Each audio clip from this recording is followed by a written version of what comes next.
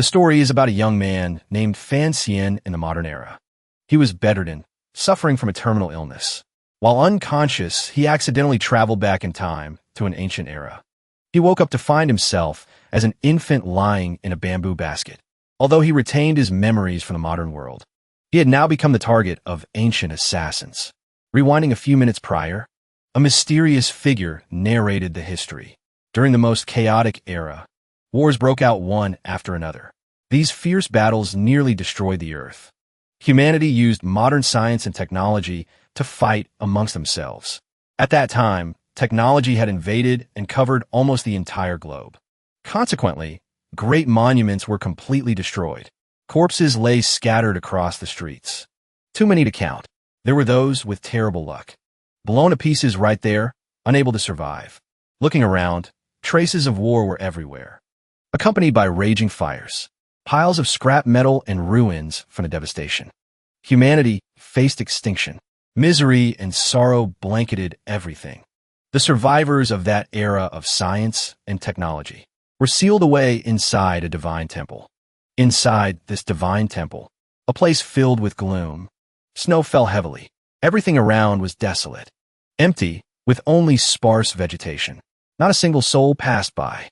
After a long, endless passage of time, human civilization once again developed to a new height. After so many years, this place was restored with countless beautiful houses.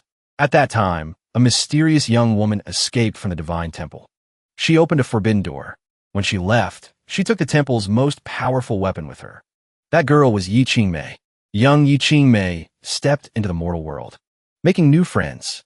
The Yi family suddenly rose to prominence. The supreme heavenly book she brought out of the temple allowed Southern Qing to rise rapidly. A monopoly was maintained.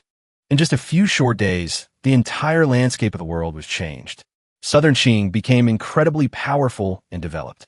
Business went smoothly with the wind at their backs. However, one day, a spear pierced through her chest. Someone conspired to assassinate Yi Qingmei. The young woman fell and slept forever. She would never wake up again. Death truly spares no one. Before she passed, she left behind only one thing. Darkness covered the dense bamboo forest. Gloomy. Inside, a mysterious blindfolded young man moved as fast as the wind. He carried a bamboo basket on his back containing something. Following him was a group of mysterious masked men. Swords in hand, they seemed determined to hunt him down. The distance was closing in.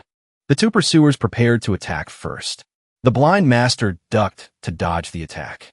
At a glance, one could tell he was a supreme martial arts expert. But life is not a dream. The delusional men in black were knocked down by the master's kick. Without hesitation or mercy, those two met their end at the tip of this expert's merciless sword. As those two were eliminated, others arrived. They showed no fear and launched a counterattack. Truly, they won't shed a tear until they see the coffin. The blind master quickly regained the upper hand, dodging and striking back with professional precision. His hand gripped the basket strap on his back tightly. Inside must be something very precious. He then tossed it high into the sky to continue fighting to the end. In battle, blades have no eyes. Here, only the truly strong can survive to the end. In just a short moment, all the black-clad assassins were annihilated by his godlike sword strikes. A streak of blood splashed across the basket. Inside was a baby. The baby was panicked. Eyes wide, mouth agape. Holy crap. What the hell is this?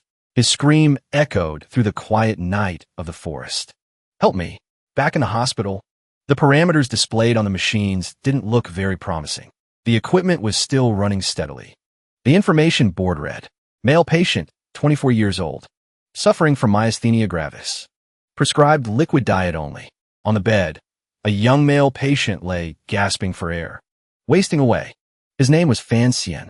It seemed he had been sick for a long time, so he wasn't even fully lucid. Day after day, he always asked himself, am I about to die? I still have my regrets.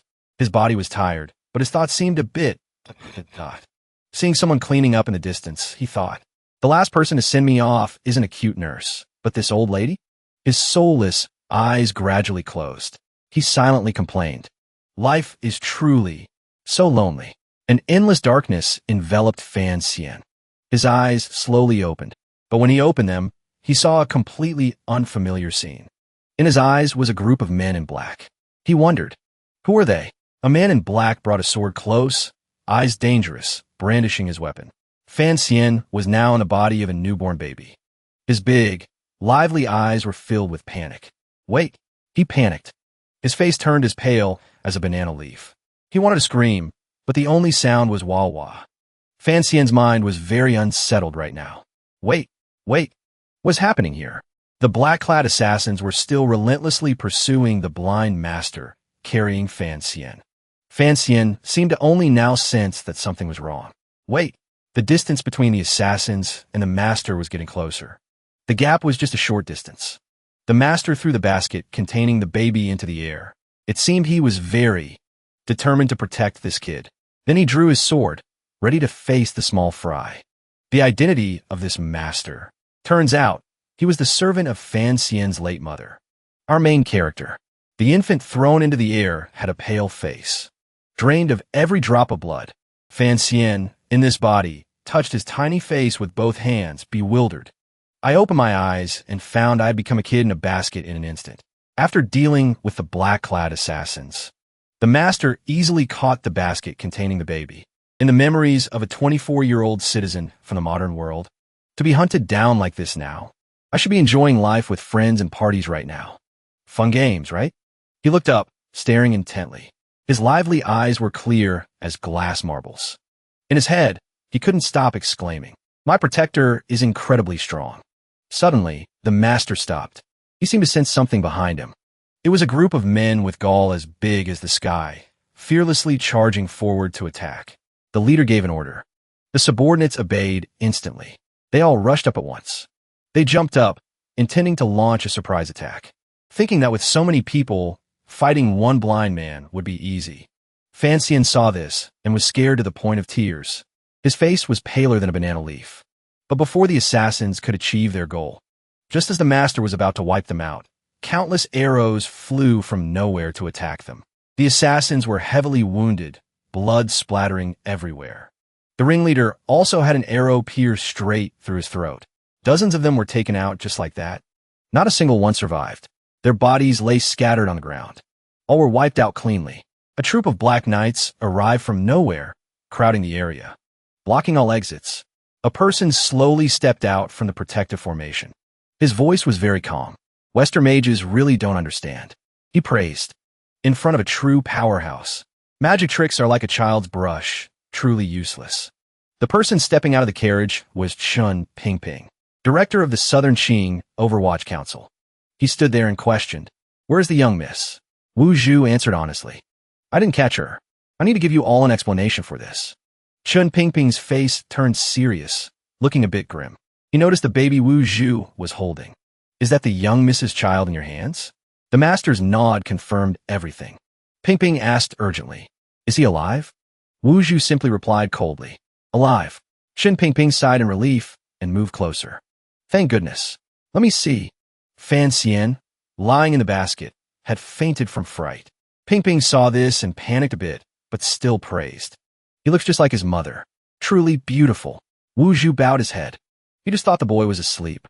Pingping was full of praise. Worthy of being the son of the one with heavenly veins.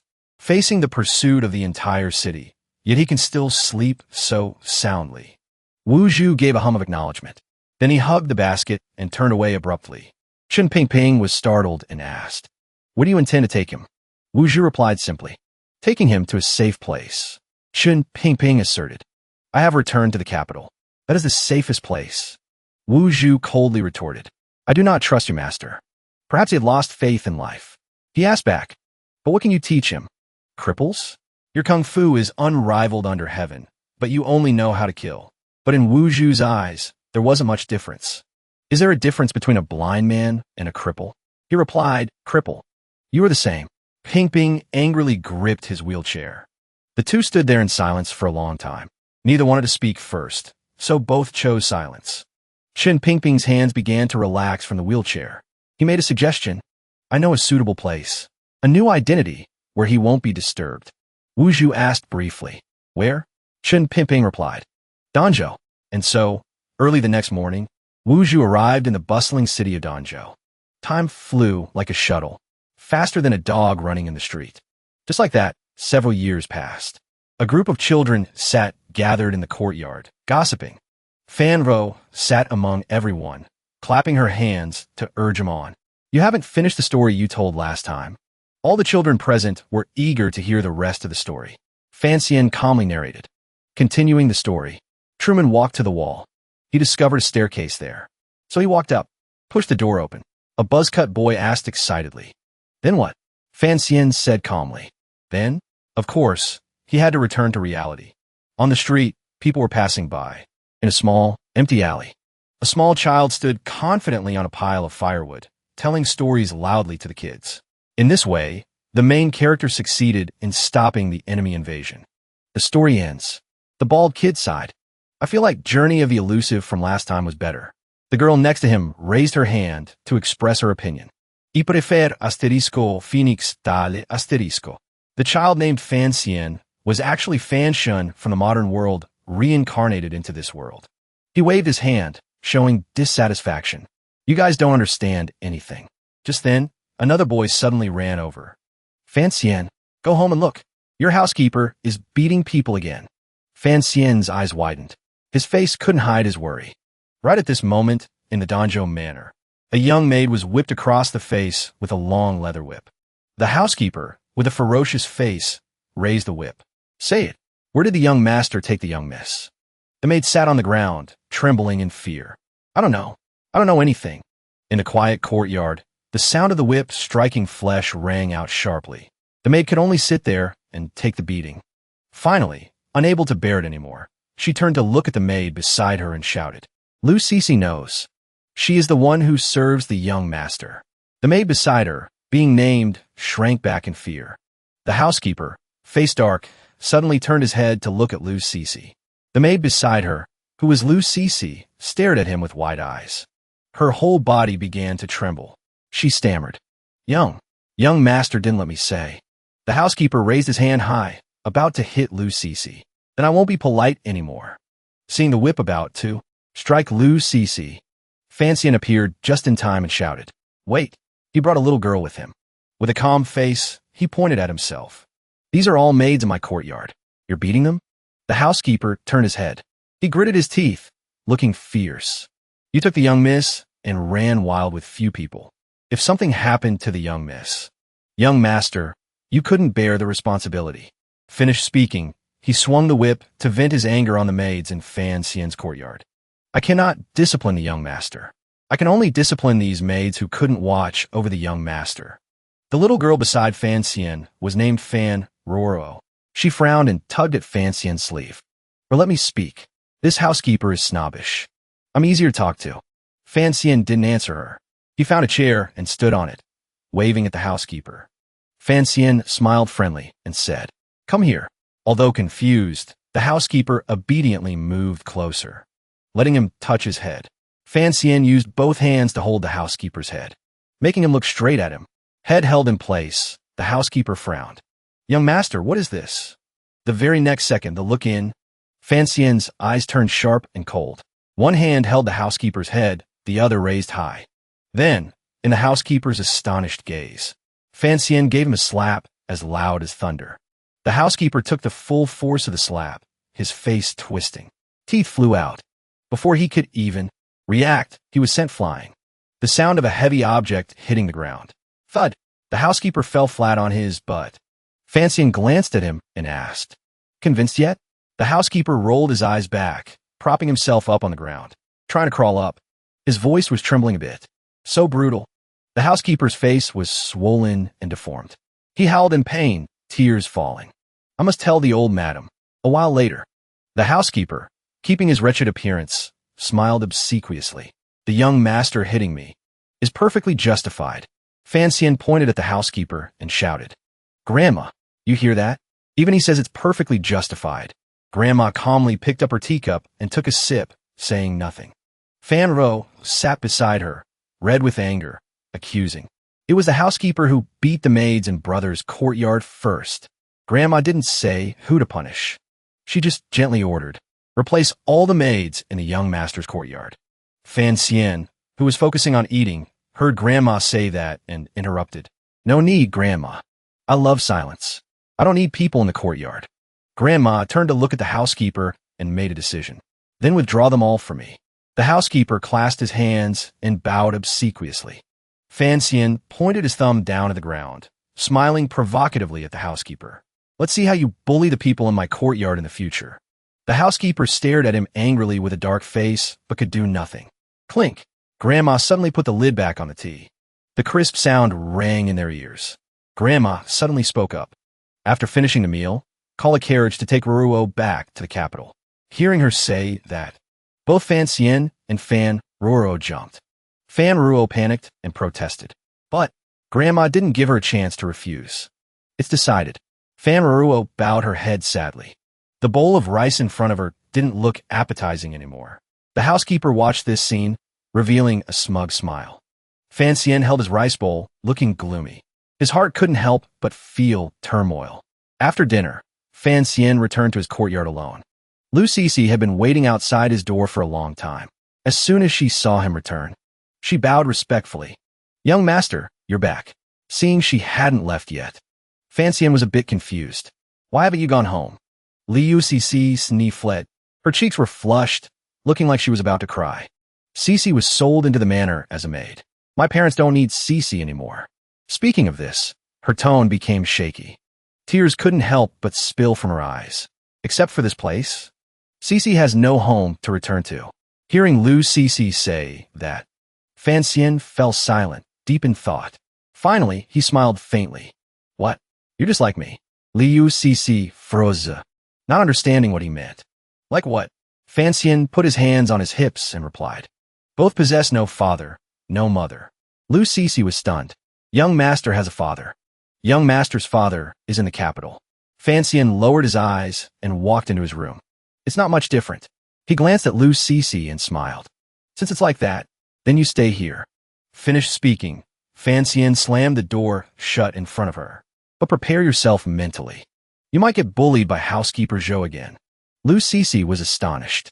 A gust of wind blew past, sweeping the leaves around her high into the air. She suddenly smiled, feeling warm inside. Cece is ready. Nighttime. Outside was pitch black. Moonlight flickered through the window frame. Fan Xian couldn't sleep, crossing his legs and looking at the ceiling, thinking, I wonder what the capital looks like. What do people in the capital usually eat? Fan Xian frowned, looking thoughtful. Surely it tastes better than in Danjo. He widened his eyes and smiled innocently. Forget it. Let's think about something simpler. Thinking about the coming years. How should I live? Fan Xian turned to lie on his side. The moonlight outside penetrated the window, covering him in a layer of light. Lying alone in the room, Fan Xian closed his eyes. He couldn't help but feel lonely inside. On the roof, a dark figure appeared.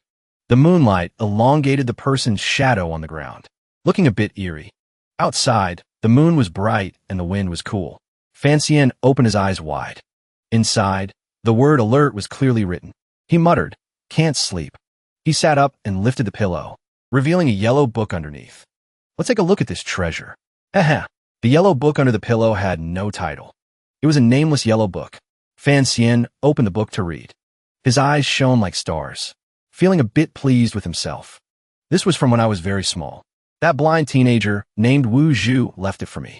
The book drew all sorts of strange poses, starting from the first form, then the second form. Countless Hong Kong TV dramas.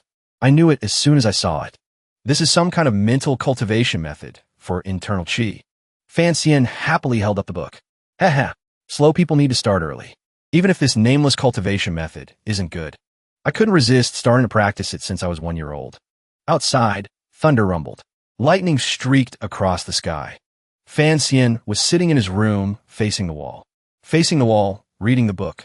Suddenly, a dark figure quietly appeared in his room without a sound. Fan Xian was engrossed in the book, completely unaware. That dark figure suddenly appeared behind him, gradually approaching him. Fan Xian finally sensed it. His eyes widened. A look of surprise, mixed with fear. The person slowly walked up behind Fan Xian. He spoke abruptly. Kid, are you Fan Xian? Fan Xian's heart was in turmoil. He remained silent, daring not to answer. The very next second, Fancian suddenly cried and hugged the person. Dad, you're finally back. The person was unexpectedly hugged. A bit unexpected. Reaction. His name was Fay Jia, suddenly being claimed as a father by Fancian. He looked down at him, his head full of question marks. Confused, he repeated. Fay Jia loudly explained in confusion. I'm not your father. Fancian hugged his arm tightly. No matter how he struggled, he wouldn't let go. He affirmed, You are my father. The very next second, Fay Jia's sleeve couldn't withstand Fancian's pulling and tore apart. Fancian fell back onto the floor, clutching the pile of fabric scraps. The atmosphere suddenly became eerily silent. Fancian hurriedly spoke up. I'm so sorry. Fay Jia seemed to have lost patience. He pointed at himself, saying it again. I'm not your father. Fancian acted like he didn't hear. He offered a pot of tea to Fay Jia. Dad, drink some tea and calm down. Fay Jia frowned and denied. I'm saying it one last time. I'm not your father. Fancian looked aggrieved, shedding tears. Fay Jia finally gave up. Forget it. He took the teapot and took a sip. Then he suddenly remembered. Who prepared this tea for me? Fancian sat on the bed and smiled. My mother. Fay Jia coldly exposed him. Talking nonsense. Your mother died the day you were born. Fancian excitedly retorted. She is right here. Fay Jia took a sip of tea and denied it. Liar. He glanced at his sleeve and thought. Speaking of which, Fay Jia's sleeve was torn raggedly by Fancian. He couldn't help but be suspicious. These clothes of mine are special grade from the council. Even a knife couldn't easily cut them. How could this 4-year-old kid tear them? While Fay Jia was distracted, Fancian suddenly pointed in a direction and cheered happily. Someone's here.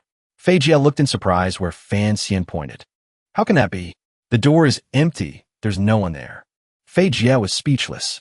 He raised an eyebrow and muttered. I told you already. How is that possible? Fancian took this opportunity to grab a pillow and rush behind him. Fay Jia, completely off guard, was hit straight in the back of the head by Fancian with the pillow. His full-force blow made the man stagger and fall to the floor. Fancian stood still, watching Fay Jia lying motionless on the ground. He looked at his hand and thought, Stubborn assassin. I focused my whole body's internal energy into my fingers. I thought I could subdue him. Remembering when Fancian tore his sleeve earlier, he couldn't help but doubt, thinking, Who knew I'd only get a few scraps of cloth? This cheat isn't garbage, is it? Fay Jia, who had fallen into a coma lying on the ground, suddenly groaned softly. Fancian saw he was still awake. He quickly raised the pillow his hand high. The very next second, Fancian used all his strength to smash the pillow onto Fay Jia's head again. The pillow in his hand couldn't withstand the force. Upon impact, it shattered. Fancian stepped on the back of Fay Jia, who was now completely unconscious. His soul almost wanted to leave his body and fly away. Fancian, uneasy, reached out to check his breathing. His face was a bit grave. I used 100% of my chi to hit him twice, but he's still breathing. I'm afraid when he wakes up, he'll kill me. Thinking this, a thought flashed through Fancian's mind. Might as well strike first. Kill him to silence him. No sooner thought than done. Fancian pulled the knife from Fay Jia's belt. He stared at the back of Fay Jia's neck and raised the knife high. The sharp tip of the knife froze in midair. No matter what, he couldn't bring it down. Fancian's shadow holding the knife overlapped with Fay Jia. His hand holding the knife trembled. He bit his lip. No matter what, he couldn't do it. Late at night, Fancian raised his hand and banged. On the door. Boom, boom. He stood outside, shouting loudly. Uncle Wuhu! Uncle Wuhu! Wuhu stood with arms crossed behind the door and called out. The shop is closed. If you want to buy something, come back tomorrow. Fancian refused to leave. He stood outside, screaming loudly. Uncle Wuhu! Someone wants to kill me. Wuhu coldly asked. Do you want me to report it to the officials for you? Fancian shook his head, cooling down and lowering his voice. Can't report to the officials. I accidentally killed him, although he wanted to kill me. But the killer is me. Wuhu stood still, not moving. What is young Master Fan saying? Fancian lowered his eyes, gritting his teeth, his voice trembling. Uncle Wuhu! He panicked, looking up at the sky and shouting. Stop pretending. Saving a life is more important. Fancian banged on the door. Boom, boom. Uncle Wuhu! Now is not the time to pretend to be cool and act like strangers. He shouted urgently. All these years you've been hiding in the grocery store, not acknowledging me. But now is a critical moment. Uncle Wuju, you have to care about me, right? Finally, the wooden door in front of Fancian opened. He froze. Wuju appeared in front of him. He was silent for a moment, then spoke. Little master, you truly surprised me. Before he could finish his sentence, Wu Zhu's whole body staggered forward. Fan Xian hurriedly pulled Wu Zhu's hand and ran. Don't say anything else. Quickly follow me. I'll take you to see. In Fan Xian's room, Wu Zhu reached out to check the artery. On Fay Jia's neck. After a moment, Wu Zhu concluded. Not dead yet. Fan Xian jumped, holding his head in agitation. What? Hit twice in the head and not dead? Wu Zhu faintly opened his mouth. Actually, he is. Before he could finish his sentence, Fay Jia woke up. He groggily opened his eyes. Fan Xian panicked and smashed a chair onto Fay Jia's head. He loudly and arbitrarily completed Wu Zhu's sentence. About to wake up, a swollen lump appeared on Fay Jia's forehead. Wu Zhu sat nearby and calmly finished his sentence. Actually, he is the person in charge of the 3rd Bureau of the Overwatch Council. One of our own. Fan Xian froze. He hurriedly threw away the broken chair in his hand. Then why didn't you say so when I hit him? Wu Zhu calmly replied. You didn't ask. Seeing Fay Jia rolling his eyes back and foaming at the mouth. Fan Xian looked disgusted. This, one of our own, looks too vulgar. Wu Zhu introduced him. His name is Fay Jia. He is one of the 3 most knowledgeable people in using poison recognized by the world. Very good at distinguishing and curing poison. Fan Xian asked in surprise. Such an amazing character? Surely he won't hold a grudge, right? Finished speaking, Fan Xian handed the knife in his hand to Wu Zhu and incited him. Uncle Wu Zhu, why don't you kill him to silence him? Wu Zhu was speechless. So young, yet so vicious. I don't know who taught him. Fan Xian cut him off. In this world, except for Uncle Wu Zhu, I don't dare trust anyone. Wu Zhu stood up straight. Although he is your father's subordinate, I truly don't know what his purpose is for coming this time. Fay Jia lay on the ground, feeling sore all over. He gritted his teeth, grimacing. A moment later, Fay Jia sat up clutching his splitting headache. In front of Fay Jia was Fan Xian holding a knife, frozen in place, and Wu Zhu with a cold face. Fan Xian felt guilty and hurriedly hid the knife behind his back. He pretended to be calm and whistled as if nothing happened. Unknown how much time had passed, Fay Jia's head was bandaged completely. Looking a bit dazed, he asked, What happened to me? Fan Xian smiled obediently and innocently replied, You just took a sip of tea, turned your head, and fell asleep immediately. Fay Jia looked confused. Then why is my head bleeding? Fan Xian opened his mouth to make up a story. When you fell down, you happened to hit the table. Fay Jia glanced at Fan Xian. I think it was you who hit me, right? Fan Xian hurriedly waved his hands. No, how could it be me? Huh? Fay Jia stared at him and pressed. If not you, then who? Fan Xian panicked and stammered. It was. He pointed at Wu Zhu standing next to the wardrobe. It was him who hit you. Wu Zhu kept a cold face. Silent, not saying a word. Fay Jia turned to look at Wu Zhu and smiled politely in greeting. So was Lord Wu. Then surely it was because I was acting sneakily just now. So Lord Wu hit me on the head, right? Wu Zhu's face was cold. Denied, not me. He pointed at Fan Xian, who was sneaking away behind him, and exposed him. It was him who hit you. Wu Zhu held up 3 fingers. Furthermore, not once. It was 3 times. Fay Jia looked at Fan Xian with eyes full of resentment. Fan Xian couldn't stand the pressure, sweating like a fountain. Fay Jia didn't rush to settle this score. He turned to look at Wu Zhu with a serious face. Let's talk business. I didn't expect Lord Wu to be in Danjo too. Fay Jia leaned closer to Wu Zhu to observe him. Truly strange. Leaving the capital for so many years. Yet Lord Wu hasn't aged a bit. His demeanor is still the same as before. Wu Zhu went straight to the main point. What are you here for? Fay Jia replied. Count Sinan used a large sum of money to invite me here to be a teacher for Fan Xian. Fan Xian sat on the chair, eyes wide in surprise. I didn't expect my father to send him. Wu Zhu was suspicious. In the agreement between me and your superior, there was no such clause. Fay Jia replied, Eventually, the young master will grow up. Preparing for the future beforehand increases the odds of winning. Speaking of this, he laughed heartily. It's fine. If Lord Wu has an opinion about me, I can return to the capital immediately. I believe the director will also respect your opinion. Wu Zhu calmly exposed him. The cripple told you to come here. It's probably not that simple. Fay Jia glanced at Wu Zhu. He stated his main purpose. The director is worried that the box the young miss left behind will be found by those with ill intentions. So he wanted to invite Lord Wu to think of a way to solve this difficult problem. Wu Zhu replied, "No need to look anymore. Before the young miss passed, she destroyed that box." Fay Jia let out a breath. Exhaled. That's good then. He suddenly remembered something.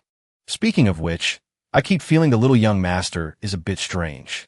Just 4 years old and already letting the young master practice qi cultivation techniques. Aren't you afraid something will happen? Wu Zhu replied, "It is indeed very strange. The technique was not taught by me." Finished speaking, Wu Zhu turned and left. Then the young master relies on you from now on. Fay Jia lowered his eyes, falling into deep thought. His heart was a mess of tangled threads. He looked at Fan Xian sleeping soundly on the chair, chin propped up, and thought, why do I have a bad feeling about this? Morning. On a branch outside the courtyard, 2 birds stood affectionately next to each other. Inside the small courtyard, Fan Xian's grandmother looked straight ahead. Expression concerned, she asked, "Sir, your head. What happened?" Fay Jia, head fully bandaged, took out a letter and presented it. "Lord Fan sent me to be a teacher for the young master. Unexpectedly, I met a rogue on the way. I was ambushed by him." Grandma took the letter from Fay Jia's hand and asked casually, "The vicious culprit, has he been caught?" Fay Jia replied, "Sorry to worry you, madam. He has been caught." He glanced at Fan Xian standing behind him, his eyes full of hidden meaning. Although the villain is cunning, there is definitely a way to slowly teach him a lesson. Ha! After meeting Grandma, Fay Jia followed Fan Xian back to the courtyard. A few maids nearby whispered, "That's the strange gentleman who just arrived at the manor." The maid next to her asked suspiciously, "The one with the bandaged head? Looking like a rogue?" Seeing Fay Jia and Fan Xian enter the room together, the maid confirmed, "That's right. I didn't expect the old madam to personally welcome him. Moreover, he's to be the master for our lovely young master." Inside the room, Fan Xian actively massaged Fay Jia. "You can't blame the student." He smiled and explained, "In the middle of the night, you came carrying a knife. The student is young, so I was a bit impulsive." Finished speaking, Fan Xian humbly asked, "Right, teacher, what are you preparing to teach me?" Fay Jia smiled glumly.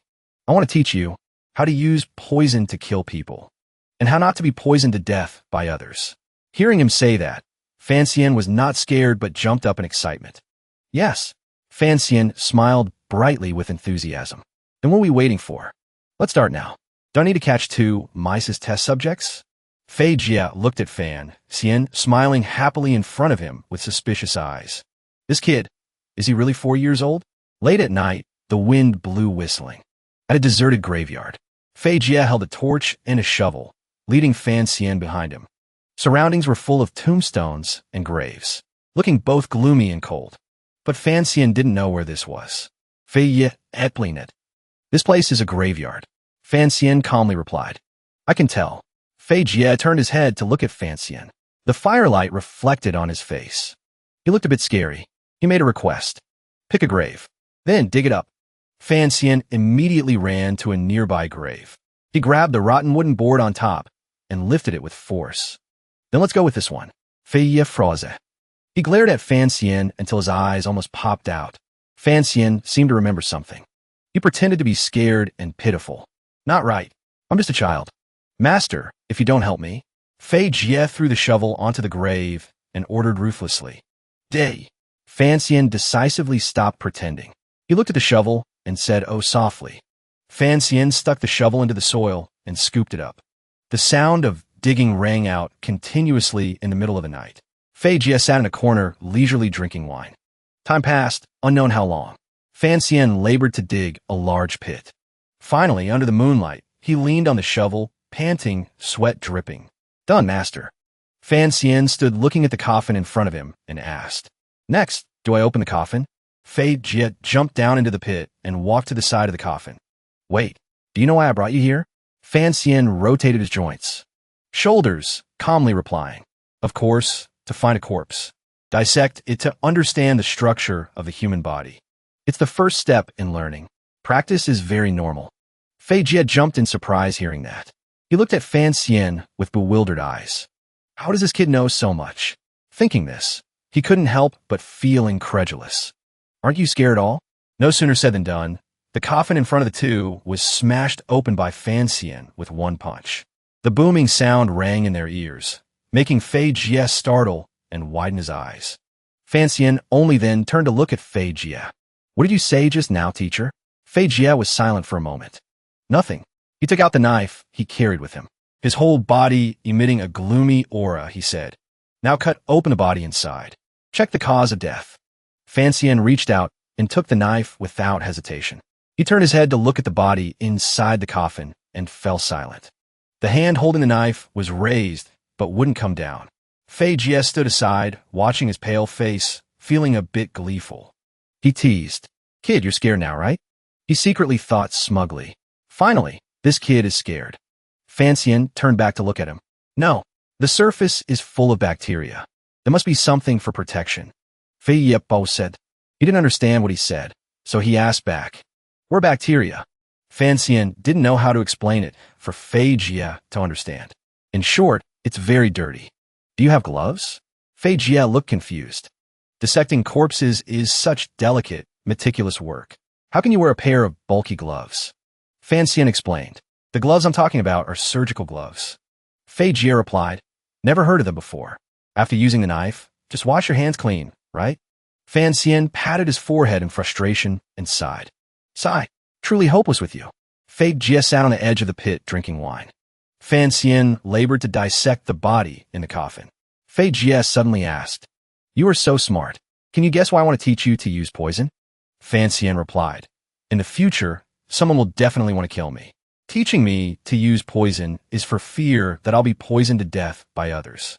Fay Jia admitted, Yeah, although Wuhu is immune to poison, he cannot protect you from being poisoned. Fan Xian turned to look at him. Curious eyes asked, Speaking of which, exactly what kind of person is Uncle Wuhu? Fay Jia replied, Wuhu was your mother's servant. Moreover, his power is enough to sit on equal footing with the 4 great grandmasters. Fan Xian asked curiously, Then wasn't my mother also very formidable? Fay Jia nodded in admission. Yeah, your mother was truly one of a kind. Fan Xian wondered even more. Then why did she die back then? Fay Jia took a sip of wine. I can't tell you about this. He wiped the wine from the corner of his mouth. Why are you suddenly asking so many questions? Can't stand it anymore. Fan Xian pulled the corner of his mouth into a confident smile. He kept his mouth shut tight, trying to control the nausea rising to his throat. But in the end, Fan Xian couldn't hold it back. He propped his hands on the edge of the coffin and retched a huge pile. Fay Jia laughed until he cried. You kid, even you have times you can't take it? Ha! Fan Xian glanced at Fay Jia, who was clutching his stomach laughing. His heart was full of dissatisfaction. What kind of teacher is this? Fay Jia pointed at the body in the coffin and laughed menacingly. This is just the appetizer. Next, there are things even grosser. Huh. The next day, Fan Xian sat opposite Fay Jia, head down, dispirited. His mind was a tangled mess. Fay Jia pushed some steamed buns in front of him. He smiled and asked with concern, Dissecting corpses all night. Tired, right? Quickly eat. Fan Xian pouted, looking at him with dissatisfaction. I didn't expect this ugly and poisonous old man to have a warm side, too. Fay Jia didn't know the thoughts in his heart. He grinned mischievously. What are you looking at? Eat. Fan Xian took a bun. Right, teacher. I see you're very polite to Uncle Wuhu. Are you afraid of him? Fay Jia guiltily glanced away. Afraid of what? That is respect. Fan Xian asked curiously. Is he very formidable? Fay Jia was silent for a moment. He propped his chin and replied casually. Martial artists across the world are ranked from low to high, divided into 9 ranks. And above the 9th rank, there are the 4 great grandmasters. Fay Jia explained further. Yi Luyun, the cloud-scattering hands of southern Qing. Fighting duels all his life. Never once defeated. Ku He, the bald imperial preceptor of northern Qi. Nicknamed the person closest to the gods in the world. Sigu Jian, the city lord of Dongyi City. One sword alone protects the entire city. And one more person protecting the emperor in the southern Qing imperial palace. Twice repelled assassination attempts by Sigu Jian. Thinking of Wuhu, Fay Jia continued. If it weren't for Lord Wu rarely taking action, his reputation unknown, then the grandmasters of the world would naturally be 5 people. Fan Xian's eyes lit up. He worshipped Wu Zhu even more. I didn't expect Uncle Wu Zhu to be so amazing. Fan Xian clenched his fists and said excitedly, Uncle Wu Zhu once gave me a book related to qi. It must be very formidable too, right? Fay Jia waved the fan in his hand. The qi in your body is indeed very powerful. Fan Xian cheered happily. I knew it. I knew it. Fay Jia looked at him, a bit speechless. He pointed at him and calmly added, powerful to the point that you've only practiced for a short time. Yet the amount of qi in your dantian and meridians has far exceeded your current age and the level your body can tolerate. Fan Xian froze. His face was full of worry. Is this considered a good thing or a bad thing? Fay Jia stood in front of him. Fan Xian made a request. Try circulating the qi in your body according to your usual technique. Let me see how it is. Fan Xian crossed his legs, palms facing upward. Like this, Fay Jia reached out and touched the pulse on his wrist. He sat down level with Fan Xian and spoke lightly. Release the qi completely. Slowly feel its existence. You're just a 5-year-old child after all. No matter how powerful the qi is, it cannot hurt you. Fan Xian closed his eyes. Obediently replied, yes. He followed Fay Jia's words and began to circulate the qi in his body. Pale yellow qi surrounded his body. Fan Xian closed his eyes. The surging qi in his body agitated and was slowly released outward. He focused on following the technique. The flower that does not come will wither and decay. Fan Xian's eyes flashed with golden light. Guide the heavenly spring to irrigate the body. Immediately after, Fan Xian opened his eyes wide. The qi in his body was fully released. He cheered happily. I can feel it. I can feel it. Fay Jia, who was standing in front of him, had suddenly disappeared. Nowhere to be seen. Fan Xian looked further away. He saw Fay Jia planted butt up in a corner of the room. He jumped and called him. Fan Xian hurriedly jumped off the bed and ran to Fay Jia. He called out with concern. If you're not okay, don't show off. Look, I hurt you, didn't I? Fay Jia held his head angrily. This monster, how could he be so domineering at only 5 years old? Fan Xian rubbed his head, grinning. I also feel my natural talent is extraordinary. Haha. Fay Jia turned around in annoyance to look at him. I'm not praising you. He looked at Fan Xian with disgusted eyes. If you continue to practice, I'm afraid in the future you'll be blown to death by the qi in your body. Fan Xian's eyes widened in shock. He asked in disbelief. Blown to death? Fay Jia Illegitimate. You're like a gourd holding wine, and qi is like wine. The more you practice, the more wine inside. Eventually, it will surely burst. Fan Xian was a bit panicked. Then what should I do? Fay Jia replied. The situation is quite critical right now. Just then, someone suddenly spoke up. Indeed, very critical. Fay Jia turned his head to look at the person. Wu Zhu had appeared at some point unknown. He stood with arms crossed at the door. Fay Jia looked surprised. Lord Wu, when did you arrive? Fan Xian ran to Wu Zhu as soon as he saw him. The qi cultivation technique you gave me is too formidable, Wu Zhu calmly explained. I didn't give it to you. Your mother left it for you. Fan Xian asked curiously. Does this qi have a name? Wu Zhu coldly replied. Yes. Fan Xian asked excitedly. What is its name? Wu Zhu moved his lips. Tyrannical qi. Fan Xian couldn't help but raise his pinky finger, his face full of dissatisfaction. What kind of name is that? You just made it up, didn't you? Fay Jia loghead hiartili. Ha! I was worrying for nothing just now. Lord Wu has such strength. Surely he has calculated everything in his heart beforehand. He can teach Fan Xian how to control this qi. Fan Xian's eyes lit up. That's right. That's right. Facing the expectant gazes of the two, Wu Zhu denied it. I don't know either. Hearing this answer, the smiles on their faces instantly vanished. Fan Xian and Fay Jia were stunned, asking again in disbelief. You also don't know? Wu Zhu emphasized. I have never practiced qi. No sooner said than done. Wu Zhu received disappointed looks from Fay Jia and Fan Xian. The very next second, they panicked and screamed. Then what should we do? Looking at Wu Zhu emitting a gloomy aura, Fay Jia couldn't help but think. Speaking of which, a person who doesn't rely on internal qi, relying only on a body of flesh and blood, yet can be so strong. Is he really human? So scary. Truly can't mess with him. Xian held his head in despair on the side. I'm about to explode. I'm about to explode. Just as Xian was clutching his head in confusion, Wuhu suddenly spoke up. You won't explode. Fay Jia loghead hjartily. I said so. Surely Lord Wu has a way. Xian couldn't hide his joy. Uncle Wuhu, what is the way? Quickly tell me. Wuhu slowly replied. Stop practicing. Both Xian and Fay Jia turned to stone in an instant. Just like that. Inside a forest full of dense trees, a colorful purple wild mushroom sprouted from the ground. Fay Jia pointed at the colorful, smelly mushroom and urged, Eat it. Xian swallowed, terrified, a bit afraid to try. In the following year, Xian continuously tested various poisons until he was dizzy. Fay Jia lay aside, leisurely drinking wine. Under Fay Jia's wholehearted dedication, Xian learned all knowledge related to poison. Xian, his whole body red, spat out 2 mushrooms, crying without tears. It burned so much. If not for the poison master beside me, I'm afraid I would have gone to the underworld long ago. Xian not only had to test medicine, but also brew it. The smell was so bad his face turned purple, wanting to cry, but couldn't.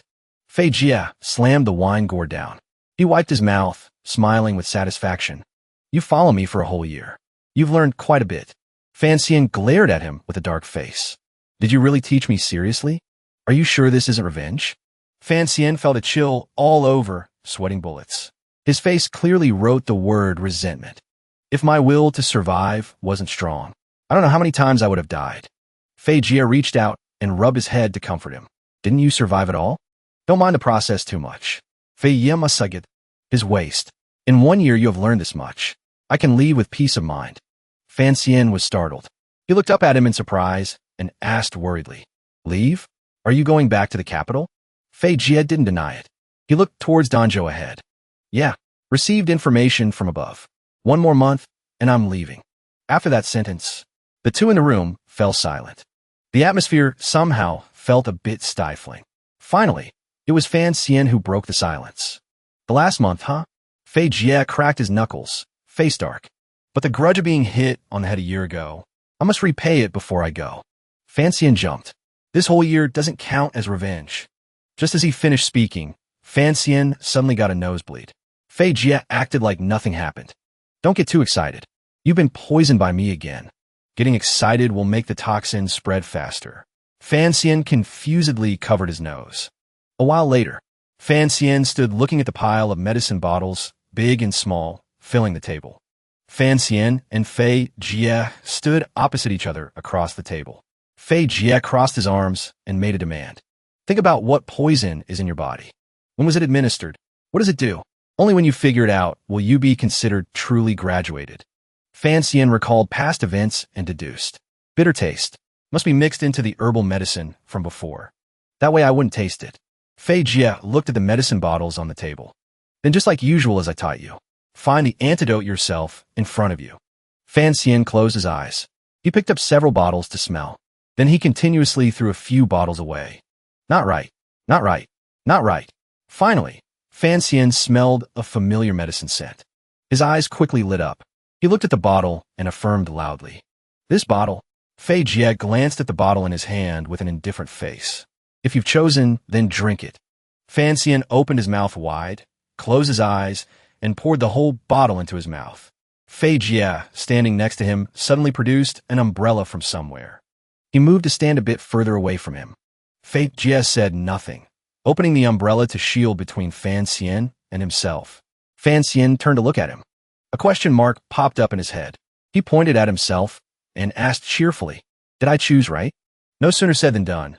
Xian's whole body started to convulse. 2 streams of nosebleed sprayed out like a fountain. Blood splattered onto Fay Jia's umbrella. He closed his eyes, acting calm. I only told you to choose a bottle. I didn't say the one you chose contained the antidote. Xian, face purple, lay flat on the ground. How can there be a teacher like you? Fay Jia suddenly made a suggestion. Or you can try poisoning me too. Go ahead. Xian was surprised. Poison you?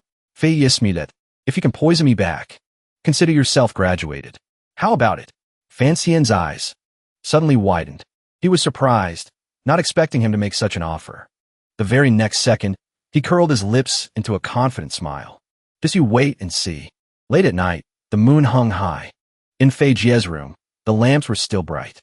Fay Jia sat in the room drinking wine and sighing, looking a bit bored. Just then, there were footsteps outside. Hearing the noise, he looked in that direction. Fiancee smiled brightly, carrying a tray of food in. Tonight's supper is here. Fay Jia smiled and asked, Lately, you come here every day being attentive to me. Could be you can't bear to part with me? Fiancee put the food on the table. Of course. He waved goodbye to him and turned to leave. Teacher, enjoy your meal. I won't disturb you anymore. Fay Jia suddenly called him back. Wait. Fiancee's body instantly stiffened. Fay Jia picked up the wine jar. Expression indifferent. Leave the food. Take the wine away. Saying that, he threw the wine jar. Fiancee quickly caught it. He shouted excitedly. You could even smell that. Fay Jia unceremoniously struck a blow to him. Want to play with me? You're still too green and young. Fiancee hugged the wine jar and walked out dejectedly. The door behind him slammed shut immediately. Seeing he was out of Fay Jia's sight, Fiancee stopped acting and curled his lips into a cold smile. The next day, Fay Jia lay in the courtyard drinking wine and sunbathing. Fiancee stood by helping fan him. Fay Jia closed his eyes, comfortably enjoying it. But just the very next second, he suddenly got a nosebleed. Fay Jia sat up abruptly. He stared in agitation. His face turned dark. A stream of dark red blood ran down his nose, flowing more and more. Fiancee held his stomach, laughing heartily. Ha ha ha! Fay Jia wiped the nosebleed, face full of surprise. Fiancee pointed at him, smiling smugly. Teacher, you fell for it. Fay Jia couldn't help but be bewildered. What poison did you use? Fiancee held up a finger, smiling slyly. It's time, he explained. These past few days, the food I gave you used high-grade nutritious fish and meat to cook. The soup you drank was also brewed from high-grade tonics. Fiancee knew these things were both beneficial and harmful. You ate them for many consecutive days like that, to the point of being too nutritious. Blood and chi will be too abundant. He smiled confidently. It's true that eating these things is nourishing, but eating too much becomes poison. Fay Jia held his forehead gloomily. You are truly smart. You have your own way. Fiancee asked excitedly. So, am I considered graduated? Fay Jia nodded, accepting it. Fiancee jumped high into the air. He couldn't hide his joy and cheered. I graduated. The next day, Fay Jia led a horse on the trail. Fiancee followed closely beside him, not having gone very far. Fay Jia stopped. Fiancee rarely stood obediently behind him. Fay Jia suddenly spoke up. Send me off here. Every party must come to an end. Everyone has a time to part ways. Fiancee lowered his head. All these years, the person I could completely trust was only Uncle Wu alone. Fay Jia didn't turn back, but looked straight ahead. He is completely worthy. Fiancee looked up at his back. He smiled sincerely. Now there's one more person. Fay Jia heard these words. He opened his eyes wide in surprise. The wind swept leaves from the branches high into the air. Fiancee smiled and continued. Don't forget Danjo still has a mischievous student like me. Okay? Fay Jia looked down at him. His face a bit sad. Hard to forget, even if I wanted to. Fay Jia seemed to remember something. He reached into his pocket. Right? Fay Jia took out a token and held it out. Fiancee, this Overwatch Council Commissioner token. The director told me to give it to you. Fiancee accepted the token. He looked at it in surprise. Commissioner? Such a big official position? Fay Jia, this is what your mother left at the Overwatch Council. It originally belonged to you. Fiancee looked up at him. I also have a gift for you. He smiled and took out 2 transparent gloves. These are gloves, made of intestine. In the future, when dissecting corpses and testing poisons, remember to wear them. Fay Jia tried them on his hands. His face lit up. I like them very much. Fay Jia mounted the horse. Fiancee stood behind, waving reluctantly at him. He turned back to look at him one last time. If I had met you a bit earlier, maybe I would have chosen a different path. Marrying a girl. Raising a mischievous brat. Clever just like you. Finished speaking, Fay Jia spurred the horse forward. Fiancee watched his back thoughtfully. Suddenly, he cupped his hands around his mouth and shouted, Teacher, in the future, I will see you off to your end. Fay Jia's heart was a mess of emotions. He frowned, thinking, although very touching, but sounded a bit weird. Nighttime. At Wu Zhu's grocery store. Wu Zhu skillfully chopped food. The chopping sound rang out steadily. Fan Xian suddenly spoke up. Uncle, do you drink? He held up a cup of wine. One I specially bought for you. If you don't drink, I can only drink it myself. Wu Zhu rarely kindly reminded. Children shouldn't drink wine. Fan Xian didn't care. He drank until his face was flushed red. Uncle, I have a lot of things I want to ask you.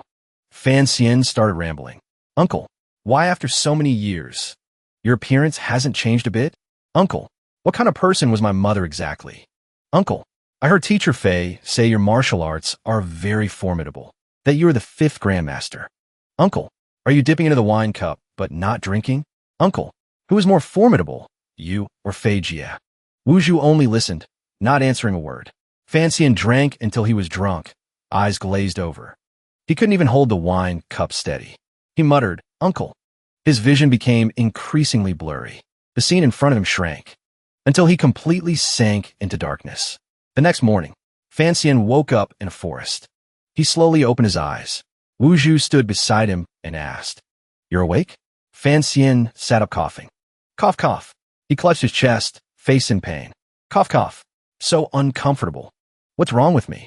Watching Fan Xian cough incessantly, Wu Zhu replied, Last night after you got drunk, the qi inside your body became very chaotic.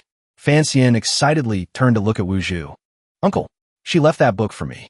You definitely have a way to control the qi. Quickly teach me. Wu Zhu replied, I told you. I don't know qi. Fan Xian jumped. Huh? Then what should I do now? Wu Zhu remained calm. But I have another way to help you. Fan Xian felt like he grabbed a lifeline. What way? Wu Zhu calmly replied. I beat you. Fan Xian was bewildered, not understanding. Then what? Wu Zhu said 2 concise words. You run.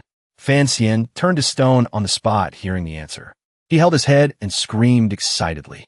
Why do you and teacher Fay bully people like this? Wu Zhu explained. You must quickly consume the excess qi in your body. Otherwise, it will be like I said before. Explode. Fan Xian's eyes widened in surprise. Wu Zhu knelt on the ground, instructing him. Try channeling qi from your dantian to your legs. The speed will be relatively fast. Finished speaking, he flew high into the air. That speed was incredibly fast. Fan Xian also knelt, circulating the qi in his body. Yellow qi wrapped around his legs. Wait for me. He rushed forward shouting. Troublesome. Fan Xian used full speed, running on the ground, chasing closely after Wu Zhu flying above. The two quickly crossed a small stream in the forest. Fan Xian smiled excitedly. Turns out qi can be used like this. Then if I use it to run really fast, I won't get beaten anymore. No sooner said than done. Fan Xian received a slap in the face from Wu Zhu. Caught off guard by the slap, he lost his balance and plunged headfirst into the stream. Fan Xian emerged from the stream. His whole body was soaked. There were even a few small fish on his head. He widened his eyes and shouted excitedly. Why did you sneak attack? Wu Zhu still acted calm. Just running isn't enough. You need to have sufficient eyesight and reaction speed. Only then can people not attack you. Fan Xian looked at him silently. He smiled and quickly accepted this explanation. So I can only blame myself for being too stupid. Wu Zhu nodded. Correct. Fan Xian took the opportunity while Wu Zhu was distracted to turn and dash out of the stream, running away. He used all the speed he was born with, running for his life. In just a blink of an eye, Fan Xian had disappeared. Only a puff of white smoke remained. Wu Zhu was silent, not knowing what to say. Immediately after, he quickly flew across the stream, chasing behind. Fan Xian's legs seemed lubricated, running fast as the wind. He focused on running forward. Trees on both sides of the road gradually fell behind. Fan Xian was sweating profusely. He smiled, surprised inside. Turns out condensing all qi into the legs can make one run so fast. Looking at the blue sky in front of him, Fan Xian thought to himself, running straight to the bamboo forest, maybe I can escape Uncle Wu Zhu's attack. Fan Xian rushed out of the forest, leaping high. He spread his arms wide, enjoying the moment. Leaping freely in the sky, Fan Xian curled his lips in a smug smile. Having used all my strength to run this far, Uncle Wu Zhu definitely won't catch up. No sooner said than done. Wu Zhu appeared right behind Fan Xian. He froze. Wu Zhu didn't say a word, delivering a kick that sent Fan Xian falling straight down. Fan Xian hit the ground with a thud. White dust rose up thickly. Wu Zhu landed safely right next to him. Fan Xian, bruised all over, lay in a small pit. He was in so much pain tears covered his face. Why? Fan Xian's mournful scream echoed through the blue sky. Why did Teacher Fay just leave? Only to be replaced by such a cruel guy. The wind blew across the bamboo forest. The sound of rustling leaves rang in his ears. Fan Xian sat in the small pit, doubting life. Wu Zhu suddenly spoke up. As long as you can touch my body once, even the corner of the hem of my clothes, consider it meeting the requirement. Fan Xian regained his spirit and stood up. He wiped the dirt off his face, smiling slyly. Immediately after, Fan Xian sprang up, rushing towards where Wu Zhu stood and shouted. Fan Xian focused chi into his fist. He smiled confidently and shouted, "You have to keep your word. This punch of mine relies on tyrannical chi, although it won't hurt you." But just the corner of the hem of the coat, then. Before he could finish his words, Fan Xian's whole body flew backward. The force was so strong it broke several bamboo stalks, finally smashing his face into a rock before stopping. Fan Xian, limbs weak, slid down from the rock to the ground. A human shape was clearly imprinted on the surface of the rock, enough to see how strong Wu Zhu's blow was. Fan Xian refused to give up. He picked up a broken bamboo stick on the ground. Fan Xian gripped the bamboo stick tightly and shouted, charging forward. Again, when Fan Xian was 8 years old, Uncle Wu Zhu used a bamboo stick to hit him on the head. Fan Xian couldn't stand it and screamed, "My head! My head!" When Fan Xian was 9 years old, Wu Zhu still used that bamboo stick to slap him in the face, making him stagger and almost fall. Fan Xian complained with dissatisfaction. "Uncle, don't hit the face." When Fan Xian was 13 years old, snow covered the bamboo forest in white. He could barely use the bamboo stick in his hand to resist Wu Zhu's blow. He rarely praised. "Well done." Fan Xian used both hands to hold the bamboo stick tightly, attacking Wu Zhu. He leaned sideways, easily dodging his attack. Fan Xian refused to give up.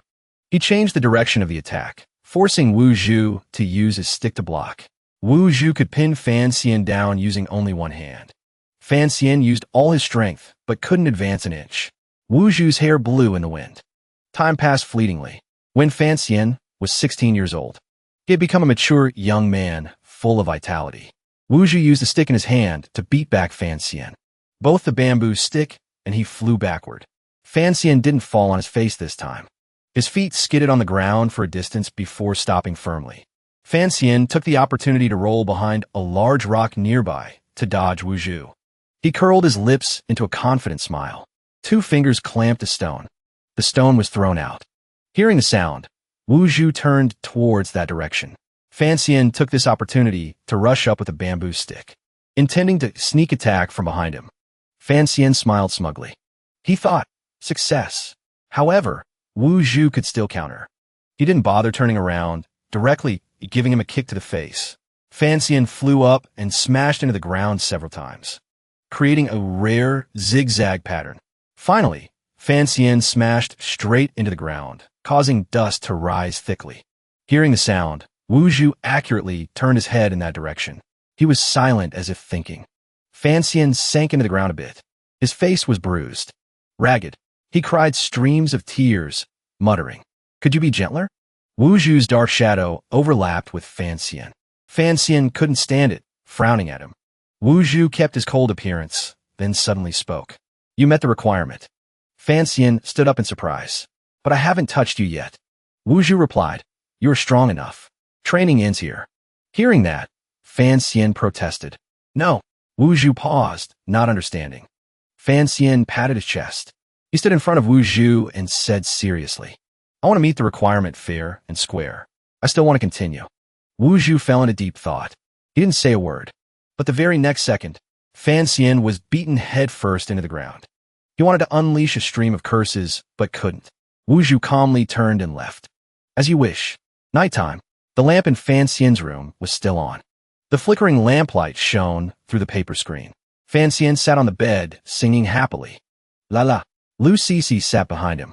She looked at the accumulated wounds on Fan Xian's body and felt worried. Mr. Wu is difficult to blame, but his hand is too heavy. Young master hasn't even reached the age of adulthood yet. Fan Xian smiled as if it was nothing. When I was small, I also felt that way. But over these years, realizing the changes in my body, I understood. Fan Xian patted his chest loudly and explained loudly. Horse stance squatting is to build a foundation. Chopping radishes is to train will. Beating me is to train eyesight and reaction ability. Honing my fighting instincts. Fan Xian raised his hands high as if completely manipulated by him. He beats me for my own good. Lu Cece looked at him in surprise. She worriedly thought, young master must have been beaten silly. Fan Xian looked at his hand thoughtfully. Besides, he also said, these are nothing. Fan Xian clenched his hand into a fist. Red Dragon Guards. When they arrive, it means the real danger is coming. Lu Cece widened her eyes in surprise. Real danger? Fan Xian was silent, saying nothing. The very next second, he suddenly turned around. One hand holding Lu Cece's hand, one hand supporting her neck, he smiled and said, forget it.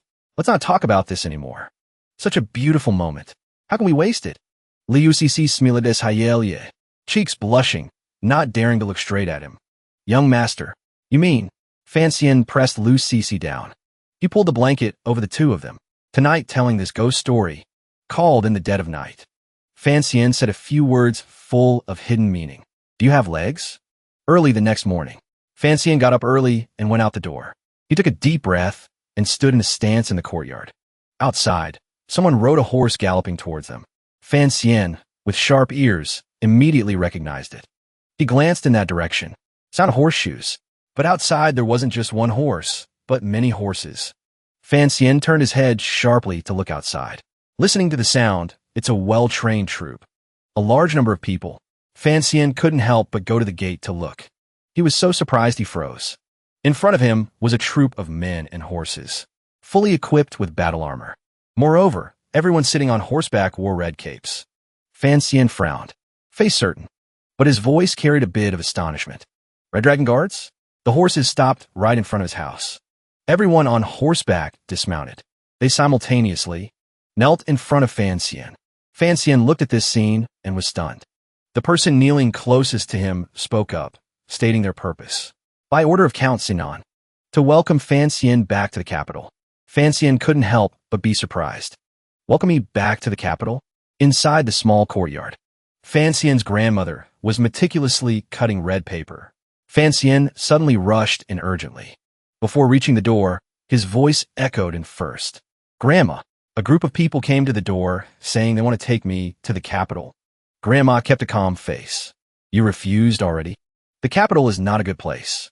Your mother died in the capital. Stay in Danjo. Your life will be a bit longer. Fan Xian walked up to Grandma, but they are all kneeling outside, acting like they want to take me away. Grandma continued calmly cutting paper as if nothing happened. Let them kneel.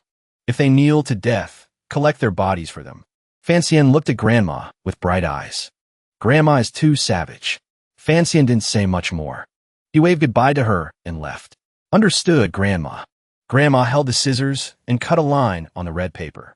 She lowered her head, looking sadly at the paper. Cut it wrong. In the kitchen, Fan Xian was showing off his cooking skills learned from his teacher.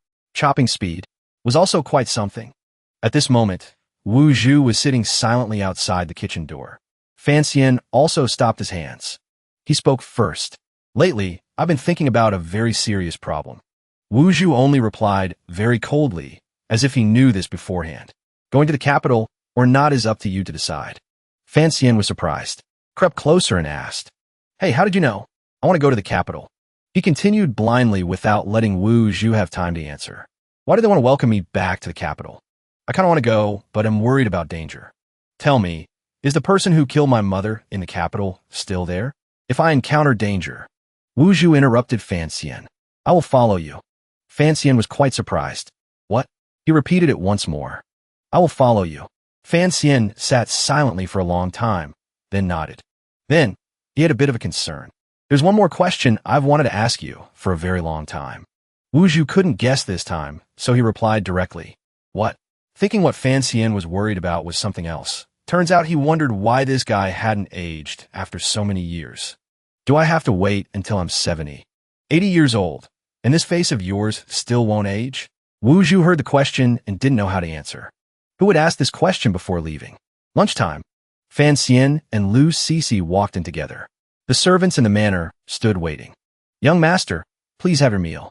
The table was full of delicious dishes. There was 8 treasure soup. There was roast chicken. Too many delicious dishes to count. Seeing everyone wasn't fully present, Fan Xian wondered, why isn't Grandma here? The servant respectfully replied. The old madam said she was engrossed in reading a book. Lunch today is for you to eat alone. He started picking up chopsticks to eat. All right. First, Fan Xian drank a mouthful of soup. Then the target shifted to the stir-fried string beans. Then one by one, from the pork knuckle to the roast chicken, Fan Xian tasted a little of everything. Then praised the flavor. He lifted the plate of stir-fried beans. Said to the servant, this plate is delicious. I like it. I'll take it with me. Fan Xian carried the plate of food and ran to his room. The servant saw this and wondered, only taking this plate? Then what about the remaining plates? Fan Xian messaged back. As usual, you guys divide it among yourselves and eat. The servant saw this and only dared to whisper, just an illegitimate child. Still can't have the manners of a legitimate young master. The female servant also gossiped along. Although the master eats first, and servants can only eat the master's leftovers, which is normal. But the little young master always tastes everything at least once before letting us eat. Some dishes he even eats just one bite. It's precisely a bit arrogant. A table full of food is still almost untouched. Whispering, right, really don't know why the old madam spoils him so much. Take the food and divide it for everyone. Fan Xian moved quickly to his room, making Lu Cixi chase after him quite strenuously. She asked curiously, young master, did something happen? Fan Xian lowered his face. I've been poisoned. Cixi paniqued. What? Poisoned? He saw this and said, someone put poison in this plate of bamboo shoots. Turns out the reason he kept his strange eating habit, when eating, he had to taste everything before giving it to the servants, was precisely to avoid situations like this happening. Fan Xian opened the drawer and took something out. He quickly poured the packet of medicine into his mouth. The medicine took effect very quickly. Before long, the food in his stomach was expelled. Cixi watched this, crying until her eyes were red. Cixi doesn't want to see anything happen to you. Her bewildered face seemed to ask, young master, are you okay? Fan Xian comforted her. With this level of poison, nothing can happen to me. He calculated silently. Just now, the poison I ingested is called owl's beak. It is a type of poison, often used by the Overwatch Council. Owl's beak is a type of fruit from the south. The juice doesn't change color when mixed with food. Hard to detect, so it's often used by spies of the Overwatch Council. Used to carry out secret assassinations. Need to be concealed. This poison, immediately after entering the stomach, estimated by evening will take effect, making people convulse. Whole body then die. Especially, the death resembles some infectious diseases. Very difficult to find a real cause. The characteristic of owl's beak is having a mild flavor. But the only point is it has a slightly bitter taste. The poisoner knew to mix it into bamboo shoots, which already have a bitter taste. Actually a very formidable person. But the strange thing is this dosage only causes stomach pain and diarrhea. Doesn't kill life. What exactly is the poisoner's purpose? Fan Xian inquired. Do you know where today's bamboo shoots came from? Cixi tried to remember. It was Old Ha's nephew who brought them early this morning. Fan Xian was suspicious. Normally isn't it Old Ha? Why is it his nephew today? Cixi explained it. Someone said Old Ha is sick. His nephew delivered the food. Is something wrong? He recalled. Nephew? Old Ha's always been alone. Where'd he get a nephew? This nephew is the culprit. But I can't understand. Poisoning without wanting to kill, then what is the poisoning for? Fan Xian went out. Cixi showed that. Young master, where are you going? She worried. Young master, did you finish detoxifying? Does Cixi need to call a doctor? Fan Xian reassured. I'm fine already. I have to go out for a bit. Cixi Fu said. Then let Cixi go with young master. Fan Xian didn't want to let her go, so he said, it might be dangerous outside. You should stay home and watch the house. To him, if I can't figure it out, then I have to go out and see for myself. I want to see who you are. In the end, what exactly do you want to do? Fan Xian moved with godlike speed out of the manor. Very quickly, he was at Old Ha's house, the person specializing in delivering food. Fan Xian leaned close to observe. Isn't that Old Ha? He was captured and is tied up over there. According to his speculation, it seems this culprit doesn't want his life either. First, save him, then ask him about the culprit's information. He stepped out and said, Old Ha, I'm here to save you. Fan Xian started untying him and inquiring, Who brought you here and tied you up? Old Ha gasped for breath, coughing. Finally, someone came to rescue me. He panicked and pointed behind Fan Xian. Young master, behind you. He immediately turned his back. Fan Xian quickly drew his sword, then used the blade to fight back. The assassin intended to use a sword to pierce through, but with high sensitivity, Fan Xian blocked it. The assassin lost momentum and fell far away. He coldly asked the assassin, Poisoning the bamboo shoots was your doing, wasn't it? The other guy lifted his hood. He revealed his true face, smirking and snorting as a response to Fan Xian. Without hesitation, Tang Zijing intended to quickly rush forward to attack. Old Ha behind cried out in panic, but suddenly was stopped by Fan Xian. Stop! He pushed Old Ha away a bit. Old Ha, can you stand a bit further away? Old Ha confusedly did as told. Okay. Fan Xian had achieved his goal. His goal. He smirked. All right. That face clearly showed satisfaction. Now I can stretch my limbs to handle this. Teach you a proper lesson. Tang Zijing pulled out a pile of sharp darts, ready to throw them this way. He didn't like Fan Xian's behavior. To Zijing, that was a soft-hearted person. Sentimental. Zijing threw that pile of darts. Fan Xian quickly used his blade to deflect them all. No matter which dart flew towards him, he could slash them away easily. Fan Xian dragged the tip of his sword on the ground, then quickly swung the blade decisively, sweeping rocks and dirt flying everywhere. Zijing persisted in throwing more darts to attack. Fan Xian exclaimed, Where the heck did this guy get so many hidden weapons? He launched more and more darts. That number of darts must be equal to a hailstorm. This made Fan Xian quite annoyed. Are you done yet? Are you Doraemon or something? Those darts made him have to run around to dodge, because using just the sword was impossible. High above, someone observed the entire battle between the two. That was Wuhu. Back to the battle, Tang Zijing was now completely in the dominant position. He attacked overwhelmingly, while Fan Xian was forced into a position where he could only exert effort to defend. Although so, Fan Xian was not easily subdued. Whatever move Zijing made, he returned an equivalent one. Following that, Fan Xian jumped over Zijing's head to dodge his sweeping kick. From behind, he intended to strike back. Zijing reacted very quickly, immediately turning back to deal with it. Fan Xian used all his strength. The two slashed at each other. Then both gradually separated. This place, after the great battle of the two, had become completely. Both collapsed onto the cold ground. Fan Xian clutched the wound on his hand and asked, You put poison on the dagger? Zijing didn't admit it, but only said, You lost. He walked slowly towards Fan Xian. I didn't expect you to have this ability at such a young age. Just a pity you were still missing a move. Zijing confirmed. Poison on food can only make you lose combat ability, but poison on a dagger is not that simple. It can completely take a life. Fan Xian smirked. Despicable. Lowly. Zijing only replied, Despicable assassins have always been an immutable truth. Fan Xian heard that and had to burst out, laughing. He asked confusedly, What are you laughing at? Fan Xian made a quite modern philosophical statement. Have you never heard the saying, villains die because they talk too much? Only now did Zijing sense something abnormal in his body. His dagger fell down.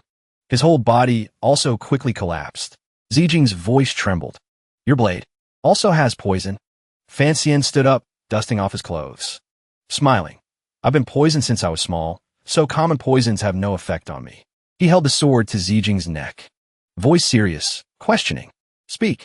What exactly is your purpose for coming here? Fan Xian defeated Tang Zijing.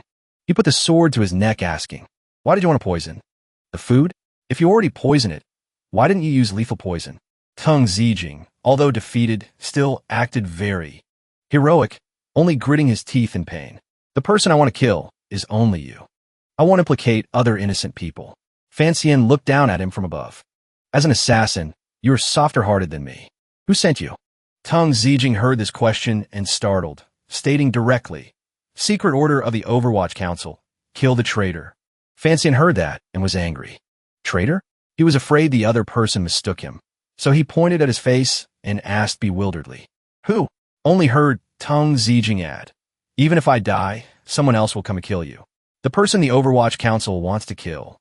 Even a great deity cannot save.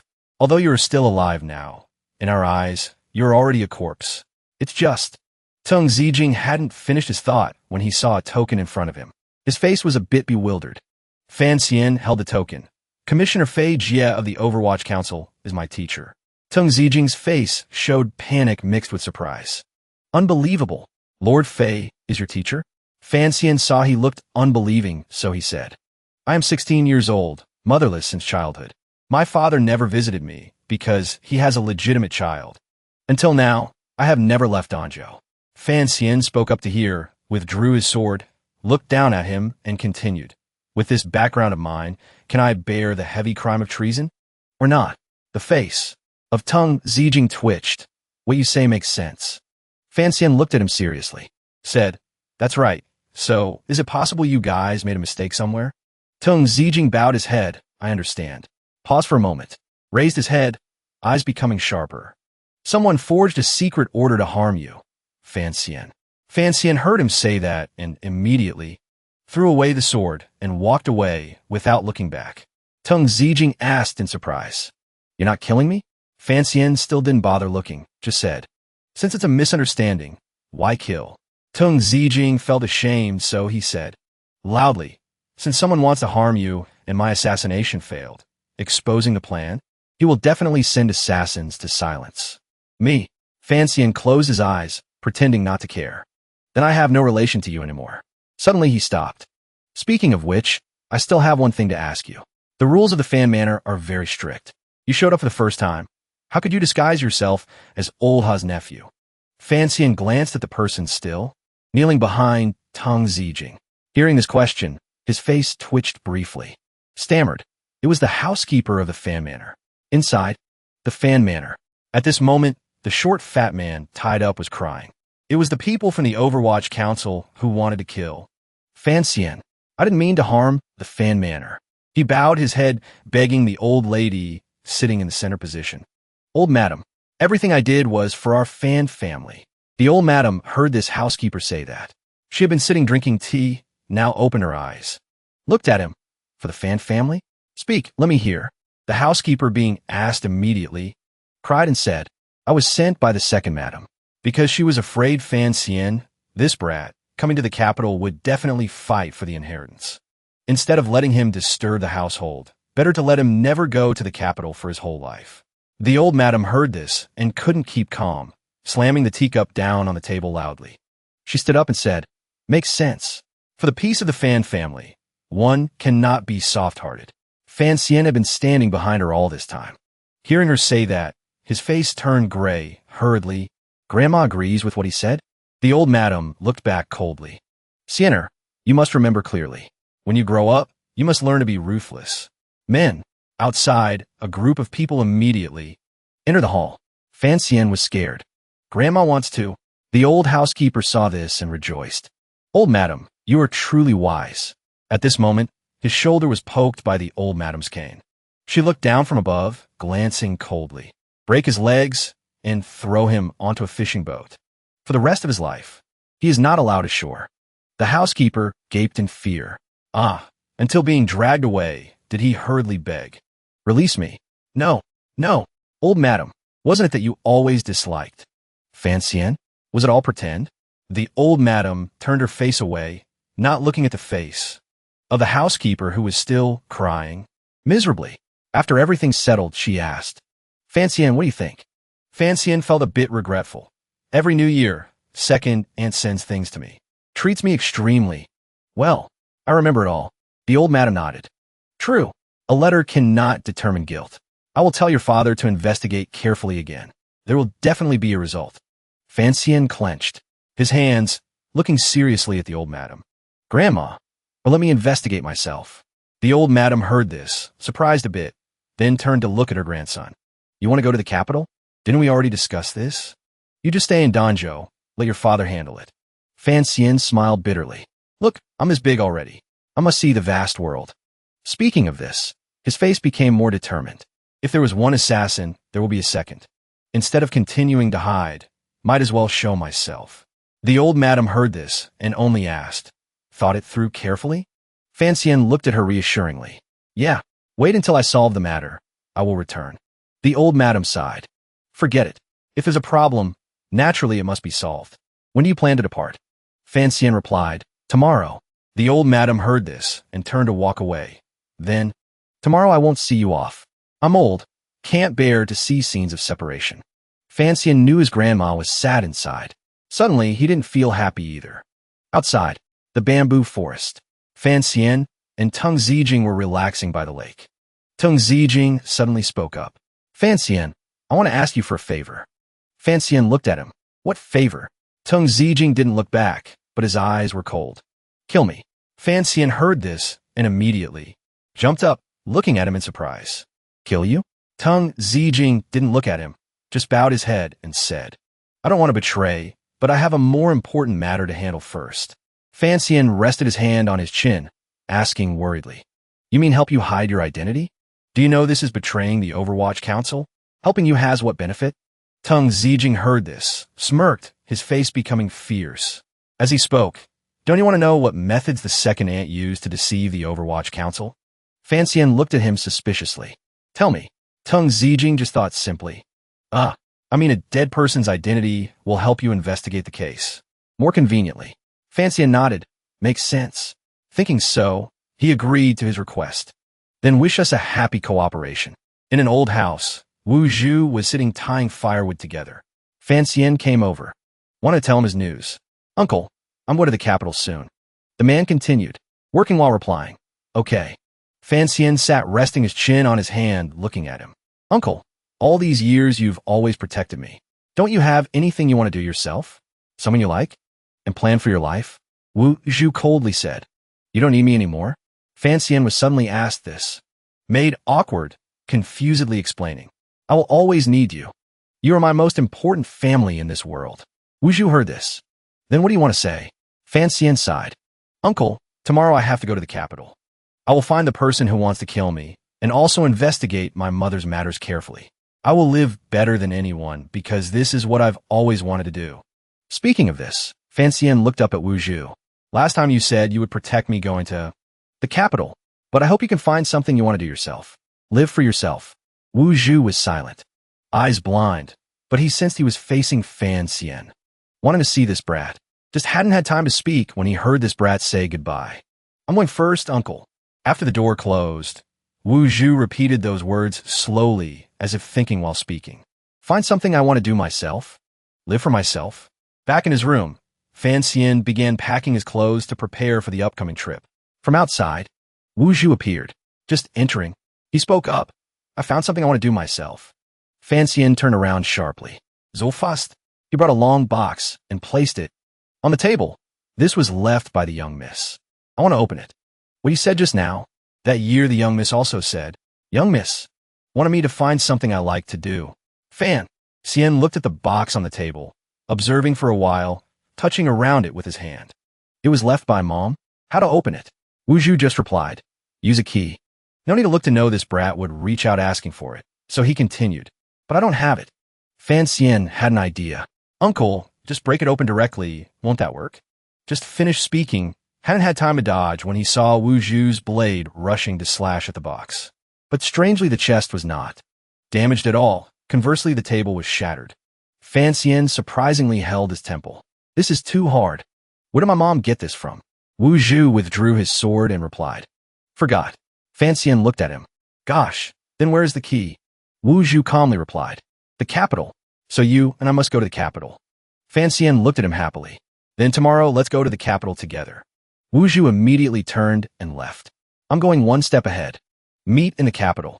Fancian looked at this wooden box, not knowing what to do. What about the chest?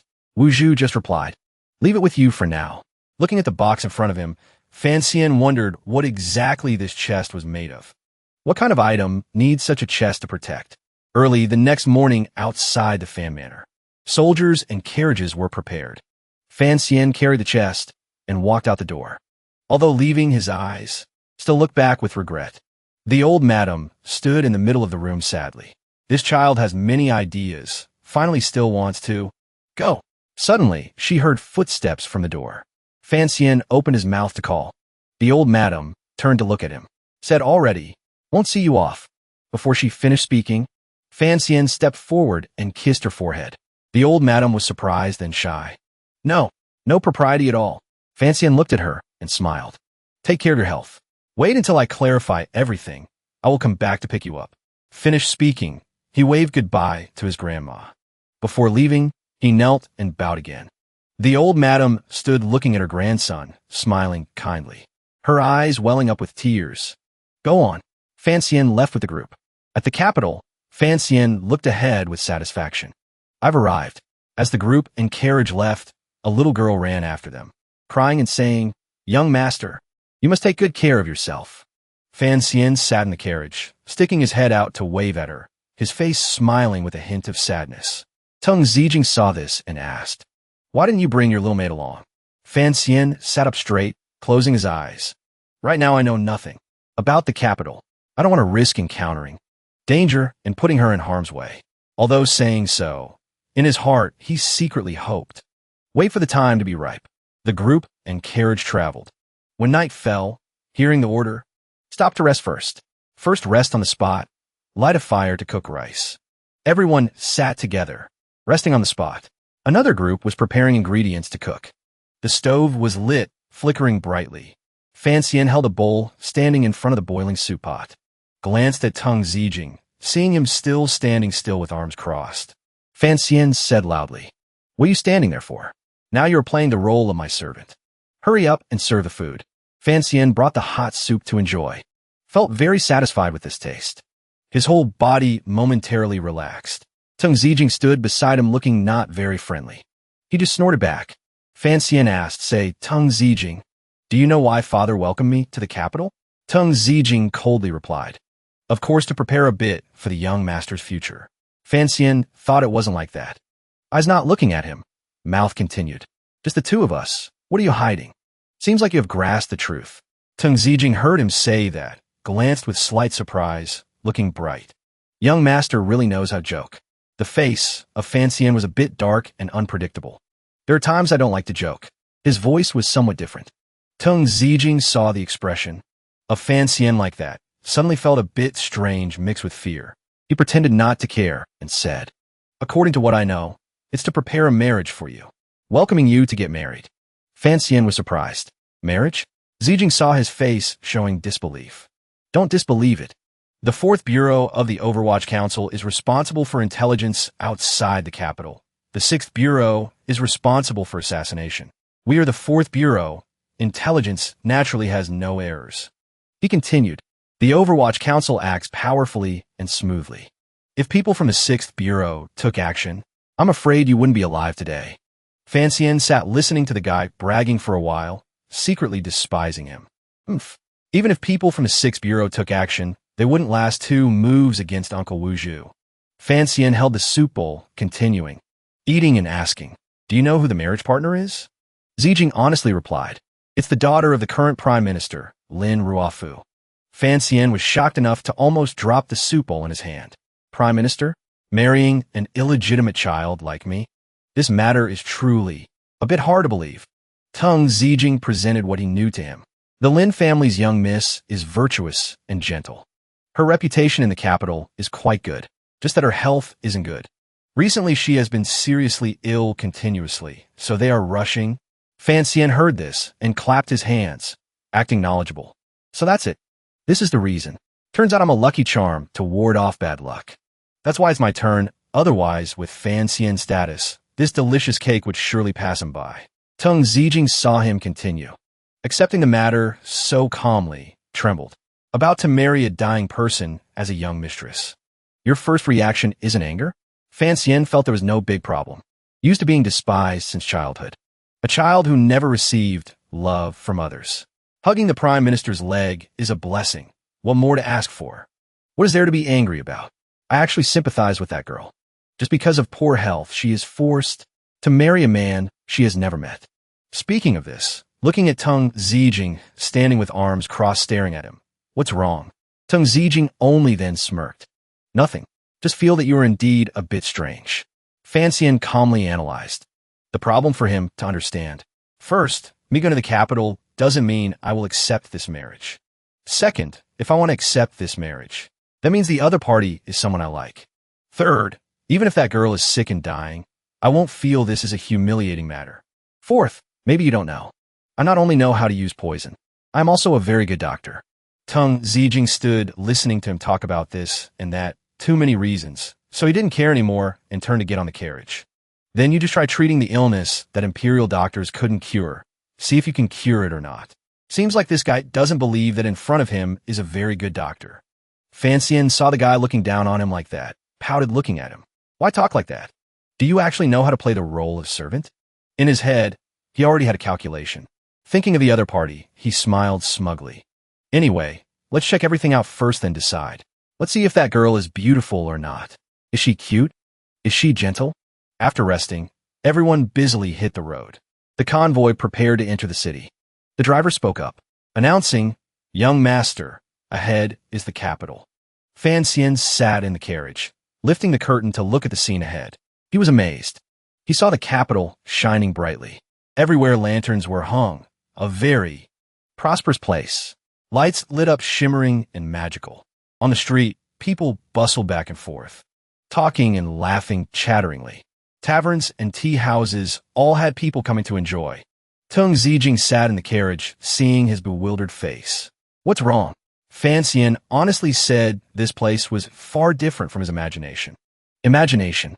Tung Zijing closed his eyes, smiling. Indeed, very different from Danjo.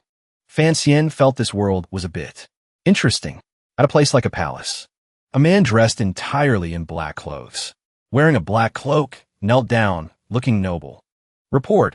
Assassination mission failed. He has arrived in the capital. After he reported, there was a silence. A moment later, a woman's voice rang out. Also good. Haha, laughing. Things are getting interesting. Fan Xian stood looking at the large gate in front of him, stunned. Imposing. The manor is bigger than imagined. Just stepping inside the manor, he was welcomed by someone. The master is temporarily not in the manor. Before leaving the manor, he instructed to welcome the young master properly. In the future, if there is anything, young master, just tell me. Fan Xian smiled. Mouth replied, in his heart thinking, really? Didn't expect this unmet stepmother to care about me so much. Fan Xian followed this maid to the room he just went to. He walked and observed the scenery around. The residence isn't bad.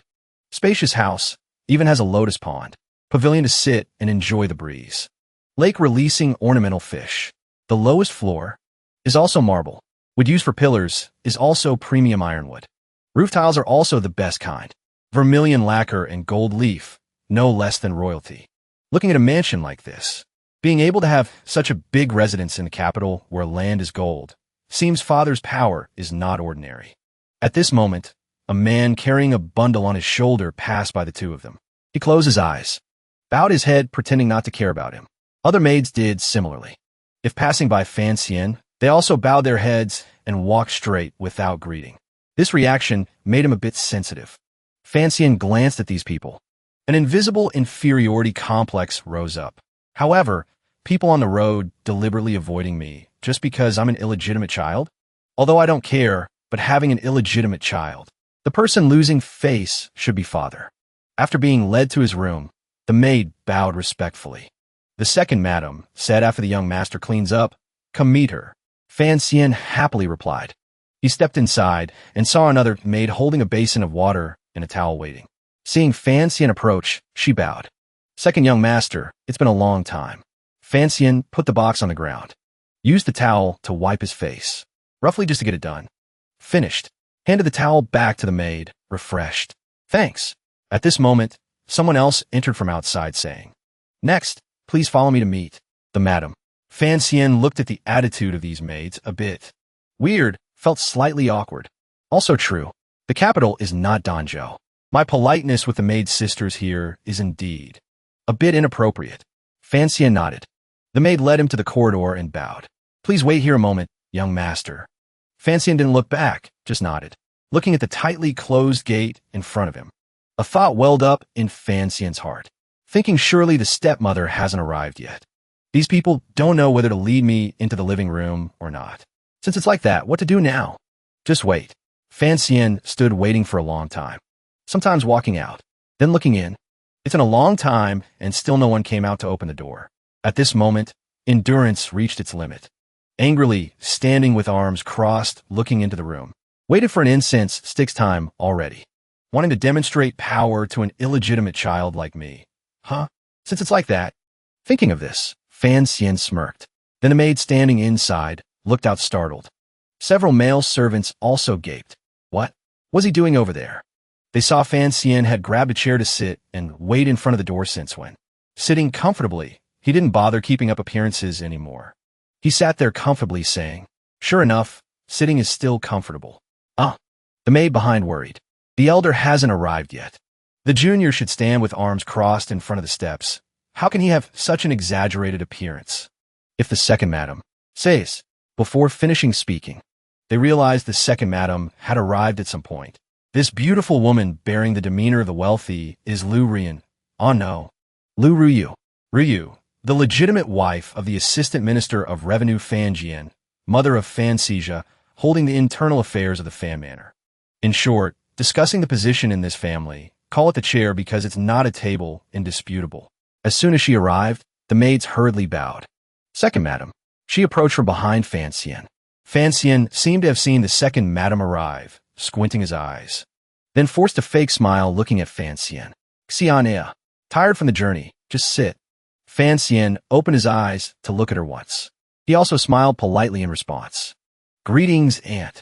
Then the two entered the room to sit. The second madam inquired, "Is the old madam and Danjo still healthy?" Fancian politely replied, "Some time ago there were assassins in the manor. Luckily no danger. Besides that, everything is fine. Thank you for your concern, aunt." Lu Ryu smiled, a bit confused, looking at Fancian and complaining silently. "This brat, one aunt. Two, aunt. Unlike others who always call me second madam. This is intentionally saying the meaning of second madam and aunt are worlds apart. One sky, one abyss." She smiled. Tone extremely disgusting. Next time you could just come directly into the room to sit. Outside letting outsiders see doesn't look good at all. My Fan Manor is a place that doesn't tolerate people. Also didn't forget to whisper an extra sentence. Really not good at all. Fancian heard her say that. He also smiled and nodded. But in his heart secretly objected. Everyone is not allowed. That's natural. Meaning others have places that don't tolerate. This is reminding me of my illegitimate status. Only now did Lu Ruyu continue. Recently your father assumed the position of Assistant Minister of Revenue. Returning to the capital this time is to prepare for next year's exam or go directly into the Ministry of Revenue to work. Fancian acted confused and replied, "Everything follows father's arrangement. Just don't know when father will return." The second madam heard him ask and closed her eyes saying, "Father will be back in a while." After he replied, "Yes," the two fell into silence with no more topics to discuss. The second madam raised the teacup to drink and said, "Have some tea." He continued to thank her. "Yes." At this moment, there was noise outside. "Young miss." The maid's voice screamed. "Young miss, slow down." Both people sitting in the room drinking tea. Suddenly the sound of the door opening wide. Hearing the noise, looking out the door, saw a youthful young girl pushing the door open and entering. Just entered and hurriedly called, "Brother." She is Fan Ruoruo, daughter of Fan Jian. This is the one proficient in zither, chess, calligraphy, and painting. The number one talented girl in the capital. Her voice called softly, leg step quickly. She naturally liked reading, so was very knowledgeable. Her eyes admired Fancian, normally replacing father to teach the younger brother Fancisia. Fan Ro just entered and called loudly. The little girl stepped forward and bowed. "Greetings, brother." Fancian hurriedly stood up, supporting her, smiling. "Ruoruo, sister, no need for formalities." Just that everyone hadn't had time to talk more. Then heard more hurried footsteps rushing in. This time it was a small brat, just rushing in and standing with hands on hips, shouting loudly. The boy shouted loudly, "You are Fancian?" This young master, speaking arrogantly, is Fancisia, son of Fanjian. Fancian saw this kid and smiled. "This young master is?" Fan Ro turned back to look and said, "He is." But Fancisia interrupted to show off first. "I am Fancisia, the eldest young master of the Fan family." Voice still very arrogant. "You are that illegitimate child Fancian, right?" Fancian heard this small kid speak so aggressively and nodded, sweating for him. Fan Ro stood beside with a dark face. Fancian glanced at the main seat where the second aunt sat earlier, now empty. When did this Lu woman leave? Seems she is preparing to use the excuse that Fancian is young, doesn't understand things, intentionally letting him come to make trouble to make me lose face. Thinking so, he still stood patiently smiling at Fay Jia. The boy moved closer to observe. Soft skin, soft flesh, very like an illegitimate child. Fancian was gritting his teeth at this kid, thinking secretly. Truly a stupid kid. Seems to avoid this brother offending true nobility in the future and implicating the Fan family. Now I must teach him properly. Just open his mouth to say one word. Before he could speak, he heard a roaring voice from behind. Put your hand out. Both startled and turned their heads. If Fancian was surprised. Then Fay Jia was looking fearfully at Fan Ro, holding a ruler. She reminded again. Didn't you hear? Put your hand out. Fay Jia obediently listened and put his hand out. Immediately after, he received a painful hit from Fan Ro. He trembled and said, Sister, why for an outsider? Just hadn't finished speaking when he received another hit on the hand. He hurriedly held his hand, blowing on it. Fan Ro spoke up then. First, you're not allowed to call the given name of brother. Second, you should understand clearly the status of our family. Not allowed to say such vulgar words. Third, disrespecting the elder brother naturally must be punished. Fan Ro coldly disciplined Fan Jia. She turned to smile sweetly at Fancian. Right? Fancian sweated and replied. Right. Fay Jia, beaten painfully, ran away crying boo-hoo. Fan Ro stood looking at her brother and sighed. Every time he cries, he goes to find mom. Really? Fancian stood beside wondering. I'm very curious which two characters make up the name Jia. The little girl crossed her arms, closed her eyes, and began to explain.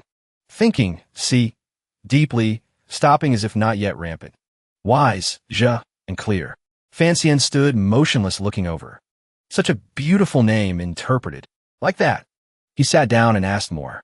Speaking of which, how can you hold a ruler to beat people? Fan Ro held the ruler in her hand confidently. Father gave me full authority to discipline him. Fancian heard this and rested his hand on his chin thinking. This seems slightly different from my initial analysis of the world. Fan Ro didn't understand his meaning. You mean about the issue of male rights? Fancian nodded. Yeah, and the distribution of power in the family's inner court. Fan Ro heard this and bowed her head. Currently I indeed have a little power. Fancian closed his eyes and added, but don't forget this power of yours depends entirely on that man's favor. The little girl opened her eyes, face also becoming emotionless. Brother, also don't forget the man you speak of is our father. After speaking, the two were silent for a moment, then burst out laughing happily. Fan Ro covered her mouth. Laughing. She was happy. Although always sending letters to communicate. With brother, haven't chatted like this for a long time. So nostalgic. Fancian smiled, eyes crinkling. Seems you're living very well in the manor now. I was worrying too much. The little girl smiled. All thanks to brother's ideas. Recently the Lu woman has been very well behaved. Fancian was surprised. Oh, he thought, didn't expect it really worked. Seeing that, he advised further. Although I am in distant Danjo, I also know the Lu family status in the capital is very high. Don't underestimate her too much. She nodded. Ruoro knows. Hey, at this moment Fancian asked quietly, did you receive my letter yet? She heard her brother ask and immediately sweated, recounting. Yeah, received it the night before last. A man in black delivered it, scaring me into thinking it was a bad guy. Fancian sighed. Why I came to the capital this time? You still don't know, right? Ruoro answered quickly. I know. He gaped in surprise. You know? She said calmly. Not only do I know, many others also know. He was stunned. Many people? I always thought father telling me to come to the capital was a very secret matter. Ruoro acted slyly. Descendants of famous families in the capital are all very curious about Count Sinan's illegitimate child. Have many calculations about that matter. Fancian wondered, how many people in the capital know me? Why are they curious about my affairs? Fan Ruoro happily replied, because father is preparing for you to marry a very famous girl. He sat back. So that's it. Marrying the Lin family's young miss, the prime minister's daughter indeed. Not a small matter, Ruoro added. Not only that, should say she is the Prime Minister's illegitimate daughter. Southern Qing Year 10. Now rain is favorable and wind is harmonious. The king is hailed as the world's #1 wise ruler, called the world's prosperous age. But under this glamorous appearance, some call it the most corrupt bureaucracy in history. And Lin Ruofu is the #1 treacherous minister in history. Lin Ruofu came from a wealthy family, stepping up to high status. Although he works deceitfully and viciously, it's fast and clean, protecting cleanly, never letting others catch a weakness. Fan Xian heard his background and also wondered, and a person like this has an illegitimate daughter, giving others a chance to accuse him? Fan Ruo honestly said, this matter is very strange no matter how you think about it. News that the Prime Minister has an illegitimate daughter came from inside the palace. Fan Xian's face rose with interest. He probed, in the palace? Could it be the one on the dragon throne? The little girl said, official circles in the capital also say so. So afterwards there was the matter of the censorate submitting a petition to impeach the Prime Minister. However, the emperor came out to suppress this matter. So this prediction direction is wrong. Compared to this matter, brother's reaction is what makes people more surprised. Knowing you are about to marry an illegitimate daughter as a wife, yet having no reaction. Fan Xian closed his eyes, listening to the little girl ask. Then his face became cold. Reaction? There is. Now I'm anxious enough not to wait to ask the person arranging a fiancé for me. Exactly what is the intention? At this moment, from outside heard the announcement sound. Master returns to the manor. Fan Xian hurriedly stood up. Before leaving, didn't forget to wave goodbye to his little sister. Another day, take me to stroll around the capital. We will slowly catch up on old times. Fan Ruo smiled and agreed. The dignified man walking in was Fan Jian. Fan Xian stepped out, then blocked his path. Standing in front of his father, the two looked at each other for a while without speaking. The servant following behind stepped up and whispered in Fan Jian's ear. Master, this is the young master. He looked at Fan Xian's face, neither happy nor sad. Just continued walking. When passing by him, said, follow me. The two were in the study. He looked at the father holding a book, reading silently. Fan Jian's eyes still looked at the book, mouth opened. You grew up looking very much like your mother. Fan Xian's face was sad, replied with a bit of sarcasm. Is that so? He asked further. How was life in Danjo all these years? Fan Xian closed his eyes, calmly replying. If I didn't encounter assassins, then it was okay. He didn't ask further, but changed the subject. Do you know the reason for telling you to come to the capital yet? He nodded, yeah. Fan Jian only then looked up at this son of his. Feel aggrieved? Fan Xian calmly replied. Won't be. I'm just hitching a ride to the capital. Not saying I will definitely marry the Lin family's young miss. Fan Jian looked serious. Hand clenched tight. Do you know what that girl implies? He looked at his father and said, implies outside the Fan Manor's always undefeated favor, there is another big power. Fan Jian was silent for a moment, then picked up the book again, calmly saying, very good, you are angry. Fan Xian was startled. What? He said indifferently. Always hearing news from Danjo, I thought you were a person who didn't know anger. Must explode when you have emotions, otherwise you will suffocate yourself. Fan Xian didn't care what he said. There's one thing I must tell father first. I'm not a person who lets others arrange things at will. Fan Jian's hand squeezed. The book, trembling from suppressing anger. I never thought of arranging you, but this marriage, whether you agree or not, has entered a forced situation. This matter cannot be negotiated. Fan Xian also looked at him with challenging eyes. Can you just try? See. The two stalemated in silence for a while. Fan Jian spoke up to advise. Why do you refuse to understand? That Lin family young miss is gentle and thoughtful, educated and reasonable, extremely compatible. Moreover, relying on the current status of my Fan family. Do we need to rely on children's marriage to stabilize power? Fan Xian didn't speak, but listened attentively. He said, is a person like Lin Ruofu worth my regard? In his heart, a thought arose.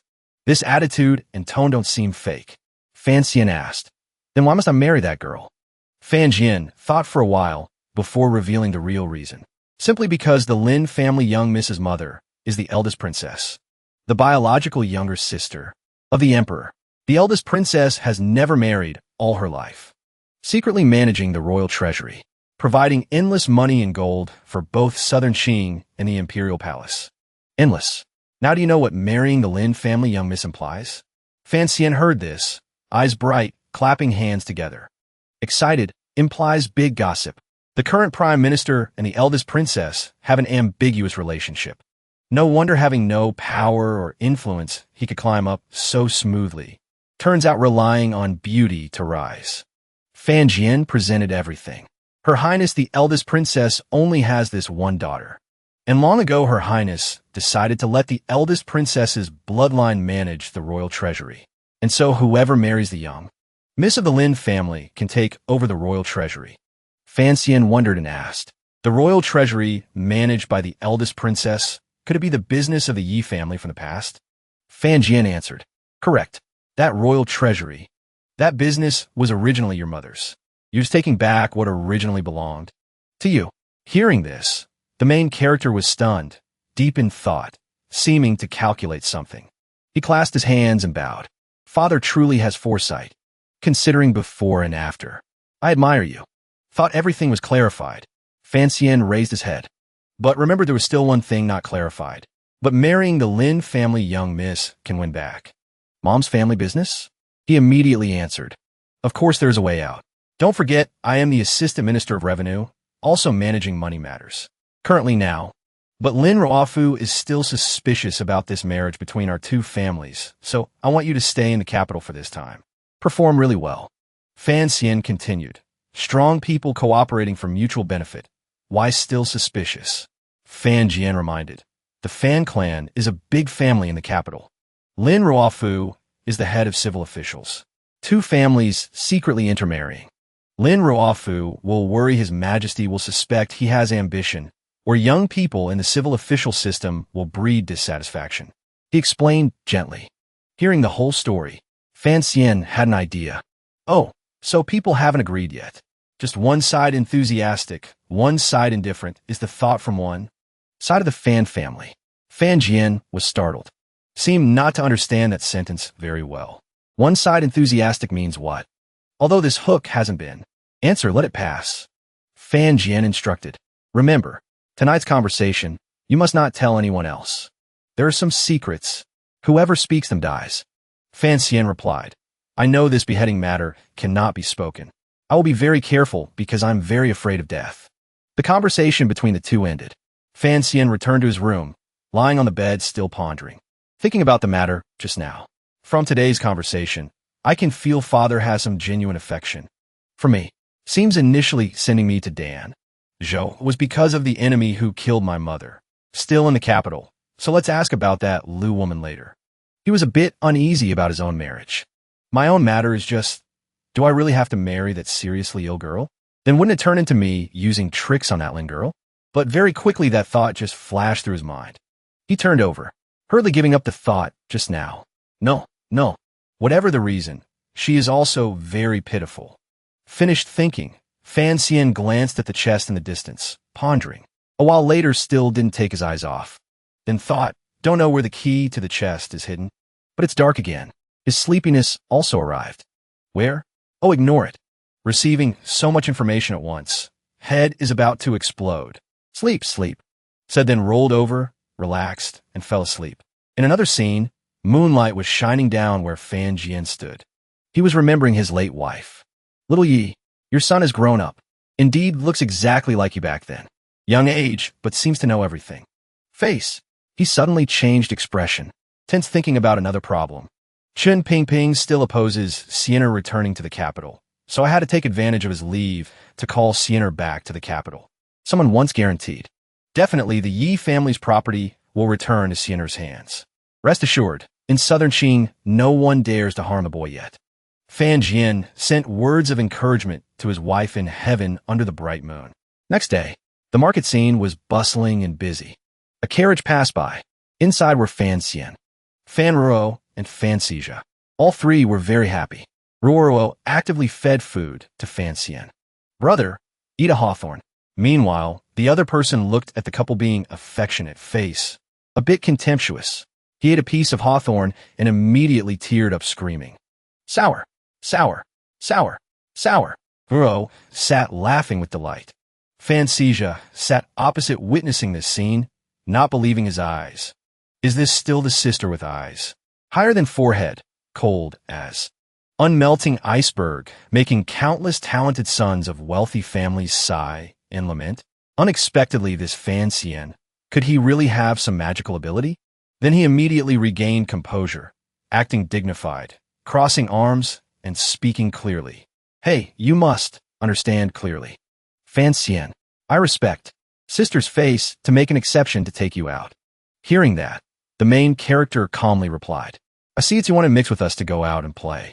The sentence hit the bullseye, he angrily denied. Not true. The boy still acted arrogant. I am a genuine young master of the Fan family. You must respect me a bit. Fiancee, unconvinced, uttered mocking words. Ha, don't you see keeping on repeating like that conversely makes you look like you have no class? On this aspect, you should learn from your mother. Fiancee looked like that, but was still a crybaby. Couldn't argue back, turned to whine to Fan Ruo beside him.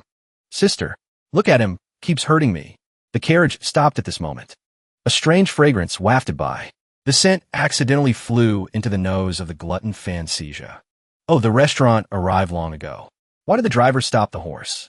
The driver reporting to eldest young master. Ahead is the restaurant, can get off to have a meal.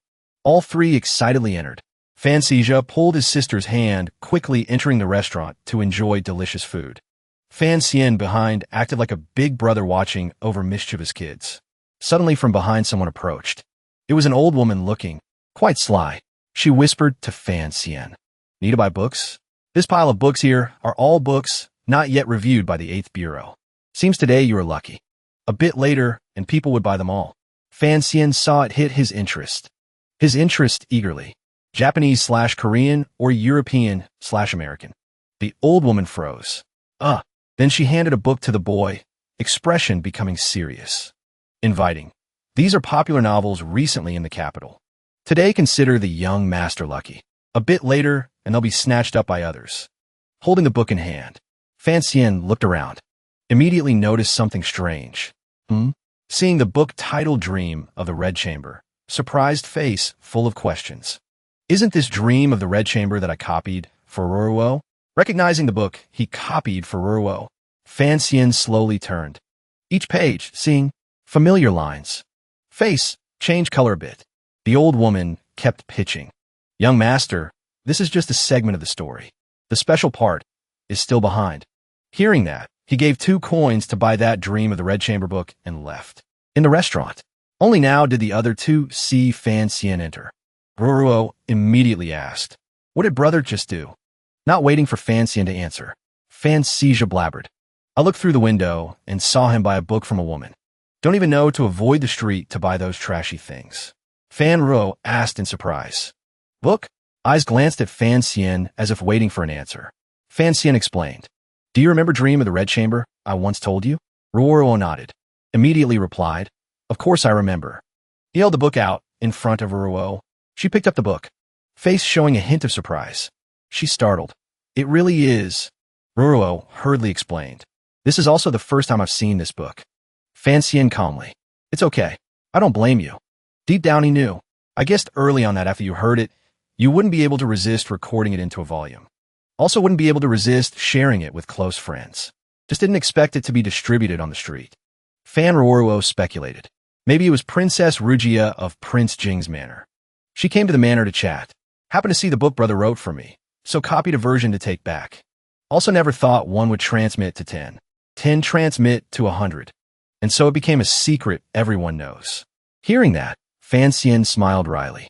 First circulating in the manners of princes and nobles, then appearing in the market. Truly underestimated the daring level of these pirate book dealers. Selling pirated books. Suddenly Fiancee spoke up. This book, the boy was a bit suspicious. Did you write this book? Fiancee didn't expect him to ask that, so replied. So what? Seija's eyes lit up, face revealing excitement. Eagerly said loudly, you wrote Dream of the Red Chamber. It was actually written by you. Fiancee suddenly realized something, approached and asked, you read it? Seija turned his face elsewhere. Stammered, read a little. No propriety at all. Fiancee knew perfectly well, so continued to tease. Then why are you exclaiming? Knowing he couldn't hide it, Fiancee had to admit it. He put on a shy face, honestly, told the truth. Actually, the reading teacher praised the author's penmanship as having temperament. Talented, heart full of sorrow, making people admire. Fancian eagerly asked more. So, you started to admire me? At this moment, knowing his poor status was no longer hidden. Fay Jia expressed admiration and praise. Casually writing a few words can earn so much money. Truly amazing. No wonder sister admires you so much. Seems this little young master has increased his favorability towards our main character. He felt quite happy too, but not because of profound knowledge, or a belly full of poetry, but because what he wrote could earn money. Hearing that exclamation made Fancian also fed up. Fay Jia, face full of excitement, continued discussing the book. The manuscript of this book is sold separately in volumes on the market. Each volume can sell for up to 8 taels of silver. Only you can write this book. In the future, if you want to make money, tell me. I can invest. Hearing that, deep down Fancian couldn't stop exclaiming and thinking. Pity there's a conflict of interest between me and this kid. Although I have no thoughts about the Fan family fortune, can't avoid the Lu woman seeing me as an enemy, hatching plans. However, after all, we are brothers, sharing the same blood. If through this matter I can pull the relationship closer, maybe I can avoid some tragedies. Looking at his money-grubbing face, Fancian had an idea. If not, let this kid try. Thought done, acted immediately. He said to Fay Jia, "You still haven't said exactly why you followed me. Don't you need to go to school?" Now the young master who just acted arrogant changed, revealing a face far different from when in the carriage. Address also far different. Just now, because mom said big brother is talented, told me to play with big brother more, learn a bit. Thought is also good. The main character saw him change 180 degrees, hair standing on end. Heart stirred a wave. Even acting cute. Truly for money, can do anything. Fancian felt it suited his intent, so replied. Fine, cooperation works. Fay Jia heard that, jumping for joy. It's a deal. A while later, all three ate and drank their fill. Because today was a bit happy, Fay Jia ate very appetizingly, unceremoniously gnawing on a big piece of chicken leg. Roro focused on reading the book. She was a bit annoyed. Such a good book, yet those treacherous merchants only picked excerpts of girls to put on the cover. Fancian also finished his meal, rinsing his mouth with a cup of tea. They deliberately chose the parts with girls to put on the cover. This is just a marketing trick. Well, no need to take it to heart. Before people buy a book, they will definitely flip through the opening. He saw his little sister slightly angry. You are angry because you think the bookseller has no conscience, exposing the parts with girls on the cover, making people think it's a romance story between men and women. Right? Right? She immediately replied. That's right. A masterpiece like Dream of the Red Chamber is now sullied by emotional scenes. Writing that makes people feel full of emotion like this is treated as dirty stuff to sell at bookstores, turning into those dirty things. I currently can't swallow this anger, Fancian calmly said. Bookstores are for profit. Doing so is normal. Roro was unconvinced, but Fancian reassured. Not only that, he also pretended. Not only that, if I did it, I would do even more excessive things. Fancian looked relaxed, leisurely sitting propping his chin. One volume has 10 chapters. I would write 10 titles and print them on the first page. He even smiled smugly. Each chapter, write a few more enticing sentences, making the reader's heart itch but can't scratch. Forced to buy the book, to carefully flip through. Fay Jia and Fan Ruo sat silently listening to their senior brother. Like Romance of the West Chamber, Chui Yingying playfully interrogates. The Peony Pavilion, erotic song startles the dream heart of chapter 23 in the book. Just the 2 words erotic song. I would use this segment as the title. The lines were explained very well by Fancian, who understood poetry. These are all random words, but such a combination, adding the 2 words erotic song in the title, inevitably makes the reader generate some imaginary spaces. Just like that, great success is achieved. Roro heard this and exclaimed. Turns out brother often does these improper things. He heard this sentence, not only not angry, but laughed very delightedly. Nothing much, just attracting the viewer's eyes. Fay Jia, sitting next to him, also suddenly rushed over, 2 eyes shining bright. My mother spoke truly right. Big brother, you are truly too talented. In the future, I will roll with you. Fancian heard this sentence and was extremely apprehensive. This silly child, The Lu woman meant for you to monitor me, not roll with me. Just then, a nearby table, someone intentionally spoke loudly over. Where did you come from, so arrogant? The speaker was his own way. He very solemnly scolded Fiancee, heart full of lewdness. Still dare to claim to be talented.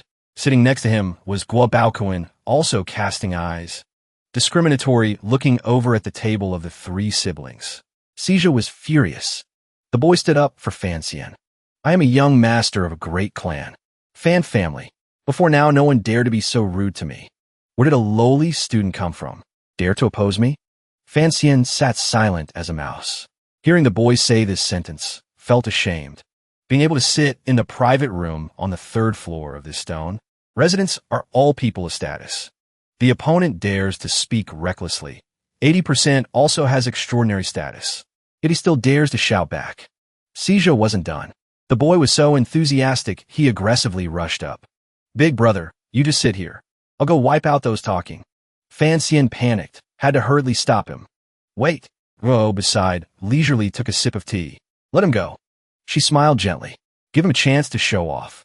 With the Fan family backing him, making trouble won't result in anything big. Fiancee understood. Nodded. Over there. Fay Jia was swaggering over. The boy didn't understand reason, pointing straight at the faces of the two gentlemen. Glaring. That sentence just now was spoken by you? Zhong Wei had an indifferent attitude. Even raised his voice in contempt. So what?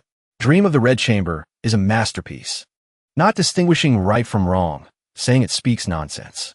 Truly makes people despise. Hearing this sentence from him, Fiancee, suddenly drinking tea, also had to pause. Ruruo, facing these insults, was extremely positive. He is praising us. Brother. Fiancee also agreed. Indeed, praising us. Over here, Fay Jia could no longer suppress his anger. Pounced on Zhong Wei. His posture right now could only be described in 4 words. The scentless hungry fox. He even shouted, Who gave you permission to speak to my older brother like that? He then swung his fist and punched the man. Then he yanked hard on the ribbon tying Sun Wei's hair. The man was furious. To act so recklessly in broad daylight. Do you have any respect for the law? But Fay Jia was not one to back down. The boy deliberately provoked him. The law? I am the law. Just as he was about to land another punch on Sun Wei, a hand swiftly blocked him. It was the guard who had accompanied Sun Wei and Baoquan. He had met his match. All Fay Jia could do was cry out, ow. Where did this trash come from? How dare you lay a hand on the young master? Baoquan, full of disdain, quickly gave an order. Get him out of here. Throw the brat somewhere else. Don't disturb brother Sun Wei's good mood. The man immediately followed his orders. He grabbed Fay Jia forcefully. Then, he ruthlessly shoved him.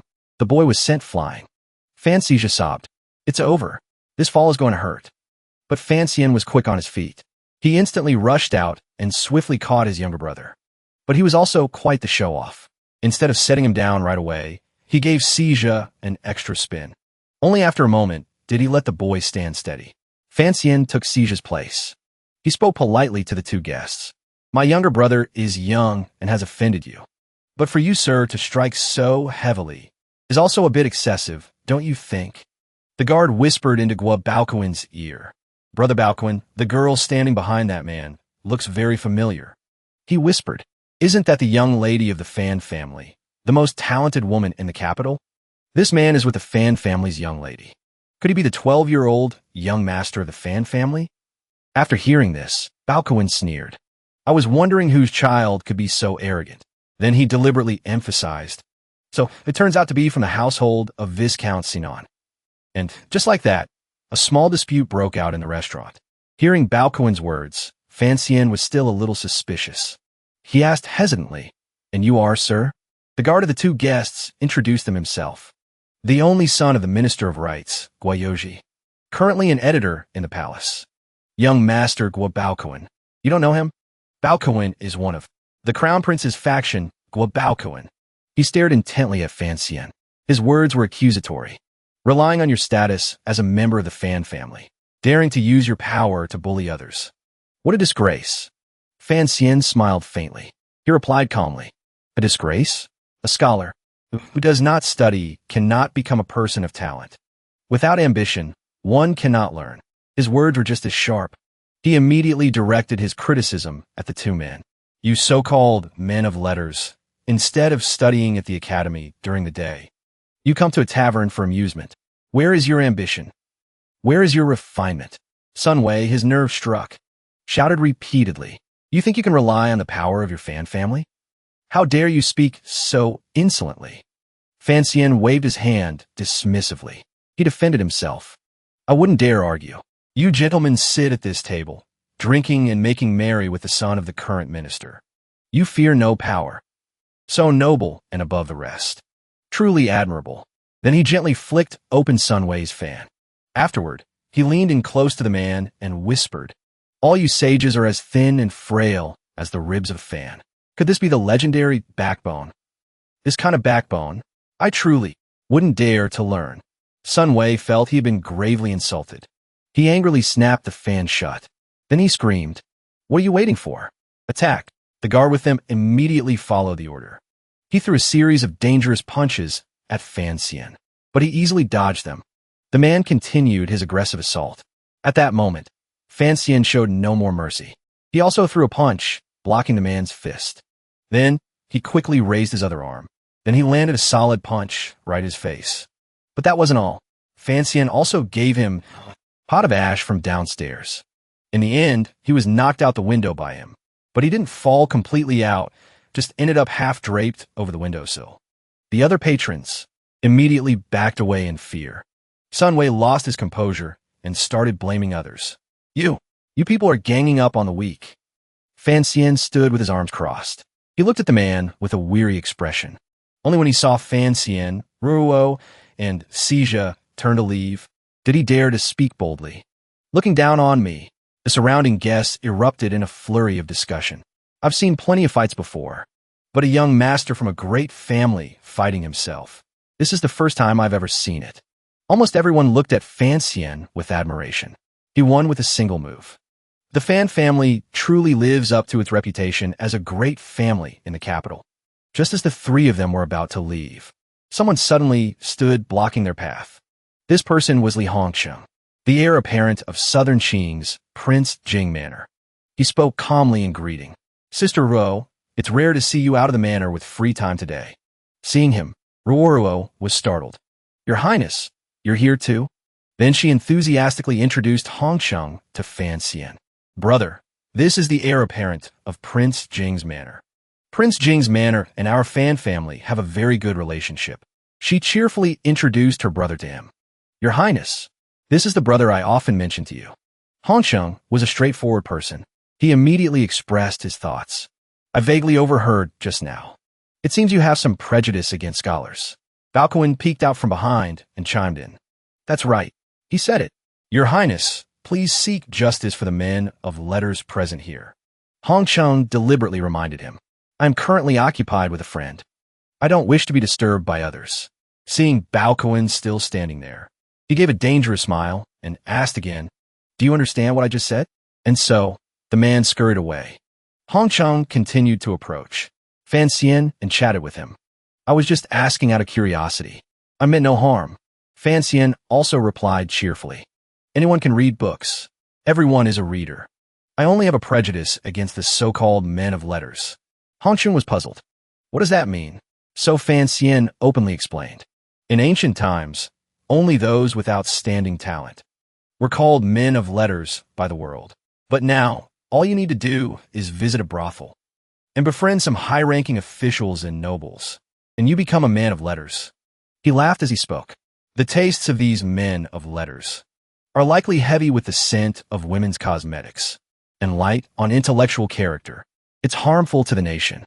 The ones who profit are still those women. This statement hit both of the men from before right where it hurt. Hongsheng nodded in agreement. That makes sense. Then he politely extended an invitation. Your way of thinking is truly interesting. When you have time, you must visit my manor. Finally, the three of them were able to leave the restaurant at a leisurely pace. But another person appeared to block their way. It was Sun Wei. When Fay Jia saw him standing there, he rushed forward. What now? You want another fight? But the man didn't answer. He just cast a dangerous gaze, silently looking at the three of them. Fan Xian sensed something was wrong. He raised an eyebrow. What more do you want? He asked sternly. Seeing Sun Wei standing before him with a dark expression, Fan Xian resolutely faced him. What more do you want? But suddenly, Sun Wei clasped his hands together. Then, with an extremely respectful attitude, he bowed to Fan Xian and spoke in a rush. This humble one has always looked down on the powerful and noble. I was self-righteous, but today, your words have enlightened me. He didn't just speak. He even started to sob. I finally realized that I was just blindly fond of this feeling. In my bones, I still haven't escaped those old cliches. But Fan Xian showed no joy at this admiration. He even went on high alert. This guy, even a Sichuan opera face changer, isn't as fast as him. Ignoring Sun Wei, Fan Xian continued to walk forward. But he still tried to respond politely. Within every person's heart, there is a cowardly part. The so-called petty man in a scholar's robes. Then Fan Xian stated bluntly, "Today I was just talking nonsense. Don't take it to heart." Hearing these words, Sun Wei was a bit confused. The so-called petty man. In a scholar's robes? The three of them then headed towards the market fair. Ruo kept giggling to herself for some unknown happy reason. Fan Xian, with a blank look, turned to his little sister. "Little sister, are you remembering something funny?" At this, she chuckled and replied, "I was just thinking about what you said to Guobaocoan, brother. It was just too harsh. I couldn't help but laugh." Fan Xian, still looking clueless, asked, "What did I say? Which part?" Fay Jia eagerly chimed in. "I know. It was the petty man in a scholar's robes line." Seeing his brother and sister's blank faces, he stammered, "It wasn't that line." Ruo smiled and repeated, "Actually, it was all you sages are as thin and frail as the ribs of Fan. Could this be the legendary backbone?" Fan Xian felt embarrassed. He scratched his head. My words today were indeed a bit prejudiced. I didn't expect that just after arriving in the capital, I would ruin the mature and steady image I've built for so many years in front of my little sister. But Ruo had absolutely no intention of offending him. On the contrary, she encouraged him. "They provoked you first. Brother, you responded with great restraint. Your words today are more worthy of the title man of letters than anyone else." Despite the praise, Fan Xian tried to remain modest. Those two words, man of letters, don't have a very good ring to them. Then he advised his sister, "Ruo, listen. In the future, whoever you marry, don't marry a man of letters." She retorted angrily, "What nonsense are you talking about?" The carriage driver was already waiting. However, Fan Xian suddenly changed his mind and didn't get on the carriage. "You two go on ahead.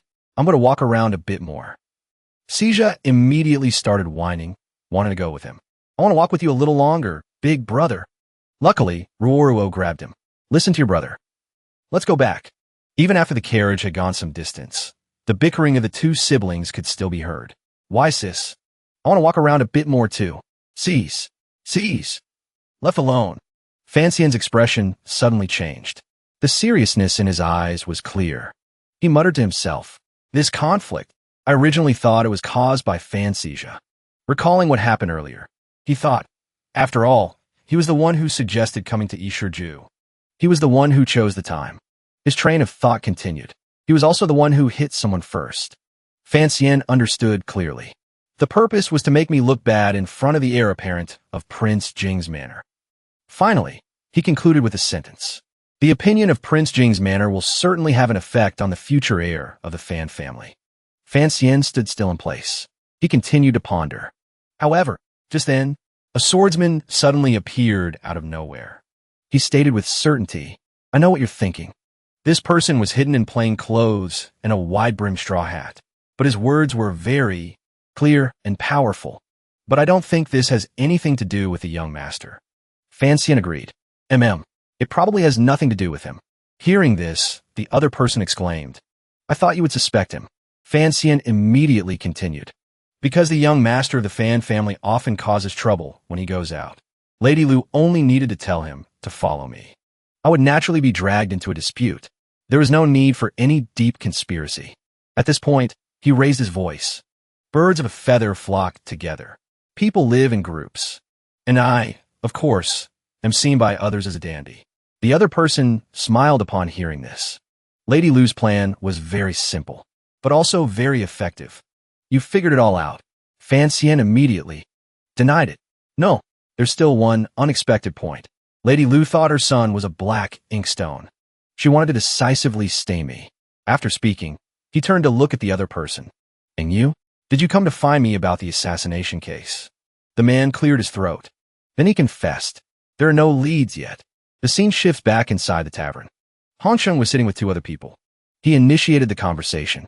I've heard the Crown Prince is fond of literature and often associates with the literati. But now it seems, among his aides, there isn't even a single talented person. A person sitting next to him continued. That Sun Wei is a student of the Grand Scholar Zheng Wentian of the Jixin Institute. In next year's imperial examination, he will at least place in the top 3. What is your highness's impression of this person? Han Sheng gave a serious assessment. He has talent, yes. But his character, the other person also began to chime in. That Guabaoquan isn't any good either. He relies on his father's power and his good relationship with the Crown Prince. He has no respect for the Fan family. For such a mediocre person to have survived until today is truly not easy. Han Sheng then continued with an interested comment. As for that fiancee, he's quite interesting. One person nodded in agreement. Yes, yes. It seems that from today onwards, everyone in the capital will know that the Fan family has gained a handsome and talented young master. Seeing the conversation becoming dull and uninspired, Han Sheng actively changed the subject. Ahem, let's not talk about these things anymore. When I invited you all here, I made it clear. Just advise me on matters of romance and leisure. My father, the prince, is idle and doesn't care for court affairs. As his son, I have no choice but to bear the burden. And so, the three of them all cheered. Drink up, drink up. Meanwhile, Fan Xian had taken the offensive against the other man. He aggressively confronted him. If you have no leads, what are you doing here? Fan Xian stared at him. You tell me. The man finally took off his hat. He then placed it on the ground. Afterward, he meekly knelt before Fan Xian. This man was Tung Zijing. He then bowed his head low. The Overwatch Council has a special file. If you can get a copy of the document inside for me, I will give you my life. Fan Xian listened to this plea with his arms crossed, looking nonchalant, using a common scroll to trade for your life. He even gave Zijing a sinister smile. This deal seems a little too easy to be true. And then Fan Xian deliberately said loudly, a deal this easy must have a catch. Zijing honestly confessed. The reason I joined the Overwatch Council was because I inevitably ran into trouble. I received help from the Overwatch Council. He began to recount the details. One day, I witnessed an injustice on the street. I taught that Guabaoquan a lesson for abusing his position to bully others. What infuriates me is that I was framed by the Gua family for assassinating a court official. Disaster befell my family. At that time, Zijing had pleaded desperately. Overwatch Council, please save me and my family. From now on, I will sell my life to the Overwatch Council. I will do whatever you ask. The more Zijing spoke, the more agitated he became. After your assassination mission failed, I returned to the capital. I found that my family had disappeared without a trace. After hearing this, Fan Xian slowly began to understand. What you mean to say is, he ventured a guess. The Overwatch Council has taken your family captive? Zijing provided another piece of information. The clue is in that document. Zijing knew that Fan Xian now understood his situation, so he had no choice but to offer his sword. You have the commander's token. Getting that document is as easy as turning over your hand. If you help me, my life is yours to command. Fan Xian silently pondered. Then he kindly helped Zijing to his feet. Afterward, he gave a genuine smile. He accepted his offer. This deal, I'll take it. No sooner said than done. Fan Xian was already standing before a large government building. He muttered to himself. So, this is the Overwatch Council. He stared ahead and thought. They claimed to have saved Tung Zijing's family. In reality, they used his family to control him and force him to carry out an assassination mission. Even as he thought of this, his eyes narrowed slightly. Perhaps even the charge of conspiring to assassinate a court official wasn't fabricated by Guabaoquan, but was a scheme by the Overwatch Council. However, the excitement in his heart could not be stopped. Fan Xian stepped inside. He said to himself, I want to see for myself what kind of place this really is. As soon as he stepped inside, he heard fierce shouting. Still won't confess? Keep beating him for me. At the end of the path stood two guards. Fan Xian walked in leisurely. He didn't even glance at anyone. He walked straight ahead. Inside, just then, a prisoner who had just died from torture was being carried away by the soldiers. Fan Xian thought with annoyance. Everyone is looking at me with those eyes. It's unsettling. Then he walked up and tapped the shoulder of a man who seemed to be the highest in authority there. Excuse me, may I ask? Why isn't anyone working? Instead, you're all staring at me. What? The man gave what seemed to be a kind smile. Then he burst out laughing. He resolved Fan Xian's confusion. If, in a place where no outsider has ever dared to enter, you suddenly find a stranger, do you think they wouldn't stare at him? Fan Xian still didn't understand. He asked with a blank expression, but isn't the Overwatch Council a government office? Since it's a government office, wouldn't strangers come to handle official business? The man laughed again. Official business? Then he revealed to him, our Overwatch Council has never handled public business. We only handle internal affairs. Seeing Fan Xian start to get nervous, the man continued to provoke him. And the people of the capital can't avoid us fast enough. Who would voluntarily come to our office? From that moment on, Fan Xian was trembling. Hearing you say that, this Overwatch Council indeed has some intruders. But then he remembered he had a death exemption medallion, so he immediately took it out. But luckily, I'm one of you. Fan Xian tried to appear calm. It's just my first time in the office. It's a bit unfamiliar. The man who had been in a superior position suddenly became wary. Atisitoken. May I ask who you are, sir? Fan Xian stood with his hands on his hips. His tone was arrogant. I am Fay Jia's disciple. But as soon as he answered, he realized the other man had disappeared. He was hiding behind him. He bowed his head and replied, Huh. So you're Sir Fay's disciple. Fan Xian found it strange. Why are you standing so far away? The man answered timidly. Subconsciously, I associate Sir Fay with dangers like poison. So it's just a natural reaction. Fan Xian immediately asked directly. It's fine. Could you please lead the way? The man seemed to refuse. Sir, you've come at an inconvenient time. Sir Fay is not here. Then he added, Sir Fay has gone to inspect the border. Fan Xian changed his mind again. Once again, before he could finish, the other man had already run off. If there is nothing else, sir, this subordinate will take his leave. But there was no way he would let him off that easily. He chased after him. He slapped him hard, on the shoulder. Wait a minute. Then he gave a sinister smile. There's one more thing. I need your help, sir. Finally, Fan Xian was led into the library. He muttered as he walked. Ding character, number 543.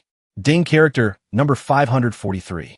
The other man was enthusiastically introducing it to Fan Xian. The records in our first bureau. The Ding character documents are not classified. Then he picked up another scroll. If I remember correctly, this document was written by Tang Zijing, right? Fan Xian smiled. It's good that you remember the name. Then the man asked curiously, I don't know what you need this document for, sir. Fan Xian put on that sinister, ready-to-fight expression again. There's something you don't know. I was the one who killed Tang Zijing. The other man didn't ask any more questions. He changed the subject. Sir, these Ding character documents are extremely varied. Finding what you're looking for will take a lot of time. This man smiled brightly and continued to ask. There are thousands upon thousands of scrolls here. He can remember which document number belongs to Tang Zijing, and yet he says he doesn't know where to find it. Fan Xian was now busy thinking. Moreover, in just a few short sentences, he has referred to himself as this subordinate to me. He must be a meticulous person. He suddenly smiled slyly again.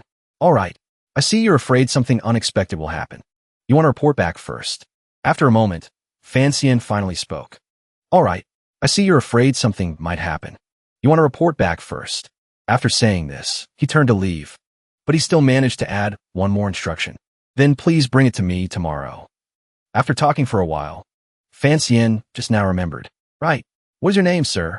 The man smiled, and he bowed his head as a farewell. This subordinate is Wang Qinian. Fan Xian then left the Overwatch Council. He muttered to himself as he walked. So Teacher Fay isn't in the capital. He rubbed his chin thoughtfully. I originally wanted to ask for his help, to arrange a meeting with my fiancée whom I've never met. Thinking this, Fan Xian resolved to move forward. Maybe I could even inquire about her illness. Now I can only give up on that idea. Stepping out of the government building, he stretched. But the Overwatch Council is truly terrifying. No wonder everyone avoids it. Fan Xian saw something. His eyes widened. Then he noticed the words on the pillar. It read, Yi Qing Mei. At that moment, Fan Xian felt as if he had been struck on the head. He was utterly bewildered. My mother's name, appearing on the stone tablet of the Overwatch Council. He stood there for a long time, contemplating this pillar. He wondered, and it's carved on it. Fan Xian felt that something was not right. He tried to ponder it. Even if the young lady of the Yi family was the richest woman in the world back then, she shouldn't have received this kind of treatment, right? Afterward, he also left the government building. Walking on the street, his thoughts continued to race. Uncle Wu Zhu once said that during the turmoil 10 years ago, all the Yi family's enemies were killed. Every single one. The more he thought, the stranger Fan Xian felt it was. Even now, Yi Qing Mei is still a taboo name. He couldn't stop this train of thought. And my mother's strange death, in the end, is definitely related to the royal family and nobles of southern Qing. Fan Xian cupped his chin and speculated. For the Overwatch Council to so brazenly display my mother's name at its entrance is a bit too audacious. Lost in thought, Fan Xian suddenly froze. Wait, this is bad. My head was in the clouds just now. I don't know how far I've walked. After wandering for a while, he finally stopped in front of a house. Knowing he couldn't just stand outside forever, Fan Xian headed toward the steps. What is this place? I might as well ask someone in the temple. How do I get back to the Fan Manor? He cautiously opened the door and peeked inside. The moment the door opened, a man approached and warned him. Stop. This burly man was named Gong Dian. He warned sternly. Step back. There are people praying for blessings in the temple. Do not disturb them. Fan Xian pouted. I just want to ask for directions. But your arrogant attitude is not pleasing to me. Ignoring the man's warning, Fan Xian arrogantly stepped forward. He deliberately put on a show. I must see what kind of deity is in here. The man immediately dropped all pretense. He aimed his large hand at Fan Xian. You're looking for death. Fortunately, Fan Xian also knew martial arts and was able to react in time. Then, without hesitation, he counterattacked the man. And just like that, two people who had just met, before even knowing each other's names, automatically rushed at each other in a world-shaking battle. Dust filled the air. A few innocent leaves were torn to shreds by the powerful blows from both sides. But in the end, it was Fan Xian who was thrown back. Luckily, he managed to keep his balance and stay on his feet. Gong Dian then stepped out. Looking at Fan Xian, he couldn't help but comment. So young, yet you already possess such a domineering, true qi. Whose child are you? Fan Xian was truly stubborn. He replied defiantly. Why do you care who I am? According to the laws of Southern Qing, anyone is allowed to worship. On what grounds are you stopping me? Gong Dian gently closed the door and instructed him. There's a noble person in the temple. Wait until the noble person leaves. Then you may enter to worship.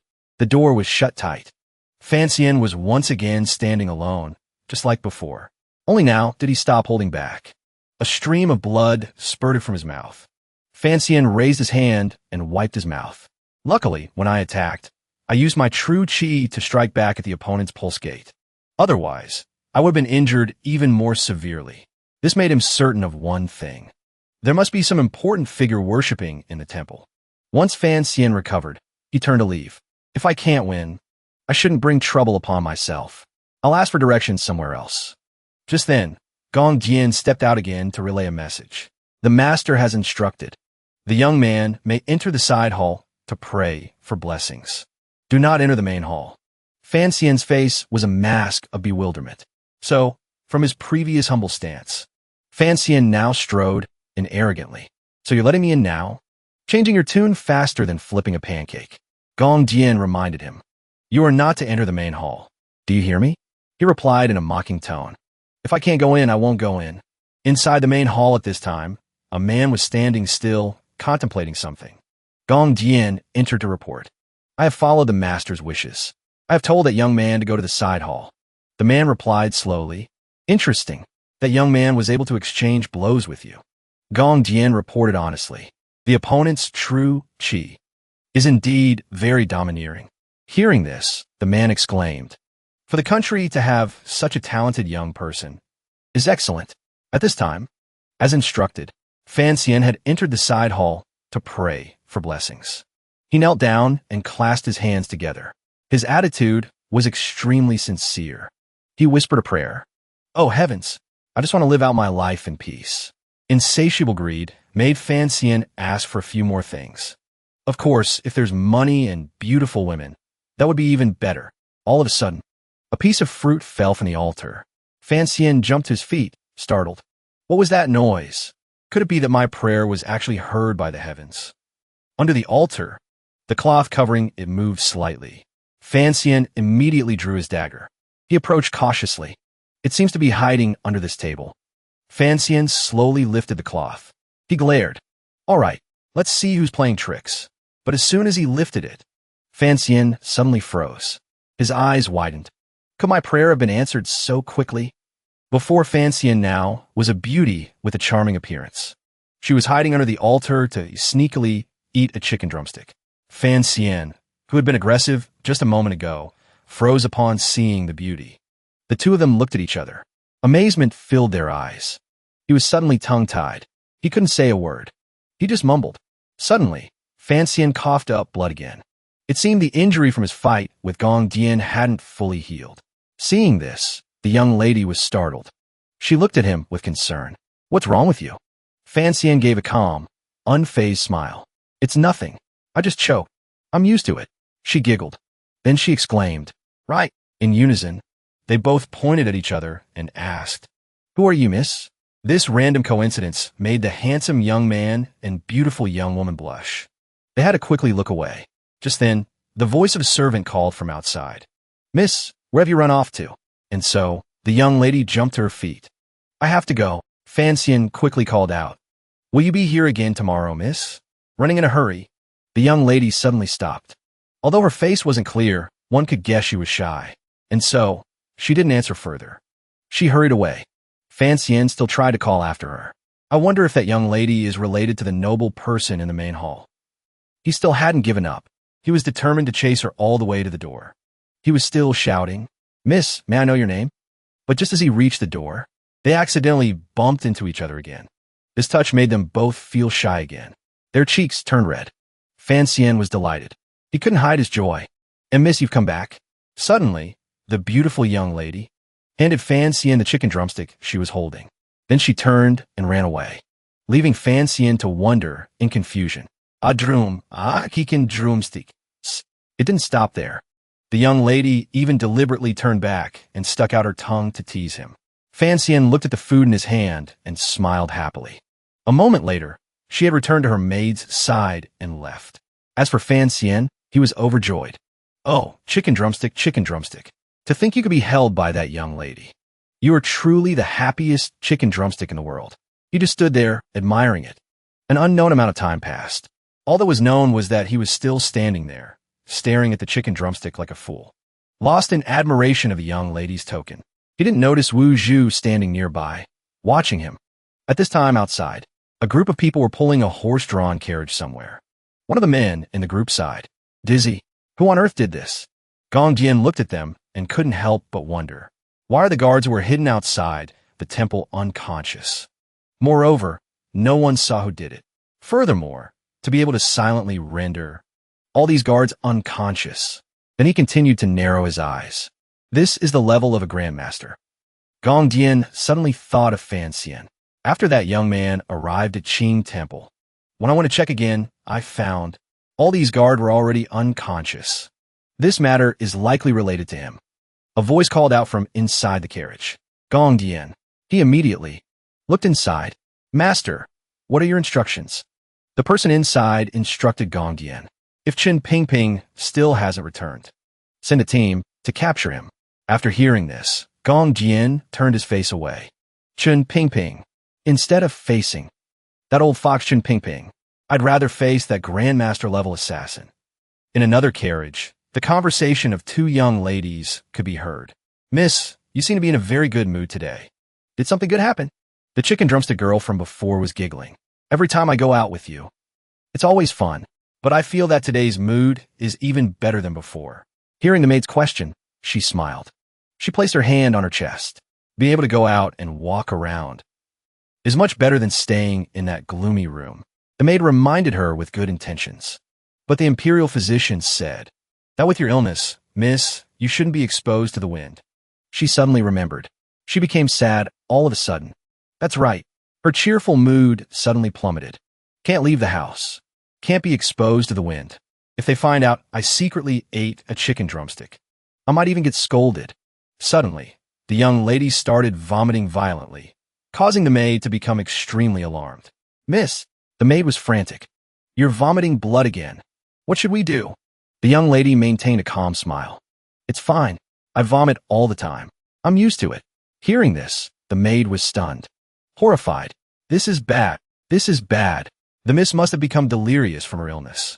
At this time, Fancian was also eagerly looking at the table full of food. After a very worthwhile excursion, he had returned to the embrace of his family. Ryu looked at him and smiled. "Siener, you must have had a lot of fun today, didn't you? You must be exhausted. You probably can't even eat dinner." Ruruo had a reproachful tone. "Brother, you're too reckless. You could have just hired a carriage from the street. But you walked all the way back yourself. So now you're all..." Fay pouted upon hearing this. "Serves you right. Who told you not to take us with you?" Only his father maintained a serious tone. "Xian'e, eat." Fancian obediently complied. "Yes, yes." Fan Jian cleared his throat again. "After dinner, stay and play a few rounds of mahjong with us." Fancian was a little surprised. Fan Jian, his father, explained the reason. "Since you've come to the capital, the whole family hasn't had a proper get-together yet." All the family members enthusiastically added, "Yes, that's a great idea. Mahjong," just as they had said. After they finished eating, they played mahjong. Everyone played seriously. Only Fay Jia was restlessly darting from one place to another. Fancian sat playing, but his face showed no interest at all. "Wah, Pong, I've got a Kong." His mind was filled with the image of that young lady and his own bewilderment from that afternoon. "A drum, can drumstick." The young lady turned back to tease him. "You fool, it's a Pong. That's my Pong." Fay Jia shook Fancian. "Why aren't you playing? I want to play too." The boy pleaded endlessly. "Let me play, please. Let me play." Fancian sat for a little longer, then found an excuse to slip away. "I'm a bit tired today. I'm going to go wash up first. Let Fay Jia play a couple of rounds for me." Fay Jia's eyes sparkled. "Father, then I..." Fan Jian replied calmly. "You sit down." Fay Jia was extremely excited. The boy rolled up his sleeves. He licked his lips. "All right." Ruruo found it a bit strange. "Usually, father doesn't let us play these things. Brother's really something." Ryu smiled faintly. "He's my son, after all. How could I not dote on him?" The four of them continued to play mahjong together. Fan Jian stared intently at the tiles in his hand. Then he called out, "Kung!" At this moment, Fay Jia suddenly acted cool and mysterious. He interrupted his father. "Wait a minute." Then, the boy leisurely did something. "My apologies." Then Fay Jia laid down all his tiles. The whole family stared in disbelief. They exclaimed in unison, "What?" At this moment, Fancian walked in yawning. "Huh, I'm back." The scene before him made him startle, his eyes wide open. Fay Jia not only played enthusiastically, but also with great skill. The boy even brought out his abacus.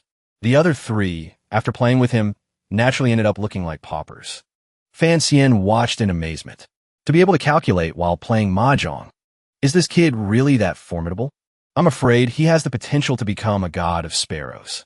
He looked at Fay Jia and thought to himself, this kid's sensitivity to numbers is truly terrifying. This must be his talent. Seeing Fancian, Ryu and Ruo immediately started to threaten Fay Jia. "Your older brother is back. Hurry up and give him a seat." Gritting their teeth. "Have you finished the homework your teacher assigned today? Hurry back and review it." Fan Jian, after losing everything, could only stand up. "Forget it. That's enough for today." Ryu, of course, quickly stood up with him. "I'll go take care of your father so he can rest." The room fell silent. An awkward silence. Fay Jia, who was on a winning streak, was left dumbfounded as everyone left. "We only played for a little while." "What a buzzkill." Fancian smiled and praised his brother. "Fay Jia, I see you're very good at calculations. What do you want to do in the future?" Hearing the question, Fay Jia immediately gestured wildly. His tone was grand. "Of course, I'll study to become an official. Get promoted and rise through the ranks." Fancian waved his hand dismissively. Stop lying. It's just the three of us siblings here. Tell me the truth. The boy stammered shyly. He confessed. Immediately after, the boy spoke frankly, but his eyes still looked away in embarrassment. Actually, I like business. I like making money. Ruoro corrected him seriously. Farming, labor, and commerce. Business is ranked last. What's so good about being a merchant? Fan Xian, on the contrary, was very supportive of Fay Jia. All walks of life have their good sides. What's not to like about being a merchant and making money? I support you. The boy cheered with delight. Really, brother? But then, he thought of his parents and his mood deflated. But what good is your support? It's father's word that matters. Fan Xian immediately offered a plan. You can do it secretly. First, achieve some success. Let father see your business talent. Maybe he'll support you then. Fay Jia was extremely pleased. What you said makes a lot of sense. Then he held out his hand and begged enthusiastically. Then, brother, can you give me the manuscript of that book first? I have a way to sell it for a high price. Fan Xian, realizing he had spoken too soon, made an excuse. You little rascal, are you trying to do business with my dream of the Red Chamber? The cunning Fay Jia immediately teared up. He put on a pitiful look. I knew it. Some people talk a big game. But when you really need help, they disappear. Fan Xian was furious. You little brat, are you trying to provoke me? Then he crossed his arms seriously. If you sincerely want the book, then write a business plan first and let me see it. Fay Jia scratched his head in confusion. A business plan? Ruoro spoke up. Simply put, it's what you plan to do next. Understanding, Fay Jia puffed out his chest. Too easy, he said confidently. Easy. The boy hastily gathered all the money on the table. Then he went straight to his room. I won't talk to you two anymore. I'm going to write the plan. Huh. Well, I'm off to bed. Ruo had noticed something ever since he returned. She called out to him. Brother, you seem to be in a pretty good mood today, huh? After saying this, she hinted, I was going to ask what good thing happened to you when you went out today. But since you're tired, brother, we can talk about it tomorrow. But suddenly, Fan Xian pulled her back down into the chair. Ruoro was startled. What are you? Ruoro, let me tell you. Fan Xian leaned in and whispered in her ear. Today, I met a girl eating a chicken drumstick. They had clearly only met for a few minutes. But for some reason, Fan Xian whispered for a long time. After a good while, he finally finished his story and let Ruo speak. You're saying, today under the offering table at Qin Temple, you met a girl eating a chicken drumstick?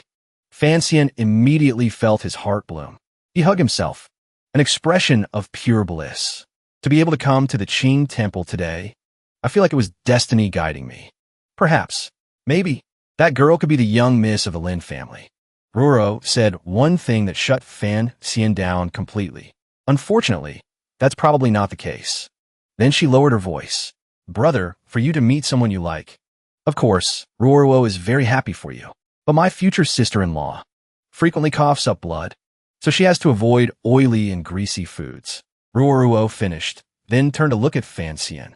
You said that girl was able to eat a chicken leg. Then, of course, she can't be Miss Lin. Hearing this, he nodded slowly. That does make sense. His little sister stood up.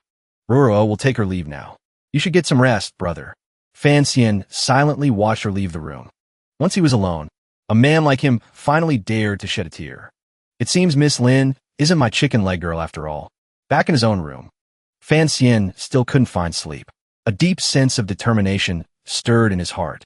Even if I have to dig 3 feet into the earth, I will find that girl from today. If she hasn't already been promised to someone else, love had blinded him. Fan Xian's demeanor turned fierce. Even if she's engaged to some other bastard, I'll still win her back. Lost in his monologue, he didn't notice that Fay Jia had heard everything. He was now peeking in. He asked, who are you going to win back? Where did you pop out from?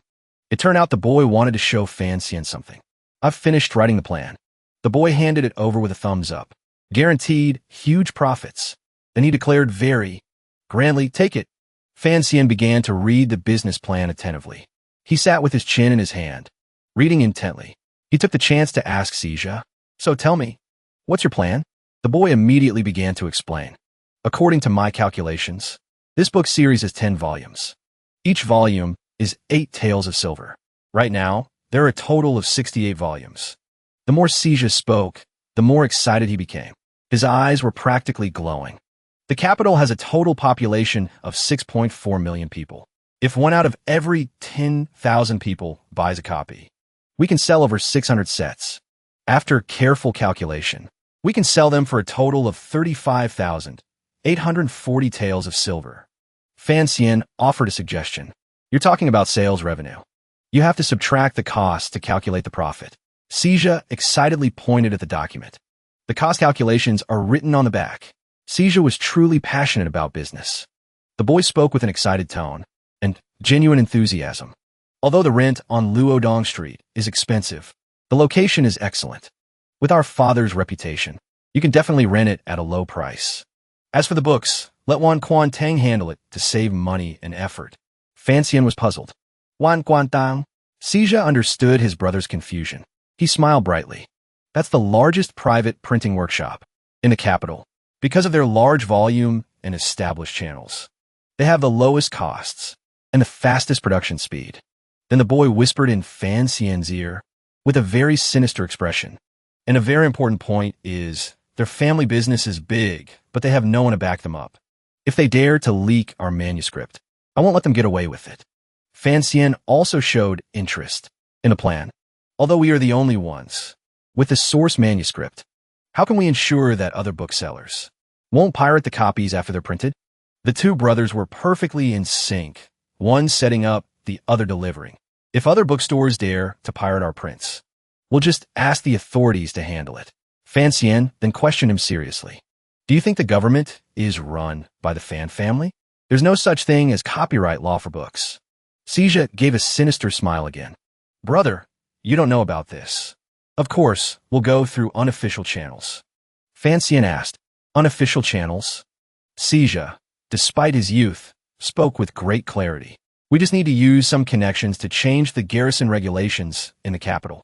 Make it so that pirated books can't be sold and cut off their trade routes. Fiancee reminded him seriously. The capital garrison regulations can control book sales? Fay Jia raised an eyebrow. He smirked. Right now, we can't manage it, but we can let them manage it. There's a clause in the regulations for managing private travelers, so it's not a big problem. Fiancee finally had to admit. Even ruthless tricks like collusion between merchants and the city guard were thought up by you. You little brat, you really have the potential to become a profiteer. Hearing him, Fay Jia was dumbfounded. Is that a compliment or an insult? Fiancee continued to offer advice. Based on your estimates, each set costs more than 50 taels of silver. Fay Jia corrected him. It's 54 taels now. He went along with it. 54 taels. Fiancee then added another suggestion. Although the people in the capital are very wealthy, I'm afraid not many can afford this price. Fay Jia's voice suddenly dropped. Then he shouted, Don't you know what's going on with the book you wrote? The boy, though not yet an adult, already had the air of a merchant. How many young ladies from the noble houses in the capital are waiting for the sequel? As soon as it's released, selling 100 sets will be no problem. The more the boy spoke, the tighter his fists clenched. He was like a preacher. After the first batch is finished, you'll write another 7 or 8 chapters, brother. We'll print a limited edition and hold a secret auction for the highest price. Whoever wants to see the ending first will have to obediently cough up the money. The more Fiancee listened, the more surprised he became. You've already figured out marketing and market screening. The most important issue Fiancee wanted to address now was, so how do you plan to hide this from your parents? Fay Jia already had an idea in mind. I've been thinking about this for a long time. We just need to hire a shopkeeper from Qingyu Hall. I'll hide behind the scenes and direct things. Fiancee smiled proudly. All right, you little rascal. Do you want to become a professional manager? Then he handed the boy a book, and he also promised, Then I will support you. Fiancee put his arm around Fay Jia's shoulder. If you plan to use the method of befriending the upper class and suppressing the good people of the lower class, besides relying on the old man's name, you also have to promise others some benefits. Fay Jia thought his big brother was too naive, so he quickly corrected him. Brother, what are you talking about? Bribes will naturally be given. In the future, if you become a high-ranking official, there will come a day when they spit it all back out. He could only feel secretly ashamed. He couldn't argue back. In the end, Fay Jia still obediently consulted Fiancee. Do you think my plan is well written? Fancian was fully supportive. Let's go and do it. Fay Jia then dashed out. Great, brother. Good night. Under the small lamp, Fancian was still tossing and turning, unable to sleep. He kept thinking about the chicken drumstick girl. The capital is too big. Finding someone is like looking for a needle in a haystack. To end this mess of thoughts, he told himself, tomorrow, I'll go to Qing Temple to try my luck. Let's see if I can meet that young lady again. The next day, at Qing Temple, the surrounding people asked each other with wide eyes, who is that young man? He's really strange. Seeing Fancian sitting with his arms crossed, waiting in front of the temple, everyone who passed by looked at him curiously and whispered, I heard he's been sitting there for 2 hours. Truly, a hero finds it hard to resist a beauty. The chicken drumstick girl probably wouldn't have imagined she could make him so patient. Fancian didn't care about the gossip. He showed a clear look of boredom. Qing Temple is so lively today. Why can't I see any sign of my lady?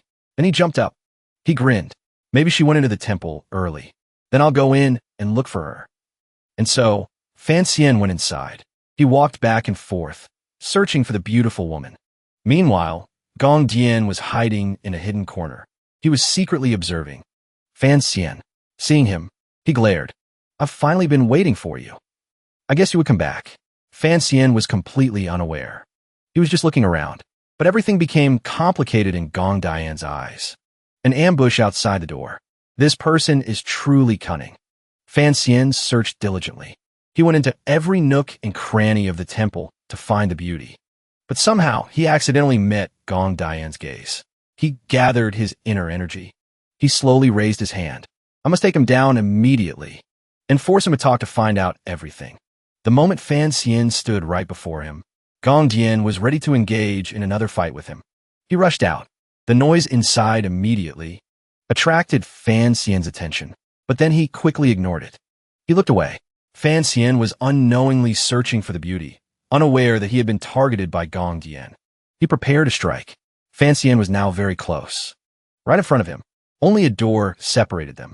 Suddenly, a voice echoed in his head. Young master, stop. Fancian was also slightly startled by this sound. It's dangerous here. Return to the manor quickly.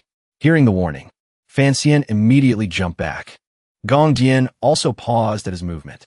Fancian secretly hid in a corner to observe. That was Uncle Wuju's voice just now. He peeked outside. That sound was still echoing in his head. In this Qing temple, there is danger. And so, Fancian ran off as fast as he could. Then let's get out of here. Seeing him in such a hurry, Gong Dian's suspicion grew even stronger. He came without a word and left just as quickly. This cautious behavior must be due to a guilty conscience. I must take him down quickly. Just as he was about to attack, a sword appeared from behind, pressed against his neck. Gong Dian was startled and turned to look. Wuju was standing behind him. He raised his sword to stop Gong Dian from attacking his nephew. He was extremely panicked. Since when? Gong Dian muttered to himself. When did he get behind me? I didn't sense him at all. He was so scared he broke out in a cold sweat. To have such a level of cultivation, he must be a grandmaster level expert. Gong Dian was so scared. He just stood there frozen. Why is a grandmaster level expert here? Could it be that I am to die here today? But then he tried to calm himself. If there's no way to escape. His hands slowly tensed up. I must give it my all. His whole body was trembling, but Gong Dian's spirit was firm. He turned back and declared, if I can know the difference in strength between a 9th rank and a grandmaster, I will have no regrets in this life. Then, Gong Dian launched a strike at his opponent. However, Wuju had already vanished. Gong Dian just stood there with his hands raised, looking bewildered. He couldn't see the person. He muttered. He disappeared. He continued to ask, in confusion. He disappeared? Since when? Suddenly, Gong Dian's internal energy was damaged. He coughed up blood repeatedly, looking at the stream of red on the ground. Gong Dian blamed himself. I had already prepared myself for death. I didn't hold back my internal energy at all, and I ended up seriously injuring myself. The more he thought, the more confused he became, and resentful. He was able to leave without a sound. The gap in strength between me and him is that great. This person clearly has the ability to take my life. But why didn't he? Gong Dian's eyes widened. He gritted his teeth. What? What on earth is going on? It turned out Wu Zhu hadn't left yet. He was leisurely observing Gong Dian from above. He stated coldly, "You made Fancian cough up blood, so I'll make you cough up blood." It's as simple as that. Fancian was now extremely relaxed. He whistled as he walked. He even played with a bird. Suddenly, while walking, he stopped. For some reason, Fan Jian had appeared here. He stood sternly in front of him. He slowly reprimanded his son. "You've been in the capital for a few days now. Don't spend all your time causing trouble outside." He also mentioned the incident where the three siblings caused a disturbance at the restaurant. The conflict at Yishu Ju yesterday. I already know about it. In the future, conflicts like that, if you can avoid them, then avoid them. Don't be like your younger brother. With a father's heart, Fan Jian could only think, if I'm strict with him now, it will be beneficial for his future. Thinking this, Fan Jian said in a stern voice, "Follow me.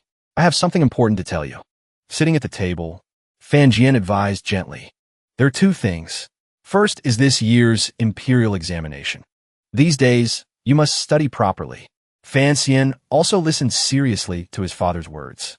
Second, tomorrow, the monthly poetry gathering at Prince Jing's Manor is about to begin, so you should prepare a little and show off your skills when the time comes. He immediately dismissed it. "I'm not interested in those two things." But Fan Jian was extremely firm. "These are the two things you must do to win back your mother's family business. Impress the Prime Minister and the eldest princess." He tried his best to persuade him. "You need to know, your mother's business is in the hands of the eldest princess. And His Majesty once said after drinking that if the county princess marries, the eldest princess should hand over the power to the county princess's future husband, to prevent the royal bloodline from causing any more trouble over the business in the future." At this point, Fan Jian deliberately emphasized, "Therefore, the eldest princess is very reluctant to marry her daughter to you." Then he became more serious. He reminded him, "To make this marriage go smoothly, you must display your talents." Fan Xian still resolutely disagreed. "But if I'm not interested, I'm not interested. Do I really have to participate in the imperial examination and compete with those vulgar people?" Behind him, Fan Jian didn't bother with his opinion. Whether he agreed or not, he continued to instruct him. "Tomorrow's poetry gathering at Prince Jing's Manor is the focus of many people's attention in the capital. Many talented scholars want to move the world with a poem, a couplet, or a line at the poetry gathering, and find a stepping stone for promotion, not to mention the Prime Minister or the eldest princess. Even His Majesty might take notice." Hearing these words, Fan Xian just hummed in agreement to get it over with. But his ears perked up when he heard the line, "It's possible that the young lady of the Lin family, who is engaged to you, will also come to watch." Fan Jian seemed a little sad. He seemed to blame him. Such a good opportunity to gain a good reputation. And you're not interested. But Fan Xian suddenly brightened up as if he had been reborn. "Really? Father, the young lady of the Lin family is going too?" Fan Jian was also a little surprised. "I thought you weren't interested in the young lady of the Lin family." Fan Xian fidgeted. "Why would you think that?" So he stroked his beard and muttered, "Didn't you meet a chicken drumstick girl yesterday? And you were determined to marry her?" Hearing his father's words, Fan Xian saw through the mortal world. His horizons were broadened. "Great. Even my chicken drumstick girl is known to my father. He must have arranged for many eyes and ears to follow me." So he tried to explain, "Don't be so rigid. What if Miss Lin and I also have feelings for each other? And she doesn't mind if I have 3 wives and 4 concubines. Wouldn't it be better if I married both of them?" Hearing his beloved son's words, Fan Jian pointed at himself. Rigid, in the end, he just gently told him, "As long as you want to just go. I know you have a talent for poetry. In some situations, you don't need to hide it too much." Fan Xian asked in a low voice, "How do you know I have a talent for poetry? My poems are only in the letters I write to Ruo." He deliberately pressed on. "Moreover, you also know about the chicken drumstick girl. You really know a lot about me. I'm afraid you know everything about me." Fan Jian quickly covered his face. "We had a very pleasant chat today. I'm a little tired now. You may leave." But Fan Xian was determined. He took the book his father was using to cover his face. Then he continued to press forward. "You have to explain this clearly to me, father." Fan Jian suddenly became profound. He was a head taller than Fan Xian, both literally and figuratively. He maintained a calm demeanor. "Since you've put it that way," he then asked a light question that made Fan Xian immediately go on the defensive. Then shouldn't you explain to me about Dream of the Red Chamber and your brother? Fancian knew he couldn't say anything more, so he just retreated. Let's just call it even then. Watching Fancian leave, Fan Jian burst out laughing. You little rascal. You still dare to lecture me. You truly don't know your own limits. Fancian stepped out of his father's room. His expression immediately changed. He silently judged. One old fox. He knows everything. It seems I'll have to be more careful in the future. The next day, Fancian sat inside the carriage, looking out, seeing the bustling crowd.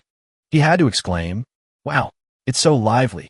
Burrow beside him smiled gently. Of course, the most popular thing in the capital right now isn't duels between martial artists. It's poetry gatherings. Fancian reminded her. If you see the young lady of the Lin family, you have to tell me. She nodded. Ruruo remembers. The two of them met Li Hongxing again. He was smiling and greeting them. Sister Oh, Brother Fan, stepping down the stairs. Hongchang smiled brightly. Your presence here is truly an honor for this poetry gathering. He stood before Ruruo. He stammered shyly. I have truly been looking forward to this for a long time. Fancian watched their chemical reaction and chuckled with great delight. Hongcheng, being familiar with the place, took the initiative. Please follow me. A passerby saw this and was extremely curious. What are the backgrounds of these two? That the heir apparent of Prince Jing would personally greet them. I've heard that the heir apparent has long admired the young lady of the Fan family. The two of them whispered to each other. She deliberately spoke softly, but every word reached Fancian's ears. This is a secret of our heir apparent. You must not tell anyone else. I know. Hongcheng thoughtfully led the Fan siblings. Inside a room, it was already filled with men from all over who had gathered to learn. Fancian was not very happy. He exclaimed, They're all men. He walked outside, bored. His face was blank like a fool. I didn't expect men and women to be seated separately. The women's section even has a bamboo curtain. What he was worried about now was how to find the young lady of the Lin family. Looking at the people passing by, he sighed in frustration. This poetry gathering is just full of show-offs. Honestly. And so, Fancian concluded with a sentence. There's nothing interesting here. Lost in thought, he didn't notice Baocoen walking towards him. The two finally met, their eyes locking. They shouted in unison. Why is it you? Baocoen pointed directly at Fancian and shouted. I thought you were so noble. Turns out you were just a flatterer. Trying to make a name for yourself through the heir apparent's poetry gathering. Can you even do it? Fancian was not angered by these words. He replied nonchalantly. The heir apparent kindly invited me. Of course, I have to show him some respect. As for writing poetry, I'm not interested. You all can go ahead and play. Baocoen was furious, but he only dared to curse in his heart. When this poetry gathering is over, I'll make you look good. Hongcheng, sitting on a high seat, spoke gently. Almost everyone has arrived. The poetry gathering officially begins. Then he extended his hand to introduce. Next, my younger sister will introduce today's theme. Princess Jiaro. Jiaro continued her brother's words. Today, gentlemen, within the time it takes for an incense stick to burn, you're free to express yourselves. Each person will compose a poem. In the end, they will be submitted to select the 3 most outstanding ones. She even actively suggested, composing poetry is not like fighting. Women may not necessarily lose to men. There's no need to be polite, everyone. Baocoen stood up. He cleared his throat and announced, this humble student is untalented. Then he expressed his opinion. I wonder what you think of using the lake as the theme. The sycophants beside him enthusiastically agreed. Excellent. The waves are rippling today. That's right. Look how beautiful the scenery is. Baocoen deliberately pointed at Fancian. I didn't expect young Master Fan to be here today as well. Why don't we let young Master Fan start first? That's not a good idea. I'm afraid a country bumpkin like him won't be able to respond. Damn it. Fancian was too bored to say much. He didn't even bother to look. I don't have that kind of ability. Please, you all go ahead. Baocoen continued to attack him with his cunning words. A few days ago, Brother Fan was at Yishiju, boasting and bragging. He didn't show respect to anyone. Today, we meet again, and he's too stingy to enlighten us. It seems his standards are indeed high. Immediately, the other men began to whisper among themselves. He didn't show respect to anyone. Is this true? Isn't that a bit too arrogant? There was even an extremist. He judged. Whose son is he to dare to be so arrogant? Young Master Fan? Could it be that Fan family? Balkowin coolly dropped a bombshell. That's right. He declared bluntly. This brother Fan is the recently acknowledged illegitimate son of the Fan family. Fan Xian. I'm sure you've all heard of him. The other contestants reacted enthusiastically. So it's him. Fan Xian maintained his attitude. Whoever scolds me, I'll just pretend to be deaf. He still smiled, ignoring the curses in his ear. What a disgrace. Miss Fan's literary talent is famous throughout the capital. I didn't expect young Master Fan to be so arrogant and different. Truly unexpected. After all, he didn't grow up in the manor. Of course, there will be some differences. He wasn't anxious, but Hongsheng was already anxious for him. Fan Xian, oh Fan Xian. He looked at Fan Xian and said out loud, to be able to remain so calm in a situation like this. I truly cannot see through you. Hongsheng took the initiative to settle this dispute. Everyone, don't make things difficult for him. Poetry has its own inspiration. Since Brother Fan has no intention, then you all can recite on your own. Balkowin immediately picked up a brush and dipped it in the inkstone. All right, then he scribbled. Since it's like this, then I shall begin, to show some people the style of us intellectuals. Balkowin's poem was as follows. 2 flowers bloom on one branch, but on the surface, it is just one flower. In the next room, the women eagerly came to see. Is this the couplet from the other side? Let me see. Let me see. Princess Jia Ro suddenly noticed. Ruo was sitting very leisurely, eating pastries and drinking tea. She wasn't interested in watching the poetry. So Jia Ro approached her. Ruo, sister, why don't you go take a look at the couplet? Ruo was silent for a moment. Without any hesitation, she stated bluntly, those people also know how to write poetry. Ruo and the woman in yellow were in the room when they heard a woman's shout from outside. What's going on? The girl who had just entered was the daughter of Yi Zhong, the general guarding the capital, Lin Wanner's best friend. Her name was Yi Linger. Linger held a stack of papers in her hand and spoke angrily. Why isn't that Fan Xian's poem in here? She smiled and turned to say, young Master Fan did not write a poem. Young Master Gua seems to have some grudge against young Master Fan. He just keeps making things difficult for him. Ruo nodded in agreement. This Gua Baoquan is not only a poor scholar. He's also narrow-minded and short-sighted. Hearing this, Linger closed her eyes and tossed aside the papers in her hand, saying with some disdain, I originally wanted to see what kind of literary talent this Fan Xian had. What kind of toad dares to lust after our Wanner? The servant behind her saw this and stepped forward, reaching out to take the stack of papers. Linger's gaze was sharper. But now it seems, not only is his status shameful, but his talent is also nothing special. Seeing Linger insult her brother, Ruo looked at her with a cold expression. Yi Linger, it's one thing for you to have a sharp tongue, but which pickle jar did you crawl out of today? You seem to have picked up a certain stench. The entire study fell silent in an instant. No one dared to speak. Linger angrily broke the silence. She stared at Ruo with her hands on her hips. Why are you so testy today? Ruo replied without emotion. You have a good relationship with Miss Lin. That's her business. She is unwilling to marry my brother. That's her business. But if you continue to speak disrespectfully of my brother, don't blame me for forgetting our past friendship. Hearing this, Linger snorted coldly in anger. What is your brother's status? And what is Wanner's status? A toad lusting after a swan's flesh. A pipe dream. Ruo suddenly stepped forward and placed her hand on Linger's shoulder. Ruo leaned in close to Linger's ear and whispered so only the two of them could hear. My brother has a father, but no mother. Your sister Lin has no father and no mother. Pausing for a moment, Ruo gave a cold smile. What status, you ask? That's the kind of status. Linger's eyes widened in shock. After speaking, Ruo returned to her seat. She composed herself, acting as if nothing had happened, and picked up her brush again. Since I've come to the poetry gathering, I might as well write a poem to participate. She lifted her brush and dipped it into the inkstone, then began to write.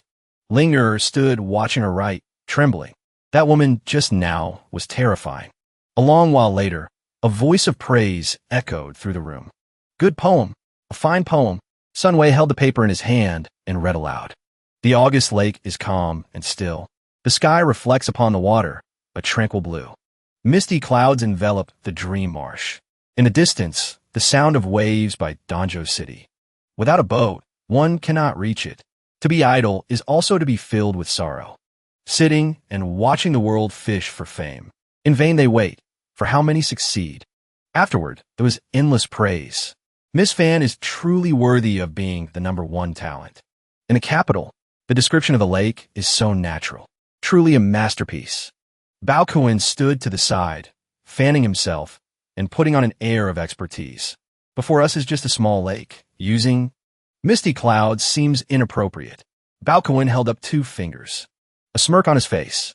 Besides, the dream marsh is in the south, and Danjo City is by the sea. Although Miss Fan's literary intent is excellent, these 2 words are still somewhat flawed. Then he glanced at the crowd in front of him. I mean, no offense, but the scenery in this poem is something a person like Miss Fan, who has always lived in luxury, could probably not have written. Just as he finished speaking, a young maid entered, holding a stack of paper and a brush. Miss Fan just said, this poem was written by her brother, Fiancee, when he was 10. She copied it today, for everyone to enjoy. Hearing this, Bao Kuan looked over at Fiancee in astonishment. What? He was still sitting there, chin in hand, smiling. You called? Everyone was murmuring in disbelief. To be able to write this poem at 10 years old. How is that possible? Could this Fiancee be a genius? Fiancee waved his hand dismissively with a smile. Not at all. The crowd looked over. To be able to write such a fine poem at the age of 10. And it's a poem with such proper and careful intent, too. Young Master Fan, you're quite something. He Jing rubbed his chin, feigning deep thought. This poem expresses the author's unwillingness. He wants to express something about his feelings. Bao Kuan suddenly shouted, I don't believe it. He walked towards Fiancee with an angry look in his eyes. He looked down at him, gritting his teeth. He looked up at him, confused. His face was contorted with anger, veins popping, refusing to admit that Fiancee could be so talented. If you could write such a good poem at the age of 10, then your literary talent now must be even more advanced. Fiancee rested his chin on his hand, his face showing disgust. Bao Kuan's voice rang out. I wonder if Brother Fan has any other good poems? Hearing this, Hongqing also became interested and stepped forward, nodding. That's right. Brother Fan's composition of such a fine poem is truly admirable. Since you have such talent, why not compose another poem to convince everyone? Fiancee waved his hand dismissively. Since I was young, I have never composed poetry on a set theme. Hearing this, Bao Kuan immediately interjected, not giving Fiancee a chance to refuse. Then please, Brother Fan, compose freely. Let the talented scholars of the capital broaden their horizons. As he spoke, his face became more ferocious, veins popping. He gritted his teeth in anger. Unless you can't write one. Fiancee sat calmly, looking at everyone. At this moment, he lowered his head slightly, smiling. He thought, my studies of poetry in my past life were not in vain. He slammed his hand on the table, sending the brush flying up, spinning 180 degrees. Then he caught the brush with his other hand, his face impassive. All right. Fiancee smirked. He smiled without a trace of fear. Then today, I shall compose a poem. A moment later, everyone saw that he had finished the poem and rushed a crowd around and see. That Fiancee has composed a poem. Really? Let me see. Linger pushed through the middle and directly took the poem to read. The girls beside her covered their mouths, their eyes shining brightly. Only the expression on Linger's face slowly changed. This word in Linger's ear was the praise of the starstruck girls. Who on earth is this Fiancee? Good poem. Truly a good poem. Those young beauties turned to question Ruruo. Ruruo, you're so mean. Your brother is so talented, and you didn't tell us sooner. That's right. On the surface, Ruruo calmly drank her tea, showing no expression. But in her heart, she was jumping for joy. It was Ruruo's oversight. Fiancee stood up bored, stretched his arms, and yawned. Fiancee cleaned his ear, annoyed. Ugh, what a waste of time. I wonder if Ruruo has found my fiancée yet.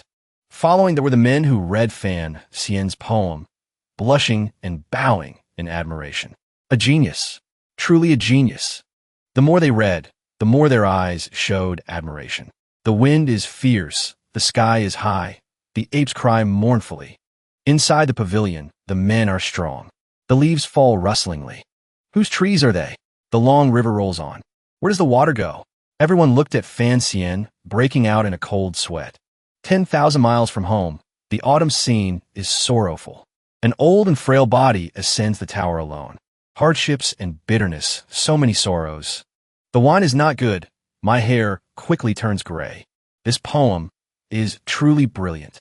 Hongcheng was astonished when he read Fan poem.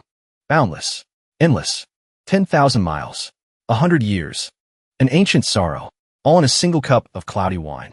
This poem is the best heptasyllabic verse since ancient times. It would be hard to find someone in southern Qing who could write as well. In Baokuin's ear echoed the praise for Fan. Even if young Master Fan never writes another poem, it wouldn't matter. Baokuin trembled with anger, gritting his teeth. He actually managed to write it. Hongcheng covered his mouth with his fan and smiled. Brother Fan is still young. How could he write such a sorrowful poem? The intellectual young Master Fan hurried outside. Otherwise, I would definitely have sought his guidance. Ruoro walked towards the corridor, searching for Fan's figure. Ahem, I almost forgot about. Finding someone for my brother. Unexpectedly, behind her, Linger stood there with her arms crossed, calling out. Sister Ruoro, please wait. Ruo was startled by the voice and stood still, not speaking. Linger glanced at Ruoro. Can we talk for a moment? Linger led Ruo to a pavilion with a lotus pond. Linger broke the awkward silence. Ruo, although your brother is indeed a rare poetic talent. Linger turned her head back. Her tone was serious. But I hope you can refuse the marriage. Ruo frowned. When Linger mentioned her brother, why do you say that? Does this poem not satisfy you? What should Miss Lin do? Linger crossed her arms, her voice full of certainty. I'll be blunt. Wanner does not want to marry your brother. This statement from Linger left Ruo so shocked she couldn't reply. Seeing Ruo remain silent, Linger explained.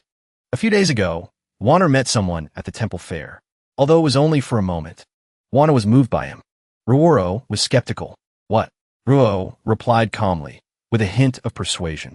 Yi Linger, you should be clear. People like us cannot decide our own marriages. Linger shukiet. You also know that Wanner's health is not good. If that's the case, then why force her to marry someone she doesn't want to marry? Ruoro sighed. She knew that, but I can understand. What girl doesn't dream? But there's no way around this. Monsieur, Ruoro offered to help treat Wanner's illness. However, my father knows a famous physician. I can introduce him to the Lin Manor to examine Miss Lin. Linger shukiet. There's no need. Even the imperial physicians have no solution.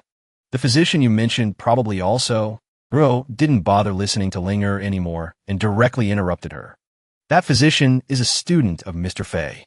Hearing about this physician, Linger's eyes lit up, her attitude changing 180 degrees. Among the three great masters of poison, a disciple of Fay Jia? Ruoro nodded and winked. Exactly. Linger joyfully rushed over and hugged Ruoro. Then I'll have to trouble you, sister. Ruoro was speechless at Linger's quick change of heart. She changes her tune faster than flipping a pancake. In front of the manor was a horse-drawn carriage. Inside the carriage was Zijing. He was completely covered, only his face visible under his hat. According to my investigation, that Baokuin usually stays at the minister's manor. He enters the palace once every 3 days. Zijing looked towards Fan, who was holding a piece of paper. In your hand is a map of the places he usually goes and his route back to the manor. Hearing this, Fan's eyes grew cold as he gave an order. Tonight, you lead the way. I must teach this Baokuin a proper lesson. Otherwise, he'll really think I'm a kind person to be bullied. Zijing's eyes flashed with interest.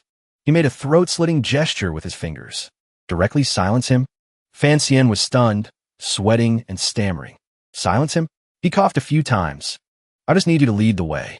Leave the rest to me. I have to vent this anger. Fan asked, have you invited the heir apparent of Prince Jing? Zijing nodded. Invited. To Zue Xianju. Fan found it interesting. The name of this tavern is very elegant. Hearing his interest, Zijing explained. Zue Xianju is a brothel. Fan was surprised. A brothel? Then he shook his head. It doesn't matter. As long as I can meet the heir apparent of Prince Jing. The location is not important. Remember to prepare a sack. We're going to do business. We can't give him a chance to bite back. In the middle of their conversation, Roro lifted the curtain and stepped in. This made Fan Xian sweat and almost choke on his saliva. He quickly hid the map. She announced, "Brother, I've arranged everything for you." Behind her, Zijing had already quickly climbed the wall and left. Roro was curious. "You're being so secretive. What are you plotting? I've been looking for you for a while and couldn't find you." Fan Xian scratched his head and smiled sheepishly. "It's just a small, unrelated matter." Roro's announcement to Fan Xian left him confused about what she was talking about. "I've arranged your matter properly." Roro saw his confused expression and explained, "Brother, you will pretend to be a student of Mr. Fay. You will go to Miss Lin's manor under the pretext of treating her illness. That way, you can meet Miss Lin." Hearing this, Fan Xian gave a thumbs up in praise. "Good little sister. You truly are my beloved little sister." Roro smiled, happy to have done something for him. "As long as you're happy, brother." She was curious. It's just that Roro is very curious. "Where are you going tonight, brother?" Fan Xian just smirked. He said one word, K. And that was it. Zue Xianju is a wonderful place. When night fell, the place was illuminated by the stars in the sky. Bright lanterns and flowers floated lazily on the river next to the boat. Fan Xian was grabbed by a slender arm. A woman in a red dress lay on Fan Xian, making him blush. She spoke gently. "Young master, you've booked the entire Zue Xianju." She was C. Lily. Lily spoke in a coquettish voice. "Young master, you are truly generous." She caressed Fan Xian's face. He bit his lip, trying to control the beast within him. Her round bottom was sitting right on Fan Xian's lap. Lily gently stroked his face. With her hand, Fan Xian closed his eyes and bit his lip, not seduced by the beautiful woman. His eyes glanced at Lily's undulating peaks, causing him to break out in a cold sweat. Suddenly, Hongsheng was led in by a young girl, heir apparent of Prince Jing. "This way." 10. Hearing someone speak, he immediately threw Lily to the floor and sat far away. Seeing this, Hongsheng burst out laughing and explained, "Miss Lily doesn't eat people. Why are you hiding so far away?" Fan Xian covered his mouth and said, "If you hadn't come, I would have started eating people." The young girl introduced Yuan Ming. Yuan Ming entered from outside. Her dress was pulled down to her chest, looking as if it was about to fall off. "Your Highness, I have invited Miss Yuan for you." Yuan Ming. Lily sat next to Fan Xian, pouring him wine. The four of them sat inside a room with a screen. Fan Xian spoke up. "I've heard that Zue Xianju is not the largest pleasure boat, but it is the most high-class one, a luxurious place that only the wealthy can enter. Seeing it today, it's true." Hongcheng sighed in his heart. Of course. Hongcheng looked at Lily, who was attentively pouring wine for Fan Xian. "This Zue Xianju has Miss C. Lily. She's extremely captivating." Hongcheng acknowledged. Miss C. Lily's appearance and temperament are beyond question. She is also proficient in zither, chess, calligraphy, and painting. So many people want to be Miss Lily's guest. Hongcheng's heart sank, but rumor has it that Miss Lily's surname is not C. Her surname is Li, not the common Li, but the Li of the royal family. Looking at the two of them laughing and joking happily, there are rumors in the martial world. She is the orphan granddaughter of some royal family from the founding of the nation. Because her ancestors committed a great crime, she has fallen to this state. Lily had sat in Fan Xian's lap at some point without him noticing. Tonight, Fan Xian has booked the entire Zue Xianju. He requested Miss Lily to entertain a guest, and he invited me. I wonder if he knows these rumors. Hongsheng was still worried about his purpose. Was his purpose, after all? Fan Xian saw that Hongsheng was silent. He spoke up. "I've just arrived in the capital. I'm not familiar with life here. When going out for fun, it's more interesting to have a friend along. But my younger brother is too young. It's not appropriate for him to come to a place like this." He stood up with his wine cup and invited Hongsheng. "So I invited you, Your Highness." Hongsheng politely clinked glasses. "Brother Fan, you are too kind." Then the two of them sat and drank together, chatting. Fan Xian placed his wine cup on the table. He leaned against Lily and stood up. Fan Xian looked at Lily in his arms with a deep gaze. "It's getting late. How about?" Hongsheng understood and stood up, holding Yuan Ming. A beautiful night and beautiful scenery. One should indeed seize the moment. Then Fan Xian watched the two of them leave. His eyes became sharp. A truly wonderful night officially begins. Fan led Lily back to her room with just the two of them. He pinned Lily down beneath him. Lily changed positions, pushing Fan down onto the bed. Young Master Fan, don't be in such a hurry. She took off her own clothes in front of him. Then she slowly and seductively pressed down on him. The spring night is long. Let's enjoy it slowly. Fan gently brushed a lock of Lily's hair with his hand. Miss Lily. Lily's eyes suddenly became hazy. Then she could no longer see Fan. Her eyes closed. Lily fainted and fell onto Fan. He was silent. Then he stood up, placed Lily on the bed, and dressed her again. Lily was still sleeping soundly on the bed. Meanwhile, Hancheng and Yuan Meng were affectionately embracing on the balcony. Yuan Meng said, "Young Master Fan seems to really like Miss Lily." The two of them watched Fan Xian's departing figure. I just didn't expect him to be able to endure this spring night and go do something else. Hancheng replied, "I was just a shield he brought along. But if you want me to be willing, he can't hide things from me." Hearing this, Yuan Meng turned and asked, "Why is your highness so interested in Fan Xian?" Hancheng put his arm around Yuan Meng's shoulder. "Do you know who Fan Xian is? He is the most beloved illegitimate son of the Vice Minister of Revenue, Fan Jian."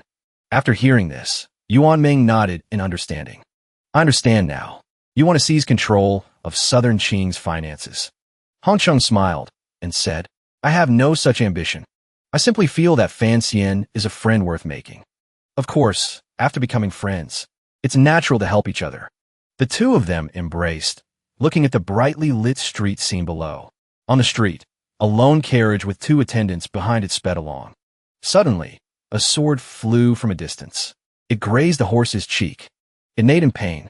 Inside the carriage, Baokuin was jolted and thrown backward. "Ouch!" Baokuin cursed angrily. "You bastard, what are you doing? Do you even know how to drive a carriage?" The attackers were Fan Xian and Zijing. Baokuin's two subordinates charged forward with their swords. "Who are you? Do you know whose carriage this is? How dare you?" Baokuin gritted his teeth inside the carriage. Who is it?" The subordinate was knocked back by the two of them. He flew into the carriage, right in front of Baokuin. This made him scream. Ah! Baokuin looked at the person in front of him, terrified. Who are you?" He broke out in a cold sweat and stammered. "What do you want?" Fan Xian slowly removed his mask. "Brother Gua, it's me, Fan Xian." Fan Xian's face was beaming, showing no intention of causing trouble. But his words held a hidden meaning. "I came looking for you tonight for no other reason. I just wanted to beat you up." Then, without waiting for Baokuin to react, he lunged forward with a sack. "Fan Xian, what are you doing?" Baokuin screamed in desperation. "If you keep this up, I'll call for help." Fan Xian was fearless and challenging. "Go ahead and call. I deliberately chose this place. You can scream your throat out, and no one will come to help you." He was tied up tightly by him. He was thrown to the ground with great force inside the sack. This made him scream. "Ouch!" Then the two of them just kicked him, relentlessly. Baokuin, instead of being scared, cursed loudly. "You bastard surnamed Fan. If you have the guts, then beat me to death. Otherwise, you won't have a peaceful day tomorrow." Fan Xian kicked him straight in the face. "All right, I've never heard such a good request." After that, only Baokuin's piercing screams could be heard. Baokuin emerged from the sack with a swollen face. Fan Xian grabbed Baokuin by the collar. "Brother Gua, do you know why I wrote that poem this afternoon?" Baokuin opened his mouth with difficulty and asked, "What?" Fan Xian angrily slapped Baokuin a few more times. "Because you insulted me. Twice. I have to beat you to a pulp. Otherwise, how can I be happy?" Only now did Baokuin know to beg. "Don't hit me anymore. I was wrong, okay?" Fan Xian held up 3 fingers his face. "Murderous. What is 1,000 minus 7? Baokuin was confused. "What?" Fan Xian asked. "What is 1,000 minus 7? Baokuin stammered in reply. 993. Fan Xian continued to ask, "What is 993 minus 7? Baokuin replied, 986. In the early morning, the sunlight shone on Lily's face. Lily gradually opened her eyes. Fan Xian was already lying next to Lily. He was holding her, which startled her. Fan Xian propped his head on his hand and asked, "You're awake? Yesterday, as soon as you entered the room, you fell into a daze and fell asleep." Fan Xian got up and put on his clothes. "Next time, you must serve me well." Lily covered her body with the blanket and lowered her head. Lily clutched the blanket tightly, her face filled with anguish. It's over. I never thought I would still have to walk this path. Fancian left, feeling tired and yawning. What a pity. It's so rare to have a spring night with such a beauty. Fancian frowned. But in this era, there are no protective measures. Visiting a brothel without protection, if I really get infected with some venereal disease, is there no cure? In the courtroom, Gilly slammed his hand on the table. Gilly spoke with a stern voice. Who is in the court below? What grievances do you have? This person is Mei Gilly, the governor of the capital. Balcoin, bandaged like a mummy, sat on a large chair. I am Balcoin. Today I want to accuse Fancian, the son of the vice minister of revenue, Fanjian. The more he spoke, the angrier he became, to the point of tears. I accuse Fancian of ambushing and assaulting me last night, causing trouble and beating a court official in the street. Gilly ordered, Men, take a warrant to the Viscount Sinan's manor and arrest him. But Gilly immediately stopped and said softly, Wait, you must be polite. Neither side can be offended. The subordinate nodded. Gilly gave an order to the bailiff. Gilly sat upright and said, Young Mastergua, rest assured. This official will definitely seek justice for you. Ryu poured tea, looking at the steaming cup on the table. If you wanted to fight, then fight. Why did you have to reveal your identity before fighting? Ryu looked at Fancian and said, You did such a thing. What was your reason? Fancian sat on the chair, arms crossed, smiling. I just wanted to vent my anger. If the person being beaten doesn't know who beat them, how can I vent my anger? Ryu took a sip of tea. All the necessary measures have been communicated. The legal advisor has also prepared everything for you. Everything is settled. Just go to the yamen for a round. Hearing Ryu's words, Fancian remained silent. Then Fancian propped his hand up and asked, I'm curious, son. Why are you helping me, Annie? Ryu smiled and closed her eyes. Although my surname is Liu, I'm a person of the Fan family. She opened her eyes. Her gaze was cold and murderous. The Guo family is so aggressive. Of course, our Fan family cannot be outdone. Fancian nodded in understanding. So that's how it is. Ignoring the two servants standing below waiting for orders, they bowed their heads in silence. Ryu replied, That's all. The fat one spoke with difficulty. If that's the case, can we leave now? Only then did Fancian stand up to leave. Thank you, Auntie. I'll be back soon. Ryu nodded. Standing next to Fancian is Zheng Tuo, the Fan family's lawyer. Not the main character. The real main character. Fancian looked around at the bustling crowd and exclaimed, Are the people of the capital always this lively? So many people have gathered in just a short while. Zheng Tuo replied, In my more than 20 years as a lawyer, this is the first time I've seen so many people outside the yamen. Gilly slammed his hand on the table. Fancian and Zheng Tuo had entered the courtroom. Seeing the two, Gilly shouted, Are you Fancian? He nodded, Yes, I am. Beside him, Zheng Tuo still maintained a cool demeanor. He pointed at him. This young master here, why are you still standing in the courtroom and not kneeling to pay respects? The one with the large mole on his mouth is Song Shiren, a famous lawyer in the capital. However, he was on Balcoin's side and shouted, Such character. No wonder he did such a cruel thing last night. Balcoin, sitting on the chair, also nodded vigorously, even though he was all bandaged up. That's right, that's right. He pointed at Shiren and leaned close to Zheng Tuo to ask, Who is this person? He is Song Shiren, a famous lawyer in the capital. This person is not a good man. He only works for the officials. So he has the nickname, Gilded Mouth.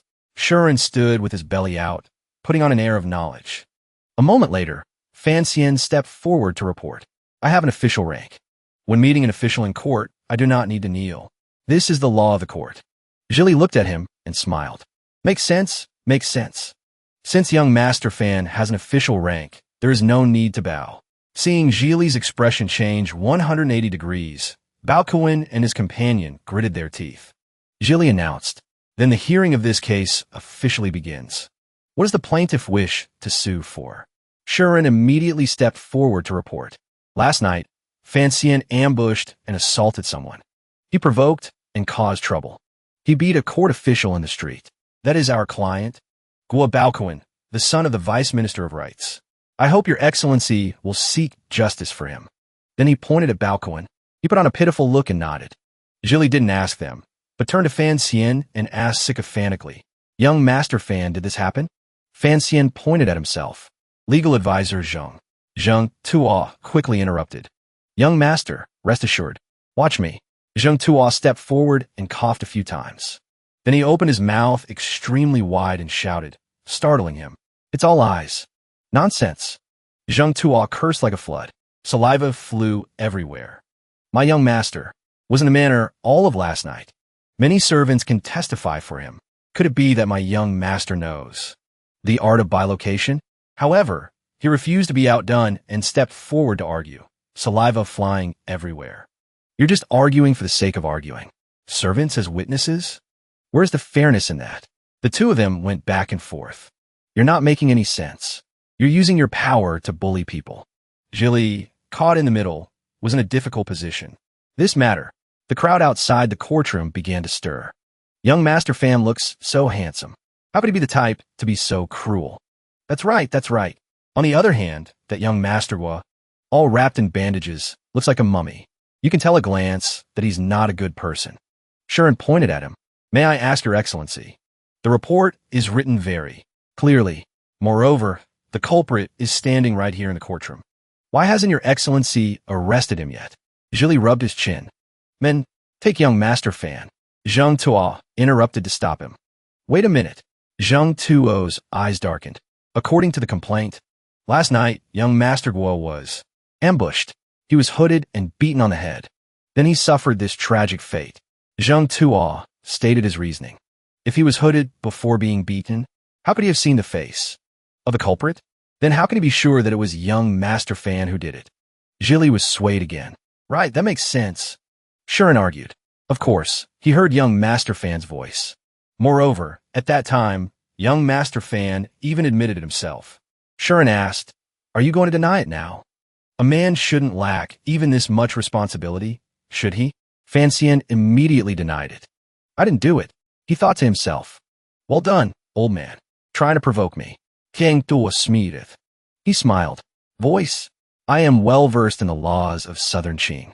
I have never heard of a case where a verdict was based on voice. Shuren took a scroll from his sleeve. I knew you would say that. The old man held it up. If a voice is not enough to prove young Master Fan's identity, then I invite you all to look at a poem. Zheng Tuo was startled. What? The old man unrolled the scroll. Then Shuren began to read. The wind blows hard, the sky is high. The apes cry mournfully. The water is clear. White sand, birds fly in circles. Countless leaves fall rustlingly. The long river flows endlessly. 10,000 miles from home. The autumn is bleak. I'm still a guest in a foreign land. Life is a disease. I ascend the high platform alone. Hardships and bitter hatred. My temples are thick with the color of frost. My old and frail body has made me give up the cloudy wine. After hearing it, Zhili was delighted. What good poem. I wonder who the poet is. Realizing his impoliteness, Zhili cleared his throat. That poetry. What does poetry have to do with the case? But he pointed at him. This poem was composed by young Master Fan yesterday at the poetry gathering at Prince Jing's manor. And last night, when the culprit was brutally attacking young Master Gua, he also recited this poem. Fan Xian's headache was getting worse. Moreover, it shows that he wanted young Master Gua to feel sad. And sick. Zheng Tuo was stunned. He was covered in a cold sweat. If you're going to beat someone, just beat them. Why did you have to recite poetry? Now this is great. The opponent has got us by the throat. Then he thought of a plan. Zheng Tuo stepped forward to argue. That's ridiculous. You mean to say that after young Master Fan composed this poem in the afternoon, he went to beat someone up at night?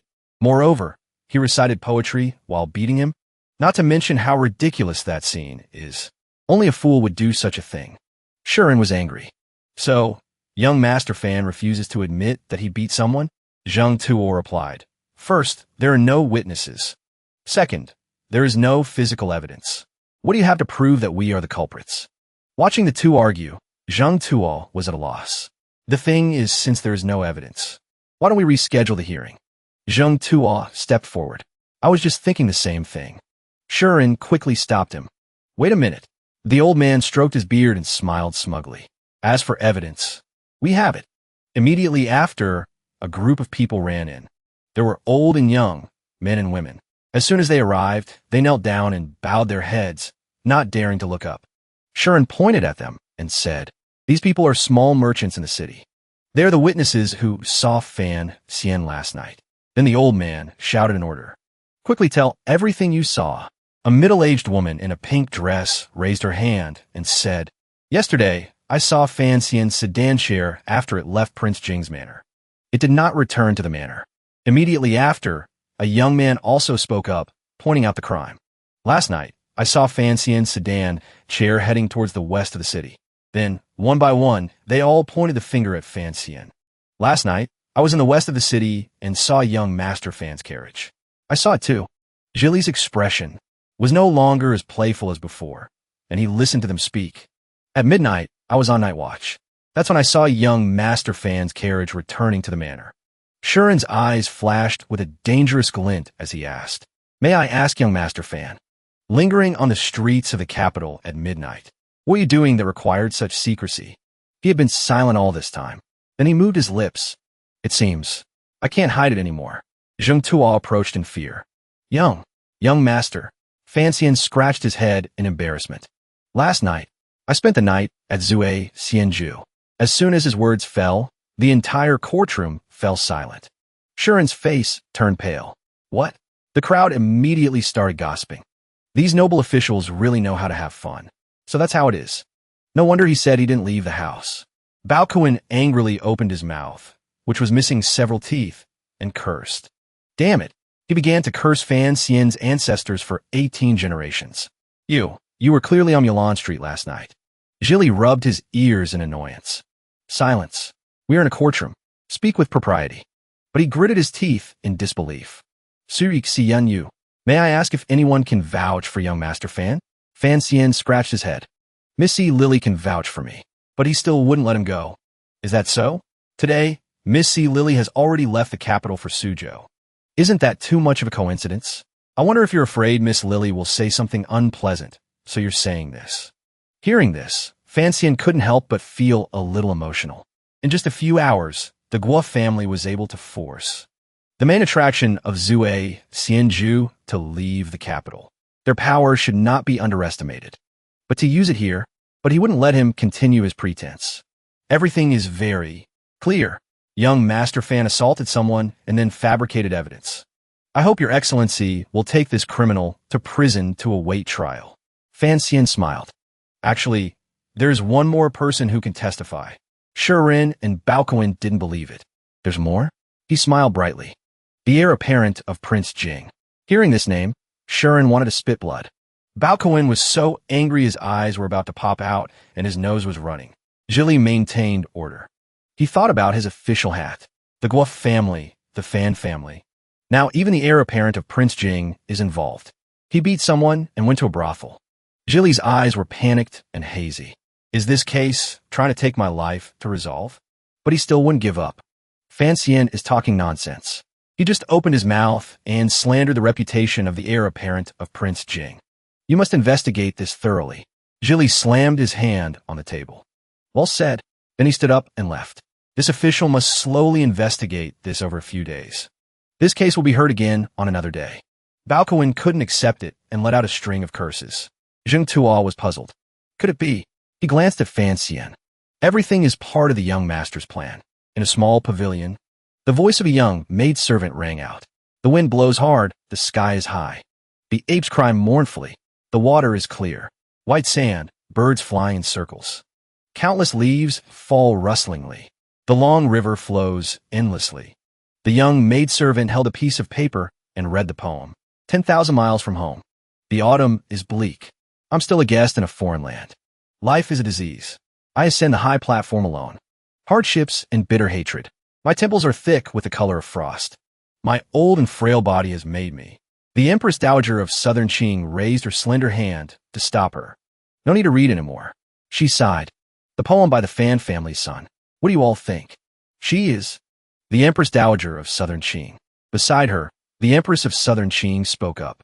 I don't understand the nuances of poetry. I just think it sounds nice. The Empress of Southern Qing. She smiled. How can it just be nice? The previous poem, one can only admire those with official positions, is one thing. But how can there be a poem like 10,000 miles from home? I'm still a guest in a foreign land. This is not a poem that an ordinary scholar could write. The Empress Dowager of Southern Qing also had to admit. However, the feeling of bleakness and sorrow is too heavy. He is so young, yet he writes with the flavor of an old man. I'm afraid that child is also a person of thin fortune. Unexpectedly, the Empress Dowager of Southern Qing noticed the eldest princess of Southern Qing. The eldest princess of Southern Qing, with a face full of tears. My child is also a person of thin fortune. The eldest princess of Southern Qing wiped her tears with the corner of her sleeve. She has been sick for a long time, lying in bed, her health is weak. And my brother, the emperor, insists on marrying her to that even more thinly fortuned child of the Fan family. What will become of her in the future? She sighed. The root of Wanner's illness is that you, as her mother, do not like her. Bless her heart. And now you have the nerve to say these things. She said, His Majesty has already approved this marriage. What's the use of you coming to me to make a fuss? What's the use of that? Besides, what's wrong with the Fan family's child? With his talent, he is worthy of Wanner. I'm so annoyed. My brother, the emperor, is really something. He could have arranged a marriage with any family. Why did it have to be the Fan family? He clearly knows that Fan Jian and Lin Ruofu. Hearing this, she immediately shouted, Shut up. She dismissed the palace maids. You'll go outside first. They immediately left without hesitation. She then directly slapped the eldest princess of Southern Qing across the face. She couldn't believe she would actually slap her. The Empress of Southern Qing, standing beside her, covered her mouth and cried out, Mother, Mother Empress. Her eyes flashed with a murderous anger. How many times have I told you? Do not mention that person in front of me. Looking at her reddened cheek, she said, You may have no shame, but our royal family does.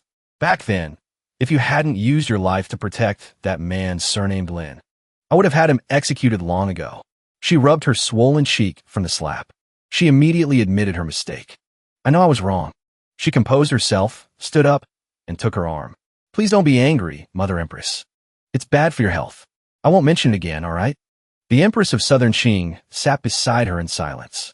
She reminded her, regarding Wanner's marriage, even if that man surnamed Lin is her father, he has no right to speak. Is that clear? She nodded happily. I understand. She picked up her teacup and ordered the Empress of Southern Qing. Finish what you were saying earlier. The Empress of Southern Qing was startled and turned to her. Understanding, the Empress of Southern Qing said, It was Hong Gong who sent someone to say that the capital Yamen is hearing a case today. She raised an eyebrow. What kind of case is it that even he is interested in? The Empress of Southern Qing smiled and replied, Actually, this matter is very interesting to everyone in the capital. It is said that the only son of the Minister of Rights, Guo Baoquan, is suing Fan Xian of the Fan Manor. He claims that Fan Xian ambushed and beat him in the middle of the night. Hearing this, she was startled and stopped drinking her tea.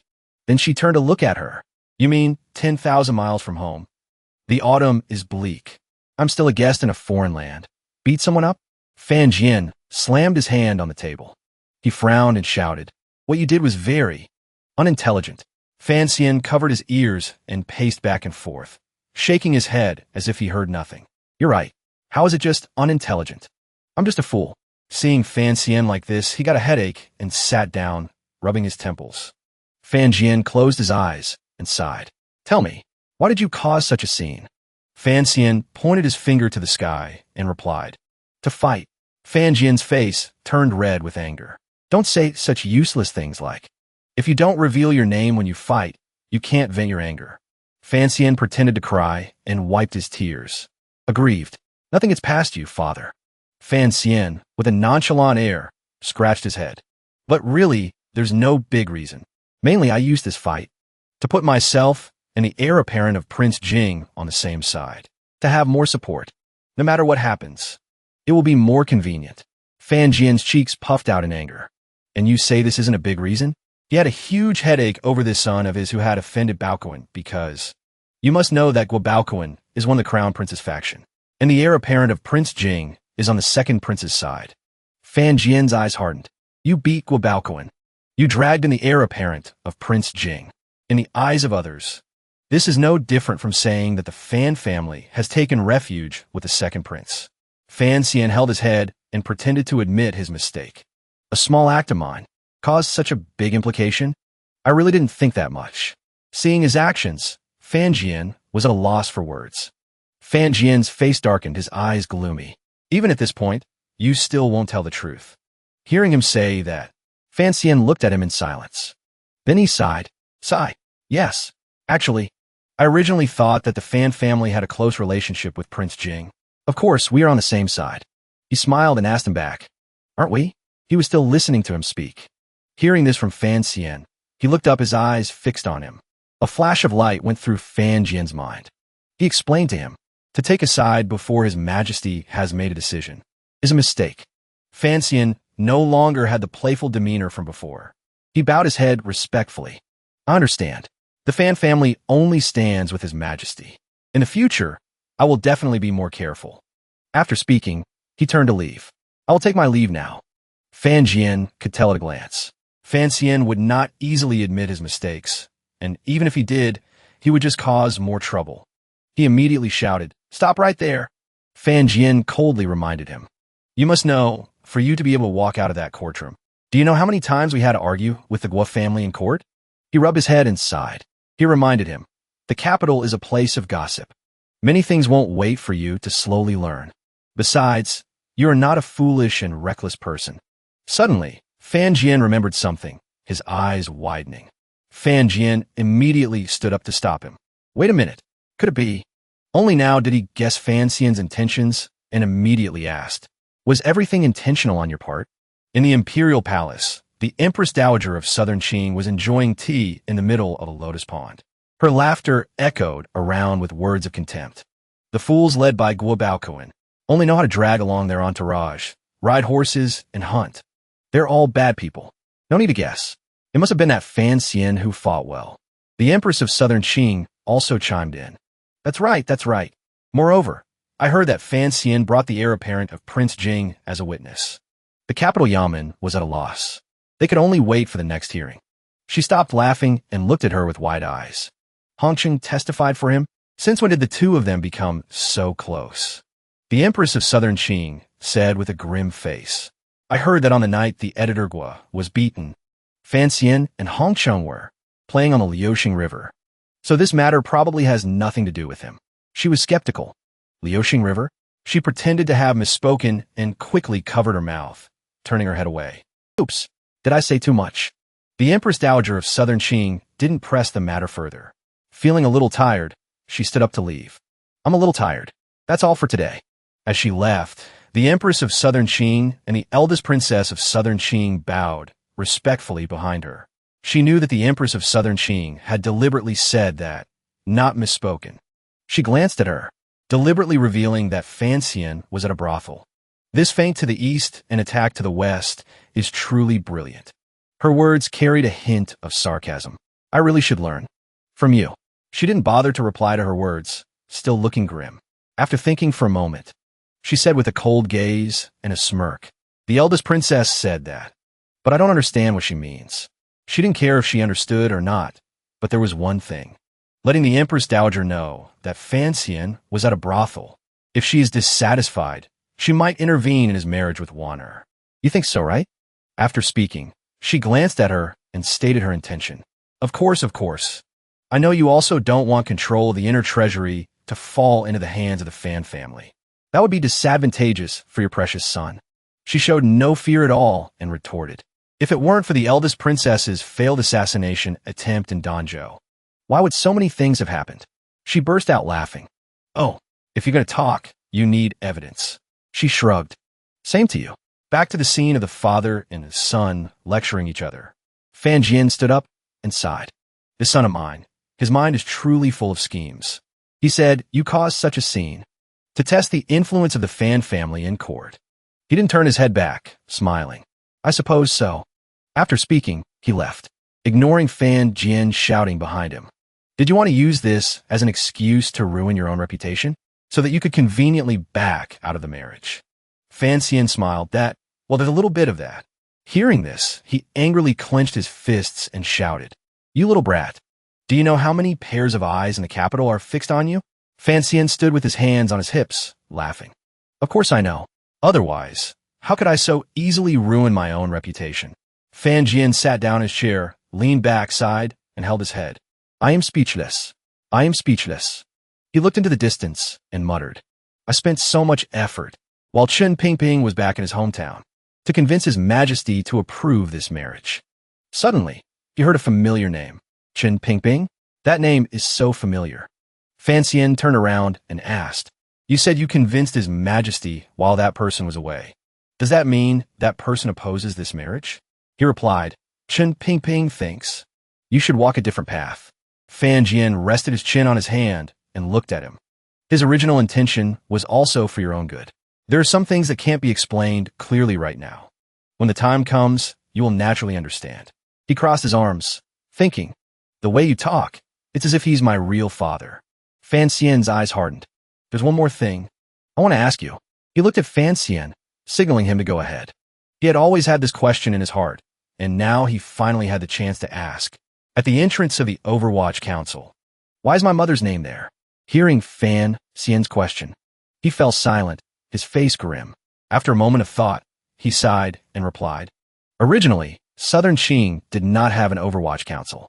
Thinking of his mother, Fan Xian was a bit puzzled. "But my mother said, let there be an Overwatch Council. And so, Southern Qing had an Overwatch Council.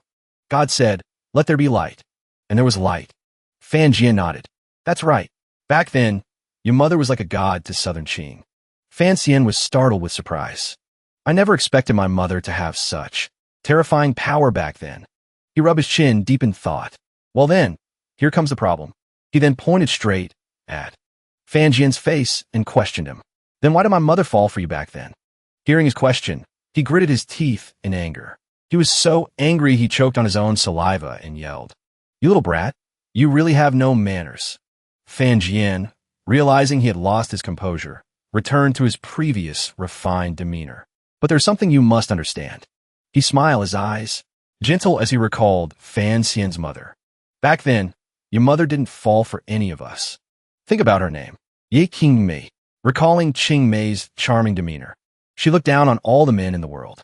Hearing his mother's name, Fan Xian smiled. "That name sounds so badass. There is no man in this world who could make your mother fall for them."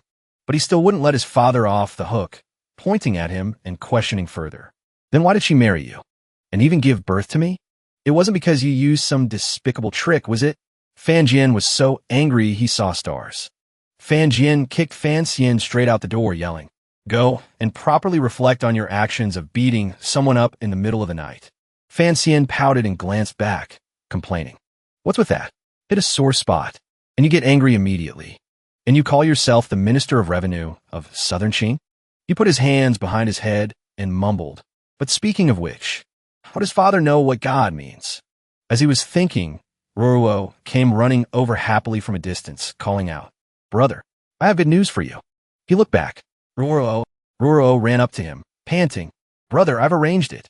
I've arranged it." Seeing her out of breath, he reached out to support her. Ruruo said, "I've arranged it. Don't rush, just speak slowly." She looked up and smiled. "Hee, I helped you arrange a meeting with the young miss of the Lin family." Ruo put a finger to her lips and winked at him. "But before that, we need to prepare you a little." He was confused, with question marks floating above his head. After a while, Fan Xian was disguised as a doctor. Ruoro gave a thumbs up. "Brother, disguised like this, you can finally meet the young miss of the Lin family." Fan Xian whispered into Ruo's ear, "Didn't you say you arranged an open and proper meeting? Why do I have to be in disguise? It feels like we're having a secret affair." Ruoro gestured. Ruoro led Fan Xian away. "Isn't this a secret affair? After all, she really didn't agree to meet you. Everyone inside and outside the palace is watching. We can only meet in secret." As they walked, she reminded him, lest he forget, "Remember to act the part later. Hunch your back a little. Cough a few more times." Fan Xian nodded in agreement. All right. As soon as they stepped out of the manor, they saw a carriage that had been waiting for a long time. Linger parted the curtains from inside the carriage and looked at the two of them. Linger asked suspiciously, "Oh, you must be Sir Fay's disciple." Fan Xian put on an elderly act. Indeed, that is I. Linger got out of the carriage and helped Fancy aboard. Juan has been waiting for a long time. Sir, please come with me. After the three of them boarded the carriage, the driver set off, speeding through the streets.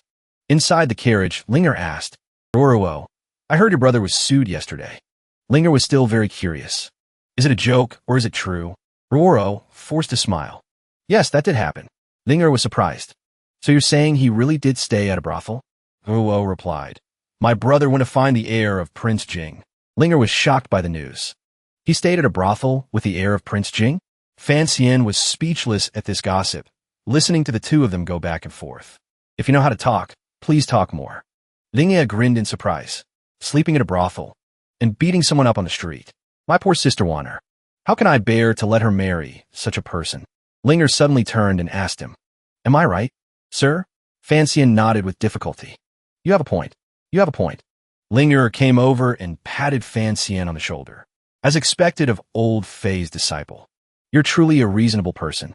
Linger leaned in close to Fan Xian and asked, May I ask, sir, how long have you studied under old Sir Fay? How old are you this year? I heard that old Fay is the #1 poison master of our time. Does that mean you're also very skilled with poisons? Before he could answer, Linger fired off a barrage of questions. Fan Xian broke out in a cold sweat. Can you reveal your skills? Could you poison or drug me? Oh, if only that Fan Xian were as outstanding as you, sir. That would be wonderful. Fan Xian stammered. Well, Ruoruo immediately coughed to rescue Fan Xian. Ahem, Ruoruo replied.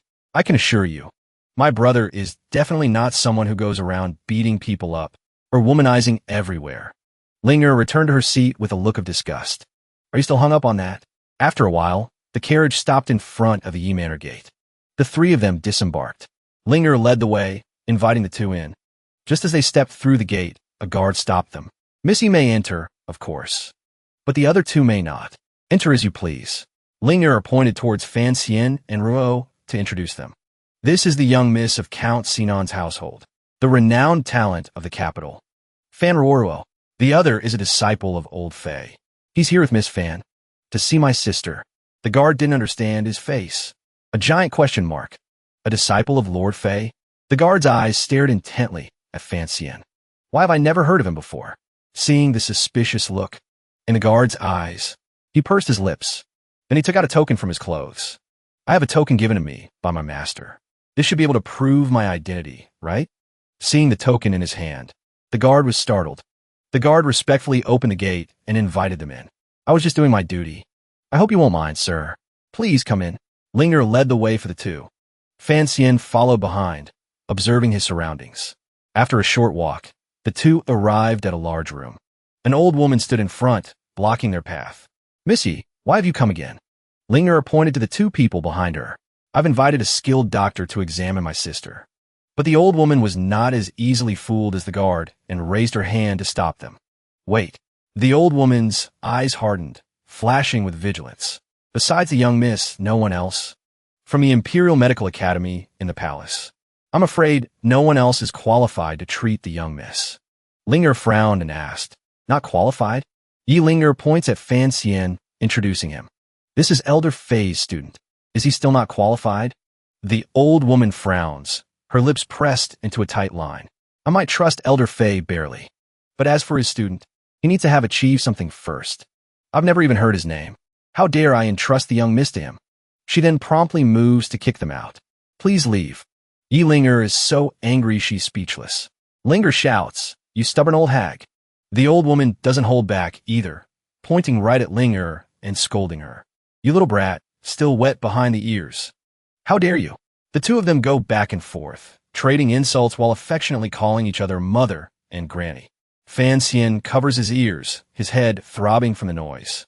Suddenly, the old woman's face turns purple. Her entire body freezes up. She clutches herself, trembling violently. Humph. Yi Linger, afraid the old woman is faking it, jumps back 100 meters. What's wrong with you? Yi Linger points at the old woman. I haven't even touched you yet. Don't you dare fake an injury. The old woman breaks out in a cold sweat, her face pale. She ignores the three of them completely. Clutching her stomach, she sprints toward the latrine like her life depends on it.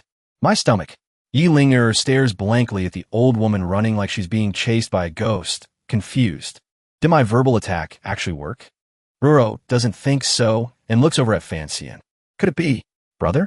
Fancian winks, thinking to himself. The medicine I always carry is a laxative. Knockout drugs. Aphrodisiacs. The magic weapon I always carry is a dagger. Uncle Wu Zhu's magic weapon. He laughs. With these things on my person, I can travel anywhere under the heavens. Seeing his smile, Ruo figures it out. It really was you, brother. That's impressive. Point. Whatever just happened, let's take this chance to get inside, quickly. Without hesitating, the three of them walk straight in with no one left to stop them. Yilinger opens the door and calls out. Vanya. Fancian pokes his head in to check the situation. Inside the room, Warner lies on a bed shielded by a sheer curtain, a maid standing beside her. A gentle, clear voice speaks up. Linger? I could hear you arguing outside, even from in here. Yi Linger drags Fancian forward, introducing him happily. I brought an amazing doctor to treat you. Warner's voice carries a hint of sadness. She doesn't believe her illness can be cured. Why go to such trouble? You know about this illness of mine. Even the imperial physicians are helpless. Fancian doesn't say a word. He sits on a stool by the bed and rolls up his sleeves. He reaches toward the curtain and speaks. Miss Lin, please extend your hand. Warner has no intention of doing so and remains silent. Seeing her hesitation, Yi Linger speaks up to persuade her. Warner, this is the student of Elder Fay Jia. Just let him examine you. Hearing Yi Linger say that, she reluctantly extends her pale, fair hand. She reveals her slender fingers. Understood. Fancian is slightly surprised seeing Warner's soft hand. His eyes light up as he thinks. This hand. Fancian holds Warner's hand, treating it as precariously as an egg. The person with this beautiful, soft hand. I wonder if it's the chicken leg girl? If it's not her, then what does she look like? Fancian scolds himself internally. Fancian, oh Fancian, you really are a philanderer. The chicken leg girl and the Lin family daughter are both from noble families. I can only take a wife. Taking a concubine would be difficult. How can I be thinking like this? Seeing no reaction from him, the maid beside the bed speaks coldly, startling him. Sir, please begin the diagnosis. Fancian makes a practiced gesture, raising his hand. Then, he places his finger on Warner's wrist. The moment he touches her pulse, his eyes go wide in shock. He stares at the silhouette behind the hazy curtain. He falls silent. Yi Linger stands behind him, clapping in admiration. Pulse diagnosis with a single finger. Truly worthy of being Elder Fay's student. Hearing Yi Linger's praise, he smiles like a blooming flower. It felt like electricity shot through me. If I can marry the owner of this wrist, I'll be able to touch it a lot more in the future. That would be bliss. The whole room falls silent. Only the sound of breathing remains. The maid, worried about her mistress, asks, Doctor, you have been examining her for quite a while. Have you figured out my lady's condition yet? He lowered his face and replied, Your lady's pulse is a bit weak, but is also very chaotic. Weakness and damage mixed with internal heat. So weak it feels like it's about to snap. This is a bit troublesome. Fancian smiled and looked at the little maid. In order to make a better diagnosis, I wonder if I could see the face of a young lady. Hearing this, the little maid turned her face away in anger. She refused bluntly. Absolutely not. My lady is an unmarried maiden. How can you just casually get close to her? Fancian ignored the maid's attitude, stood up, and asked, Does your lady get tired easily? Does she cough often? She nodded. That's right. Fancian continued asking, Has she been losing weight continuously? Getting thinner by the day?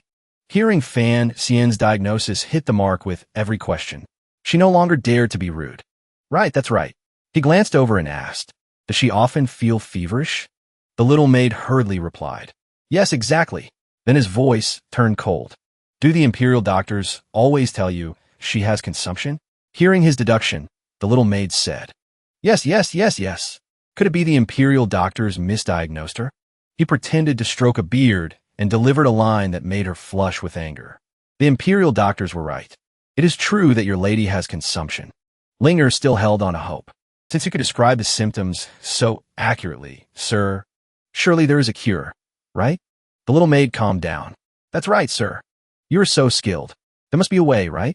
He dipped the brush in ink. He picked up the brush to write a prescription and asked, Is she coughing up blood?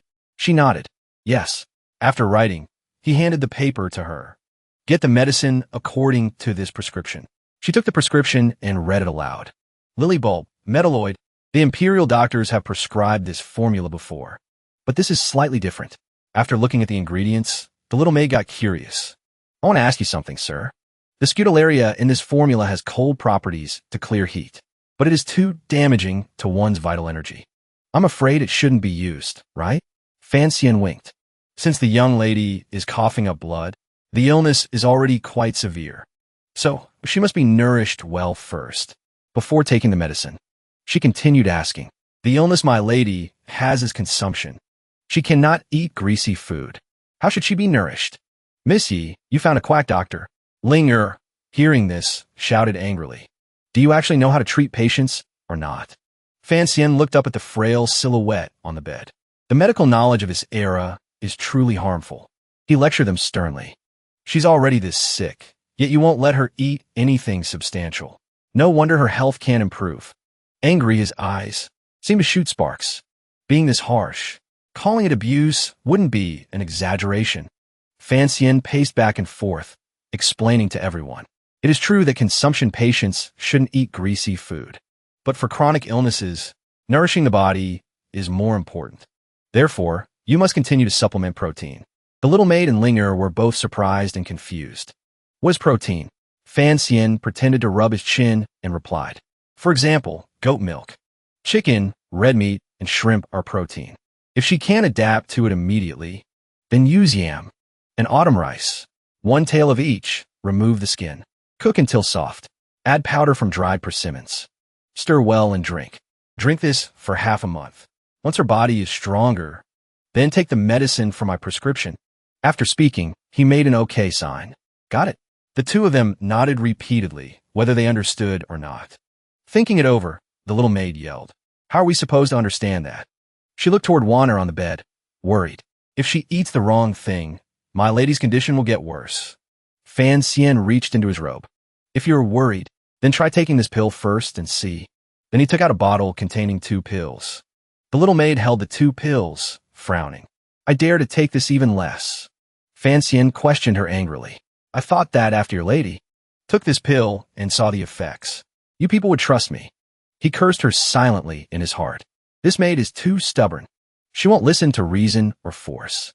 Your lady's illness could be cured, but you people are dragging it out until it becomes incurable. The old lady from before suddenly appeared. That is enough for today.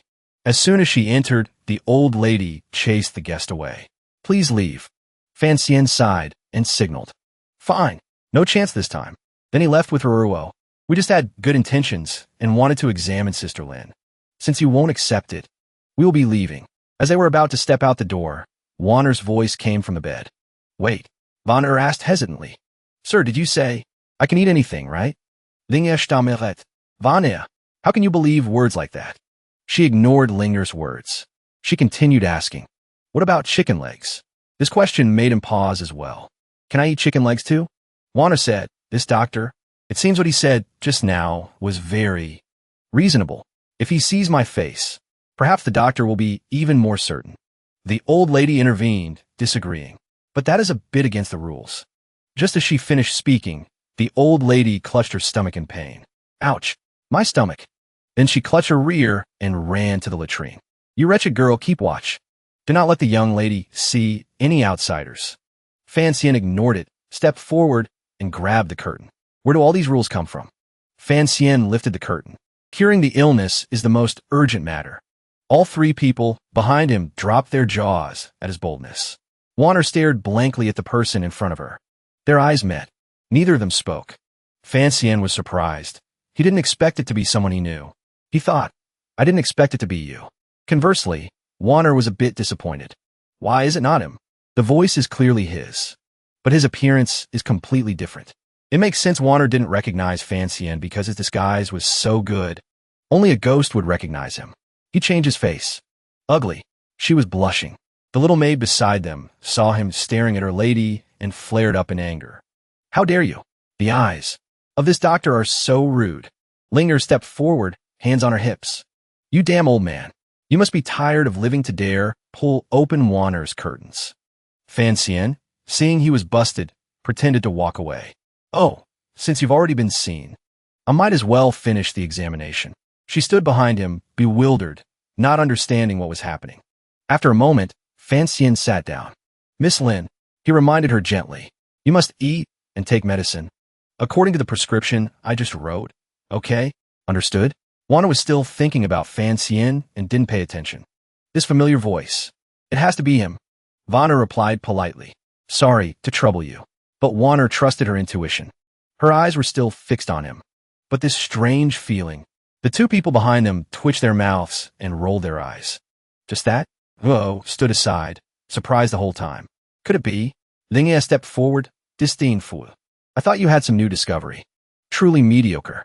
Fan replied without anger. If I can't help Miss Lin, then we won't disturb you any longer. Vanya hurriedly spoke up. Doctor, you still haven't answered my question. Fan nodded. That's right. If you are hungry. Indeed, you can save a few chicken legs to eat. Wanner covered her mouth in surprise. But my appetite hasn't been very good these past few days. I often feel nauseous. He winked. Don't worry. If you vomit, just vomit. You'll get used to it eventually.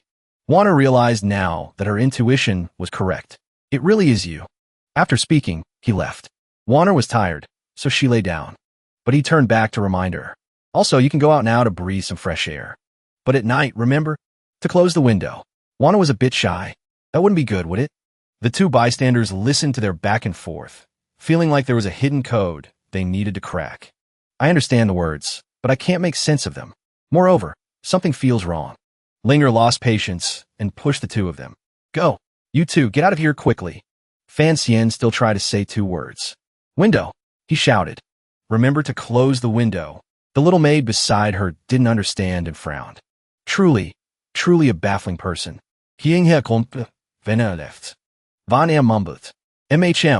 Truly a baffling person. Nighttime at Wanner's room. The window in the room was open, the wind blowing the curtains.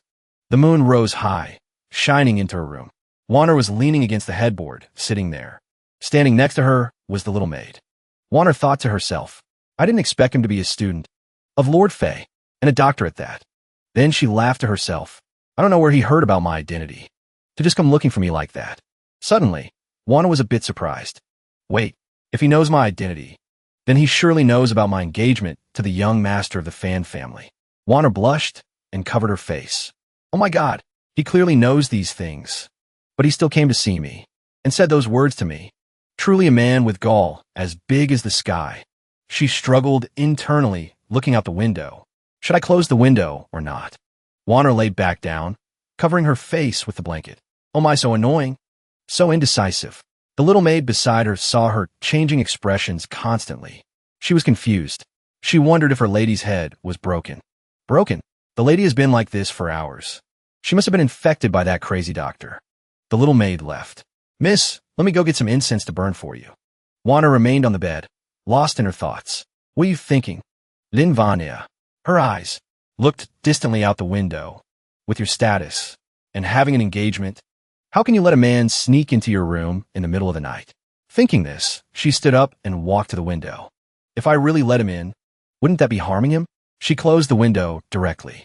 In her heart, she thought, we can only be separated. Fate plays tricks on people. We have destiny, but no future together. On the other side, Fan was using his fastest speed.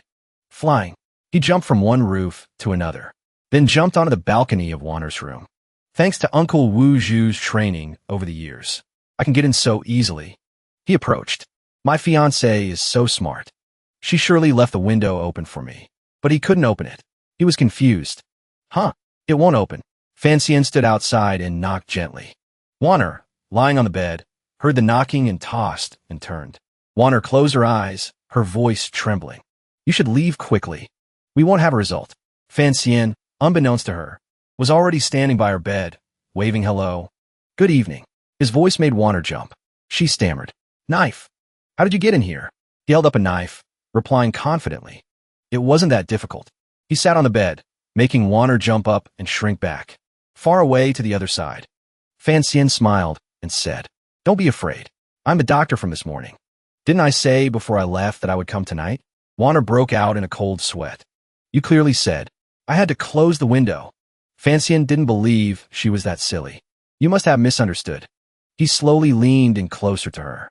What I meant was, suddenly, a knife appeared in Warner's hand, held against Fancian's neck. Van Becht, trembling. Please watch your words and actions, sir. It is best if you leave here right now. Let's just pretend we never met. He pushed the knife aside without fear. Whatever it is, we can talk slowly. I even brought something for you. He pulled a delicious chicken leg from his clothes and handed it to her. Vanner was surprised. Chicken leg? Fancian replied gently. I'll stay for a moment. Then I'll go. I just came to visit you today. Warner took the chicken leg, shyly. Then for the sake of the chicken leg. Fancian nodded cheerfully. Warner looked at the chicken leg in her hand and thought, he took such a risk to come here. Just to give me a chicken leg? Truly a fool. Then her mind raced with imaginations. But since he came all this way, how could it be just to deliver a chicken leg? He surely has other intentions. Warner kept the knife raised and shouted, I don't care who you are. If you have bad intentions toward me, I will end you with one strike.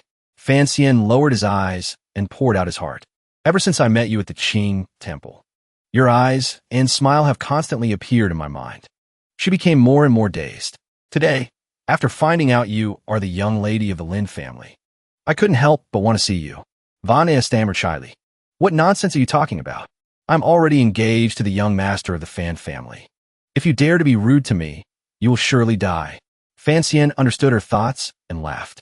Laughing, you're talking about that matter? Then he looked straight into her eyes. He asked, if I said I am your fiancé, you're Fancian? Hearing this, Warner angrily pointed the knife straight at Fancian. Just because you want to do shameful things to me, you spout nonsense, impersonating someone's identity. I didn't expect you to be such a person. Fancian shook his head and pointed at himself. No, I really am the illegitimate son of the Fan family. Fancian, venez à l'eau with her voice. Sir, please have some self-respect. She shed tears, the hand holding the knife trembling. Miss, put down the knife. You can't joke about these things. Fancian patted his chest to guarantee. At a time like this, how could I joke with you? I really am Fancian. This is the truth. Absolutely the truth.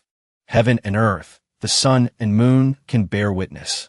Warner held the chicken leg, bewildered. Warner said, you really are? 10,000 miles of sad autumn. Constant travel. Always a guest in a foreign land. Is that it? Fancian sniffed and laughed. Written in a hurry. It's nothing worth mentioning. Vanya frowned. The one who beat the servants of the Fan family? Fancian scratched his head in embarrassment. True. I did hit them twice. Warner remembered something and questioned him. Going to a brothel in the middle of the night? Fancian waved his hands frantically to explain. Fake. That didn't happen. That really didn't happen. Warner looked at his smile. Then a smile appeared in her eyes. Tears still lingered there. You really are? Fancian looked at her with deep affection. Tears. She just let them flow out of joy. It really is Fancian. He stepped closer and wiped away her tears. The little maid who left earlier returned. Miss, I thought I heard you talking. The two of them looked at the door in surprise. Do you need something? Lin Warner panicked and whispered, even though you are my future husband, if people see this, how will I face anyone later? Go. You need to get out quickly. Fancian had a look of mischief. Since I'm already here, how could I just give a chicken leg? Immediately, he jumped right under her blanket. Lin Warner was completely shocked. You're this much of a rogue? The servant walked into the room. She looked at the bed and saw Lin Warner sleeping. It seemed she was pretending so no one would know about this. Seeing this, the servant was a bit confused. Did I mishear? Lin Warner tried to cover her mouth tightly to avoid making any sound. A moment later, she dared to breathe a sigh of relief. She urged Fancian. She's gone. Why aren't you coming out? This bed can't fit two people. But he refused, giving an excuse. I'm a bit sleepy. I want to lie down a bit longer. Lin Warner screamed in a loud whisper. How? How is that okay? If you keep this up, I won't care about you anymore. At this point, Fancian didn't dare to tease her anymore and sat up. All right, I'm getting up. He spoke up. My life is truly too lucky. He said as he walked to the door. To like a girl who is already my fiancée. Is heaven feeling merciful? Lin Warner was a bit gloomy. But this wife has been frail and sickly since childhood. If I really marry you, I'm afraid I'll be a burden to you. Fancian became serious. What I said this morning is true. You must nourish your health first, then take the medicine I prescribed. You can definitely nurse your body back to health. Lin Wanner still didn't quite trust it. But the imperial doctors said this illness can't be cured at the root, only prolonged year after year. Fan Xian shouted. Don't forget my teacher is Fay Jia. I have many strange ways to cure illnesses. He confidently told his fiancée, wait for my teacher to return to the capital. By then, your illness will surely have hope. Lin Wanner was moved to tears.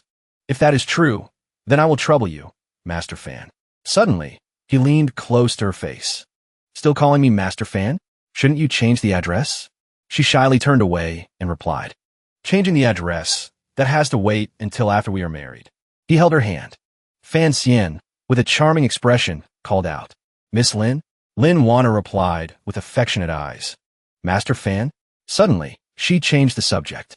The poem 10,000 Miles of Sad Autumn, always a guest in a foreign land. Did you really write it? Fan Xian was shocked enough to spit blood. Why ask that at such an important moment? He rubbed his head awkwardly. Yes and no. Is there a problem? Lin Vanya explained. Recently, there are rumors in the palace saying these 4 lines of yours were plagiarized from a poet of a previous dynasty. He replied with a normal expression. Truly nonsense. Which poet of a previous dynasty? If such a good poem was the work of a previous poet, it would have been famous throughout the world long ago. He stood up and stretched. Forget it, forget it. Fan Xian walked away, turning back to say to her, rest early. I want to visit you often. She replied, meeting you is truly a good thing. Suddenly, she was a bit worried. But I'm also worried. What if you're discovered by the guards? She worried about his life, while he worried about the guards' lives. True.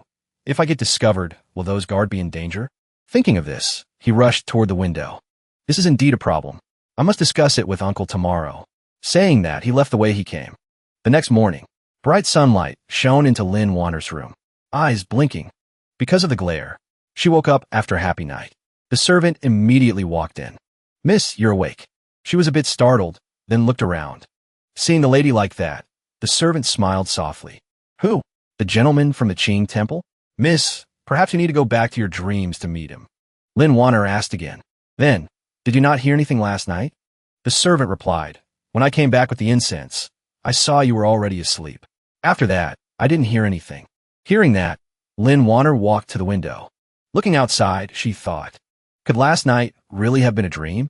Suddenly, the servant screamed. Miss, you're secretly eating again. She held a chicken leg in her hand and shouted.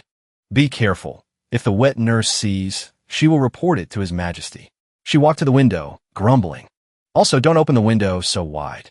If the wind blows, you'll cough again. Lin Wanner looked at the chicken leg in the servant's hand.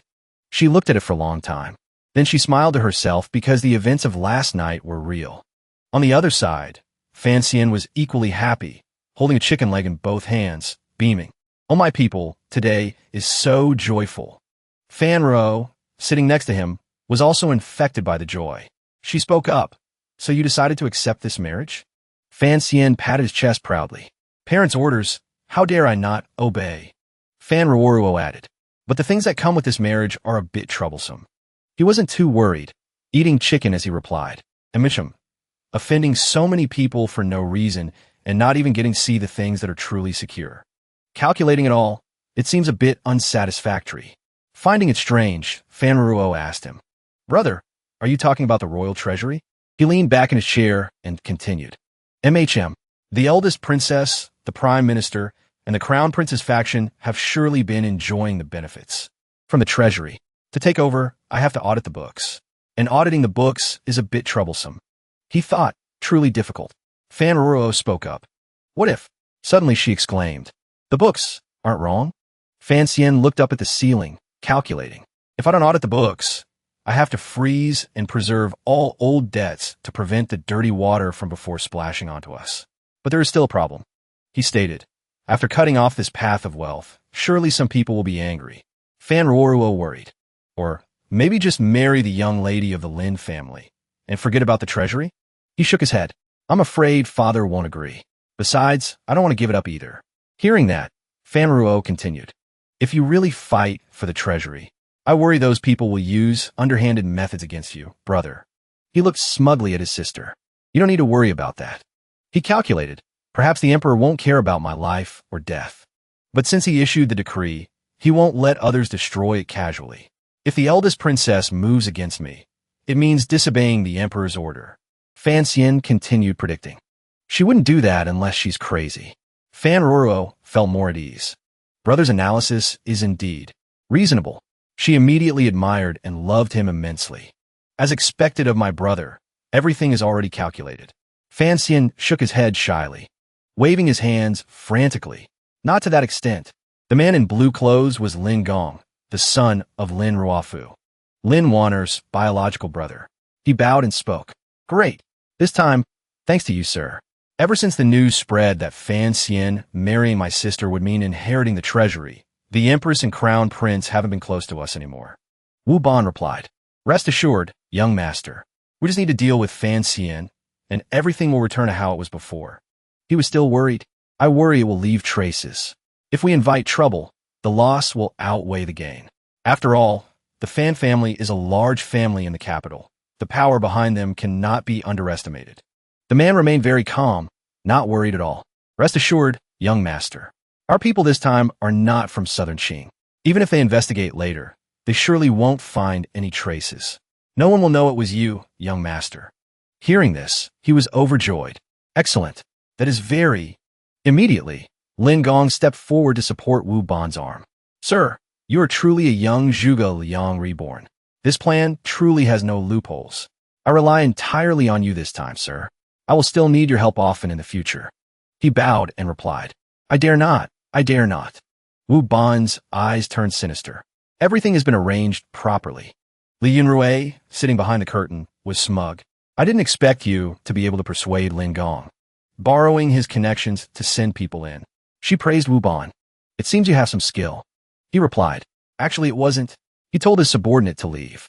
Wu Ban added, Prime Minister Lin's naive son is very easy to deal with. Li Yunrui exclaimed, Ah, that incompetent fool. Ah, I calculate. Indeed a good choice to frame after the deed is done. On the other side, Fan Xian slammed the table angrily and shouted, Father, he cried out, I have thought seriously about it. I cannot let mother's legacy fall into the hands of those robbers. Fan Xian was agitated. This marriage must happen, and the sooner the better, to avoid complications. Hearing this, Fan Jian shouted, Do you want to reclaim your mother's legacy, or do you crave the body of the Lin family's young lady? Hit by the truth, Fan Xian was embarrassed. Father knows everything.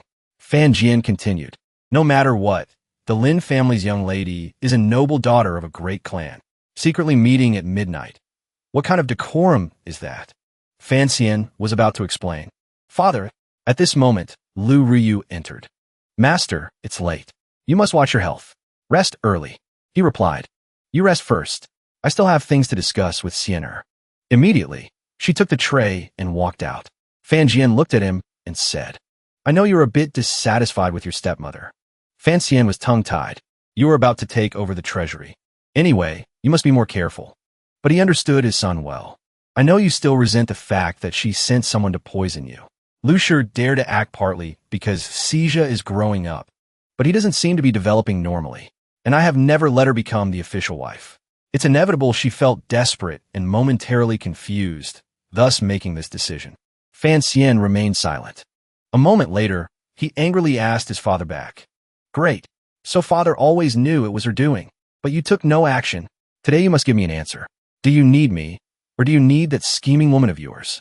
You can only choose one. Fan Jian held up his teacup and replied, On the surface, it is like that, but deep down it is not that simple. At that time, she went to the palace once. She got someone's assurance. A mysterious person contacted Lu Ryu. That after you died, Fan Xi's future would not only be inheriting all the Fan family, but his path in officialdom would also be clear with no obstacles. Becoming prime minister wouldn't be impossible. Fan Xian wondered, Someone in the palace? Fan Jian added, I'm not making excuses for Lu Shi. It's just that the person she sought out at that time, on the surface, listened to her orders. But in reality, they listened to the orders of that person in the palace. In this matter, Lu Shi was just a scapegoat. He looked at him. In short, what I want to say is that the person who wants to kill you is in the palace. The person you need to watch out for is also in the palace. Fan Xian seemed to realize something. He shouted angrily. Who is it exactly? Does father know? Give me the answer. Fan Jian remained calm. I know you're anxious, but don't be rash. He calculated. The ones giving orders behind the scenes are the Empress and the eldest princess. Even if you know the answer, so what? Fan Xian thought to himself. Uncle Wu Zhu is so handsome. Those two. He was dejected. I didn't expect it to be two crazy women. Since father found this out, surely the Overwatch Council found out too. And naturally, the Emperor knows as well. Fan Xian felt helpless and could only surrender. The sea is calm. This only proves that even if they really killed me, the Emperor wouldn't care much. I feel like I'm in danger. Fan Jian hurriedly spoke up. Don't speak nonsense. You don't understand the Emperor. He is a very powerful and dangerous existence. He sat on the chair and instructed. In short, since you decided to reclaim the treasury, it means every action of yours will relate to the interests of very many people. Every pair of eyes in this capital is staring at you. Next, every step you take must be very careful. He reminded him further. First is the gathering tomorrow. Fan Xian wondered. Gathering? His father explained. If I'm not mistaken, Prince Jing's heir is about to invite you. A large carriage stopped at the gate. Hot tea was poured. Fan Xian happily picked up the teacup and invited. About Guo Baokuan, thank you for your help. Li Hongshang took the teacup and replied. Just a small matter, no need to thank me. He added. But my visit today was requested by someone else. I have a few words to make clear. Fan Xian replied. Please speak frankly, Your Highness. Hearing this, Li Hongshang spoke up. Originally, the second prince wanted me to trick you into meeting him. He said the meeting had to be very natural to avoid making you feel repulsed. He continued, but you're a smart person. No matter how I pretend, I probably can't hide it from you. So I'll just say it outright. His eyes showed calmness. Tomorrow, the second prince wants to host a banquet on the Lujing River and specifically invites you. Fan Xian thought to himself. Old dad is amazing, he guessed right. Then he asked, I'm just a nameless nobody. Why does the second prince want to meet me? Liungen raplia sarcastically. Naturally, to win you over. What else could it be? Forming a group to chase girls? Fan Xian smiled awkwardly. You jest, Your Highness. He picked up the teacup again and explained. The reason for winning you over is naturally the treasury. With financial support, the second prince can do many things much more conveniently. He emphasized. More importantly, during the handover between old and new, if the books are audited, perhaps there will be some unexpected joys. Fan Xian smiled lightly and replied. It's still early. The marriage has to wait until October. Waiting to actually touch those things will take at least until next year or the year after. Then he thought to himself, I haven't even finished preparing my combat team yet. Li Hongsheng rested his chin on his hand and explained. True. So tomorrow is just a meal. Consider it a return gift for me testifying for you in the Guo Baokuan beating case. How about it? Fan Xian sat silently for a moment. Then he spoke up. Since Your Highness put it that way, I cannot refuse. He added, but the Emperor is currently in his prime. The struggle for the throne is at least over 10 years away. Why are you in such a hurry to choose sides? Your Highness, Liungen raplia souffli. What is called foresight comes from immediate worries. Therefore, the eyes of those in the court are always on the princes. Fan Xian spoke up. The first prince is born with martial prowess, but leads troops outside. He commented, although the crown prince is the empress's biological son, his character is not upright. Then to the others, he evaluated. The third prince is still young and has no destiny with the throne struggle. Finally, his face showed some respect. Therefore, among the princes, the one I regard quite highly is the second prince. After speaking, Fan Xian turned pale, worriedly thinking. Okay, all blatant words. Before, he said to make it complicated so others wouldn't know. Why speak so nakedly today? Li Hongsheng was still happily chatting away. Tomorrow, when you see the second prince, perhaps you will share my thoughts. He smiled and replied, truly worth looking forward to. But deep down, he thought differently. I don't want to go at all. Night had fallen. The water's surface was extremely calm. Fan Xian sat there, with Tung Zijing beside him. He asked him, do you really want to go meet the second prince? He added, if you go, you will be opposing other forces. Fan Xian threw a stone into the water without changing his expression. Even if I don't meet the second prince, they still want me dead. He spoke up. I must have a faction, and specifically a faction opposing the empress and the crown prince. The second prince is just one of my options. Hearing this, Tung Zijing replied, in that case, I will go with you tomorrow to protect you. Consider it repaying your kindness for finding my wife and child. Fan Xian replied, making him freeze. Stiff. Forget it. Your kung fu isn't even as good as mine. I can handle small troubles myself. If big troubles come, your presence just means one more person. He advised him. You'd be better off taking your wife and child away from this troublesome place like the capital and living a peaceful life soon. Hearing this, Tung Zijing shouted. That won't do. He cried out. A man must keep his word. I said I'd help you for 3 years. 1 day, 1 hour, 1 minute, 1 second less is not acceptable. Helping you and then abandoning you. Making me owe you a favor for a lifetime. Don't even dream of such a good thing. At this point, Fan Xian revealed. Actually I have an uncle named Wuhu. As long as he acts. Before he finished, Tung Zijing interrupted. The agreement between us has nothing to do with your uncle. This is a promise between men. Then Fan Xian asked him back. What about your promise to your wife and child? Tung Zijing was a bit surprised. Fan Xian said again. They have waited for so many years. It was hard for them to wait for you. Now, they have to wait another 3 years? You owe an outsider like me, and you voted. But don't fail the people always waiting for you at home. Tung Zijing fell into deep thought for a long time. Morning came. A large carriage traveled on the main road. Inside was Fan Xian. He thought to himself, did that guy Tung Zijing really not come? Observing the surroundings, he thought again. Also good. Talking so much last night worked. Target. I always have a premonition that if he comes, something big will happen. Fan Xian lifted the curtain, hesitating in his heart. Wait. When I meet the second prince later, what should I say? Too cold, and I'm afraid he won't be happy. Too enthusiastic, and I'm afraid he'll misunderstand. Then he sighed again. I'll see the situation when I get there. He knows my father's power well. Surely he won't make any excessive demands. Suddenly, a scent wafted by. He recognized it. Bitter almond? Why is there the smell of this poison here? Could it be?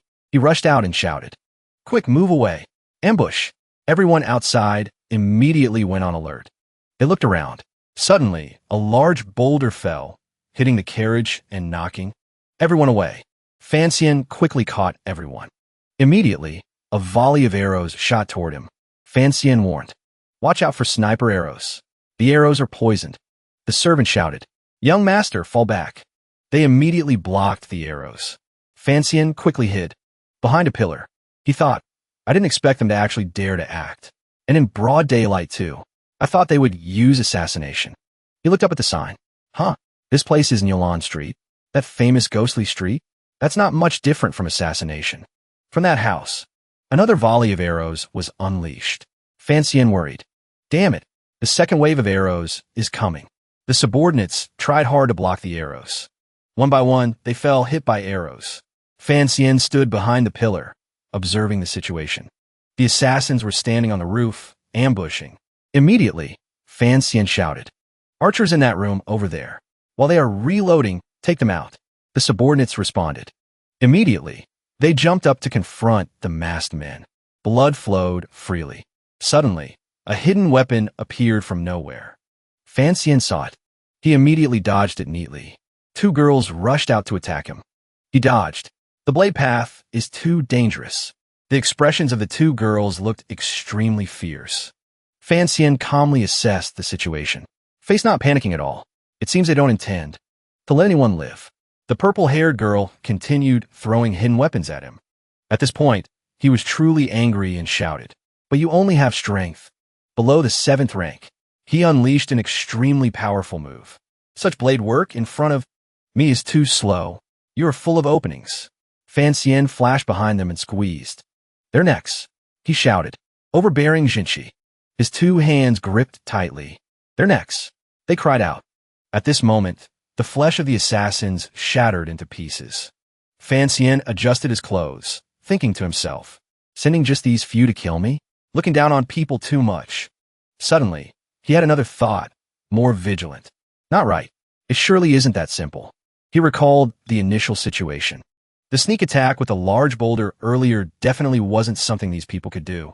He was a bit worried. Could there still be someone else behind this? He scanned the dead assassins on the ground, then looked back at his subordinates. One of them, after finishing the fight, spoke up cheerfully. I got 12, you got 11. I win. You're buying the next round of drinks. Just as he finished speaking, a chained hand squeezed his face tightly, then threw him far away. Next, that hand grabbed another subordinate tightly, to everyone's shock and confusion. Fiancee turned back to look. Is there still an ambush? While thinking, suddenly a black shadow rushed toward him. It was the body of the subordinate from earlier. He hit Fiancee and exploded, sending him flying, creating a loud, earth-shattering sound.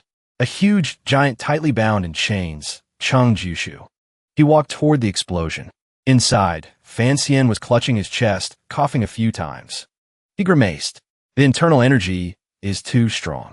I'm afraid this strength is 8th rank. Looking at Chung Jushu slowly approaching, Fiancee thought, with this aura of the opponent, it's either death or death. With my current strength, I definitely have no chance of winning. He took something out of his pocket, calculating. Looks like I have to use the essence Soul Pill Master gave me. He recalled his master's words. Currently, your strength is 7th rank. But with Lord Wu's teachings, even an 8th rank won't be able to kill you.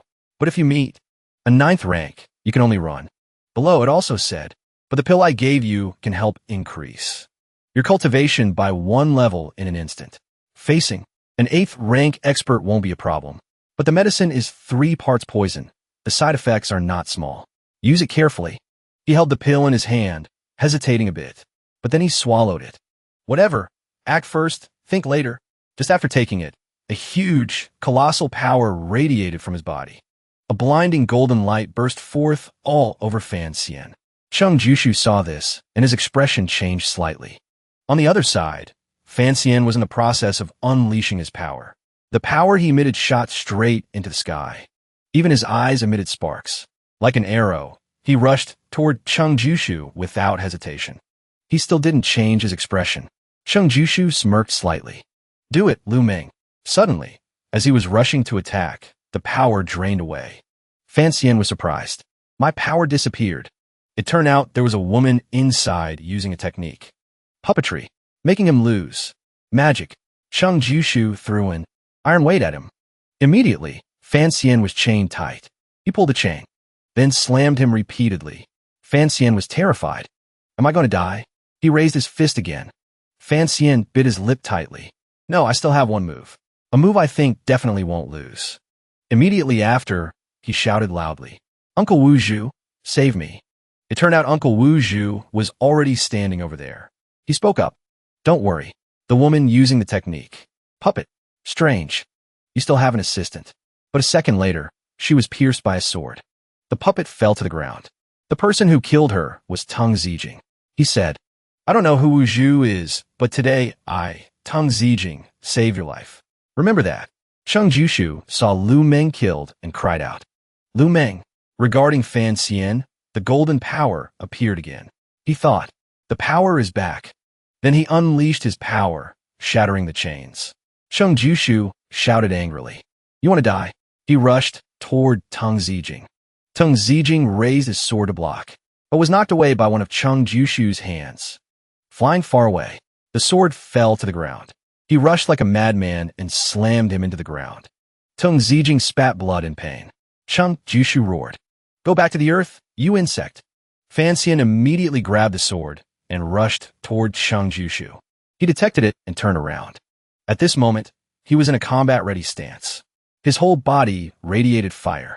His eyes were full of determination. He slashed across his stomach with one stroke. Chung Jushu stood motionless. He didn't move.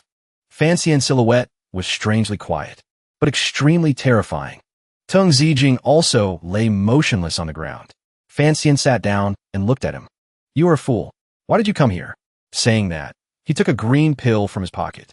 He looked at it and thought, this soul-returning pill takes 20 years to refine one. It is the most precious gift Master left me. Taking it at a critical moment can save a life. Fiancee hesitated for a moment. Do I really have to use it here? Although I have Uncle Wuju protecting me. But I can't rule out facing life-threatening situations later. And this soul-returning pill might even cure Wanner's consumption. He looked at Tung Zijing's figure lying on the ground. Not knowing what to do, Mutia entered respectfully. I am Mutia. Today, under the orders of the Overwatch Council. I am here to investigate the assassination at Yulon Street. I hope the young master will cooperate. Fanxian lay on the bed and replied softly. But I've already said everything that needs to be said. Bandaged all over, he spoke tiredly. I've also submitted a report. What else do you want to ask? Mutie wonderet. Young master said Tung Zijing sacrificed himself to save the young master. Is this true or false? If the autopsy later reveals it to be false, we will be guilty of negligence. I hope the young master will speak the truth. At this moment, Fan Xian sat up. Ouch, ouch. The side effects of this medicine are serious. He said sadly, he has truly left us. Hearing this, Mu Tai cried miserably. Master Fan's sincerity and care for his subordinate is truly moving. He continued, after all, he sacrificed himself to save me. How could I not be sad? Mu Tai added, it's just a pity Tung Zijing's body wasn't found at the scene. I still hope the young master can explain this. Hearing this, Fan Xian froze, not knowing how to reply. He threw out a token and called out. Explain? Fan Xian said. Here, this is the explanation. Seeing the token, Mu Tai immediately knelt. Commissioner's token. I had eyes, but failed to see Mount Tai. He spoke up. Although Tung Zijing once left the Overwatch Council without permission, considering he saved Master Fan and didn't hesitate to sacrifice himself in the assassination at Yulon Street, we will not pursue responsibility against his wife and child. From now on, there is no person named Tung Zijing in this world anymore. After speaking, he hurriedly asked Fan Xian, I wonder if this arrangement is acceptable to the master? He replied, acceptable. Fan Xian reminded him gently. If possible, send some relief money periodically. Hearing this, he was happy. I understand. I'll arrange it right away. Fan Xian stood up and demanded further. Right, tell me the status of the investigation into this assassination. Be detailed. Mu Tai immediately recounted everything thoroughly. This time, thanks to the master's swift and heroic performance, killing all the assassins, and keeping all the bodies of the enemy's main force on Yulon Street. Otherwise, this case would have become another mysterious case in the history of the Qin Kingdom. He talked for a while, and Fan Xian yawned repeatedly. He said annoyed, get to the point. Mu Tai replied, the mastermind behind this assassination is likely Northern Qi. That big guy named Cheng Jushu is a notoriously fierce man in Northern Qi. He noted, although that pair of sisters are from Dongyi, they are actually captured assassins. Controlled. Motius Bitsulatet. The most direct evidence is the location where the master and the second prince agreed to meet. Drunken Immortal Tavern, just, happens to be a hidden stronghold of Northern Qi in the capital. It must be that the spies they planted in Southern Qing heard that Master Fan might inherit the royal treasury, so they planned this assassination. Fan Xian replied, what you say doesn't make sense. My taking over the treasury doesn't concern them. He wondered, killing me, what benefit is there for them? That is what's terrifying about them. If this assassination succeeded and the Northern Qi people retreated safely, we wouldn't know where to start investigating and couldn't conclude the assassins came from Northern Qi. Thus, they could frame the Crown Prince's faction, saying he did it because the ones suffering the biggest loss in the transfer of the treasury are the people of the Crown Prince's faction. Or make the Crown Prince's faction suspect. This was self-directed by the second prince to frame them. That way, the two factions would fight, the court would fall into chaos, and naturally, the northern expedition against Qi would be delayed. This is their true goal. Fan Xian found it strange. Could it be that you guys are thinking too complicated? He stroked his chin, extremely confident. Absolutely impossible. Hearing this, Fan Xian didn't know what else to say. Mu Tai spoke up cheerfully. If the master has any more doubts, just say them. If I know, I won't hide it. He continued. True, I have a few questions for you. 1. How did those archers and assassins infiltrate Southern Qing? This is the capital, where the emperor resides. He continued. 2. Since you knew the hidden stronghold of Northern Qi, why didn't you interrogate them directly instead of speculating here? Fan Xian gradually went deeper into the issue. 3. Could the mastermind be someone from Southern Qing? The assassins?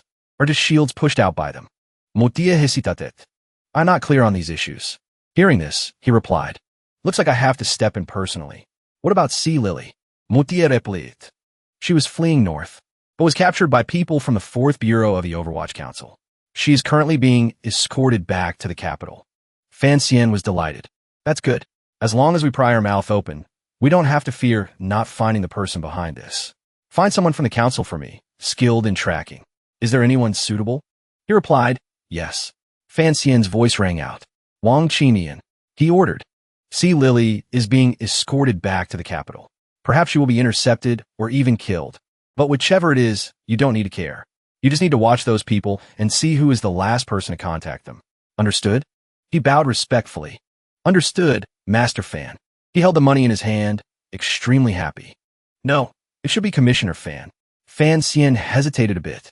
The thing is, I'll say one more thing. Are your legs still agile? Wang Qinian replied. The master hasn't seen my skills, so worrying is normal. Saying that, he threw money everywhere. Fan Xian was surprised. What are you doing? In a flash, Wang Qinian's figure was nowhere to be seen. A moment later, he stood still. Then holding the pile of money, he said to Fan Xian, Commissioner Fan, can you rest assured this time? Seeing this, Fan Xian continued. Your skills are good. Being a civil official, isn't it a waste of this talent?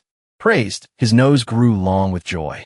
Not to brag, but I haven't seen anyone faster than me. Fan Xian immediately retorted. I met one. Moreover, that person isn't far from you.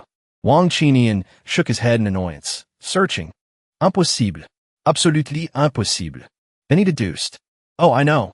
Commissioner Fan is testing me, right? He was still searching for the person Fan Xian mentioned. At a thatched cottage, Fan Xian and Uncle Wuhu were there. He asked, Uncle, can I ask you a question? He replied, Ask. He looked at him, extremely serious. Why didn't you act to save Teng Zijing? For you, it was just a small matter. Uncle Wuhu spoke calmly. I only protect you. Others are irrelevant to me. Hearing this, Fan Xian shouted angrily. But Teng Zijing encountered danger because he saved me. And those guards too. Couldn't you save them for my sake? He turned and walked away, replying. You are you. They are they.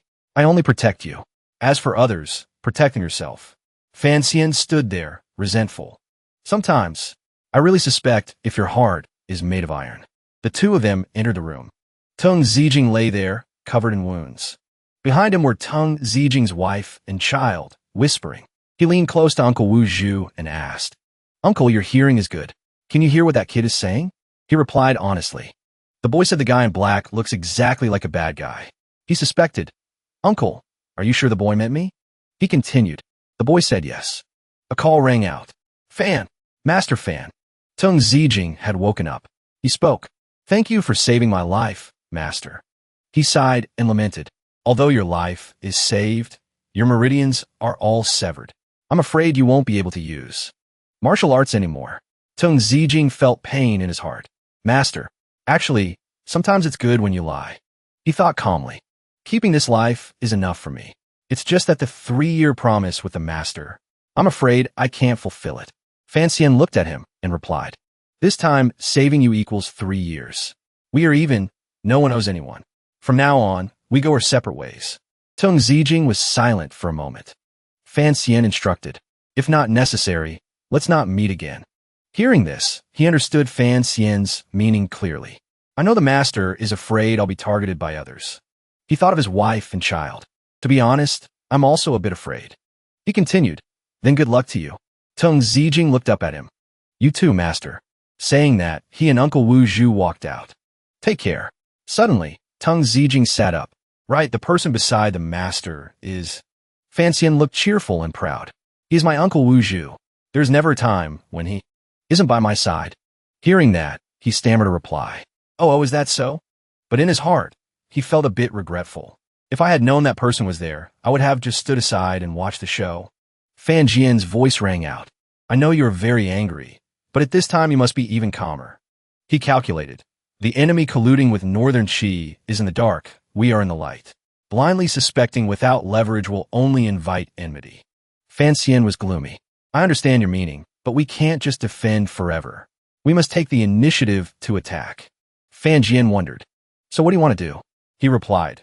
The eldest princess's villa, the house for the prime minister's retainers, the brothel the crown prince frequents, the ball court the second prince likes. Even the back garden of Prince Jing's manor. We need to send people to watch these places. Don't let any suspicious person go. He continued. The places you mentioned already have people watching them. I just find it strange. You haven't been in the capital long. How do you know these places? His eyes avoided contact. It was Tung Zijing who told me. But now he is gone. Fan Jian looked sympathetic. A human life is always about companionship and parting. Don't be too sad. Fan Xian smirked. Father, since when did you become so sentimental?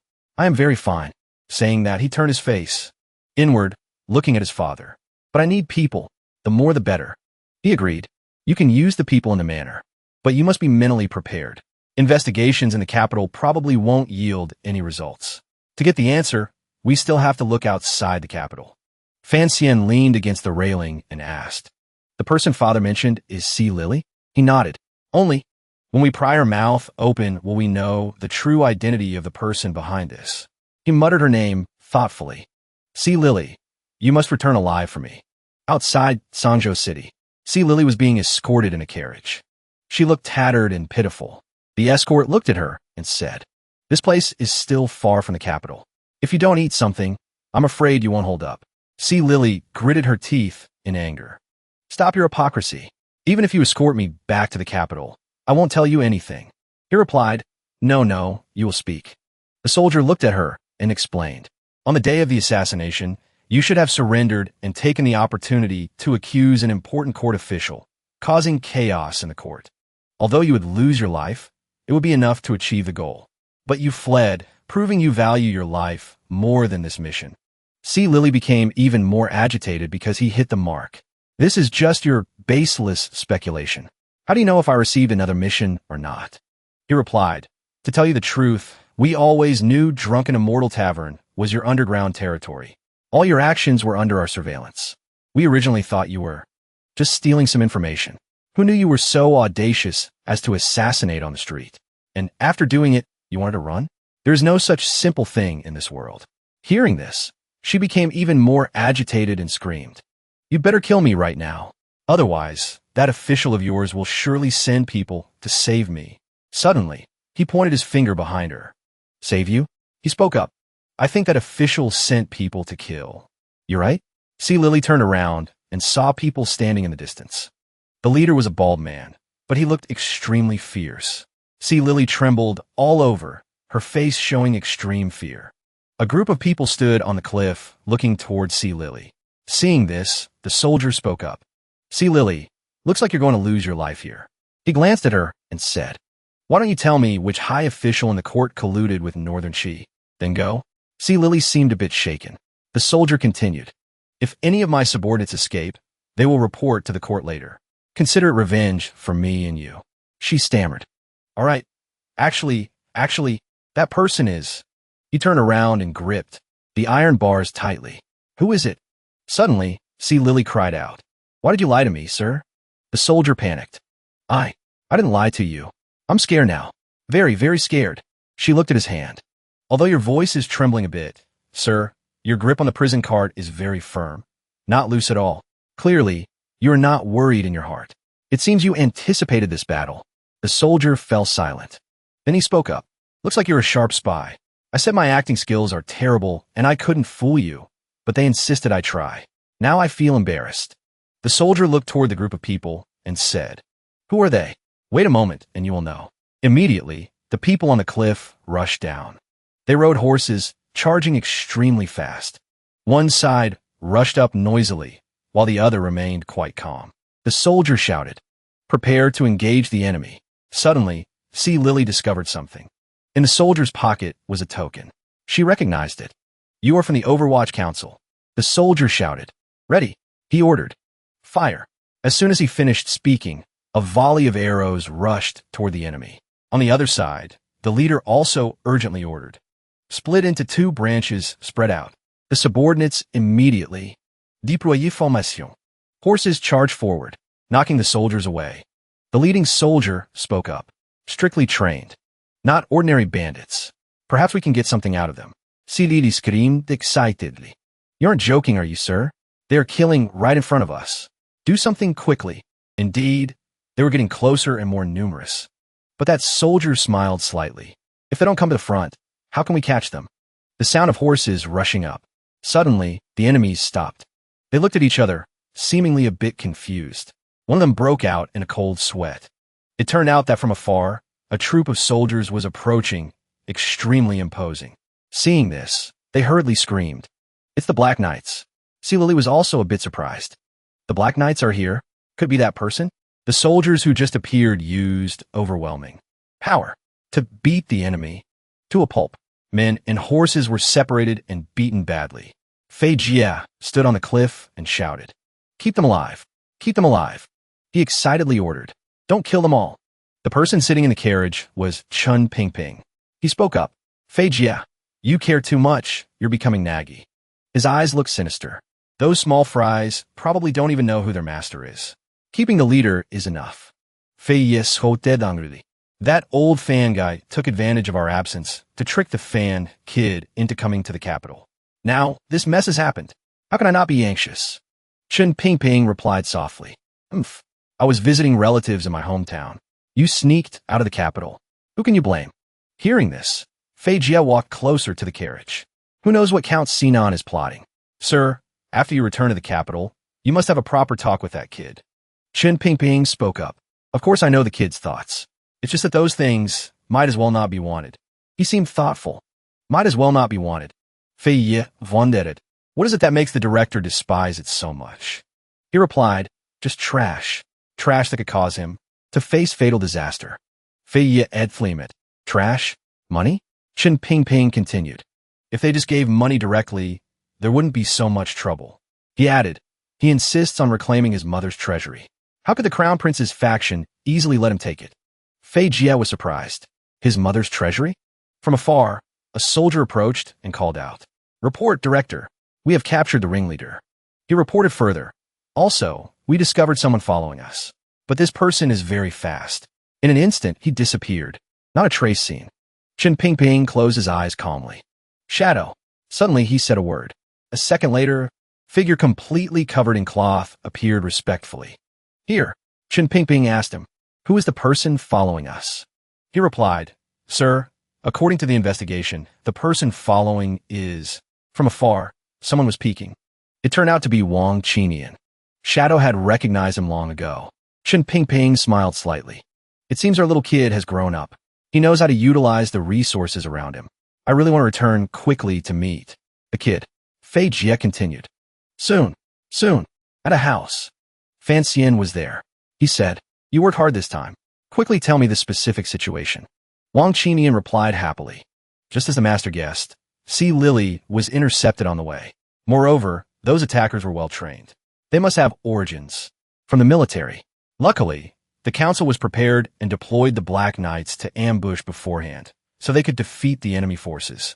Fiancee wondered, "Military origin? Is it the prefecture army or what?" He interrupted, "It was General Fong of the city guard. Although he ordered to intercept and kill C. Lily, he became serious, able to mobilize the city guard. It seems the power of this person cannot be underestimated." Wang Qinian was also curious. "I'm a bit curious. Which figure in the palace? Did the master provoke to have such means?" Fiancee evaded. "It's best if you don't know about this." He returned to the main topic. "When will see Lily arrive?" He coughed and replied, "Tomorrow. Director Chin will also arrive in the capital tomorrow." He added, "Does Master Fan need to ask for the director's instructions before we request in order to interrogate C. Lily?" Fan Xian replied softly, "Since the director is already investigating this case, it wouldn't be appropriate for me to rush in. In that case, might as well observe first and decide later." Suddenly, he realized something. It turned out Wang Qinian had hurriedly slipped away. While running, he spoke up. "That's even better, even better. Then this subordinate will slip away first." But Fan Xian quickly grabbed his collar. He whispered, "Tell me General Fong's address first. I have a few questions I want to ask him in a friendly manner." Wang Qinian pretended not to understand. Friendly? The scene changed to a room where someone had hanged himself. A man pushed the door open and entered, startled by the scene. He called out, "Lord Fong." A moment later, people entered. A group of stern, scary-looking people looked at the corpse. The man who pushed the door earlier hurriedly clarified, "Truly, we lowly ones know nothing. The Lord said they had something to interrogate the old master about, so I brought you to the study to find him, only to find out the old master had committed suicide." The soldier stopped him and shouted, Escort everyone back for interrogation. On the other side, Fan Xian thought to himself, as expected of the Overwatch Council. High efficiency indeed. He hid in the bushes looking at the people below, thinking, looks like I don't have the chance to speak friendly with General Fong. Moreover, a bald soldier spoke up. Efficiency even higher than the Overwatch Council, killing directly to silence the witness. The person behind this is truly not simple. Night had fallen. Wang Qinian was playing with his son. Suddenly, he heard something. Immediately, he said to his son, "Son, the flatbread is in the house. Now you can go eat it." The obedient son, "Yes, sir." Saying that, the boy ran away quickly. Father keeps his word. I'm going to eat now. Wang Qinian's expression changed. He spoke up. May I ask which expert has come personally? What is the matter? From the darkness, a voice rang out. Lord Wang, it's me. Suddenly, a hidden weapon flew out. Fan Xian shouted angrily. You bastard. Your mouth asks politely, but your hand shows no mercy. The weapon stuck into the tree trunk. Fan Xian complained. The weapon is even poisoned. You are truly wicked. Wang Qinian rubbed his head in confusion. Master Fan, don't be angry. Normally I wouldn't attack. If I can run, I definitely won't fight. It's just, he added, but today I can't run. My life source is here. Fan Xian coughed a few times. Something unexpected happened. Indeed, I can't completely blame you. General Fong has been killed to silence him. I have reached a point where I must find a way. Wang Qinian wondered, what does the master mean? He replied, I want to interrogate Sea Lily tonight. In the dungeon, he and Wang Qinian quietly entered. He looked at him and said, their moves were too fast. As soon as the director arrived, we acted immediately. I'm afraid they never intended to keep. He smiled cheerfully. Lord Fong's matter told us that following the master is more important. Fan Xian understood his meaning. Don't worry, I won't sell you out. Hearing this, Wang Qinian felt more at ease. Then thank you, master. In front of the door, an old man holding a sword stood waiting. He asked, what is the matter? Fan Xian showed the token and ordered, open the door. I want to interrogate Sea Lily. The door opened. He walked in, thinking, if they're fast, I must be faster. If they're cruel, I must be crueler than them. Sea Lily was locked in an iron cage, surrounded by many installed traps. There was a sound getting closer to her. Sea Lily opened her eyes and cried out in surprise. Master Fan? He took off his hood, looked at her, and got straight to the point. I want to ask who is behind this before they act against you. Fan Xian leaned close to Sea Lily and spoke. Miss Lily, it has been over a month since we parted at Drunken Immortal Tavern. He recalled what happened then. I remember back then, you and I shared a bed, getting along harmoniously and happily together. Sea Lily sat still listening. Fan Xian continued speaking. I really didn't expect that meeting again would be in a situation like this. She finally opened her mouth. I never thought Master Fan hit himself so well. No wonder before I was always the one knocking others out, but being knocked out by someone else. This was the first time. Hearing this, Fan Xian wondered. Knocking others out? Suddenly, he shouted excitedly. Could it be Miss Lily is still keeping her chastity? He thought. If I had known earlier, that night I would have. Fan Xian recalled, regretting endlessly. What a pity. Truly a pity. Wang Qinian stood aside and hurriedly reminded him. Master Fan, hurry up. Director Chun will be back soon. At this point, he returned to the main topic. I came today to ask who ordered you to assassinate me. He asked, was it Northern Qi or our people from Southern Qing? Hearing this, Sea Lily laughed and replied, Master Fan is a bit too naive, isn't he? Her eyes were unusually sharp. No matter what, I am a spy for Northern Qi. You just asked, and I answer immediately? Where will my dignity be? Fan Xian replied to her. True, that is indeed a bit disrespectful to you. His face became scary.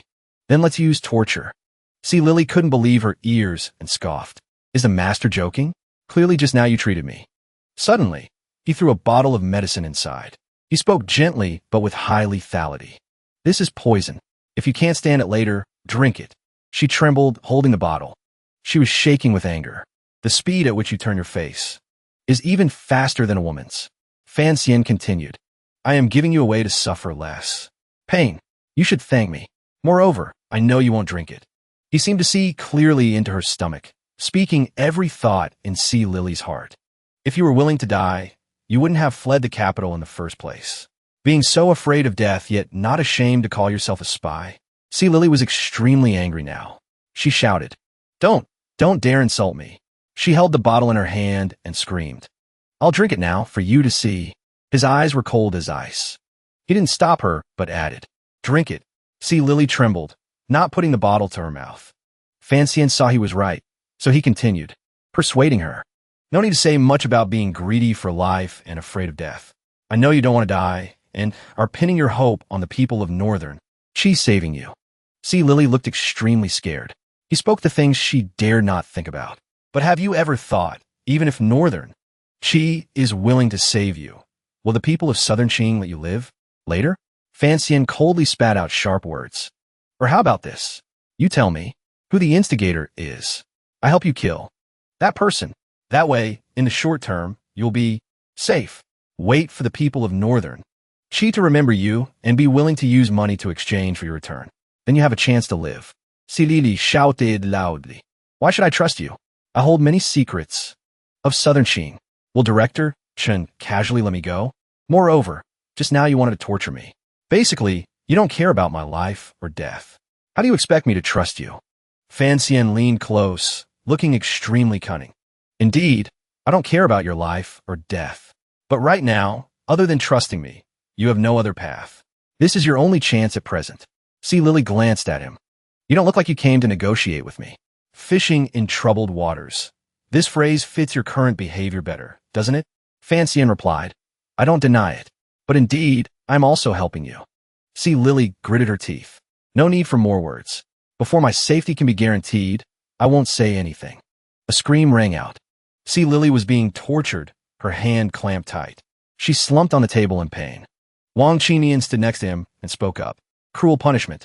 If the master can't bear it, how about this place be handed over to this subordinate? But on the contrary, on his face, Fancian looked extremely enjoying. I don't believe you won't confess. I don't believe you won't confess. I don't believe you won't confess. Wang Qinian broke out in a cold sweat. This subordinate thought too much. The white-haired old man conducting the torture said to Fancian, torture also requires thinking about efficiency. At least, it takes 5 days. You want to get clues in half an hour? That's unrealistic. At this moment, see, Lily was trembling all over. Fancian's eyes were a bit calm. He ordered, you guys withdraw. Let me try alone. The two of them were confused, but then they also withdrew in response. See, Lili Mond. Pain. His face darkened. Keep the bottle I gave you just now safe. If you really can't stand the torture next time, drink it. She was even angrier, shouting curses loudly. Fancian, you are too cruel. He calmly replied. Think openly a bit. In this world, nothing is more important than your own life. He questioned her loudly. You're a person of Southern Qing, but sold your life to Northern Qi. To be this reckless, thinking carefully, surely it isn't. For money. I don't know if the rumors about you in the capital are true or not, but if you want to succeed, you must ensure you stay alive first. See, Lily silently listened to his words. Fancian's voice rang out. But right now, if you want to live, you must pay a certain price. She spoke up. How can a master guarantee I can continue to live? Suddenly, he knelt down beside her. He pointed at himself and said, Rely on me. Fancian sat down close to see Lily and spoke up. Today, as soon as you arrived in the capital, I could come to the Sky prison to interrogate you immediately. Surely you can guess my status in the Overwatch Council, right? See, Lily was still doubtful. How do I know the master won't go back on his word? She recalled the days she was intimate with him and said, if the master regarded old feelings. See, Lily held out her hand and shouted, then today you wouldn't have treated me so cruelly. Fancian replied, if you tell me now who the instigator is, I swear on my ancestor's name, not only to protect you completely, but also to help you return to Northern Qi. See, Lily's eyes at this moment seemed to be captivated by him. Fancian burst out laughing and covered his mouth. Let me say something off topic. That is, he said, the way you look up with your hands raised like that is very, like a cute puppy. She spoke up. When we first met, the master always liked playing boring games like this. He wondered, boring? She sighed, then uttered 3 words.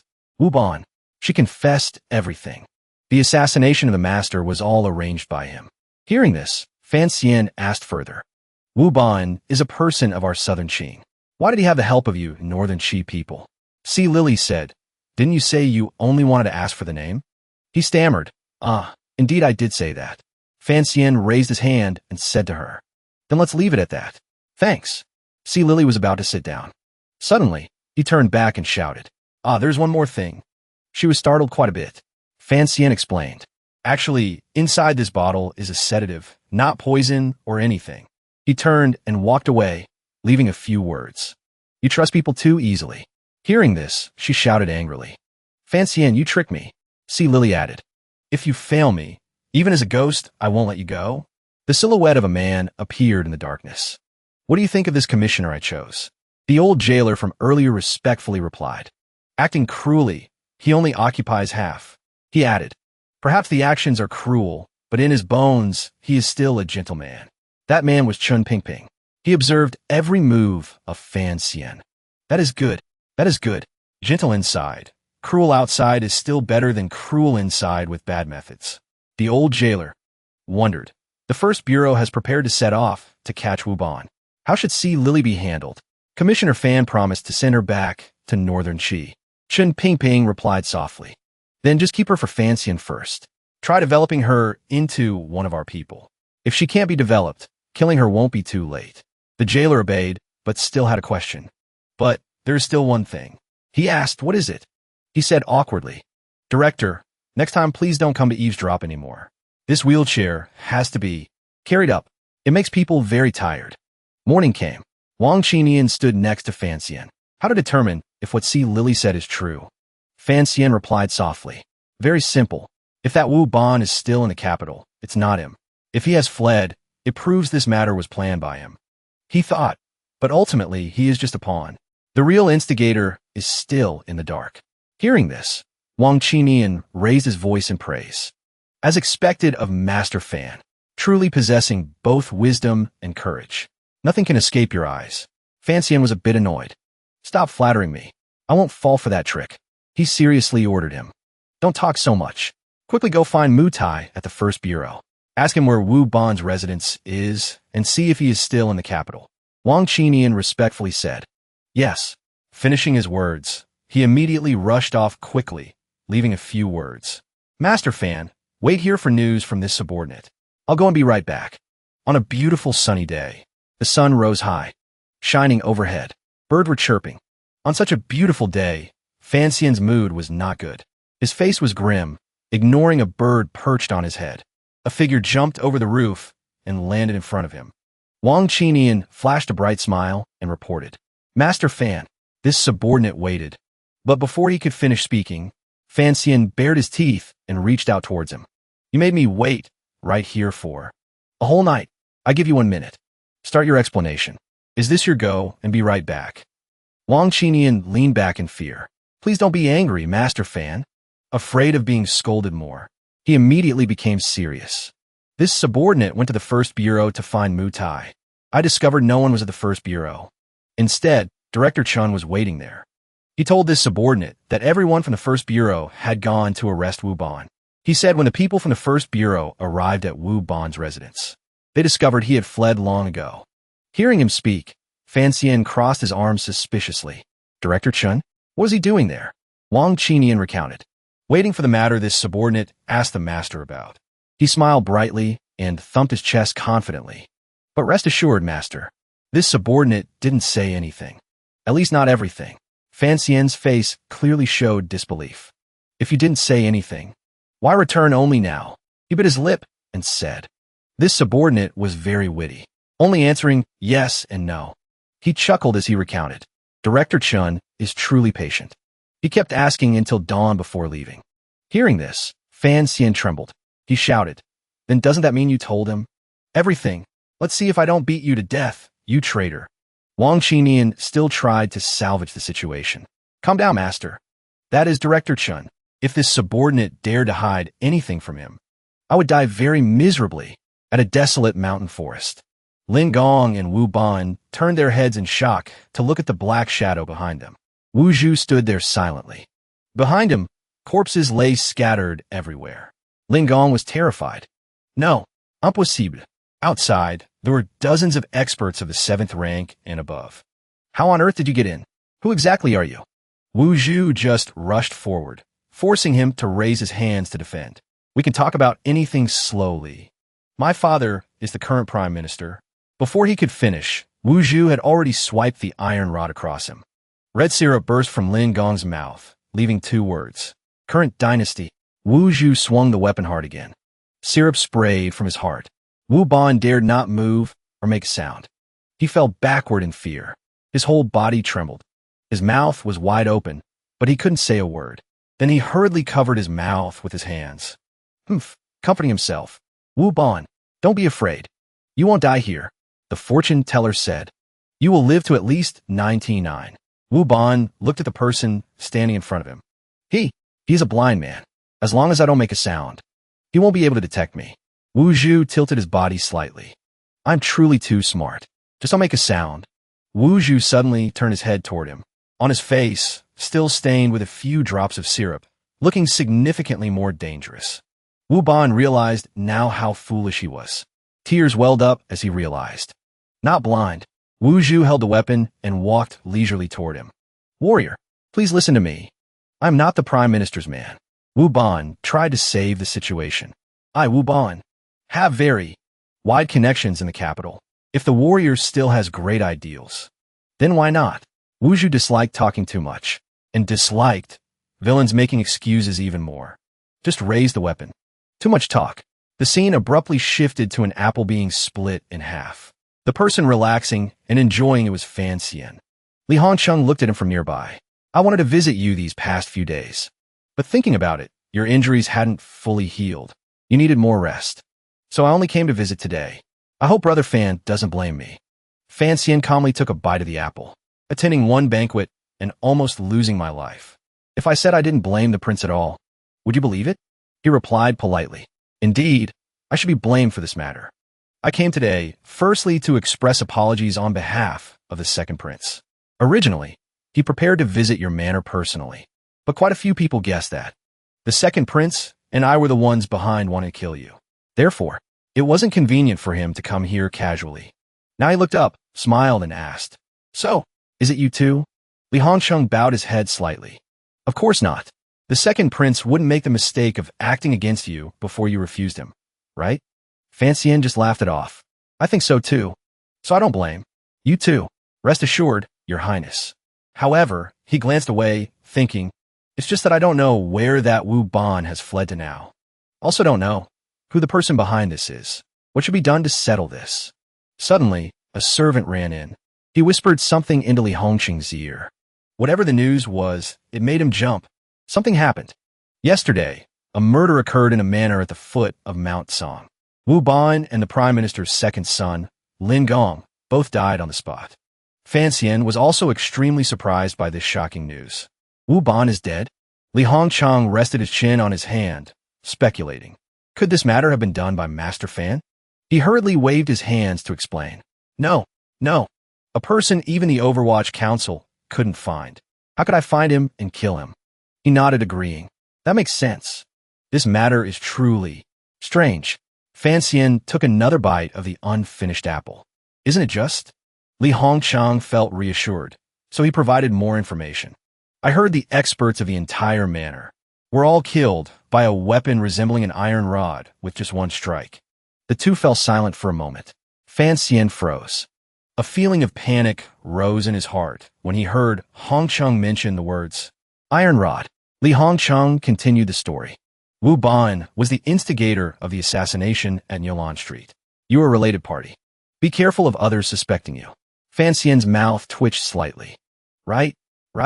Thank you for your concern, Your Highness. He laughed again. If it really was you, then I must reevaluate your strength.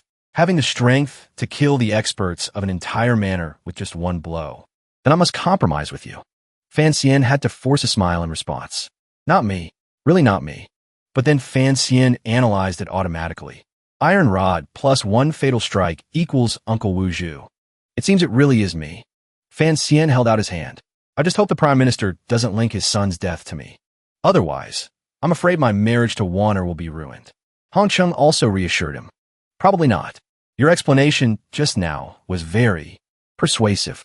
Moreover, the Prime Minister probably has to explain first why the second young master was with Wu Ban. You must know that Wu Ban is a character connected to Northern Qi spies. The crime of treason is certain. He couldn't help but ponder. True, could it be the mastermind who wanted to kill me? Is the current prime minister my future father-in-law? In the court, Lin Ruofu knelt down. I beg your majesty to seek justice for this old subject. Demand fairness for my dead son. The other officials stood there silently. Everyone showed a bitter expression and sympathy for his pain. The emperor raised his hand to signal Ruofu to calm down. Prime Minister, please restrain your grief. In just a few short days, the capital has seen consecutive violent cases. Naturally, the Overwatch Council cannot avoid responsibility. Rest assured, Prime Minister. Naturally, we know how to deal with the guilty. To give the Prime Minister an explanation, he pleaded earnestly, in broad daylight, daring to commit such a heinous act. The murderer is still at large outside. Truly, this subject cannot eat or sleep in peace. But the emperor is the ruler. He must maintain reason. So he calmly analyzed further. That manor is in a secluded place. If it weren't midsummer, causing the bodies to smell quickly, I'm afraid it wouldn't have been discovered for a short while. Now he opened his eyes. Such a hidden place. The prime minister must rethink why his son was there with Wu Ban. These words made Lin Ruofu startled. He suddenly thought, His Majesty is mocking me. If I continue to investigate, I'm afraid I'll invite trouble upon myself. The emperor continued. As for the murderer, suddenly, the emperor called out a name loudly. Chen Pingping, then scolded him to his face. What kind of director of the Overwatch Council are you? Pingping saw the emperor was angry and immediately knelt, then reported, upon returning to the capital. Because someone in the court intended to snatch the Northern Qi spy, Sea Lily, away. This Sea Lily is connected to the assassination case of the fan's son. A few days ago, this is a major matter. After receiving the report, this subject took a detour to escort the spy back, so I was delayed by a few hours. Hearing this, the emperor waved his hand to dismiss it. So that's how it is. Then forget it. Lin Ruofu naturally didn't expect this reaction. Just let it go like that? The emperor looked at Ruofu, temporarily put aside Sea Lily's matter. Investigate the source of the prime minister's son's case clearly first.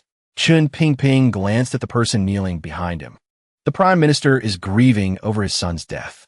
Originally, there are words I shouldn't say, but as a subject, before your majesty, I dare not hide anything.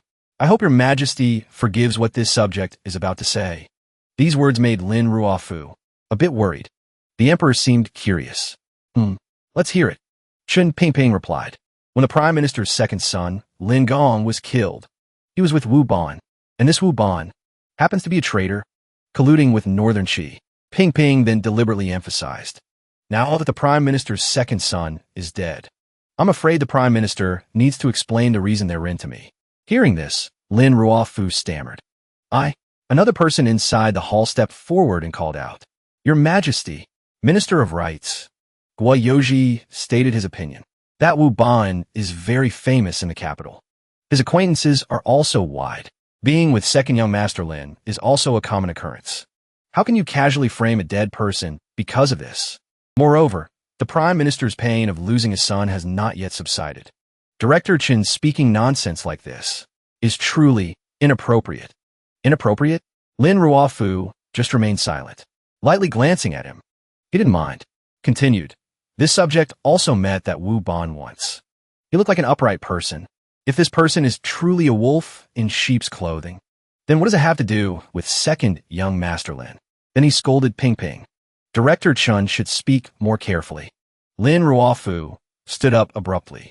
If this subject is involved in this matter, then may I be struck by lightning. Struck by lightning? All the officials in the court simultaneously knelt down.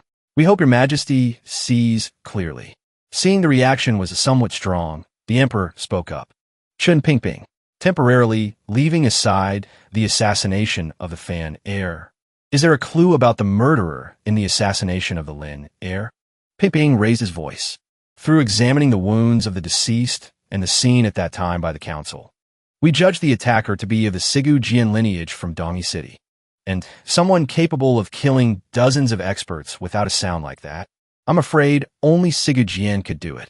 The officials in the court discussed again. I didn't expect it to be Siga Jian. How is that possible? He is the master of a city, one of the 4 grandmasters. Coming to southern Qing without a greeting, does he want to start a war between the 2 countries? The emperor pondered, tiredly resting his hand on one cheek. You mean, a master of a city like Siga Jian personally came to southern Qing just to kill Wu Ban? He couldn't figure out why he would do such a thing. Chen Pingping replied, naturally, to avenge his disciples. Pingping continued to recount what he knew. Among the assassins killed by the Fan Sun's counterattack a few days ago, there were 2 female assassins.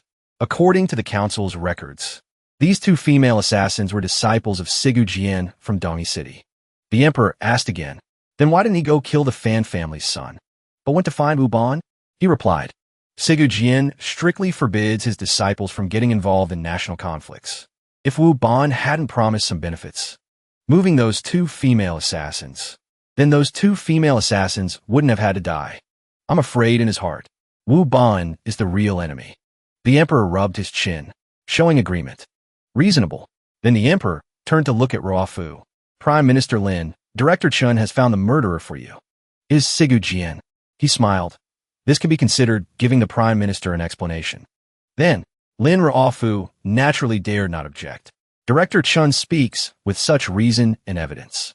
What reason does this subject have not to believe? The emperor laughed loudly. Good.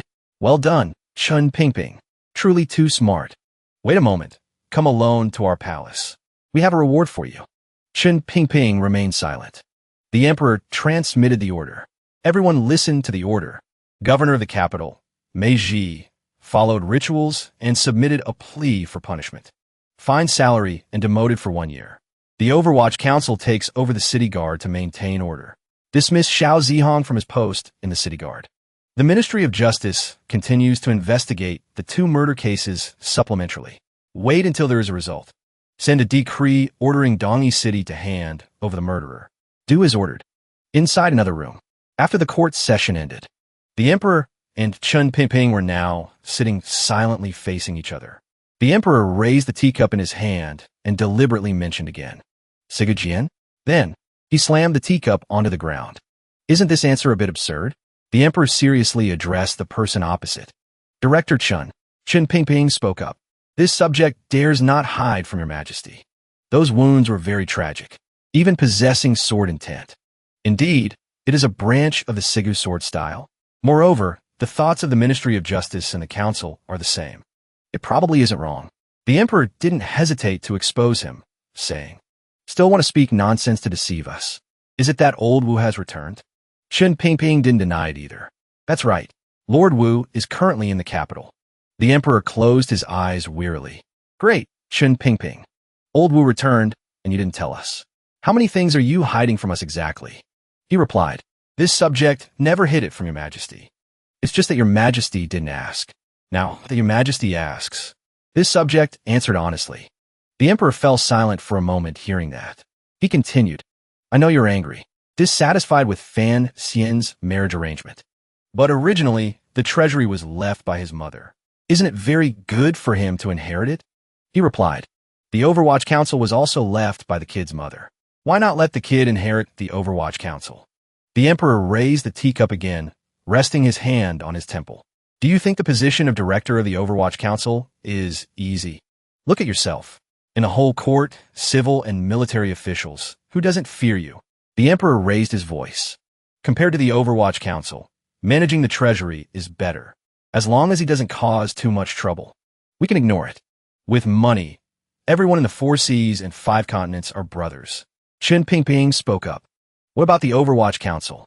His expression darkened. The subject always thinks, what if one day the subject is gone? How should the Overwatch Council be handled? Pingping continued. If the Overwatch Council is handed to an outsider, it is truly a very dangerous thing.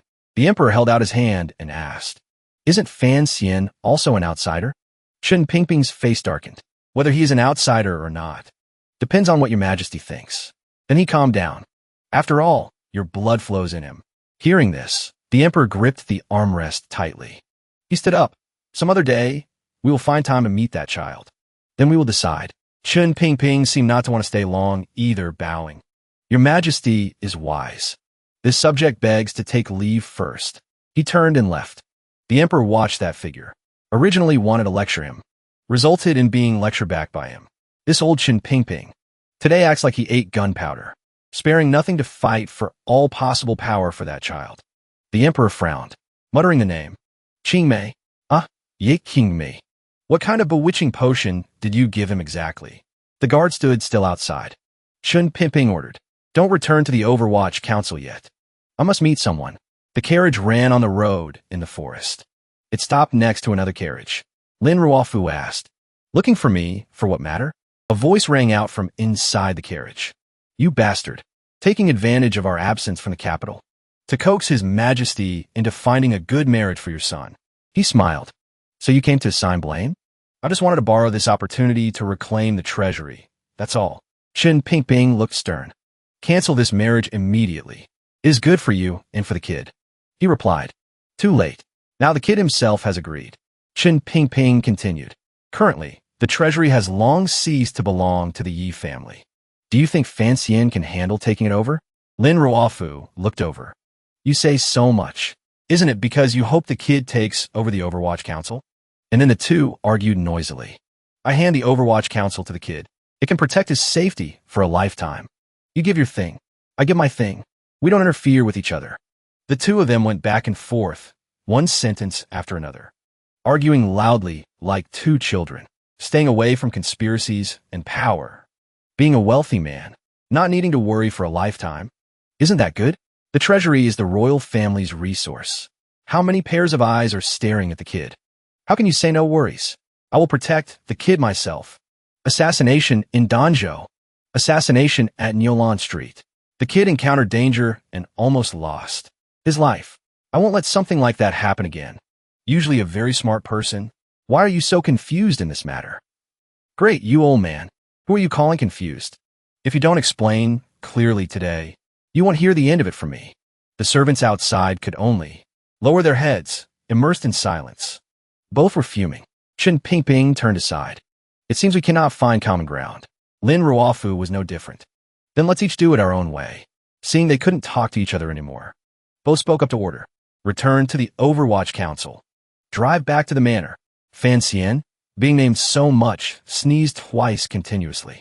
He deluded himself. 1 is cursing, 2 is missing, 3 is a cold. Looks like someone is missing me. His expression became happy. Needless to say, it must be my lovely little lady. I must go meet her. Just as he turned, he saw Wu Zhu standing right there. Startled, he cried out, Ooh, Uncle Wu Zhu, when did you arrive? Fan Xian suddenly remembered and asked, Right, uncle. Did you kill Wu Ban? He replied briefly with one sentence. That's right. He fumbled, continuing. When Wu Ban died, was my brother-in-law also there? Wu Zhu was calm, as if it wasn't anything important. That's right. Killed with one blow. But he wasn't. As expected, doomed. Uncle even enthusiastically comforted him. Rest assured, if anyone comes for revenge, just kill them all. Fan Xian rested his chin on his hand, thinking, I'm not worried about this. Fan Xian rested his hand on the railing. Since Lin Gong was there, then my future father-in-law might be the person behind this. The assassination was arranged to prevent Wanner from marrying me. Wu Zhu stood behind him and announced another piece of news. I went to the Prime Minister's manor. This matter has nothing to do with him. Fan Xian forced a smile and turned back to ask, if it really has nothing to do with him, surely you didn't kill the current Prime Minister too, right? He replied without hesitation, then emphasized, attitude devoid of humanity will kill. Hearing these words, Fan Xian instantly turned to stone. Inside a room at the Prime Minister's manor, an incense burner with curling smoke was warming the room. Lin Ruofu sat sadly inside. Attending beside him was a close subordinate. Yuan Hongdao was the name of the subordinate. He seriously suggested to Ruofu, Sir, turning against the eldest princess at this time, I'm afraid isn't very appropriate. Lin Ruofu was deep in thought. Picking up a teacup, he slowly replied to Hongdao, Things have come to this. For the descendants of the whole manor, and the people of the Lin clan, I must calculate a plan. Then, I asked you one last time, confirm it was Sigu Jian who acted? Hongdao immediately replied, From the wounds, it can be seen, it was indeed Sigu Jian who acted. Hearing this, He gently put down the teacup, as if wanting to end the investigation here. Since the murderer is Illegitimate, then this matter has nothing to do with the Fan family. I don't need to think too much anymore. Wuhu continued his sentence with a sigh. Eyes contemplative. The Fan family and the Overwatch Council have secretly interacted for many years. I think, if they add this old man, they probably won't refuse. Hong Dao expressed his concern again, although saying so. But with the current changes, it seems to have become more intense. The more Wuhu spoke, the clearer the sorrow in his words became. I have been in the court too long. I don't know how many people I have offended. I only have 2 sons and 1 daughter. Met with misfortune. The Bao doesn't have the ability to take care of himself. I can only entrust hope to Manor marrying a good husband, who can protect the people of the Lin clan. Fiancee has the Fan family and the Overwatch Council supporting him. He is already the best choice. Hong Dao spoke up again, but thinking for the eldest young master. I feel the young lady marrying Fan Xian isn't a very good idea. After all, Master Fan Xian is very hard to escape political struggles. I'm afraid life later will be very hard to be peaceful. Wuhu corrected him decisively. Just by being named Fan, is determined he can't withdraw from this tangled web. Therefore, I'd rather he be a ruthless person. Only then can he protect Manor and her eldest brother safely for a lifetime. As he spoke, he slowly poured more tea into the cup. As for the eldest princess, the first assassination Li Yunrui ordered Wu Ban to carry out was still a plan to kill 3 birds with 1 stone. 1 is to kill Fan Xian. She could seize the power of the treasury. 2 is to Dragon Gong. She could use that as a rope to bind my prime minister's manor to her. Hong Dao was truly a close subordinate. When Wuhu got to that point, he actively continued. It's just that the eldest princess didn't expect. Fan Xian wasn't that easy to kill. And that dog slave Wu Ban died together with the second young master. Wuhu continued. But she still has a most important link. That is, she guessed His Majesty's intentions correctly. Initially, even if Cheng Jushu's group could escape the capital, they would have been killed by her falsely transmitting my order, telling Lord Fong to kill them in Sangzhou, thereby confirming Northern Qi killed people. Yuan Hong Dao then expressed surprise. So that's how it is. The eldest princess guessed His Majesty wanted to start a war. Now the eldest princess give His Majesty such a good excuse. Even if His Majesty doesn't like the eldest princess's assertion, he still has to accept this favor from the eldest princess. Li Yunrui. This woman's schemes are hard to predict, hard to deal with. Wuhu frowned as he said this, squinting. Wait, let's not talk about this anymore. Must immediately come up with a strategy to deal with the upcoming war. While they were talking, a young man suddenly burst through the door. It was Wuhu's eldest son, Lin Zhaobao. He was running and crying loudly. Daddy! Wuhu! Daddy! Wuhu raised his tired eyes mixed with surprise to look at his son. The female servant running after the Bao greeted the 2 lords while panting. Master! Eldest young master. Wuhu, despite his fatigue, tried to get close to comfort his son. Zhaobao, why are you not being good again? The Bao cried louder when comforted by his father. He wailed amidst choking sobs. The Bao is very good. It's just that little brother hasn't come back yet. He added another sentence that made Wuhu suddenly darken his face in despair. The Bao misses little brother. Hearing this sentence, Wuhu's shoulders slumped. He bent his back, hands still placed on the Bao, speaking in pain. So, my son, seeing his father so sad. The Bao cried even louder. Daddy, what's wrong, Daddy? Wuhu hurriedly wiped his tears. Suppressing the pain, he replied, Daddy is fine. Then, he tried to stay calm and reassured the Bao. Little brother went out to play. He won't be back for a few days. The Bao be good. Go back to sleep quickly, okay? Hearing his father say that, Zhaobao imeditan sumai. Tears also stopped falling. He calmed his spirit, then quickly replied to his father. The Bao is good. The Bao is going to sleep now. The female servant gently supported the Bao out. Wuhu stood silently watching his innocent son, his heart heavy. His eyes darkened again after the Bao left. Yuan Hong Dao spoke up. Why not invite Fan Xian over to talk, to observe his character and resourcefulness? Wuhu completely agreed with his opinion. If he is truly someone worth entrusting, then we can form a good union with a young lady. And if the master gains 2 assistants, the Fan family and the Overwatch Council, then even if you resolutely turn against the eldest princess, There is no need to worry. His eyes changed when mentioning this matter, more determined and full of hope. Right. Moreover, it must be fast. Quickly arrange it. Speaking of this, Ruofu raised his voice. Fancian, oh Fancian. A bright future is laid out before you. It just depends on whether you accept it or not. Being named too many times, Fancian was now squeezing his eyes shut, pouting lips. Achoo! A loud sneeze. He stood by the lake muttering to himself. Sneezing so much. Could be I caught a cold? Just then, Wuju loomed into appearance, automatically replying. Probably not. Seeing Wuju, Fancian immediately teased. Uncle, are you free lately? Wuju then briefly reported the situation. The investigation has made progress. The royal palace or the seaside. Taiping Villa. It can only be these two places. Hearing Wuju speak, Fancian put his hand on his chin, considering carefully. The royal palace is too big a risk. Should we investigate Taiping Villa first? Wuju replied briefly with one sentence. Hearing that, Fancian turned around, startled because Wuju had vanished. A maid approached from afar, calling loudly. Young master. But Fancian was still busy looking for his uncle. Where is he? Is his execution ability that strong? Only when a maid called again did he turn back to look. Young master, Prime Minister Lin invites you to the manor to talk. He said he wants to meet his future son-in-law. Hearing the words son-in-law, Fancian anxiously bit his nails. His face looked blank and foolish. My father-in-law wants to meet me? Could he suspect I'm involved in his son's death?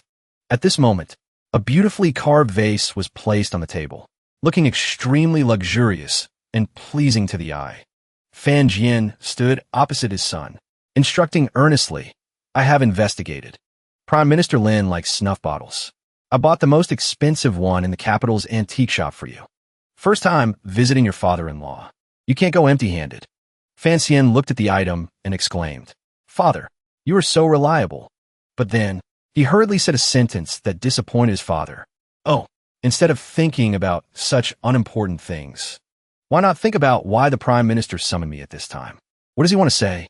Being criticized straight to his face by his son like this, Fan Jian was annoyed but didn't know how to argue. He could only repeat with an annoyed attitude. Unimportant things?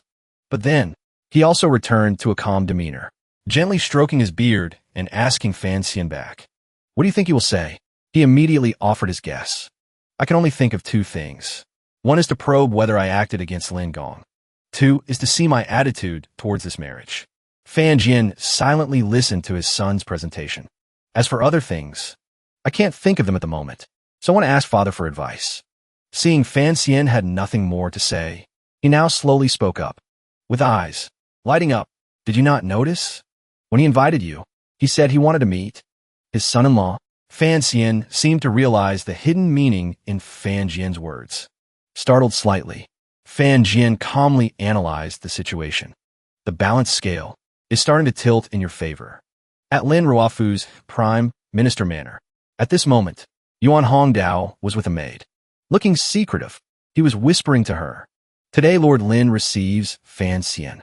If nothing unexpected happens, he probably wants to agree to this marriage. The maid looked indifferent. Told Hongdao, it's all within expectations. Is there any other news?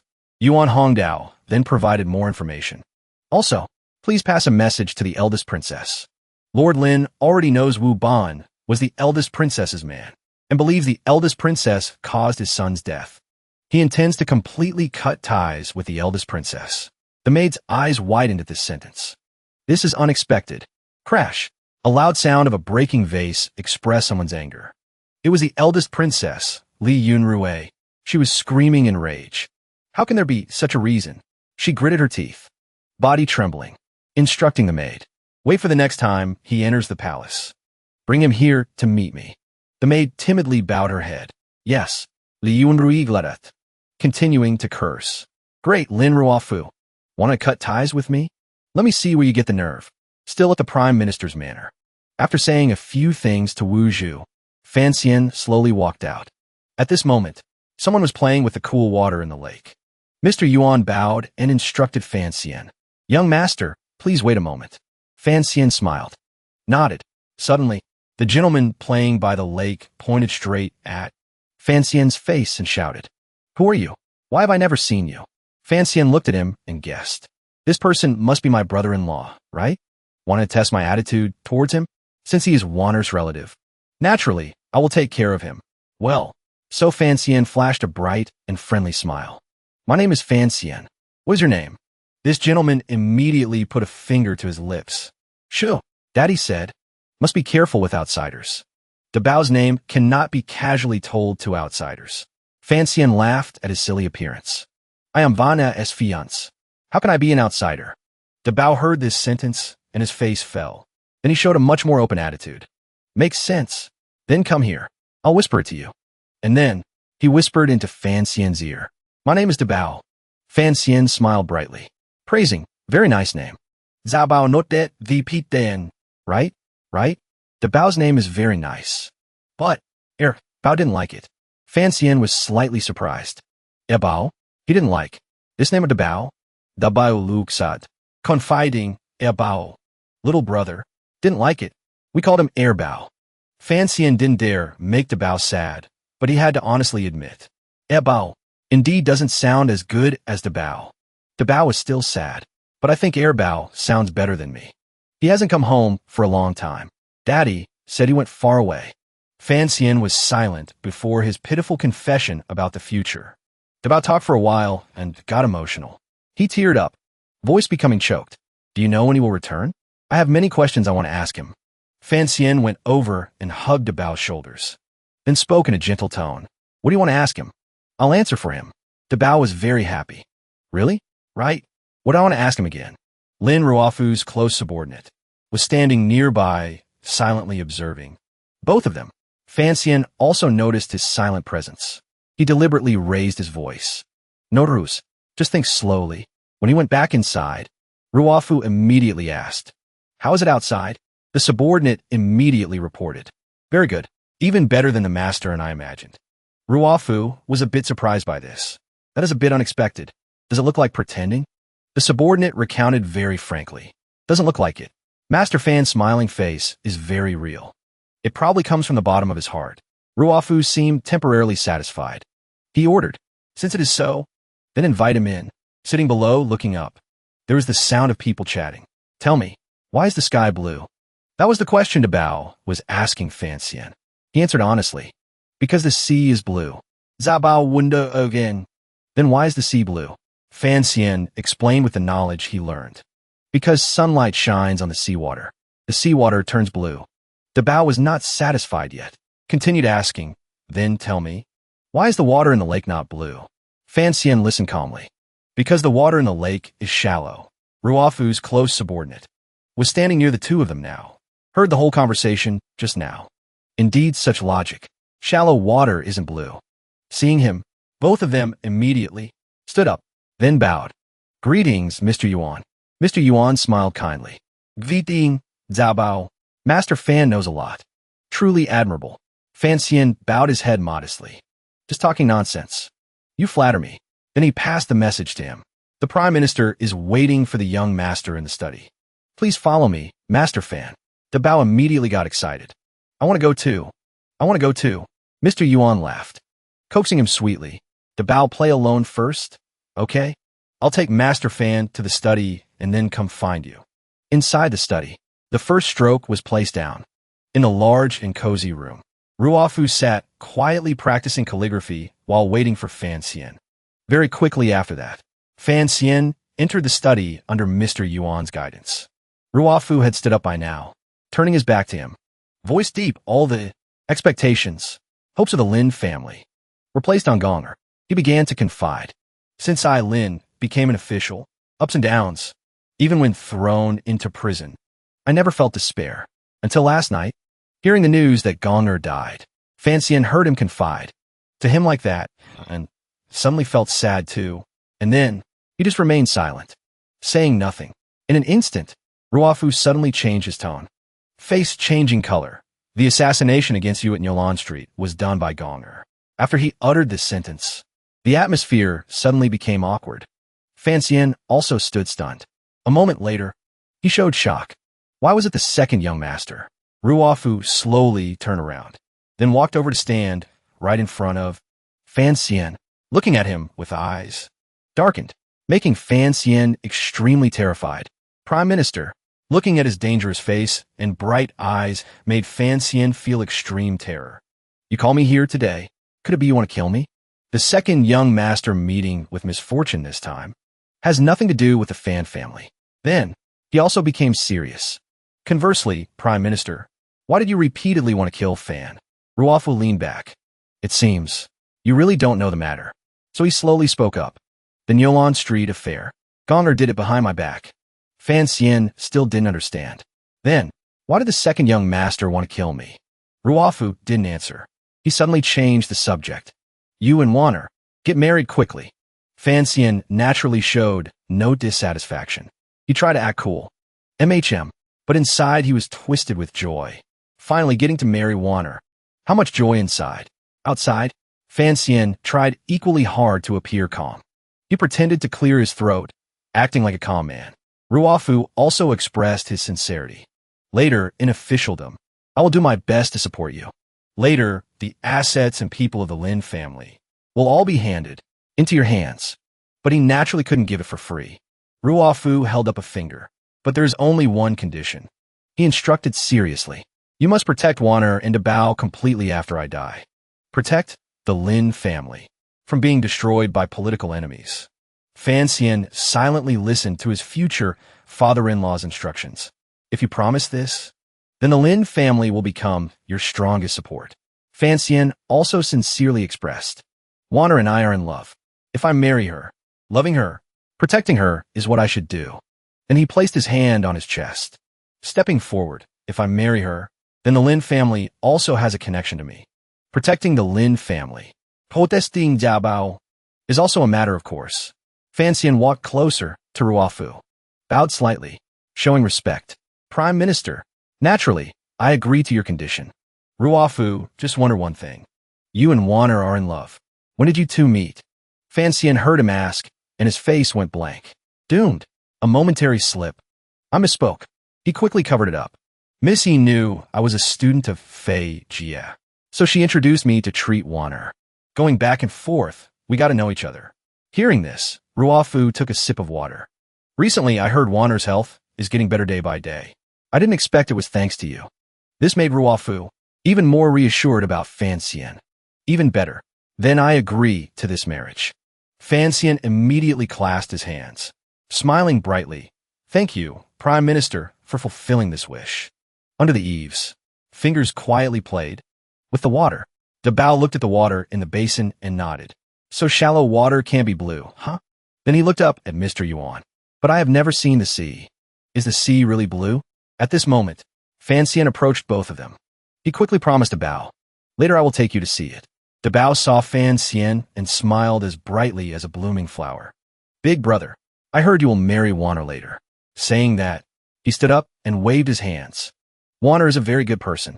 She will take me to eat lots of delicious food. You take me to see the sea. Can we take her too? Fan Xian smiled, eyes crinkling. Go. You, me and Manor too. The three of us will go together. Then he smilingly reminded Dabao. Dabao, later I will marry your sister.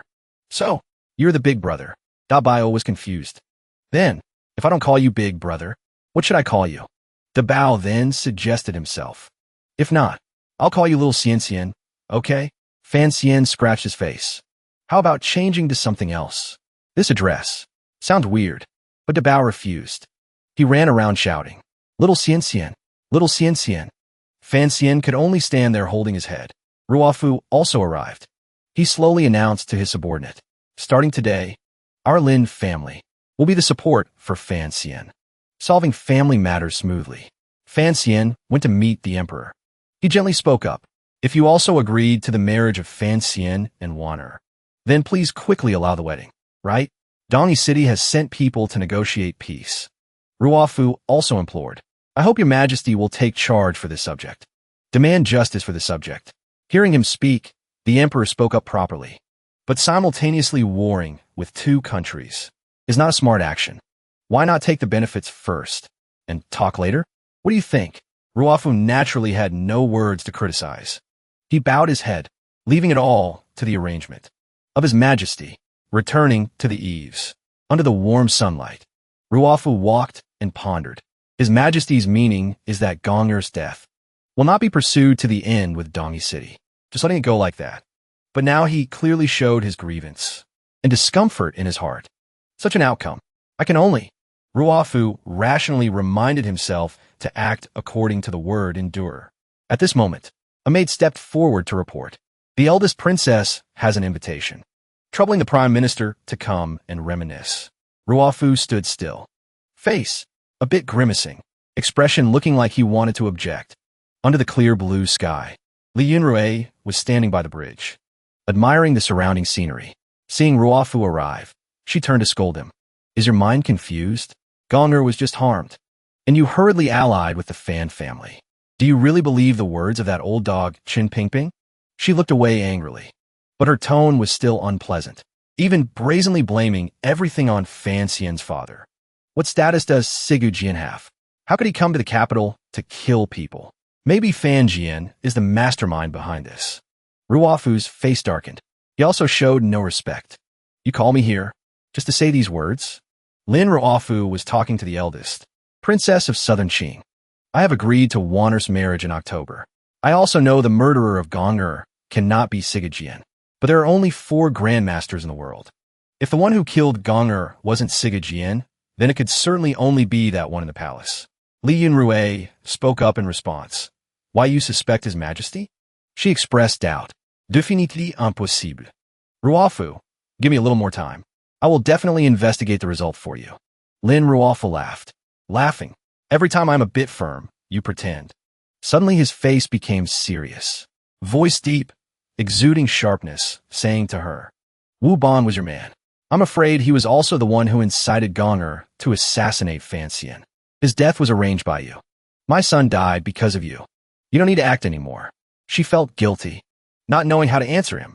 Lin Ruofu decisively walked away, stepping very fast, voice still exuding terror. Stop here. The eldest princess ran after him to hold him back. Ruofu, wait. But the person determined to leave didn't turn back. She was so angry she trembled. Seeing this, the servant timidly spoke up to ask, Are you okay? Li Yunrui turned her face back, expression showing clear annoyance. Oh my, I should have told you to leave for a moment just now. She revealed eyes. Cruel. Just so happens the peonies just planted in the garden need some fertilizer. Fertilizer. The 2 servants were killed on the spot before they understood what was happening. Another place. A eunuch was reading the emperor's decree. Content of the decree handed down. His Majesty decrees. Starting today, appoint Fan Xian as assistant minister of the court of imperial sacrifices. Fan Xian's eyes were drowsy. He waited a while, and seeing no reaction from him, angrily shouted, Why don't you thank for the grace quickly? At this moment, Fan Xian startled awake and bowed deeply to reply. Thank you for your Majesty's immense grace. Fan Xian was curious. But what does this official position do? The eunuch lived so many years. This was the first time encountering such a case. Hearing that, he was helpless, explaining for him to understand. You truly know nothing. Indeed, this position is useless. At all. But all prince consorts start from this position. Hearing the words prince consort, the face of Fan Xian was as happy as if the new year was coming, hurriedly kowtowing. Your Majesty is wise. Thank you for your Majesty's immense grace. After a while, he felt discouraged. Fan Xian lay lazily. Does this position require roll call? An official sitting right next to him heard this and offered. If you find it troublesome, I will mention it to the people below. Later you don't need to come anymore. Rest assured, I won't deceive you. This is indeed a person from the Prime Minister's faction. Hearing this, his heart was as happy as a festival. Good. Then I'm leaving. Before he could step away from the table, a voice rang out. The Crown Prince arrives. He stepped out of the sedan chair. This person is the current Crown Prince, Li Shangqian. Majestic steps, coming out of the sedan chair. Appearance extremely handsome. Not only that, he also exuded immense charisma. Fan Xian thought to himself, bad luck. Looks like I can't leave. Li Chengxian glanced and saw him struggling. So annoying. At times like this, acting up again. He approached and asked, So does Fan Xian. Fan Xian saw the Crown Prince approaching and bowed to reply. Subject Fan Xian greets, Your Highness the Crown Prince. I didn't know the Crown Prince was coming today, so I didn't go out to welcome you. Hope Your Highness forgives me. The Crown Prince looked down at the face and thought, this face looks even more handsome than the rumors. Such a handsome person must be won over. Thinking done, the Crown Prince patted his shoulder happily. Ha ha ha, what crime? Not only innocent, but I have good news to tell you. Fan Xian asked in surprise. I wonder what the good news is. Seeing this, Li Chengxian spoke quickly. Because the Yulon Street matter involves you, the court decided to assign you the task of assistant to the diplomatic envoy, a fourth-rank official position. This is a good opportunity for you to show yourself. He patted his shoulder to encourage. Do your best. Perform well. I support you. On the surface, he was extremely grateful and responded, Thank you, Crown Prince. But deep down, he was crying 2 heavy streams of tears. I just want to be lazy. Night came. He tossed and turned, unable to sleep, thinking constantly about this morning's events. The Crown Prince's behavior today doesn't seem like someone with unfathomable schemes. Also doesn't seem like he has hostility towards me. Could it be only the eldest princess has hatred towards me? After all, without the treasury, she won't have real power anymore. For someone craving power, this is the most unacceptable thing, right? A voice rang out, startling him. Door unlocked at Taiping Villa. Hearing the familiar voice, he couldn't control himself and blurted out, Uncle Wuhu. Before he finished, he was hit in the face with a stick by his uncle, criticizing, You've gotten worse. The key is in the royal palace. Through initial investigation, I think the 3 most likely places are Xingqing Palace, Hanguang Hall, Guangxin Palace. Hearing those 3 places, he was shocked and stunned. These 3 places are respectively the residences of the emperor, the empress dowager, and the eldest princess. Wuhu speculated, continuing to say, Among them, the highest probability is Hanguang Hall. He exclaimed with helplessness and ignorance. Basically didn't listen to me at all. These 3 places, let alone the mystery, just the mysterious Grandmaster, just the patrolling guards number 500. If discovered, Wuhu interrupted. So I need your help. Fan Xian was startled hearing that. Wuhu doesn't intend to give up. I need you to go with me to infiltrate the royal palace. Fan Xian panicked. I refuse. Wuhu insisted on not giving up. When the key's location is moved elsewhere, there will be no more chance. Fan Xian became more and more panicked, voice trembling. Uncle is a grandmaster. Entering the palace to investigate at night is as easy as taking a walk. But if I get discovered, there is only death. No way. Saying that, he immediately climbed onto the bed, wrapped himself in the blanket, legs curled tight, determined not to leave. I'm not going. Wuhu spoke up then. Don't you want to know what the young miss left behind? After he finished speaking, the space fell into silence. A moment later, Fan Xian sat up abruptly, eyes looking sharply at the man standing in front of his bed, very confidently expressing, What do you need me to do? Wuhu slowly achieved his goal. I will hold off Hong Siju. You go into the palace to find the key. Fan Xian turned to look intently at him, wondering. Hold off Hong Siju? Wuhu nodded in reply. Hong Siju is of the Grandmaster realm. Without luring him away, infiltration is impossible. Fan Xian heard this, rested his hand on his chin, thinking, How long can Uncle delay him? Wuhu calculated, calmly replying, Probably about 3 hours. He heard that, nodded. 3 hours is probably enough. But before that, I need to prepare very carefully. He drew up a plan. Must drink until dead drunk in front of so many people. Those present will bear witness. Then take advantage of the dark night to act. Naturally, no one will suspect me. Speaking of this, suddenly he remembered. But it seems I don't know the way. A moment later, Fan Xian asked and answered himself, which means he has a way. A few days ago, the eunuch said I must enter the palace to pay respects. Just try to take this opportunity to clarify the residences of the Empress Dowager, the Empress, and the eldest princess. Simultaneously, observe the location where the key is hidden. Suddenly, his expression changed again. Thinking, but won't stealing the key be discovered immediately after? Because other than me, others stealing this key has no use. Fan Xian remembered. There's a way. Can find someone to make an identical key. Then put the key back in its old place without anyone knowing. Like that, there are no loopholes. After seeing the plan was complete without any loopholes, he felt excited. I am truly too smart. The next morning, he was determined. Said and done immediately, starting with handling Northern Qi. Only when the negotiation is successful can the celebration banquet be held. Fan Xian, disguised as a eunuch, looked at the fat official next to him, acting obsequiously. Lord Tan, I have never negotiated with an enemy country. I'm a bit nervous. I don't know what to say. The official with a chubby figure and full lips was Tan Shiwei. He showed he was very knowledgeable, explaining with his stuttering voice. Since it is any negotiation, the most important thing is momentum. Overwhelm them. But using words must be elegant. Only then can we show the tolerance of a great country like us. Speaking up to here took a long time. He felt a bit thirsty from talking so long, so he turned away, cleared his throat a bit, then continued. And in short, later you don't need to worry about anything. Just least listen to me for everything. Fan Xian stood listening to him speak for a long time before he finished. Sweating profusely, he took out a notebook and handed it to him. Inside this are documents about Northern Qi that the Fan family used connections to obtain. I don't know if it's useful or not. Tan Shiwei glanced at this notebook and continued speaking in his stuttering voice. Useful. Very, very useful. With these documents, I am more confident. Fan Xian was bored, but I don't feel reassured at all. After the two finished talking, they entered inside. Everyone sat in their positions, starting the negotiation. Marquis Chongning was the first to speak. He angrily slammed the table and shouted, "That is our country's territory."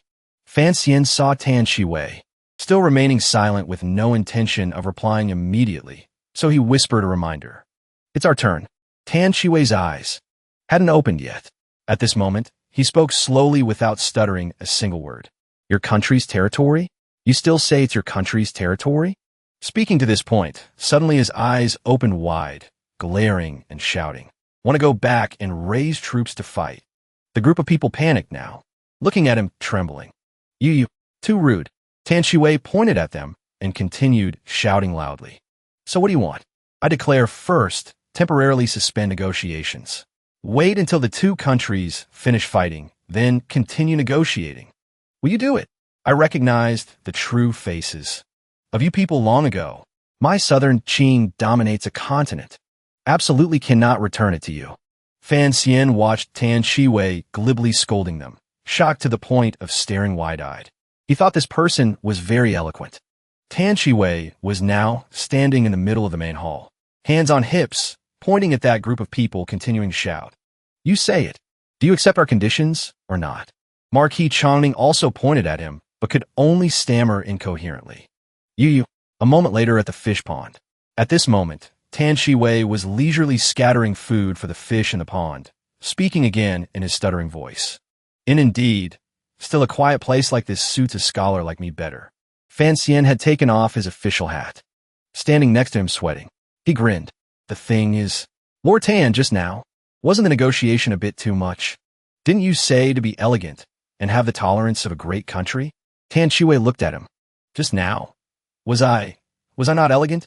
Fan Xian recalled his fierce face while talking to those people and was terrified. "Elegant?" Tan Shiwei continued. "If we aren't strong, how can we be fair to those soldiers who went through life and death? The Northern Qi people don't want war, intend to make peace. Then naturally we have no reason to yield to them." He put his arm around the young man's shoulder familiarly. But luckily, thanks to Master Fan's documents, I had such momentum to overwhelm those people." "Did Master Fan ask someone to find these documents?" Fan Xian stammered. Well, in his mind, he remembered receiving a stack of documents from someone else not long ago. "Master Fan, I heard these documents will be very useful for your negotiation." The next day, Fan Xian sat looking at the dried fish on the table, resting his chin on his hand board. He sighed. Everything is going so smoothly, it's like being a guest. Fan Jian walked over slowly at this moment. "Tomorrow is the day of offering gifts. You must enter the palace to pay respects." Fan Xian looked at his old father, thinking excitedly. "Right? I can take this opportunity to clearly probe the map inside the royal palace." Fan Jian lowered his head, looking at him kindly. "To avoid you doing something inappropriate. According to etiquette, I will tell Lu Shi and Ro to go with you." Hearing this, he was a bit worried. And he's going too?" Fancien's face wasn't good at this moment. He was with Fan Ruoruo and the second madam entering the palace, calculating again in his head. A bit different from the plan. Must find a chance to act alone. At this moment, Lu Shi suddenly spoke up to ask, the eunuch leading the way in front, I wonder which ones want to meet my Siener today? The eunuch turned back, smiling familiarly. Everyone saw the princess grow up and also wants to see the Fan eldest young master. Also, the Empress Dowager wants to meet once. Lu Shi approached the eunuch and asked, where are we visiting first? The eunuch replied calmly, naturally, to Igui Pin's place first. At Igui Pin's residence. Igui Pin acted aggrieved, speaking up to blame. You people are truly cruel, throwing me in the palace and then ignoring me. I don't even have anyone to talk to. Lu Shi, sitting with Igui Pin, smiled gently at her. After all, the Lu family is maternal family. Must also learn to be more humble. Didn't I come today? Igui Pin held her hand affectionately, laughing happily. If the eldest young master of the Fan family wasn't about to marry Wanner, I don't know when we sisters could meet. Fancien had been sitting aside, watching them talk intimately. Suddenly, he was asked by Igui Pin, Fancien? He immediately looked at her respectfully, smiling brightly to show closeness. Nephew Fan Cien greets Annie Lu. Igui Pin covered her mouth, laughing, satisfied. Indeed a good child. I like him even more. He still sat there acting extremely obedient in front of this noble consort. At another place, a maid spoke coldly, reporting the situation that happened over at Igui Pin's palace to her master. As soon as Fan Cien entered the palace, he went to Igui Pin's place.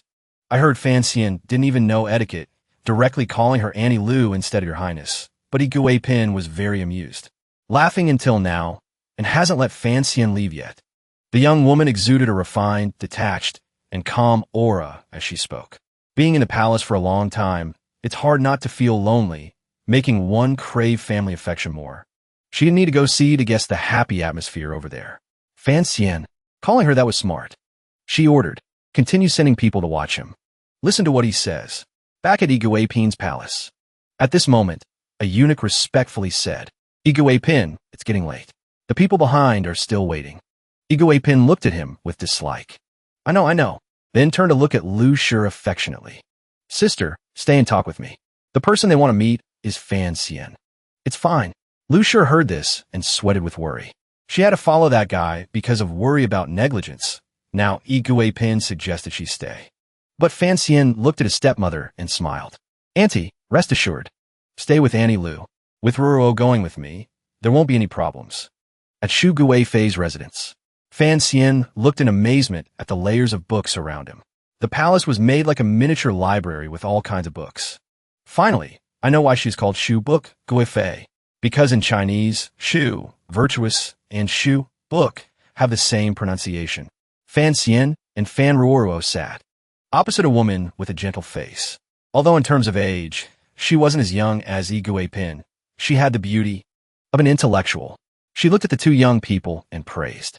10,000 miles of sad autumn, constant travel, always a guest in a foreign land.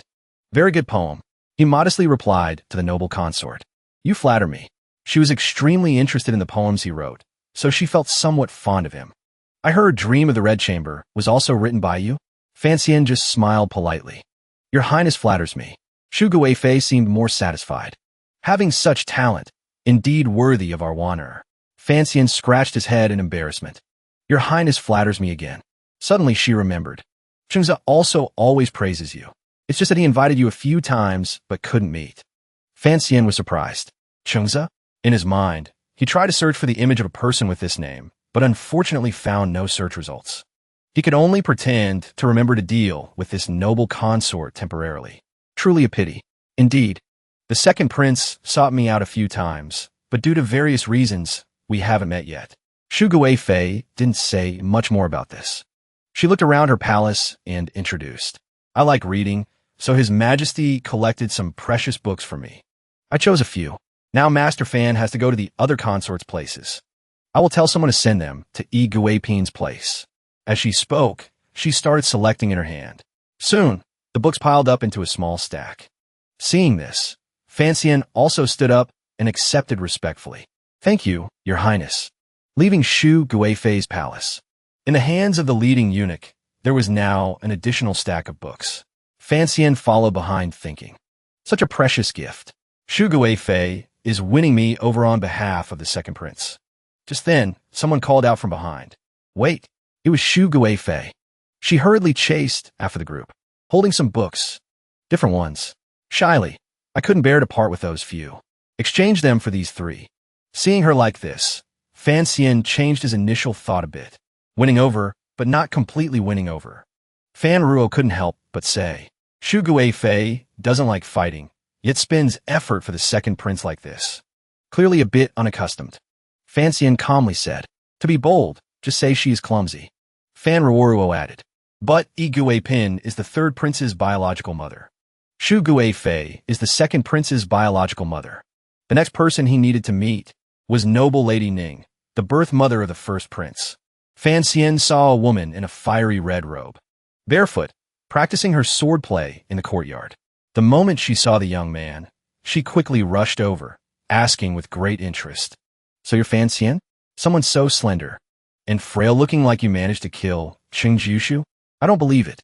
Fancian bowed his head politely and said, Your ladyship. Many people witnessed the duel on the street. Hearing this, she gave a cold command. Let's have a match. I'll test you myself. The eunuch standing beside her panicked and quickly tried to stop her. Your ladyship, you mustn't. You can't. Fancian looked at her worriedly. A fight? In response to the young man's concern, she lowered her head and looked down. After a moment, she sheathed her sword, turned, and walked away.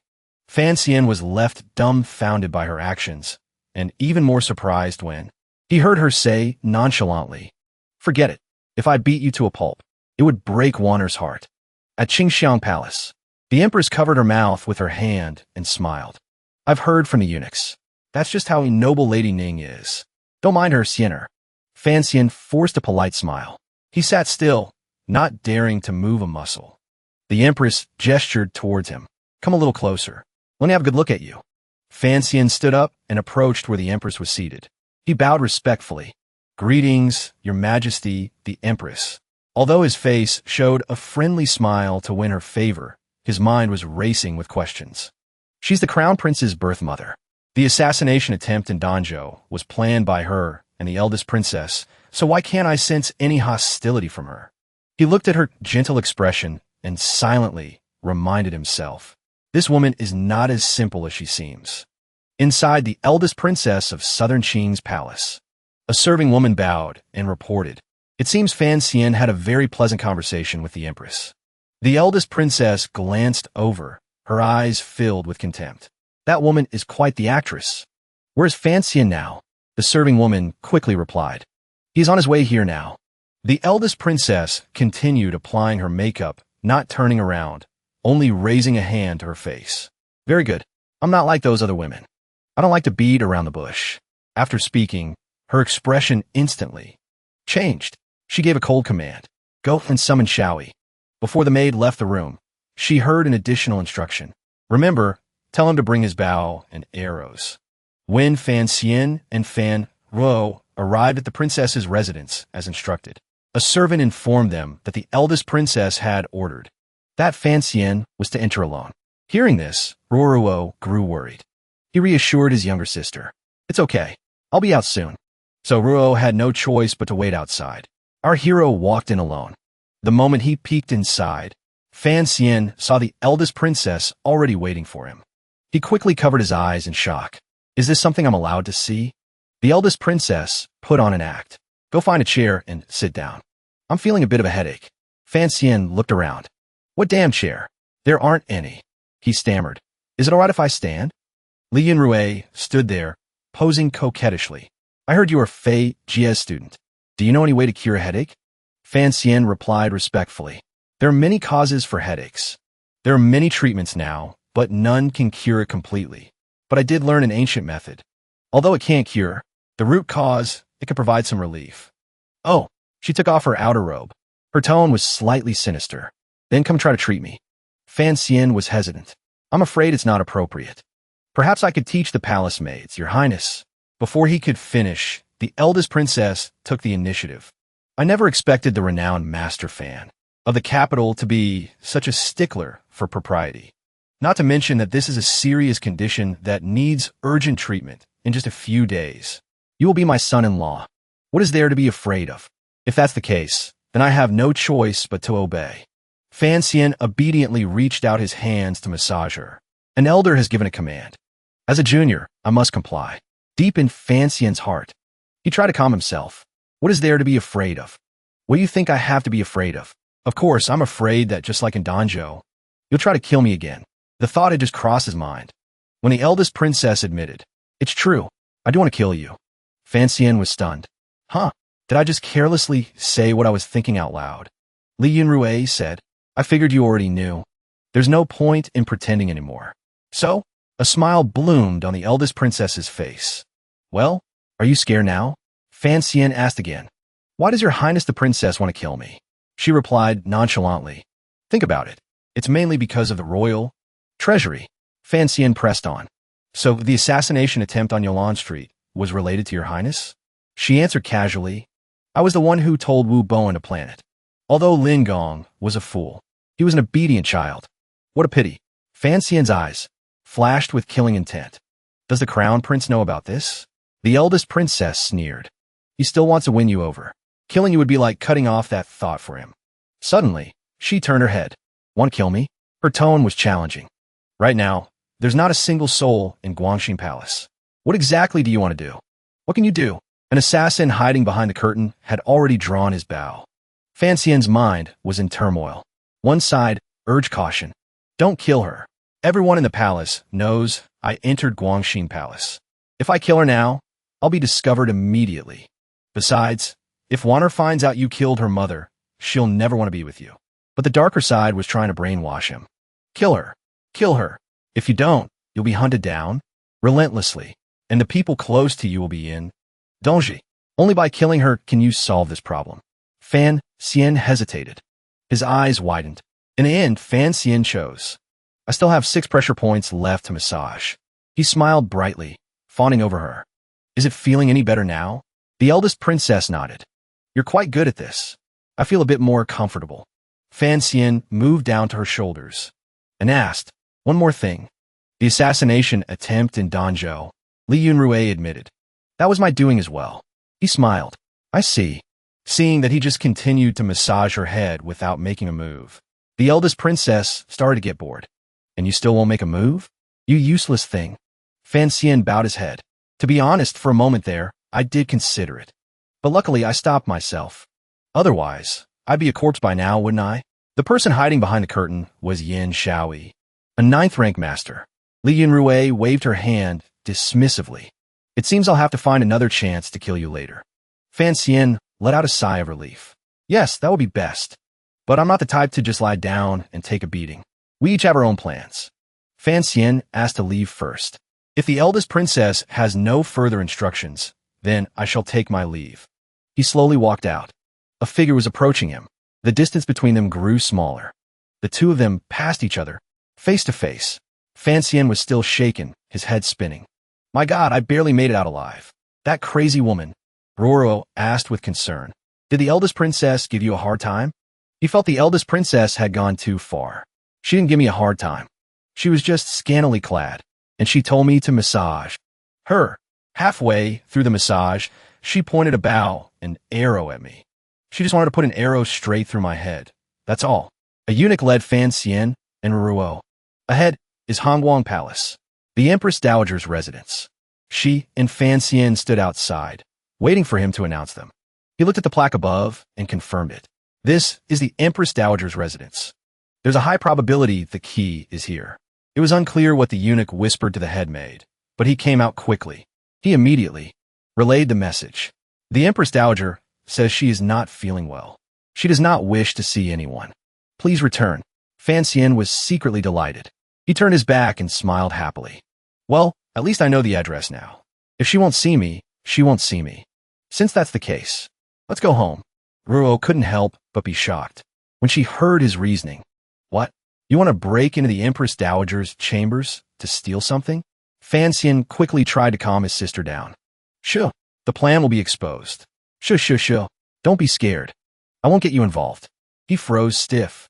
When he saw she was even more excited than he was. What do you mean? Get me involved? So what part? Am I in charge of? For some reason, an official was shouting loudly. In front of Fiancee. He was waving his hands and gesturing wildly to prove his point. His goal was simple. Only if the negotiations are successful will there be a celebratory banquet. And only then can people who contributed, like me, attend the banquet in the palace. That would be the best opportunity to steal the key. Fiancee felt anxious as things were getting tense. So we must successfully negotiate with the North. That official kept making forceful arguments. But he used a marketplace tone to speak to the Northern Qi envoy. Our army has occupied an entire province of your land. We cannot return it. Furthermore, you must reimburse the costs our army incurred. In developing it, the envoy was terrified by the Southern Qing official's aggressive demeanor. Do I still have a chance to speak? He yelled in the man's face. Of course not. It even scared the envoy. Yes, of course. The official held out a piece of paper and urged him. Come on. Quickly sign this agreement. He was still trembling and didn't dare to sign. Suddenly, the envoy's subordinate rushed into the room. Report. He placed a message in his superior's hand. Sir, please read this. The official stood there with a challenging look. Hurry. Can't you just sign it and read it later? The envoy focused on reading the decree. It's here. He looked extremely smug. Our Northern Qi's opportunity has arrived. The envoy's attitude instantly changed. You can read it for yourselves. He left the officials in a state of confusion. The conditions we of Northern Qi have proposed will not be compromised, not even one step. Even Fiancee himself was surprised. No way. Have the tables turned? The official was bewildered. It seems the tables have indeed turned. A sound came from another room. There's a spy in the council. Ping explained everything clearly. Your son, Yin Bingyun, has been captured by the brocade guards of Northern Qi. Northern Qi is using him as a bargaining chip. Ruahai was helpless. What conditions have they proposed? He pondered for a long time. Ping listed the demands. First, they demand we return the land we've conquered. Second, we must return their prisoners of war. We also have to pay reparations for the Northern Qi soldiers who died. To let them. His eyes flashed with anger as Ping finished. Finally, they want to trade Xiao In and see Lily for Yin Bingyun. He finished reading but still didn't understand. Who is this Xiao and written about here? An official explained. He's a legendary spy master from Northern Qi. Back then, Chun Ping led the Black Knights on a 1,000-mile chase. He practically ran his legs off just to capture him. His words startled Fan Xian, a figure on par with Chin Ping. Hearing the official's discussion, Fan Xian trembled. A character like that, releasing him would be like letting a tiger back into the mountains. Will His Majesty agree? Things have come to this. We can only wait for instructions from above. This is no longer something we can decide. It was unclear why the officials were so worried. They panicked when they saw him collapse to the ground. Lord Fan is so worried for the country and its people that he fainted from grief. But in reality, Fan Xian was mourning his loss. His own hard work. Ruahai was adamant. No deal. We cannot return the land we have captured. Ping analyzed carefully. Of course, the land we've captured cannot be returned. But what they really want are Xiao In and Si Lily. No matter the conditions. He refused to agree. We cannot release Xiao In. Once that man returns, he will surely seek revenge frantically. Ruahai used this as a reason to refuse. At that time, war will break out again. The people will suffer. As a citizen of Southern Qing, I cannot accept this. He repeated once more.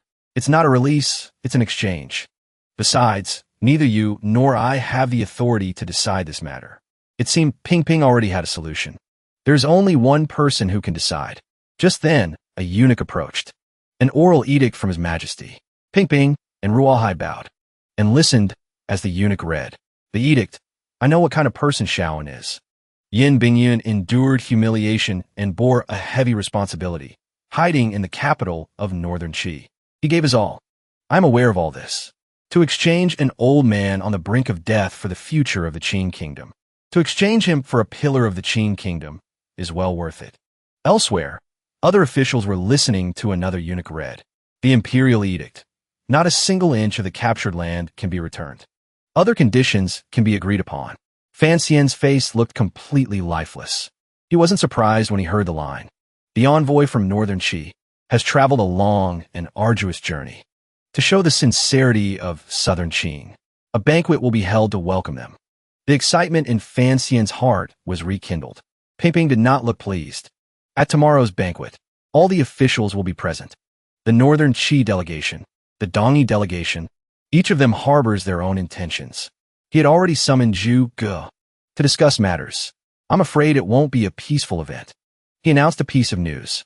It has now been confirmed that Zhuang Mohan will be attending. Ping Ping found this strange. Zhuang Mohan, the carriage sped along. According to Zhu Ji's account, he is a master in the literary world of Northern Qi. He felt uneasy for him to come to our Southern Qing at this time. It is certainly not a simple matter.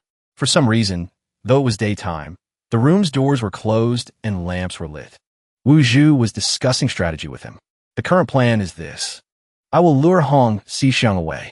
You will sneak into the Empress Dowager's bedchamber to steal the key. Fan Xian agreed.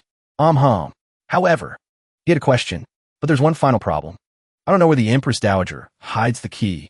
What if I can't find it? In fact, his uncle had already investigated. Under the bed planks where her pillow is, there's a secret compartment. All her important things are in there. Fan Xian was curious and wanted to get to the bottom of it. How do you know that? It turned out Wu Zhu had experience from long ago. The young miss searched for it back then. And I stood guard. He slapped his hand down on the map of the Imperial Palace. Fan Xian became even more confident. Excellent.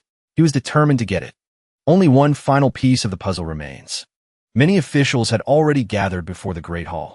Before entering, they needed to let the soldiers check if they were carrying any dangerous items. That official was directing the ministers on which door to enter. Fan Xian was carefully laying out his tools. Suddenly, he pulled a snake from his clothes. It was unclear if it was real or fake. Then he took out a sleeve dart. The two guards beside him began to get scared. When Fan Xian intended to carry a massive sword into the audience hall, he was so scared, he broke out in a cold sweat. My lord, are you here for a banquet? Or to assassinate someone? Fan Xian was just showing off a little. It's perfectly normal for a martial artist to carry a few weapons on their person. Bao Kuan was already insulting people. What kind of decent person carries those things around? Fan Xian, don't get too cocky. Today will be the day your reputation is ruined. His father immediately grabbed his arm. My son is being rude. I hope you will be magnanimous and forgive him. A person of high status had just passed by. Fan Xian didn't understand what was happening. When he saw everyone bowing, greetings, second prince. It turned out the person who arrived was Li Chengze, the second prince. Only then did he carefully bow. He didn't blame him at all. Instead, he spoke to him cordially. Fan Xian, I've invited you so many times. I finally get to meet you today. Chengze leaned in close. He whispered in his ear. We should interact more often. That way, I can also help you out a bit at court. Fan Xian didn't dare accept. These favor. Thank you, your highness, the second prince. But it's probably better if you don't help me. The crown prince truly has a regal bearing and aura. The crown prince has arrived. Fan Xian was flustered and could only scratch his head. Your highness, the crown prince. He stood in the middle, caught in a difficult situation. On one side was the beloved Chengxian. Fan Xian, you have achieved great merit this time. I will host a banquet in your honor. He was not to be outdone. I clearly invited him first. Fan Xian was so flustered he felt like his head would explode. For heaven's sake, you too. Can you please just leave me in peace? Bao Kuan was not only angry, but also surprised to see him being fought over by two princes. The banquet preparations were mostly complete. The eldest princess was beautiful in her splendid attire. He just sat there enjoying his wine, paying no attention to her. Fan Xian was constantly bewildered. Who is that person? He couldn't go a second without being curious. Why is that person allowed to bring a sword into the palace? The official beside him explained. That is Yun Zhilan. He is a disciple of Sigu Jian. His sword has never left his side. His Majesty personally granted him permission. It's an exception. Fan Xian thought to himself. So that's how it is. The two female assassins I killed were his disciples? Zhilan seemed to have sharp hearing. He knew someone was talking about him. He was utterly panicked and turned his head to the wall. He's looking this way. No way, no way. There's so many people here. Surely he wouldn't do anything reckless, right? A eunuch stood up to announce. Sir Zhuang has arrived. The person who arrived was Zhuang Moan. He was respected by everyone, and they all said in unison, "Greetings, Sir Zhuang." That official used golden words to praise him. Zhuang Mohan is a sage, the leader of the literary world whom all scholars revere. He continued to whisper, "From a certain perspective, he is a person even more powerful than an emperor." He suddenly glanced towards him. Fiancee was trying to keep his composure. Fortunately, Mohan quickly passed by. He sat right next to the crown prince. He began to doubt his life.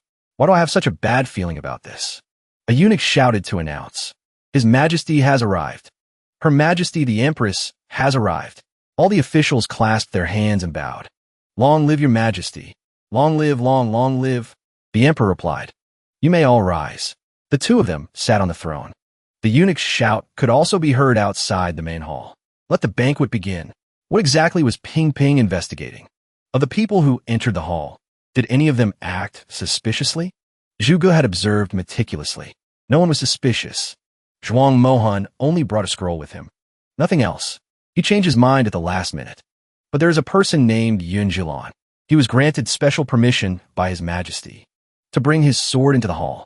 He was extremely shocked. If Yun Jilan were to try and assassinate the king, who could possibly stop him?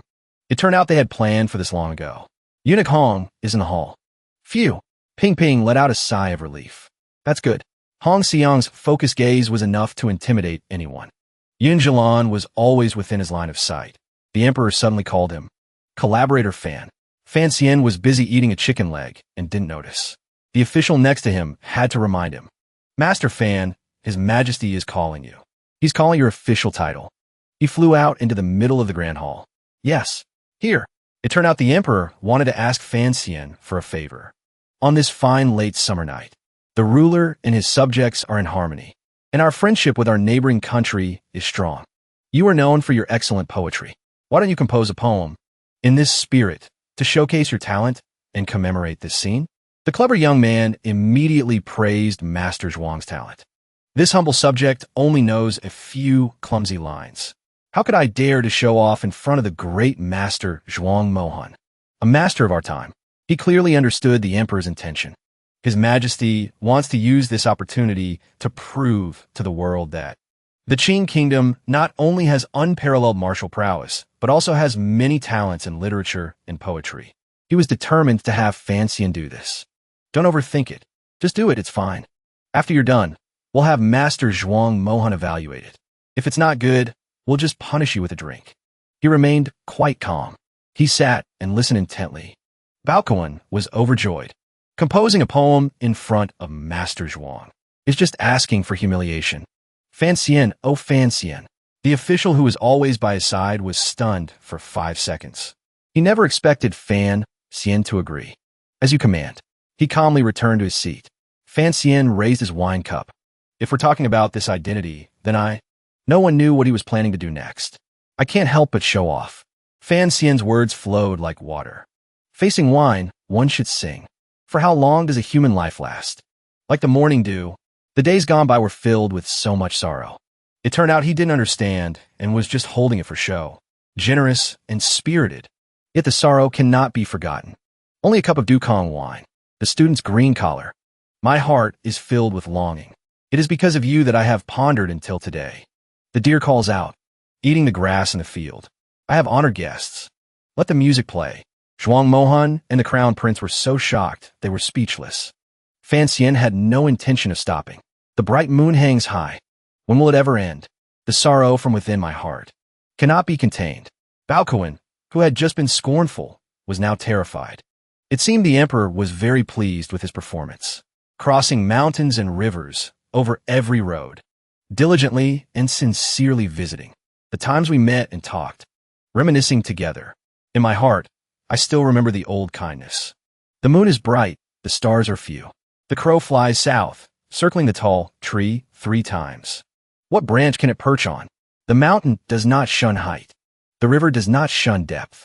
I am like the Duke of Zhou, welcoming the worthy. The world will submit to me. The entire hall listened to his poem. One person unexpectedly applauded for Fan Xian. He did not hesitate to praise him. What a great poem. The officials in the grand hall had to admit it. Great poem. Great poem. Truly worthy of being called Master Fan. the one who composed the first 7-character regulated verse of our time. Even he held it in high regard. Indeed, it is a great poem. Although the meaning is fragmented, its quality is what makes it great. Mohan even analyzed it personally. When you compose a poem, the idea comes first. The quality is what's important. This poem by Master Fan has both idea and quality. I never expected Southern Qing to have such a talent now. He suddenly shouted in front of the court officials. Master Zhuang's level may not necessarily be higher than our Master Fan's. Why make such an arrogant judgment? The question made Mohan freeze. He also turned to see who the speaker was. Baokuan brazenly pointed at him. Excuse me, Master, do you have any poem that can surpass Master Fan's 7-character verse? The emperor sensed the situation was getting out of hand and intervened. Do not be disrespectful. He tried to calm the situation to avoid angering Mohan. Master Zhuang, you are like the ocean where 100 rivers flow. There is no need to pay attention to such words. Fan Xian knew his intention clearly. With just 2 short sentences, he has created a rift between me and Master Zhuang. Baokuan seemed to have become a different person. He couldn't conveniently voice his thoughts, but he wouldn't dare to do something so audacious on his own. There must be a powerful figure backing him. All eyes turned to Yunruei. It seemed Fan Xian had confirmed that she was behind this. As expected, it was none other than her. Only now did Mohan speak. Master Fan once became famous throughout Southern Qing with his poem, Ascending the Heights. I have also heard of it. He liked the poem so much that he pondered it for a long time. People say the first 4 lines are excellent, but in fact, the last 4 lines are the most brilliant. Then suddenly, Mohan uttered a sentence that caused a public uproar. The pity is that the latter 4 lines were not written by Master Fan. He felt a pang of guilt, but he still didn't refute it. Yunruei took the opportunity to stir the pot. What? Are you saying this poem was plagiarized by Fan Xian? The court officials began to murmur, leaving the emperor speechless. Master Zhuang, this is not something to be said lightly. He was still thinking about it. We also find it strange. How could Fan Xian possess such great talent? However, Mohan had always held his talent in high regard. Master Fan is inherently talented in poetry. I don't know why his desire to show off is so great. But he doesn't know that poetry is the voice of the heart. He had experience, so he understood well. 10,000 miles from home, the desolate autumn scenery is perhaps too unfitting. Master Fan is still young. How could his life be full of illness? Mohan analyzed every small detail. Master Fan has never experienced the ups and downs of life. How could he write a poem with such meaning and sentiment? Young in age, yet he emphasizes sorrow.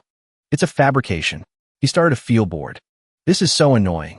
I just want to wait for a quiet moment to go steal the key. Baokuan added more fuel to the fire.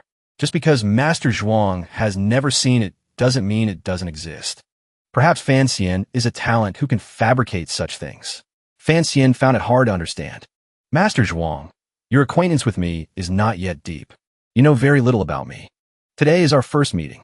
How can your words be convincing? The emperor also agreed. That makes sense. The Qing kingdom prioritizes law. It's a bit different from the frail style of Northern Qi. He certainly couldn't let his own official lose face. Master Zhuang, if you want to point out someone's fault, you must provide some evidence. Mohan was not flustered at all. Evidence? He immediately pulled out. This letter from my master is the evidence. The emperor and Chengze listened intently. Mohan argued forcefully. The verse in this letter is identical to the last 4 lines of Ascending the Heights that Master Fan composed. And the time my master's letter was written is much earlier than Master Fan's. The officials who had just praised him were now stunned. It was unclear what grudge she held against Fan Xian. It seemed Mohan was using both carrot and stick. It's true that the first 4 lines of Master Fan's poem are superior. If you have such talent, why would you need to steal someone else's poem and claim it as your own? He ignored his words. He was only focused on the orange he had just peeled. I hope Master Fan will reflect on his actions. At this point, the emperor had to ask, Fan Xian, the evidence is all here. Do you have anything else to say? Fan Xian was still pondering as he confirmed the identity. Master Zhuang, is your master's surname Du? Mohan answered frankly. My master's surname is not Du. He was curious. Why does Master Fan ask such a question? He even pretended to whisper. It's nothing. I was just asking. For some reason, Baokuin was acting as if he'd been injected with chicken blood. He spoke without any regard for others. Your Majesty, Fancian has deceived everyone by plagiarizing. This is the height of shamelessness. This act is no different from smearing mud on the faces of our court's literary figures. The emperor wanted to smooth things over to save face, but he kept stirring it up. I implore your Majesty to revoke this plagiarist's official titles, expel him from the capital, and forbid him from ever holding office for the rest of his life. He was no pushover either. Young Mastergua, if I have brought such shame upon Southern Qing, then why are you so gleefully jumping for joy? Baokuin had to defend himself. Nonsense. I am furious. Chengze and the young master in white didn't want to hear him anymore. I feel ashamed to breathe the same air as you. He began to raise a question. If Master Zhuang wanted to clarify the truth here in the hall, since when did young Master Gua know about this? Baokuin became flustered. Of course, I just found out. Fancian quickly refuted him. Then why, when I first arrived at Chinia Hall today, did young Master Gua say with such certainty that he would see me utterly disgraced today? Even the emperor had to acknowledge it. That did indeed happen. He was so scared his face turned pale. Yes, yes. Yoji hurried to his son's side, reporting to your Majesty. He was trying to sling mud at Fancian to prevent him from blocking his son's path to promotion. My son and Fancian have never gotten along. It was merely a small dispute between them. The issue at hand is that Fancian's poem plagiarized another's. If he is not severely punished, I fear it will be difficult to silence the gossip of the people. He knew the man's intentions clearly and smiled brightly. Minister Gua is truly formidable. A single sentence hits right where it hurts. Only now did Fancian make his argument. Master Zhuang, you say that I copied your master's poem, but I find that strange.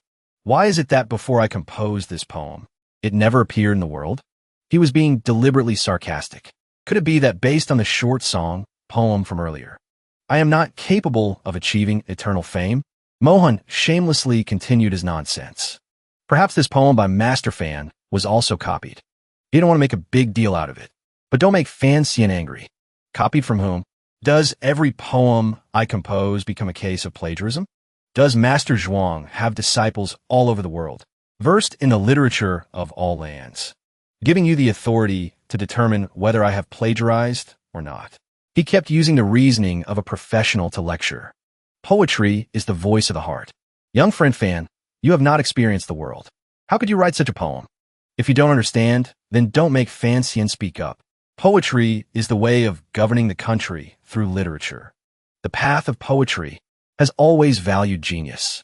Perhaps my poems tend to emphasize sorrow, but who says that what one has not experienced cannot be transformed into one's poetic intent? Mohan continued to argue. Could it be that Master Fan can at any place and at any time write beautiful words that have no connection whatsoever to his own experiences? The entire hall fell silent. Only he was constantly thinking. It's not that I don't believe it, but I fear that few of the people sitting here would agree, right? In that case, let him issue a challenge to clarify things. What if I can do it? Mohan didn't expect Fancian to make this move. Then this old man will be ashamed of my inferiority. He immediately showed off his talent. I was just waiting for you to say that. Bring me a brush. It terrified the Guelph father and son. Now, let Fancian give the order first. Ink. Someone. The emperor was also getting impatient. Quickly, summon someone. A eunuch had already prepared all the necessary supplies for him. It seems Fancian has to drink before composing poetry. He wiped away the drops with his hand. The remaining drops. In an instant, Fancian was actually thinking and writing at the same time. Do you not see the yellow river's waters coming from the sky, rushing into the sea, never to return? His focused demeanor was enough to win. Do you not see parents in the mirror, grieving over their white hair? In the morning like black silk, by evening, white as snow. When one is successful in life, one should enjoy it to the fullest. Do not let the golden cup empty under the moon. Heaven gave me talent. It will be used. 1,000 gold coins spent will come back again. When will the beautiful times ever end? How many old stories are still remembered? I ask you, how much sorrow is in your heart? Like a river of spring water flowing east, never ending. I want to ride the wind and return. But I fear the beautiful jade tower is too high, and I cannot bear the cold. Instead of flying to the cold moon palace, It is better to stay in the mortal world and dance under the moonlight. The sound of the bow, the gleam of the sword in the lamplight, dreaming of the bugle call that rallies the troops. A feast to reward the generals and soldiers. A stirring military song is played. On the autumn training grounds, the troops are inspected. A few plum branches by the corner of the wall, blooming alone in the cold winter. The mountains and rivers remain, but the country is lost. The city in spring is desolate. Grass and trees grow thick, though my body lacks the colored wings of a phoenix. Two branches cannot fly like a bird's wings. Like a sharp and intelligent mind, our feelings are deeply intertwined. Since ancient times, who among men does not die? Like a patriotic heart, even in death, one's name can be recorded in the annals of history. Fan Xian's cheeks were flushed. He turned his head and asked, "Is it over 100 yet?" The eunuch smiled. "Master Fan, it has long been over 100. He was pleased with his performance. Then that's that. Fan Xian had drunk a lot and was a bit unsteady. Master Zhuang, he went straight to Mohan to set things straight. In classical studies, I'm not your equal. He continued stubbornly. In poetry and character, he stated gently, "You're not my equal." It seemed Fan Xian was really not suited for drinking. He collapsed to the ground, unconscious. At this point, the emperor wanted to see what he thought. "Master Zhuang, do you have anything else to say?" In his current state, Zhuang Mohan did not seem to be well. This old man, he suddenly coughed up blood in the middle of the grand hall. Everyone was extremely alarmed. Master Zhuang, Hong Xiang, gave an update. The situation, after tonight, Fan Xian has become the little immortal poet Fan. He also confirmed it once more. So it seems Zhuang Mohan was indeed lying and slandering him. Zhuang Mohan's 70-year reputation was lost in an instant. It seemed the Empress Dowager was pleased, as she laughed with delight. Who would have thought Fan Xian had such talent? The back door of the Fan Manor. Fan Xian was dead drunk, but still remembered who he was. Careful, slowly. This is the treasure of the Qing kingdom. The official beside him also reminded them. Don't drop him. Ruoruo led the servants. Quickly, take my brother to his room to rest. Ruyu, looking worried, ran over to check on him. Let me go get a soft pillow. He drank so much wine. We can't let his neck get sore. Oh, right. Should I cook some sobering soup? And some late-night snacks for when he sobers up. Unexpectedly, she slammed the door shut. Just leave my brother to me. You can rest assured. She was suddenly in a good mood. All right. Take care of your brother and get some rest. I won't disturb you any longer. Tomorrow, then, when the moon was high, it was time for Wu Zhu to execute the plan. I will lure Hong Xiang away and keep him occupied for 1 hour. Fan Xian, you find the key. Make a copy and put it back.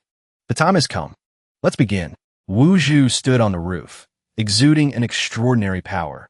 Even he himself didn't know that. His aura was spreading. A piece of information accidentally reached Wu Zhu's ears. I was there and saw it with my own eyes. Young Master Fan composed 300 poems on the spot. His uncle quickly turned his head to look. 2 servant girls were walking and chatting. I heard he even composed them while drunk. So where is young Master Fan now? Wu Zhu froze stiff when he heard the sentence. After composing the poems, he fell asleep. He has been taken back to his manor. His uncle stood there pondering. The young master cannot carry out the mission. Should I call off the plan? A figure was the first to approach. From behind Wu Zhu. Who are you? Xiang attacked, relentlessly without asking any questions. His uncle quickly retreated to prevent him from discovering his identity. Sorry, I'm lost. Xiang's memory was truly impressive. You came here 5 days ago. I have been waiting for you. This is the Imperial Palace. Little brat. He quickly lunged forward to attack. Do you think you can come and go as you please? Ruoro was not at ease at all. Brother, take it slow. Fan Xian, try to sit up. He pulled out a few words from his clothes. Pill. She actually found a pill. Ruoro quickly put the medicine in his mouth. Fan Xian began to sober up. He immediately circulated his power and adjusted his technique. It seemed the healing process was going well for Fan Xian. Only now did he realize he was about to be late. I have to get out of here quickly. Ruoruo understood immediately. Let me go tell them. Before dawn, no one is to disturb you, brother. He was secretly delighted. You're the one who understands me best. The battle between Xiang and Wu Zhu was not over yet. His uncle suddenly fell silent. There was no sound in the dark night. He and Wu Zhu brandished their weapons on the rooftop. It seemed Xiang was determined to deal with him. Little brat, now is not the time to be distracted. Wuhu knew that a direct confrontation would lead to defeat, so he quickly fled. Outside, Fanxian was faced with a towering wall. This imperial palace wall is so high that only a few of the strongest masters in the world can climb it. Others cannot get over. To get inside, he began to use his technique. I don't have a powerful body like Uncle Wuhu, nor do I have internal cultivation. Although it's a basic technique, it's enough for Fanxian. If I want to get in, I can only use the one true chi technique I have. He was willing to endure a lot of hardship. He gathered true chi at his fingertips, forming a climbing ability like a spider's. In a short time, Fanxian had climbed up to the entrance. When the guard turned his head away, he quickly flew over without leaving a trace. Fanxian's roof-running skills were worthy of being passed down. He even ran upside down on the underside of the roof, defying the laws of gravity. On a clear, breezy night, Fanxian flew from one roof to another. After a while of taking the bird's path, he landed in the right place. He had safely arrived at the Empress Dowager's residence, Hongguang Palace. Fanxian gently removed a roof tile. He only dared to think to himself, this is the Empress Dowager, the most powerful woman in the world. Fanxian let down a rope and descended. He didn't dare to step with his whole foot for fear of making a sound. Fanxian began to worry. She's sleeping very soundly. How am I going to do this? I wonder if she can feel anything. Luckily, the Empress Dowager was only turning over in her sleep. He was about to climb up, but let out a sigh of relief. Phew! Fanxian saw a good opportunity and lifted a corner of the bed. With his serious expression, who knows what he might find? A secret chest under the Empress Dowager's bed. Fanxian quickly opened it. He was delighted because the key was inside. Found it. Fanxian's eyes sparkled like stars. Next up is leaving the palace and making an exact copy. Fanxian lightly jumped from one roof to another, then landed on the ground with ease. Not far away, Wang Qinian was waiting in a corner. He bowed his head obsequiously. Your subordinate thought you weren't coming tonight. He walked in, joking. It was just a dozen jars of wine, wasn't it? A small matter. Wang Qinian reported. The locksmith is inside. He's been waiting for a long time. He's a trustworthy person. As soon as he finished speaking, the sound of a door opening came from behind. Fanxian, not yet fully inside, turned back to ask, why aren't you coming in? It made him jump. Wang Qinian forced a smile. My only responsibility was to find a person. As for other matters, the less I know, the better. He gestured with his hand in invitation. Master Fan, please go in yourself. Inside, after seeing the two identical keys, Fanxian exclaimed with delight. Oh my, they're truly identical. Amazing. Master, what is your profession? The large man quickly waved his hand and replied humbly. I dare not hide it. I used to be a thief. He patted his shoulder in praise. A good thief. A very good thief. It made him tremble. He stammered, not at all, not at all. Fanxian smiled and glanced at him, saying with a hidden meaning, since we're both people of the shadows, I don't have to worry about you speaking of today's events. The man, sweating profusely, quickly stammered. I definitely won't say anything. Definitely won't say anything. He struck out with his palm, shattering the large stone on the table into many pieces. The man watched this scene, speechless. Fanxian left him with one sentence.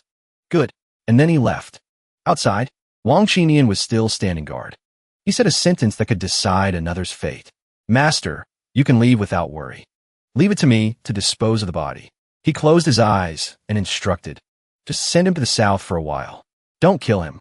There's no need to kill him. Wang Qinian fawned over him. Young Master Fan truly has a kind heart. A kind heart indeed. For the second time tonight, Fanxian transformed into a monkey, leaping across the rooftops. Soon, he landed on the roof of the eldest princess's residence. Fanxian gently removed a tile. From below, a voice drifted up. I have done everything as planned. The silver-haired man bowed respectfully. I hope the eldest princess will honor our agreement. Li Yunrui, lying on the bed, asked, all done. I said you had to crush Fanxian into the ground, so that he would have no face to remain in the capital. But Master Zhuang, have you accomplished that? Zhuang Mohan stroked his beard.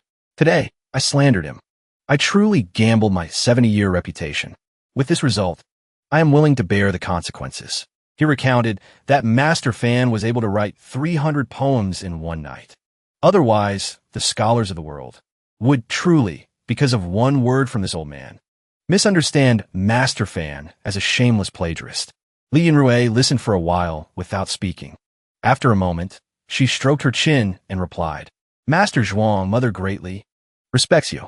That's why she invited you to stay in the palace. The matter I promised you has been arranged. Li Yunrui asked again, what about the matter you promised me? Fan Xian, eavesdropping on the roof, was curious. The two of them made a deal. She pointed at him and asked sarcastically, do you really think that just because our two countries have signed an agreement, that blood brother of yours will be able to be immediately welcomed back to the country? So your promise to me no longer counts?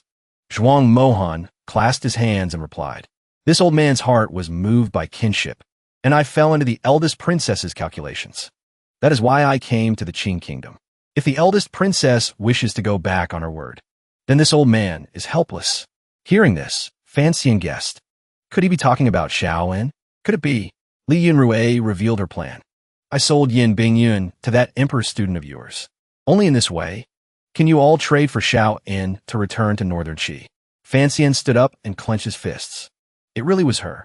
She caused our negotiations with northern Qi to nearly succeed. From below, her voice still echoed.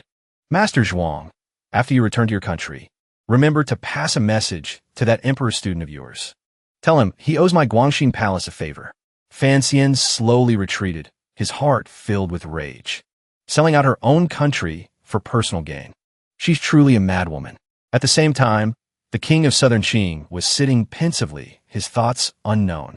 After leaving the imperial palace, he turned his head to look back and sighed. This imperial palace is truly too dangerous.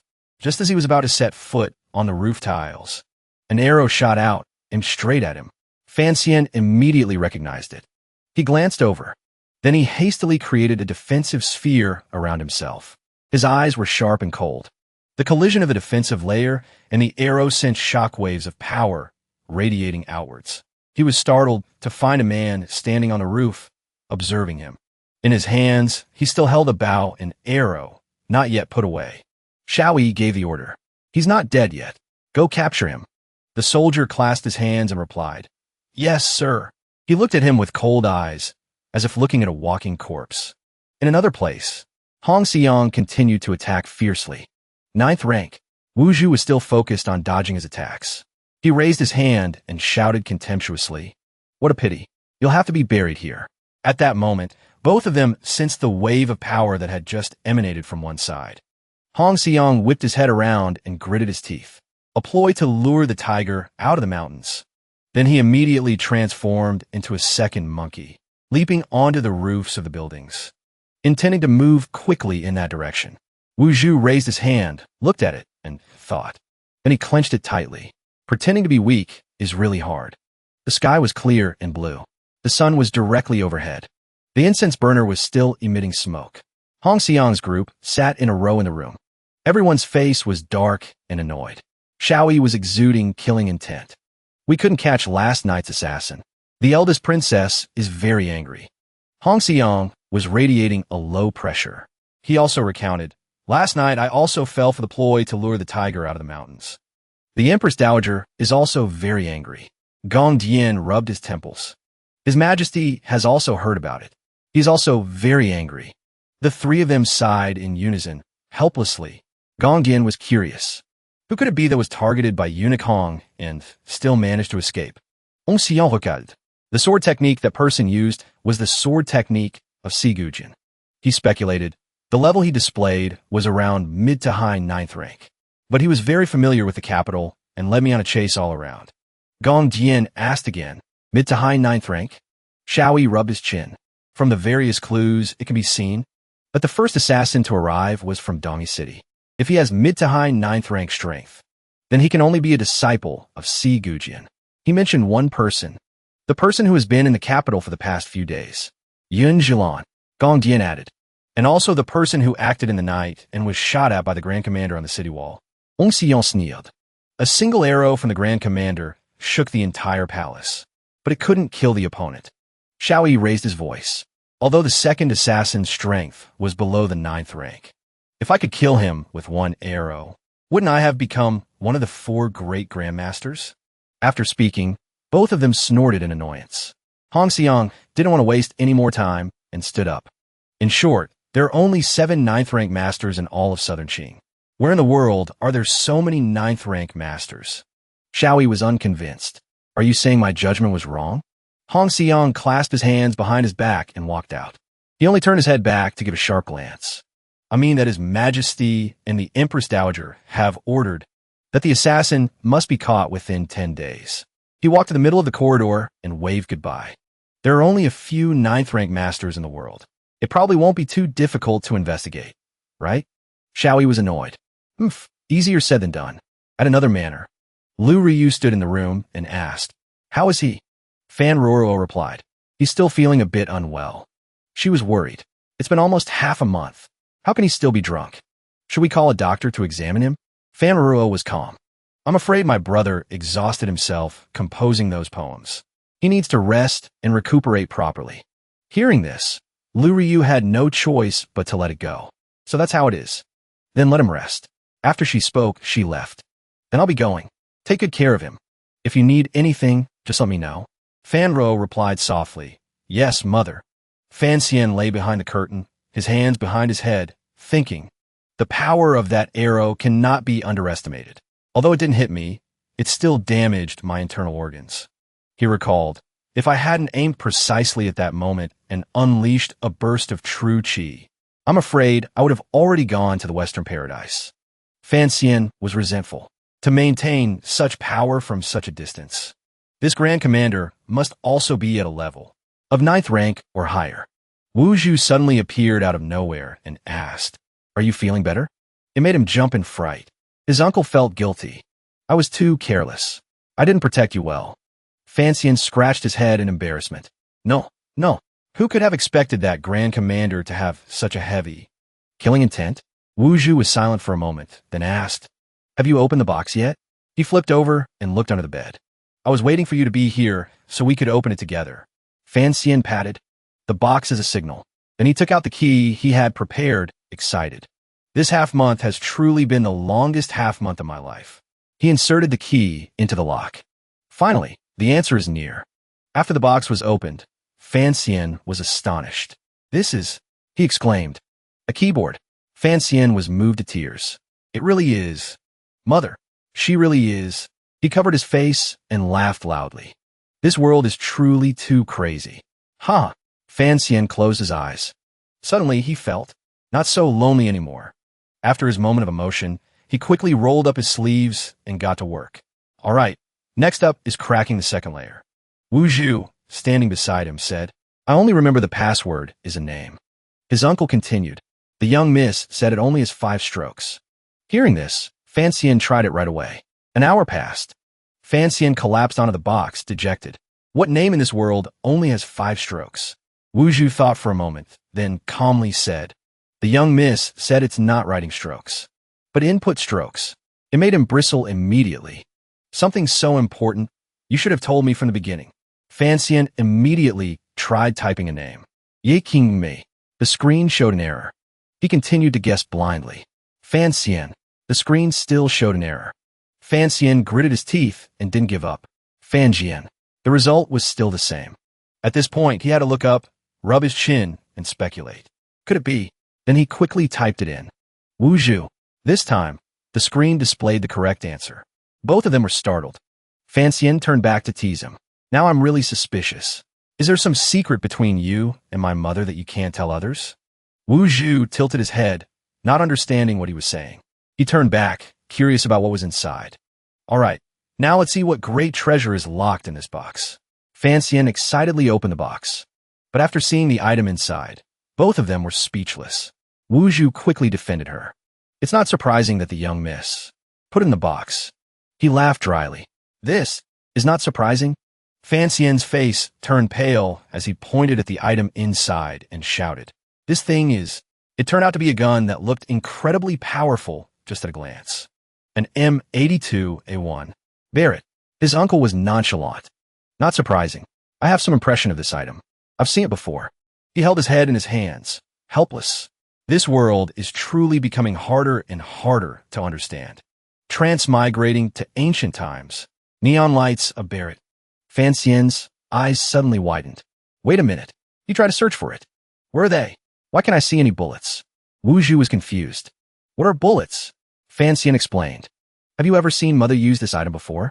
The things placed in this box are bullets. He used body language to describe it. Like this, about this long. Inside, pew, pew, pew. His uncle had no impression of it at all and replied, I've told you before, I've forgotten many things. Fan Xian was disappointed. Wuhu then added another sentence. But I still remember the things you just mentioned. It made Fan Xian's insides churn. Then you should have just said so. His uncle recounted. Back then, when I was carrying you, I saw they were useless. So I threw them away at Taiping Courtyard. Fan Xian's whole body withered in shock, turning into a dry skeleton. He slammed the box shut, dejected. I thought I was getting a cheat item. Turns out it's just a fire starter. Fan Xian slumped over. Then he suddenly sat up and felt for something. He saw something like a switch with a note on it. Little Zhu, press here. Fan Xian couldn't resist his curiosity and pressed it. What is this? Suddenly, an intricately carved bracelet opened up. It began to climb up his arm. Then it covered his entire arm. The joints have fused together. It emitted a faint light. A complete iron arm was attached to his arm. Fan Xian was bewildered, not understanding what was happening. Wuhu was extremely calm at this sight, as if he had witnessed it many times. The young miss used to enjoy playing these kind of strange pranks. He pointed at the moving iron arm and exclaimed, You call this a strange prank? Fan Xian broke out in a cold sweat and mumbled, This is clearly high-tech. He touched the iron arm and wondered, What is this thing made of? Why can't I take it off? However, it seemed he had touched some kind of switch. That spot suddenly lit up brightly. A large caliber gun immediately appeared, leaving him with his mouth agape. Damn, the bomb was activated. It shot straight up from his room. Its power was indescribable. Finally, it's my turn to save the world. Lu Ryu heard the loud noise and rushed in, alarmed. What happened? Then she was so startled, she covered her mouth at the sight before her. The roof of Fan Xian's room had a large hole blown through it. He quickly waved his hands and made up an excuse. I was trying to control fireworks, but I failed. She forced a smile and waved her hand. It's rare to see a child so playful. That's good. Just don't get hurt. Fan Xian scratched his head and replied, I know, Mother. After seeing Lu Ryu off, he finally let out a sigh of relief and wiped away the cold sweat that had just poured out. Fan Xian turned his head and frowned at the box. It had returned to its original state. This box can even transform back to its original form. Truly a formidable weapon. He was completely exhausted. Wuhu reminded him, Look at this. Fan Xian turned to see a corner of a letter in the box. He picked it up. Then he handed it to Wuhu. For you. Wuhu didn't take it and said, You read it to me. My things, you can look at them all. He didn't refuse and prepared to open it. They'll take a look. Fan Xian's eyes widened as he glanced at the contents. His face was strained, as if he had just suffered a great shock. My adorable little Zhu. A kiss for you. Honestly, your big sister really likes you. I wanted to introduce you to a wife many times, but you always end up being as cold as a block of ice. Wuhu corrected him. Little Zhu is me. Fan Xian agreed. I can tell. He read, You never listened to my advice. You ran into that temple to fight again, and you lost again. You always run away like a little puppy. It makes me laugh at you. As for me, while you were away, I gave someone an aphrodisiac. Successfully planted a seed. I just don't know if it will successfully grow into a baby girl or a baby boy. Since I've come to this world, I have to leave something behind, right? I used to be a rich woman. I've killed a prince. I've plucked the old emperor's beard. The only thing left is to unify the world. Fan Xian turned to ask, Uncle Wu, is what this letter says true? Uncle Wu? He saw a rare sight. His uncle was smiling. Wuhu asked back, Is it? Fan Xian was curious. What exactly did you and my mother do in the past? His uncle shook his head. I don't remember anymore. It made him weary. I knew it. I don't remember anymore again. He looked back at the letter. He saw a strange passage. But what does this mean? The Southern Qing Kingdom's current state is 80 to 90% thanks to my mother's contributions. This world is prosperous and bustling. People come and go, but I still feel so lonely. After you finish reading this letter, Destroy that box. Juju, I really miss you. Wuju stood silently, as if deep in thought. Fancian finally understood. So my mother wasn't from this world either. This world, both ancient and sci-fi, was built by my mother. His uncle sighed. Indeed, the young miss changed this world a great deal. He clenched the letter. But now, her legacy has become a tool for power struggles. Wuju understood. You mean the royal treasury? He explored the box once more. There's still another layer below. Underneath was a scroll. He quickly opened it. A hologram popped out from inside and shouted. If it were Wuju, he would have listened and destroyed this box. You still want to keep looking? Be honest. Who are you? Fancian instinctively replied. I am your son. As soon as he finished, the hologram spoke again. Huh, I guess you must be my daughter or my son. Put the item back where it was. Wait until you encounter a life-threatening danger before you take it out to look at it again. Did you hear me? He quickly closed the box. Yes, mother. Outside the city, a rain of paper suddenly appeared. Everyone who picked it up was puzzled. What is this? There's writing inside. Really? I can't believe something like this happened. Who would be so bold to dare to spread news like this? Fancian sat leisurely, his leg propped up, chewing on a blade of grass. Wuju appeared like a ghost behind him. The flyers, was it your doing? He replied. His uncle recited the information on the paper. You said Li Yunrui colluded with the enemy. He added, I also said she keeps many fake eunuchs in the palace and has countless former lovers outside. Wuju was puzzled. Why did you have to do that? Fancian's face darkened. My mother. His uncle didn't hear clearly. Huh? He opened up. My mother established the royal treasury. She founded the Overwatch Council. For the strength of this country, she gave away everything she had. I have no interest in the royal treasury, nor do I know who is qualified to take over its management. Fancian's face was cold as he growled. But Li Yunrui, she is absolutely not worthy. Wuju was calm. No one would think the eldest princess would sacrifice such a great benefit just for a few monetary gains.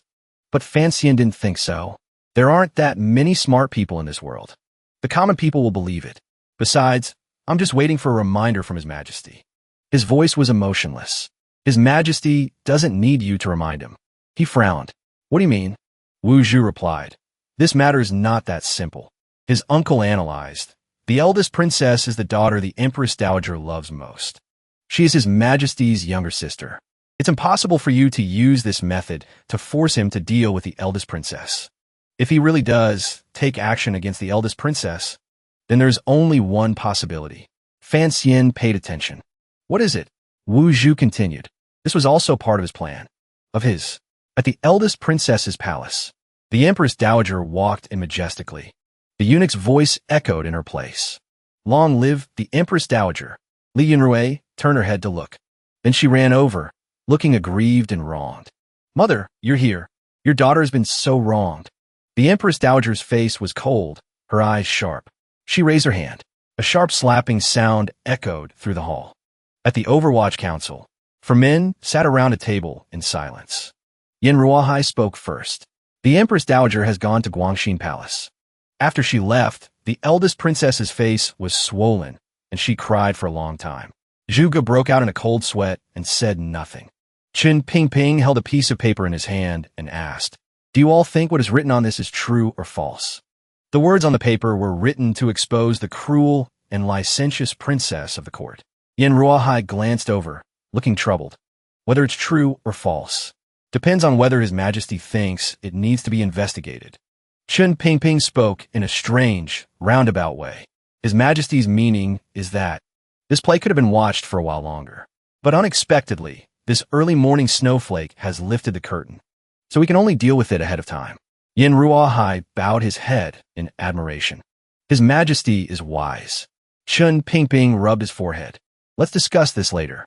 Let's deal with the traitor in the Overwatch Council first.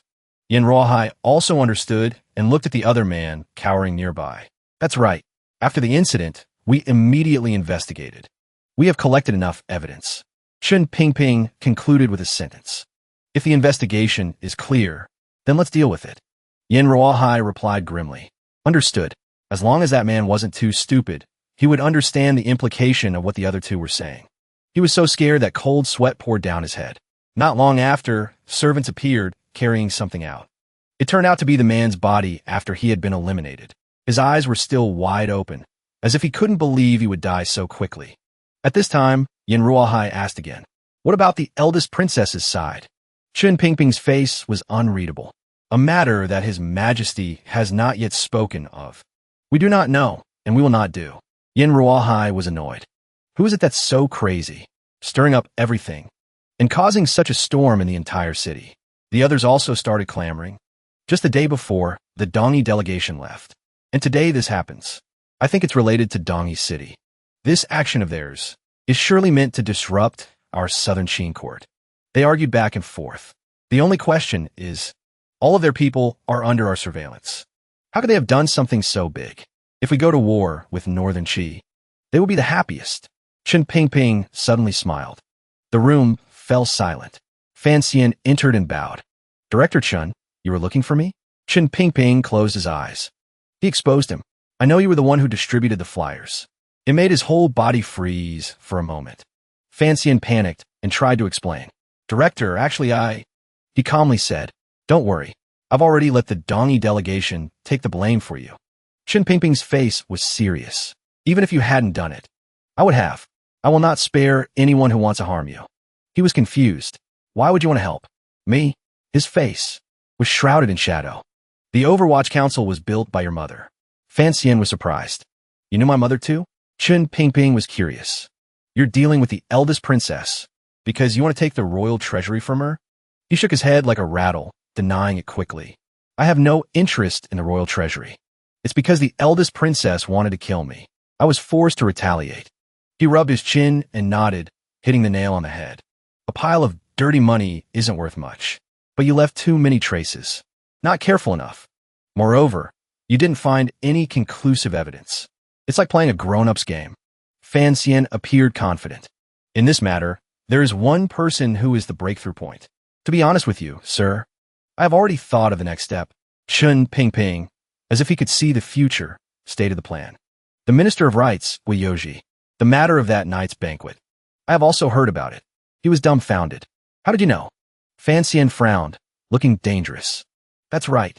It seems the father and son knew what was going to happen next. But I have to prove that Zhuang Mohan is connected to Guiyoji. I have a way." He continued.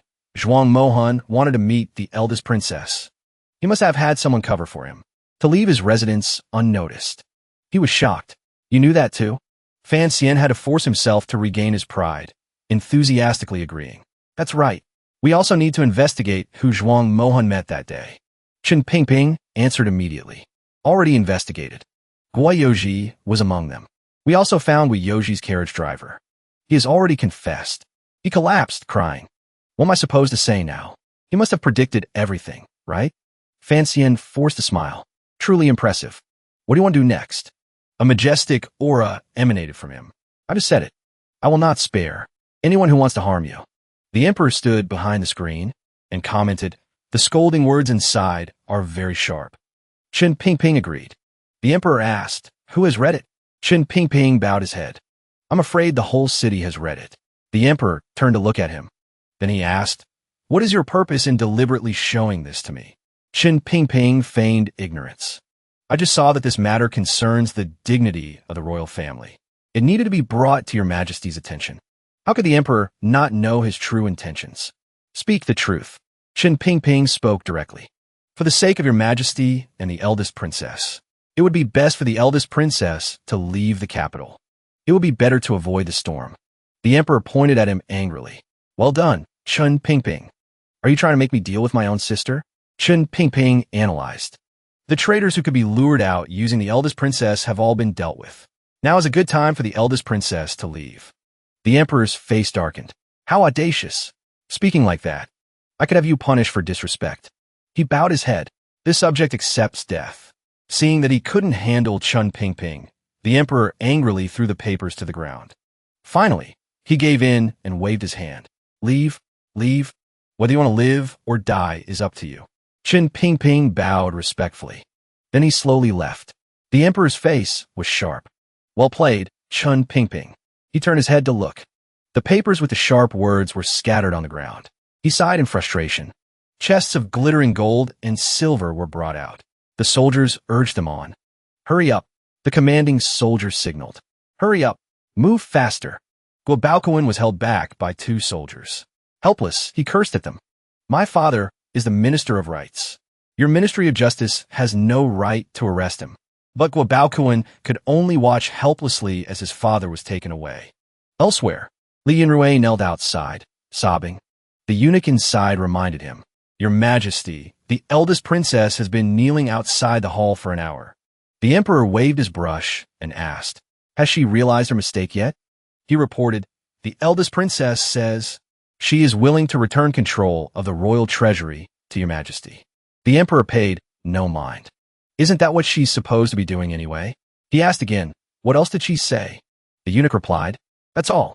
He put down his brush and made a decision. Tell her to go back. Go back and pack her things. It's time to leave. He stepped outside. Then he delivered the message to the tearful Li Yunrui. His Majesty says the road to Xinyang is long. You shouldn't exhaust yourself by kneeling here. Li Yunrui's expression changed. She gritted her teeth and cursed. Damn it! At the Fan Manor, a eunuch read the imperial decree in a stern voice. Fan Xian, eldest son of the Fan family, composed 300 poems in one night, causing the literary master of northern Qi, Zhuang Mohan, to vomit blood and leave. He has brought glory to our southern Qing. From the rank of collaborator, he is promoted to Vice Minister of the Imperial Academy. Rank 7. By my order, the entire manor knelt to receive the decree.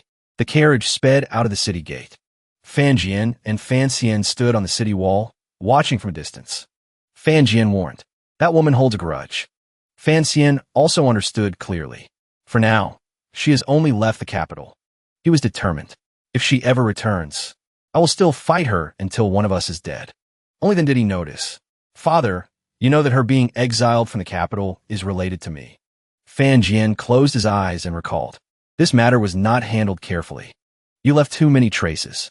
And Fan Jia, apart from his business acumen, is, to put it bluntly, like a fool. This certainly couldn't have been his doing. He thought of his second son's naive appearance. Father, you called me? He silently denied it. It's definitely not this one. Fan Jian glanced over. He exposed him. Then the answer is very clear and obvious. Fan Xian scratched his head in frustration. Does everyone in the world know I did it then? He added, I also know that with just your little tricks, you couldn't have toppled the eldest princess. Someone helped you. He was worried. Father, will I be all right? Fan Jian comforted him. The mouths that should be silent. I have already helped you seal. He imagined a man in the shadows. Well, I couldn't seal. Someone else has also helped you clean up the mess. Fan Jian reminded him. As long as the most important person believes it has nothing to do with you, then there won't be any problems. Fan Xian guessed. Father, are you talking about His Majesty? He retorted, I'm talking about Lin Wanner. Only then did he remember, holding his head in frustration. Oh no, the eldest princess is her mother. I just exiled her mother from the city. Fan Jian explained. But when I said someone helped you clean up the mess, it wasn't just that certain Mr. Chan. Fan Xian was not quite clear. Then who? At a certain manor, servants were carrying in trays of gifts one after another. Lin Wanner stared blankly at the busy crowd. All these things are, her maid replied. They are all gifts from the Fan Manor. The maid said excitedly. The marriage of the young lady and the immortal poet Fan. The entire capital is watching. I heard that even His Majesty is very concerned. Lin Ruofu stood outside and instructed. There are things the young lady doesn't need to know. If there are any gossips, then you should know how to handle them. The subordinate quickly replied, Yes, sir. Fan Xian was stunned. Prime Minister Lin, Fan Jian said with certainty. If he decides to help you, he'll help you all the way. That's the kind of person he is. He continued to instruct. But how you treat the young lady of the Lin family in the future is still your own business. He smiled. I know. Well, the wedding day of Fan Xian and Lin Wanner has finally arrived. The sound of firecrackers echoed everywhere, like the beating of an anxious heart. Rose petals were tossed up, floating gently in the air. The streets were decorated with red silk ribbons. The sedan chair carriers were carrying the bride in her sedan chair. The people on the street were also very curious and excited about this event. A woman covered her mouth. She smiled faintly. This wedding is truly shaking the capital. The Fan clan is a major family to begin with. The groom, Fan Xian, is also a recently famous figure. Looking at the sedan chair ahead, another person spoke up about the bride's family background. The bride's side is quite formidable too, although she was only officially recognized by the Lin family at the beginning of this year. She is, after all, the Prime Minister's daughter. Vanya, in her bridal attire, was veiled. She sat properly and demurely on the bed, waiting for Fan Xian to come for her. This level of luxury is truly the most magnificent wedding ever seen. In the crowd on the roadside, a woman spoke. The fact that both of them are illegitimate children seems to have been collectively forgotten by the people of the capital. The auntie, standing next to her, exclaimed in surprise. What? They're both illegitimate? A man holding a fan looked like a well-read scholar. He smiled, his tone seemingly sarcastic and mocking. Then this must be the most ostentatious marriage of illegitimate children, right? Earlier, Eunuch Ho from the palace was ordered to bring reward from the palace to the Fan family. A great deal of gold, silver, and jewels. All the treasures were bestowed most generously. This is truly strange. Indeed, the rewards given during Eunuch Ho's delivery of the decree were somewhat against the rules. The many rare treasures sent made people suspicious. The amount of gold and silk far exceeded the standard. There were even some items that were tribute gifts on the list. It didn't seem like the kind of reward a minister's son should receive for his wedding. The sky was clear and blue. The scene was quiet and peaceful. At the imperial palace, the emperor stood in deep thought before a portrait. The incense burner was emitting wisps of fragrant smoke. The room now perfectly matched the emperor's mood of remembering a person through an object. Standing before the portrait of the woman he could never forget, the emperor spoke in a sorrowful voice. I have married Manor, the one I love most, to Fan Xian. The woman in the portrait was a peerless beauty. The woman smiled faintly, elegant, and ethereal. The emperor looked at her with affectionate eyes, then asked himself, I'm sure you would like this daughter-in-law too, right? You used to like grand and lively scenes like this. I hope the boy likes it too. After speaking, he closed his eyes. A sense of loneliness and regret enveloped him, weighing heavily on his heart. At the same time, at the Fan family manor, Fan Xian and Wanor's wedding was being celebrated boisterously. Fay and Ro, along with everyone else, were in the main hall of the Fan manor, waiting for the bride to arrive. Fan Xian, now in his wedding attire, sighed. I was woken up before dawn to run through the procedures. Suddenly, a loud laugh rang out. Where did this flower zongzi come from? Everyone in the Fan family was joyous. They laughed and talked happily. Fan Jian bowed to greet the guests. Lu Ryu also couldn't stop smiling as she was about to welcome her daughter-in-law. Fan Xian also straightened up. In his heart, he silently agreed. She really does look like a flower zongzi. The auspicious hour has arrived. The master of ceremonies shouted loudly. The bride has arrived. Fan Xian looked towards the door in anticipation. Valnad Underharveid smiled shyly. Exquisite. Her appearance in the elaborate wedding dress exuded the dignified aura of a noble lady. Full of etiquette, Fan Xian blushed. When he saw her in this state, his cheeks turned red. His eyes clearly showed his nervousness. A thought arose in his mind. However, Fan Xian's heart seemed to be rejoicing. She is the happiest flower zongzi in the world. The ceremony of bowing was still to come.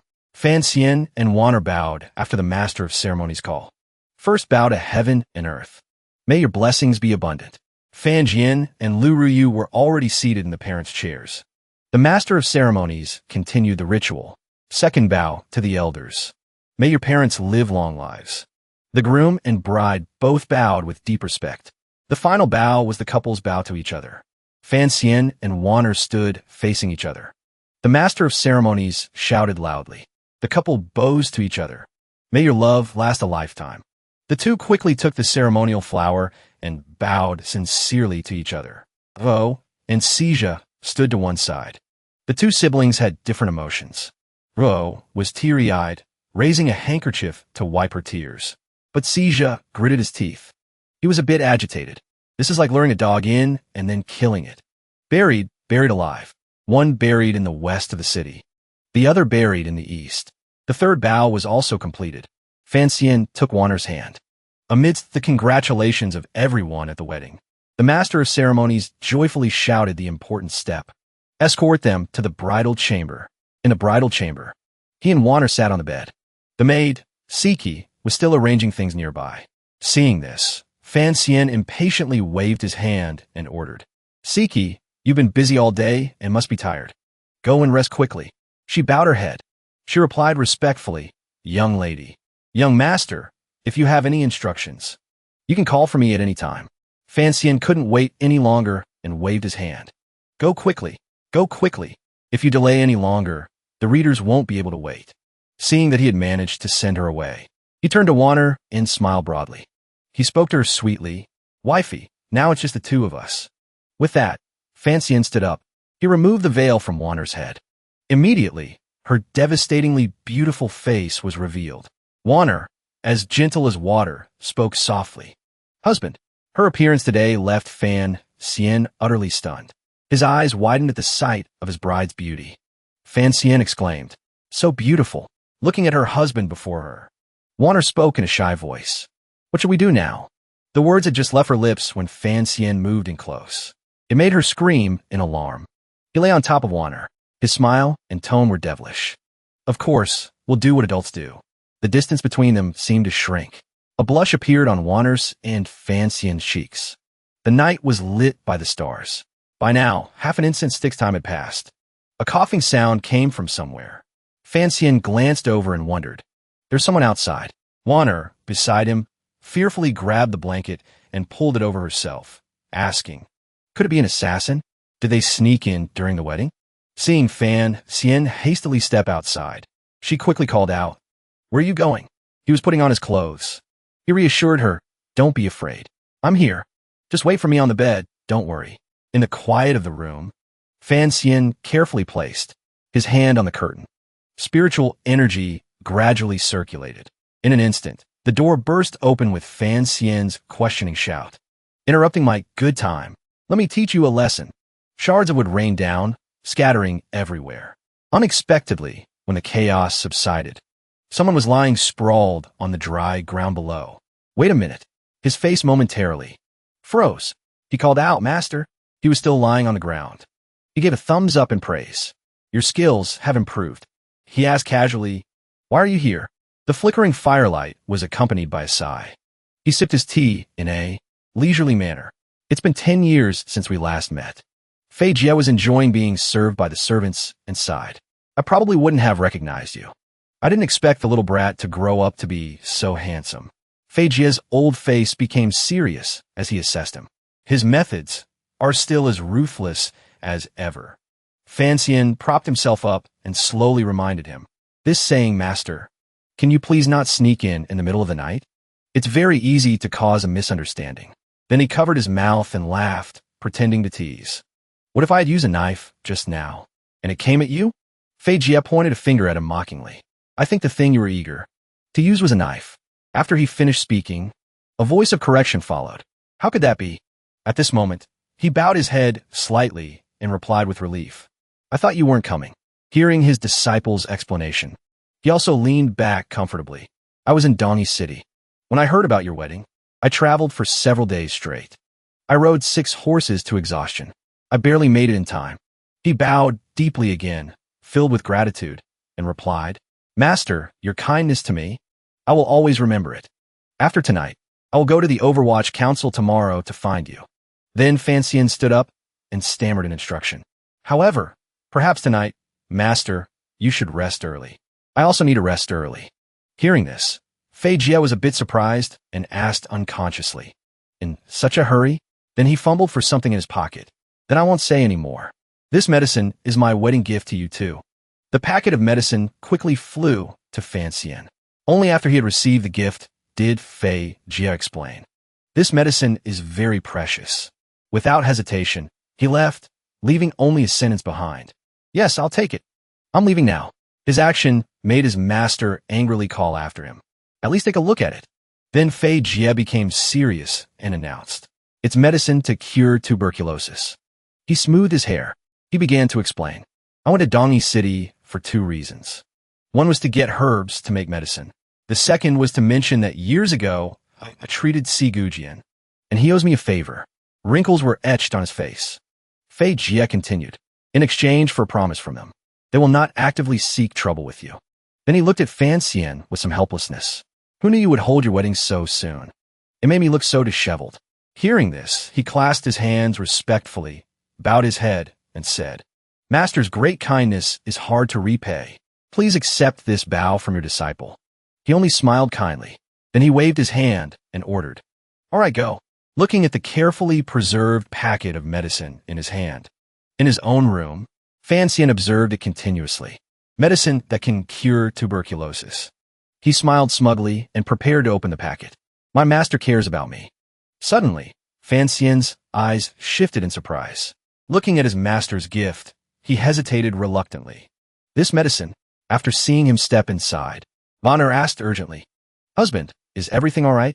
At this moment, Fiancee reverted to his roguish ways. Wifey, I'm here. Vana shrieked in embarrassment. Under a sky full of stars. A spring night. Wuhu sat silently on the roof, standing guard. Sunlight once again crept into every corner. At this hour, everyone was starting their meal. Fiancee asked caringly, A bowl? Manor, beside him, replied properly, yes. Cece appeared, her face full of life, and called out, Young master. His hand, which was picking up food, froze.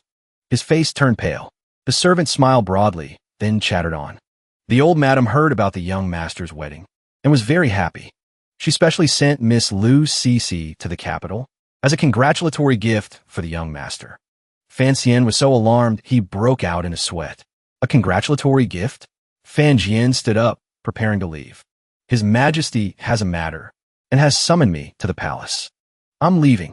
Ryu, caringly and attentively, said, Let me help you bathe and change, my lord. Seeing this, Fiancee called out in a panic. Oh, also stood up, looked at Fay and calmly reminded him, You haven't done your homework today. This made him even more anxious, and he questioned them resentfully. You too as well. Finally, Fiancee looked towards Cece, his voice faltering. This congratulatory gift. Her face was filled with anticipation. At this moment, a sound of acceptance was heard. All right. The other servants were silent, focused on their work. Fiancee sat in his chair and said slowly, During this time in the capital, many things have happened. Then he bowed his head slightly and hesitated.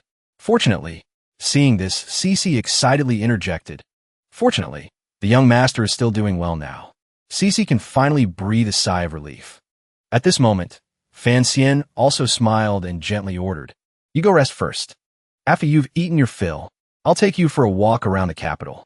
Unexpectedly, Cece lowered her voice and reluctantly refused. Cece came here to work. I can't cause any more trouble for the young master. Behind them, the other servants were whispering. It's clear that the relationship between this new maid and the young master is different. He tilted his head again and continued to give orders. If you want to work, you still need to go take a bath first. Hearing this, she clasped her hands and comfortably agreed. Cece understands. Cece will listen to the young master. After speaking, she and the other servants withdrew. While Fiancee was lost in admiration, a question suddenly appeared. Is this Cece? Manor, full of propriety, stood beside him and answered herself. I used to hear you mention the head maid in Danjo often. The one who is much more diligent than Cece. I finally get to meet her today. He turned to look at her, then continued to explain. Not only is she much more diligent, but her personality is also much better. Manor covered her mouth and cheerfully teased. If you say that, Cece will get angry. At this moment, the servant Cece was so busy with work she could barely breathe. Suddenly, she couldn't stop observing Fiancee and Manor. While working, Cece imagined in her head, I just feel like the young master looks like some kind of quack doctor. Through the gap in the leaves, the intricately carved door opened. Inside, the lamps were already lit. The emperor, with the majestic tone of a monarch, ordered, Speak. Fanjian bowed respectfully and said, Reporting to your majesty. With all due respect, he continued to report. The boy said he wants to go to Tsang Mountain for his honeymoon. The emperor put down his book. He responded calmly, Tsang Mountain is a good place, far from the hustle and bustle. No worries or troubles. Fanjian bowed respectfully again. Suddenly, the emperor's gaze became sharp, and he spoke in a deep voice. But I have a thought. His words stunned Ruofu and Fay Jia. He began to display the authority of a ruler. I want Fiancee to lead the diplomatic mission. Escort Xiao in and see Lily, and exchange them for Yin Bingyan. What do you two think of this idea? Both of them bowed respectfully and replied, This subject dares not have any thoughts. The emperor reminded them in a stern voice. What if I give you two the courage and tell you to dare? His words trailed off. He turned to look at the two of them and continued to question them with suspicious eyes. Then what would you think? Fay Jia dared not neglect etiquette. Although anxious, he answered with full propriety. Fiancee has just gotten married. Suddenly, the emperor interrupted and then gave an order. Fay Jia is promoted from Vice Minister of Revenue to Minister of Revenue. Choose a day to take office. The ruler's mind was made up. As a subject, how could he dare to disobey? So Fay Jia could only bow his head and obey. Thank you, your majesty. Ruofu, at his side, was lost in thought. His majesty had already planned this. There was basically no room for negotiation. At this time, the emperor spoke again. Do you two have any other thoughts? Fay Jia quickly tried to explain. None at all. The intricately carved door opened again, letting sunlight stream into the room. Fay Jia and Ruofu stood before the door in silence, neither saying a word to the other. Then they both sighed wearily in unison. Somewhere else, Fiancee was standing opposite Ping. His Majesty has given an order. He announced nonchalantly. He told you to lead a diplomatic mission to Northern Qi. Hearing this, Fiancee also obediently replied, Yes. Then he slowly analyzed. Using Xiao Un and Si Lily to exchange for Yin Bingyun is a symbol. But in reality, Fiancee became serious and made a judgment. The ruler of Qi specifically wants us to hand over Si Lily. He continued to imagine and recount. So His Majesty ordered that Si Lily be poisoned. His voice was steady as he continued to weigh the options. If the ruler of Qi has relations with her, he will fall ill and die from festering sores. Not only that, Fiancee remained firm in his stance, continuously clarifying. His Majesty also said, Another mission is to order me, after rescuing Yin Bingyun, to find an opportunity to kill Xiaowen.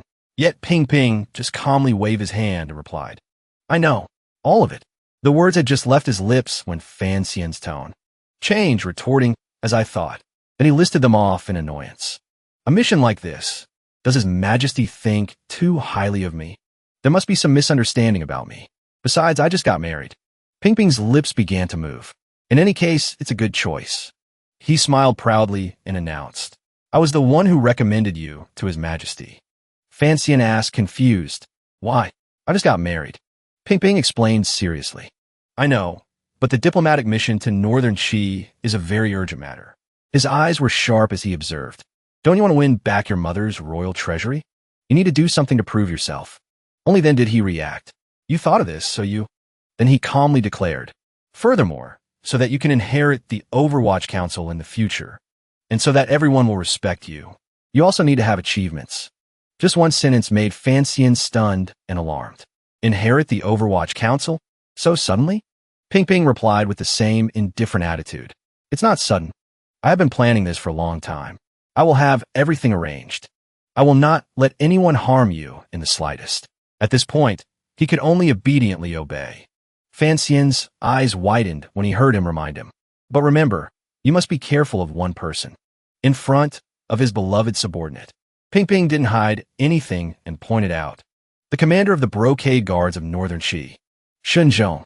The majestic characters were written on the paper like a soaring dragon and a dancing phoenix. The emperor, holding a brush, asked casually, Fiancee, you're here. He immediately bowed respectfully. You summoned this subject. May I ask for what reason? The emperor observed him in silence for a long time. Then, while tapping his brush, he said, I feel that you are very unhappy. Fiancee quickly explained. This subject would not dare. He sighed. Then he slowly spoke. I have thought about it for a while. I will give you 1 month's time to be with your wife. After 1 month, you will set out for Northern Qi. A look of gratitude flashed across Fiance's face. We heard this. He quickly bowed formally. Thank you, Your Majesty. Your Majesty is wise. To be favored by Your Majesty. Your Majesty is great. This action made the emperor laugh, and his voice became gentler. This child, Then the emperor asked in a suspicious tone, "Going to Northern Xi is a very good opportunity to achieve merit and build a career. Are you that unwilling to go?" He raised his head and replied, "This subject." But when he saw the emperor's expression clearly, the words he was about to say were swallowed back down. After careful consideration, Fay Jia began to probe. "Does your majesty want to hear the truth?" The emperor rubbed his chin with great interest. "Interesting. Someone actually dares to lie in front of me," Fay Jia explained embarrassedly. "To be honest, this subject would rather be an idle, silk-clad noble, drinking wine, composing music, with my wife and children, living a carefree life." Hearing this, he laughed and chided, truly without any prospects. Then the emperor waved his hand as a signal. "All right, you may leave." Fay Jia bowed properly. This subject takes his leave, but his mind was full of questions. Did he summon me just for this? Suddenly, the emperor spoke again. "All right." Then he considered and gave some advice. "The mission is dead, but you are alive. If it's dangerous, you act accordingly. Remember to come back alive." The sound was like a clap of thunder to Fay Jia's ears. He quickly guessed. The meaning behind His Majesty's words is that it's okay if the mission fails. How could that be? How could His Majesty think my life is more important than a mission? Then his face continued to turn pale as he imagined. This must be reverse psychology. The real meaning is failure of the mission means death. In the majestic palace, a vow was heard. "This subject will definitely do my utmost. I will not fail my mission." At that time, by a carriage guarded by many soldiers, Fay Jia stood there, observing intently, not letting his guard down for a moment. Inside, the servants pulling the iron chains kept saying to each other, "Don't slack off. Pull it tighter." A pair of bound hands appeared. Shounen slowly walked out, covered in many chains. He was the leader of the northern spies, imprisoned in southern Qing for 20 years. Fay Jia's face showed surprise as he silently assessed him. This is the leader of the northern spies? The man Qin Pingping had to chase for 1,000 miles, losing his legs just to capture him. Xiaowen. The prison door opened wide. Xiaowen walked step by step towards the carriage. His imprisoned hands slowly lifted. He continued to silently raise his hands forward. Just a small movement made the servants holding the chains use all their strength to control him. As his hands rose higher, the servants were dragged across the ground. They cried out in alarm. The others quickly drew their weapons and signaled, "Be on guard." A barrage of spears was pointed at Xiaowen. Fay Jia, standing in the tense atmosphere, remained silent and observed. Xiaowen's hands stopped in the blinding sunlight. His face relaxed, as if he had been liberated. The servant beside him sighed and wiped the sweat from his forehead, shouting, "What are you moving around for? You scared me to death." Fay Jia, observing from above, also reacted continuously. "Dangerous. This person is truly too dangerous. I think it's better if I go with him." But Pingping calmly refused. If a young person doesn't go out and gain more experience, how can he bear great responsibilities? Hearing this, he began to argue. What if he gets killed while gaining experience? Who will see me off on my final journey then? Pingping left, leaving only a sentence behind. This matter can no longer be salvaged. Seeing this, Fay Jia questioned him. "Aren't you worried about the boy's safety at all?" Pingping was silent, but his hand clenched so tightly that veins popped out. He replied in a hoarse voice, "Not worried." The convoy slowly set off. Inside the carriage, Fay Jia crossed his arms and said gently, "Originally, I wanted to go to Northern Qi with you." Fay Jia's face turned pale and dazed. He quickly distanced himself from him and then bluntly refused. "Absolutely not. Director Chen has already said it. There are too many Northern Qi spies who want to kill you, Master. If you were to go with me, I'm afraid it would be even more dangerous. Why don't you just stay in the capital and recuperate? Wait for me to return." But Fay Jia didn't care. He just grumbled in annoyance. That Qin Pingping is truly a blabbermouth. The scene shifted to Pingping speaking cautiously with Fay Jia. "Before you go, a few more words of advice. The young Emperor of Northern Qi has just taken power himself, but the Empress Dowager is unwilling to give up her power. The struggle between the Emperor and the Empress Dowager has already begun." He smiled confidently. "Understood. A power struggle between mother and son. In this situation, I can find an opportunity to gain some benefits." He looked at Fay Jia again and instructed, "I want you to return quickly after picking up Yin Bingyan. Avoid getting caught in the power struggle of Northern Qi. He scratched his head and stammered. So that's what you meant. Not stopping there, Ping Ping pointed out. Also, Fay Jia will probably poison Sea Lily. Sea Lily, dres d'intinclotis, sat motionless, her face devoid of expression. Anyone who has relations with her will be poisoned. Fay Jia took out a vial and instructed, "This is the antidote. I hope you won't have to use it." Looking at the vial in his hand, Fan Xian stammered. "Antidote?" Seeing his dazed look, Fay Jia quickly explained. "I'm worried that you really won't be able to resist. If you get poisoned, you can just cure yourself." Fan Xian's expression changed drastically. His face turned green as he retorted, "How could I get?" But his hands quickly took the vial. On the surface, he corrected himself. "What do you mean, can't resist? I'm a decent person, you know." Seeing this, Fay Jia stood up with a caring tone. "All right, whether you use it or not, just take it. Remember to return safely." Ping Ping also watched silently from a corner. "If anything untoward happens to you," Fay Jia said with great seriousness, "then I will have all the people of Northern Qi." At the same time, Ping Ping, elsewhere, continued, "Buried with you." Fan Xian trembled, hugging his frozen body. He didn't know whether to be moved or terrified. The wheels continued to roll on the ground. After a while, they gradually approached the city gate. At this time, Fan Jian and many other officials were waiting. Fan Xian stood before his father and said slowly, "There's no need for everyone to say goodbye one by one. If this drags on any longer, I don't know if I'll even be able to go to Northern Qi." Fan Jian cleared his throat, pointed behind him, and announced, "These men are my personal guards. They are all masters, 1 in 100. This time, on your journey north, they will accompany you." He leaned close to Fan Jian's ear and repeated Ping Ping's words. "Fan Jian has a team in his hands. He will surely send them to protect you on your way to Northern Qi." Fan Xian whispered to him, "Director Chen told me that you have guards capable of fighting the Black Knights. Is that them?" Fan Jian's face turned pale. He sighed. "Chen Ping Ping is truly a blabbermouth. He tells you everything." But in reality, he was seen through. He was very unhappy. The subordinates standing solemnly beside him didn't make any sound. Gouda and his subordinates are all very trustworthy. No matter what you do, you can trust them. Gouda immediately bovid hispik chfuli. Young master Fan, if there is anything, please feel free to give orders. Unexpectedly, Fan Xian cheerfully ran over and hugged him, trying to befriend him. "Gouda, I've heard so much about you." He pointed his own face, thinking, "The master has heard of my name?" He smiled brightly and then replied, "I've admired you for a long time. In Danjo, I have a horse named Jue. When I return and have time, I will give it to you." Hearing this, Gouda scratched his head in embarrassment and gratitude. "Thank you, young master Fan."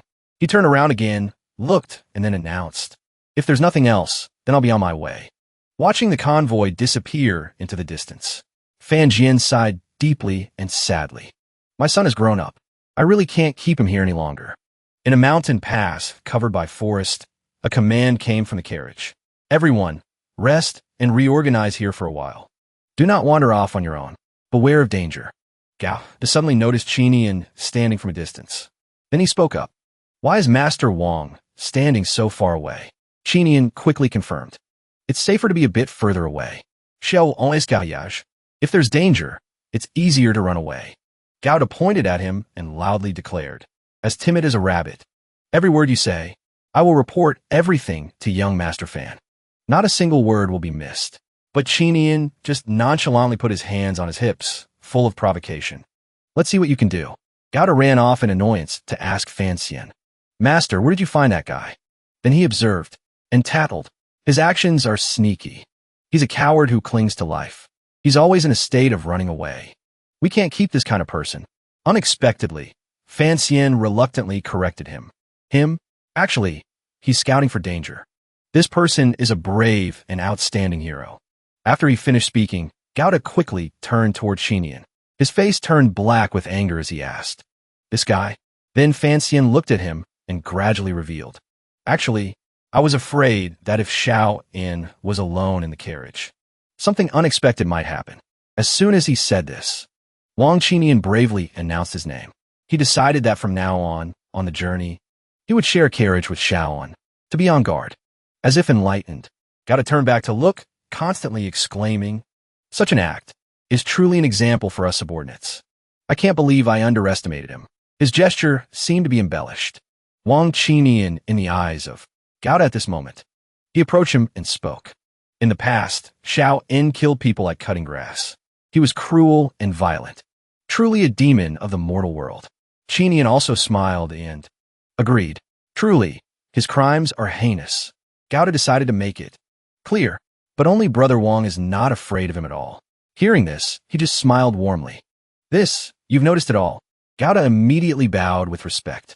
This action, it's not an exaggeration to say he's raising a tiger. It makes me, Gao, very impressed. He began to exclaim with delight. "You're too kind. You're too kind." He quickly made a decision. From now on, we will be brothers who go through life and death together. Gao brandished the sword in his hand and swore, "If anything happens to Brother Wang, I will cut down Xiao En and avenge you, Brother Wang." Qinian, beside him, suddenly changed his attitude. His face turned pale with fear as he looked for help. "Master," from a distance. Fiancee acted as if he knew nothing and just focused on whistling. The wooden bucket was filled with cool water. Qinian stood stammering before the prison carriage. "Xiao! Xiao! Master Xiao!" Inside, Xiao En remained silent, not responding, ignoring the next sentence from the person outside. "I came to see if there's anything I can help you with, Master." In a secluded forest, Fiancee stood opposite Wuhu, feeling at ease. "Actually, with you here, Uncle, I'm not afraid of anything." His uncle also replied in a deep voice. Then he voiced his concern. "The only variable I'm worried about is Kuhi." Fiancee continued to analyze. "He's the Grandmaster of Northern Qi. I don't know what his stance is." At this moment, Wuhu spoke. "He will not let Xiao En survive and enter the territory of Northern Qi." His expression changed drastically. Sweat trickled down his forehead. "How do you know?" The wind rustled the forest. His uncle's voice rang out. "I don't remember, but I know." Fiancee was completely bewildered, not knowing how to react. He held his head and shouted, "Then it's game over. We're dead for sure." Wuhu continued to say chilling things. "I'll go find him and fight him. I'll fight him until he can't bother you anymore." He called out after him with unease. "But he's a grandmaster." Even so, his uncle remained calm, without a trace of fear. "That's right, I'm fighting a grandmaster." With one leap into the air, Wuhu just announced, "I'm leaving." Fiancee, behind him, praised loudly. "You're so cool, Uncle. Absolutely amazing." Only after his uncle's figure disappeared did he smile gently. Wuhu appeared from behind again, his voice deep. "There's one more thing," he exclaimed in surprise. Wuhu began to explain. "I seem to remember the name Xiao En. The young miss once said that she was able to come to this world largely thanks to Xiao En and Kuhi." Hearing this, Fiancee immediately grasped the key point. That is to say, Xiao En might know the secret of my mother. By now, Wuhu had flown far away, leaving only a sentence behind. "Then you'll have to ask him," he replied helplessly, but Fiancee broke out in a sweat with an awkward expression. "But he's really scary." His hands were still tied at all times. Xiao En suddenly opened his eyes when someone called him. "Master Xiao." The door opened. Qinian cheerfully walked inside and announced, "Starting from today, I will be staying with you." A towel was placed on a stick and brought before him. "I've boiled some hot water for you to wipe your eyes, to make you more comfortable." Suddenly, Xiao En is easily up. He lunged forward and grabbed Qinian. He awkwardly tried to respond. "Master Xiao, I'm just an insignificant person. I'm only here to serve you." Then his words carried a threatening tone. "If you kill me, the masters outside won't be affected, but you will be missing a servant." Xiao En probed in a deep voice. "What is your name?" Qinian stammered, trying to change the subject. "I didn't scream." "Didn't scream?" He repeated firmly. "I'm asking what your name is." Hearing this, he also stammered a reply. "My name is Wang Qinian." Then Xiao En also let go and asked, "Remember it. Do you know how to give a massage?" Qinian raised his hand awkwardly. "I know a little. I practiced at home." Inside the prison carriage, there was constant noise. Qinian was confused and kept massaging. Xiao En est shoulder. Fiancee walked over, his hand on the door. Immediately after, he opened it, to the surprise of Qinian and Xiao En. Fiancee questioned him in surprise. "What are you two doing?" A reply came from inside the prison carriage. "It's nothing." Needles were carefully inserted into Xiaoan's neck. Qinian sat in a corner, watching him intently as he performed acupuncture and explained, "The poison inside will directly attack my body." Fancian assessed him very seriously. Dealing with an old senior is not just about this. Xiao turned back, puzzled. "I've never seen this method before. What is your name?" The needles were still in his neck. He introduced himself nonchalantly. "I am Fancian." Xiaoan's next words would leave Fancian completely shocked. "When are you planning to kill me?" Fancian, still holding the acupuncture needles, had a look of surprise. "Has the old man gone senile? I am escorting you, senior, back to the north, in exchange for yin bingyan." After hearing his words, Xiaoan just threw his head back and laughed loudly. "Chun Ping Ping would let me return to the north alive?" Next, he sat down again in a casual manner. "I don't know what the director is thinking. I only care about doing my own job well." He was silent, his sharp eyes constantly observing him. Seeing Fancian still smiling comfortably, he thought to himself, to be able to remain so calm and composed in front of me. But in reality, he was scared to death. Not long after, Fancian prepared to leave the prison carriage. At that moment, Xiaoan's voice made him widen his eyes. "Your appearance reminds me of an old acquaintance." He stood there, not yet able to reply. "Yi Qingmei, what is your relationship with her?" Fancian turned around and carefully judged. As expected, he knew my mother. He didn't hide it either. "She's my mother." After that sentence, the two of them fell into silence again. Fancian spoke hesitantly, breaking the atmosphere. "Old senior, you and my mother were..." Suddenly, Xiaoan diffused. "Don't ask." His face became unusually gloomy as he warned. "Knowing too much would not be good for you. Don't you still have to kill me?" Under the sunlight, Fancian turned around. "I've said it before. My mission is to escort you, senior, back to Northern Qi, in exchange for yin bingyan." But Xiaoan just leaned back nonchalantly. "Whatever you say goes." Then he let out a sigh, his face unreadable. The carriage once again returned to darkness. Inya insidiously assist Xiaoan. "I never thought a fairy would have a child." A figure was faintly visible under the roaring waterfall. "We haven't met in many years." Standing on a wooden raft, Wuhu stood opposite the waterfall. "You haven't changed at all," his uncle replied calmly. "I have lost my memories. As for you, I don't remember much anymore." The shadow, sitting on the rock, retorted, "Then why did you come looking for me?" Duo leisurely nibbled on an apple, glancing at Wuhu. His uncle held his weapon and affirmed, "To fight you." Suddenly, from within the waterfall, the figure's voice argued, "There must be a reason." To continue, Wuhu began to discuss. "Xiaoan is returning to the capital. But if you stay here, then I might not have to make a move." Unexpectedly, the person inside the waterfall replied sternly, "Xiaoan cannot return alive." Wuju's reflection could be seen in the clear water. By now, the apple was finished. It was taken away with the words, "Then make your move." In an instant, Duo flew straight towards Wuhu. The person in the waterfall ordered sternly, Duo, stand down." Holding her weapons in both hands, she was hovering in midair. "You're not his match." Below on the wooden raft, his uncle was still calm and concise.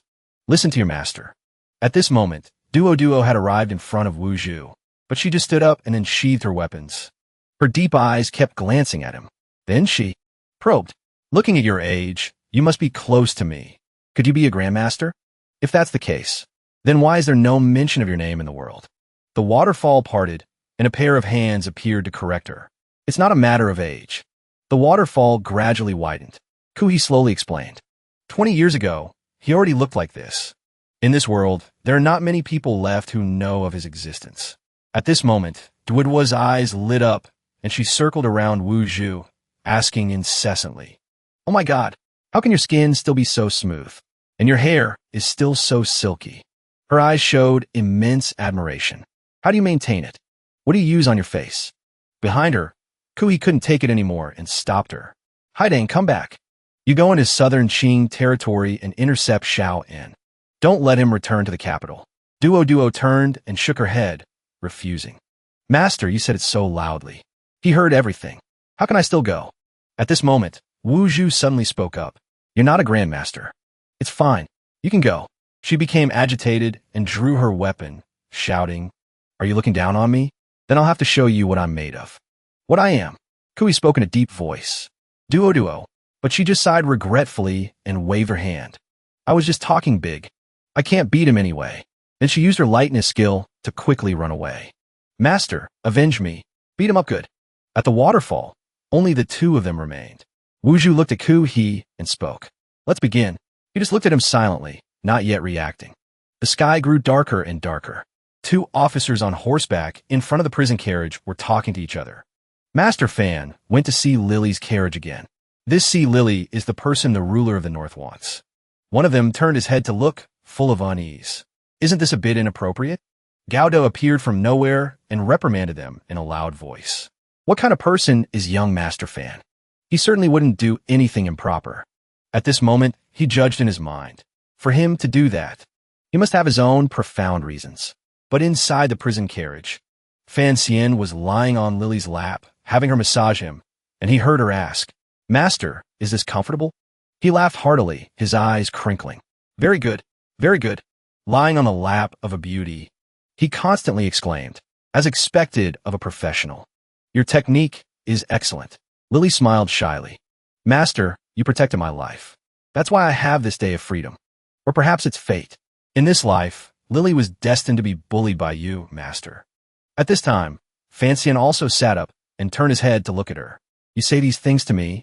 With such an attitude now. Then he moved closer and touched Lily's smooth hair. Aren't you afraid of what I might do? She just gently pushed his hand away, avoiding the question. I've already been bullied by you. What more could you possibly want to do? Suddenly, Fan Xian lifted Sea Lily into his arms. He observed her as he revealed her secret. In that case, I'd like to ask, who is the pin you've hidden under your bottom meant for? The sharp, cold pin had been there all along. Sea Lily smiled calmly, as if resigning herself to fate. It seems nothing can escape Lord Fan's eyes. Young Lord Fan. Chinian entered from outside again, lowering his voice. Young Lord Fan, the border with Northern Shi is just ahead. Should we stop to rest and regroup for a while? Fan Xian was seen adjusting his clothes as he gave the order. Then let everyone halt. It's about time. Once they were outside, Chinian whispered in his ear again. My lord, please be wary of eyes and ears from all sides.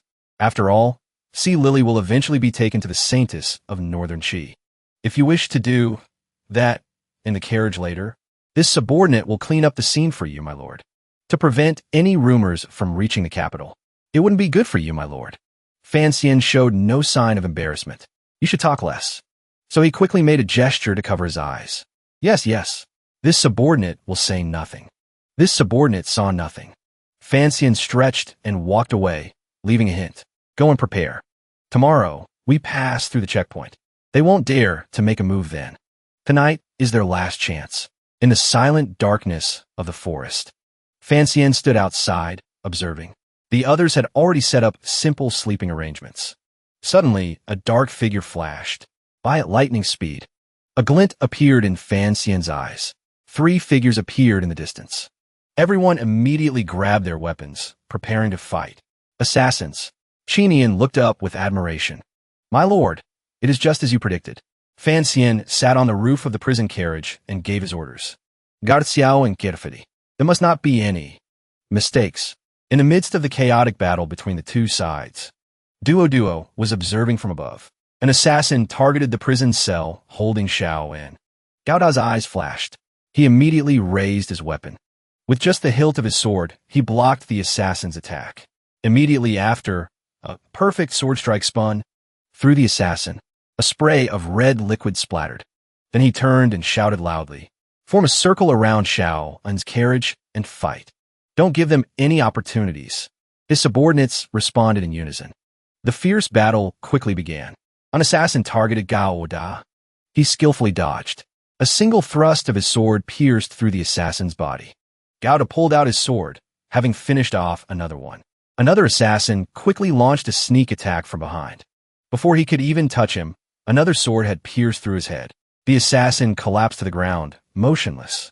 Only then did Gao Da notice Chinian in the distance. Why is Lord Wang fighting with a sack on his back? Is he protecting something important? Chinian held a saber in his hand. He replied with a pale face. If the opponent is too strong and I can't beat them, this makes it convenient to flee in time. At this, Gao Da was completely enraged. How can you say something like that? I must report this to young Lord Fan. Chinian, while fending off an assassin, retorted, Go ahead and tell him. Young Lord Fan has long known about my personality. He won't care. In the midst of the chaotic battle, Gao, duh, and Chinian continued to argue. Fan Xian, from his high perch, had prepared his equipment and was silently calculating. If someone wants to raid the prison carriage, tonight is the last chance. His hand tightened on the taut string. In other words, Fan Xian loaded his dual crossbows with an air of arrogance. I figured this out long ago. The arrow pierced through the assassin's body. One by one, no one could escape the fatal arrow. Some of them screamed in panic and fled. He quickly put away his bow. He commanded in a loud voice. Open the gates. Release the hounds. Chinian, coordinating perfectly, quickly opened the dog cage beside him and shouted, Go! At this moment, the assassins who were lucky enough to survive were running for their lives. One of them turned his head back and got a fright when he heard the growling barks behind him. In a moment, all the assassins had been captured. Master, we've left one alive. Chinian delivered a thunderous punch to the opponent's face. Speak. Who is the mastermind behind this? The assassin's eyes were bruised and swollen, but he remained silent. Seeing this, he switched to another plan. You guys take over. You must make him talk. Oh, right. These assassins all have poison hidden in their mouths. Be careful. Don't let them commit suicide. A subordinate realized something and said, Master Wong, you've already knocked out all his teeth. Could the poison have flowed into his body? Chinian, alarmed, sat on the assassin. Quickly, give him the antidote, standing in the middle of the circle of people. Fan Xian crossed his arms, deep in thought. This isn't right. No matter how weak Northern Qi is, they shouldn't have sent this bunch of riffraff to hijack the prison carriage. His expression was still skeptical as he thought to himself. Something is strange. Suddenly a pop sound came from somewhere, making Fan Xian become vigilant. He turned around. A black shadow gradually emerged from deep within the forest. The person who arrived was Haitang Duo, upper 9th rank, the saintess of Northern Qi. She sneered confidently as she stepped on another's body. Gao Da's group also noticed a woman. The other subordinates quickly rushed forward to capture her. Duo, with just one kick, passed through the group of subordinates. Before Fan Xian's eyes, she quickly jumped onto the prison carriage. Chinian came to his side and whispered, Young Master Fan, this person is the saintess of Northern Qi. Haitang Duo. He nodded, indicating he knew. The two sides kept their distance. Fan Xian spoke cautiously. I am an official of the Overwatch Council of the Qin Kingdom. I am under orders to escort the important criminal, Xiao An, back to Northern Qi. I wonder why Miss Haitang is here. His expression was serious as he continued to probe. Does Miss Haitang want to take Xiao in from my hands? I'm afraid it won't be that easy.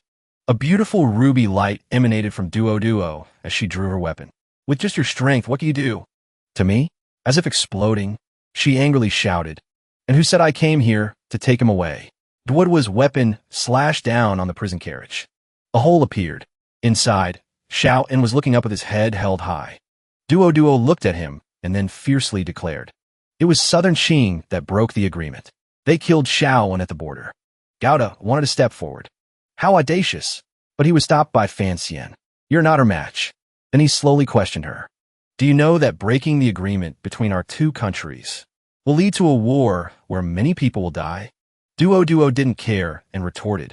Master said that if Xiao An is allowed to return to Shangjing with his secrets, even more people will die. Fan Xian was trapped in his own thoughts. Originally, I was supposed to kill Xiao An. Using her hand would be for the best. However, he recalled Xiao An's words from that time. Knowing too much would not be good for you. He became lost in thought. But it seems Xiao An knows something related to my mother. The arm covered in armor glowed. Do I have to use my ultimate move? But Fan Xian quickly hid his arm and continued to ponder. No. At this moment, he imagined again. If I kill the saintess of Northern Qi, it will cause a war between our two countries. Besides, she's a girl. That's the main point. Meanwhile, Duo had already prepared to attack. Needles quickly appeared in her palm. Fan Xian quickly threw them with great force. I can only use that move. His action caught her eye. Duo quickly used a technique to deflect the incoming needles. So the Immortal Poet fan also has a talent for using hidden weapons. But just this move is too low level. Too slow? Fan Xian snapped his fingers arrogantly. I'm very curious. If the Saintess of Northern Qi gets distracted by chatting with a handsome man and causes the mission to fail. Her eyes widened in shock. The jewels attached to the needles began to crack open. Will you get scolded by your master? Explosions rang out as a cloud of smoke enveloped the area. Fan Xian seized the opportunity to give orders. Quickly, take Xiao In and the others to the location designated by the Black Knights. The subordinate immediately steered the horses. The convoy sped away, leaving Duo coughing on the road. She gritted her teeth, veins popping on her forehead. The dignified poetry immortal of Southern Qin, using such shameless sneak attacks. Fan Xian, beside the carriage, stammered. Saw thee, I've offended you. He stretched his limbs. In terms of weaponry, I'm no match for you, miss. He then assumed a fighting stance and announced. Why don't I ask for some pointers on your fist-fighting skills? Fan Xian clenched his hands into fists. He didn't hesitate to rush at Duo, surprising her slightly. He actually dares to charge straight in? She reached for her cloak. What a fearless fighting style. His momentum is overwhelming. She quickly took it off and took a defensive stance.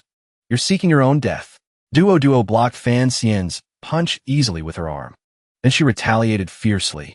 She swung her arm at him, making it difficult for him to defend. In the midst of the intense hand-to-hand combat, Wang Qinian was hiding behind a tree, watching. Fan Xian ducked, his hands almost touching Duo's stomach. His other hand went straight for her chest. The target was struck. Duo leaned back to dodge. She supported herself on the ground with perfect posture. You really are. Then her long, slender legs kicked up. Lowlife. Fan Xian, his face smeared with mud, smirked. But compared to Uncle Wu Zhu, he ducked down, managing to avoid Duo's kick. You're still too slow. Then with dizzying speed, he unleashed a hidden weapon. Duo fell into a disadvantageous position, unable to dodge in time. You said we were comparing fist skills. Why use a sneak attack? You truly lie without shame. Unexpectedly, Fan Xian just stuck out his tongue to explain. Saw thee. It's just muscle memory. Then he turned serious and signaled with his hand. Of course, a stream of hidden weapons appeared from behind. That was also a lie. It was getting closer and closer to Duo. She pulled up her headscarf. Then she used it to block Fan Xian's sneak attack. In the next second, the hidden weapons were bent and fell to the ground. This made his jaw drop in astonishment. The headscarf turned into an iron plate. A faint fragrance drifted with the wind through her locks of hair. Duo's body began to tremble. What did you smear on this weapon? The smell is so strange. Her eyes filled with killing intent. Using a tone like an Azura, she declared, I no longer have the patience to play with you. Duo's entire body seemed to emit a murderous aura. A guy like you doesn't deserve to live. Fan Xian analyzed uneasily. She's got killing intent now. Within 10 moves, I'll definitely die. Duo spun around and flew gracefully into the air. Her eyes said it all. She absolutely wanted Fan Xian's life. Forced by the situation, he prepared to use his battle armor. If I use this, she will definitely die. Suddenly, an arrow flew from somewhere, interrupting the distance between the two. Duo turned her head to observe. In the valley, a group of people were riding over.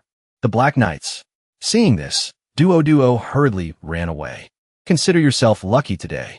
Watching her disappear, Fan Xian could only stand there in silence, stunned. A second later, he sighed in relief and placed his hand on his chest. This Saintess of Northern Qi is truly fierce and brave. The next day, Xiao In sat silently in the prison carriage. Suddenly, the sound of the door opening caught his attention. Fan Xian stood in front, announcing casually, We have entered the border of Northern Qi. The person who seized the last opportunity last night to find you was not here to save you, but to kill you. It seems your social relations in Northern Qi are also very poor. Xiao In remained absolutely silent, not retorting a single word. But unexpectedly, a second later, he spoke up. Hiding Duo is Kui's disciple. Kui doesn't want me to bring the secret back to Northern Qi. Fan Xian immediately wanted to press for answers. What secret? That would make Kui, one of the 4 grandmasters, care so much? Xiao In maintained his usual composed demeanor and replied. The secret for which Chun Ping Ping imprisoned me for 20 years. Tortured me for 20 years. But I still didn't tell him. Hearing this, he continued, probing, does it have something to do with the temple? In this whole world, the only thing Chun Ping Ping doesn't know is about the temple. His eyes became sharp, his face gloomy as he praised. Worthy of being her son. You're quite smart.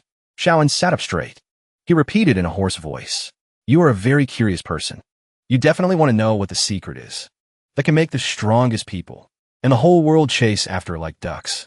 And because of this secret, you will go from being my hunter to my protector.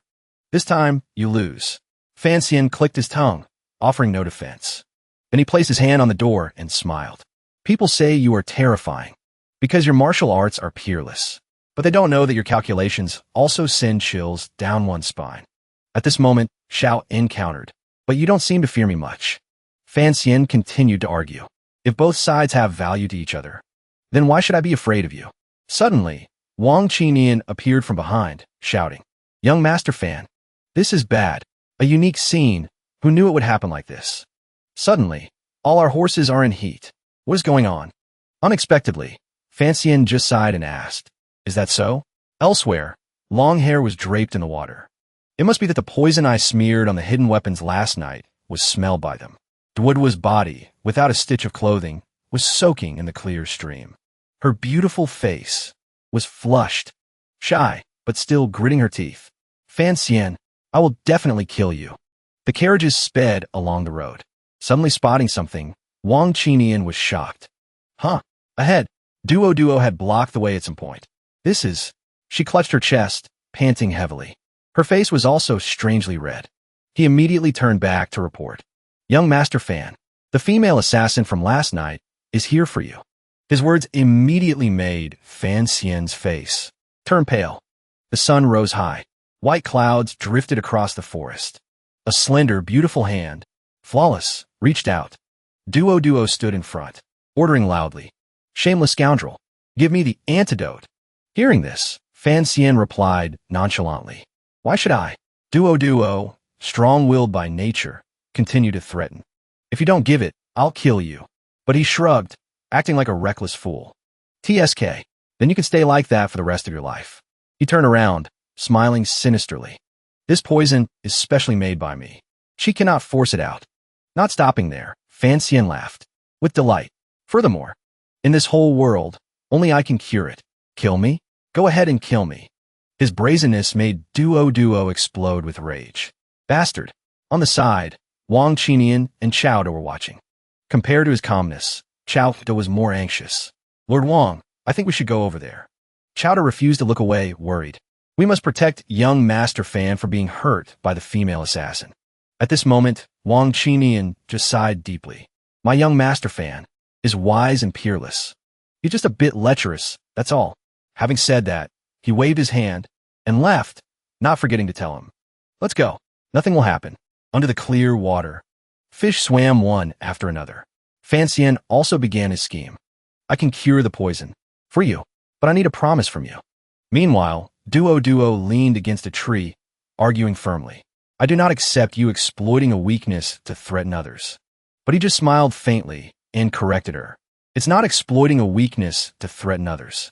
Fan Xian lowered his head slightly, slowly explaining. I am but a small official of Southern Qing. Miss, you entered deep into our territory with the intention of killing the important criminal I am escorting. So I was forced to use some tricks to stop you. He bowed lower, justifying himself. Such despicable tricks.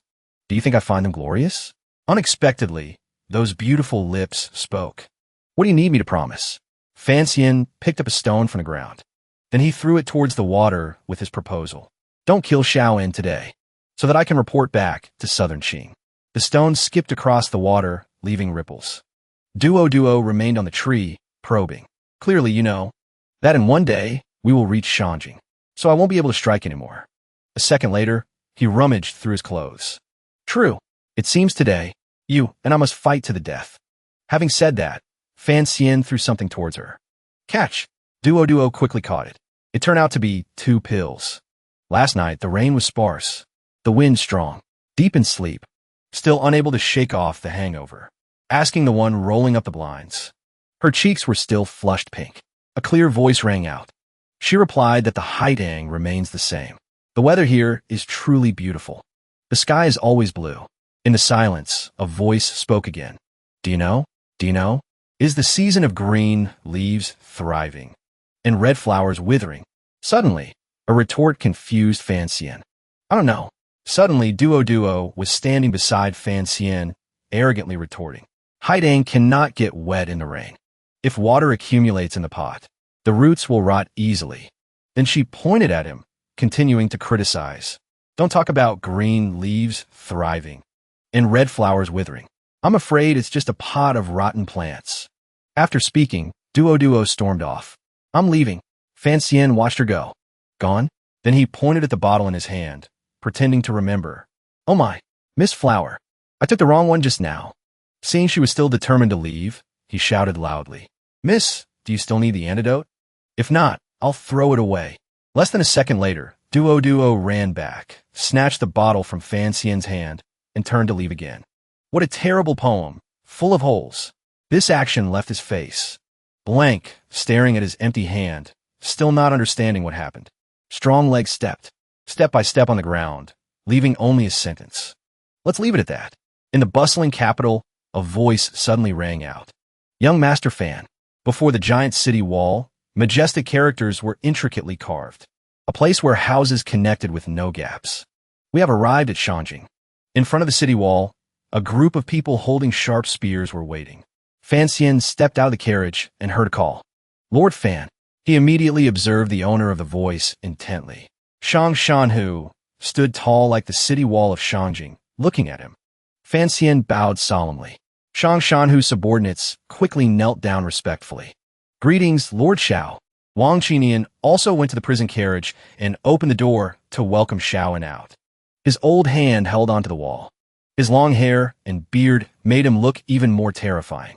Xiaoan stood proudly, without any fear, and spoke up. Other servants also went to see Lily, carefully supporting her. Miss C, please follow us, servants. She silently stepped down from the carriage under the guidance of the servants. Until the very last moment, C. Lily still hadn't opened her mouth to say a word. Fan Xian watched thoughtfully when suddenly someone called out, Young Master Fan. It turned out to be Wang Qinian. He came to his side and whispered, Young Master Fan, this time Miss C is leaving to enter the palace forever. I'm afraid there won't be a chance to meet again. Unexpectedly, someone else noticed him. Lord Fan. It was Shang Shanhu. He was seated on his steed, speaking politely. Lord Fan, please follow me. Fan Xian crossed his arms with a thoughtful expression. According to the Overwatch Council's intelligence, Shang Shanhu is the great general of the North. He is also Xiaoan's adopted son. He continued to connect the relationships in his mind. Because the Emperor and Empress Dowager of Northern Qi are fighting each other, both fear Shang Shanhu will side with the other. So they can find him in Shangjing, leaving him with only 100 personal guards. His mind didn't stop calculating. If it weren't so, I'm afraid Shang Shanhu wouldn't have let us escort Xiao in like this. But outwardly, he still smiled amicably. I didn't expect great General Shang Shanhu to come personally. It truly is surprising. Shang Shanhu didn't waste any time and urged, Is Lord Fan planning to stand there chatting, or follow me into the city? Hearing this, he replied politely, Then I'll trouble General Shang Shanhu. In a magnificent and splendid place, servants greeted them constantly and orderly. Lord Fan, please come this way. Fan Xian walked silently. He held his head high, his face showing some anticipation. The envoy of Southern Qing has arrived. Inside the golden curtains of the Son of Heaven, a voice rang out. A majestic voice. Announce him. Fan Xian followed the other officials in an orderly manner. In the place considered the most noble, lower officials were bowing and reporting something. Fan Xian finally had time to observe. The royal palace of Northern Qi is really huge. He followed everyone to bow respectfully, but continued analyzing in his head. The scale of this palace is magnificent, enough to see how extravagant the Northern Qi royal family is, breeding extravagance and waste. The decline of the Northern Qi dynasty. Then the large curtain was pulled aside by servants. You may rise. Fan Xian kept his head down. Etiquette without flaw. The Emperor of Northern Qi appeared, smiling and asking, "You are Fancian?" His sharp eyes immediately observed intently. Strangely, Fancian started sweating, his expression becoming awkward. Why is the look in the Northern Shi Emperor's eyes so weird? Then he calmed down, looked up, and started guessing. Why is the little Emperor of Northern Shi looking at me so strangely? Yet, the Emperor of Northern Shi just covered his mouth and yawned, completely losing the majesty of an emperor. The envoys have traveled far and work hard. Withdraw and rest. Hearing this, Fancian spoke up. "Thank you, Your Majesty." Before he could finish, the Emperor interrupted. "Young Master Fan, stay and chat with we." His eyes narrowed with suspicion. Why do I have a bad feeling about this? The hem of the robe was pulled up on the red carpet. The Emperor of Northern Shi stood in front. Fancian spoke loudly. This time, knowing young Master Fan has arrived. We are very happy. He added a compliment. We often read Bansien, a collection of young Master Fan's poems. Understanding the implication, he sighed in relief, reassuring himself. So it's someone who likes my literary talent. Nevertheless, Fancian bowed respectfully and skillfully. This foreign subject is ashamed. He spread his arms and ordered enthusiastically. We want the poetry immortal of Southern Qing to see the immortal palace of our northern kingdom. These words made Fancian's jaw drop in shock. Huh. Suddenly, a cough came from outside. The Northern Shi Emperor's expression changed slightly when the sound rang out again. Your Majesty. He glanced over, looking somewhat fearful. Then he stammered. Mother. A second later, he bowed down to explain carefully. Your son met Fancian and was happy in his heart. So he was rude. I hope Mother will quell her anger. Exquisitely embroidered shoes stepped gracefully, accompanied by dissatisfaction. With such a childish temperament, the Empress Dowager, with a majestic demeanor, approached and lectured calmly. How can you make me feel at ease? Besides her, Duo also arrived. Seeing this, Fancian hurriedly bowed respectfully. This foreign subject greets the Empress Dowager.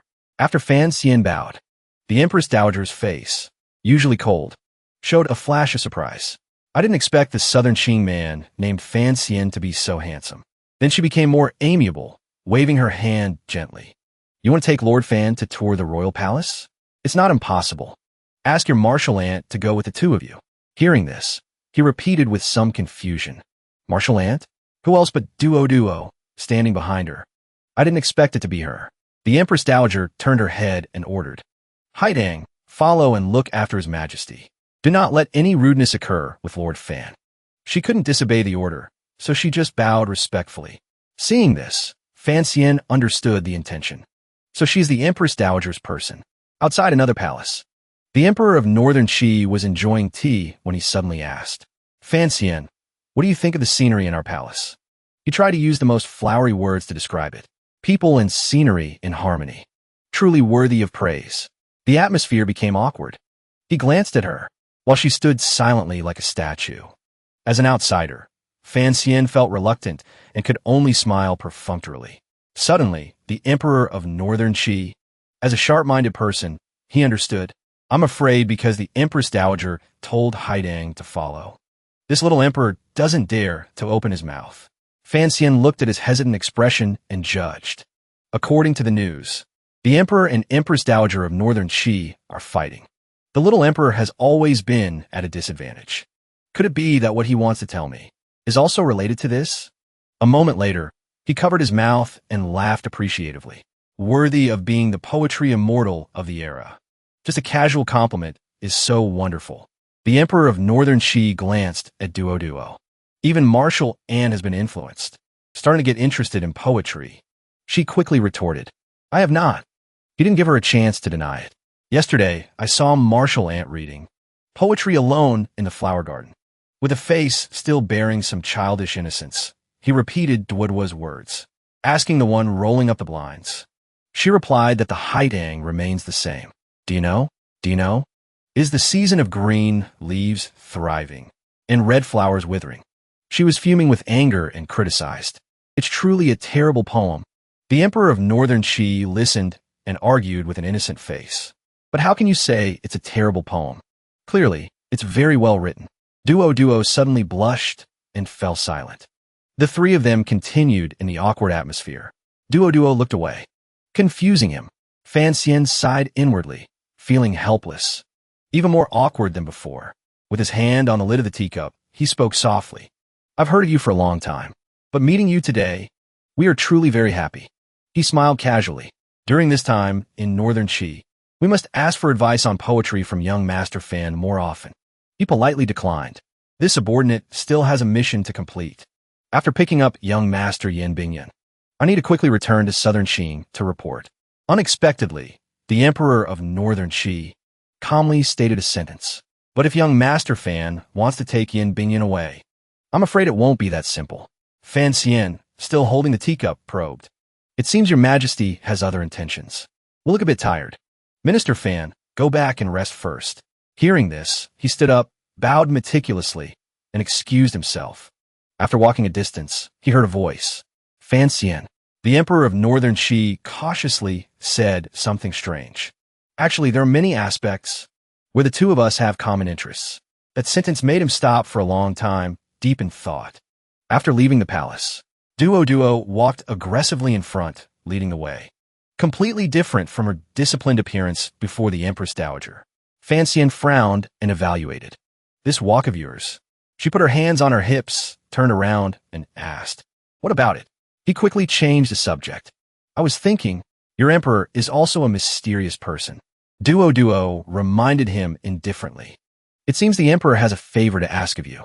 Fan Xian retorted in his head with great dissatisfaction. If you weren't there, he would have said it straight out. At this moment, he turned his head to observe carefully. However, it is indeed very strange. The dignified emperor of a country. What exactly does he want my help with? That makes it so hard to speak up. Then he rubbed his chin, continuing to ponder. Could it be that he wants me to lend a hand to rectify the court and seize power from the Empress Dowager? Such an important political mission? He was stunned by the association. In Northern Qi, I have no people, no power. It can't be that, right? Ahead, Duo pretended not to care, but complained. The fake medicine you gave me last time had too much tangerine peel. It tasted a bit bitter. Fan Xian just smiled and corrected. I'm a commissioner of the Overwatch Council. Using some tricks is normal. Then he seriously considered and offered advice. If you really don't mind, you can also use that drug on me. Duoduo's face showed surprise, unable to react. After a while, she calmly and softly declared, if there's a chance, naturally I will use it. Duo stood there, slowly figuring out the reason. You are a commissioner of the Overwatch Council. You act in the shadows.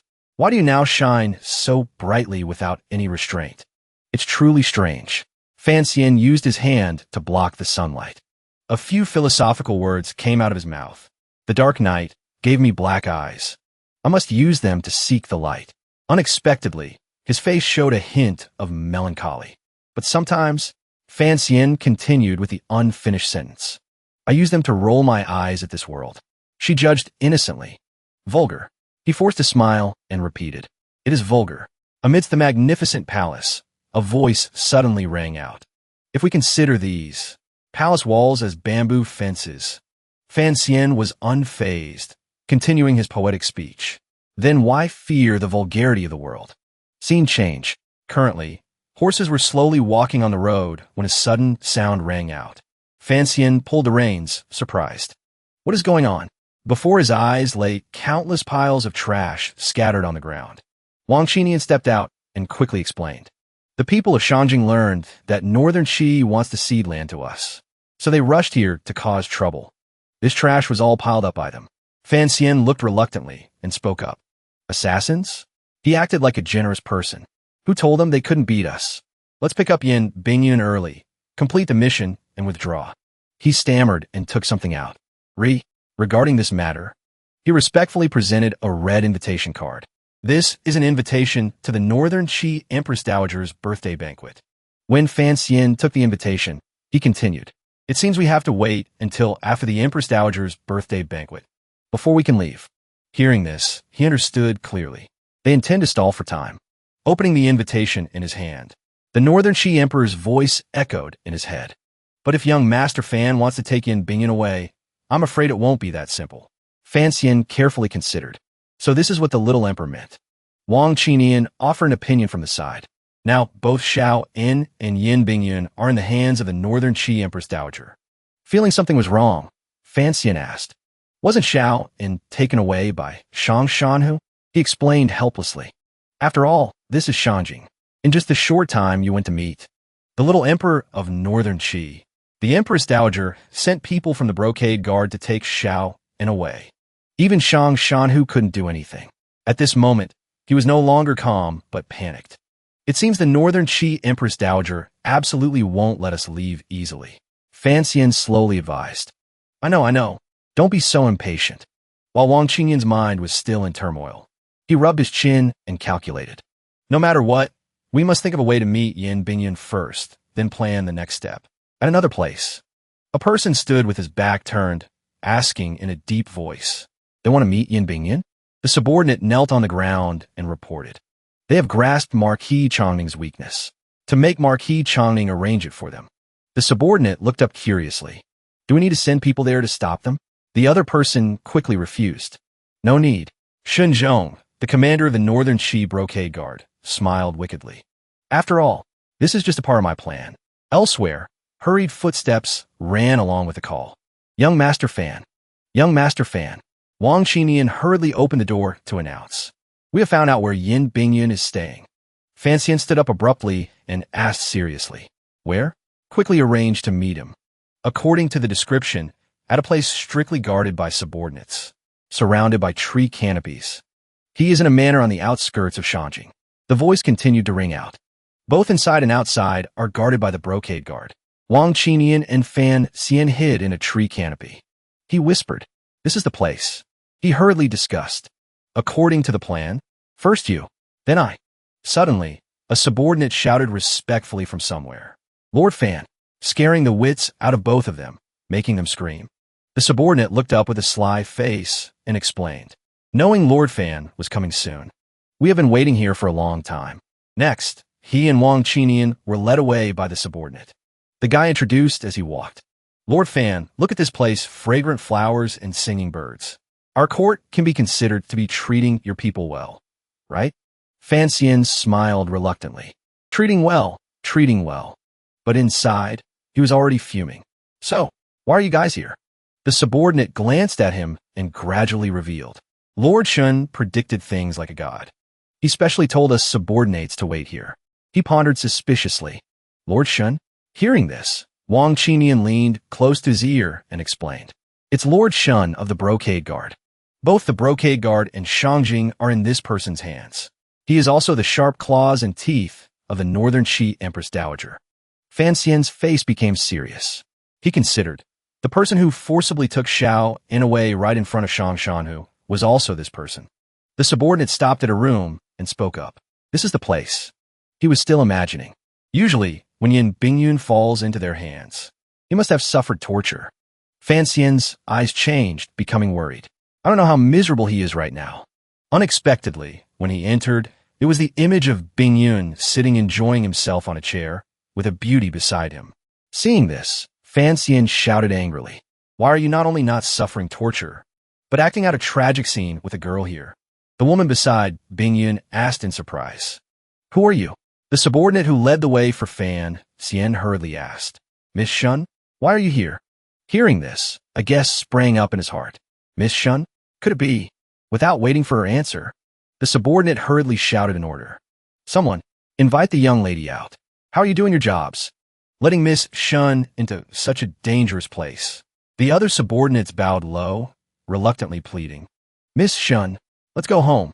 Otherwise, if Lord Shun finds out, I'm afraid he will be furious.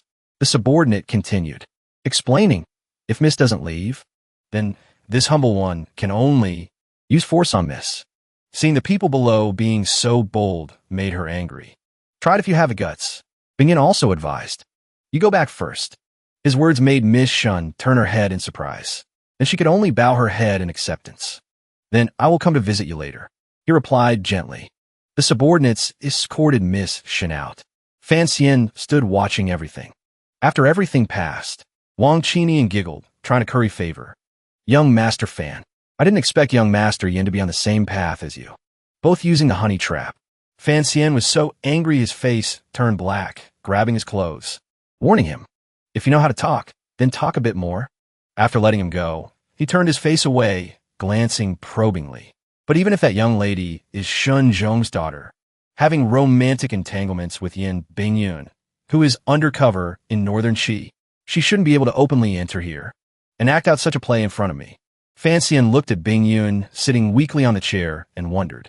And the top spy of Southern Qing for the past 15 years, captured like this, isn't injured at all? Could it be that this person has really... Seeing him lost in thought, he also spoke up. Shinzhong doing this is probably to sow seeds of doubt between us. Fanxian was surprised. Seen through already. He continued to speak calmly and slowly. But it doesn't matter. His eyes became serious. Probing, what do you mean? Bingyan held his head high, his eyes closed, carrying a hint of wariness. After all, I'm not sure. If you're an actor, invited by Northern Qi to trick intelligence out of me. Fanxian froze. His expression turned ugly as he thought to himself. Actor invited by Northern Qi? This person seems more troublesome than I imagined. He still sat there, calm as the wind, explaining. In short, I won't say anything. Fanxian smirked. He didn't bother to argue. Suit yourself. He stood there, confidently correcting him. My mission is just to take you back. You can maintain your silence. After returning to the country with the diplomatic mission, go to Qinpingping or your father before opening your mouth to speak. Hearing this, Bingyan looked at him with sharp eyes, silently evaluating. Being able to talk like that, could he really be my colleague from Southern Qing? Seeing his reaction, Fanxian walked over amicably and patted his shoulder. Me saying that, does it make you feel more at ease? Who knew that just a pat on the shoulder would make Bingyun scream in pain? This action made him suspicious.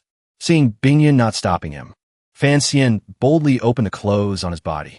As the thin clothes opened, crisscrossing wounds on his chest, still bleeding, were revealed. Wang Qinian beside him was filled with anger, cursing those animals. Fanxian observed in shock. A descendant of high-ranking officials could give up glory and wealth to go to a strange land, not fearing hardship and danger to work as an intelligent spy, enduring all kinds of torture, enduring unimaginable pain, and yet still not changing his expression, still able to maintain such composure. His face showed a trace of sadness as he declared firmly, I will definitely take you away. But Bingyun replied calmly, if my life must be exchanged using the interests of Southern Qing, then I don't need to return. He quickly retorted, His Majesty wouldn't do that. Bingyun put his clothes back on and asked, so what is Southern Qing using to exchange for me? Immediately, he received the answer, Xiaowen. Hearing this, he began to be stunned. At this moment, Bingyun seemed to lose his calm and shouted, Do you know who Xiaowen is? He questioned relentlessly. Where is Xiaowen now? Fanxian just crossed his arms and announced calmly, He has been handed over to Northern Qi. What's done is done. Bingyun lowered his head in silence. The calm demeanor from the beginning seemed to disappear. His body trembled, gritting his teeth tightly. It's not worth it. At a place where long steps stretched endlessly, two figures were walking. It turned out to be Wang Qinian and Fanxian. He walked behind, feeling puzzled. Young Master Fan, are we just going back like this? He asked back calmly. If not, then what? He looked ahead, explaining wearily. I'm not familiar with Northern Qi. I originally wanted to ask young Master Yin how to break the deadlock. It's reasonable for him to always be wary of me. But I didn't expect. He didn't want to leave. Hearing this, Wang Qinian continued. It's not that he doesn't want to leave. It's just that he thinks the price Southern Qing has to pay to save him is too great. He massaged his neck, saying just 2 words. I know. Then Fanxian looked up, with a thoughtful expression, wondering, how can a person treat their own life so lightly? In the vast space of the forest, where sunlight always shone, a voice rang out, exclaiming, truly an ignorant idealist. But as the two prepared to leave, a figure appeared behind them with a cough. Bingyun looked embarrassed. Since what's done is done, why not push the boat with the current? Think of a way to salvage the situation. Fanxian pointed in panic. The brocade guard released you? He walked over and explained. Imprisoning me for half a year, using every method but failing to extract a single bit of news from me. Continuing to lock me up is meaningless. Bingyun walked naturally to the carriage, leaving his sentence. After all, I am in Shanjing City. Might as well release me to gather with you all. If we make any strange moves, and they can seize the opportunity. Is there something wrong? He laughed politely. No, nothing. Then Fay Jia looked at that figure with a thoughtful expression. It's just that my previous assessment of you was a bit one-sided. The tall, slender back standing against the light looked incredibly beautiful. You truly are outstanding. At Fay Jia's residence in northern Qi, a brush was carefully dipped into the inkstone. On the table were countless sketches, such as not ceding an inch of land. There was the eldest princess, the capital, then the minister of revenue. Finally, a sketch of a person being imprisoned with many heavy chains. Fay Jia excitedly held up the papers and looked at Bingyun. During the half year you were imprisoned, roughly these things happened outside. But he indifferently threw them all away. Indeed, a lot has happened. But these two things are not important. This is called being professional. He pouted in annoyance. You really are a block of ice. Then he leaned back in the chair, closed his eyes, in disgust. In short, the Northern Qi Empress Dowager won't let us leave easily. Because you were captured, the spies in Northern Qi are in chaos. Fay Jia opened his eyes dreamily, explaining, we want to rebuild the network in Northern Qi and leave peacefully at the same time, so we have to spend some effort. Bingyun, sitting beside him, finally offered an opinion. In Shangjing, the Emperor and Empress Dowager are fighting. You can talk to the King of Northern Qi. We have room for cooperation. Suddenly, the image and words of the Northern Qi Emperor appeared. Actually, in many aspects, we have common interests. Fay Jia's face became solemn as he analyzed. Indeed, that little emperor is not simple. It seems he calculated this step long ago, although he didn't say it clearly, but it is exactly as he said. He extended an olive branch to me. Then he held his forehead and judged. But I don't think it's right. Bingyun suddenly spoke up. Why? He answered reluctantly. I always feel the way the king looks at me is very strange. Recalling the Northern Qi Emperor's words. You are Fay Jia? At this moment, he glanced over and explained. As far as I know, he is a very pure person. Fay Jia didn't expect him to say that and leaned forward to argue. Is this the conclusion you reached after years of undercover work in Northern Qi? Bingyun simply corrected calmly.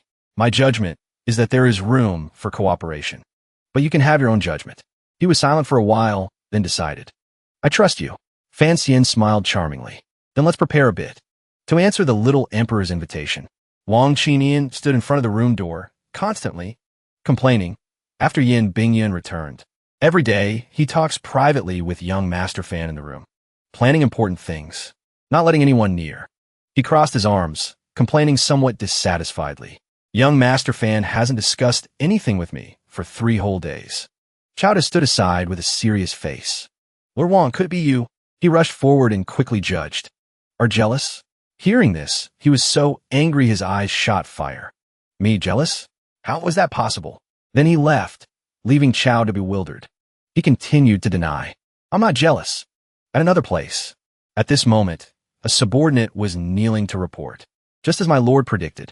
Sure enough, the Southern Qing envoy has chosen to act. The person beside him spoke up cautiously. For half a year, Bingyun was in our hands without revealing a word. Now, gathering with the Southern Qing people. He judged slowly. He will definitely not be able to restrain himself and will want to revive the spy network of theirs. The subordinate was still bowing and answering. As long as they act, they will surely leave traces. Shinzhong sat on the chair and waved his hand to order. Send people to monitor them. A cunning look appeared on his face, which was covered in crisscrossing scars. That Fay Jia acts immature.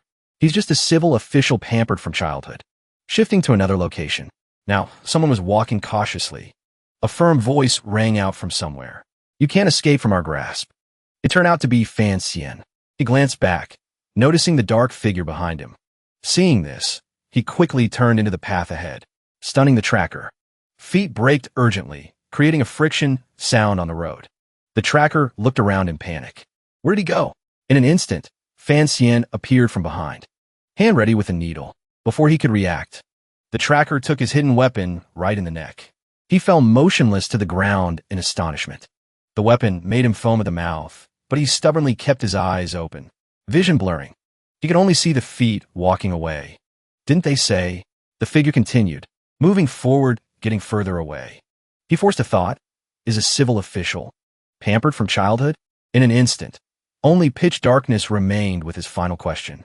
Creak. A door opened. The person arriving spoke quickly. Boss buying oil. The shop owner sat on a chair. Fanning himself, he ordered. Xiao Lu.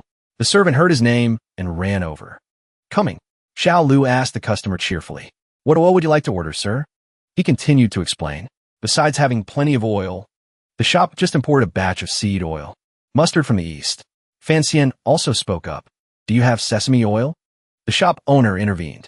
Sesame oil is too expensive, except for use in heavenly sacrifices. No one buys it. On his chubby face with a mole, he was evaluating him. So the shop hasn't imported stock yet. Fan Xian began to name a price. Then I'll take 7 caddies, 3 tails, 9 mace, and 4 canarines of palm oil. The owner quickly refused. I said we don't have palm oil. If you want to import stock, it must be a different price. Holding the heavy bag in his hand, Fan Xian replied playfully. Please speak. At this moment, the shop owner became polite, more courteous, standing up attentively. Then let's go inside to discuss in more detail. Xiao Lu had been watching the two of them. He squinted curiously.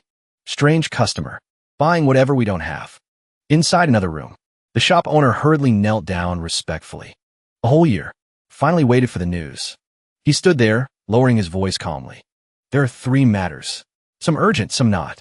The shop owner looked up, hands still bowing properly. Please give your orders, my lord. Inside the room, someone was sneaking around doing something. The eunuch knelt before Fan Xian and said, A whole year. Finally waited for the news. He spoke briefly. There are 3 matters. Some urgent, some not. He clasped his hands and replied, Please give your orders, my lord. Fan Xian raised a finger. The most urgent matter here is to immediately investigate where Xiao and is locked up after being taken by the brocade guard. Where is he? How many guards? He continued. The second matter. Investigate the real reason why the Northern Qi Empress Dowager has a grudge against the Saintess. Fan Xian lowered his voice. Third, he got straight to the point. Do you know about the palace treasury secretly dealing with Northern Qi all these years? Hearing this, the eunuch's face gradually paled. This matter involves the one in Xinjiang. Fan Xian lifted his hat slightly and ordered, Investigate. Investigate it clearly for me. After giving instructions, he returned to his residence. Yin Bingyun asked curiously, What exactly do you want to do? Fan Xian played with the bottle in his hand and replied, What? He observed the purple liquid in the bottle and said nonchalantly, You still haven't let go of your guard against me, refusing to reveal the secret. The important one, you know, but asking me what I want to do.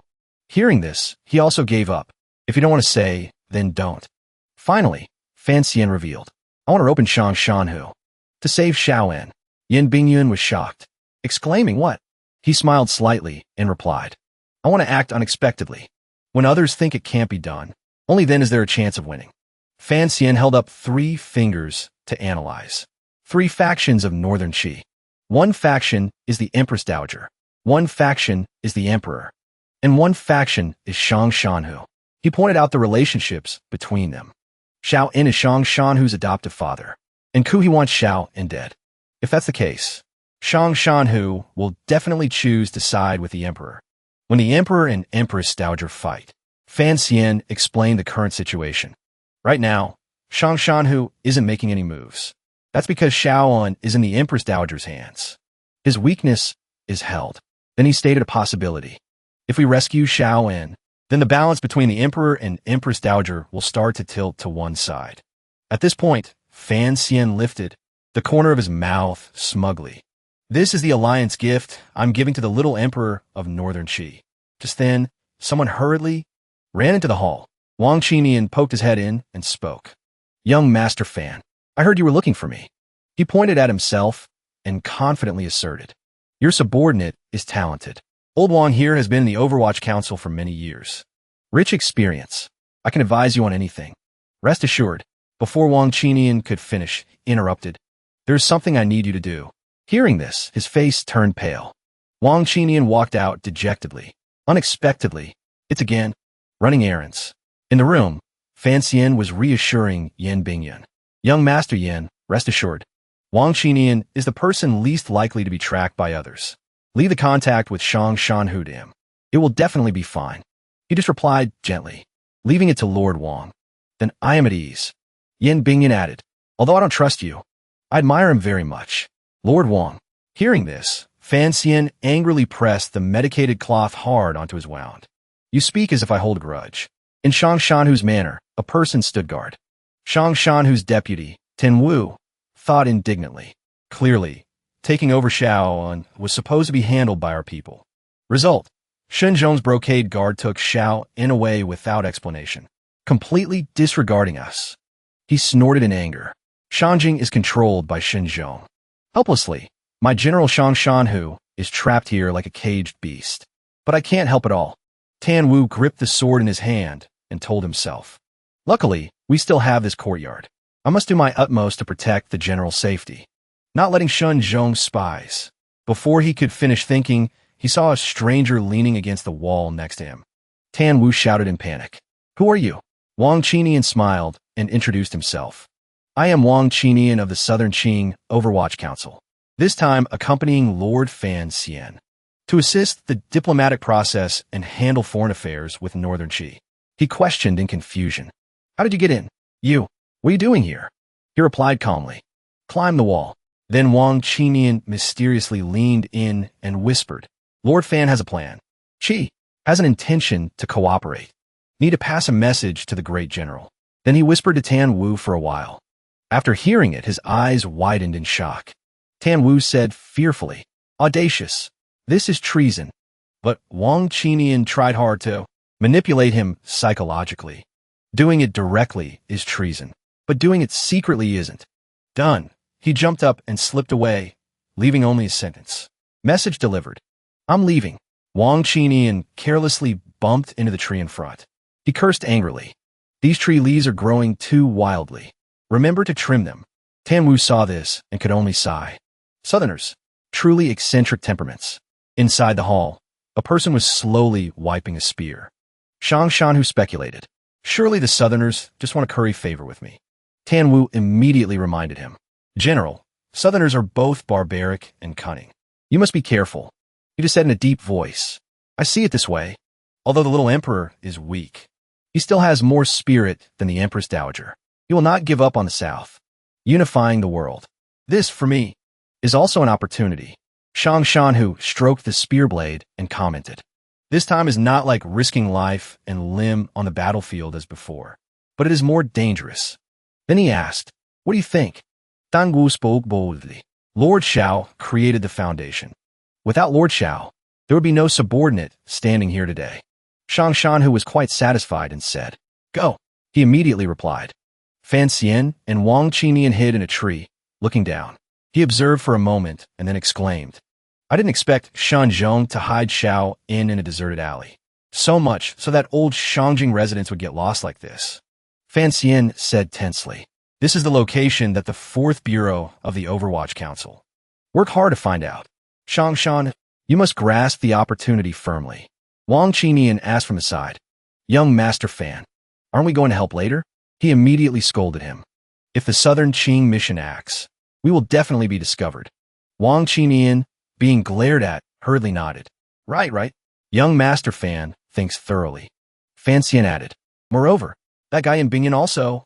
Thinking of this, he angrily recalled his refusal. I don't trust you. I won't let my people sell their lives for you. Fan Xian whispered instructions to Wang Qinian. In short, we don't need to risk acting ourselves. Below, a car was being pushed slowly inside. The guards here saw this and vigilantly gripped their sword hilts. They shouted loudly, asking the other party, Who goes there? Dare to take another step, and we kill without question. The person didn't say a word directly, pulling off the car cover. Instantly, the mechanism activated, shooting hundreds of sharp arrows. The guards, caught off guard, were shot down. Amidst the chaos, dozens of people hiding in the bushes jumped out. They ran towards the alley in unison. Attack! 2 guards panicked and shouted. Stop them! Before he could finish his sentence, he was hit by a heavy hammer. The attacker immediately smashed the door to break in. Tan Wu looked around, searching for the target. He quickly signaled the others. Lord Xiao is in there. Instantly, the group rushed forward. Cover them. The 2 sides engaged in fierce combat. The hammer wielder successfully took down those blocking the way. He swung to smash the door open. Bang! The door couldn't withstand it and burst open instantly. Get him! Tan Wu quickly recognized the person sitting inside. Lord Xiao. He was sitting quietly leaning against a pillar. The group clamored, "Get Lord Xiao out of here, quickly." Then they immediately helped him out. However, they didn't notice a group of people holding crossbows standing on the roof. Taking advantage of the chaos, they fired arrows. The hammer wielder turned back to block arrows for the person behind and urged, "Retreat quickly." A rain of arrows poured down on their heads. Very quickly, the group couldn't hold on anymore. A sword flew from somewhere. It stabbed right into the hammer wielder's back. This single blow made him collapse on the spot. The one who just struck, Hdaorin, stood in the distance and said, "It's over." A figure behind him also spoke up. "I guessed early on that you would come." Shinzhong smiled smugly. "So I've been waiting here for a long time." He boasted further. The Empress Dowager knew rebellious subjects would come to cause trouble. She ordered this envoy to guard here. Shinzhong's appearance surprised both Fan Xian and his companion. "Shinzhong," he sneered, "I'm really grateful for the gift General Tan brought." Tan Wu questioned in panic. "What do you mean?" Shinzhong smiled faintly, revealing, "If you hadn't come, we really wouldn't have had a chance to kill this old Senior Xiao in. Now that bandits are breaking out of prison, Senior Xiao, and unfortunately losing his life in the chaos, is truly perfect." Then he mocked them. "Subordinate deputy general rebelling and breaking out of prison. I also have a good reason to overthrow Shang Shanhu. Truly, thank you." "Thank you?" Tan Wu heard this and exclaimed in horror. Could it be, from beginning to end, it was all a conspiracy? Shinzhong said smugly. "It doesn't count as a conspiracy, just a small plan." These words shocked him immensely. Tan Wu screamed in resentment. "Fan Xian, you harmed me." Wang Qinian couldn't help asking. "Young Master Fan, Fan Xian frowned slightly and said, "Their action this time was prepared for sacrifice long ago, just to save Xiaoen.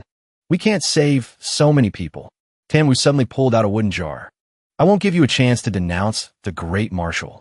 This sudden action stunned the two villains. He opened the jar and poured the liquid inside straight onto his face. The others did the same one after another. Suddenly, a spark ignited. Their faces all burned fiercely. They were gradually consumed by fire and fell down one by one.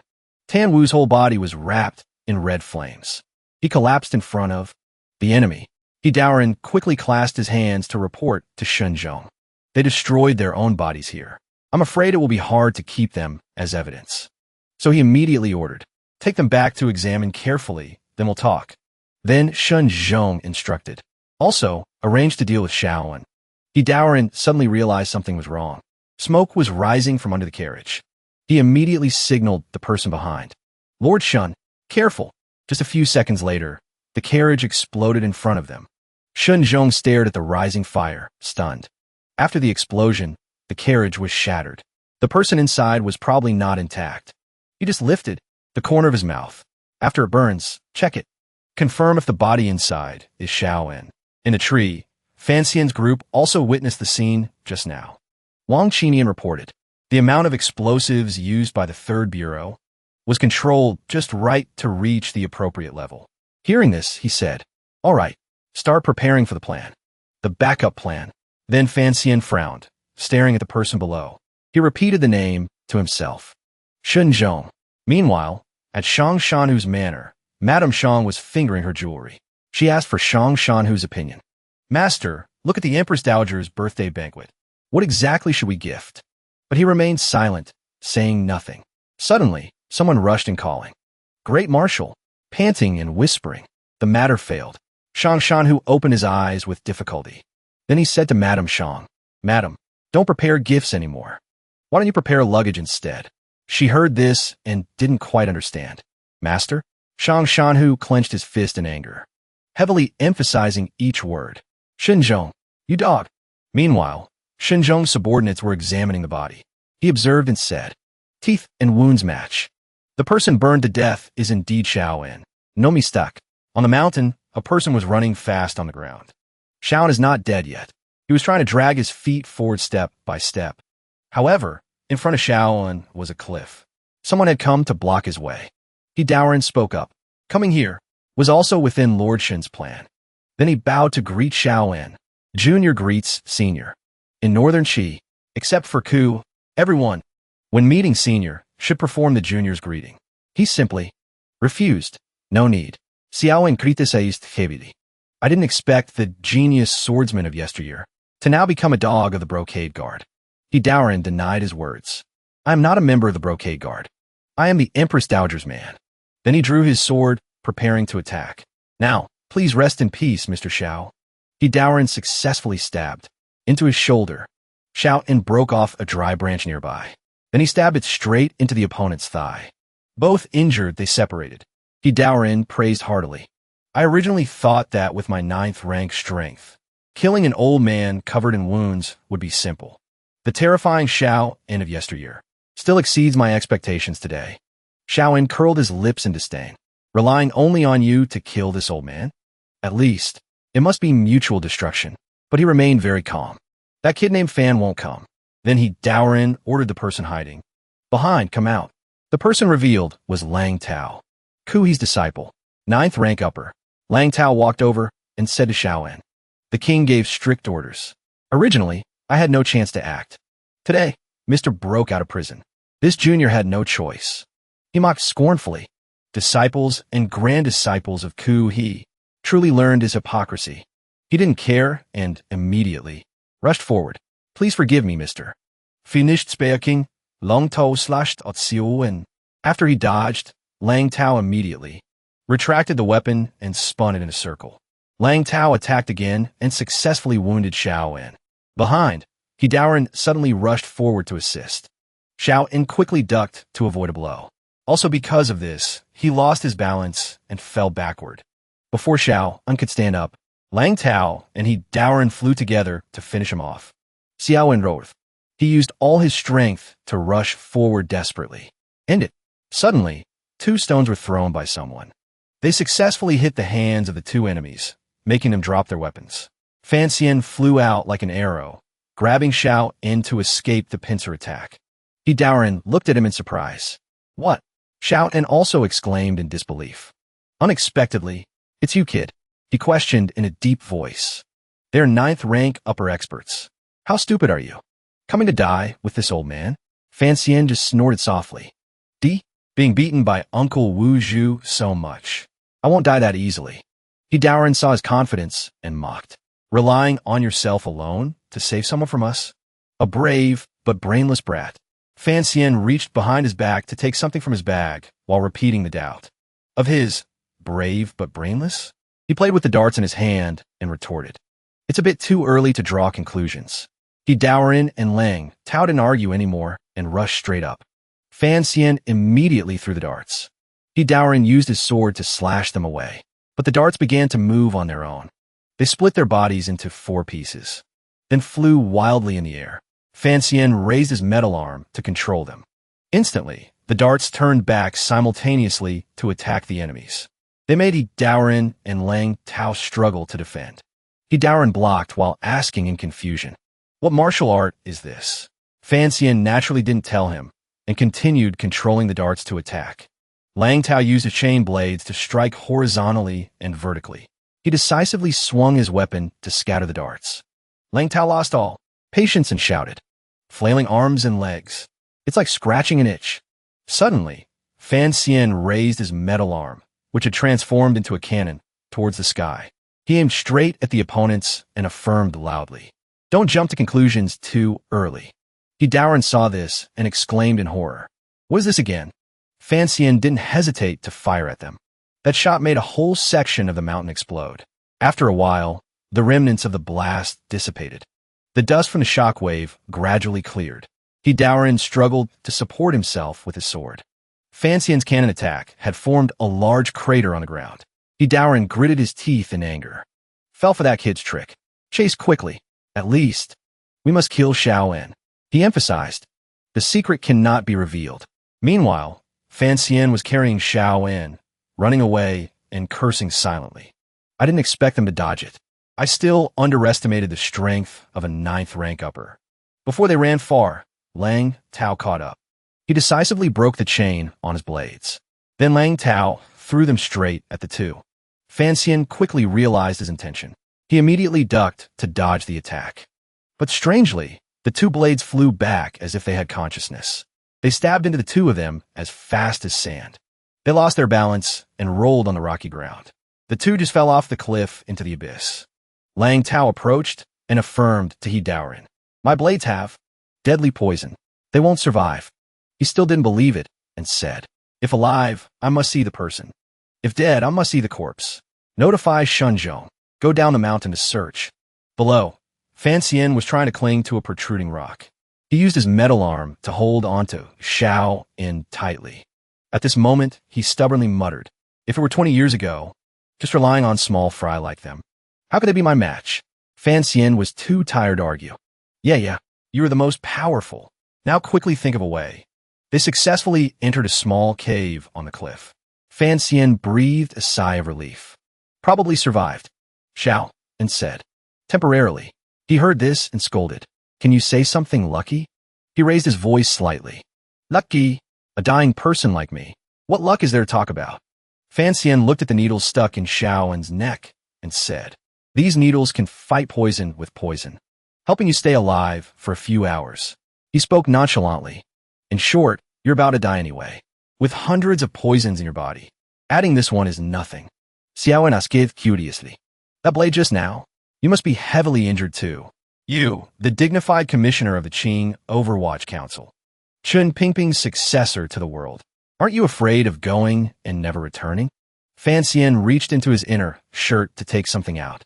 This, he held up a thick iron plate to show off. Before coming, I was fully prepared. Then Fan Xian threw it to the ground with a thud, complaining. This cumbersome piece of iron suffocated me to death. Xiao In was successfully amused by him. Truly worthy of being the fairy's son. He mocked again. It really is a pity. Such a smart child, trapped in a mountain cave, slowly dying, is worse than dying from heavy injuries. Quick and clean. Fan Xian retorted annoyedly. If you know how to talk, then talk. If not, don't talk. Xiao In suddenly mentioned something that startled him. Actually, the secret I mentioned to you before is related to the existence of the temple. Fan Xian immediately asked, have you been to the temple? He didn't answer immediately, but said, don't get excited yet. Even if you're the fairy's son, I won't tell you where the temple is. Xiao In spoke slowly. Because once it is known to the world, it will lead to a bloodbath. Countless people will lose their lives for it. He quickly retorted, but we are about to die here together. Can't you let me die more peacefully? He was gradually persuaded. True. So what if there's a bloodbath? So what if lives are lost? Xiao In finally compromised and instructed him. This matter must be kept secret from the world. He emphasized this for a reason. This is my promise to your mother. The firewood caught fire, making the flame grow bigger.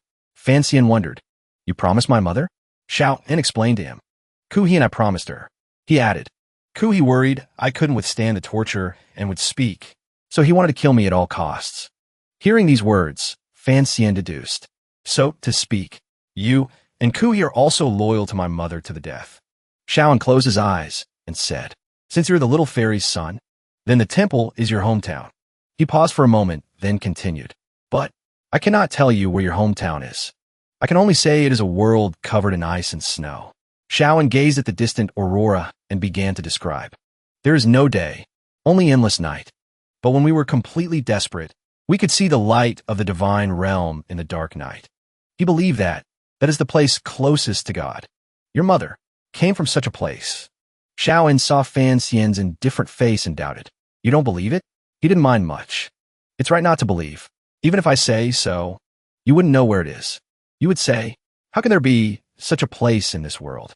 Looking at the person opposite, acting out a monologue, he was a bit speechless. Damn it, isn't that the North Pole? Xiao In raised his calloused hand, as if wanting to catch something. Before, I always thought I was a cruel person who didn't fear death. He embraced the wound in his heart and spoke his innermost thoughts. Now that death is approaching, I realize that everyone is afraid of death. Then Xiao Un turned to look at Fan Xian, as if seeing an old friend he hadn't seen for a long time. Xiao Un reached out weakly, speaking before dying. Meeting you, the gods truly haven't mistreated me. Fan Xian hooked his pinky finger, reciting the oath. Let's say it first. Neither of us will tell anyone the location of the temple. Xiao Un looked at the person opposite him reluctantly. Finally, he closed his eyes in peace. Xiao Un's arm dropped down. Fan Xian lowered his eyes. He understood. So, what he protected for 20 years wasn't a secret, but a promise to my mother. Fan Xian lit incense on the makeshift grave he just built. He bowed and clasped his hands. Farewell. Then Fan Xian began to cling to the rocks to climb up. When he was halfway up, he instinctively looked down. Behind was a deep abyss. Fan Xian didn't think much more and continued climbing. Wang Qinian was standing on the cliff waiting for him. Seeing Fan Xian, he spoke up. Young Master Fan, you're finally back. This subordinate was worried about you. Wang Qinian asked curiously. How was it? The plan went smoothly, right? He boasted. Is the cave I chose okay? Not high, not low. The air is also fresh. Seeing him not answer, Wang Qinian wondered. Right, young Master Fan.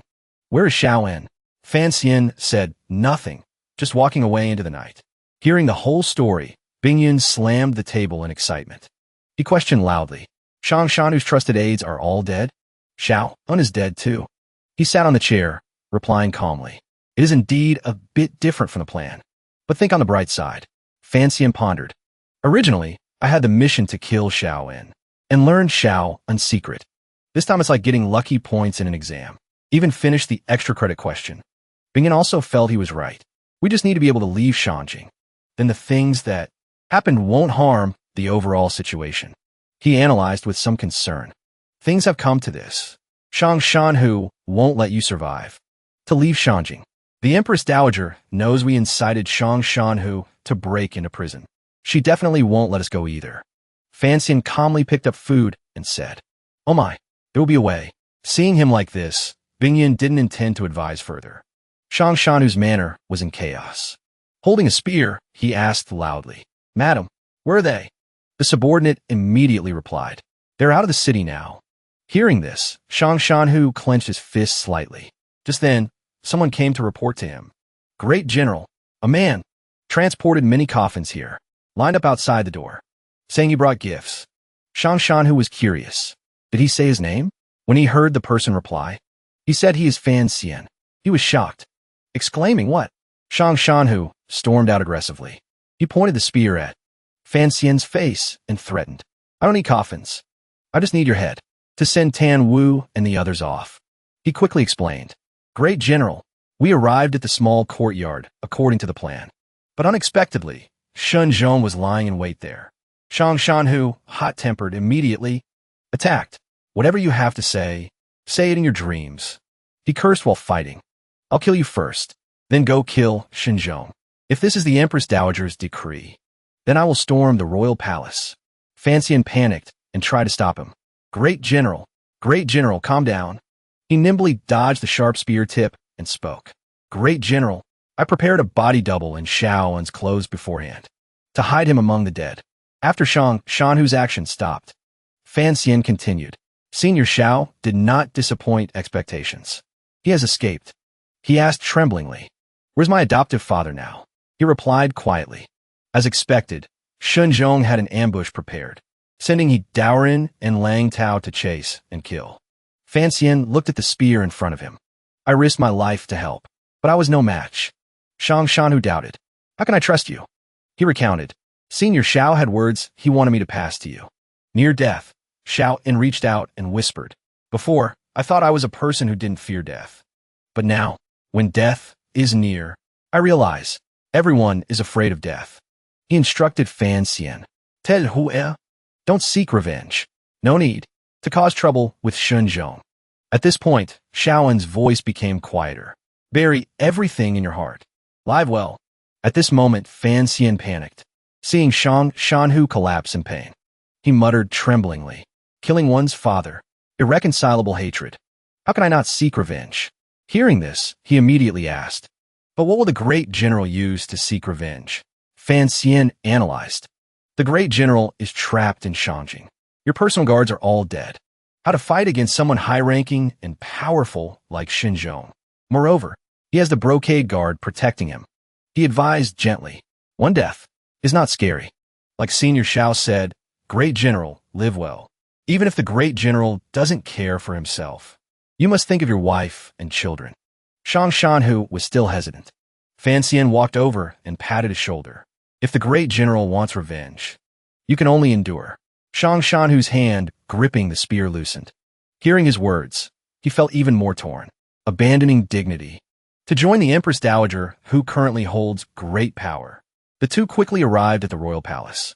Seeing them, the Empress Dowager exclaimed, "One is an important general of our court. One is an envoy from another country. This combination of yours is truly fresh." The Empress Dowager narrowed her eyes and questioned, "You two coming here with such momentum? What is it for?" She asked Fan Xian. "I heard Lord Fan is in a hurry to return to southern Qing.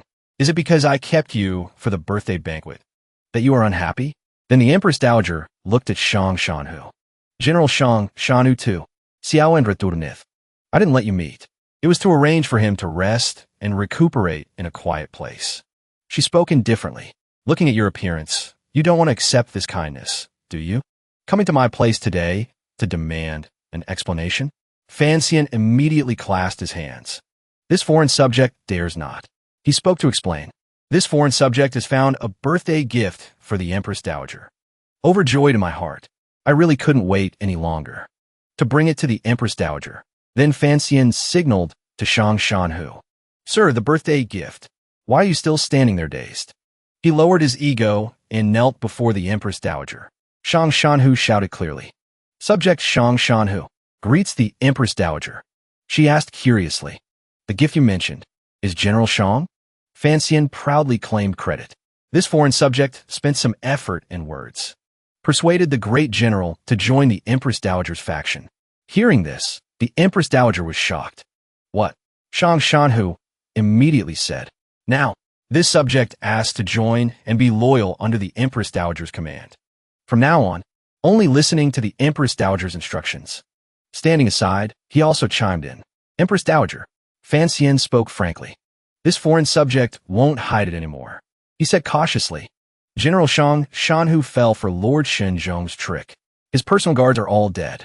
From now on, alone and powerless in Shanjing. If he doesn't find someone to rely on now, must he wait to die?" The Empress Dowager frowned slightly, knowing clearly that Shenzhong acts on my orders, yet blaming this on him. She was still a bit suspicious. This time, Shenzhong was indeed very ruthless. Could it be that the tiger was really scared this time? How is that possible? Just saying it with your mouth, trying to deceive me? Truly ridiculous. The Empress Dowager lifted the corner of her mouth. "People can kneel, but hearts are hard to predict." Shang Shanhu quickly presented a scroll. "The names of this subject's trusted aides in the army are all in here." He said, "These generals and lieutenants are my people. They are the foundation to command the entire army." At this point, the Empress Dowager was truly surprised. She still couldn't believe it. The foundation to control the entire army. Handed over so easily? Shang Shanhu replied, as if it were natural. "If not so, how can it be called joining and contributing?" Fan Xian also spoke up for him. "If the Empress Dowager has any doubts, just watch the great general's performance in the future. With this list in hand, isn't the great general and the border army already in the Empress Dowager's hands?" The Empress Dowager smiled faintly. "People from there really dare to talk. The great general's sincerity. I have felt it." The eunuch quickly went to take the list from Shang Shanhu. As she reached out to receive it, she reminded him, "Let the past be the past. From now on, work for me faithfully. Naturally, no need to worry about your life." He immediately bowed his head. This subject obeys. Fan Xian smiled brightly. "Congratulations, Empress Dowager. Congratulations, Empress Dowager." The Empress Dowager looked at him suspiciously. "You're the envoy of Southern Qing, but you are very devoted to me." Fan Xian asked honestly. The Empress Dowager is farsighted. Indeed, this foreign subject has a favor to ask. I wonder if the Empress Dowager knows about the palace treasury? She laughed loudly in mockery. "The palace treasury has brought so much benefit, economy, to your Southern Qing. How can anyone in this world not know about the palace treasury?" He continued to speak. "Wait until this foreign subject returns to Southern Qing. The property rights of the palace treasury will be transferred to this subject." The Empress Dowager asked, "I know this too. Marrying the princess. Holding property rights. So what?" Fan Xian recounted sequentially, according to this subject's investigation and knowledge. When the eldest princess of Southern Qing managed the palace treasury, she secretly exchanged benefits. With great chi, he finally spoke the most important point. Now that the palace treasury is transferred to this subject, this foreign subject hopes this business deal can still continue. She was startled hearing this. What secret exchange of benefits? Fan Xian pretended to be surprised along with her. What? Could it be the Empress Dowager doesn't know? He took the opportunity to accuse. According to what this foreign subject knows, the palace treasury's shop connected and cooperated with Lord Xinzhong. This sum of money is not small. Could it be that Lord Xinzhong has never reported to the Empress Dowager before? The Empress Dowager paused slightly. Then she ordered loudly, "Summon Xinzhong." He arrived very quickly. Xinzhong's face was a bit tense. As soon as he entered, he immediately explained, reporting to the Empress Dowager. It is true that the palace treasury shop has people falsifying books, but the brocade guard has never received benefits from it. The Empress Dowager can check the secret files carefully of the brocade guard to know immediately. Xinzhong speculated. This smuggling sum is related to high-ranking officials of Southern Qing. This subject believes that tolerating this matter is the source of future chaos for Southern Qing. His next words surprised Fan Xian. So I pushed the boat with the current, never stopping it before.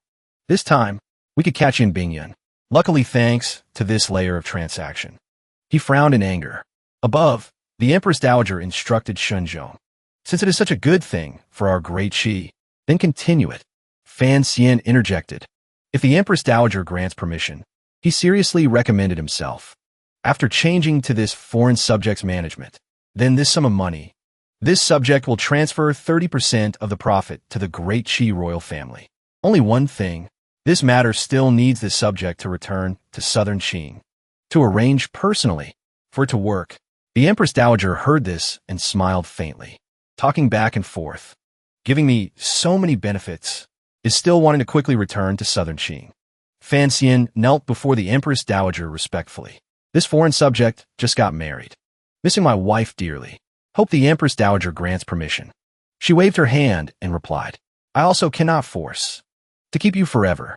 Since it is so, then after the birthday banquet, you may return. Fan Xian breathed a sigh of relief. Thank you, Empress Dowager. Seeing Shang Shanhu still kneeling, the Empress Dowager ordered, General Shang, you stand up too. Shang Shanhu bowed in thanks. Thank you, Empress Dowager. Fan Xian turned to leave. Hand on shoulder, patting Shang Shanhu. Congratulations, congratulations. From now on, you two are colleagues. Then he smiled brightly, standing behind the two. Must get along well. Xinzhong glared at Fan Xian in annoyance. This Southern Qing envoy. Looking at Fan Xian's smiling expression, Xinzhong doubted. Could it be? Xinzhong kept his eyes glued to the backs of Fan Xian and Shang Shanhu leaving. The Empress Dowager saw Xinzhong hadn't recovered yet and called out, Lord Shun. She rested her chin on her hand, asking for Xinzhong's opinion. Regarding today's matter, what thoughts do you have? Xinzhong frowned. As this subject sees it, Fan Xian is sinister and cunning. Must be guarded against. Xinzhong proposed a plan. We set a trap to kill Xiao Wen, destroying Shang Shanhu's trusted aides in the capital. It was killing two birds with one stone. Xinzhong's eyes gradually darkened. This Fan Xian harmed his adoptive father, but still dared to advise him to join the Empress Dowager, not to mention stirring up muddy waters. Yet he actually made him do it. Xinzhong recalled provoking the two just now with a few sentences. He provoked the Empress Dowager's trust in this subject. Plus in Southern Qing, he rose rapidly and has the title of Poetry Immortal of the era. One day, he will become a future trouble for our great Qi. Hearing Xinzhong speak, she remained silent as if thinking about something. Then the Empress Dowager lowered her eyes and asked, How do you think is best to handle it? Xinzhong's face darkened as he replied coldly, Wait for another day with a good opportunity. Kill him. Footsteps rang out urgently, accompanied by a man's voice. Miss Haidang. Wait. Duo was walking into Fan Xian's residence in northern Qi. Wang Qinian stood blocking the way of Duo, smiling apologetically to stop her. Miss Haidang. Yesterday Lord Fan drank too much, so his health isn't good. He doesn't want to be disturbed. Duo lost patience and walked faster. What drank too much? I see he doesn't dare to meet me. I do. Duo opened the door directly and barged into Fan Xian's room shouting, Fan Xian. Fan Xian was sleeping naked, startled by a girl entering He grabbed the blanket to cover himself. Duo, eyes red with murderous intent, slowly approached Fan Xian. He backed away in fear, calling out loudly. Wang Qinian, Gao Za, where are you all? Outside, the two had been dealt with neatly by Duo. Wang Qinian was stuffed into a jar by Duo. Chowda was beaten until his head swelled. Fan Xian's voice cracked. Didn't I tell you to stop her? Duo gritted her teeth, leaning her face close to Fan Xian. Shang Shanhu, joining the Empress Dowager. I heard it was you who persuaded him. Fan Xian, what good deed have you done? He acted like a maiden being taken advantage of, pulling the blanket to cover himself, stammering. It was indeed me who persuaded him. He was grabbed by the shoulder by Duo, answering fearfully. Shang Shanhu's personal guards are all dead.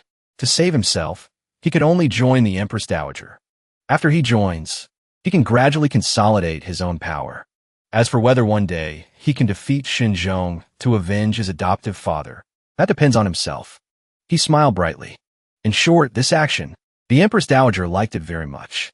She agreed to let me return to southern Qing. Duo was furious and didn't listen to him anymore.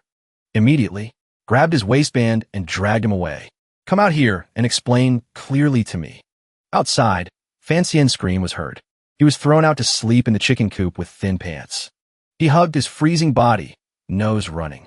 Duo pointed angrily at him. The Empress Dowager controls the border army. This is the gift you said you wanted to give the Emperor? Did you ask the Emperor first? Fan Xian pulled a piece of paper from the back of his pants. He handed it to Duo. This is the list of Shang Shanhu's trusted aides in the army. Fan Xian explained. This is the foundation for him to command the border army. He surrendered to the Empress Dowager, giving the Empress Dowager a copy. How your junior disciple wants to use it depends on him.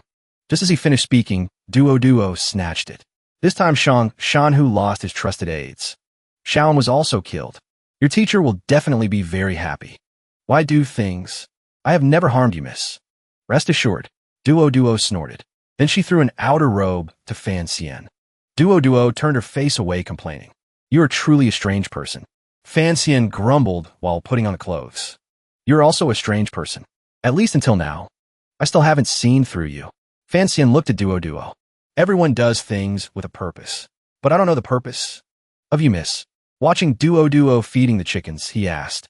Is this where you usually live? Duo nodded. Yeah, crude and simple. Not welcoming Lord Fan properly. The chickens were fighting for the grain Duo just fed them. Fan Xian looked around observing. Far from a noise. Very good. Then he looked at her. Farming. Chatting a few sentences with friends. Truly enjoyable. Duo heard this and didn't refute, remaining silent. She picked up a wine jar and poured a full bowl, then directly threw the wine bowl at him. Does the Lord think I have no intentions towards you? He quickly caught it, not letting the wine spill out. You can't have any intentions. It's fine, Duo said. Lord forgot. Between us, there's a grudge. Fan Xian sat down and drank the bowl of wine dry. Those things don't matter. He lay on the bed, face slightly red. I am hungry. Duo turned to leave. There's rice in the house. There is water in the well. There are vegetables in the garden. Cook it yourself. His eyes gradually closed. If I have to do it myself? Fan Xian looked up at the sky. Then forget it. The sky gradually darkened. In Fan Xian's room, his body got hotter and hotter, sweating profusely. Hot. A slender hand placed on his cheek. So hot. See Lily slowly groped his body. He suddenly opened his eyes. His eyes widened. Seeing the person in front was Miss C. Lily? Looking at his naked upper body, revealing abs. C. Lily was sitting on him, slowly taking off her outer robe. Just now I was clearly talking to Miss Haidang. At this moment being intimate with C. Lily. C. Lily's arm placed on his face. Eyes. His eyes gradually darkened. No. He tried to force his eyes open, but couldn't resist. This world changes too fast. Suddenly he woke up with a start, covered in sweat. Fan Xian breathed a sigh of relief. Phew. Was it a dream? But beside him lay a woman's body moaning softly. He froze for a few seconds, petrified. He hugged the blanket around himself and ran outside screaming. Wasn't it a dream? Duo stood aside eating, glancing at him running out. So fast. TSK. Forgot you were a disciple of the poison master. I should have added more when drugging. Fan Xian stood aside questioning. What medicine did you give me? Duo answered calmly. Aphrodisiac. Fan Xian shouted angrily. You and your master are exactly alike. Both are crazy. She is about to be the emperor's woman. Moreover, you are sisters. Duo replied, but she likes you. Duo said seriously. You're not too bad towards her either. So we sisters think this matter is no big deal. Fan Xian cried, biting the corner of the blanket. Then you sisters are all crazy. The emperor sat on the throne, Duo standing beside him. He said, Minister Fan, the day after tomorrow you will return to your country. Recently you have been quite distant from we. The emperor's eyes became indifferent. Not to mention, lately you haven't wanted to enter the palace to talk to we. Even though there are many things. Must you hide them from we? Fan Xian frowned, but remained respectful. There are many things to do. This subject is busy with matters at the Honlu Temple and Taichung Temple. Didn't want to disturb your majesty's rest. Hearing this, the emperor stood up angrily. So how long do you intend to hide it from we? Fan Xian still didn't know what he did wrong. This foreign subject is ignorant. Don't know what your majesty is talking about. But his eyes turned to Duo standing beside the emperor. No way. Seeing Duo still calm, he doubted. Duo wouldn't trick me and tell this to the Northern Shi Emperor, right? His body trembled involuntarily. Does she want me dead? While thinking, the emperor suddenly walked over and patted his shoulder. Minister Fan. The emperor grabbed his shoulders, eyes shining. The story of the stone. You wrote it. The emperor shook Fan Xian frantically. Minister Fan hid it from we. Hit so hard. Hiding it from the whole world. Hiding it truly hard. He was shaken until his face turned green. Minister Fan, tell we quickly in the end. Did Sister Lin and Baoyu end up together? Fan Xian still didn't understand what was happening. He wiped the cold sweat. Scare my soul out of my body. He walked outside when Sea Lily suddenly appeared. Huh? Sea Lily stood in front of him. Fan Xian wondered. Lily? Sea Lily, with a gloomy face and no ripples, bowed to him. Fan Xian thought. Also true. She is now the Northern Qi Emperor's concubine. Sea Lily finished bowing and walked past. Fan Xian, seeing Sea Lily passing by, he blurted out, if one day you no longer want to stay in the Northern Qi Palace anymore, tell me. I will come to solve it. Hearing this, Sea Lily was initially surprised but then smiled. Then Sea Lily also left. He looked at Sea Lily's back thoughtfully. While pondering, Duoduo's voice came from behind. Just now with his majesty you were panicked. Turning around, you were deeply affectionate with our future empress. Duo sat on the railing. He turned to Sea and jumped, worthy of being the young poet immortal of Southern Qing. Seeing Duo, Fan Xian got angry. Isn't it all your fault? Seeing Fan Xian scolding profusely, Duo wasn't angry, but just covered her mouth laughing. Seeing Fan Xian had scolded enough, Duo jumped down. What did you say that day? Suddenly, Duo asking like that made him not know how to answer. Fan Xian gritted his teeth, remembering before he had said, you can also use drugs on me. Fan Xian froze. Duo leaned close asking, what did I say that day? Fan Xian backed away in fear. He remembered Duo had warned him. If there's a chance, naturally I will use it. He smiled awkwardly. If you came back for revenge, drugging me. But, Fan Xian scratched his head smiling. But if you drug me, although you're not a great beauty, I can reluctantly ignore that appearance. Duo snorted and turned away. Commissioner Fan. Hope the commissioner is magnanimous.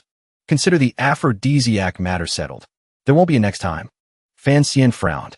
So tell me, what exactly is your intention for doing these things? Hearing him speak, Duo remained silent. Seeing that, he said, inconvenient to say? Fan Xian shrugged. Forget it. You tricked me once.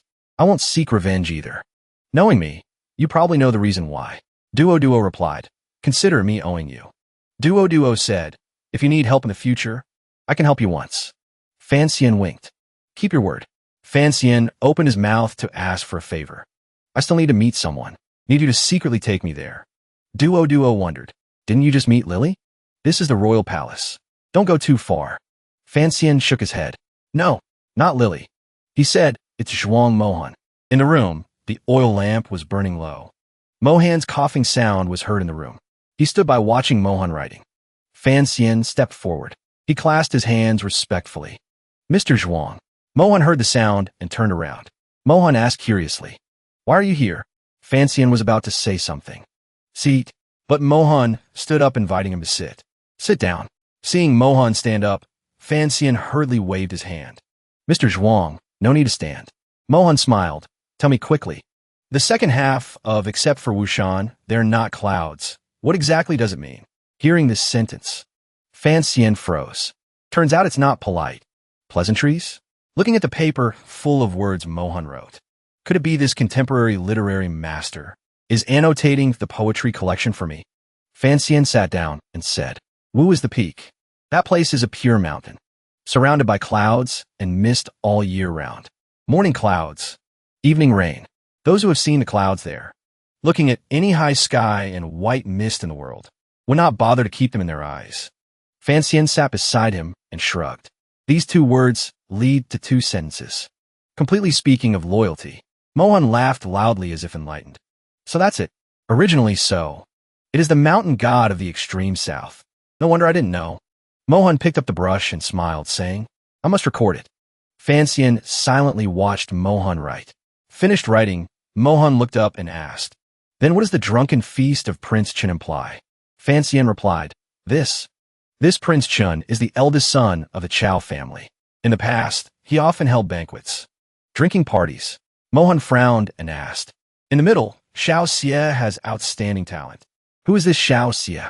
Fancian said, Because that is an outstanding storyteller famous on the streets. Mohan took the paper Fancian handed over.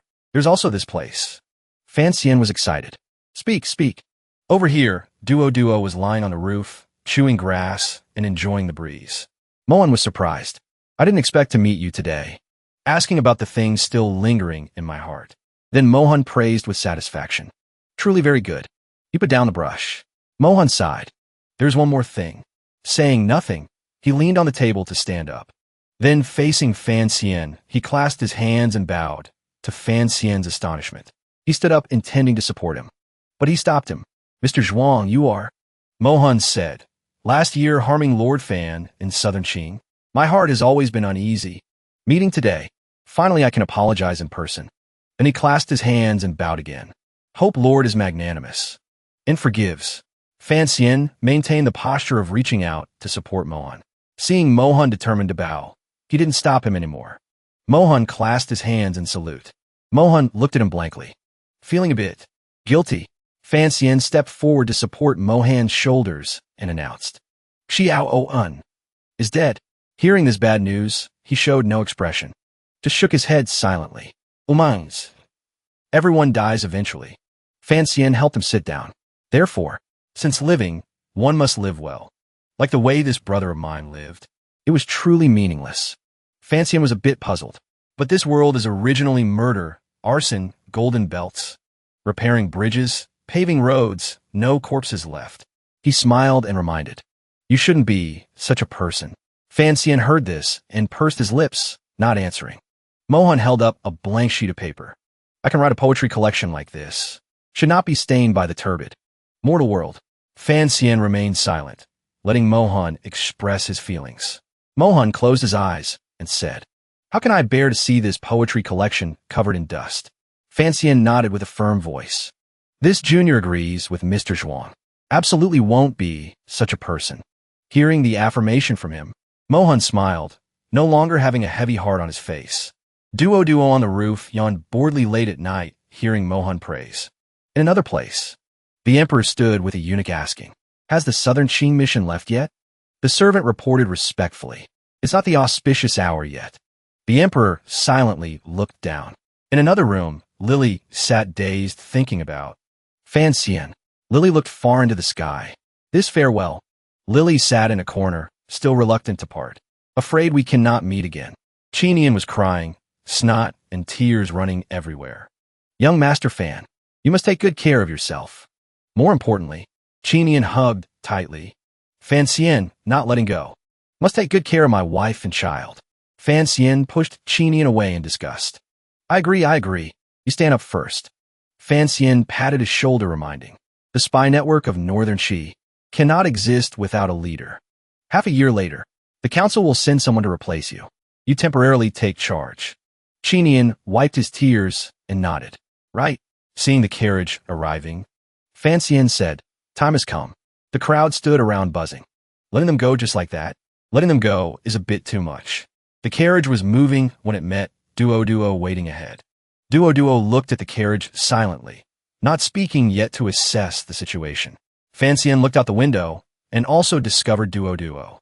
The red-haired man escorting Fan Xian said, young Master Fan, rest assured, I will handle the matter behind for you. Then he turned back and ordered, the matter of a northern Chi Saintess. Coming to see off young Master Fan today absolutely must not be revealed. If the princess finds out, I won't spare you. The subordinates behind shouted in unison. Then he turned to report, young Master Yen, today's matter. Young Yen sat in the carriage, eyes still closed, replying, I will definitely report the whole incident. Back to the council. He heard this and sighed. He went out to look at Duo. See me off? Bringing a cart is enough. Duo said nothing, directly lifting the carriage curtain, revealing a carriage full of books inside, surprising him. This is... Looking at this pile of books, he implicitly understood. Mr. Zhuang is gone. Duo pointed at the pile of books. Told me to give you these things. Then Duo took out a book and gave it to Fan Xian. This is the catalog, as well as notes on how to preserve the books. Duo passed Mohan's words to him. He entrusted the books he kept all his life to you. Duo saw him flipping through each page and asked, do you know what this represents? Duo's eyes signaled. It means, she said, he handed over the literary heritage to you. Done handing over, Duo stretched tiredly and yawned. All right, I should go too. Watching Duo leave, he smiled. Duo, thank you for your help these past few days. Duo winked. Small matter. Lord Fan is too polite. He stepped forward and hugged Duo, surprising her. Fan Xian leaned on her and said, if we two can really become friends. Thinking about it, it's also a good thing. Duo patted Fan Xian's back. Same here. Fan Xian's carriage flew on the road. The person driving the horses was Fan Xian. He drove the carriage full of Mohan's books ahead. He thought of something and looked up at the sky, then smiled as if a burden was lifted. On the trail, people were running forward with a singing voice. Throw it away. Throw it away. The singing voice echoed loudly throughout the forest. Throw the handkerchief.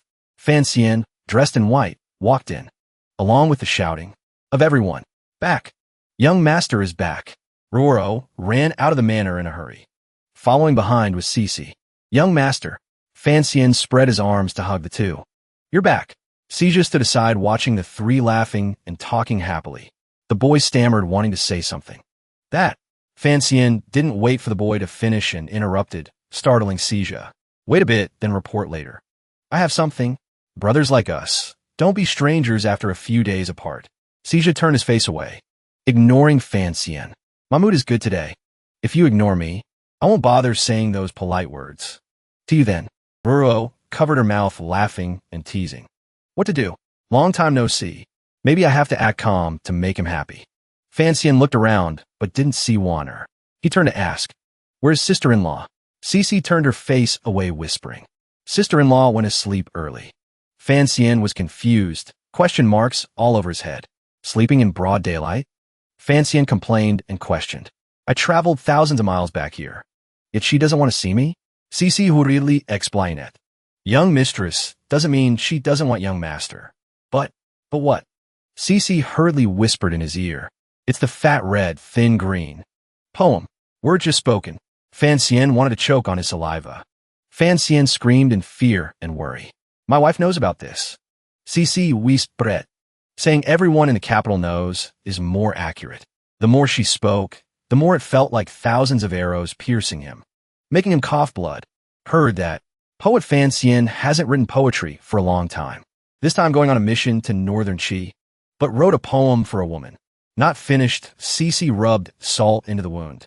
Also said, young master, in Shangjing city of Northern Qi, you and the girl Haidang traveled together, drinking and talking happily together. This has become a rumored story. Fan Xian screamed. Don't say any more. Let me die first.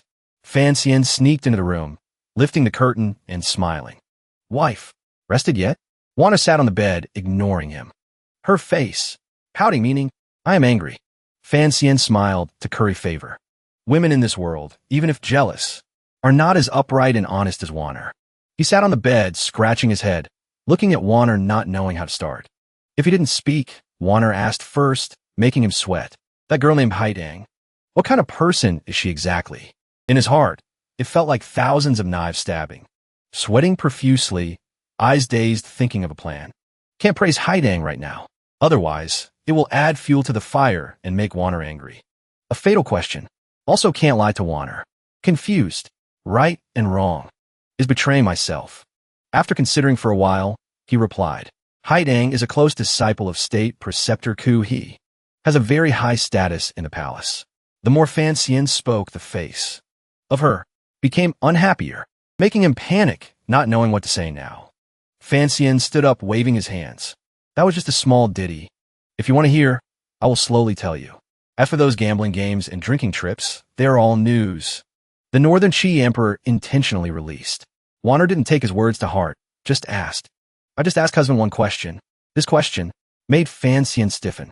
With the status of this Miss Haidang, did you make love? Fan Xian asked back blankly. Make what? What love? Vanya Zeit. I don't want to monopolize you. Cece will enter here sooner or later anyway. You don't need to explain so much. Fan Xian was moved to tears. Vanya. Touched. Wanner coughed lightly a few times. It's just that this woman Haidang has an unclear background. Wanting to enter the door is very difficult to arrange. Today Wanner was angry, worrying her husband went to write poetry to tease others without thinking of taking a concubine. I haven't prepared to marry that Miss Haidang either. Can't take a concubine for you. Von immediately questioned. Could it be husband wants to mess around and then ignore it? Fan Xian hurriedly shook his head, denying. Really never messed around. Early morning. Cece changed clothes for Fan Xian. Fan Xian's eyes were dull with dark circles, making Cece burst into laughter. Last night, young master and young mistress were busy until late. Fan Xian leaned on a crutch, asking, Since when did you learn to tease? Me like that? Cece covered her mouth, bursting into laughter. Cece dares not. Fan Xian breathed a sigh of relief. Phew, it feels so real to be back. Fan Xian looked at the sky outside. Today, attending court, bringing the whole story in Northern Qi to tell the emperor. This matter finally comes to an end. Fan Xian turned to say to Cece, When that time comes, I'll take you all to Danjo to stay for a while. Still most comfortable there. Cece replied happily. Cece is very happy. Silent for a moment. Cece looked away. Young mistress will definitely be very happy. While talking, a servant came to report. Young master, His Highness the Crown Prince and the second prince sent people, bringing gifts and saying they are congratulatory gifts for you. Outside the main hall were poems of the previous dynasty and a mahjong set. The thing His Highness the Second Prince gave is a collection of poems from the previous dynasty. His Highness the Crown Prince gave a jade mahjong set. Fan Xian's eyes lit up after seeing them. The servant beside him gave 2 thumbs up, praising, making him shy. Young master is currently a popular figure. Even the 2 highnesses are rushing to win you over. Fan Jin appeared from somewhere, reminding, Don't get carried away and forget yourself. Fan Jian walked out with a thoughtful face. Fan Xian didn't understand the meaning yet and asked, Father? What do you mean? Fan Jian's eyes had dark circles, actually having waited in the study all night. The son traveled thousands of miles back to the manor. Didn't go to greet his parents, but went to mess around with his wife. Hearing this, Fan Xian bowed to apologize. This child knows his mistake. Fan Jian sighed. Morning court today. You will be titled. The palace treasury will also be handed to you. Fan Xian looked up happily. Mother's palace treasury, finally. Fan Jian walked ahead, saying, But that is only in name. Whether you can use it for yourself or not depends on your ability. He skipped along behind. Understood. He rubbed Fan Jian's back from behind to appease his anger. Father, don't be angry. Next time I return, I will definitely find you first. Fan Xian left the manor, sitting in the carriage running fast on the road. He sat in the carriage, looking out the window. Today, both the crown prince and the second prince came to flatter me. He sniffed, just need to perform as usual. In the future, I will rise and rise. Southern Qing, Royal Palace. Fan Xian entered under everyone's suspicious gazes. Life is truly boring, only lacking troubles. He ignored those gazes, using his hands to adjust his clothes. Fan Xian heard whispers behind him and pricked up his ears to listen. On the left were scrutinizing gazes. On the right were gazes of discrimination. Everyone avoided him, feeling the surrounding atmosphere was strange. Involuntarily, Fancian sweated and scratched. He intended to say something, but everyone turned their backs. There was no longer whispers, but loud criticisms ringing out. Illegitimate son of Count Nan. Just a fourth-rank official. If not for the imperial order to be the envoy of the emperor, he wouldn't even have the qualification to attend court. Yet he arrived latest. Truly doesn't understand rules. Fan Jian patted his shoulder from behind. Father. Fan Jian nodded for him to understand. The crowd saw Fan Jian appear and fell silent. Let's go. Fan Jian walked and said. Everyone climbs from the bottom up, moving forward bit by bit. Inside the court, everyone was reporting to the emperor. Fan Xian's face was pale below, but really too low. Can't hear clearly. The emperor's close eunuch held the announcement and read. Title Fan Xian. First class baron. Rank 2. The crowd around whispered. Very good. Very good. It seems the emperor is still measured. Regardless of the relationship with the Fan family, he won't let that illegitimate son have too high a title. The officials all bowed and shouted. Long live the emperor. Long live, long live. Only he was still clumsy, standing behind. Then he also bowed, but dared not look up. Ended? Court dismissed? The emperor ordered. My sons. All stay. The three princes bowed in unison. Yes. The emperor stroked his beard, watching the officials leave. Seeing Fan Xian preparing to step out the door, he called. Fan Xian, you stay too. Fan Xian turned pale, pointing at his face. At the emperor's sleeping quarters, Chengping walked in from outside, running into the emperor's arms. Father. He bent down to pick up Chengping. The emperor turned to say to his three sons and him, make yourselves at home. It's fine. The emperor sat down, picking up the teapot to pour. I have a little matter. Need to tell you all. The emperor said, you two are meeting for the first time. The first prince grew up leading troops outside. He introduced the first prince. Just returned to the capital 2 days ago. Then the emperor pointed at him. This is Fan Xian. Fan Xian bowed respectfully. Greetings, first prince. The first prince was cold. Seeing the first prince showing attitude, he gritted his teeth inwardly. Did I offend him somewhere? The emperor ordered. Someone, get a chair for Fan Xian. Fan Xian was startled. Fan Xian looked at the three people standing there thinking. Letting me sit? Like this, who dares to sit? The crown prince smiled to relieve the situation. Father, Fan Xian is still young. Bones and muscles are still good. Look at his panicked appearance. Probably standing is more comfortable. Fan Xian smiled stiffly. The crown prince is right. The first prince nodded. Also true. Remember back then when father and we brothers discussed matters. Those granted seats were also elders or people of noble status. What virtue or talent does this Fan Xian have? The emperor held the teacup. If you all could also bring a card of books, of Zhuang Mohan back, to pass on to future generations, we would also grant you seats. Hearing this, the corner of his mouth twitched silently. The chair was brought, and he stood like a wooden log worriedly. Letting you sit, just sit. Fan Xian had to obey. Yes. Just sat down and Fan Xian felt guilty. The emperor spoke up. Today we have 2 matters to tell you. He turned to ask the 3.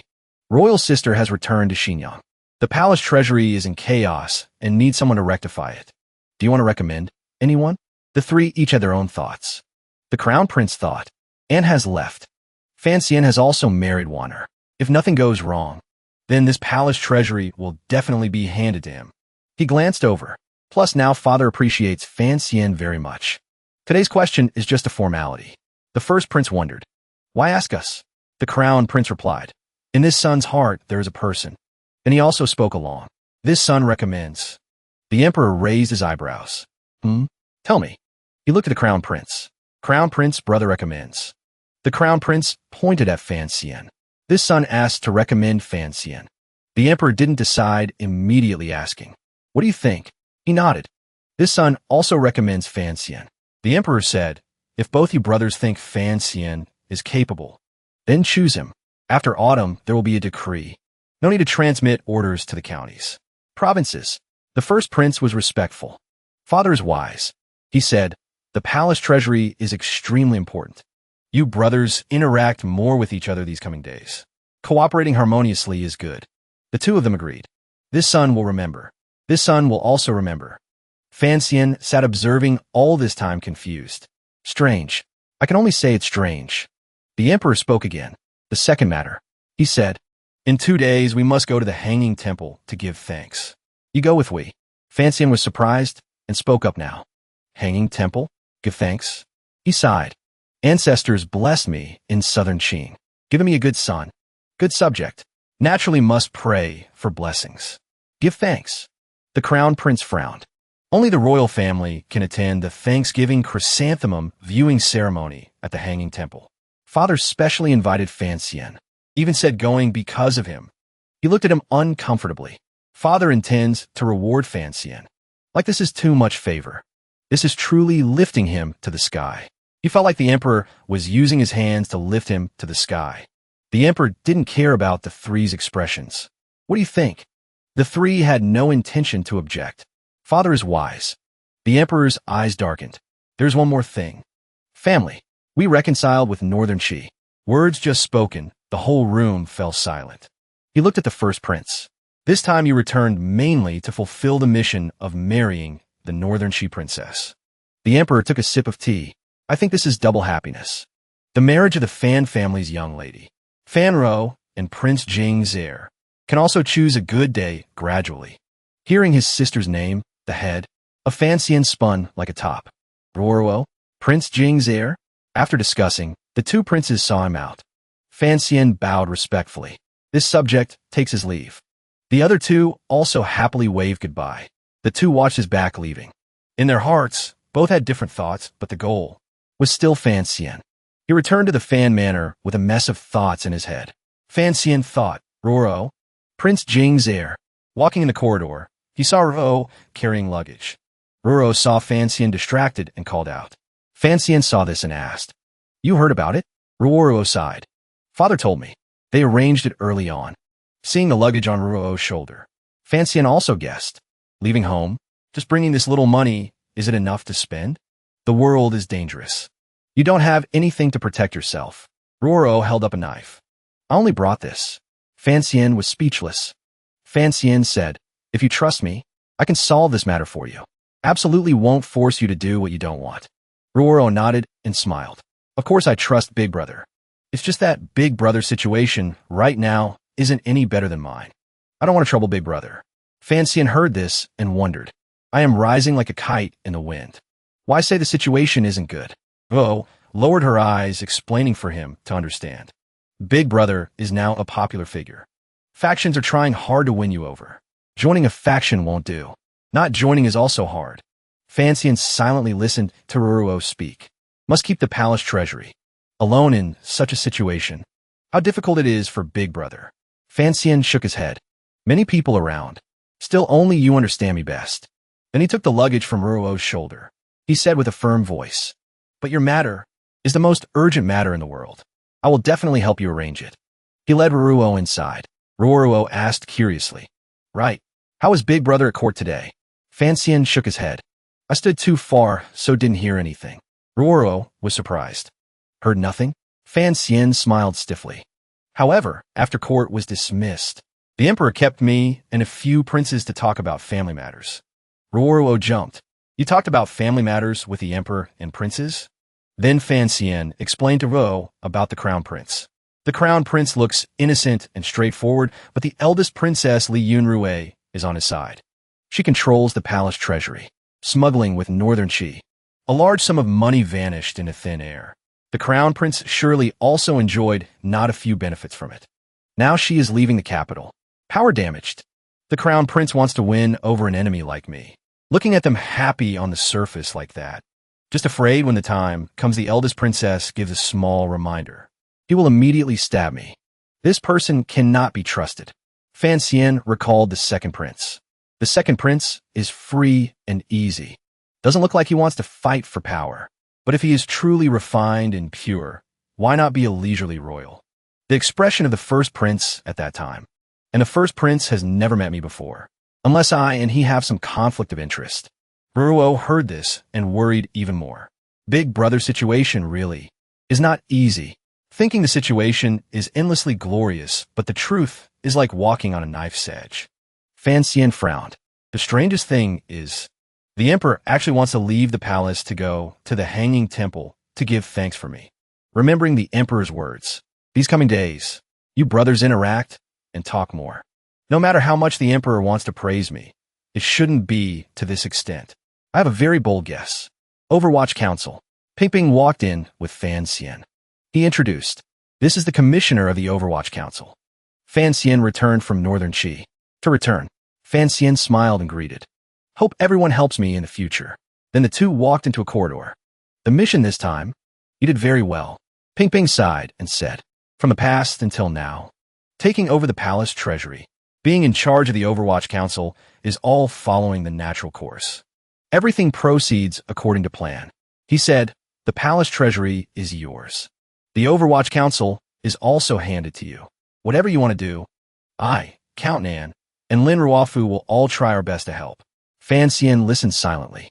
With a situation like this, I can also answer to the lady. Seeing his expression, Ping turned to ask, you seem to have concerns. Fan Xian nodded. I indeed have a question hoping for your guidance. He raised his eyebrows.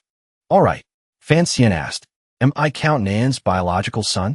Dropping this question, the air fell into silence. He smiled and said, you should go ask him. Fan Xian knew for sure. But he won't tell me. Ping nodded. Also true. He wants to protect you. Definitely won't want you involved in disputes. You're a smart child. Just a few clues, and you can surely find the truth. Fan Xian thought, indeed it is so. Illegitimate prince. Ping's wheelchair rolled. The two went to the library. Look, everything here will be yours in the future. Fan Xian wondered, do others know about this? Ping spoke his inner thoughts. You worry the other princes, knowing the inside story, will try to win you over? The eldest princess opposes you because of this. Hearing Ping speak, Fan Xian broke out in a cold sweat. Controlling the palace treasury, succeeding the Overwatch Council later. That day, every prince gave me a gift. Like this, who wouldn't be suspicious? Ping smiled. Your performance was very good. The emperor likes it very much. He scratched his head. So blame me then. He said, if he has things he wants to hide, you definitely can't discover them. Fan Xian could accept it. If it's really so, I can't escape. He replied, it's all destiny. Knowing a bit earlier is also a good thing. He knew what he was afraid of and comforted. Rest assured, the enemies you worry about are all paper tigers posing no threat. Southern Qing is indeed very strong. There's only one thing. Hearing this, the eyes of Fan Xian widened in surprise. That is the emperor. Ping narrowed his eyes, reminding him. Remember, do well the duty of a loyal subject. Only then will you be safe. As for other things, I will help you arrange. Hanging Temple.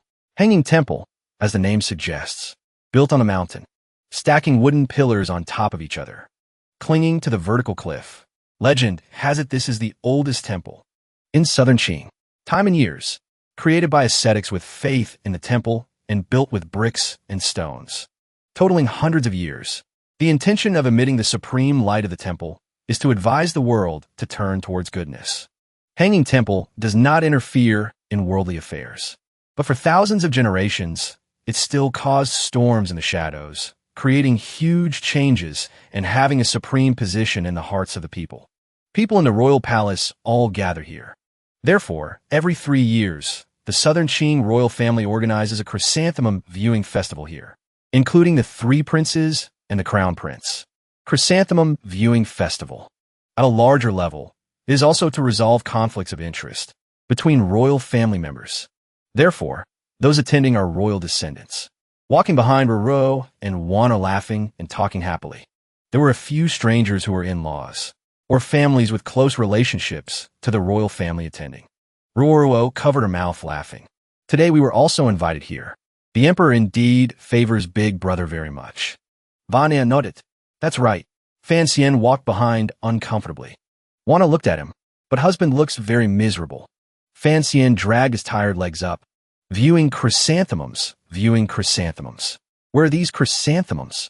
Chrysanthemums are nowhere to be seen. Only seeing mountains both high and steep.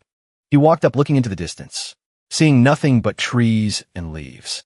Fan Xian was angry inside, but couldn't say it out loud. Panting, climbing up just to talk and laugh with these royal princes? Social gathering? This kind of activity, I really don't want to participate. Ruro and Wanner had reached the 2nd floor. Ruruo saw him and waved. Brother, come up and see this. He stepped up to the second floor. Standing between the two looking at the sky, Fan Xian had to open his eyes wide, mouth forming an O in surprise. Looking at the scenery around the temple. Below was a sea of flowers. Wind rustling. On the petals were a few butterflies flying. Petals flying with the wind. Fan Xian exclaimed. My conclusion just now was rash. Vanya exclaimed. Golden chrysanthemums. Truly fitting the royal style. Fan Xian asked. Had the emperor and others gone upstairs? Vanya nodded. Yes. Looking at the hanging temple from here is truly majestic. He walked aside to admire. Speaking of which, below guards are standing at every corner. Today the royal family gathers. Such a grand event. Yet the guards are not the royal guards? He started his professional analysis again. From the hanging temple down the mountain, there is only one road. If an assassin comes and sets fire, it will be dangerous. Just finished speaking, a scolding voice came from behind. Don't talk nonsense. Saying such unlucky words. The person arriving was Qin Hung, second son of the Qin family. The Qin family and Yi family are jointly responsible for ensuring safety for this chrysanthemum viewing ceremony. Even a mosquito cannot sneak up the mountain. Fan Xian didn't know the background of these two families. Qin family? Yi family? Knowing her brother didn't know, Ruruo whispered. The Qin family and Yi family are two of the four great families. They are the pillars of our southern Qin military. Old Master Qin is the head of the Bureau of Military Affairs, the person with the most power in the military. He remembered Linger. The Yi family is Yi Linger's family, also one of the four, belonging to the Liu Yun family. Fan Xian now knew. So it's them. Qin Hung said, you don't even know the Qin family. And Yi family. Don't know how you could sit in this position. Fan Xian pouted. Right? How did I sit in this position? Qin Hung shouted. In short, the protection this time is entrusted to us. Surely there will be no mistakes. At all. Young Master Fan, please rest assured. Just finished speaking, a subordinate below shouted loudly. Bad news. Fire at the foot of the mountain. Qin Hung panicked and shouted. What? Looking down at the foot of the mountain, a fire was engulfing it. Qin Hung was bewildered, not understanding. Where did the fire come from? Were there assassins? Not waiting for Qin Hung to react, Fan Xian flew off first. Qin Hung, you protect the two ladies well. I'll go check the situation. Don't need you to tell me, I know. Qin Hung's cheeks naturally turned red. Resisting orders. He just flew over roof after roof. He stood looking at the fire spreading wider and wider. Needless to say, someone set the fire. Fan Xian frowned. Fire burning at the foot of the mountain. If not handled properly, it will spread and be hard to deal with. The emperor is viewing the scenery high up. Afraid of being trapped up there, unable to escape, he began calculating in his heart. Even if the fire is extinguished, can't guarantee the guy won't set fire again. He shouted, must. Let the people in the temple escape first. Below, the crowd was in chaos. Ladies, go down the mountain carefully. Slow down, slow down. The group left as ordered, but the young ladies just kept their eyes shut, crying their eyes out. Their hurried footsteps scrambled to get away. Fan Xian stood to one side, evacuating the people. Suddenly, he noticed Fan Jian being protected by two guards behind him. Fan Xian ran over and asked anxiously, Father, are you all right? Fan Jian nodded. But I see His Majesty is still on the highest floor of the temple. Fan Jian gave an order to the two men behind him. You two, go with the young master and provide escort. The two men replied in unison. Seeing that everything was under control, Fan Xian decided to leave. Then I'll be going, Father. The two men couldn't keep up and shouted. Young master, please slow down. They really couldn't catch up. He continued to use his lightness skill, leaping from one roof to another. Then he stopped at a room. Fan Xian curiously peeked his head in. The Southern Qing military is incredibly strong. If an assassin managed to sneak into the temple today, they must be a world-class master. Before he could do anything, a soldier with a sword lunged at him. Who goes there? Fan Xian remained calm and respectful. It is I, Fan Xian. The people inside were from the royal family. He reported, there's a fire at the foot of the mountain, likely arson. I was worried for His Majesty's safety, so I came to provide escort. Upon hearing this, the emperor was not afraid and even praised him. Fan Xian entered and looked around. Where are the Empress Dowager and the imperial consorts? A soldier beside him reported. Eunuch Hong has already escorted the Empress Dowager down the mountain. The imperial consorts also left after that. Hearing this, he froze and thought. Eunuch Hong has gone down the mountain. That means only now did Fan Xian figure it out. The true master on this floor right now is me, and me alone. He frowned. I wonder what realm this assassin is in. I don't know if I can protect his majesty from him. His and Chengqian's eyes met. They understood each other instantly. Chengqian immediately spoke up. Father, the cause of the fire is unknown. Please retreat for the time being.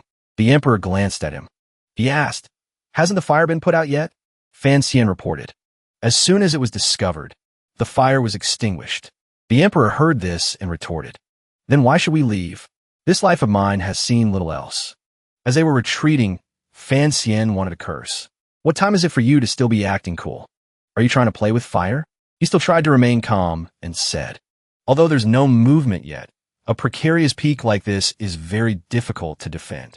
I still implore your majesty to prioritize the safety of the realm. Please return to the palace immediately. The emperor was still adamant about not leaving. Fan Xian, you're a commissioner of the Overwatch Council. I trust that you can handle everything well. Besides, if someone dares to assassinate me, it would be due to your negligence. The emperor's words made him want to choke. Surely you don't want me to be punished for your negligence by not being able to enjoy the flowers, do you? He thought. So his majesty can be this unreasonable. The two princes looked at him with a consoling gaze. The first prince finally spoke up.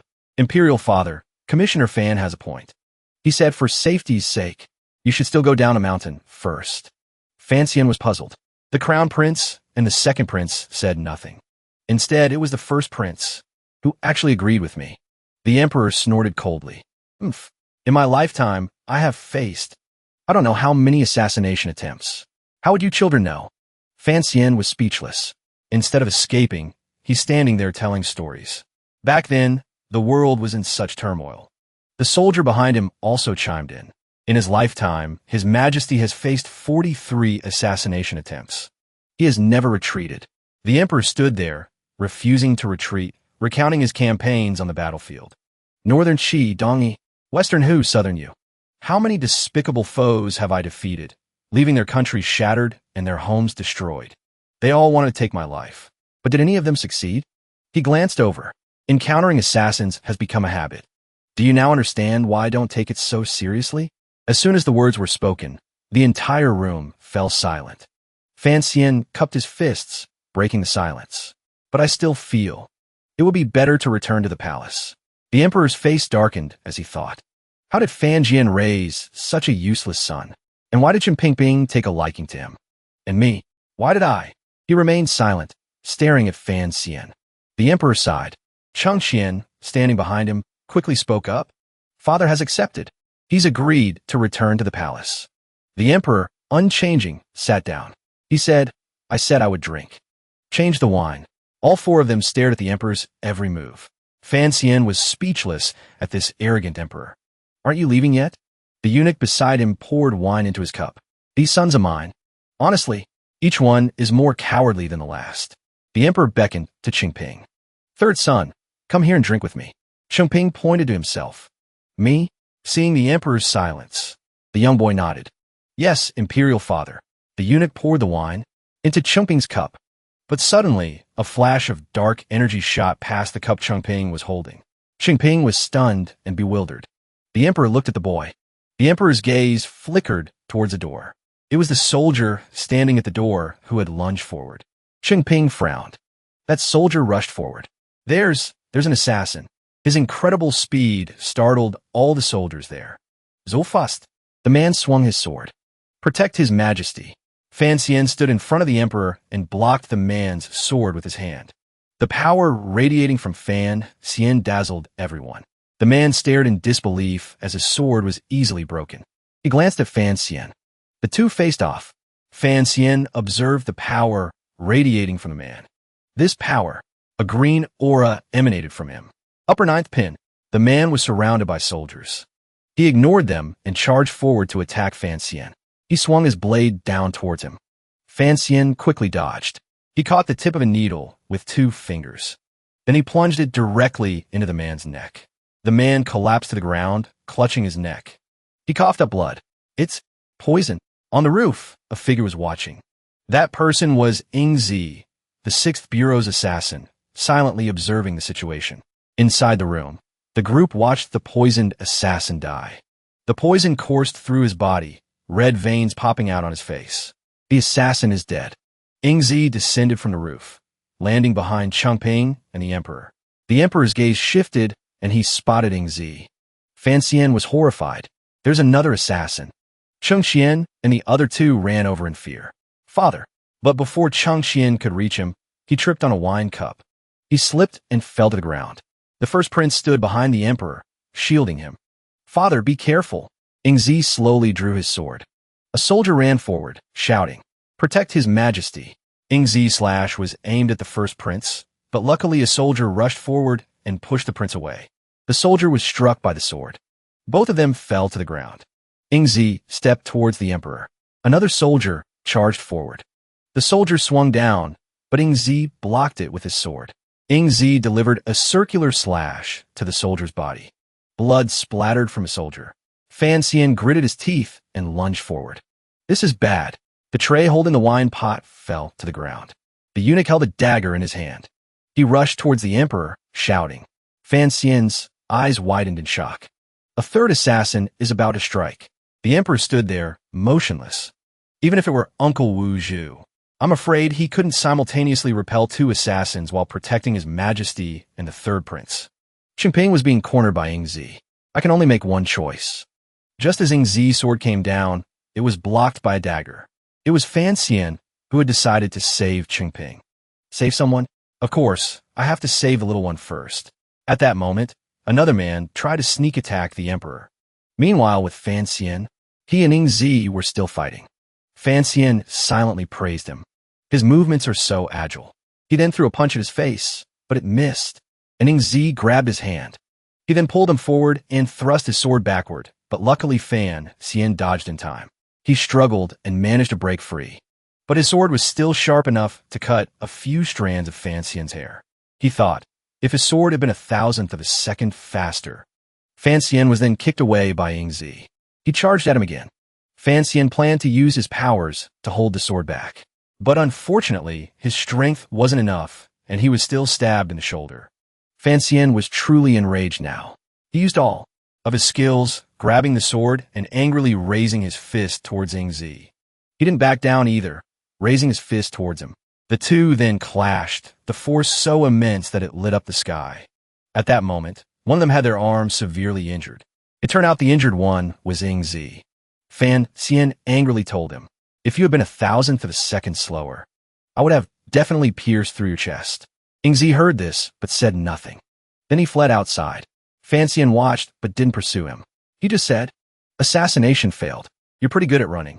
Just then, he remembered something. Right? His Majesty. Suddenly, Fan Xian saw something. Outside, an assassin had been killed by someone. The Emperor walked out safely and said, although I am not Yi Luyan, back then I also won this empire from horseback. How could I let a minor character assassinate me? Fan Xian just smiled and said, as long as you're all right, that's good. Then he fainted. The Emperor saw this and looked at him, startled and alarmed. He then called for his men. Someone summoned the imperial physicians. At that moment, the servants were gossiping among themselves. What? His Majesty was attacked. By assassins? One of them sighed and said, luckily, His Majesty was unharmed in this incident. However, the commissioner of the Overwatch Council, young Master Fan, was gravely injured while loyally protecting him. I don't know if he can be saved. I've never seen His Majesty so angry before. The scene changes to the palace, where everyone is bustling about. Someone in a room asks, how is Fan Xian now? The imperial physicians are all following His Majesty's orders. They've got to treat him.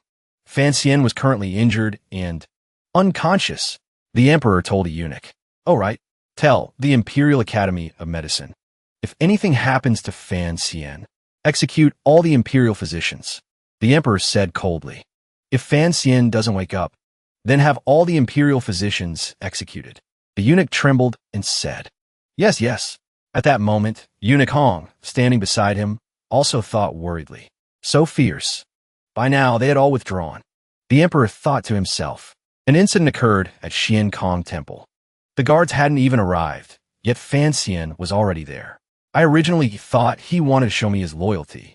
I never expected that he wouldn't save me, but would save the third prince first. These sons of mine, the eldest is too straightforward. The second is too deceitful. He was currently pretending to beg the imperial physician to save Fan Xian.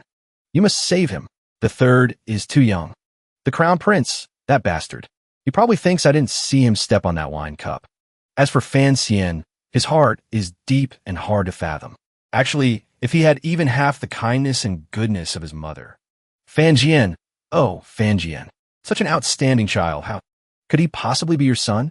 Unikong saw that the emperor seemed to be angry about something and didn't dare to speak, thinking to himself, His Majesty is truly furious. The scene changes. At someone's residence, there is an urgent call. Master. Lu Ryu entered the room and said worriedly, Master, I heard Sienna is injured. Are you going to see him? Fan Jian heard this, but remained seated, not going to check on the situation, nor saying anything. Lu Ryu called out worriedly again. Master. Fan Jian's mind was filled with thoughts. The more I want to go, the more I cannot. The scene changes. At the Imperial Palace, a eunuch reports. Your Majesty, Lady Ruo requests an audience. The Emperor angrily questioned Fan Ruo. You come to me, filled with anger. What do you want? She remained calm and said, Reporting to your Majesty, Ruo has come to file a complaint. The Emperor was surprised to hear this. Fan Ruo then continued. My brother is gravely injured, and there is poison on the blade. The imperial physicians have no way to save him, yet they won't allow me to use my medicine. The emperor asked her, the person with the medicine. Fan Ruo recounted. My brother has an antidote pill. After taking it, he might wake up. As long as my brother wakes up, with his medical skills, he can surely save himself. The emperor heard this and thought deeply. The scene changes, and now an urgent voice is heard. Lord Fan is awake. Fan Ro joyfully helped him up and said, This is wonderful. The servants in the manor also spread the news. Lord Fan is awake. The imperial physician and everyone else breathed a sigh of relief. That's great. It's good that he's awake. Indeed, the emperor saw their over-the-top joy and gave them a look of contempt. The physician then delivered some bad news. But he's not necessarily out of danger yet. Fan Xian weakly said something. The pillow. Fan Ro leaned down close to hear him say, Yes. Fan Xian thought worriedly. This is the first time I've faced a master above the 9th rank. My true chi dissipating is really bad timing. All my strength has been scattered. I can't heal myself. He looked at his current body sadly. My internal organs are injured. If this internal bleeding continues, I'll die tonight. A lower position. It seems to be the chest, probably above the stomach. Then Fan Xian spoke. Eunuch Hong, the 3rd Bureau Director, informed him. They are waiting outside the Imperial Palace. The Emperor told Eunuch Hong to let them in. Eunuch Hong acknowledged the order. Understood. At this time, the Dali Temple minister and a disciple from below, Fan Xian's senior apprentice brother, had arrived. He opened the medicine box and observed its contents. Then the senior brother asked Fan Xian, Junior brother, the things you asked me to prepare have been brought over. How should they be used? Fan Xian said weakly, I need someone with great courage, and someone with a very steady hand. Fan Ruo stepped forward to volunteer. Me? Brother, let me. Fan Ruo told him. Let me. Fan Xian disagreed, saying, Take her outside. She stubbornly insisted. My hand is the steadiest. Hearing this, Fan Xian said nothing, just looked at her. This made Fan Ruo a little anxious. He then gave his reason. I need this person to perform surgery. In a moment, it will be very gruesome. Fan Ruo still said with determination. I know. That's why you should let me. Hearing this, Fan Xian just smiled. Then he said to everyone, What are you all waiting for? It's just a small surgery. Let's begin. Fan Ruo then proceeded with the steps, announcing each one. First, sterilize the instruments. Everyone, wash your hands to avoid infection. Anesthesia and cleaning. I'll have to trouble you, senior brother, director of the 3rd Bureau. The person holding the scalpel needs to pay attention to the procedure and method. Surgery. Remember it well. The senior brother also assisted her with the surgery. All right. The anesthetic used is mefezin. If junior brother is afraid of pain, it's best to inhale some first. That way, the effect will be better. Fan Xian shook his head and told his senior brother, begin. If Roro can't hold on, then senior brother, you must take over immediately. Hearing this, the look of determination in Fan Roro's eyes grew even firmer. At this time, everyone outside was waiting. After a while, the imperial physician suddenly ran out. He looked terrified, as if he had just seen something. The second prince went up and asked, how is it? Is everything going smoothly? The imperial physician said, the technique is truly masterful. I have never before seen a scalpel and needle used to treat a skin wound like this. The second prince heard this and corrected him. I'm asking how Fan Xian is, not for your commentary. The imperial physician said embarrassedly, please rest assured, your majesty. Young Lord Fan's internal organs have been stitched up. It's certainly nothing major. It's just that he lost too much blood before. He hasn't woken up yet. He needs to rest well. Hearing this, the group continued to wait outside. Some time passed. By now, Fan Xian had woken up. He said wearily, when can I go home? Lin Wanner and Fan Ro were by his side, taking care of him. She said, His Majesty has let you recuperate in the palace. How many people wish for such an opportunity and can't get it? Fan Xian feigned anger and said uncooperatively, I've been eating congee all day. I'm about to start clucking like a chicken. It's not even as good as Annie Lou's cooking. At that moment, a voice came from outside the room. I don't have Annie Lou's cooking. Fan Xian's aunt walked in, bringing him some food. But I do have something to change your palate. The third prince is here too. She was followed by Li Chongping. Li Chongping obediently brought the food to Fan Xian. The boy then said, thank you. Fan Xian took it and said cheerfully, you brought me soup. I should be the one thanking you. He wanted to show off his achievement to Fan Roro. She walked over, took Li Chongping's hand, and praised him. Your Highness, the third prince, let me take you for a walk in the garden.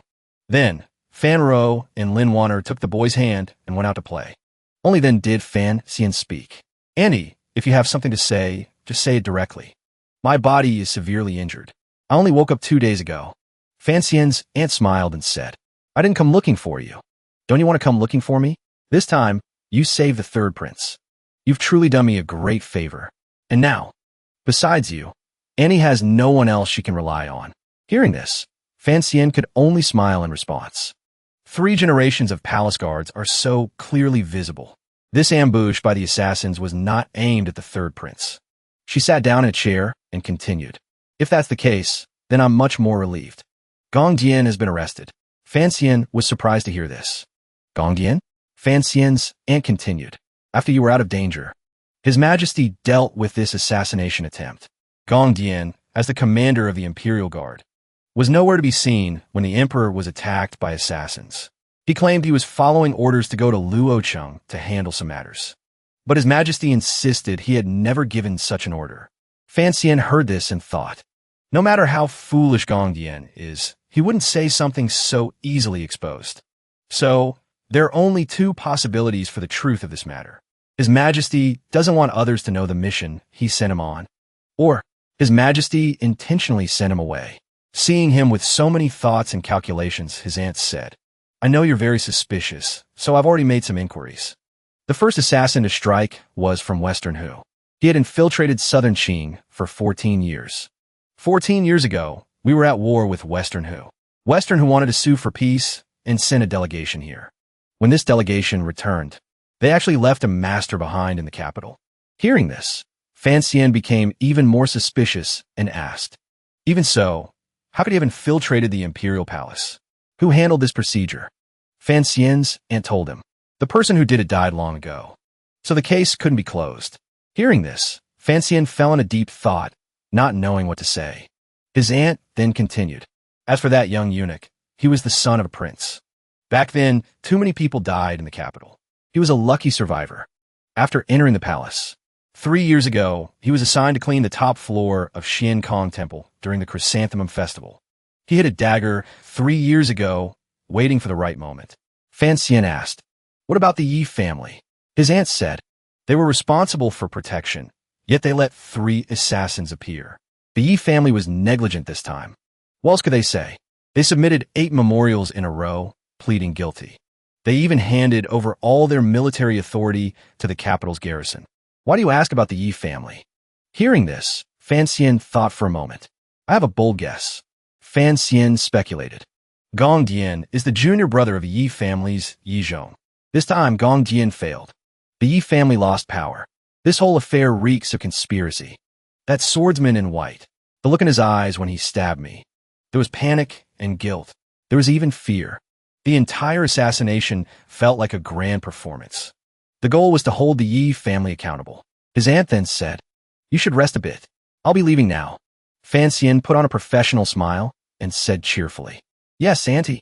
He then sighed while holding the food box. Fan Xian thought, His Majesty fears the Yi family's military power in the capital.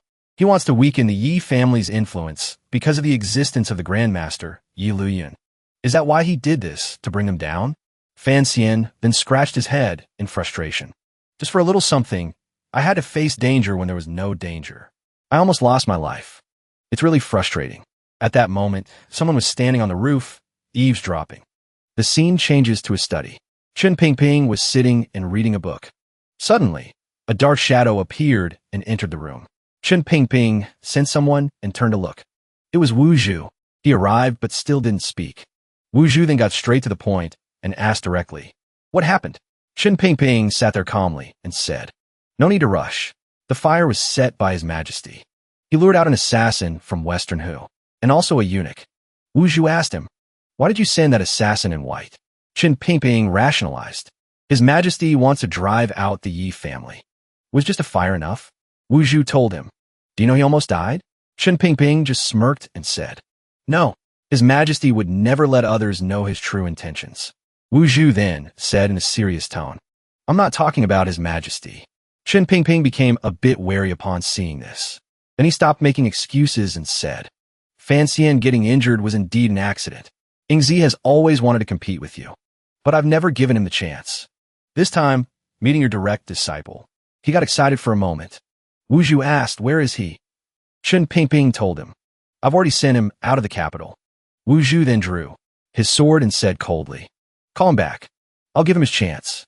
Chen Pingping saw this and said worriedly, "After I die, Ingzi will be loyal to Fan Xian. Spare him this time." Wuhu asked him, "What have you found out?" Chen Pingping just sighed and said, "What I found out is still not enough." Wuhu then disappeared, saying only one thing, "Take care." Chen Pingping saw this and sighed in relief. To actually hear the words, "take care" from your mouth is truly a miracle. Before leaving, Wuhu had instructed, "When you have enough, tell me. Let me take action." The scene changes to the palace. Fan Xian was currently checking his body. Although I managed to get my life back, my Jinqi is scattered. It's like it exploded. "Uncle Wuhu, what did he say?" At that moment, everyone was standing outside the residence, waiting for something.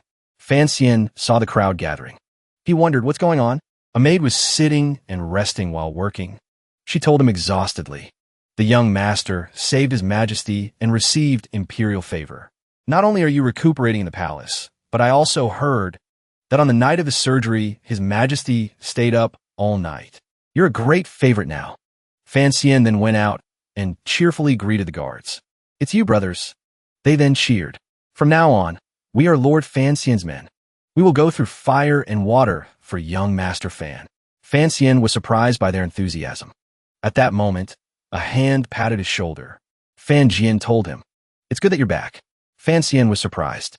"Father," he then continued, "His Majesty has a gift for you. He asked me to deliver it."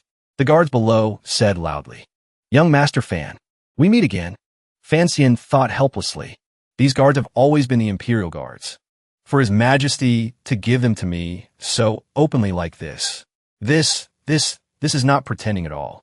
His identity at this moment was His Majestés biologicales sont fonction. Fan Xian then entered the study with Fan Jian. He said, "There are some rumors spreading from northern Qi. In less than 2 days, they will reach the capital." Fan Xian was curious. "What rumors?" Suddenly, Fay Jia rushed in and said frantically, "The matter of Lord Fan being a descendant of the Yi family has been exposed. It's about to reach the capital. By then, everyone will also know that Fan Xian is a prince. Won't that be a disaster?" Chen Pingping remarked, "You get your information quickly."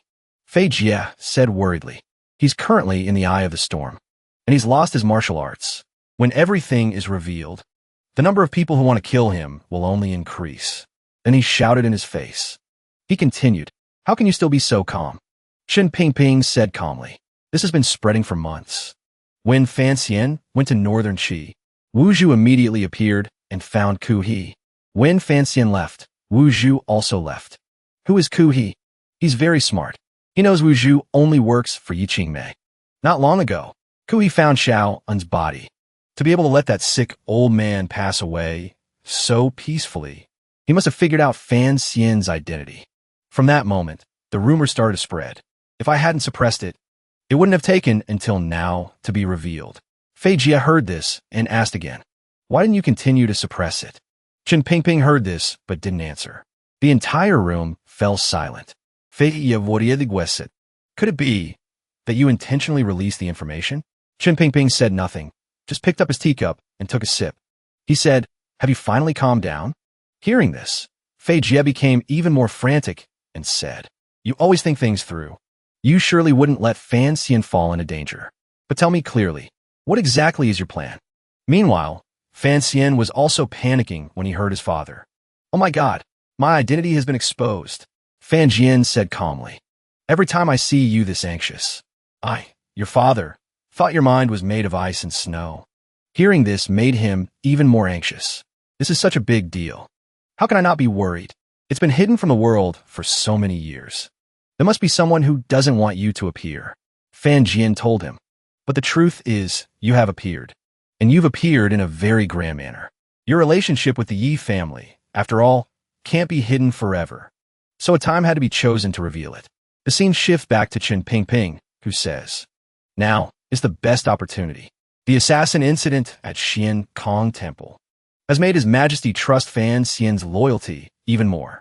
Naturally, he will favor him. Right now, his wounds haven't healed. His Majesty will certainly remember his contributions. At this time, his identity has been revealed, let alone the Empress and the Crown Prince. Even the eldest princess and the Empress Dowager can't touch him." And Fan Xian. Fay Jia heard this and worried. "But why do you have to publicize his identity? Could it be that you want?" Before he could finish, someone came in to announce, "Director, the carriage to the palace is ready." Chen Pingping heard this, put down his teacup, and said, "That's all for now. You stormed in here so angrily. I thought it was some major issue. This is really nothing." Fay Jia couldn't believe his ears and asked again, "I'm nothing?" He turned away and said, "I don't care what your plans are, but I also have my own ways. Will what happened over a decade ago repeat itself? If it's really necessary, he and I will poison tens of thousands of people together and slaughter the entire capital. Who could stop us?" Chen Pingping heard this and just smiled sinisterly, his tone challenging. "Is that so?" Meanwhile, with Fan Xian, a servant brought tea for his father. Fan Jian said, "Are you a little more at ease now?" Hearing this, Fan Xian was still a bit worried and told his father, "Actually, the matter of being a descendant of the Yi family isn't enough to scare your son like this. Your son doesn't like it being exposed. It's just..." Fan Jian heard him and asked again, "Just what?" Fan Xian explained, "I am His Majesty's son. So what am I to you?" "I'm sorry, father. I'm sorry that I'm not like you, choosing a peaceful life. I'm sorry that my strange background has brought danger to everyone. I'm sorry. I really want to be your real son. It's just that mother didn't give me that chance." Hearing him mention his mother, Fan Jian also looked a bit sad. Fan Xian then said with tears in his eyes, "I'm sorry." At that moment, a hand reached out. Fan Jian hugged him and said, "Silly boy, it's all right." At this time, in the southern Qing Imperial Palace, the emperor was sitting and practicing calligraphy in a slightly dim room. He said, "Chen Pingping, shouldn't you give me an explanation?" Chen Pingping reported, "Reporting to your majesty. This old servant does not know. The only ones who know about this are myself, Fan Jian, Lady Fan, Fay Jia, and your majesty. None of us could have possibly revealed it." The emperor heard this, angrily pressed down hard on his brush, causing ink to splatter, and said loudly, "None of you could have revealed it? Then how did the people of Northern Qi find out?" Chen Pingping heard this and said nothing. He then stated his speculation. "The eldest princess is the most likely suspect. The eldest princess has close ties with Northern Qi. Moreover, she hates Fan Xian to the bone. And with her intelligence, it's indeed possible for her to have figured this out. The emperor heard this and thought to himself, this Chun Pingping can actually say directly that the eldest princess is the most likely suspect. It shows he is very loyal. He stood up, admiring the calligraphy painting behind him, and said, then release more information. Let's see if Yunrui sends a letter to explain. Chun Pingping heard this and complied. Yes. The scene changes to the Xinyang residence of the eldest princess. Li Yunrui said loudly in surprise. What? Fan Xian is actually that woman's son? Her confidant reported. It's just a rumor. There's no clear evidence yet. Li Yunrui heard this and said calculatingly. He does indeed bear some resemblance. Every time I see him, it reminds me of that woman. I never expected him to be her son. If I had known earlier, on Yalon Street, I should have been more ruthless, not giving him any chance to live. But now, then she laughed sinisterly and said, it's still not too late. At this moment, on an open-air pavilion, someone knelt down and begged another person. Aunt, you must stand up for me. The Empress of Southern Qing, crying and looking pitiful, said, Fan Xian is actually the son of that demonic woman. His Majesty is so cruel to have hidden it from me for so long. The Empress Dowager of Southern Qing saw this and comforted her. It's been so long since that happened. You still haven't thought it through? His Majesty can't give him any official status anyway. What have you gained from all this fighting? The Empress of Southern Qing still seemed unwilling to give up. But the Empress Dowager of Southern Qing saw her becoming more and more demanding, stood up, and shouted, enough! If the Fan family hadn't anticipated it back then, it wouldn't have been just a dozen lives. You would have killed not only that woman, but also Fan Xian. Fan Xian is our family's blood. If you want to kill him, you have to ask for my permission first. The Empress of Southern Qing heard this and thought, back then, the siege of Taiping courtyard to take their lives. Wasn't it with your tacit approval? Why this attitude now? The Empress Dowager of Southern Qing then left, saying before she went, some things that cannot be said must never be said. Take it to your grave. The Empress of Southern Qing heard this and guessed, could it be that the dignified Empress Dowager is also afraid of her own son? At this moment, the scene changes to a room where someone says in surprise, what? Commissioner Fan is a descendant of the Yi family? Then he's really unlucky. Back then, the Yi family was involved in the serious crime of treason. They were drinking together and gossiping. I told you, his appearance as a commissioner of the Overwatch Council out of nowhere was strange. So the Yi family has close ties with the Overwatch Council. Another person among them said, so what? Can the Overwatch Council shut everyone's mouths? I'm afraid Commissioner Fan's future ends here. They kept talking, not noticing that behind a curtain, Fan Xian was standing and listening to them, smiling to himself. The second prince thought to himself, there are many things about Fan Xian that we don't know. The scene changes to the Empress's chambers. A voice says, Mother, so what if Fan Xian is a descendant of the Yi family? It was Crown Prince Li Chengqian. He said, he's just a merchant. The Empress of Southern Qing heard this and said, Fan Xian is your father's son. The room suddenly fell silent, with only her sigh echoing. Li Chengqian was then suddenly startled. The Empress of Southern Qing continued, Fan Xian is the bastard child born of your imperial father and that demonic woman from the Yi family. Li Chengqian told her, so it turns out I have another younger brother. The Empress of Southern Qing saw this and asked again, are you a fool? Li Chengqian just smiled and said, my relationship with him is also very good. Besides, his birth is not legitimate. He cannot enter the palace. He can't pose any threat to me. The Empress of Southern Qing then dropped another bombshell. I killed his mother. Li Chengqian went from one shock to another. He asked, Mother, so what you mean is, we have to deal with him? The Empress of Southern Qing asked back, deal with him? How? She then said, the rumors outside have already spread like this. Your imperial father still uses him as before. There has been no punishment whatsoever. Plus, he has the Fan family, Director Chun, and Prime Minister Lin supporting him. How are we supposed to deal with him? Li Chengqian didn't understand her words and asked, so what is your meaning, Mother? The Empress of Southern Qing sighed and said, I'm telling you these things not because I want you to confront him. My power is too weak. Right now, in this imperial palace, there is no one who can help us. You must never trust that beast of a second brother. You two are natural enemies. He certainly has no good intentions towards you. The Empress of Southern Qing asked Li Chengqian again as he was picking up his teacup. Did you hear me clearly? Li Chengxian wasn't listening, but still replied. What Mother says is absolutely right. He was currently thinking to himself. What did Mother say? The Empress of Southern Qing saw this and said nothing. The scene changes. At another place, someone approaches a woman practicing with a sword and says, Mother, you summoned me. It was Ning Kairen. She turned and asked, Have you heard the rumors about Fan? The first prince immediately told her, I have heard them, but this matter is too sudden and lacks evidence. The attitudes of Imperial Father and the Empress Dowager also show they don't believe these petty people. I don't believe it either. Hearing this, Ning Kairen wondered, What if I told you this rumor is true? The first prince didn't answer, only saying, I await Mother's guidance. Ning Kairen looked up at the sky and recounted, Back then, I was a female prisoner from Dongi. No one knew I was pregnant with you. If it weren't for the words of that young lady from the Yi family, you and I would have long been two wandering souls. We people of Dongi have always been clear about our debts of gratitude and enmity. I don't care what method you use. You must protect Fan Xian's life. The first prince heard this, his face a little sad, and said, Although I am in command of the Imperial Guard, if Imperial Father does not spare Fan Xian, then I'm afraid there's nothing I can do. Forget it. At most, I can still keep him alive. Ning Kairen heard this and comforted him. Don't worry. As long as you control the Eastern Palace, you don't need to worry about your Imperial Father's side, because Fan Xian is your brother. The first prince was surprised to hear this. He stammered and asked again, Fan Xian is Imperial Father's son? Then Minister Fan is not. In a tavern outside the city, people were also gossiping. Did you hear? About young Master Fan Xian. What? That he's a descendant of the Yi family? No. The latest news. Young Master Fan is His Majesty's illegitimate son. What?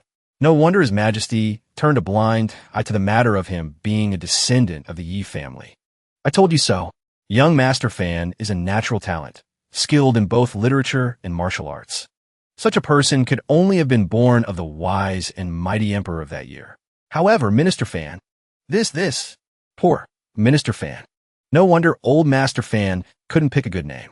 The second prince, sitting at a nearby table, couldn't help but be interested upon hearing this. Fan Xian. At this time in the city, servants saw Fan Xian enter and whispered to each other, It's young Master Fan. I heard His Majesty allowed him to enter the palace. Before he even reached the palace gate, a squad of Imperial Guards came to greet him. They were so silent and respectful. They even shielded him from the sun. What is this? This is the kind of favor reserved for old, frail, high-ranking ministers. Even the princes haven't received such favor.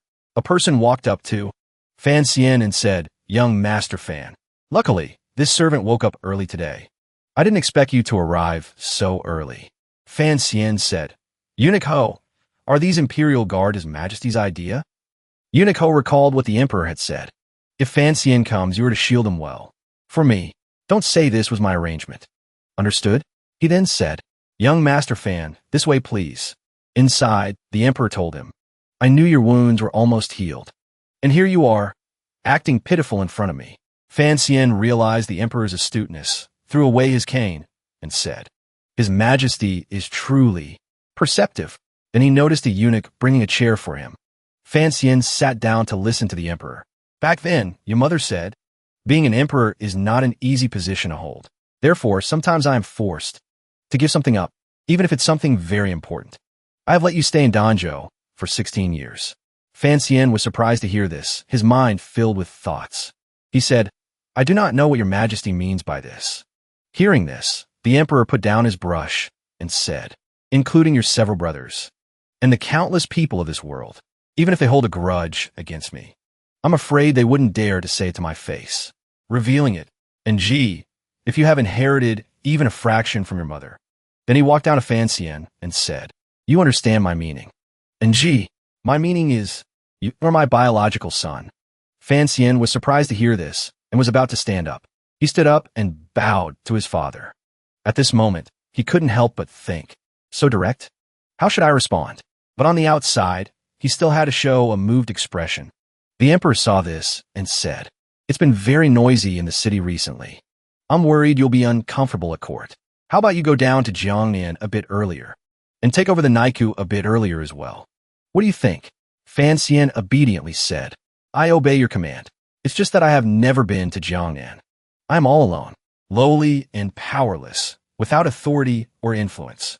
I only hope your majesty can give me some guidance on what to pay attention to.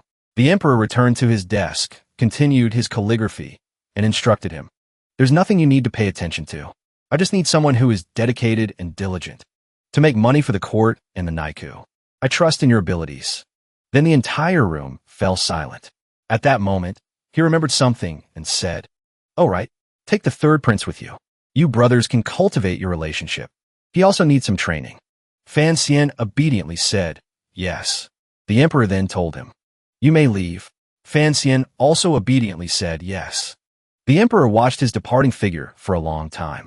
He then sighed and said, All alone, another sensible child. Then he looked at the portrait of a certain woman and said, Compared to the personality of hers, it's truly a different world. Xian had now returned to his room. Wuhu appeared behind him, startling him. His uncle saw something was wrong and asked, You don't look well. Xian just sighed and said, Uncle, can't you use the main door? Wuhu saw that he was troubled and asked, Things didn't go smoothly? Xian just smiled and said, Smoothly, or you could say very smoothly. He thought, My identity being exposed should have brought more storms. Why is it so peaceful now? Is it really because His Majesty's favor and preference for me is so great that the whole world has to watch his expression? Then he said to Wuhu, I just feel that something isn't quite right. Moreover, then he fell back into thought. The drama of a father and son reunion, but for some reason, I didn't feel a single bit of closeness. Then he said it out loud, making Wuhu unable to understand what he was saying. Perhaps I'm used to it. I always can't help but be wary, thinking the worst of people. Besides, my martial arts are now crippled. If I really encounter any trouble, Wuhu reassured him. I'm here. Nothing will happen. Hearing this, Xian turned around and told his uncle, Uncle, you must protect me well, okay? I can only hope. And you, uncle? The scene changes to a harbor. Lin Wanner said worriedly, My lord, when others gain favor, they're summoned back to the palace. Why are you sending all of us away? Xian reassured her, I'm just letting everyone go to Danjo to rest for a while. Don't overthink it. Lin Wanner was still not at ease. I'm worried about you. I'm afraid you'll run into danger. Xian told her, The eldest princess is my mother-in-law. Seeing you, she probably won't make things too difficult for me. Li Yanrui had once said, After all, he is my good son-in-law, so I'll go easy on him. Hearing this, Lin Wanner felt somewhat relieved. That's good then. A servant, seeing their affection, remarked, The affection between young Lord Fan and the princess is so wonderful. It doesn't seem like a political marriage at all. Truly amazing. At this point, Xian also boarded the boat and departed. On the boat, a man came to report, Lord Adjutant, do you have any orders? Xian was curious about the stranger. Deng Ziwei introduced himself. I am a trusted subordinate of Lord Wang. I am here to assist you with your work in Jiangnan. If you have any orders, just tell me. I will go through fire and water without hesitation. Xian, while looking at the ledgers and documents, handed him something and said, The old rules. Escort this to Shanjing. Seeing this, Deng Ziwei thought worriedly to himself. Just a moment ago, he was being all lovey-dovey with his wife. The next second, he's writing a love letter to his confidant, and he's even using the Overwatch Council's most secret transport route. The recipient of the letter is still the Saintess of Northern Qi, and there are two of them, as expected of the Lord Adjutant, a shining example for us all. Then his face brightened up again. He handed it to the guard outside and instructed, There are two letters for the Saintess of Northern Qi. Do not let anyone else know about this. Xian had a bad feeling and thought to himself, This guy isn't another Wang Qinian, is he? At this moment, Xian and Deng Ziwei were discussing work. He reported, According to intelligence from Qinian's team, the eldest princess has controlled the imperial treasury for many years, and her business dealings are seamless. This is inseparable from her two confidants, the Chui and Ming families. To reclaim the imperial treasury in Jiangnan, we must win over the two great families, Chui and Ming. Xian nodded in agreement. He then said, while observing the map, The Chui family is in charge of trade in the northern region. There are 3 trade routes in the north, but they can control all four directions. But behind the Chui family is the Empress Dowager of Northern Qi. I've already asked Ro and Fay Jia to go to Northern Qi to contact Duo. If we can get help from a young emperor of Northern Qi and complete the cooperation, the mutual benefits will make it even more possible to replace the Chui family. Elsewhere, Haiding Duo asked Fan Ro and Fay Jia, "Are you all ready?" Fay Jia pointed at Haiding Duo and teased, "Hey, has my brother's taste changed?" A village girl, a courtesan. Hearing this, she angrily rushed over and punched him on the head. Fan Ro remained indifferent and said, "Saintus, please help us arrange a meeting with His Majesty." Then the three of them went to meet someone. Haiding Duo reported, "Your Majesty, Fancian reports that the Chui family is smuggling behind Northern Qi's back. Please issue an edict for their arrest." The person on the throne said, "He's being that kind? I'm afraid he wants my help with something again." Fan Roro replied, "Your Majesty, my brother says that compared to the Empress Dowager, he gets along better with you. A deeper cooperation will naturally lead to more trust." It turned out to be the Emperor of Northern Qi. He initially chuckled at her words. Then he realized something was amiss.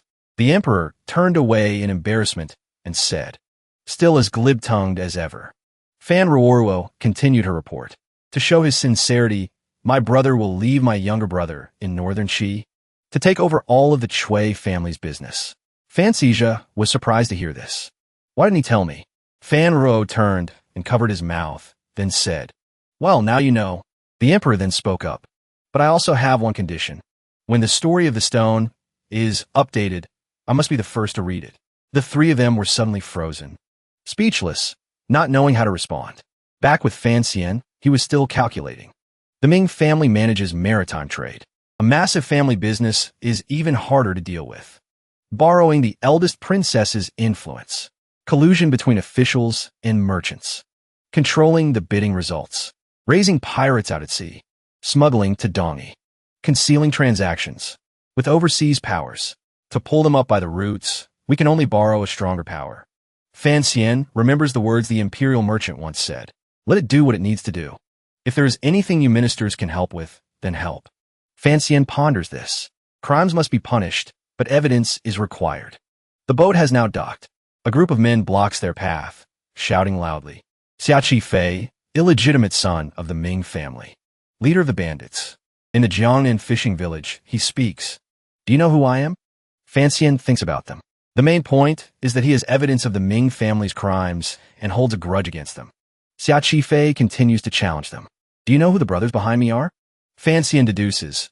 It's just not easy to deal with the imperial court. Times like this call for some hard tactics. Even surrounded by guards with drawn swords, Xiaqi Fei stubbornly declares, I'd rather die than submit to your imperial court. Yet, inexplicably, a moment later Fancian has already persuaded him. Anticipating the man was about to strike, Fancian speaks calmly. No need to rush for the dagger in your boot. With that little trick, you can't change anything. Turns out Fancian had swapped the dagger for a firework fuse at some point, causing Xiaqi Fei to sweat nervously. Xiaqi Fei considers Fancian's formidable power for a moment, then turns and speaks respectfully.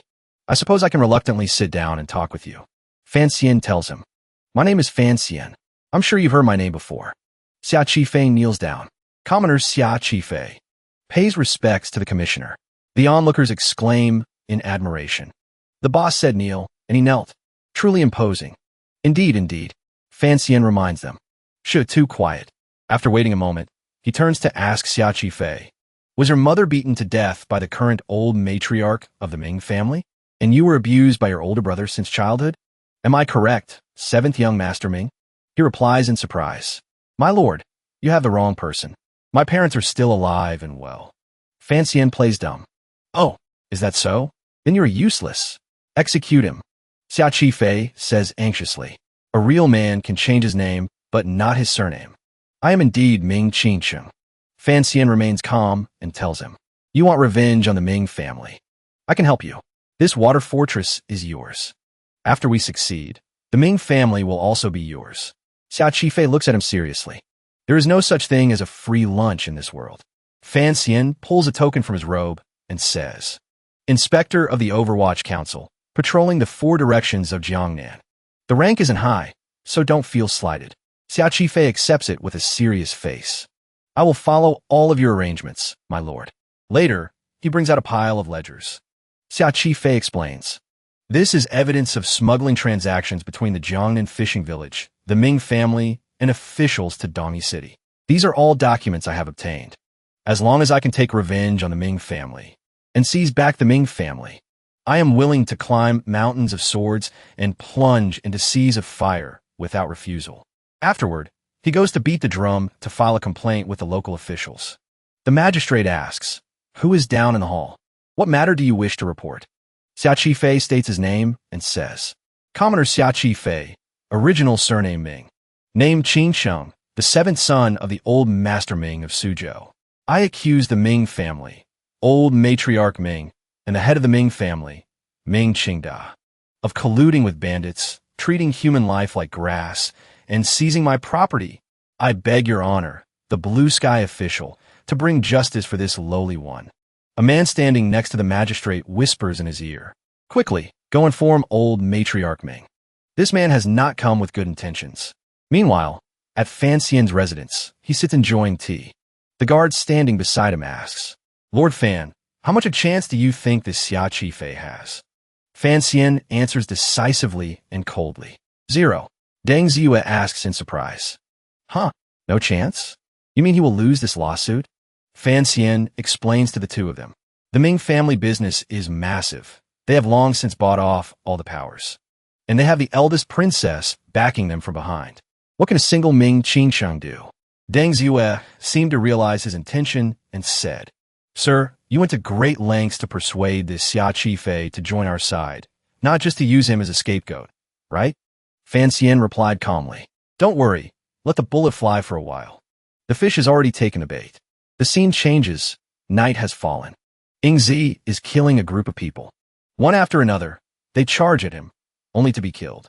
Ingzi gives an order to his subordinates. 7th, follow Lord Fan's instructions. Keep the bodies in a cool place.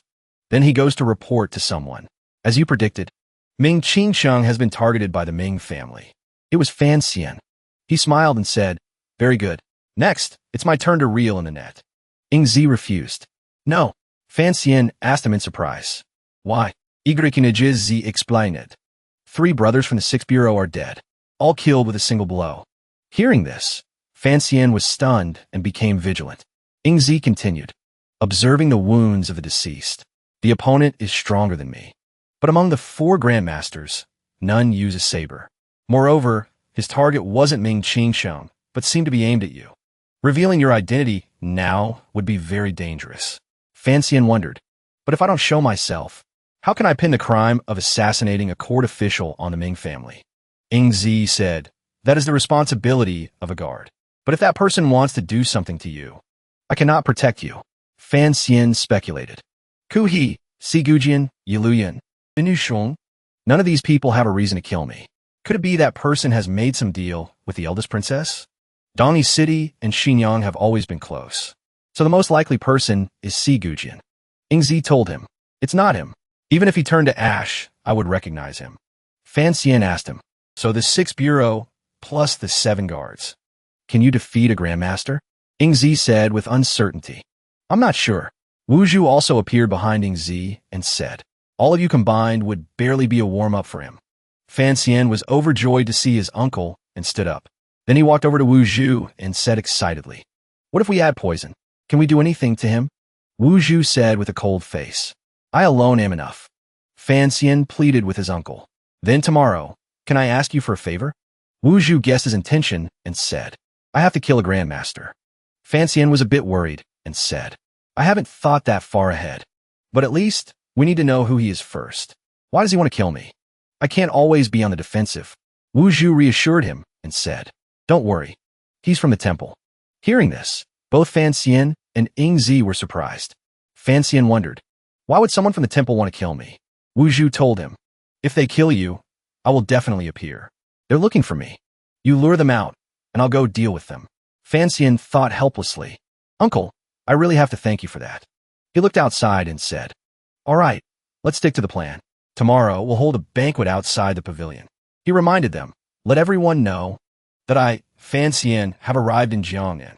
He and Qing Cheng stood silently. Outside the pavilion, fiancee inquired, "How is your lawsuit progressing?" Qing Cheng was cheerful, as expected of the capital's top storyteller. "You can even turn failure into success. It took a lot of time. The witnesses and evidence are all gone. The old matriarch of the Ming family cannot be convicted." Fiancee said flatly, "Even if you found them, she wouldn't be convicted. That county magistrate was bribed long ago." Qing Cheng was curious. "Then what was the point of you arranging for me to sue the Ming family?" He smiled. "This is a chain of schemes. This way, it can prove your identity as a young master of the Ming family. It will be beneficial for inheriting the Ming family's assets." Qing Cheng was surprised. The Ming family hasn't even fallen yet, and the young master is already thinking about replacing them. One unexpected move. Fan Xian replied, "What's so strange about that?" "Ming Qing Cheng, I know you're still angry, but hear me out. Yesterday, the Ming family sent people to kill you. I sent the 6th Bureau to secretly protect you. We've kept the assassin's body. But the most important part is tonight. Tonight, I'm hosting a banquet for the officials of Jiangnan. At that time, the 6th Bureau will be arranged to stage a play. An assassination. Let the 6th Bureau bring the body of the Ming family's assassin from the other day to the scene. Pin the crime of assassinating a court official on the Ming family. By then, they won't be able to explain it away. For the reason of not having met the assassin, immediately have him. The cavalry control the Ming family. Those who submit will naturally be spared. The rest will not be spared." Qing Cheng praised, "That's brilliant. This method of setting a trap, sir, is truly turning their own tricks against them. It's absolutely wonderful." Fan Xian smirked. "Come on, we're on the same side. How can you call it setting a trap? However, before that, there's one thing." A person was already standing in opposition. A steady voice said, "Someone told me. You are in the south." Wuhu stepped forward. He asked who said that. The man was resolute. "I will not reveal it." Then he stood up, shouldering his saber. "We are missionaries, not revolutionaries. We cannot leave a trace. Come back to the temple with me now." Wuhu was resolute. "She has already left too many traces. You are not returning to the temple." "I do not kill people." His uncle said, "I have forgotten some things. When I return, I will resolve them myself." The man drew his sword. "I didn't come here to negotiate with you." Wuhu didn't hesitate. He immediately moved forward. "Then let's end this conversation." The man praised him. "Worthy of the legend. You are indeed very fast." But soon, the ground was violently kicked up. These two opponents were indeed very strong. The man said confidently, "Since I came looking for you, I must be certain of victory." Wuhu simply replied, "Is that so?" His uncle stood up. He quickly pulled the sword from his chest. The man collapsed. Wuhu simply said, "Victory and defeat have been decided." The man sat silently. A group of people had surrounded them from behind.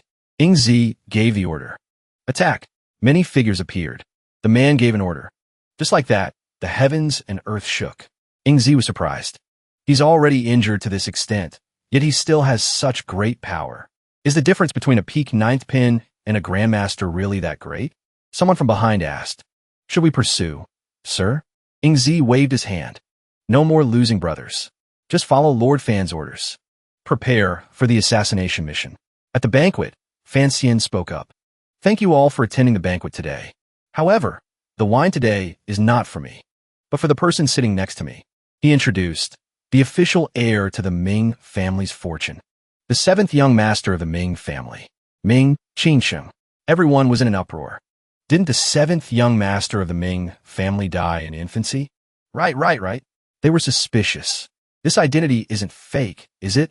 Even if he really is the 7th young master Ming. According to the law, it's not his turn to inherit the assets. Fan Xian was calm. "You all should know what the Overwatch Council does. I know that. Over the years, you have received no small amount of benefits from the Ming family. Speaking up for the Ming family is understandable. But if you don't make your stance clear and stand on the wrong side, the rest of your lives will probably be spent in prison."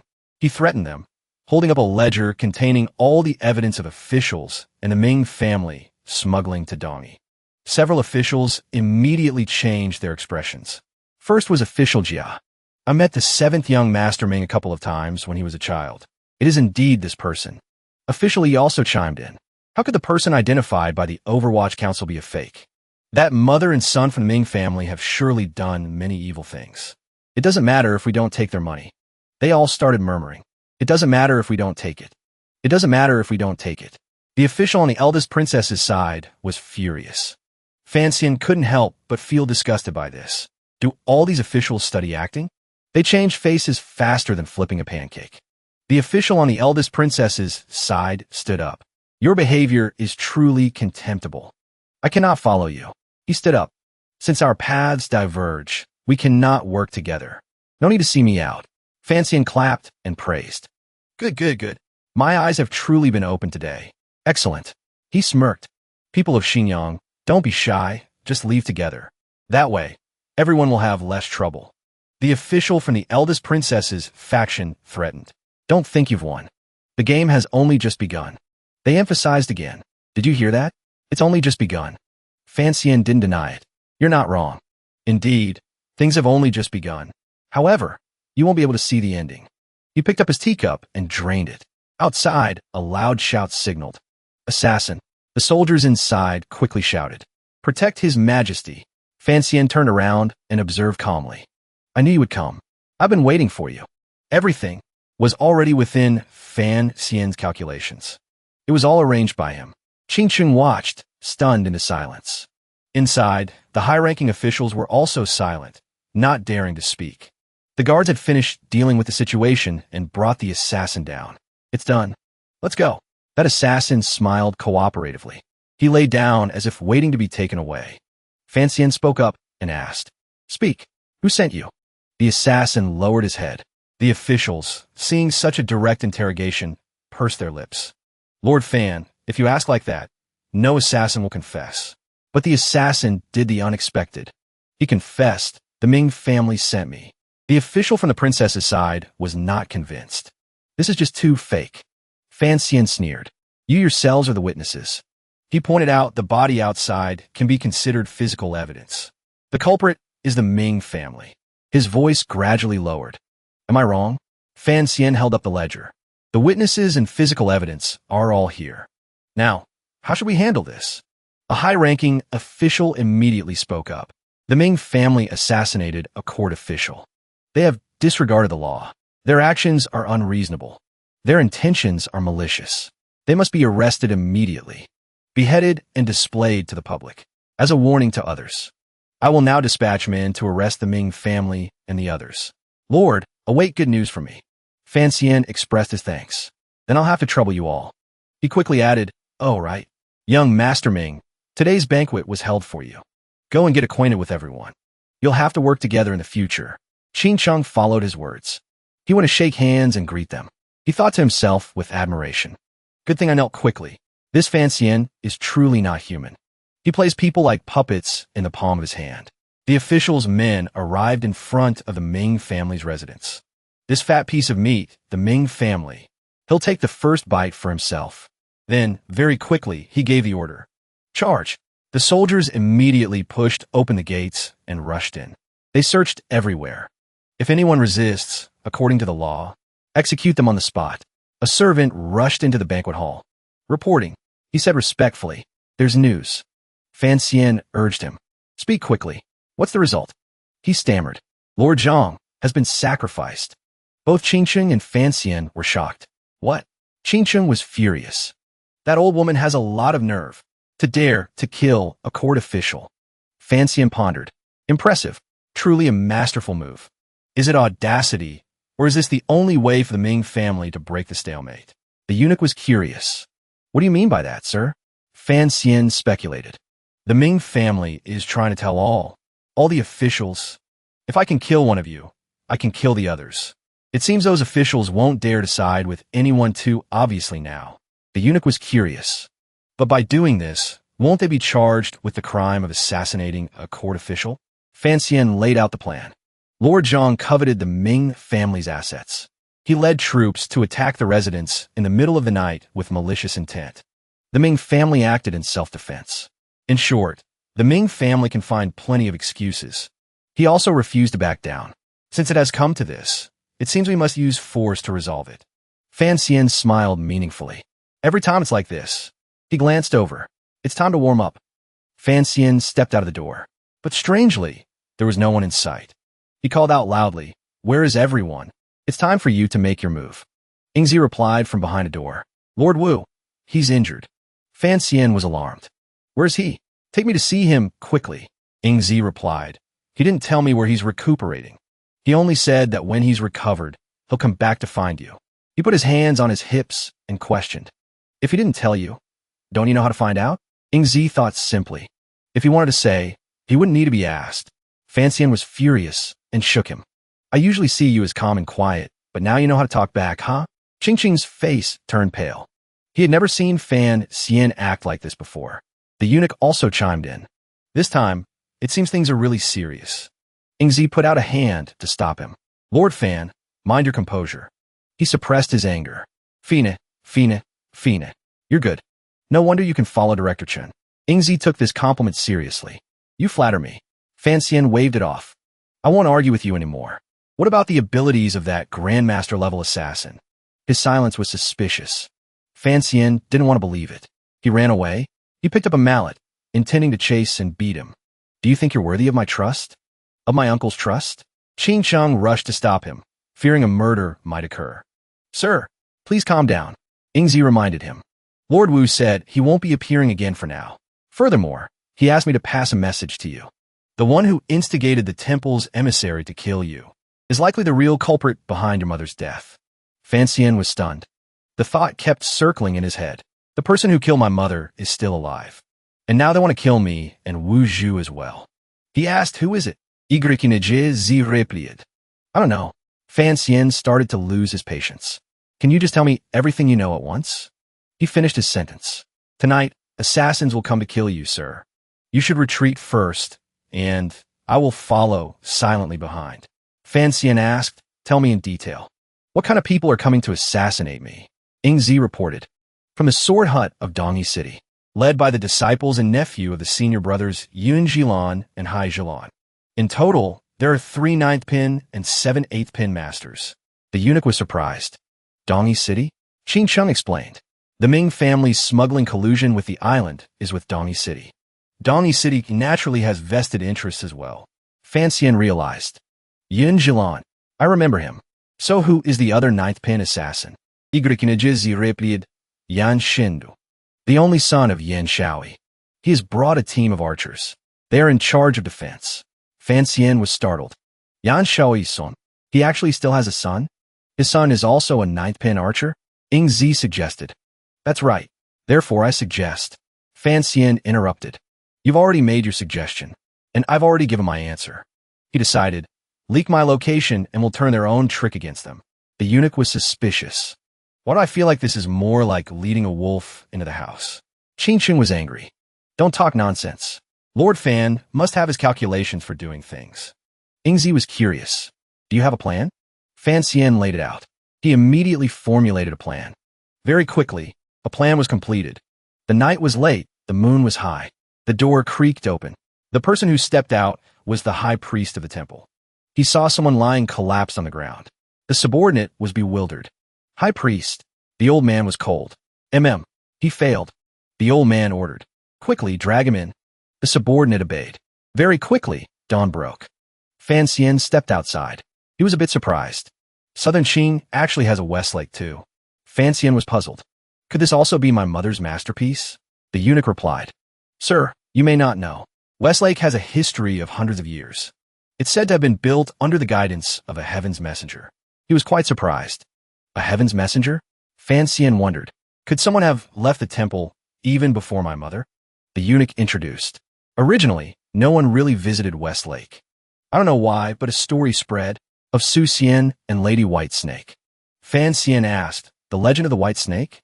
Is there a Lei Feng pagoda here?" The eunuch pointed into the distance. "It's right over there." "Sir, have you also heard the story of Su Xian and Lady White Snake?" "Of course. I've more than just heard it. I've seen the movies, the TV series, and the cartoons." The two of them stepped onto the bridge. The eunuch continued. After the legend became popular, many lovelorn men and women would come to the other side of the bridge with an umbrella. Over time, it became a famous spot in Jiangnan. As a modern person, Fan knew well. This is a marketing gimmick to deceive couples in love. The eunuch was curious. Sir, aren't you also at the age where love blossoms? He joked. Sir, look, don't the outfits we're wearing today look a lot like Green Snake and White Snake? Fiancee also joked back. If I'm the White Snake, will a Susian appear in a moment? Suddenly, a girl with fiery red hair walked over. Fiancee was startled. She's right on time. What kind of cheesy plot is this? Duo was annoyed. Who are you calling cheesy? Fiancee quickly backpedaled. I was talking about this cheesy bridge, not you. She reminded him. Your martial arts are crippled now. You better say things I like to hear. Fiancee was obedient. Yes, yes. Duo glanced down. Otherwise, when that guy makes his move in a bit, I won't help you. The boatman was startled. I've been exposed? Then what are we waiting for? Let's do it. They shouted. Attack. The soldiers were in a panic. Protect, Lord Fan. Many assassins, in black with swords, rushed forward. Fiancee pleaded. Lend me a hand. Duo was very pleased. Well said. He nodded. Then, thank you very much. As soon as the words were spoken, Fiancee was kicked into the air by her. He flew so far that everyone had to stop and watch. The soldiers ran after him, shouting. Lord Fan. Duo dusted off her hands. A smooth escape from danger. Fiancee's head was spinning. His words were jumbled. I really am very grateful to you. The assassins prepared to charge. The two sides clashed fiercely. Suddenly, Ingzi appeared. Lord Fan, I'm here to help you. A man suddenly appeared. He lifted his sword with his foot. Then he moved with lightning speed. He delivered a powerful, long slash. He was Yun Jilan. Ning Bin, he observed. This person's strength is even greater than mine. Moreover, he's using our dongi swordsmanship. The two sides fought fiercely. From a distance, Hai Jilan suggested, Eldest senior brother, you're injured. You go and provide support. Leave Fiancee to me. Yun Jilan reminded him. Fiancee is cunning. Remember to be careful. Hai Jilan reassured him. I know. They observed. There's that countrywoman. She looks crude, but I can't see through her strength. Yun Jilan reminded him. If you can't do it, retreat. Find another opportunity. Hai Jilan flew out and accepted. Understood. Their soldiers shouted again. Stop him. Protect the Lord. We are the 7 guards. We should be able to fight against the 9th pin master. But before they could do anything, someone flashed by. It was Hai Jilan. He held his sword, looking triumphant. Fiancee gritted his teeth. At the most critical moment, my martial arts have disappeared. Since things are like this, he decided, then I can only use this method. As soon as the poem came out, the eunuch exclaimed, as expected of young Master Fan and the saintess of Northern Qi, to be so affectionate at a time like this. Hai Jilan was surprised. What? This girl is actually Haidang Duo? Fiancee shouted loudly. Lend me a hand. Please help us. Duo smiled. She said calmly, say a few things I like, and I'll help you. He shouted loudly. In Northern Qi, there is a peerless beauty who stands alone in the world. One glance topples a city. A second glance topples a nation. If you ask who this beauty is, it is Haidang Duo. That was all she was waiting for. Duo flew over using her lightness skill. Her words were a bit sharp, glib-tongued, but I like to hear it. As soon as the poem came out, the two sides had very different reactions. The eunuch exclaimed, as expected of young Master Fan and the saintess of Northern Qi, to be so affectionate at a time like this. Hai Jilan was surprised. What? This girl is actually Haidang Duo? She confirmed, that's right. It's me. Hai Zilan Moket, the saintess of Northern Qi, appearing alone in Jiangnan. Aren't you afraid the people of Southern Qing will take you hostage? Duo smirked. I was invited here. Why would I be taken hostage? Right, Lord Fan? He quickly nodded. Right. Fiancee gave an order. Everyone, listen up. Seeing Miss Haidang is like seeing. Anyone who disobeys will be exiled to Northern Qi. Hai Jilan was curious. What exactly is the relationship between you two? Duo repeated his words. What relationship? Everyone's eyes turned to Fiancee. He scratched his head shyly. Friends of the opposite sex. The eunuch heard this and felt. These words don't seem so simple. The guard also agreed. In my opinion, it's really not simple. They observed Duo's expression. Hai Jilan clicked his tongue. I didn't expect you two to have such a relationship. He also gave an order. Pass it down. The saintess of Northern Qi and the illegitimate son of Southern Qing are acting intimately. It seems there is a secret between them. The assassins obeyed and shouted. The saintess of northern Qi and the illegitimate son of southern Qing are having an illicit affair. Everyone immediately started buzzing. Did you hear that? The son of southern Qing and the saintess of northern Qi are having an illicit affair. They were delighted. This really brings honor to us in southern Qing. Lord Fan, you've done well. Everyone cheered. Well done. Well done. This left Fan Xian stunned. Duo blushed with embarrassment. Fan Xian, Haijilan readied his saber. Fan Xian explained. No, that's not it.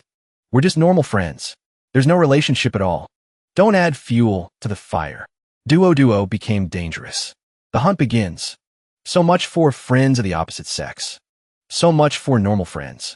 Fan Xian turned his head and gave a fake smile. We're more than just normal friends. Haijilan continuously knocked back guards and charged straight for Fan Xian.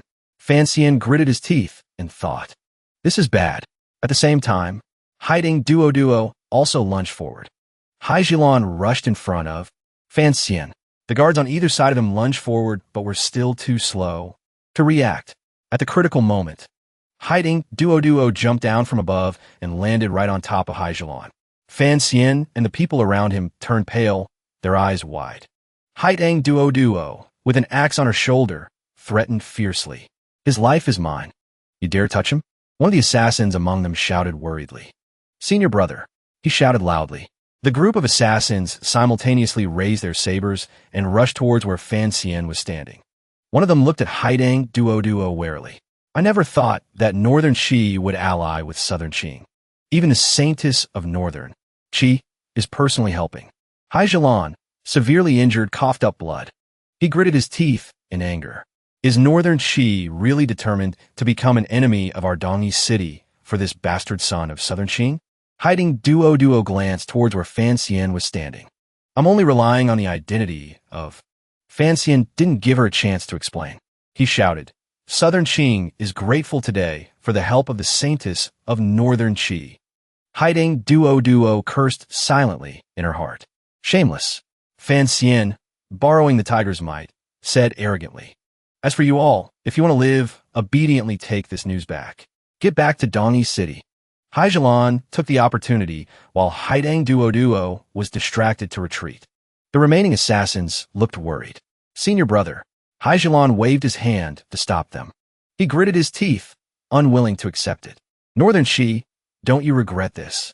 Hiding Duo wanted to explain. K. Fan Xian smiled arrogantly. We won't regret it. Now get out. Hiding Duo could only silently accept it. Haijilan and his companions chose to retreat. Fan Xian let out a happy sigh of relief. It's finally over. Hiding Duo, who had kindly helped, was backstabbed by this shameless man. She looked at Fan Xian with fury, as if she wanted to eat him alive. We should settle our scores now. Fan Xian's face turned pale. He waved his hands repeatedly. A joke. It was just a joke. Fan Xian's tragic scream echoed to the heavens. Saintess, spare me. Fan Xian was hit by a book, straight in the face. He screamed in shock. Fan Xian looked at the book in his hand. This is... Hiding Duo replied. This is the Tianyi Dao Heart Sutra that Master told me to give you. It can help you reconnect your sever meridians. Fan Xian held the book in his hand, full of suspicion. Tianyi Dao Heart Sutra? You're giving me something so precious for free? Hiding Duo replied. There is one condition.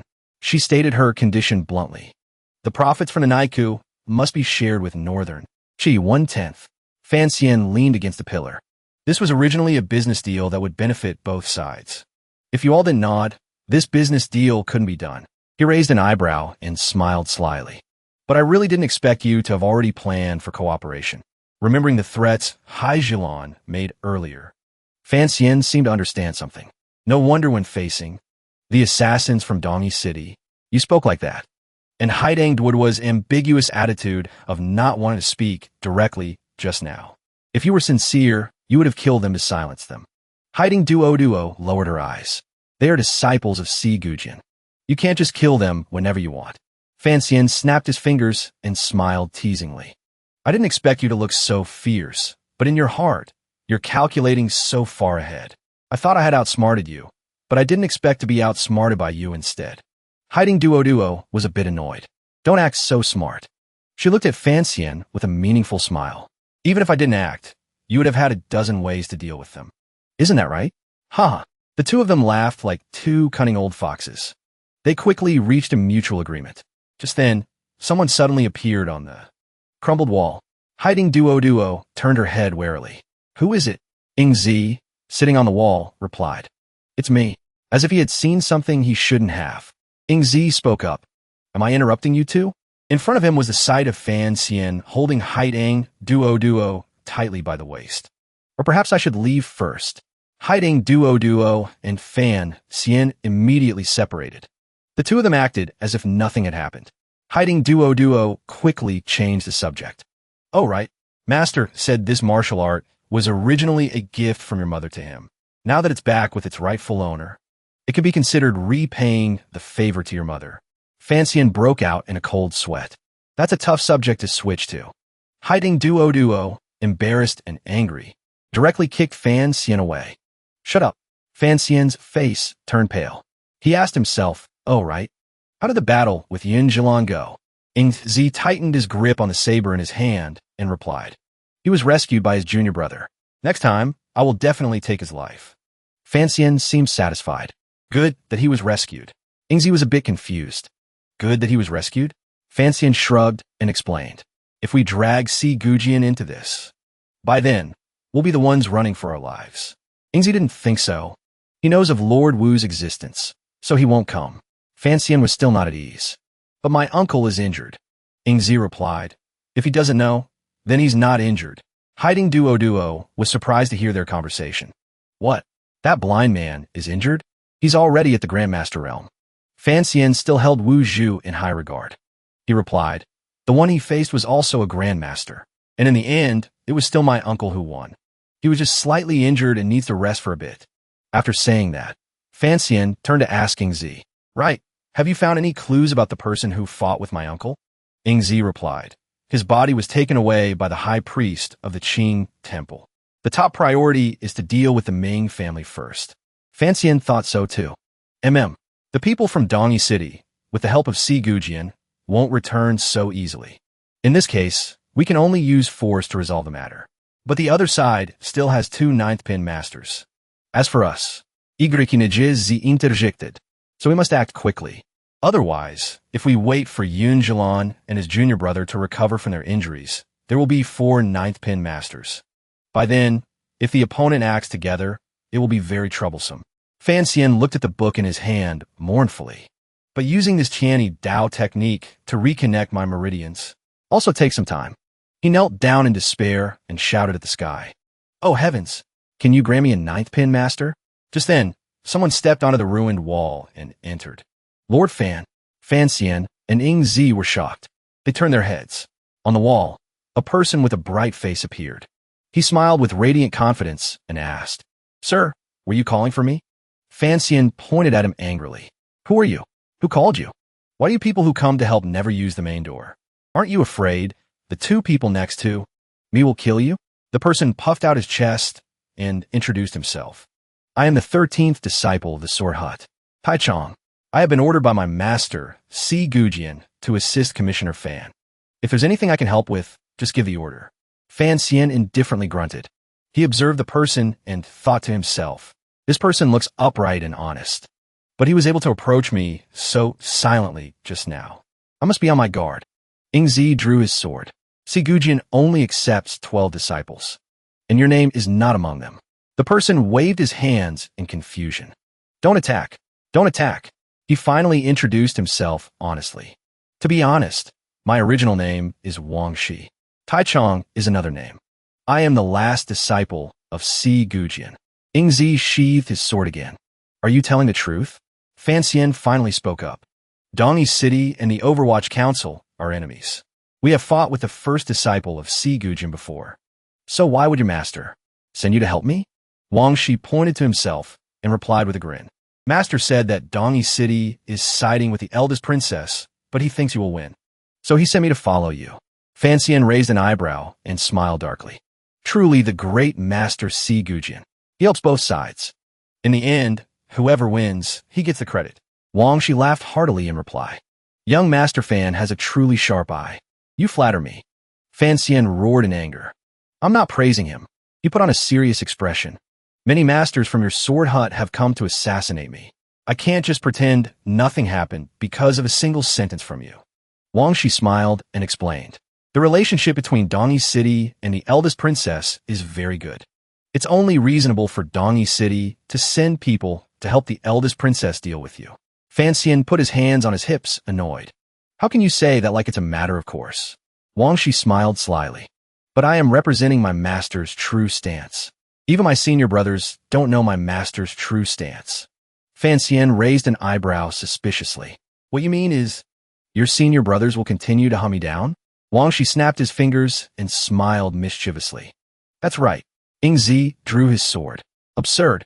We can't let this person stay by his side. Wang Shi smiled sheepishly and raised his hands in surrender. Hiding Duo suddenly spoke up. Outside, he has to fight his senior brothers. Inside, he has to guard against being backstabbed by him. This is just asking for more trouble. Fan Xian angrily rolled up his sleeves, wanting to hit someone. With conditions like these, do you think I'll agree? Do you think we're fools? Wang Shi held his sword in front of him. He smiled confidently. Even if my senior brothers come, it's fine. I will take action. Wang Shi pushed the sword up with his finger, revealing the sharp blade. Master has instructed. Anyone who is a disadvantage to you must die. Fan Xian made a request. The opponent has a 9th pin archer. His name is Yin Shindu. Go and kill him. Wang Shi grinned. As expected of young Master Fan, a difficult task like killing a 9th pin master. You say it as easily as plucking a hair. Fan Xian clasped his hands at him, seeing him off. Then I wish you a safe journey. Wang Shi refused to give up. I genuinely want to help you, sir. It's just that this person is indeed a bit difficult. Wang Shi tried to negotiate. The opponent is a 9th pin master. How about Lord Fan? You'll need 2 people? Ingzi and Haidang Duo glanced at each other. Fan Xian immediately made a decision. Ingzi will act with you. As for Haidang, Fan Xian pointed his thumb towards Haidang Duo and casually refused. She's on her period. It's not convenient. Haidang Duo grabbed Fan Xian by the collar and shook him repeatedly.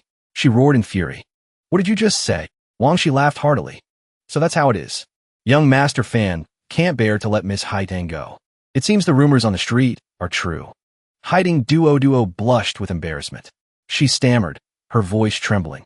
This fool can't bear to let me. Wang Shi looked at Ingzi beside him, clasped his hands, and spoke. Then I'll have to trouble this brother for a hand. Fan Xian stood with his hands on his hips and smiled. I'm a man of my word. If I give them 2 weeks, then we'll act in 2 weeks. It would be even better if they really retreat. Wang Shi quickly jumped over the wall. Then I'll see you in 2 weeks. Fan Xian angrily pointed at his retreating back and cursed. You run pretty fast. And why do you always have to jump over the wall? Wang Shi was gone. The 3 of them, Fan Xian, stood there without saying a word. Finally, Haidang Duo couldn't help but ask. Why wait 2 weeks? What are you planning? Fan Xian didn't answer her question, but turned to ask Ingzi. How many weeks until the cavalry arrives? Ingzi replied, about 10 days. Within 2 weeks. Haidang Duo seemed to understand. I knew it. Fan Xian continued. Besides a grandmaster, even a 9th pin master can only run when faced with 500 cavalrymen. He smiled confidently. I could crush them with sheer numbers. The night was clear with a gentle breeze. Fan Xian smiled and spoke. I'm very happy to see you come alone. He looked at Wang Shi in front of him and continued. This shows you didn't tell your senior brothers in Dongyi City about this matter. Wang Shi smiled and replied. I really did come alone. He looked a bit awkward. But I didn't expect young Master Fan to come with so many people. Behind Fan Xian was a group of fully armored cavalrymen. Wang Shi looked like he was about to cry. I came to help you under my master's orders. I would certainly not do anything to harm you, sir. It's a pity I only found out today that I'm just your spare tire. Fan Xian patted Wang Shi's shoulder comfortingly. Don't be sad. We still have to rely on you for Yin Shindu. Wang Shi looked straight at Fan Xian with a stunned expression. Immediately after, he clasped his hands, bowed his head, and accepted the order. I will definitely not disappoint you, sir. At this moment, in a room still lit by a lamp, a young man was sitting upright at a table. It was Yin Shindu, the son of Yin Shaoi. An unusual sound from outside reached Yin Shindu's ears. He opened his eyes warily. Cavalry. Yin Shindu quickly grabbed the bow and arrow on the table and prepared for battle. The Jia family didn't tell me they would dispatch cavalry here. Could it be? The unusual sound grew clearer. Yin Shindu finally realized. It's the Black Knights. He leaped onto the roof. Yin Shindu fell in a deep thought. He raised his hand to shield his eyes from the light and looked into the distance. His dark pupils flashed with a blue light. In the distance, a troop of cavalry was galloping towards him, in a thick cloud of dust. Yin Shindu could still see clearly. It really is the Black Knights. Moreover, seeing the person in the lead, Yin Shindu was shocked. The one leading the troops is fiancee. Yin Shindu was a bit worried. Besides a grandmaster, no one can stop the Black Knights. He gritted his teeth. It seems the Ming family can't be saved. Yin Shindu drew an arrow. But perhaps I can take this opportunity while the knights are not yet close. He knocked the arrow and drew the bowstring taut to take Fan Xian's life and help the eldest princess relieve her worries. Yin Shindu released his hand. The arrow shot straight forward. Feng Xian. Yin Shindu sat on the roof, waiting for the moment Fan Xian would fall. Wang Shi suddenly appeared behind him. He held the broken arrow in his hand and asked, "Brother, did you drop this?" Yin Shindu was startled and terrified. He immediately turned and leaped away, keeping his distance from Wang Shi. Yin Shindu sat on another roof. He stared at Wang Shi, who was standing where he had just been sitting. Yin Shindu gritted his teeth. "When did you get next to me?" He was wary. Moreover, Wang Shi smiled and tossed the arrow in his hand aside. Yin Shindu watched this scene and couldn't help but think. How did you break my arrow?" Yin Shindu realized with alarm. This person's ability is higher than mine. He gritted his teeth and said loudly, "Who are you?" Wang Shi replied calmly, "I am here to kill someone on orders." "My apologies." Yin Shindu knocked a new arrow. "On whose orders?" Fan Xian's? Wang Shi smiled warmly. "You guessed correctly." Yin Shindu drew his bowstring taut. "You're confident you can kill me?" He aimed straight at Wang Shi. This time it must be faster and stronger than before. Yin Shindu was confident. "This arrow, you won't be able to catch it." Wang Shi smiled and asked back, "Is that so?" Yin Shindu used his cloud-piercing arrow. He closed his eyes, cold sweat trickling down. Yin Shindu released his hand. "The arrow will not fly forward." He shouted, "Hit!" His eyes and Wang Shi's became serious. Indeed, much stronger. But Wang Shi quickly shifted his feet. He leaned to the side and easily dodged the arrow. "If I can't catch it, I can just move aside." Yin Shindu gritted his teeth tightly. To have such skill. He stared at Wang Shi. Could it be? Wang Shi stood before Yin Shindu. He smiled with great confidence. Yin Shindu couldn't help but guess. Peak 9th pin. Wang Shi remained calm. A 9th pin archer is indeed very rare. He smiled modestly. "It is a great honor to be able to fight with you." Yin Shindu didn't want to waste words. He drew 3 arrows in quick succession. The 3 arrows tore through the wind, rushing towards Wang Shi. Yin Shindu shouted, "Take this."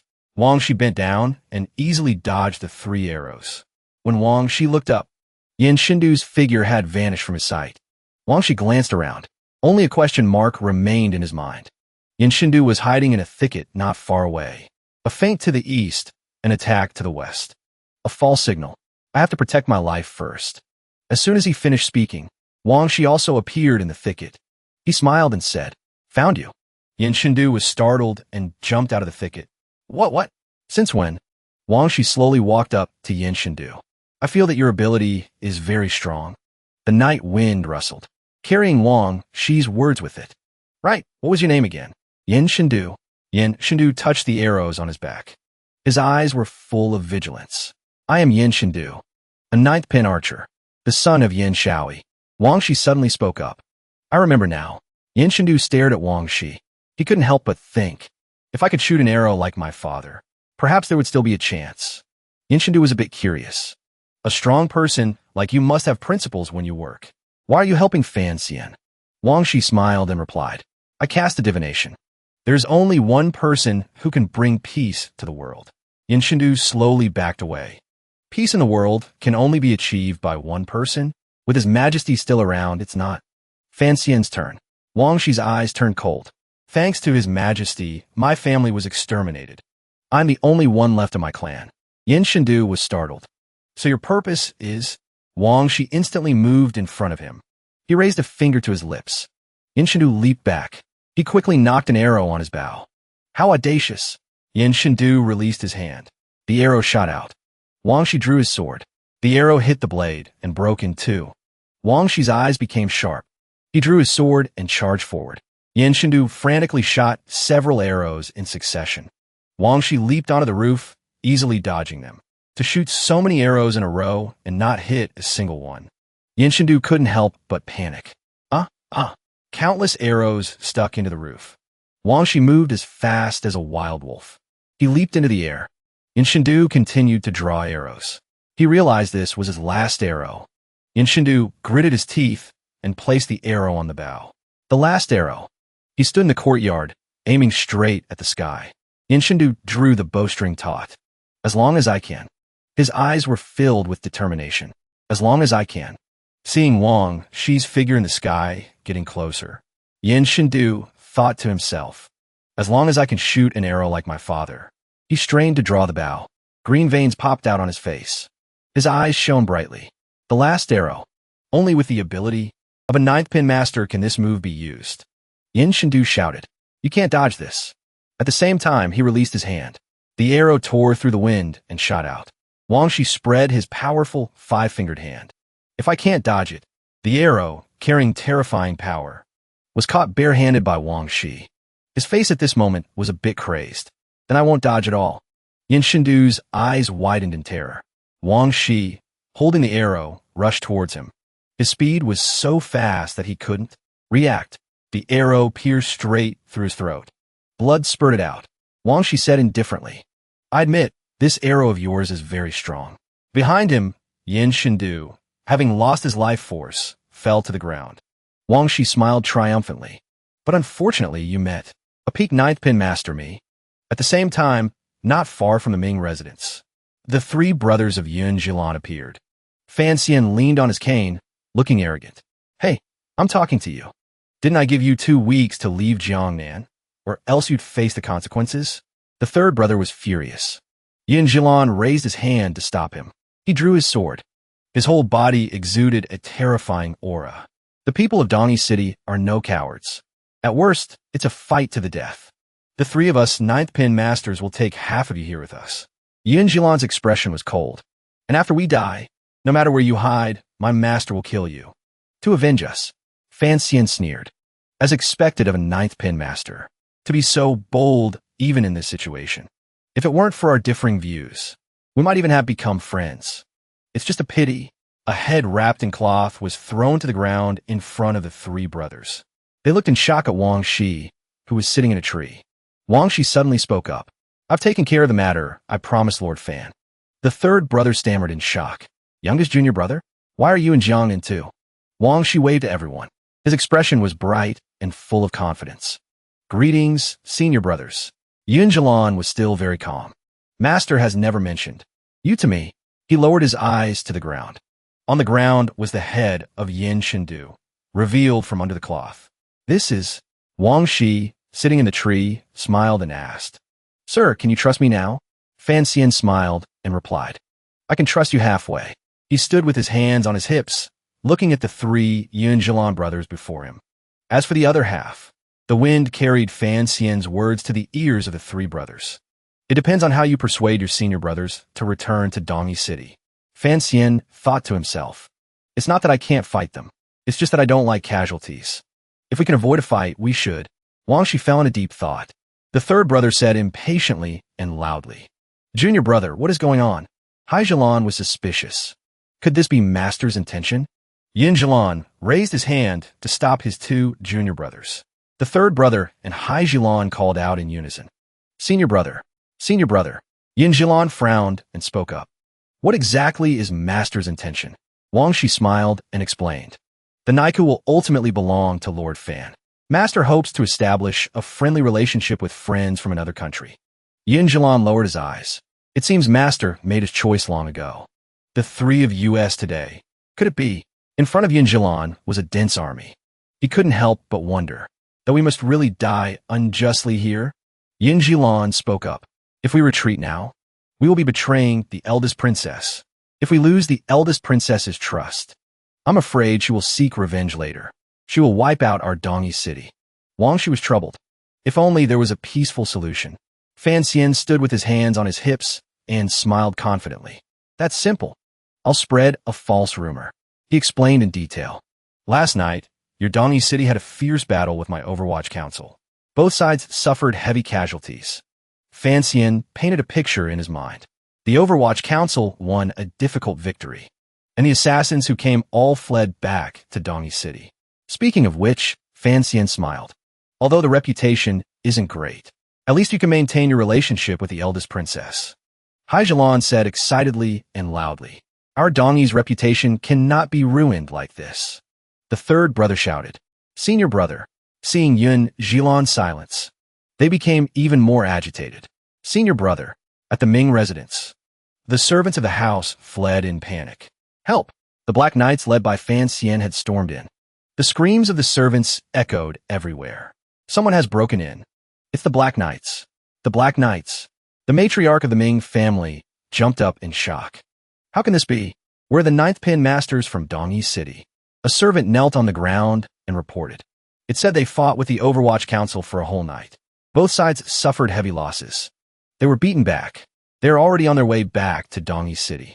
The matriarch helplessly collapsed onto her chair. How? The room was in chaos. She felt as if all her strength had been drained. How could this be? The knights filled the room. They tied up all the Ming family members and brought them to the front hall. Fan Xian placed a chair and sat opposite. The matriarch. From this day forward, he announced with a serious face. The heir of the Ming family is Ming Qingcheng. Ming Qingcheng stood behind him and grinned in coordination.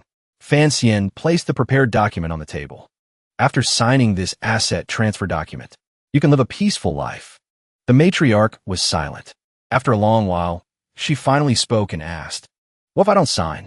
The Black Knights behind Fan Xian drew their swords. Fan Xian calmly asked back, You won't sign? Seeing the gleaming blades, the matriarch fell into deep thought. After a while, she spoke again. Do you know who the strong backers of the Ming family are? Besides the princes and the eldest princess, there are also the Qin family and the Junshan society. She threatened. Young man, don't be so ignorant of the times. Fan Xian listened expressionlessly as the matriarch finished her words. People you cannot afford to offend. After she finished speaking, Fan Xian finally spoke. The Naiku is under my management. This is the emperor's decree. The matriarch nodded. Fan Xian was confused. What are you smiling about? The matriarch replied. I'm smiling at your imposing manner, yet you don't know your own weight. The matriarch's face was filled with malice. Young people are still too naive. This road is a difficult one to walk. Fan Xian remained silent. In the corridor of the Ming residence stood two figures. Yingzi stood opposite Fan Xian and asked, Did they sign? Fan Xian replied. They had no other choice. Of course, they had to sign. Yingzi was a bit confused. Then why do you look so troubled? Fan Xian spoke up and asked, Junshan Society. Have you heard of it? He remembered the conversation from earlier. The matriarch had said, The Junshan Society has already sent people here. She smiled meaningfully. By then, I'm afraid you'll have nothing but regret. A clear look of surprise was in Yingzi's voice. How can that be? The Junshan Society. The bright moonlight shone through the bamboo grove. Yingzi's voice sounded steady. The Junshan Society is an assassination organization under the eldest princess. Yingzi explained more clearly. The eldest princess, relying on the Naiku, and the large sums of money from smuggling with Northern Qi, has lured many powerful figures from the martial world to join the Junshan Society. He turned to look at Fan Xian beside him and continued. Even the Overwatch Council and His Majesty cannot control this organization. If you're targeted by them, the only path is death.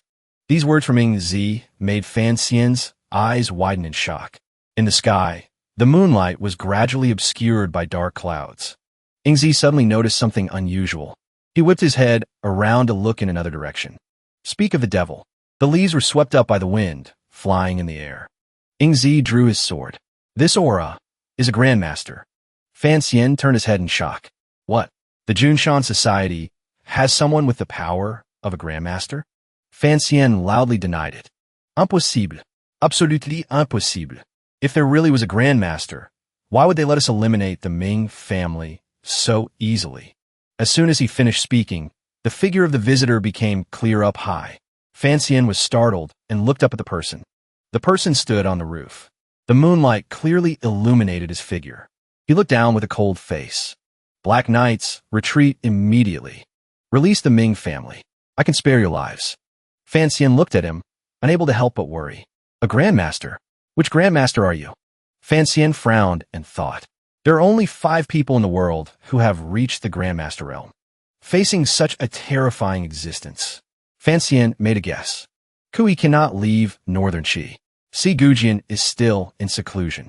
Eunuch Hong is in the palace protecting the emperor. When you eliminate the impossible, whatever remains, however improbable, must be the truth. That person can only be the head of the Yi family, who roams the 4 corners of the world. Just as Fancian had guessed. The person who came was indeed Yi Luyan, the head of the Yi family.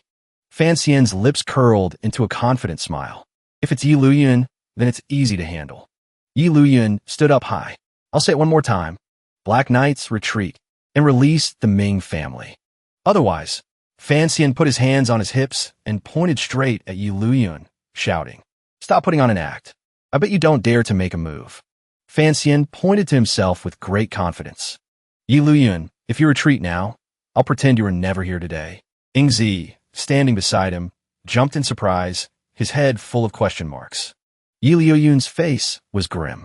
What makes you think I don't dare to make a move? Fancian pointed at him and shouted, If you kill me, I'll have my uncle Wu Zhu kill your entire family in revenge. Yi Luyan was startled. What? Fancian thought with a smug smile. What's so great about the 4 Grandmasters? As long as it's not that heartless Si Gujian, no one would dare to kill me. Seeing that Yi Luyan made no move, Fancian couldn't help but rejoice. He's wavering. A good opportunity. Fancian took this chance to speak. The Ming family colluded with the eldest princess for personal gain and conspired with Japanese pirates. They've hidden their dirty deeds. Grandmaster Yi, don't get dragged into a relationship with them. Otherwise, I'm afraid the Yi family will find it hard to protect itself. Yi Luyan asked in return. You know my relationship with the Junshan Society? Fancian replied. Although you are a high and mighty Grandmaster and can travel everywhere, visiting friends in the mountains also costs money. So the Junshan Society is the organization that can provide you with money for your travels. Fancian smiled. In return, you have to protect the Ming family, right? Yi Luyan leaped down. He stood face to face with Fancian. Yi Luyan's entire body exuded a terrifying aura. You are as smart as your mother. But your mother understood that blocking someone's path to wealth is like killing their parents. But you don't understand. Fancian smiled and replied. In some aspects, I'm indeed a bit rigid. But for an elder of your status, it's understandable that the Naiku would provide some funds to help you out. I'll be direct. The amount the Ming family gave you before, I will pay the exact same. Fancian stated his demand. But I get to decide how to deal with the Ming family. Yi Luyan reached into his sleeve. You think? Fancian was startled and became vigilant. Yi Luyan took out a needle. He continued. It's too simple. Immediately, Fancian rushed towards Ingzi. Move. Yi Luyan threw the needle straight at Fancian. Fancian lunged and pushed Ingzi down. The needle flew through the air and zipped past the 2 of them. Yi Luyan's eyes were cold. Remember what I said. The needle pierced through a row of houses in the Ming residence. A rumbling sound of collapse echoed, mixed with Yi Luyan's threatening voice. Don't forget, you also have weaknesses. The row of houses next to Fancian collapsed. A thick cloud of white dust rose up. A moment later, the dust began to settle. Fancian covered his face and coughed. He turned his head to look where Yi Luyan had been standing. But now, there was no one there. Where did Yi Luyan go? Ingzi and Fancian turned their heads and looked around. Finally, it was Ingzi who spoke first. His aura has disappeared. It seems he has left. Fancian put his hands on his hips and shouted, If you're leaving, just leave. What's with the show? At this moment, someone cautiously stepped out from a corner of the wall. Hiding Duo avoided his gaze in embarrassment. Fancian, Imsuri. I can't beat that person. Wang Shi smiled sheepishly and said, The one who tied the bell must be the one to untie it. This matter still needs to be resolved by Lord Fan himself. Fancian let out a sigh of relief. The matter of the Naiku can be considered partially resolved. Next, I just need to replace the key personnel and arrange for my own people to take their places. Fancian raised his hand and gave an order. Pass down the order. The person who just came was Si Gujin. Not Ye Liuyun. Fancian smiled sinisterly, looking just like a villain. If anyone outside talks nonsense, they should be careful with their lives. The people present at the scene immediately shouted. Understood. Fancian snapped his fingers. Let's do it that way. Ingzi looked at Fancian's back and couldn't help but think. Si Gujin has to take the blame again. Immediately after, Ingzi realized something was off about his own thoughts. What did I say again? Fancian loudly ordered Wang, Shi, and Ingzi. The Ming family is to be placed under house arrest. Remember to monitor them closely. Hiding Duo spoke up and asked, will the eldest princess and the Qin family let this go? She reminded him, the relationship between the Junshan society and them. What kind of terrible secrets are hidden within? You must investigate thoroughly. Fancian looked up at the sky. That's right. The moonlight in the sky was obscured by dark clouds. The danger will never stop. Half a year later, snow was falling heavily. Fancian and a servant stood outside watching the snow. The servant looked out at the sky and spoke. Congratulations, sir. After half a year of reorganization, the Naiku is now completely under your control, and no one has come to cause trouble. Fancian's face was mournful. That's right. Half a year. Not a single assassin has come to visit. The servant beside him was startled, his eyes wide. He asked confused, isn't it a good thing that no assassins have come? Fancian tapped himself on the head. At least assassins are a visible danger. He gritted his teeth warily. For it to be so peaceful now, it can only be a great danger that the Ming family is hiding, so it cannot be seen. The servant beside Fancian suddenly remembered. Speaking of which, there's a rumor that... He slowly finished his sentence. The eldest princess has returned to the capital. Fancian excitedly grabbed the servant's shoulders and shook him repeatedly. What? The servant was shaken until he was dizzy. It said the Empress Dowager misses her daughter. She wants to welcome the eldest princess back for the new year. His Majesty has agreed.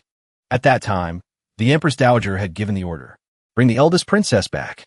Miss here. The servant loudly tried to flatter him. Young Master Fan is indeed as prescient as a god. That is the great hidden danger. Fancian was trembling with anger. He gritted his teeth. Are you praising me or mocking me?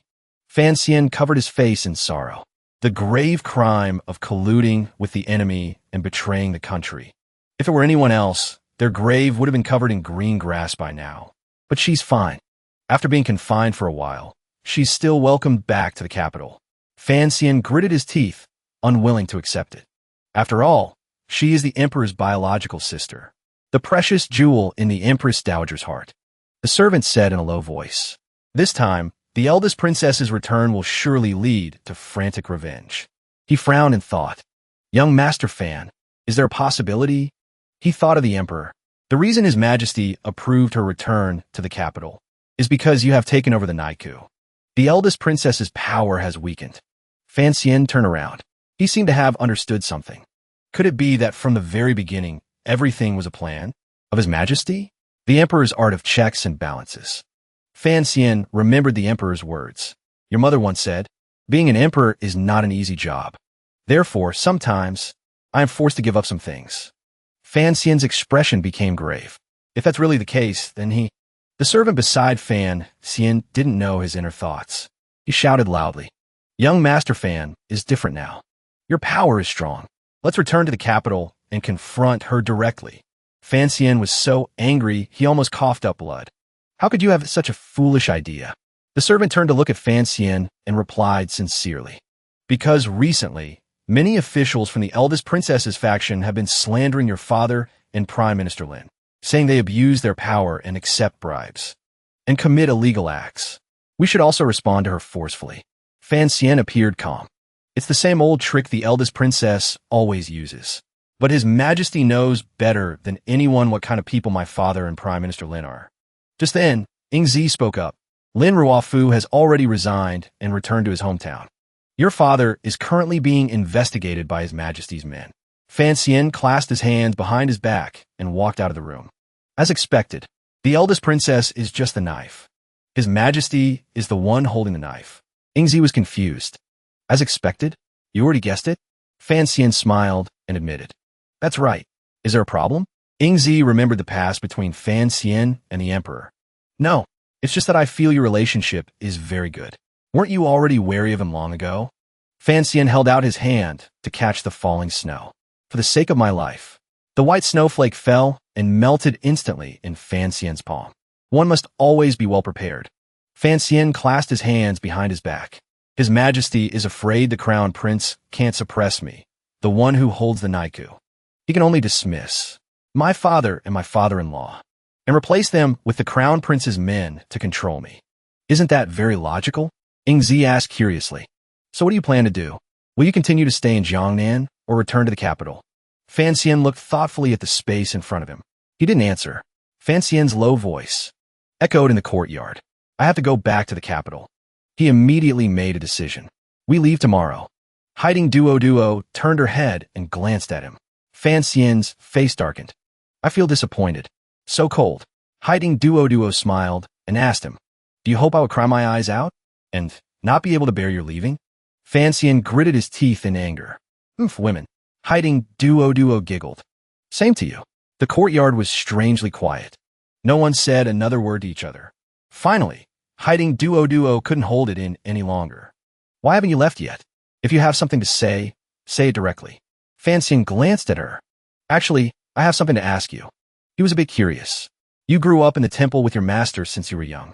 Do you know if the temple is really related to the divine temple? Hiding Duo replied seriously. Master said, those who are appointed by heaven and the temple are called heaven's messengers. Thinking of the temple and heaven's messengers. Hiding Duo explained further.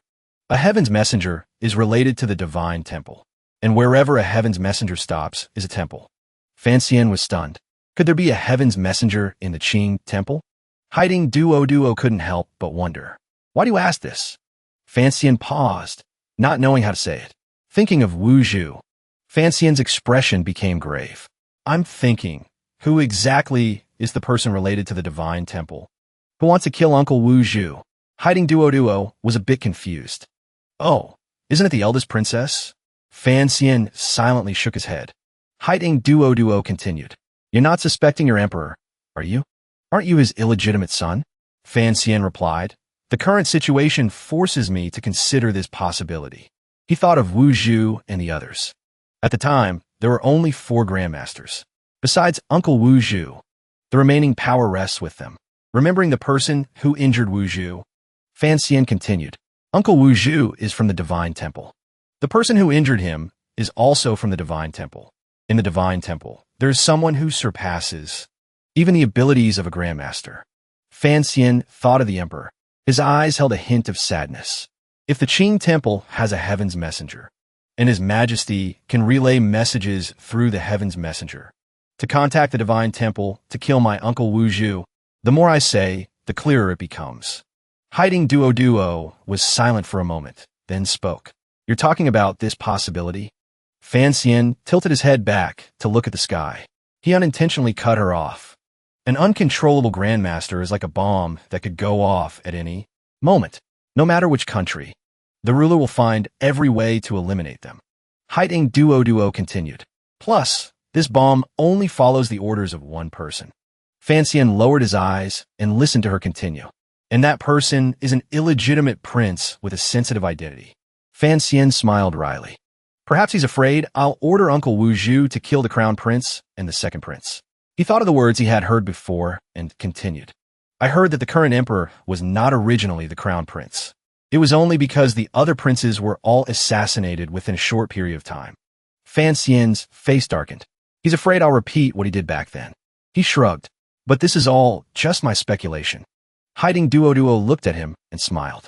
I hope you're wrong. The sunlight shone on the cold, frozen lake. Fan Xian looked towards the shining sun. The golden sunset on the horizon. Fan Xian couldn't help but exclaim. The sunset is so beautiful. He finally showed a genuine smile. The sunset is wonderful. But it's just a sunset. Saintus, don't get too lost in it and be unable to pull yourself out. Hiding Duo looked towards the sun and smiled. The carriage back to the capital has been prepared. The Ming family has some remaining forces. Fan Xian sitting in the carriage, instructed his subordinate to prevent any accidents. The Black Knights will temporarily be left with you. Next year, I will have them all return. Fan Xian's subordinate looked worried. Lord Fan, this trip to the capital is fraught with danger. You must be careful. Fan Xian smiled and replied. 3 years ago, when I first came to the capital, I had nothing, but I still managed to live well.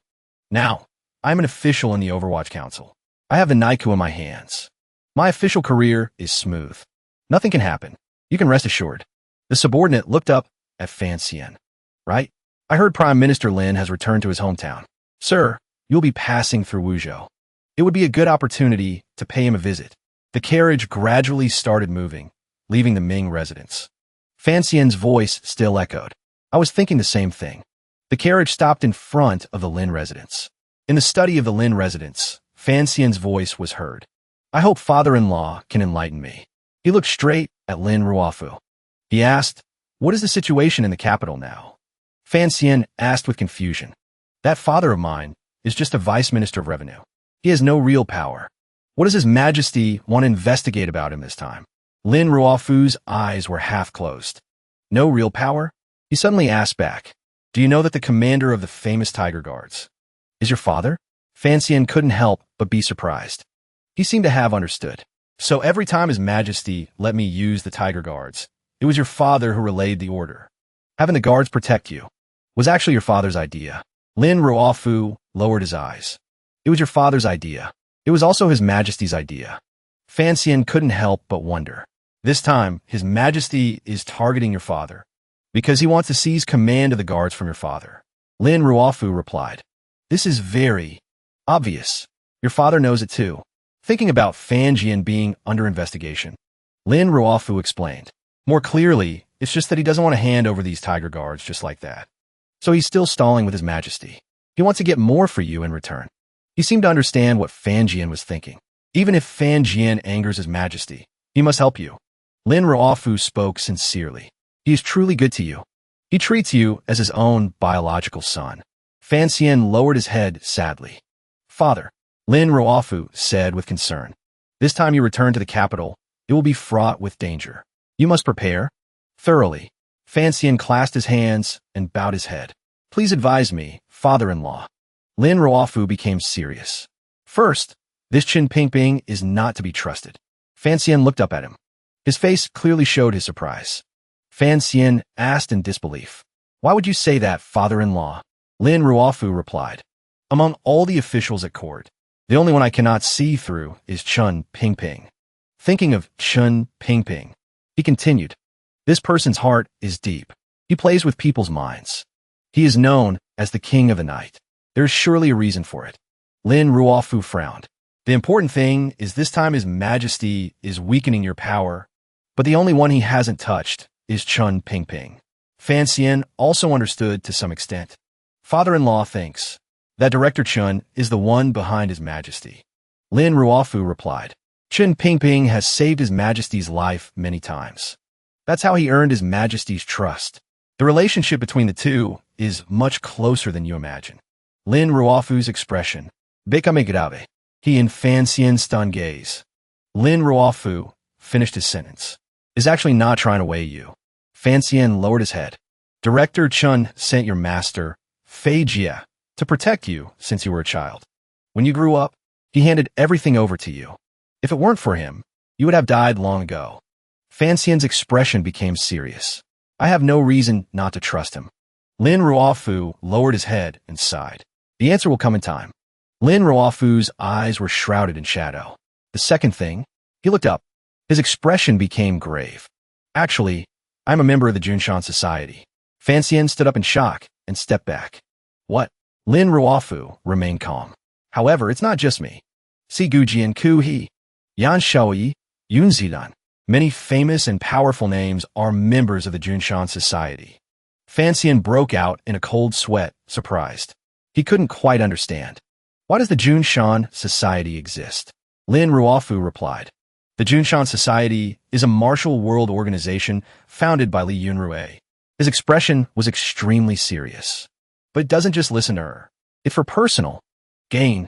Lin Ruofu explained further.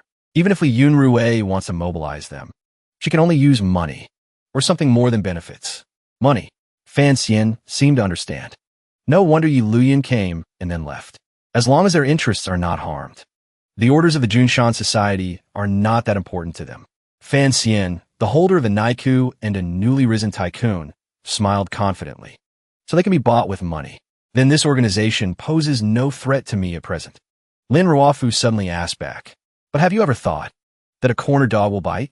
If that crazy woman Li Yunrui is pushed into a desperate situation, will she sell out Southern Qing? Fan Xian's face darkened. What you mean is, Li Yunrui will betray Southern Qing and let Northern Qi, Western Hu, and Dongyi City form an alliance to deal with us? Lin Ruofu continued.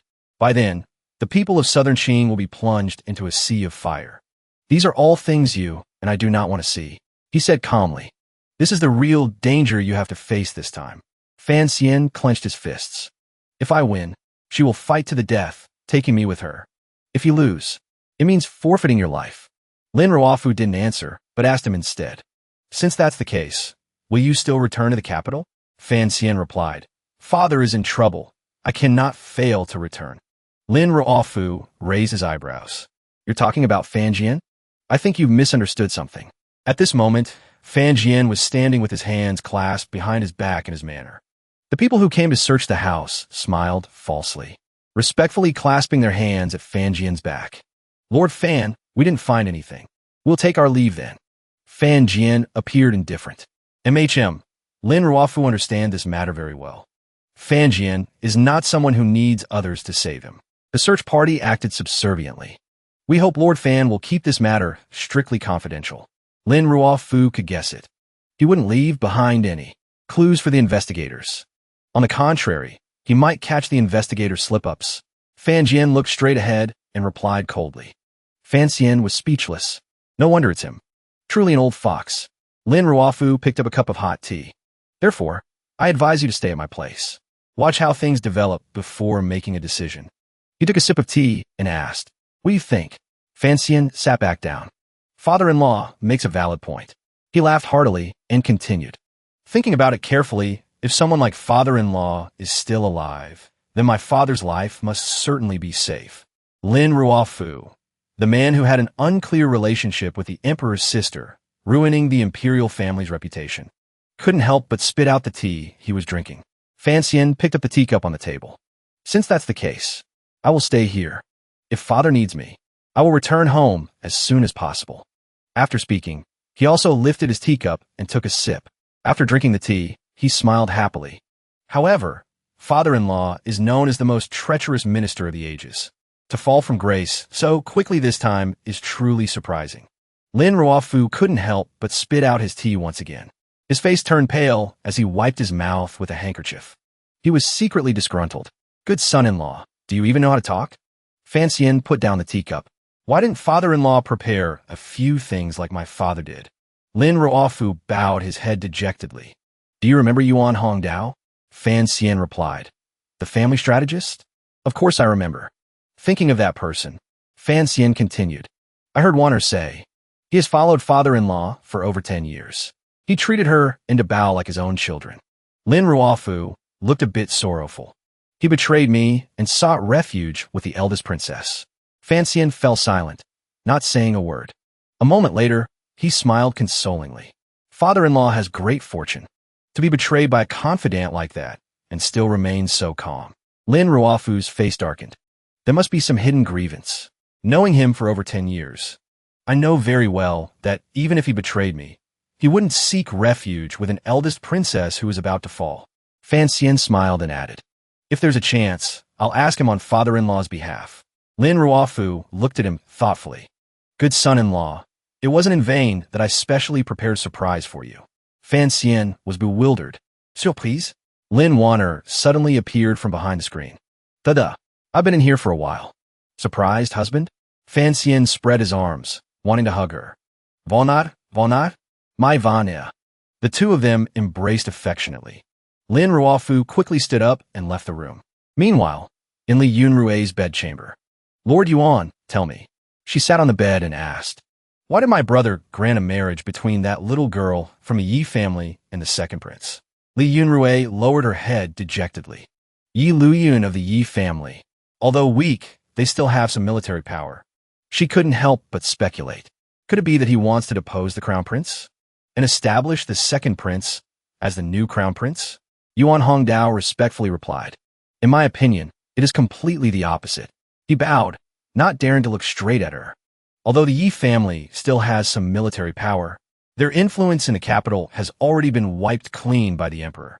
At the Eastern Palace, the crown prince's palace, Li Chengxian sat alone in his room.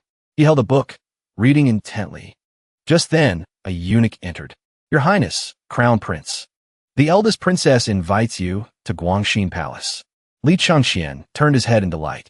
"Great." The eunuch stood not far away, bowing respectfully. "This servant will go prepare the sedan chair for your highness." Li Chengxian suddenly called the eunuch back. "Wait," he suddenly requested. "Brew me a pot of tea first." A moment later, a pot of hot tea was brought in. Li Chengxian poured himself a cup. "Since Aunt went to Xinyang, we haven't met for a long time." Li Chengxian looked at his reflection in the teacup, thinking to himself, "Although Aunt has returned to the capital, I don't know what her current attitude is." He sat motionless. "Even though my heart is burning with anxiety, I dare not rush to visit, lest I cause more trouble for Aunt." Li Chengxian suddenly smiled. However, Aunt summoning me proves she is on my side. He opened the box on the table. "I must perform well so I don't disappoint Aunt." Inside the box on the table was a bottle of medicine. On the bottle, 3 words were clearly written, "Yang strengthening pills." Li Chengxian thought eagerly, "Aunt, wait for me. I'm coming to the palace now." Inside Li Yunrui's palace, candlelight flickered. Clothes were scattered by the hot spring pool. Mist swirled around the area. Guangxin Palace. 2 figures were intertwined behind the thin curtains. One could vaguely see the silhouettes of Li Yunrui and another man clinging tightly to each other in the pool. Li Yunrui's cheeks were flushed. Soaked wet, she hugged the person tightly, smiling with satisfaction. "Your skills are getting better and better." Li Yunrui reached out to caress, revealing the face of Li Chengxian. She called out sweetly, "Qiania." Li Yunrui sat on top of him. She whispered gently, "I love you. Say my name." Li Chengxian's lips moved. "Aunt." Li Yunrui brought her seductive lips close to his face. Behind the curtain, the image was ambiguous. Li Chengxian's voice rang out in the quiet room. Yunrui. Meanwhile, in the imperial palace, the emperor was sitting in the royal study, reading a book. He suddenly asked, "Has the crown prince been behaving lately?" The eunuch beside the emperor, Hongzhu, replied, "A few days ago, under the grand tutor's guidance, the crown prince completed his studies. He is now behaving like a proper heir apparent." The emperor half closed his eyes in satisfaction. That brat finally shows some promise. Hongzhu's voice echoed in the quiet space. The emperor glanced at him. He suddenly spoke. "If there's something, just say it straight." Hongzhu jumped, stammering. He reported honestly. Ever since the eldest princess returned, the crown prince often runs to Guangxin Palace, always discussing studies. "I also don't know what the crown prince goes to Guangxin Palace for." The emperor angrily slammed the book onto the table. What else could he be doing? Hongzhu jumped in fright. The emperor closed his eyes. Li Yunrui has known the strategies of ruling a country since childhood. The crown prince naturally goes to the eldest princess to learn from her experience. Hongzhu hurriedly replied. Right. What your majesty says is very reasonable. The emperor coldly reminded him. Do your own job well. Other matters, manage less, ask less. Hongzhu hurriedly slapped his own face. This servant talks too much. This servant deserves death. The emperor seemed to have lost patience. All right, you may withdraw. Hongzhu bowed respectfully and slowly backed out. The door to the royal study closed. The emperor's face remained gloomy. He suddenly opened his mouth. Benushong. Eunuch Hong suddenly appeared in the room. This servant is here. The emperor glanced at him. Investigate the matter between the crown prince and Li Yunrui clearly. Eunuch Hong's face was somber. If your majesty has thought it through, once this servant goes this time, the consequences may be irreversible. Eunuch Hong was a bit worried. If there is an issue, the face of the Qing imperial family will be completely lost. If there is no issue, they will know the emperor suspects them. In the future, the crown prince and the eldest princess will certainly guard against your majesty. Whatever the result, it is not beneficial for your highness. The emperor clenched his fist tight. But my nature has always been suspicious. If this matter isn't investigated clearly, my heart cannot be at peace. Eunuch Hong clasped his hands to accept the order and slowly backed out. The moon hung high in the sky. A figure dashed through the imperial palace in the night. Chen Pingping and another person were admiring the moon together. The person beside Chen Pingping spoke up. Your plan has already begun to unfold. Director Chen. Chen Pingping looked straight ahead, saying nothing. Moonlight illuminated the entire palace. The person continued speaking. The emperor's decree has been issued. The marriage engagement between the second prince and Yi Linger has been set. He bowed and continued. The eldest princess returned to the capital and colluded with the crown prince. The relationship between the two will sooner or later be discovered by the emperor. The person looked at Chen Pingping's back. The situation is developing exactly according to your plan, director. Seeing Chen Pingping remain silent. The person asked again, when does the director plan to cast the net? Chen Pingping glanced toward where the person was standing. I have already ordered Eunuch Hong to leak information to the emperor. He has likely already ordered Eunuch Hong to investigate. Although it was clear, the person still had doubts. This subordinate has a question. He was a bit puzzled. Is the director doing all this for Fan Xian? Chen Pingping turned his head. It is for our great Qing. He looked at the person and continued. The crown prince is weak. The second prince is sinister. Only Fan Xian can protect the prosperity of our southern Qing. The person closed his eyes. He chuckled softly. 20 years of friendship, yet you still don't trust me, director. Thinking of the crown prince and the second prince. The person continued. We both know very well. The crown prince is not as weak as he appears, and the second prince is quite astute. Either of them could do well if they ascended the throne. The person didn't hesitate to expose him. You're doing everything because you want Fan Xian to sit on that throne. You can hide it from others, but you can't hide it from this old friend. Chen Pingping remained silent. He opened his eyes. If you know that, why did you agree to help me? The person replied, because there are some things only Fan Xian can do. Chen Pingping was a bit confused.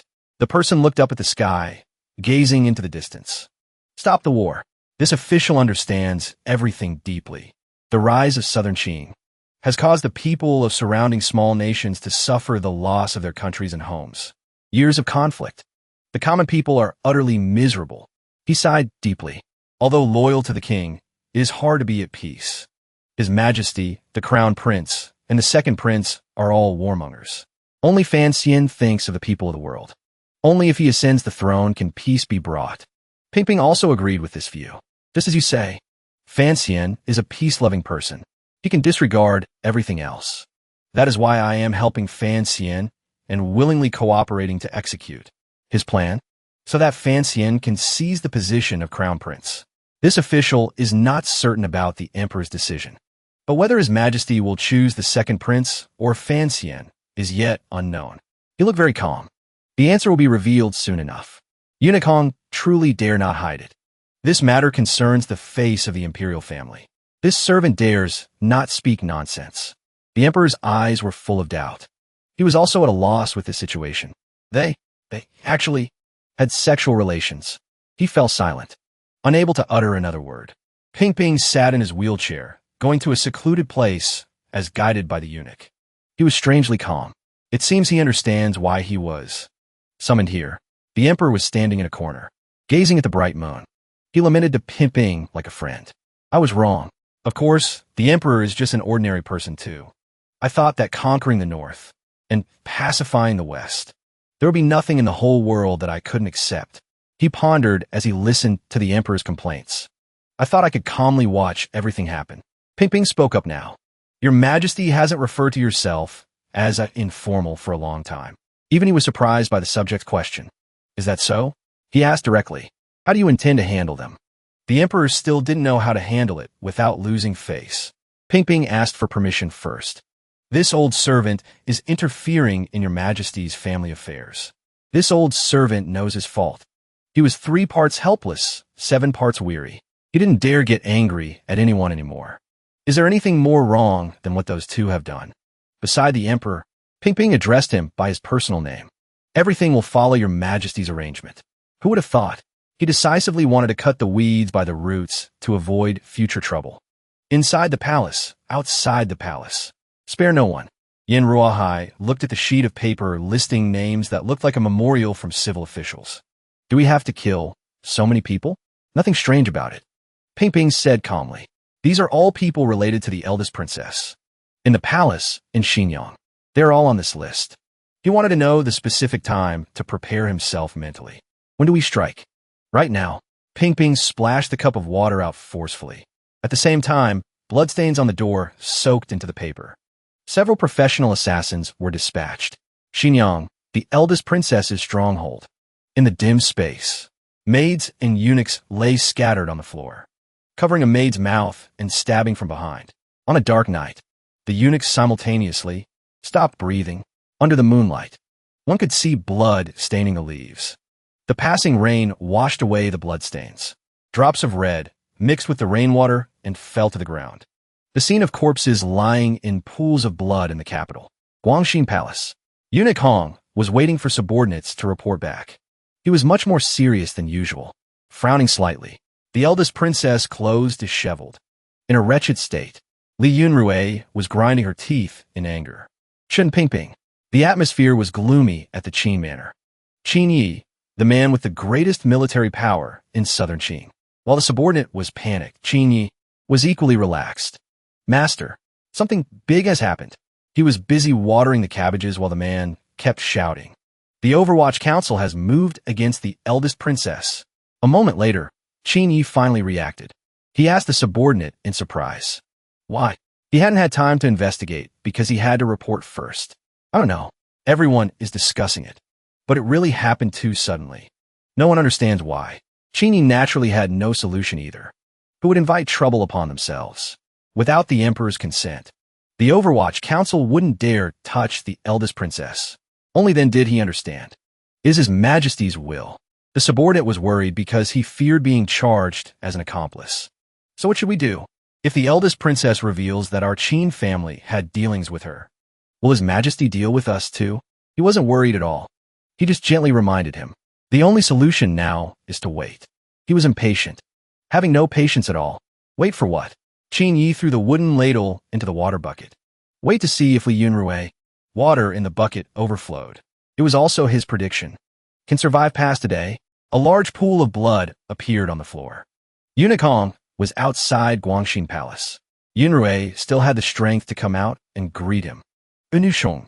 In her current state, she looked so wretched that no one wanted to look at her. Unushong. I want to see the Empress Dowager. To prevent Yunrui from succeeding in her plea, the Empress Dowager is resting. His Majesty has ordered not to disturb the Empress Dowager. She felt she was being despised too much. After all, she was at least a member of the imperial family. Do my words carry no weight with you anymore? Eunuch Hong was only doing his duty of conveying messages for his superiors. His Majesty said for you to wait a moment. He will come to see you shortly. Yunrui's mood suddenly changed. He wants to come see me? He didn't know what to say to her, so he just glanced at her. Yunrui also obediently waited there with Eunuch Hong. The curtains couldn't avoid being pulled down. The eunuch knelt down to beg the emperor for mercy. Chengqian blatantly committed insubordination. As a son, he dared to raise his voice at his father. Execution? Execution for what? What crime had they committed? He knelt down. I hope Father Emperor will give an explanation. Father Emperor? Why? Chengqian didn't understand his meaning. The argument to protect the empress had no end. This is Mother's palace. This is Mother's palace. How can Father Emperor treat Mother like this? Don't force him to speak of that shameful matter. Why don't you ask yourself what you have done? Now he was panicked, thinking back carefully. What have I done to make Father Emperor so furious? Chengqian's mood suddenly changed in an instant. Out of fear, could it be that the matter between me and Aunt has been discovered by Father Emperor? His Majesty had no words left to say. He didn't even bother to turn back for a look. You make me feel truly disgusted. The Empress of Southern Qing didn't understand what was happening with the relationship between father and son. Seeing her son being scolded without knowing the reason, she was heartbroken. The Emperor was surprised to hear the Empress complain. I thought that after living together for decades, I would understand you somewhat. She spoke up to protect her son. Until today, I realized I never understood you. The Empress didn't let Changqian continue speaking. Mother, he didn't want to waste his breath saying much. The fewer people know about this scandalous, incestuous matter, the better.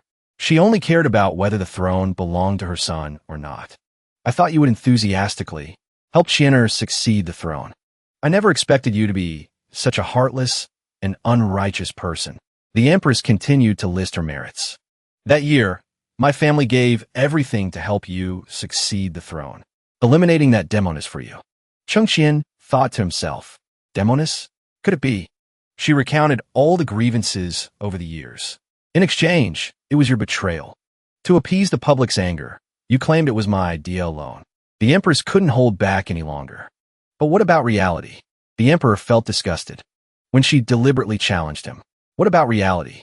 The result was that the Empress received a slap from him. Panicked, he caught his mother. Mother, he didn't bother wasting saliva to speak. Enough people have been killed today. The Emperor left, ignoring Chengqian's gaze. He turned to ask, Mother, you just said that year Father Emperor wanted to kill Yi. Now, she questioned Chengqian's crime. What about you? What did you do to make him so furious? He couldn't speak a proper sentence. Chengqian hugged his mother like a child. Mother, we must go beg grandmother. The Empress had to admit. Now only she can save you. The Emperor quickly left the Empress's palace. He also ordered the eunuch. Have people guard it carefully. Do not let anyone in or out. The eunuch obeyed. However, the Emperor's suspicious nature rose again. You probably know about the matter here and at Guangxin Palace. Keep it a secret from whom? Making him startle. This servant understands. The Empress Dowager was sitting enjoying tea in the Imperial Garden. She had been constantly wondering, why hasn't anyone come to pay respects today? The maid beside her explained, reporting to the Empress Dowager. Everyone says they are not feeling well. How could they deceive the Empress Dowager so easily? The eldest princess and the Empress unwell at the same time? She even provided a witness. The maid beside the eldest princess came to convey the message, saying she caught a cold.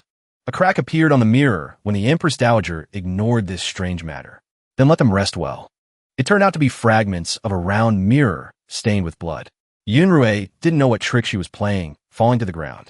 She lay on the floor, looking completely lifeless. Yunrui was startled, hearing a familiar voice. So you're also this pathetic. She immediately sat up. Brother Emperor. Sure enough, the Emperor had stopped by. Yunrui lowered her voice. Brother. He stood 10 meters away. Why? She still pretended not to understand. Why what? Brother Emperor, do you want to ask why your sister is over 30 and still unmarried? Unexpectedly, Yunrui could utter such shameful things for a noble family. Or do you want to ask something else? When I was 15, I shamelessly seduced the top scorer. We're living a double life. Stepping forward cautiously. Why did I, as a princess, give up glory and wealth to be at your disposal? Having to manage the palace treasury for the court for so many years. The Emperor remained silent. Yunrui had hidden all the hurt in her heart. Asked me why I had to suppress my own disgust. Selling my body to recruit talent for the Qin court?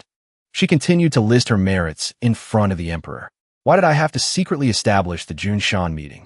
Killing those whom the Emperor could not conveniently kill. Why did I always have to execute plots that shamed the court? Yunrui sobbed, only to now kneel at the feet of the Son of Heaven. Why must I willingly bear all the spittle behind my back? Becoming the most hated figure? Why? Her tears fell. Isn't this all for you? My beloved brother. The Emperor was stern. No matter what was said, his expression didn't change. He even blamed Yunrui. You know very well yourself. You did all of this to satisfy your own ambition for power. The Emperor wants to burn the bridge after crossing. To avoid implicating himself, we took back your power. You frantically sought revenge. You always say it's for we. But even without you, there are plenty of people to handle those matters for we.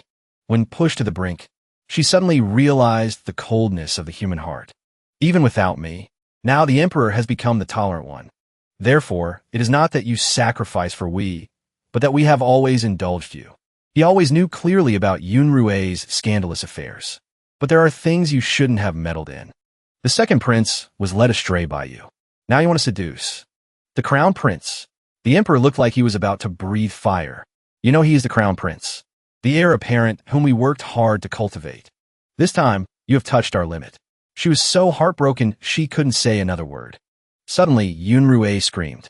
Then your limits are quite numerous, aren't they? The emperor didn't understand her meaning yet. What? Yunrui had nothing left to lose, so she could reveal the truth at any moment.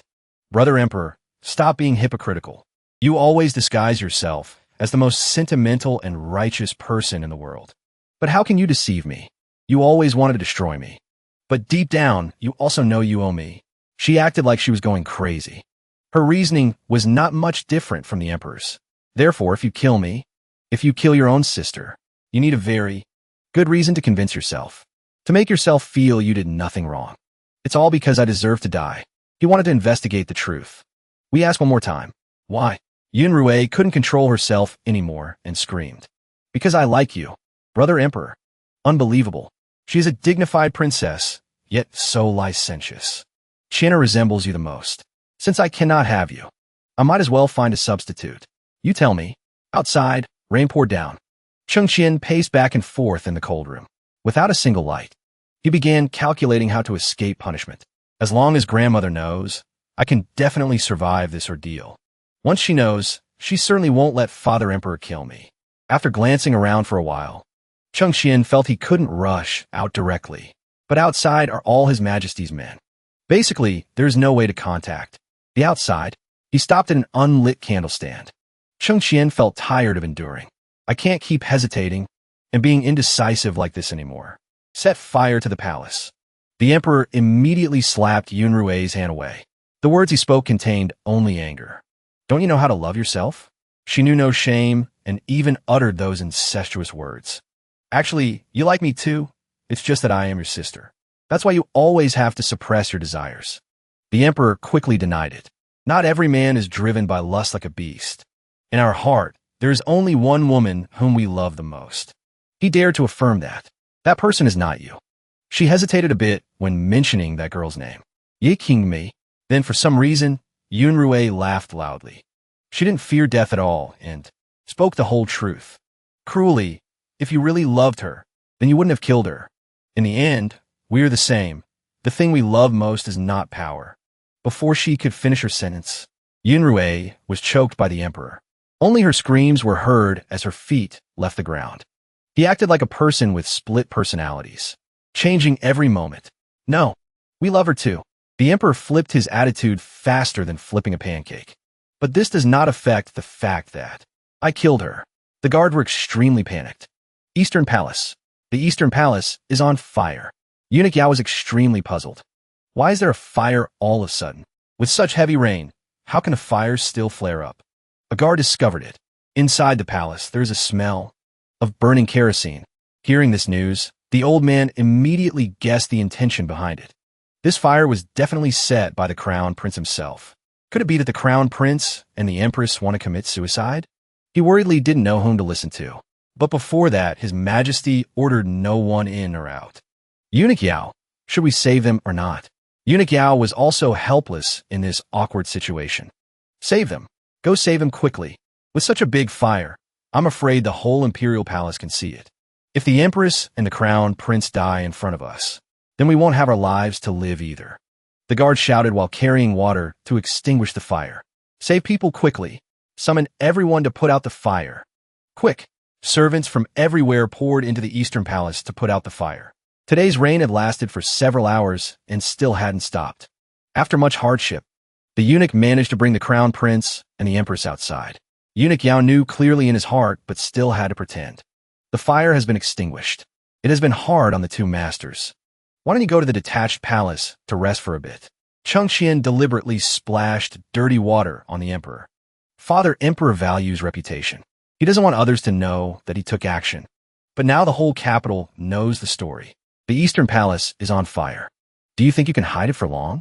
The old man naturally didn't believe it. This old servant doesn't understand the crown prince's meaning. He showed outwardly that he was an obedient son. I am fine, but mother is having trouble breathing because of the smoke. Chengqian didn't know what conspiracy he had again. Go back and tell your master, so he can be at ease. How could he deceive Eunuch Yao? The crown prince wants everyone in the city to know that he and the empress are fine. That way, His Majesty won't be able to secretly deal with them anymore. He immediately used an excuse to leave. I don't want to be disturbed while resting. Eunuch Yao, please stop here. The old man could only turn a blind eye. Deliberately making a big deal out of this was his real purpose. To even think of this self-immolation trick to save himself. The crown prince is truly bold. Eunuch Yao had to be afraid of Chengqian's recklessness. Unexpectedly, the usually weak crown prince, when facing trouble, resembles his majesty so much. The Empress Dowager heard it clearly. What is the noise outside? The maid didn't understand the situation, so she revealed it. It seems the Eastern Palace is on fire, making her panic. Fortunately, Eunuch Hong explained in time. A thief sneaked into the Eastern Palace, but has been handled. The Empress Dowager need not worry. The Empress Dowager raised a question. Can a thief make such a commotion? He momentarily didn't know how to respond, so he remained silent. She put on her cloak, one moment catching a cold, the next moment a fire. If you won't say it, I'll go see for myself. The Empress Dowager was truly angry. If I discover anyone harboring evil intentions, none of you expect to live. Eunuch Hong froze for 5 seconds. The emperor had no intention of sparing Yunrui. His hand didn't leave her neck. Yunrui's eyes were sharp as daggers. Suddenly, a eunuch shouted an announcement. The Empress Dowager arrives.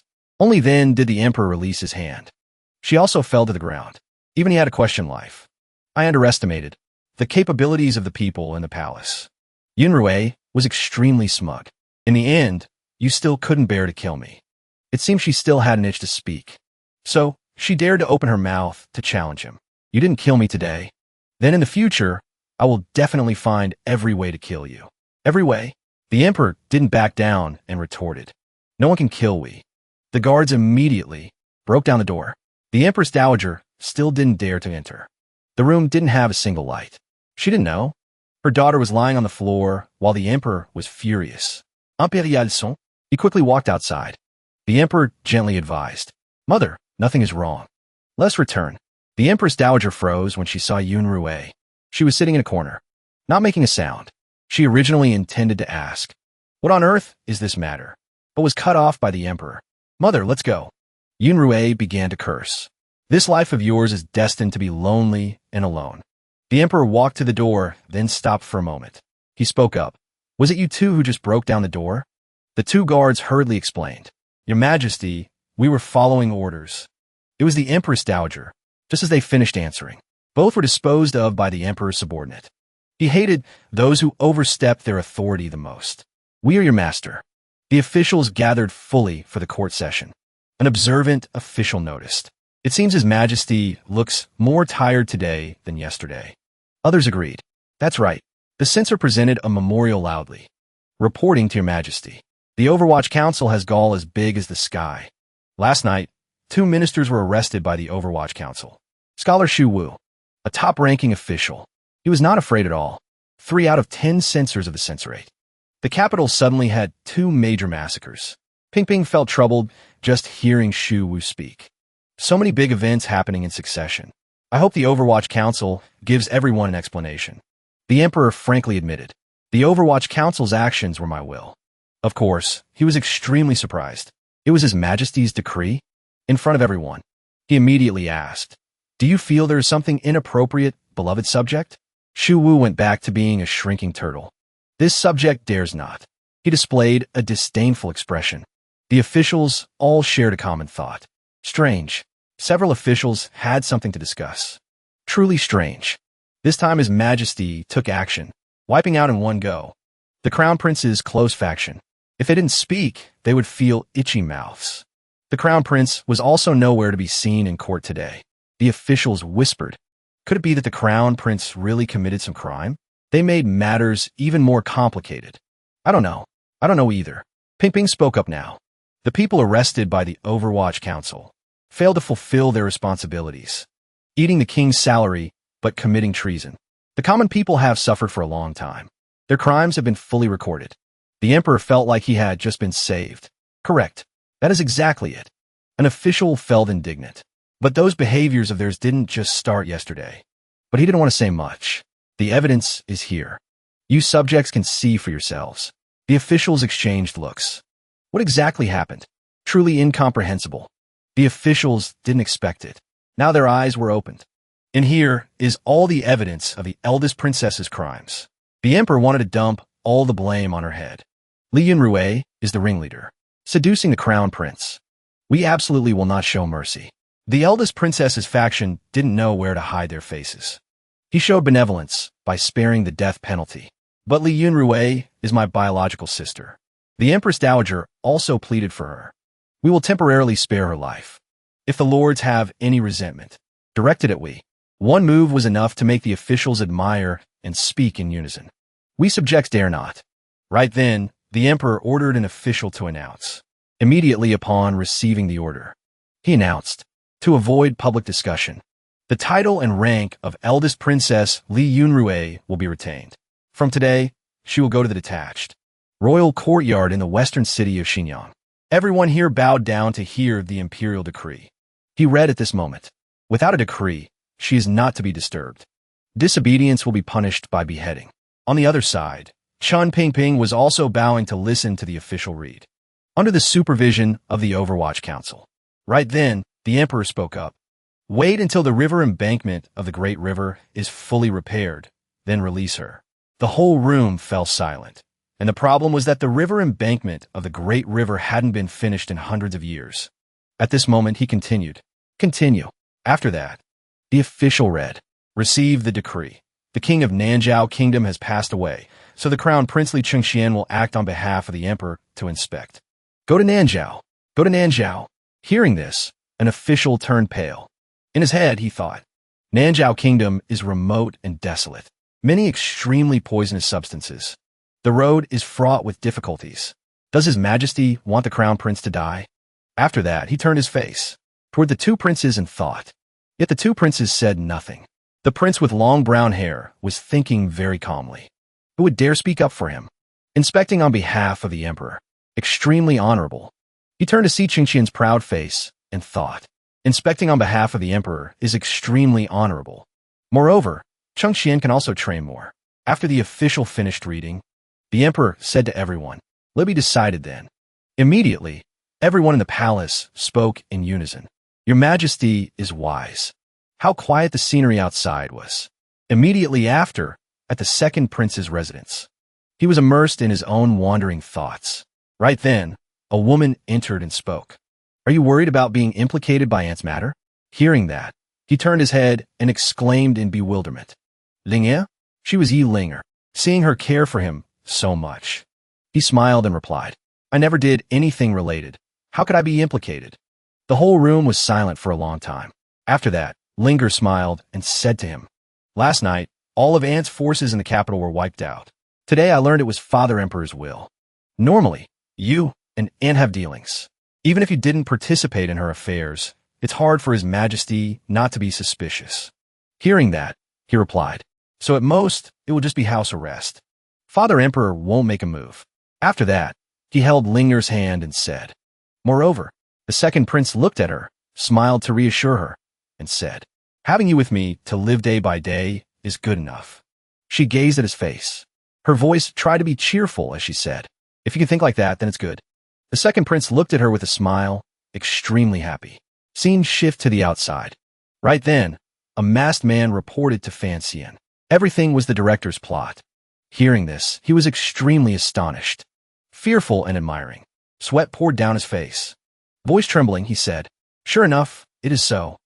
Fancien's face was full of thought as he said, no wonder he told me to wait here. Now the crown prince is exiled. The eldest princess is under house arrest. If I were in the capital right now, I would be suspected by the emperor. He lowered his head. Truly unexpected. Hearing that, the masked man asked, unexpected what? At this moment, Fan Xian thought of Ping Ping and reflected. The things I promised you will all be done. He spoke up at this moment. I didn't expect the words he once said could actually be carried out to this extent. He looked into the distance. To a certain extent, he can truly be considered a terror of southern Qing. After that, Fan Xian asked the masked man, tell me, what crimes of hers did he expose to make the emperor so determined? Hearing that, he replied, the matter of the eldest princess and the crown prince having an affair. The room suddenly became silent. Suddenly, he turned around with a face like a starving ghost. Voice dazed, he said, affair? Is this the kind of affair I'm thinking of? Scene shift. At this moment, he was sitting opposite Ruofu. He looked at him and asked, What do you think about the crown prince's side? Hearing that, he was extremely bewildered. Stammering, he said, think what? Fan Xian's face twitched. Sweat dripped down as he said, which aspect do you want to ask about? Hearing that, he replied, of course, I want to ask if you have thought about your stance in this chaotic situation in the future. Hearing this, he said awkwardly, so it's about this aspect. At this moment, he bowed his head and asked for an opinion. Does father-in-law have any brilliant ideas? He said with a thoughtful face. I think. His face darkened as he spoke clearly. You should save the crown prince. Hearing that, the whole room fell silent. Fan Xian looked at him thoughtfully and thought to himself, he did that to you, and you still want to save him? Seeing his expression like that, he explained, no matter what crime the crown prince committed this time, that could make the emperor so furious. His nature is very kind. Moreover, Lin Ruofu spoke slowly at this moment. If you save the crown prince, he will owe you a favor. The emperor will also see your kindness.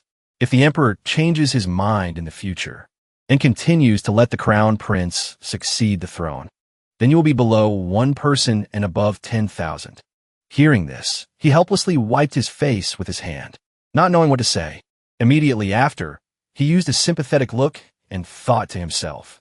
In short, just sympathize with father-in-law for 3 seconds. Seeing his gaze, he was extremely bewildered and thought to himself, why is he suddenly looking at me with that look? After that, Ruofu coughed once and said, in short, keeping the crown prince, the focus will fall on him. The emperor and the second prince temporarily won't target you. You will be safe.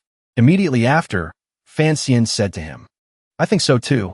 Seeing him agree so quickly, he was extremely surprised and exclaimed. At this moment, he said seriously, although I and the eldest princess are sworn enemies, I have no grudge against the crown prince. At this moment, he recalled his dark face and helpless appearance and said, this time a crown prince can be considered affected. If Director Chin's move against the eldest princess wasn't too severe, it wouldn't have reached the point of making him suffer such heavy punishment. Immediately after, he bid farewell and said goodbye to him. So I will send someone to protect him. Night had fallen. The emperor and Ping Ping were walking past here. He said to Ping Ping with a sad face, do you think the second and the third, who is more suitable to be crown prince? Immediately, he replied, of course it is Fan Xian. The king glared at him and asked sternly, do we ask about Fan Xian? Seeing that, Ping Ping quickly replied, your majesty didn't ask, but this old servant feels Fan Xian. Before he could finish, the emperor interrupted and said, of course we know. At this moment he spoke slowly, but if the throne is passed to him, many people will die. The foundation of Qin Kingdom will be in chaos. We do not want to see such a thing happen. The emperor's face was full of concern as he continued. This time Yunrui covered the sky with one hand. Haven't we already dealt with it? We planned for 19 years just to wait for the fish to enter the net. Is it necessary to go to this extent? His voice became noticeably heavier. Originally, there was no need for so many people to die. Ping Ping disagreed a bit and objected. Choosing another prince, would there be no bloodshed? Hearing that, the emperor reminded him. You speak more and more sharply to me lately. Immediately, Ping Ping denied it. This old servant dares not. He lowered his face and said, your majesty is blaming this old servant for overstepping. But the crown prince's behavior wasn't because this old servant pushed him into bed. Ping Ping's sharp cold gaze directed straight at the emperor as he said, or in other words, your majesty feels this old servant should have hidden it, which would have been better. Hearing this, even the emperor himself froze for a few seconds. After that, he turned away and said, actually, we are truly too disappointed. Immediately after, he bowed to the emperor and politely replied, your majesty is wise. Fan Xian is truly a priority over all other princes. Moreover, he is your son with Miss Yi. The space became quieter than ever. At this moment, the emperor spoke up. You may withdraw. Hearing that, he bowed to bid farewell to the emperor. He thought to himself, Chen Pingping. His face was extremely thoughtful. What benefits did Yi Qingmei give you exactly? To make you think for her son like this? Seeing Ping Ping sitting in the wheelchair, he continued thinking, could it be you really want to for their sake? Ping Ping's eyes were extremely resentful. The emperor was extremely suspicious and thought, betray we? The next morning arrived. The emperor had gone to the place from last night.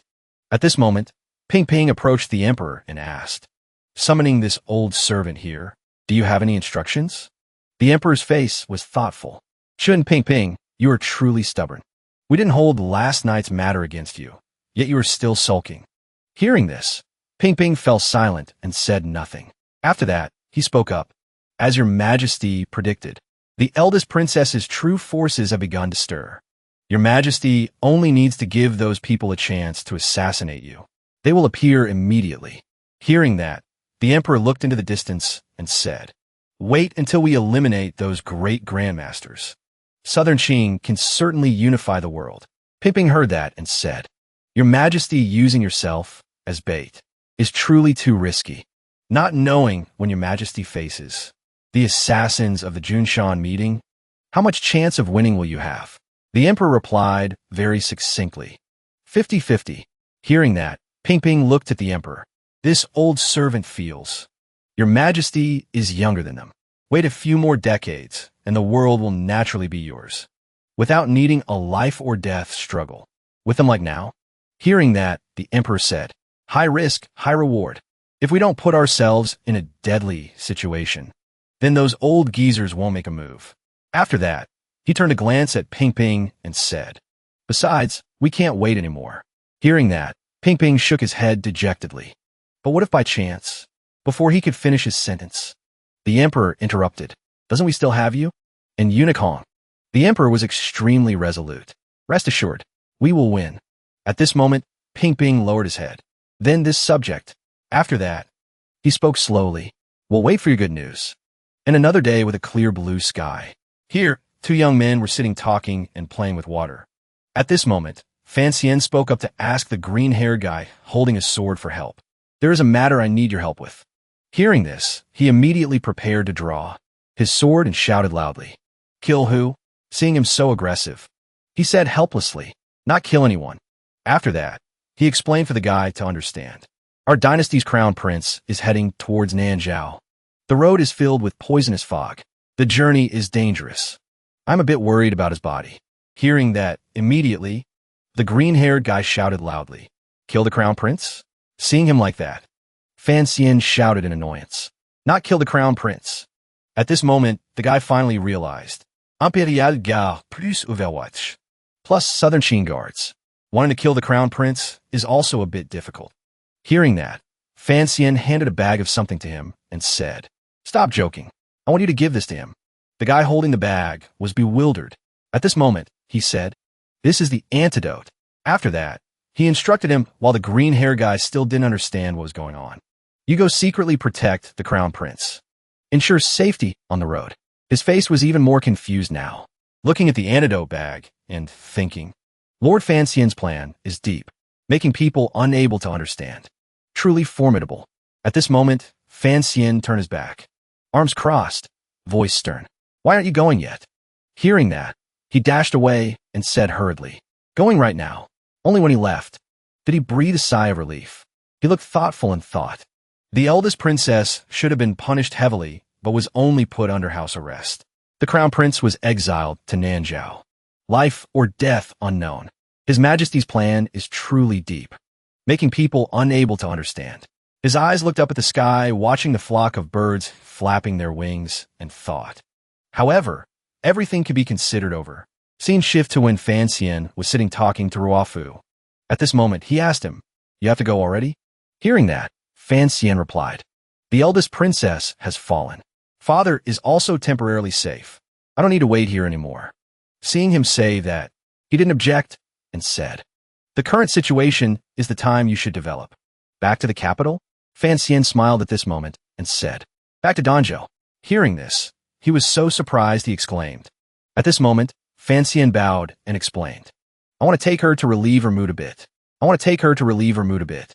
After that, he looked at him very thoughtfully and thought, "Plus the premonition in my heart tells me to stay as far away from the emperor and the capital as possible." Hearing that, he instructed him, "You thinking for Wanner like that can be considered thoughtful. All right then, when do you depart?" Fan Xian smiled at this moment and said, "Now." Hearing that, he was so surprised he spat out all the tea he was drinking. He wiped his mouth with his sleeve and thought. Why does it feel like running away? Scene shift. At this moment, Fiancee and Manor were on a boat on the river. Above were birds flying by. At this moment, Manor felt extremely tired due to seasickness. She said to him, "Husband, I'm a little seasick." Seeing her like that, Fiancee encouraged her, comforting her. "Bear with it a little. I am here." She leaned on his shoulder and asked weakly, "How much longer until Danjo?" Fiancee hugged her and said gently, "Just a little longer. After that, we'll change routes. You won't be seasick anymore." She looked at him. I haven't seen husband smile like that in a long time. Fiancee pondered. I told Grandma, wait until the capital is stable, then I'll come to Danjo to pick her up. At this moment, he put his arm around Wanor's shoulder and said, "But it seems now the capital can't have a single peaceful day. If I return now, the Emperor will definitely use me as a tool to stabilize the situation, sending me to fight against the chaos in the court. One thing after another. I know it too well." A flock of storks flew past their boat. Wana spoke up at this moment. "Then let's just stay in Danjo. Never return again." Those two storks flapped their wings and flew into the distance. After that, she turned to look at Fiancee, leaving behind worldly affairs, being an ordinary, leisurely person. Hearing that, he looked at her very affectionately and called her name, Vanya. Both of them happily held hands and shouted loudly. Fiancee said cheerfully at this moment, "We leave behind worldly affairs, being an ordinary, leisurely person, wife." And she was equally happy as she said, "MHM, husband." After traveling for a while, they arrived in Danjo. The people there chattered as they came out to welcome them. They brought out many items and said, "Lord Fan, returning home from the capital, you must accept this small token of our appreciation." Just a small token. It's nothing. The gifts they gave have already filled the carriage. They still insisted, saying, "Just a small token of our appreciation. A little local specialty." Fiancee looked at the pile of gifts and said helplessly, "Wanting to escape the ways of the world is a little difficult, isn't it?" After some travel, the carriage stopped somewhere. He stepped out of the carriage, feeling very relieved, and said, "Finally." At this moment, he looked at the house in front of him and said, "I'm home." The two of them then stepped inside. Fiancee joyfully opened the door and called out. Inside, the Empress Dowager and the Emperor were sitting there. When the Emperor saw him, he wasn't very surprised and said, Well, isn't this Fiancee?" At this, Fiancee gave an awkward smile. "Ah, Your Majesty, why are you here?" Hearing this, he looked at him and said, "Wet nurse. My wet nurse's health is poor. How could I not come to visit?" At this, he immediately clasped his hands and said, "Your subject is the same. I was investigating the Imperial Treasury all the way to Jiangbei, which isn't far from Danjo. I heard that her health was poor. As her grandson," before he could finish his sentence, he interrupted him. Good intentions are not something to be used as an excuse. Hearing this, Fiancee's face fell, and he thought to himself, "You want to talk?" Seeing his attitude, the Emperor's face became unusually stern, a suppression of bloodlines. It made him feel afraid. Seeing the tense atmosphere in the room, Manhwa spoke up. "Uncle is a sage, the ruler of the world. How can anyone possibly escape from your grasp?" Immediately, Fiancee bowed deeply and said, "Can't escape, can't escape." At this point, the Emperor had approached the Empress Dowager. "Since you've come to visit, hurry over here. If you don't behave, watch your hide." He then approached her. He said in a caring voice, "Grandmother." When she heard him call her, tears welled up in her eyes. She said happily, "You're back." After that, Fiancee helped her back to bed and sat beside her. He gently patted the Empress Dowager's hand and thought to himself, the wrinkles on her hand are deeper than before.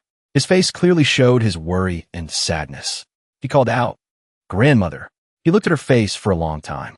His eyes were filled with hesitation. Hesitation, a gloomy look in his eyes. Seeing him like this, she spoke up. "This child, are you afraid of scaring me?" Hearing this, the young man immediately denied it. No, you just caught a cold. It's nothing serious." Seeing this, she looked at him and said gently, "Of course I know my body is fine. You're worried because you're afraid of something else." His face went blank, not understanding. After a moment, he said, "Grandmother is sharp. Nothing can be hidden from you." He then sat and poured out his heart to her. The other two were standing outside, waiting for him. Fiancee then said, I don't understand why His Majesty would leave the capital just to chase after me. Elsewhere, the procession with the carriages was still waiting outside. He continued, I don't know where my place will be in the future with the position of the monarch so volatile. In another place, Ping Ping was sitting on a chair, his eyes gazing into the distance. Fan Xian continued, I don't know the true purpose of the person helping me.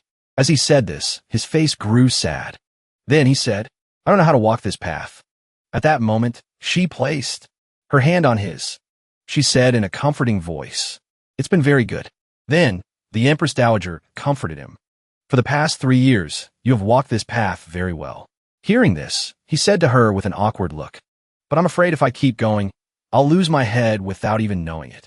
At this, his grandmother had to nod. Ah, that's also true. At this point, she advised him, You're grown up now. Then she looked at Fan Xian and said, There are a few words I must remind you of. Hearing that, he looked at her and said, Please speak, Grandma.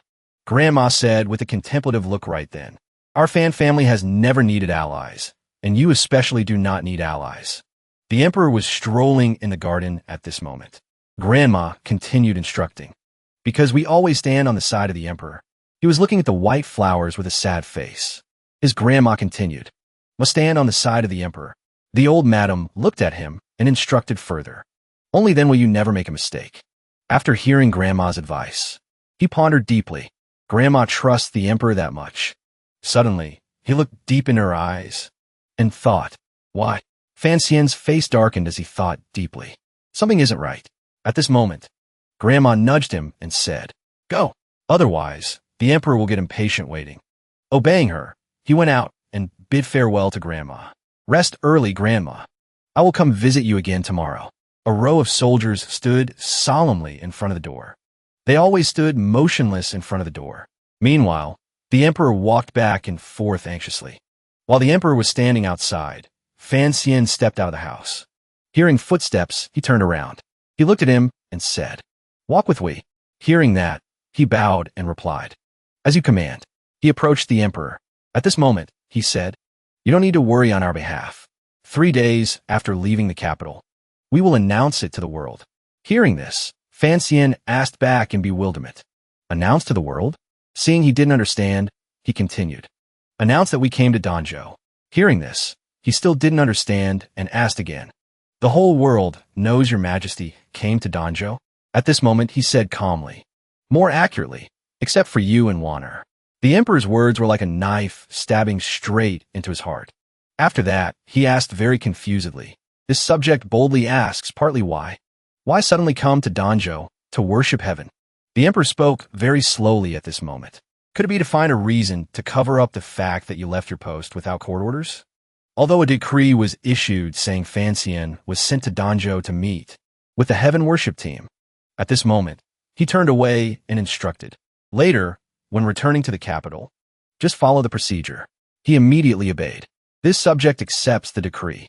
At that moment, he raised his head and said, Since it is heaven worship, and I have met up with the team, then let me escort your majesty back to the capital. The Emperor's face asked coldly, Since it is heaven worship, why return to the capital? Fan Xian said at this moment, Heaven worship is naturally at the Qing Temple. Hearing that, the Emperor said, The Qing Temple is not just in one place. He continued, On top of Great Dong Mountain, there is a temple. Hearing that, Fan Xian still tried to say, Great Dong Mountain is located by the East Sea, thousands of miles away from the capital.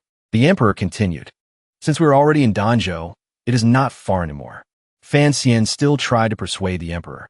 But worshipping heaven at Great Dong Mountain, the number of guards that could be arranged will be very limited. But he was still very determined and said, We are very assured in trusting our safety to you. He thought helplessly, Why is he so stubborn? Scene shift to the rocky cliff. Fan Xian was standing there with a group of other people. At this moment, he said to his subordinate, Pass down the order. Within a radius of 50 meters, around Great Dong Mountain, if any suspicious character appears, report immediately. The other obeyed. After that, he ordered another person. Also, notify the Black Knights to guard strictly at night. The masked man heard that and said, The nearest Black Knights are commanded by Jingge, stationed in Jiangbei. Hearing that, he replied, Then deploy defenses along the northern line. Watch out for Yin Xiaoi. Careful. At this moment, the masked man asked, "Why watch out for Yin Xiaoi?" Hearing that, Fan Xian explained, "Something happened to the eldest princess. Yin Xiaoi is very loyal to the eldest princess. At this time, it's hard not to have intentions of rebellion." Blue. Recalling the past, he remembered the eyes of himself back then. The guy was killed. Fan Xian said at this moment, "Previously, I killed his only son, Yin Shendu." The person sitting on the tree spoke up. "Sir, can you trust me now?" Everyone saw it. Fan Xian said at this moment, "Can trust half." After that, a guy shouted furiously, "Fan Xian, we cannot live under the same sky." Fan Xian said fearfully, "Such a good opportunity, plus old debts and new grudges. I can't find a reason for him not to come." Hearing the story, the masked man said, "So that's how it is." After that, he quickly slipped away and said, "I'm going. Take care, sir." At this moment, Fan Xian turned to talk to the other guy and asked, "How many Imperial Guards and escorts arrived?" One person reported in turn, "There are 2,000 Imperial Guards." Another announced, "Total escorts are now 94 people." After that, Fan Xian pondered, "Current military strength plus unicorn. Safety shouldn't be a problem." Hearing that, the guy wearing a hat laughed loudly. With the wise coordination of Junior Lord Fan, plus so many experts, as long as a great grandmaster doesn't come to fight, everything can be controlled. After this ends, I will return home to be filial to my parents. The guy next to him added, "I think so too. After this ends smoothly, I also have to go home to marry and have children." Hearing that, Fan Xian shouted angrily, "Shut up! Shut up immediately! Don't jinx it, or you won't make it." Sea waves crashed against the rocks. Birds flew in the sky. The emperor was standing on the rocky cliff, and Fan Xian approached him. He asked at this moment, "Arrangements are all done?" At this moment, Fan Xian replied. The space was extremely quiet. After that, the emperor asked, "What do you want to say?" Waves crashed hard against the rocks.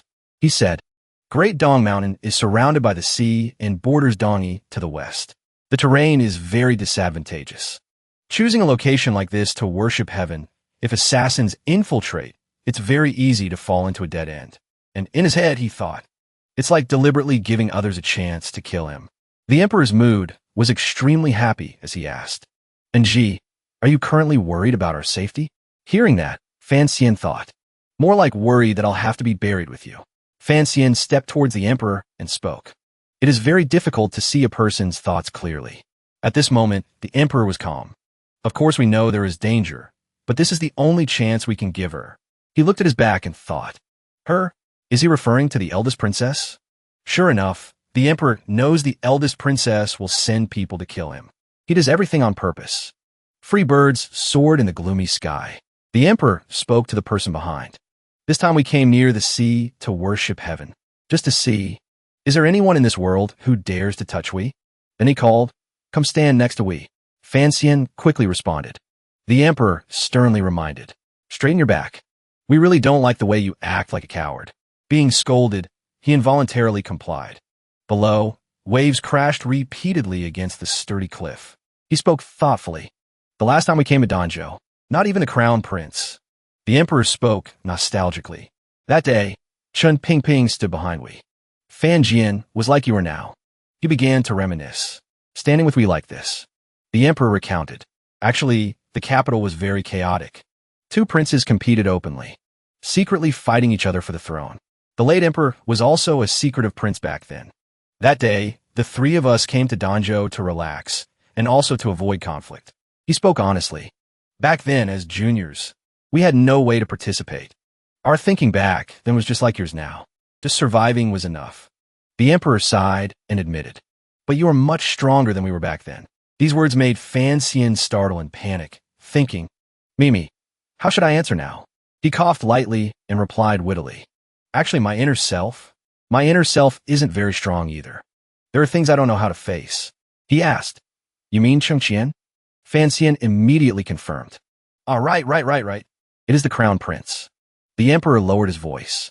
"Unexpectedly, you still think of brotherhood with Cheng Qian. That is very good." He sadly recalled, "Unlike the three of us back then. Looking close, but actually having no affection at all. Only thinking about how to protect ourselves.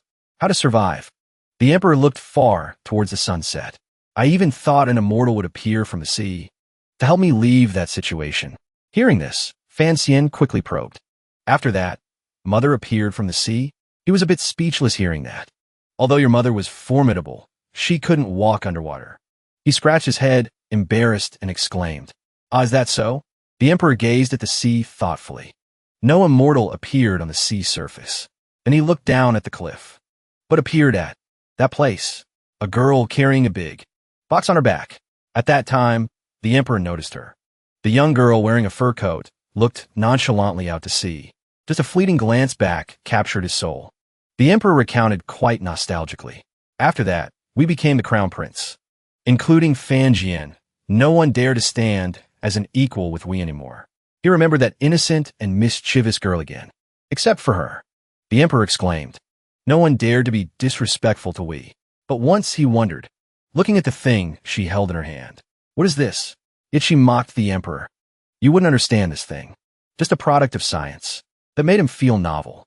She didn't stand on ceremony and look down on we.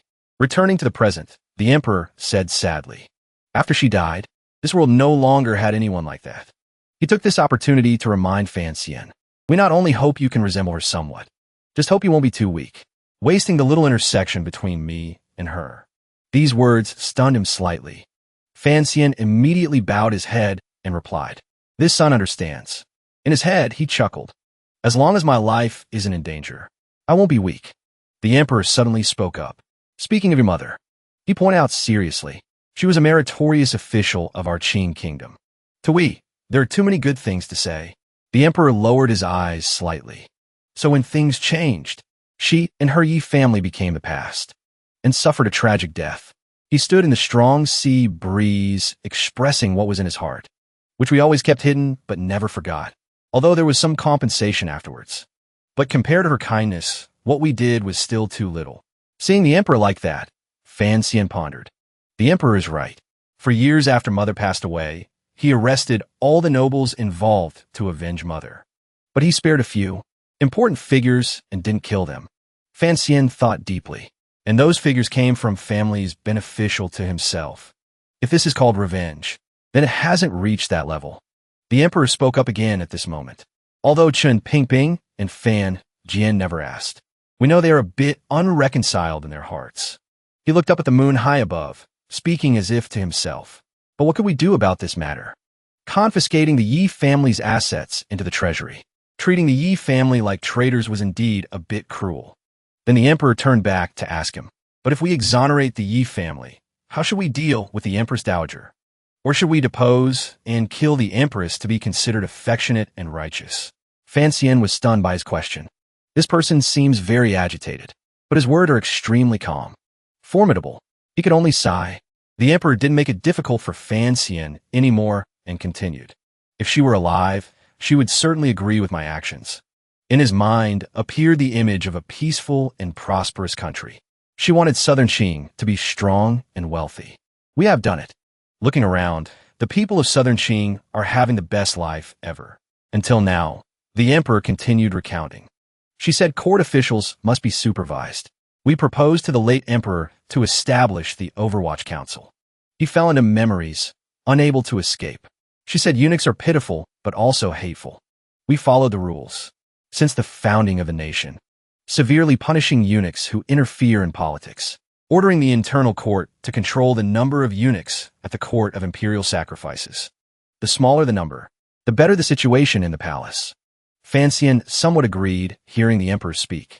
We think these things are enough to comfort her soul. Also, she said, rumors cannot be trusted. Nonsense information shouldn't be read. His next words stunned him. We let the Internal Affairs Department create a newspaper to monitor everything. The emperor kept rambling. She said we must find a way to resolve everything thoroughly. We implemented new policies. Hearing this, Fan Xian could only force a smile, thinking, in the end, it's just formalism. Then changed back. The later words were even more shocking. She said a wise ruler must know how to listen to advice. We granted the censorate the right to censor and discuss issues. The emperor spoke while looking at the moonlight. Every word she said, we kept in our heart. He expressed somewhat sadly, although some things weren't done quite right. It was all to fulfill them for her. That made Fan Xian evaluate. Truly narrow-minded awareness. He lowered his eyes, thinking. However, Fancian pondered. Ultimately, we're just immortal. He looked at the birds soaring in the sky and told himself, perhaps only when by the sea of Danjo would he say so many words. A moment later, the emperor turned around and said, all right, let's go back. Hearing that, Fancian asked excitedly, does your majesty want to prepare to return to the capital? He replied coldly, back to the Danjo manor to eat. He rejoiced in vain, could only curse silently in his heart. Truly stubborn. Meanwhile, in Dongyi City, Yin Jilan and One Eye were kneeling on the floor listening to Sigu Jian's interrogation. Li Yunrui is under house arrest. Under house arrest, yet can still send letters to me? The old man threw the letter and scolded. This is a trap. Only a fool would jump in. Sigu Jian muttered angrily. Really think I'll believe it? One Eye immediately bowed and said, I think so too. Those two siblings, one is a god, one is a devil. It's been 19 years. How can they turn hostile just like that? Yin Jilan disagreed. Master, I think this matter is 70% credible. And I heard two others are also making a move. If you want to kill the king of southern Qing, this is a once-in-a-thousand-years opportunity. Sigu Jian closed his eyes and retorted. I think this time they want to lure me into a trap. He heard that and replied, Master, then we won't go. The old man heard that and questioned. Why not go? You said it yourself. This is a once-in-a-thousand-years opportunity. Yin Jilan spoke honestly. But if it really is a trap, prepared for so long, just a little more. One Eye suddenly interrupted. Master, in the letter Li Yunrui said, she is allied with the Qin family and the Yi family. Prepare to move troops on the day of the Qing Emperor's heaven worship. He smiled, cunningly offering a plan. When the time comes, we coordinate from inside and outside. Don't talk about just killing the Qing Emperor. We can even overthrow southern Qing. After that, we won't have to look at the faces of others. However, Sigu Jian shouted loudly, Are you stupid? One Eye immediately stopped talking. His body trembled. The old man raised a question. That year, the Northern Qi imperial family was in rebellion. Why could that woman hold her son and sit firmly on the throne and unify the lands bordering Northern Qi as today? He answered immediately, because Kuhi stood on their side. Sigu Jian asked again, then why could Dongyi City survive the conflict between two great powers, and I still have a piece of land? The subordinate below replied without hesitation, because Dongyi City has you, has the sword in your hand. The old man questioned in a low voice, but have you ever thought, if the world didn't have me and Kuhi, what would this world be like? One Eye stammered, unable to form a sentence. If without you and Kuhi, Yun Jilan realized with a start, then southern Qing would monopolize everything. Sigu Jian nodded now. Correct. I'm afraid the Qing Emperor's real purpose this time is, the old man pointed out clearly, kill the great grandmasters. Yun Jilan knelt on the ground. Master, you know it's a trap. Why still want to go? Don't go. We won't go anymore. Sigu Jian replied calmly. Kuhi is over 60, and I'm over 50. The southern Qing Emperor is younger than us. You picked up the sword. At least we still have a chance to win. Go and destroy this threat. At the Qin manor, a shocked voice came from inside. What? This time, she even allied with Northern Qi? Qin lowered his eyes. It's one thing for our Qin family and the Yi family to respond to her call. I didn't expect she could move Northern Qi. The person standing next to him asked, could it be she used some trick to deceive the mother and son of Northern Qi? Xingye replied. It can't be that simple. He recalled the past. That year, the Northern Qi imperial family was in chaos. She could hold her child and sit on that throne and unify the lands bordering Northern Qi as today. Thinking of the Empress Dowager, Vinya affirmed. That woman is not simple at all. The other person worried. Then Qini fell silent in thought. At this time, elsewhere, the Empress Dowager of Northern Qi spoke up. The Qin family's Jiaozhou navy has acted. Kuhi, sitting on a rock nearby, added, such a good opportunity may not come again. The Empress Dowager frowned. Last night, Do and I talked all night, still feeling this matter isn't that simple. Therefore, asked me to come here to hear your advice. Should we not go to southern Qing? Kuhi replied, Do has grown up very fast. He can already take responsibility. Under his rule, Northern Qi can be this prosperous, even returning to the glorious times of the past. He is a rare genius in governing a country. Handing the country to him, I am very reassured. The Empress Dowager still hesitated a bit. But, Kui interrupted. Precisely because of that, if I seize this opportunity, helping him clear the biggest danger. At the same time, someone holding a sword appeared behind Kui and the Empress Dowager. The Empress Dowager was startled. She turned around and shouted, "Who is it?" To be able to get this close without making a sound, Kui remained calm. No need to fear. This time, consider him one of us. Sigu Jian's eyes were sharp. Going or not? He spoke up. My people are all ready. The Empress Dowager stared in surprise. Sigu Jian of Dongyi City? Behind Sigu Jian were many others. His 13 ninth-ranked disciples. So everyone is prepared. Kui closed his eyes. Let's go. If we don't go, this old bag of bones of mine won't be able to move anymore. The setting sun cast down on the ground. Flags flew high outside the border of southern Qing. Report. A subordinate knelt before Yin Xiaoi to report. Don't know why Shanhu suddenly withdrew. Troops 50 miles north, setting up a defensive posture, but seems unwilling to confront our army. Yin Xiaoi's eyes were sharp. I know what they are thinking. The eldest princess lost all her power. And I, as a confidant of the eldest princess, have 100,000 elite soldiers in hand. Will certainly be a thorn in the emperor's eye. He lowered his head. Shanhu withdrawing troops at this time is to preserve strength and spirit, letting us deal with the emperor while northern Qi wants to reap the benefits. The strategist beside him suddenly spoke up. The general has fought north and south for Qing Kingdom all these years. The subordinate kneeling on the ground gritted his teeth in indignation. If not for you blocking Shanhu in the north, southern Qing's battle line would have fallen long ago. If His Majesty moves against you, it will cause panic in the army. Yin Xiaoi replied calmly. How could His Majesty not know my power and value? He gritted his teeth, unreconciled. I'm afraid this time he also wants to test me. See what I choose. Yin Xiaoi touched the letter on the table. On it were written 4 words. Secret letter Xiaoi. At the same time, elsewhere, Fan Xian and 2 others walked, step by step up the long stairs with no end in sight. Fan Xian stood with hands on hips looking up. He couldn't help but exclaim, truly majestic. Is this Great Dong Mountain? Cliffs on both sides tower high. The stairs in front made people feel small. Truly a wonder bestowed by nature. The official beside Fan Xian, Rin Shaoan of the Court of Imperial Sacrifices, wiped his sweating forehead and exhaled. 3 days ago, the emperor went up Great Dong Mountain. The ritual monks in the temple have all gathered before the gate on the peak to show respect. The guard beside the 2 couldn't help but speak up. Even if the scenery is majestic, I can't understand why come to Great Dong Mountain for the sacrifice. The official from the Court of Imperial Sacrifices, sweating profusely, turned his head. Don't you know that the Qing temple in the capital has no high priest left to preside over the heaven worship? He explained, the 2 high priests in the city died one after another in the same year. The guard turned pale.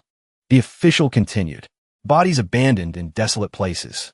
People say they contracted some incurable disease. The official turned to look at Fan Xian. Junior Lord Fan previously investigated the Qing temple. I also told you in the report. Hasn't Junior Lord Fan seen it? Fan Xian replied, of course I've seen it. His face became solemn. Dealing with the priest can basically be confirmed as the emperor is doing.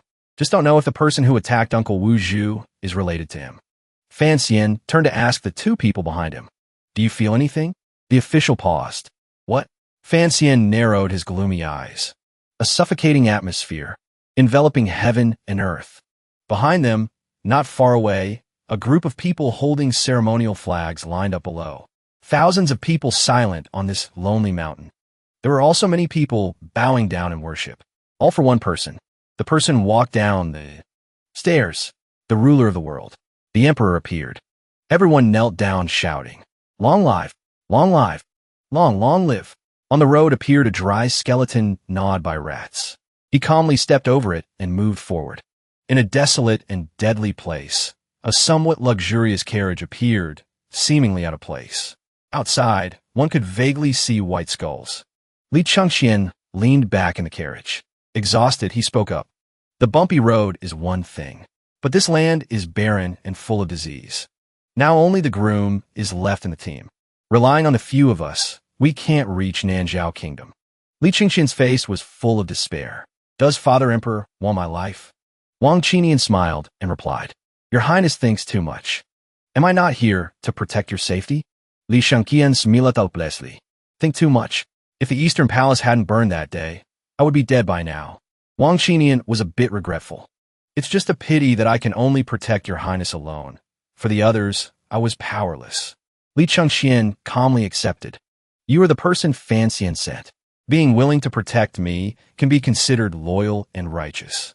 But if you do too much, I'm afraid Father Emperor will think he is on my side. Li Chengxian understood clearly. Moreover, Father Emperor already wants to kill me. Protecting me, for a moment, what good does it do? Wang Qinian smiled listening to him finish. He spoke up. The day the Eastern Palace burned. Your Highness was brave to keep a path of survival for yourself and the Empress. Why not try to find a way out for yourself today? Li Chengxian closed his eyes. For what? For Father Emperor to change to another way. To kill me? Wang Qinian smiled and winked at him. If you want to survive, then add more fuel. Start a bigger fire. Li Chengxian looked up at Wang Qinian. Did Fan Xian tell you to say that to me? Wang Qinian laughed and waved his hand. No, I am a martial artist. My mind isn't that complex. Wang Qinian's voice echoed in the carriage. Intuition. Intuition. But never mind. Li Chengxian fell silent. He clenched his fist tight. Li Chengxian gritted his teeth, unreconciled. Father Emperor, you force me. And him. Wang Qinian sat opposite him, taking in all his expressions. He lifted the corner of his mouth in a slight smile. On the other side, Fan Xian was still stepping up the long stairs. He couldn't take it anymore, hands on hips, cursing. Damn it. Fan Xian gritted his teeth in anger. Why the hell does this temple have to be built on the very top of the mountain? Climbing up there will kill me from exhaustion. The official behind wiped sweat while replying. If it doesn't take effort, how can one show sincerity? Looking at the peak still far away, he continued. The temple built on the peak has spiritual energy. Fan Xian turned his head. For martial artists, it's nothing. But for those civil officials, how can they climb this? The officials behind Fan Xian immediately showed off their strong muscles. Lord Fan, rest assured, I have prepared for a long time. Exercise the body beforehand. Won't lose face for his majesty and you. Finished speaking, they scrambled past Fan Xian, climbing up the mountain vigorously. Lord Fan, see you at the top. But only 30 seconds later, the officials collapsed, trembling, crawling on the stairs, unable to walk anymore. Fan Xian clasped his hands, smiling falsely. Gentlemen, no need to force yourselves. If you feel too tired, sit on the stairs and rest a bit. Letting the people behind help you up is fine too. The officials felt doubtful of themselves. Did I not train enough? Could this be the limit of the body? An official trembled, trying to hold on, leaning against the cliff, looking at Fan Xian. Thank you for your concern, Lord. I am fine. Just as he finished speaking, he spat out a mouthful of blood. Fan Xian held his head in horror. Better rest a bit. Don't die here. Suddenly Fan Xian thought of something. Speaking of which, looking at the backs of the Emperor and Eunuch Hong steadily stepping up the stairs, Fan Xian couldn't help thinking. The Emperor clearly doesn't practice martial arts. He was a bit suspicious. Why does he have such stamina? The Emperor finally reached the top of the mountain. A group of people stood, waiting respectfully on the peak. The high priest of the Qing temple extended his hand to invite the Emperor inside. The Emperor walked slowly into the Qing temple. Following behind was Eunuch Hong. A while later, Fan Xian carried a certain official, gritting his teeth climbing to the top. The people waiting outside were startled seeing this. Below Fan Xian were several officials fainting repeatedly. He grabbed one person's leg, using the strength of 9 bulls and 10 tigers to pull him up. Almost there. Just a little more. Inside the Qing temple, the Emperor stood high looking down. Behind him was Fan Xian. Fan Xian looked at the scenery below and involuntarily smiled. Sunset descended. The evening glow dyed the sea's surface gold. The scene was strangely peaceful. The Emperor suddenly spoke up. Rare to see you so relaxed. He lowered his eyes. Good too. Rest well tonight. Tomorrow morning's sacrifice will be less. Hence, Fan Xian frowned with an expression of discomfort, thinking, this sounds as if a disaster is certain to happen. The Emperor looked into the distance. We ask you, if you were Li Yunrui, what would you do right now? Fan Xian looked at him and replied, falling into this situation, the only choice is regicide and usurpation. Fan Xian suddenly asked, Does your majesty think the eldest princess's remnant forces will come? But the eldest princess's close forces are all being watched by the Overwatch Council. If they wanted to move troops, there should be rumors. The emperor was calm, afraid it's not enough. The Qing temple on the steep peak. The emperor's voice carried far, climbing the heavenly stairs of 10,000 miles. If someone dares to come kill we, first, they must have the ability to climb this heavenly ladder. Fiancee jumped. Ability to climb the heavenly ladder? Is he referring to the strength of a great grandmaster? Fanxian's expression changed. His face turned pale. The great grandmaster on the eldest princess's side is... He remembered Yi Liuyun's cold face. Fanxian turned to look behind. The emperor specially arranged for Eunuch Hong to follow. Seeing Eunuch Hong standing behind the two of them, Fanxian understood in his heart. It is to lure the snake out of the hole. Then catch in one go. The emperor turned to walk back. Good that you understand. Fanxian looked worried. But Eunuch Hong fighting a great grandmaster is undecided. The danger is still the same. At this moment, Fanxian suddenly saw a familiar figure. Wuju was sitting on a roof not far away. Fanxian called out loudly. Uncle Wuju. He broke out in cold sweat, stunned. What exactly is going on? The emperor, leaving, suddenly spoke up. Haven't met for over a year, right? You two must have a lot to say to each other. Fanxian flew up to the roof. Without a word, he jumped on Wuju and hugged him tight. Ha! Fanxian asked joyfully. Why are you here, uncle? Wuju smiled silently. A moment later, he spoke up. The primal energy of Great Dong Mountain is very good. It is the most suitable place for me to heal. Fanxian went limp. Very good. Why don't I feel it? Wuju replied. You can only sense the body's true essence. But the primal energy of heaven and earth is not something easily sensed. He thought of Kuhi and continued. Kuhi once practiced the arts of the West. He can probably sense it too. Fanxian sat on the roof beside him. Anyway, it's good that uncle's body can recover. Wuju reminded him. You should return to the capital. Fanxian asked in confusion. Does uncle know about the emperor preparing to fight the great grandmaster here? Wuju replied. But I didn't know he would bring you. Fanxian fell silent. He pondered for a while, then spoke up. Now all the absurdities have been answered. The reason he chose the remote Great Dong Mountain and insisted on taking me, Fanxian could already confirm. He wants to kill Yi Luyan, at the same time plotting against me, wanting to use me to help him. Fanxian held his face. Difficult, but I don't want uncle to be controlled by others because of me, doing things you don't want to do. Wuju replied. No matter what it is, as long as you tell me to do it, I will happily agree. Fanxian sighed deeply in distress. Sigh. If the emperor is killed, the eldest princess seizes power. Then this world will fall into chaos and blood will surely flow like a river. Fanxian suddenly stood up. He clasped his hands and bowed to Wuju. Please, uncle, protect his majesty's life. The emperor used his own life to force us to help him. Wuju calmly replied. I understand. Fanxian looked solemn. Also, if it's unavoidable, whoever dies doesn't matter anymore. He gritted his teeth. Uncle, absolutely must not die. Wuju reached out to support Fanxian. He rubbed his head. That night, many boats appeared on the sea surrounding Great Dong Mountain. The emperor lit 3 incense sticks. He stood there silently. The emperor's lips moved. Fanxian appeared behind him. He spoke up. We know. You can certainly persuade him. Fanxian looked at the emperor's back. This is the real reason you brought me here. The emperor's face was submerged in darkness. If one wants to be sure to kill a great grandmaster, one must use 2 great grandmasters to kill him.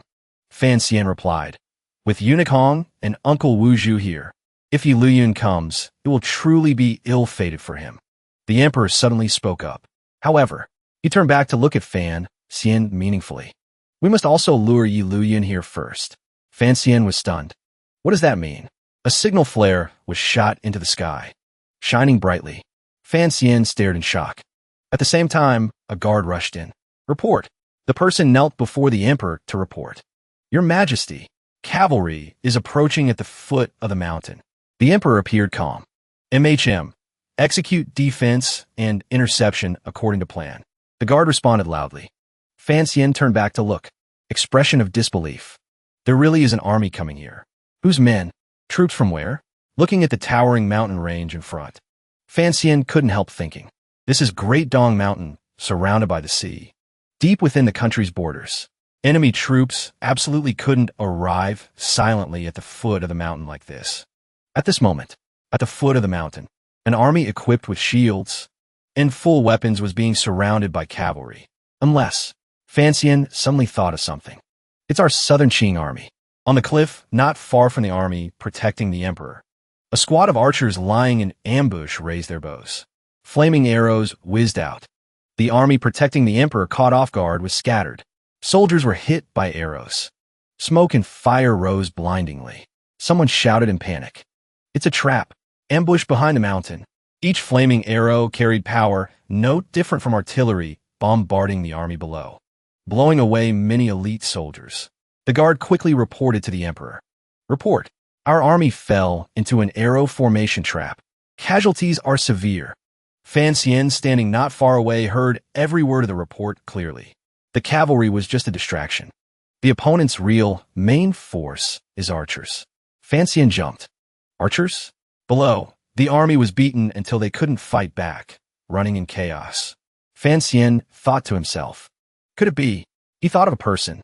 It's Yin Xiaoyi. Just as Fan Xian speculated, Yin Xiaoyi personally led the attack. Fan Xian's face became solemn.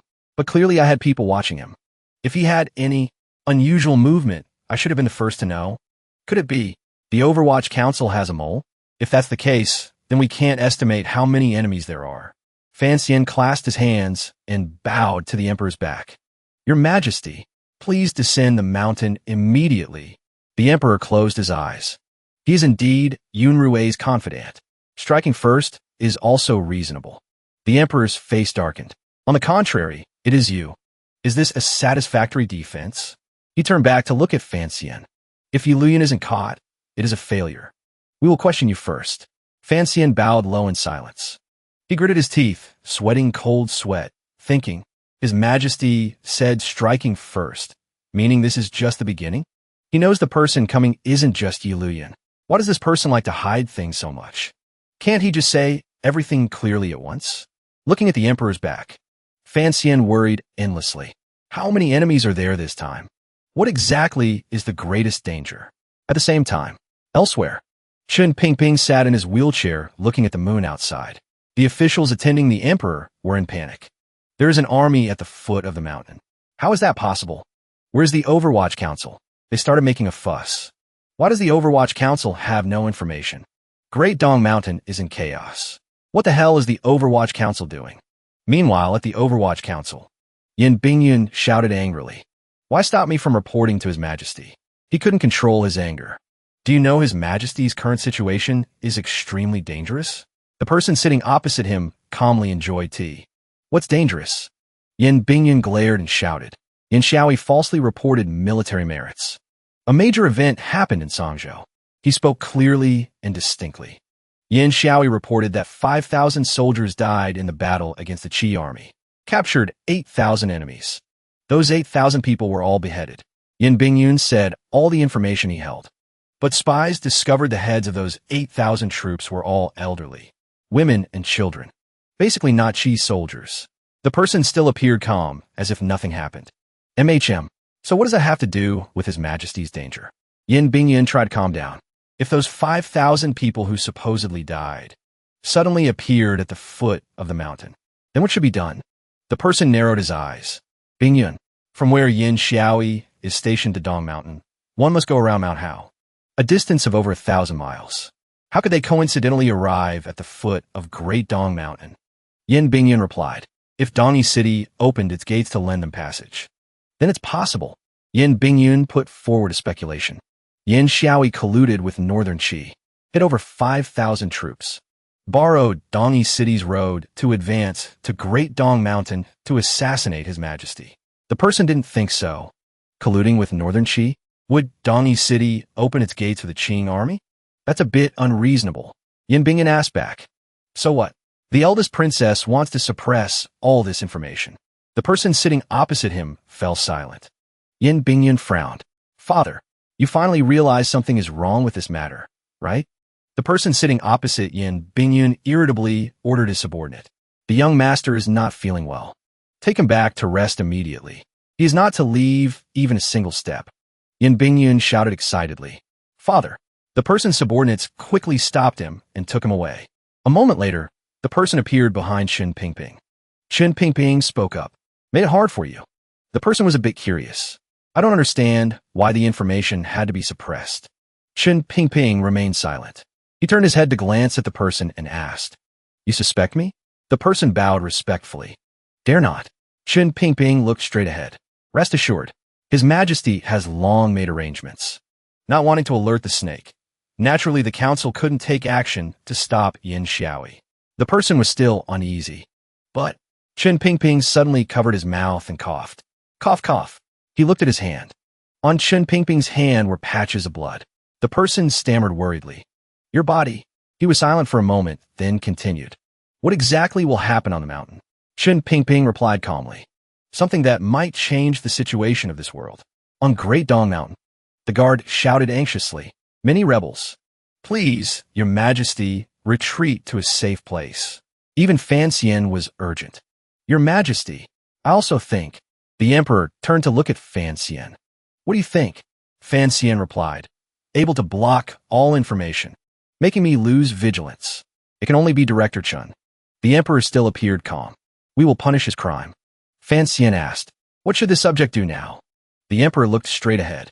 Continue waiting for Yi Luyan. Fan Xian turned his head. But Yin Xiaoi. At this moment, a guard ran in frantically. Report. The person knelt on the ground. The rebels have withdrawn. Fan Xian dared not believe his ears. Withdrew? The guard continued reporting. The rebels withdrew. But they have surrounded Great Dong Mountain and blocked the path down. Fan Xian continued. Intending to seal the mountain tight, not letting a single person through. The emperor's eyes became sharp. Yin Xiaoi is truly greedy. Fan Xian approached him. At this moment, the 6 swordsmen must be looking for a chance to break out of the encirclement and bring in reinforcements. Fan Xian thought of those swordsmen and continued. With the ability of the Overwatch Council's 6 swordsmen to act in the dark, even if thousands of horses gather at the foot of the mountain, they can't kill all these swordsmen. Someone will surely slip through. Fan Xian fell in a deep thought. If they break through the encirclement, they can break the deadlock. At this moment, another official entered. 5,000 rebels. Crossbowmen. All are archers. The emperor spoke calmly. To be able to lead archers to defeat the royal army in such a short time, Yin Xiaoi cannot do it. The real commander is someone else. The official was a bit sorrowful. Truly, as Your Majesty said. The official's voice transmitted clearly to Fan Xian and the emperor's ears. Sigu Jian of Dongyi City has also arrived. Fan Xian asked loudly in shock. What is the situation of the 6 breakout points? The official clasped his hands and replied respectfully. 6 places, 27 people. All dead, at the foot of Great Dong Mountain. The swordsmen Fan Xian sent out were all lying in pools of blood. And the ones who took action were none other than the 3 Yun Jilan brothers, disciples of Sigu Jian. At the eldest princess's manor, Li Yunrui was still enjoying cakes. She covered her mouth and giggled. Right now, even Brother Emperor must have a headache. The person sitting at the same table with Li Yunrui clasped his hands respectfully. The eldest princess gathering so many capable people is truly what everyone expected. Li Yunrui glanced at him and asked, What does Chang Xian say over there? He replied, The crown prince has returned. Good. Li Yunrui smiled with satisfaction. This child is also very decisive at critical moments. The person continued reporting. Regarding the Second Highness and the civil officials, contact has also been made. His eyes were sinister. Wait for His Majesty to die. The crown prince will be able to succeed the throne. Li Yunrui looked at the person. Brother Hongdao, tell me, what exactly is the final battle in this rebellion? The person, who is Yuan Hongdao, replied respectfully. Time. Opportunity. Finally, he added. Situation. Li Yunrui waved her hand. Ugh, why make it so complex? Like that? She sneered. The final battle is just to see whose knife is faster, whose limbs are more numerous, that's all. Hongdao smiled. It seems this time the princess has found a capable assistant. Li Yunrui, Ruplia. These 2 great grandmasters joining forces. Killing 1 great grandmaster. She thought of the emperor and affirmed. This is His Majesty's main purpose this time. Li Yunrui Snadat. But if Sigurd has also arrived, 2 against 2, then victory or defeat is hard to say. Meanwhile, the situation on the Emperor's side was still tense. Fan Xian thought worriedly. His Majesty always calculates deeply. He glanced at the Emperor's back. Cannot see a bit of panic. The Emperor suddenly spoke up. Fan Xian, follow we. The Emperor walked slowly up the stairs. Fan Xian followed closely behind him. The two entered the incense offering place. The Emperor lit an incense stick. You are like your mother. He stood in front of Buddha and said calmly. Very soft-hearted. The Emperor spoke while lighting incense. After this battle, your subordinates suffered losses. Quite a bit, right? Fan Xian couldn't help wondering. Is this all? Your plan? The Emperor looked up at Buddha. Reproachfully, do you mean Yin Xiaoi's men? And Dongyi's city? Fan Xian replied. Yin Xiaoi. Leading troops here means that Sangzhou intelligence has a problem. Sangzhou intelligence having a problem means they colluded with Northern Qi. He affirmed, therefore, people from Northern Qi very likely also participated. The Emperor asked back, you mean to say he will also come? He still appeared calm. If that's really the case, the opponent has up to 3 great grandmasters and a bunch of 9th rank manpower. Truly strong. Fan Xian fell silent. Finally, he couldn't help asking. Therefore, I want to know, are these things part of your plan? This time it was the Emperor's turn to be silent. The Emperor slowly closed his eyes. Can only say that Sigurd and he coming. We truly didn't expect. But not too surprised either. Fan Xian held his head, thinking tiredly. Just to kill you. Those with different positions and stances united so closely. You are truly talented. The Emperor opened his eyes. This heaven worship was originally a gamble. He said meaningfully, worshipping is worshipping heaven. Betting is also betting on heaven. Fan Xian replied, with Uncle Wu Zhu and Unikong here. If your Majesty leaves, there's still time. The Emperor clearly didn't want that. Have you seen anyone leave halfway through a game? We won't go. On the contrary, it is you. He ordered, go down the mountain quickly. Fan Xian was confused. You agree to let me go down the mountain? The Emperor closed his eyes. Do you think we kept you by our side to use Old Wu to take action? He suddenly asked, why do you think Yin Xiaoi blockaded this mountain? Fan Xian fell silent. He thought then replied, to block news. The Emperor affirmed, correct. Therefore, regardless of winning or losing, the capital will say we are dead. Once we are dead, they will seize power. Meanwhile, Li Yunrui in the eldest princess's manor was still smiling confidently. The Emperor clasped his hands behind his back. Therefore, we want you to go down the mountain to teach them a lesson for we before everything happens. He turned to look at Fan Xian. Remember, don't disappoint we.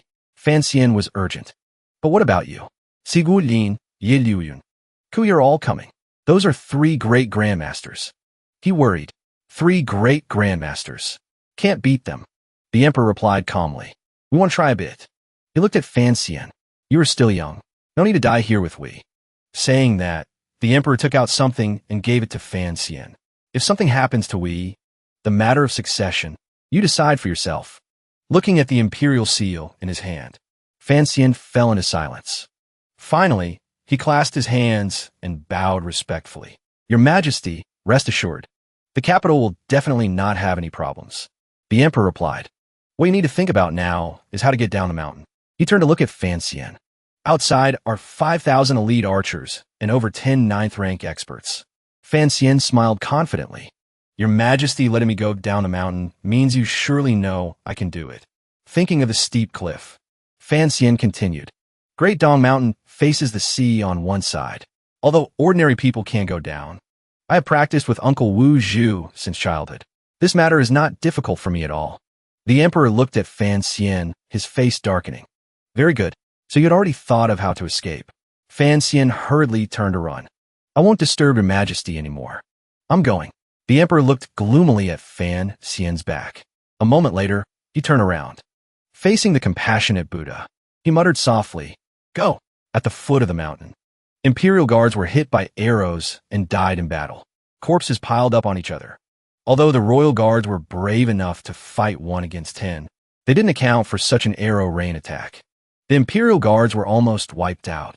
The official hiding not far away looked at this scene in fear. Too tragic. Suddenly a carrier pigeon flew down from the sky to that official. He opened the letter to read. News came on it. Junior Lord Fan has gone down the mountain. Just then, Wang Qinian suddenly appeared right behind that official. He ran away. The official instinctively replied, waiting to react. He jumped, eyes bulging. Out. When did you arrive? Seeing clearly who arrived, the official held his chest to calm down. Are you here to help Lord Fanxian or your master? Wang Qinian smiled and replied, I had a hard time infiltrating the Imperial Guards. Of course, I came to help. Lord Fanxian. The official raised an eyebrow, looking at Wang Qinian suspiciously. Really? Wang Qinian patted his chest to affirm. I came alone. Isn't that enough sincerity? The official sat down on a log by the road. Temporarily believe you. Wang Qinian smiled meaningfully. Actually, you don't need to risk your lives to break out like this. He looked at the Qing temple on the steep peak and continued. Once one side admits defeat, naturally, they will disperse. Yin Jilan stood high observing the battle, unable to help exclaiming. Worthy of being Northern Qi's #1 military genius. Every time able to predict the opponent's breakout position. He turned to look at Shang Shanhu. No wonder Yin Xiaoyi agreed to give his personal troops for you to command. Shang Shanhu's face was gloomy. 5,000 elite troops able to move in Northern Qi and Dongi territory. If not held in hand, how dare one agree to cooperate? Speaking of this, Shang Shanhu suddenly asked, since Yin Xiaoyi gave the army for us to manage, then where has he gone? Yin Jilan looked straight ahead. Lord Yin said, someone escaped towards the sea, so he went to deal with it. Shang Shanhu was a bit unexpected. Someone escaped from the sea? How do you know? Yin Jilan replied, can sense it. His perception of information around his opponent has almost reached the level of a great grandmaster. At the same time, Yin Xiaoyi was holding a bow, flying fast towards the sea. The moon hung high over the steep vertical cliff. Shang Shanhu probed. Need me to arrange people over there? Yin Jilan replied calmly. No, he specifically instructed. This person must be dealt with by him personally. At the same time, Fan Xian carefully stepped, step by step, on the protruding rocks on the cliff to climb down. He clung tightly to the rock face, slowly lowering his center of gravity, getting closer to the sea surface. Fan Xian turned to look down. Is that the Qin family's Jiaozhou navy? On the sea surface, 3 warships were slowly approaching. Seems the Qin family also came to participate. Suddenly, a powerful arrow was shot from the warship on the sea. Fan Xian widened his eyes, startled. He quickly jumped aside, clinging to the rock face to dodge. The glowing red arrow embedded itself into the rock face where Fan Xian had just clung. The surrounding rock face was covered in cracks, enough to see how powerful this arrow was. Fan Xian held onto a protruding rock with one hand, trying to maintain his center of gravity. Again, a series of similar arrows continued to be shot. Fan Xian had no choice but to let go, letting his body fall freely downwards. Fan Xian grabbed a protruding rock below with his hand. He swung himself high, trying not to let himself fall further. Too dangerous. Even a small mistake would mean death. Fan Xian gritted his teeth, confused. Everyone else's target is the Emperor. He looked at the warship getting closer to him. And the person who wants my life is only Yin Xiaoyi. And at the same time, Yin Xiaoyi also coincided with Fan Xian's thoughts, aiming the bow straight at him. Yin Xiaoyi frowned, eyes full of killing intent. Fan Xian, the tip of Yin Xiaoyi's arrow flashed. Fan Xian glanced in his direction and jumped. Yin Xiaoyi resented. You won't escape. Fan Xian sensed a massive malice. This killing intent is terrifying. He channeled true qi into his feet and let go, immediately making a decision. I must. Fan Xian kicked hard against the rock face to gain momentum. He didn't hesitate to use the fastest speed to jump down. Must escape from his sight. Fan Xian chose to jump into the sea. At the same time, Yin Xiaoyi released his hand, the arrow carrying massive killing. Intent tore through the wind, rushing out. The arrow aimed straight at Fan Xian's body, flying towards him. The arrow got closer to him. A loud explosion rang out on the cliff. White dust rose blindingly. Yin Xiaoyi watched the shattered rocks fall straight into the sea, disturbing the surface. A scrap of fabric from Fan Xian's clothes slowly drifted down. Waves crashed relentlessly against the cliff. Yin Xiaoyi watched the scrap of fabric fluttering in the air. Frowning, face serious. Falling into deep thought, looking at the roaring sea surface. Yin Xiaoyi affirmed, "The guy is still alive." Just as Yin Xiaoyi thought, Fan Xian was holding his breath, hiding behind a large rock at the bottom of the sea. At this moment, someone suddenly appeared behind Yin Xiaoyi. "Where is he?" Yin Xiaoyi turned around in surprise. That sound was... Seeing the arrival, Yin Xiaoyi was even more surprised. "Ye Luyun. He actually came." Fan Xian, diving underwater, frowned, thinking, "He and I have a cooperation. Probably won't betray me, right?" Yin Xiaoyi stood on the gunnel. "Before, he sealed my blood and qi. With my current strength, it's hard to detect his position. But today, no matter what, I won't let him leave alive." Yi Luyin turned away. "Good luck to you." Yin Xiaoyi suddenly called him back. "Wait." Yi Luyin posed. "Yin Xiaoyi, face gloomy. You are a great grandmaster. Perhaps you can sense his position." Fan Xian underwater heard this and jumped, turning pale. Yin Xiaoyi turned to look at Yi Luyun's back, gritting his teeth. "Today I definitely won't let him leave alive." He held determination. Absolutely cannot let him transfer the news out. Yi Luyun silently turned back. He slowly walked to the gunnel. "All right." Fan Xian, hiding behind the rock underwater, widened his eyes in tension.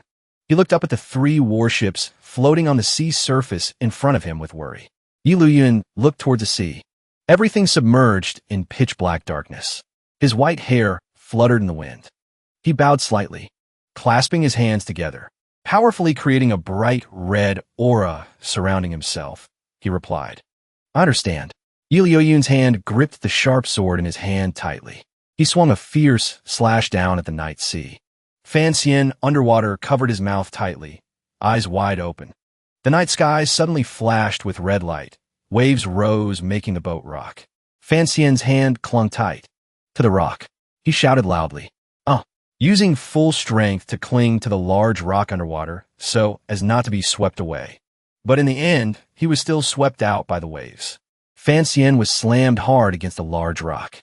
The heavy impact caused him serious injury, vomiting a large amount of blood. Fierce waves crashed against the hull, splashing water everywhere. Yi Luyun, ignoring the water falling on himself, stood silently looking at the sea. His eyebrows knitted tight, thinking, "I already showed mercy." Dark night, waves crashing hard against the rocks. Yi Luyun worried. "Hope you don't die." Yin Xiaoyi stared down at the sea. Yi Luyun said coldly, "I have taken action. You handle the rest yourself." Waves crashed more and more violently against the rocks. Yin Xiaoyi looked at the night sea, muttering, "That guy's breath is still there." Eyes bloodshot, full of killing intent, his teeth gritted in hatred. Luyin didn't kill the star Fan Xian. Blood dripped on the rocky ground. Fan Xian was hiding behind a large rock, blood from his head flowing down ceaselessly. He wiped the blood from the corner of his mouth, silently calculating in his heart. "Luckily, I have the tyrannical qi protecting my body, so I wasn't seriously injured like last time, but I can't maintain the breath seal for too long or I'll be detected by Yin Xiaoyi." Fan Xian hid behind the rock, secretly observing the movement around. According to secret information of the Overwatch Council, in this Jiaozhou Navy, there is a man of my mother named Su Maokai. He looked at the 3 ships floating on the sea, speculating. 3 scout ships minus 1 of Yin Xiaoyi. The remaining probability is 50-50. Fan Xian plunged into the cold water again, thinking, Great Dong Mountain has been surrounded by layers of enemy troops. This is the only way to leave. He swam towards the 3 ships, taking a risk. Betting once, Fan Xian surfaced and swam toward the ship. His hand grabbed firmly onto the hull. Fan Xian got on the ship, secretly scouting the surroundings. He bent very low, crawling stealthily, planning to bypass a lit room to avoid detection. Suddenly, a voice in the room caught his attention, making him stop. "Lord Su, Commander Yin ordered to send people to set up a fence along the coast to prevent anyone from sneaking ashore." Fan Xian smiled smugly. "Seems luck is still on my side." He stood from above, observing silently, watching the soldier walking on the ship corridor. Su Maokai was intently studying the map on the table. He was startled when a figure suddenly loomed in front of him. Fan Xian, eyes sharp as cold knives, questioned coldly, "Since when did the Qin family's Jiaozhou Navy betray?"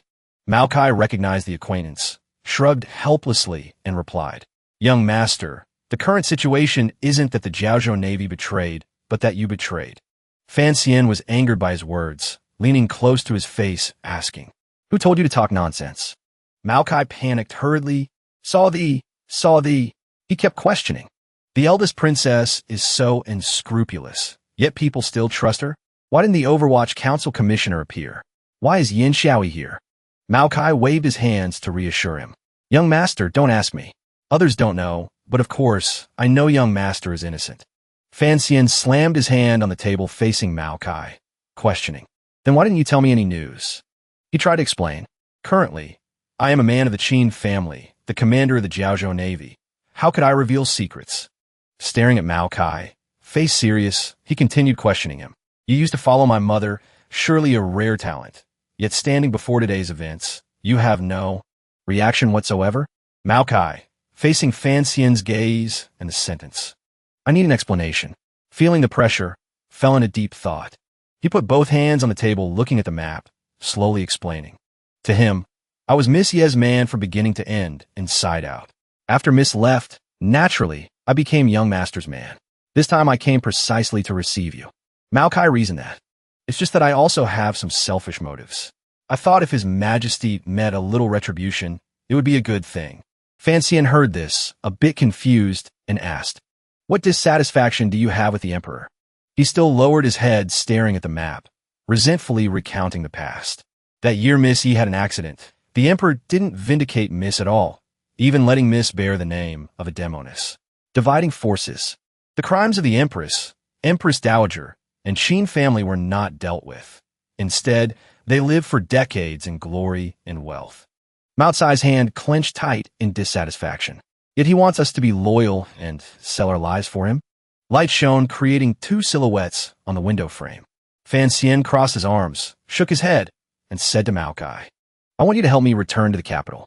Hearing that, he panicked and said, There are too many eyes and ears here. I can't conveniently take you. Before he finished, Fan Xian interrupted. You just need to take. His eyes closed in thought for a moment, then seriously continued to Maokai. Me out of this encirclement is enough. Outside Danjo port, there is a white sailboat. He asked softly, You want to return to Danjo first? Fan Xian replied thoughtfully, If wanting to break this situation. He looked forward and said, Need to have that thing from Danjo. Yin Xiaoyi stood propping his leg on the gunwale, eyes staring down at the sea. He gritted his teeth in anger, hands clenched tight, swearing. Dambrat. Fan Xian, I must kill him with my own hands to relieve the hatred in my heart. A person from behind him clasped hands respectfully. Lord Yin. It was Maokai carefully probing, waiting so long without seeing a sign. Could Fan Xian have gone ashore already? Xiaoyi didn't turn his head, stating firmly. Impossible. Frowning, he replied. On shore are my personal troops and archers from Dami City. If he went ashore, there would surely be movement. Maokai pretended to offer his speculation. He could slide down from a cliff hundreds of feet high and escape Yun's sweep. Lord, I'm afraid we can't use common logic. Maybe he found a way to sneak ashore. Xiaoyi heard Maokai say that, gloomily staring into the pitch-black night sea. He suddenly asked, Then what do you think we should do? Maokai clasped his hands, carefully analyzing the situation. If Fan Xian really escaped ashore, he would definitely go to the nearest Overwatch Council base to send news to the capital. Although provinces have close relations with the Overwatch Council, the people he trusts without suspicion are in Danjo. Xiaoyi heard that, eyes sharp, revealing surprise. Mao Tsai's face showed a cunning expression, clearly calculating. Therefore, we should chase him at Danjo. Xiaoyi turned his back to him and replied, That brat Fan Xian is very sinister. Could he have guessed we would go to Danjo to wait for him? Maokai startled when he asked, You mean there would be someone walking into a trap like that? He scratched his head, pretending to be confused, smiling and replying. Then we won't go to Danjo to kill him anymore. Xiaoyi glanced at him and replied, No, must go to Danjo. He coldly ordered. Spread the news, by the Emperor's order, wipe out the Overwatch Council remnants in Danjo. Yes. Maokai heard this, sweating bullets, thinking to himself, This guy actually dares to fake an imperial decree to force Fan Xian to reveal himself for his relatives. But outwardly he smiled ambiguously. Young master, this plan of yours. Looking at the smirk, somewhat arrogant of Xiaoyi, he silently added in his heart, is afraid to fail soon. Danjo Manor. An old woman sat on the porch, quietly watching the bright moonlight shining into the courtyard. Face aged, eyebrows knitted tight, the old woman looked sadly into the distance, heart heavy. She sat on the wooden chair, looking towards the distant rolling mountains. The night seemed quiet. Great Dong Mountain. The emperor stood with hands clasped before the dragon court. He looked tired, eyes sad, mood restless. Eunuch Hong behind bowed to reassure the emperor. Lord Fan is blessed by heaven. Your Majesty need not worry. His eyes sad, he replied. Who is worried about him? Eunuch Hong saw this and replied. Yes, currently Junior Lord Fan is in his early 20s. Protecting himself shouldn't be a problem. On the contrary, this old servant fears he won't survive today. The emperor turned to Eunuch Hong, thinking deeply. A moment later, he speaks up. You have worked hard this time. The man clasps his hands and bows respectfully. To be able to serve your Majesty is this old servant's good fortune. The emperor looks at Eunuch Su, who is bowing respectfully, and pauses. He extends his hand forward. The emperor clasps his hands behind his back and replies, I will definitely ensure you see your future. Nighttime in the forest. Shang Shanhu walks solemnly behind Yin Jilan, who gives a forceful order. We cannot breach the mountain. Our troops have suffered severe losses. Yin Jilan walks slowly forward and continues. Below the mountain gate are the red robe guards. Last night, there must have been over 100 of them. Shang Shanhu clasps his hands behind his back, listening silently. Suddenly, Yin Jilan turns and asks, if my people from Dongyi City join forces with Yin Xiaoi's archers, if we attack together, is there a chance of winning?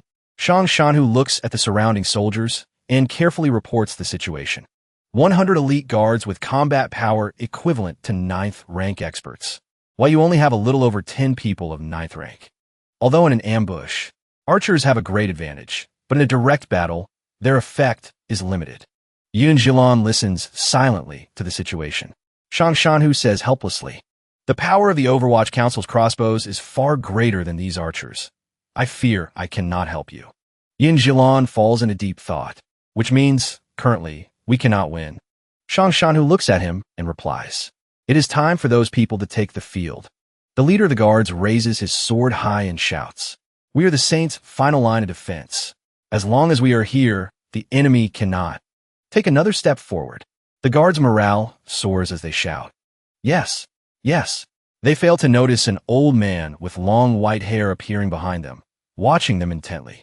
A guard notices something amiss and hurriedly turns his head. He looks at Yi Luyun and grips the sword in his hand tightly, shouting, Lord Yi. A glimmer of hope rises in the guard's eyes as he asks, Lord Yi, have you come help us? Yi Luyun steps up the stairs one by one, approaching the squad of guards.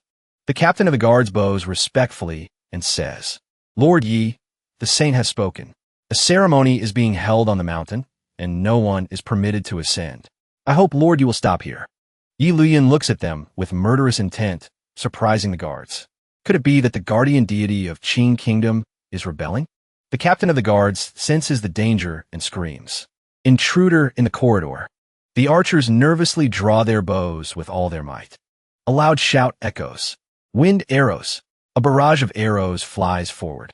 Watching the arrows speeding toward him from all directions, Yi Luyun doesn't flinch, standing calmly and staring. He gently rotates his wrist, creating a small vortex. The vortex grows, forming a tornado that sweeps up the arrows, spinning them around Yi Luyun like a protective shield.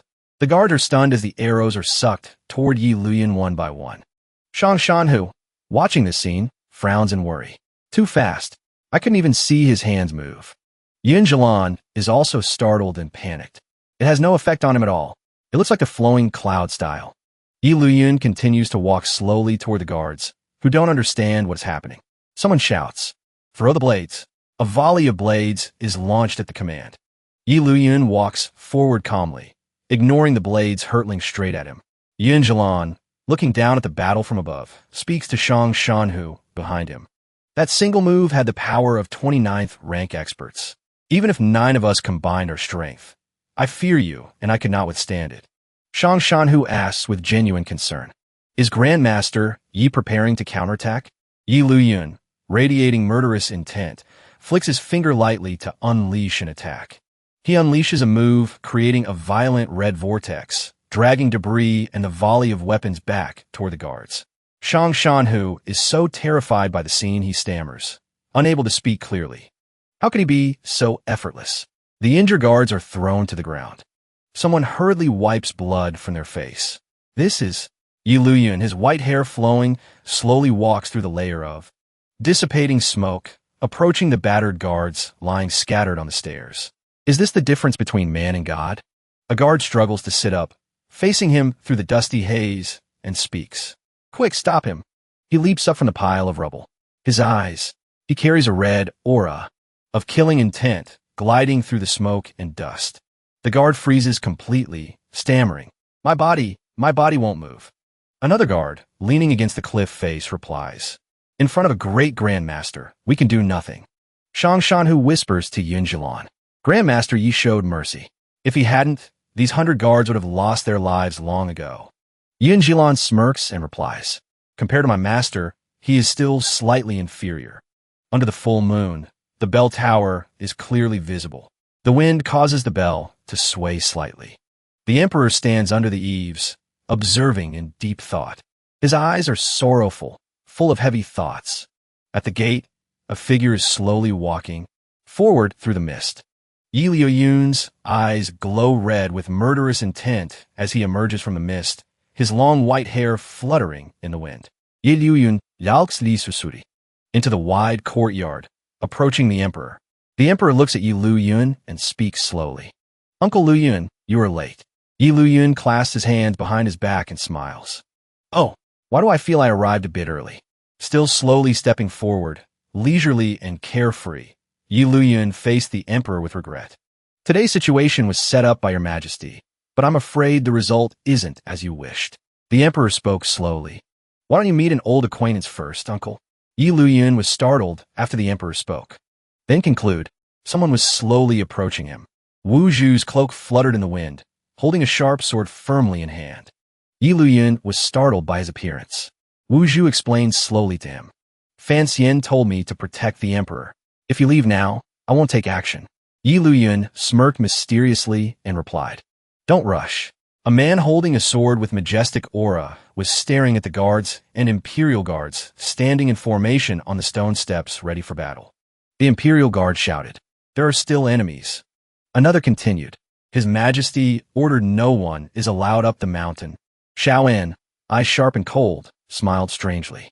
An attack shattered the ground beneath, sending debris flying. Xiao En swung his sword, sending rocks flying and dust everywhere. Large rocks rushed straight at the guards and imperial guards, causing them to panic and reach out a block. Xiao En, sword in hand, looked at the people lying scattered, crushed by rocks. Shang Shanhu, witnessing this, stammered. Is this move really something a human can do? Yin Jilan replied smugly. This is just a casual move by my master. Yin Jilan saw his master knock back the guards and imperial guards with a single move, creating a deep trench in the ground, and praised endlessly. His true power is incomparable. Yin Jilan knelt and clasped hands to receive his master's order. I leave this place to you all. Finished speaking, Xiaoan used light body skills to fly up the steep rocky cliff. The emperor, standing on the porch, sensed something unusual. He took a deep breath and muttered, This breath is... Yi Luyun glanced and said faintly, Arrived. Looking up at the sky, Yi Luyun saw Xiao En rushing down from above. Xiao En landed powerfully, causing dust to fly. Eunuch Hong, observing from afar, raised his guard. He looked around, ignoring the pile of bricks, shattered under his feet, and said, Seems I arrived at the right time. Glancing over the faces, familiar before him, Unushong. Unexpectedly in this life, Wu Zhu stood silently listening to him speak. Can still witness 4 great grandmasters gathering in one place. Yi Luyun clasped his hands behind his back, leisurely. Xiao En, eyes sharp, smiled and said, Pity, pity. At this moment, Eunuch Hong had transformed, his whole body emitting spiritual power. Purple-red. Fingernails began to grow long as he scolded. Vile person who assassinated the previous emperor but failed.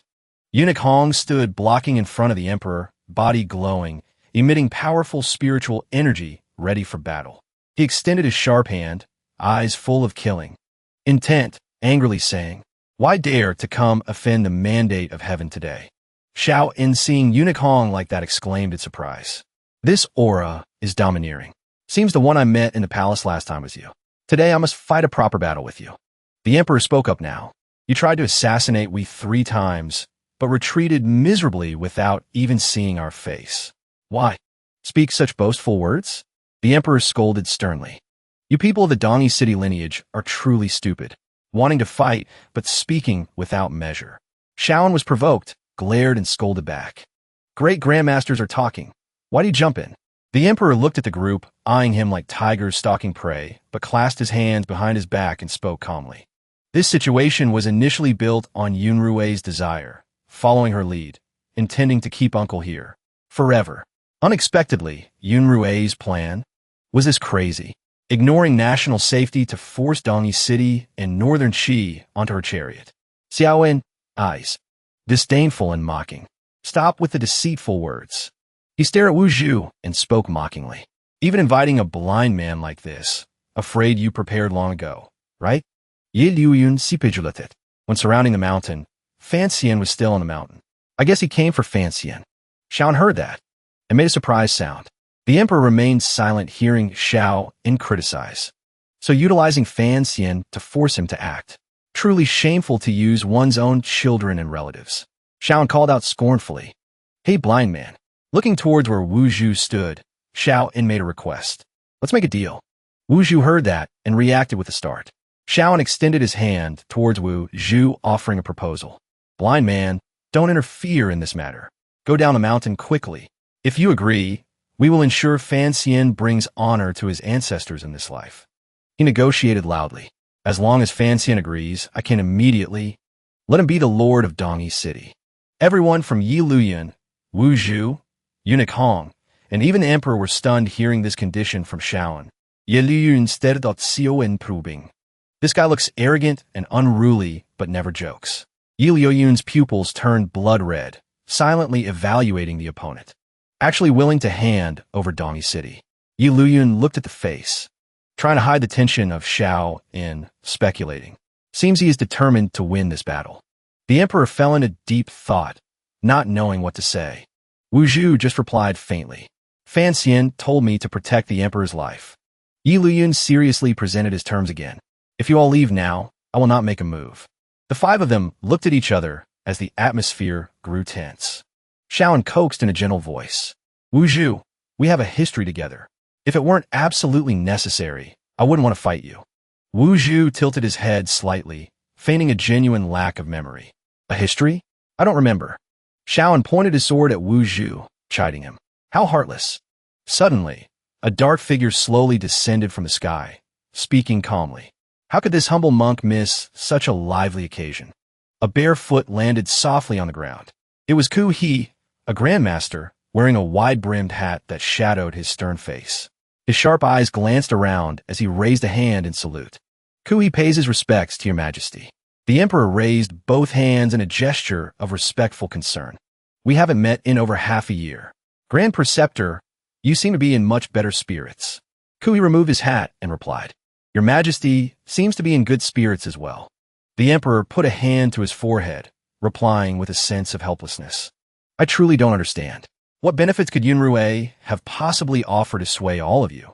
Ku He replied with a grave expression. An opportunity to kill you. At that moment, all 5 grandmasters were gathered on Dadong Mountain. The most ferocious battle in the world was about to erupt. Seeing the formation arrayed against him, the emperor spoke.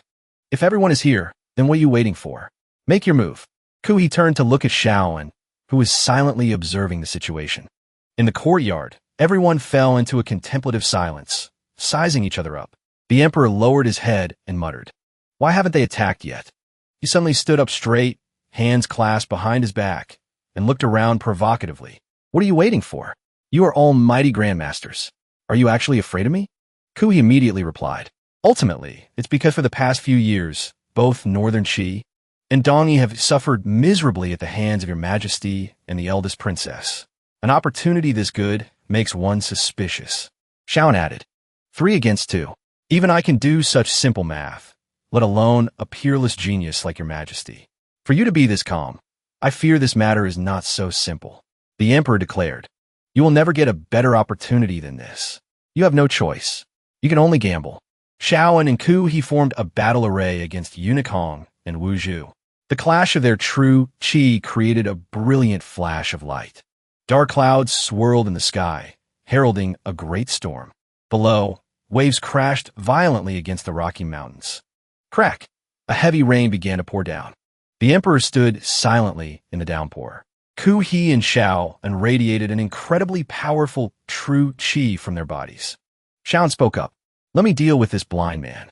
Ku He turned towards Hong Xia and spoke. Eunuch Hong, forgive my impertinence. Eunuch Hong clenched his teeth, using all his strength to face them. Ku He noticed something unusual and looked at Eunuch Hong, wondering, why is he wasting his true chi like this? He slowly stepped forward, calculating. No matter. I'll know once I test him. In the rain, Ku He's eyes were shut tight. A stream of true chi shot out from his eyes. The raindrops transformed into powerful streams of chi, attacking the emperor. Hong Xia showed no fear in the face of their power. It was as if he was absorbing the entire attack. Ku He had not expected this at all. He blocked it. He couldn't understand. But even a grandmaster's body can't withstand this method for long. Why? Why, as a grandmaster, who could fight me on even terms, would he resort to such a self-destructive method? Hong Xia's actions were baffling. The rain began to pour down in sheets. Si Gujian remarked to himself, fighting you is truly exhilarating. The man immediately showed off his sword, but his opponent was no pushover. This sword strike, can you block it? Wu Zhu charged forward without a hint of worry. He used all his strength to block it. The attack was worn down by the metal rod. Wu Zhu proved himself to be a formidable opponent. He left Si Gujian speechless as the ground cracked in two. He stood frozen for 5 seconds. This is nothing. The man hadn't even unleashed his full power yet. Si Gujian's swordsmanship was quite formidable. What about this? Wu Zhu remained calm as the next attack flew towards him. No one knew what he intended to do by raising his leg. A slab of rock rose up in front of Wu Zhu, blocking the attack. Si Gujian couldn't hide his surprise. He was, of course, not pleased in the slightest. Even Si Gujian himself hadn't expected an attack of this level to be neutralized so easily. Enraged, he unleashed the power of lightning. His sword crackled with bolts of electricity. This caught Wu Zhu's attention. Si Gujian looked confident. How about this move? The emperor and Hong Xia were equally shocked. He was deliberately challenging him. Can you block this? The immense energy from Si Gujian was truly terrifying. However, the man did not flinch. Wu Zhu immediately rushed into the formation. He successfully saved the emperor. In just a flash, Wu Zhu had dodged the attack. Around the formation, the ground was shattered into pieces. He still didn't know Wu Zhu had escaped, so he was quite pleased with himself. Si Gujian was furious and yelled at Ku He and Yi Luyan. He dodged it. Are you two so stunned by the power of my sword that you're frozen? Why haven't you made a move yet? Yi Luyan finally snapped out of it. Let's go. The dark clouds gathered more and more densely. A cloud of white smoke gathered where the emperor stood. Yi Luyan flew over at the speed of light. Wu Zhu did everything in his power to protect the emperor. No matter who the enemy was, he was always the first to charge. As soon as Wu Zhu got close, he could feel it. This person, the aura on his body is so strange. Yi Luyan maintained a calm demeanor, not saying a word. He immediately channeled his internal energy. Hong Xia was caught off guard and was slightly stunned. Normally, he wouldn't be so easily blown away. Ku He also contributed to this formation. Hong Xia countered with a divine punch. However, his power and Ku He's were evenly matched. He used all his strength to attack again, but it was useless. Hong Xia absolutely refused to admit defeat. The result was clear. Ku He had gained the upper hand. He spat out a mouthful of blood. Thud! Someone's foot touched the ground lightly. Ku He had quickly taken down Hong Xia with a single move. His fist technique was so powerful that a single palm strike could shatter anything. The ground suddenly trembled. A cloud of dust rose up. The emperor stood frozen for 5 seconds. Meanwhile, Wu Zhu was extremely vigilant. He had every right to be confident in his abilities. To be hit directly by my heavenly one Dao, its destructive power could topple an entire palace. He would be reduced to dust. There was no doubt. Ku He thought to himself, I use my full power to attack him. My heavenly Tao body protection finally has a flaw. Drops of blood mixed with the rainwater. He began to doubt his understanding of Hong Xia's level. Why do I keep feeling that the power on him is somehow wrong? He thought he couldn't hold on any longer. My life, is this the end? Hong Xia was injured all over, and in front of him was the sovereign. Hong Xia's anxiety grew even more. His majesty might. He was pinned beneath the rocks. Kui looked at Wu Zhu with contempt. Now, the only grandmaster protecting him is that blind man. Si Gujian descended from the sky and gave an order. Yi Luyun, attack. Si Gujian didn't know how long his smugness would last. As he roared to the heavens. 3 against 2. We're guaranteed to win. It's time for you to die. A voice came from behind the emperor. Your Majesty. Wu Zhu sensed from the action. Wait. This person has no killing intent towards us. Yi Luyun still charged forward seriously, as fast as lightning. He turned into a black mist, swirling around Wu Zhu. The man couldn't see, but he could feel it. It seems his target is... The mist suddenly changed direction and flew towards the emperor. Si Gujian appeared behind him. Now, the situation is in my hands. This is the path to death. He immediately decided to swing his sword. Let's see how you neutralize this. The emperor was just an ordinary person, so he couldn't sense the danger behind him. Fortunately, someone blocked the sword strike in time. This left Si Gujian in utter shock. What? He and Yi Luyun had different views, so conflict was inevitable. Si Gujian was utterly bewildered. Brother Yi, who are you helping? He said nothing more and immediately countered. Finally, Yi Luyun admitted it. When did you and Kui start suspecting me? Si Gujian recalled details from the past. From the moment I saw you, right after arriving on the mountain. I will not spare the emperor. Even if you try to stop me, I will kill him. He held the sword in his hand. Luyun knew his own strength clearly. To protect his majesty, I must block this sword of his. And Si Gujian's swordsmanship is the best in the world. Even for me. Indeed, his attack was both powerful and unexpected. But Luyun couldn't delay any longer. I have to risk it. Power began to surge into his arm, making the veins bulge. His eyes gradually turned amber. Si Gujian shouted with contempt. No one can block this sword. Not even a grandmaster like you. Luyun was not one to be trifled with either. It's true, I can't block it. He thought to himself. But if you insist on attacking, you'll have to take this palm strike of mine. It seemed Luyun was also determined to strike. If this one palm strike lands, your vital energy will be severely damaged. It suddenly turned into an internal conflict between him and Si Gujian. A palm strike from Luyun was delivered. Decisively. How could he be happy about this? The emperor was nowhere to be seen. His majesty? Where did he go? He and Si Gujian were still locked in a fierce battle. Kui stood by, finding the sight unbearable. Blood flowed out unceasingly. When the battle ended, he glanced behind him. Si Xiang was now lying motionless on the ground. He was no longer moving. Kui was horrified. As he witnessed the event, the true qi in his body was all pouring out in an instant. How could this be? Where did that unstoppable, domineering true qi from before go? He frowned. Something's not right. I've fallen into a trap. Kui now understood everything. This whole Dadong Mountain affair was a trap from start. He understood it all. I don't know why I believed in that power. The domineering aura he released. At the mountain peak was borrowed. The realm was also borrowed. Precisely because it wasn't his own, he could disregard his own life force. Like that, releasing it with all his might, was how he could display such true ferocity, not a level that a human should possess. Kui felt that this matter was not simple.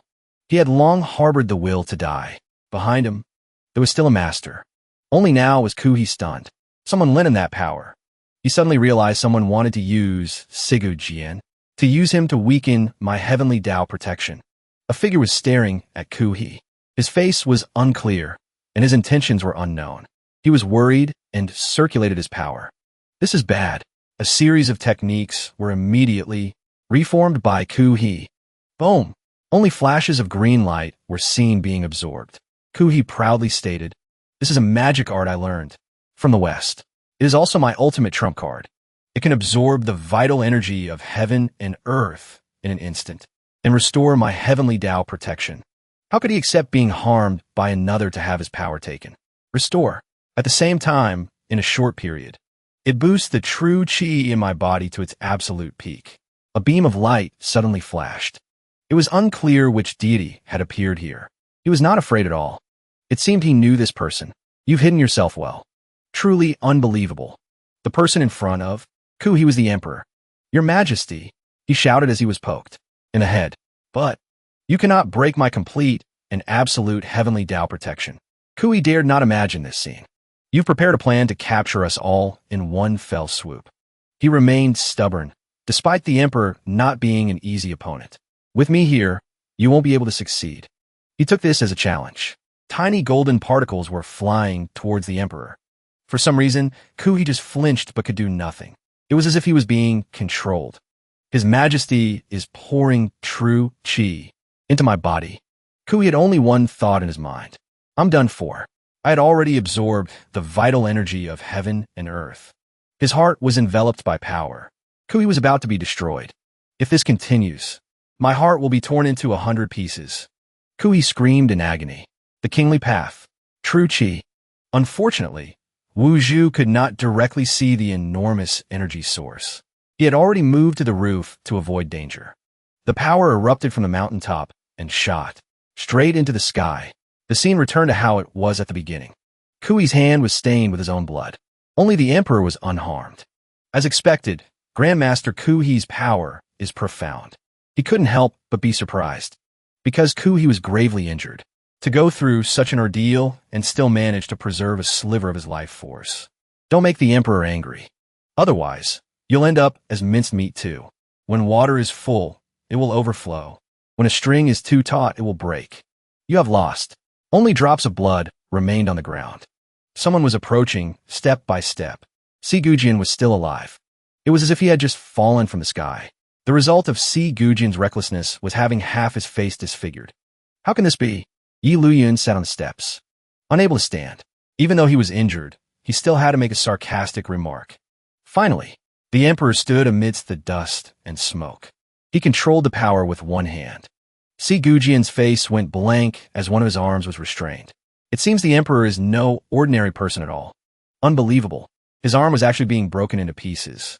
Then it disintegrated, causing Si Gujian immense pain. A large mouthful of blood was spat out. He staggered, almost unable to stand. Si Gujian seemed to have gone mad now. He screamed continuously. The emperor wanted to torture him a little longer. Kui spat blood, furious at being led by the nose.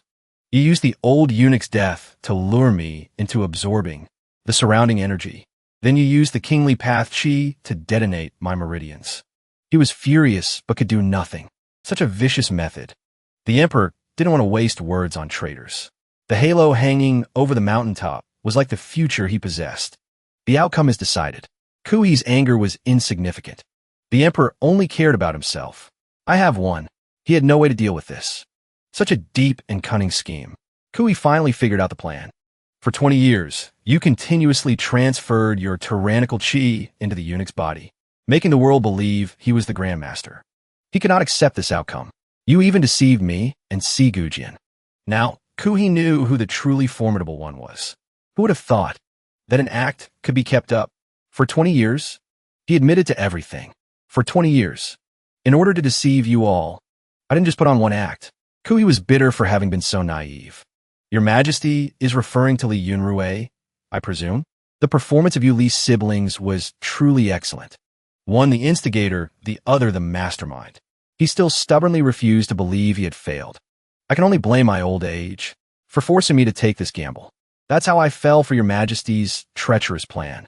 The Emperor knew the plan beforehand and was prepared. Yunrui did not deceive you. This time, she truly wanted to kill me. That's why she gathered you all here. He schemed to consolidate his power.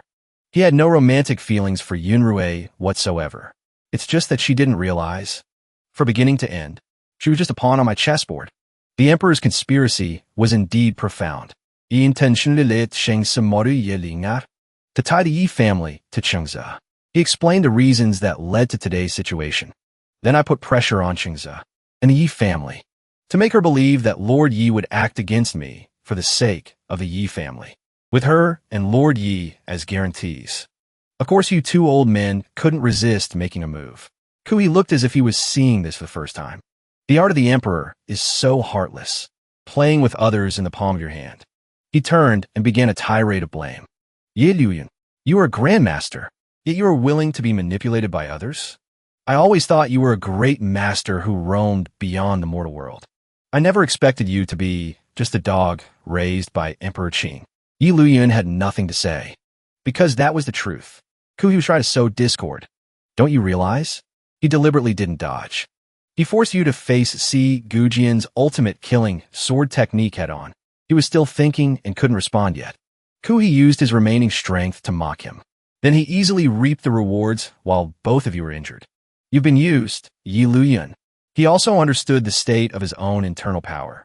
After taking that one sword strike, my meridians have been severely damaged by the sword chi. I will certainly never be able to return to the Grandmaster realm. The Emperor wanted to hear what else he had to say. Yahello was in turmoil. The promise that His Majesty made to me will be kept. The Emperor gave his affirmation. From now on, Lord Yi is truly free. He would definitely keep his promise. As long as I am here, I will ensure the protection of the Yi family's descendants.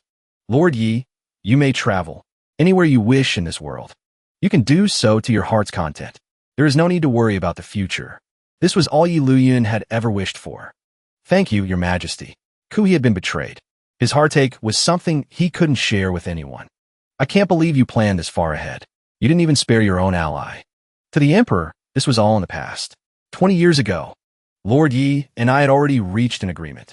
He had decided from the very beginning to join my side. The Emperor also recounted the coincidental event of that year. When Fiancee was young, I went to Danjo to lure Wuhu out and obtain intelligence on him. Everything was calculated by me beforehand, and helping me eliminate you all today was also part of the agreement. Wuhu finally spoke up. Intelligence on me? The Emperor didn't want to do this either. It wasn't to guard against you. It's just that your strength required me to observe you at all times. The man was also surprised. So Fiancee is also a pawn of yours? Used to control me? Wuhu couldn't believe his ears. But when Fiancee met me, he already knew you were using him. Another earth-shattering secret came from the Emperor's mouth. The boy will understand me. We are father and son. He already had his own answer. Besides, after I have conquered the world, he is the most suitable heir. The man understood him better than he understood himself. He will not help you conquer the world. But the Emperor did not have that much patience. Then he can be the second Yahello. Suddenly, he was dragged into the story of the struggle for the throne. Thinking it over, he felt something was wrong. Wait, the amount of true chi you just transferred in my body is far more than what a person's meridians can withstand. He was extremely curious. How you have so much true chi in your body? The Emperor looked troubled.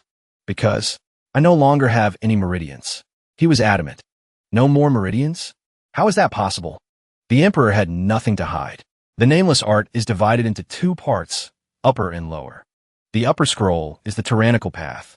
The lower scroll is the kingly path. The method of cultivating the upper scroll is very simple. It is to absorb external true chi into the body.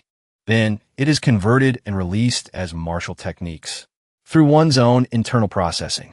He analyzed carefully, but the kingly path's true chi is directly absorbed into the body's reserves and then released. It lacks the conversion process in the middle. Knowing it was dangerous, he still took the risk. But a person's storage capacity is limited. In the process of compressing the true chi, it will continuously press on the meridians, causing the user's meridians to rupture, enduring unimaginable pain and suffering. Even he had to admire the Emperor. This process is unbearable. It feels like your whole body is being torn apart by tens of thousands of ants at once. Moreover, the ants' mouths are coated with salt, constantly tormenting your mind. The sun began to rise. Heralding the start of a new day, the Emperor proudly proclaimed, "The me of today is in the realm of the kingly path." Wuhu thought he was an expert in these arts, but he had overlooked a precious book. I never thought such a thing existed. This lower scroll, I've never known of it before. He didn't answer. When he heard Wuhu ask, "Was it she who gave you the lower scroll?" Wuhu was led from one surprise to another. "I can't believe you've been accumulating true chi for 20 years. The Emperor had victory firmly in his grasp. No matter how strong you are, in the end, there's a limit. He had hidden his internal power for so many years, waiting for this day. But mine can continuously increase, until I have the confidence to defeat any one of you. The Emperor was taking revenge for old grievances. 20 years ago, you failed to kill me. Now, you no longer have the chance. He likened the sun to the victory of southern Qing. It was predetermined. He was powerless. You, to ensure you had the upper hand. Kui felt even more terrified. Sacrifice someone who had been by your side for 20 years. The Emperor said one sentence to end the matter. Regarding the passing of Hong Xia, I too am very sad. It was unclear what other tricks he had up his sleeve. After all, in this world, the people who truly understand my thoughts are no more than 3. Hong Xia had followed the Emperor since he was young. He was one of them. I will always remember him. Kui was on the verge of death. There was nothing he didn't dare to say. You will remember him, just as you will remember Chen Pingping. Eng Yik King me. Wuhu, of course, didn't know who he was talking about. Kui understood the Emperor's ruthlessness well, but the moment they pose even the slightest threat, they will become your sacrifice. Finally, he too became angry. Enough. You have ruined my mood. The Emperor could make Kui log out at any moment. So let's end this. He no longer had the will to live. It is indeed time to end this. Unexpectedly, the man spoke up. Let him go. The Emperor wanted to know the reason for this action. Why? Wuhu answered frankly. I'm not happy. The man was only following the orders he was given. The young master told me to protect you. You are safe now. As for him, his time is short. The Emperor glanced towards Wuhu. He thought carefully. Should I leave behind a potential source of future trouble? Unexpectedly, the Emperor nodded in agreement. In return, he had a condition. This was inevitable. But old Wu, you must return to the capital with me. Wuhu refused outright. There was not a trace of fear. I'm not going back. The man had his own reasons. He didn't want to rely on anyone. I have remembered some things. I must go and confirm them. The Emperor was about to say something, but stopped. It was certain that in his entire life, he had only ever yielded to Wuhu. The Emperor also determined the fate they had to bear for daring to oppose him. I will let him leave. As for Si Gujian, he doesn't have much time left. Fend for yourself. He still had a shred of mercy. I can let you return to Donnie before you die. Consider it a final act of grace for me. The man also agreed with the Emperor's decision. Si Gujian immediately rode the wind and clouds away. He said nothing. He looked sorrowfully towards the horizon. Before leaving, Kui thanked the man one last time.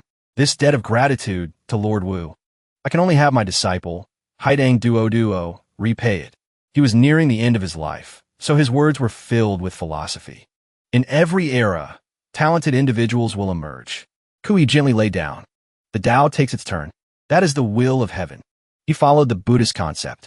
In the end, you and I will both become a handful of dust in this vast land. Kui didn't forget to remind the Emperor.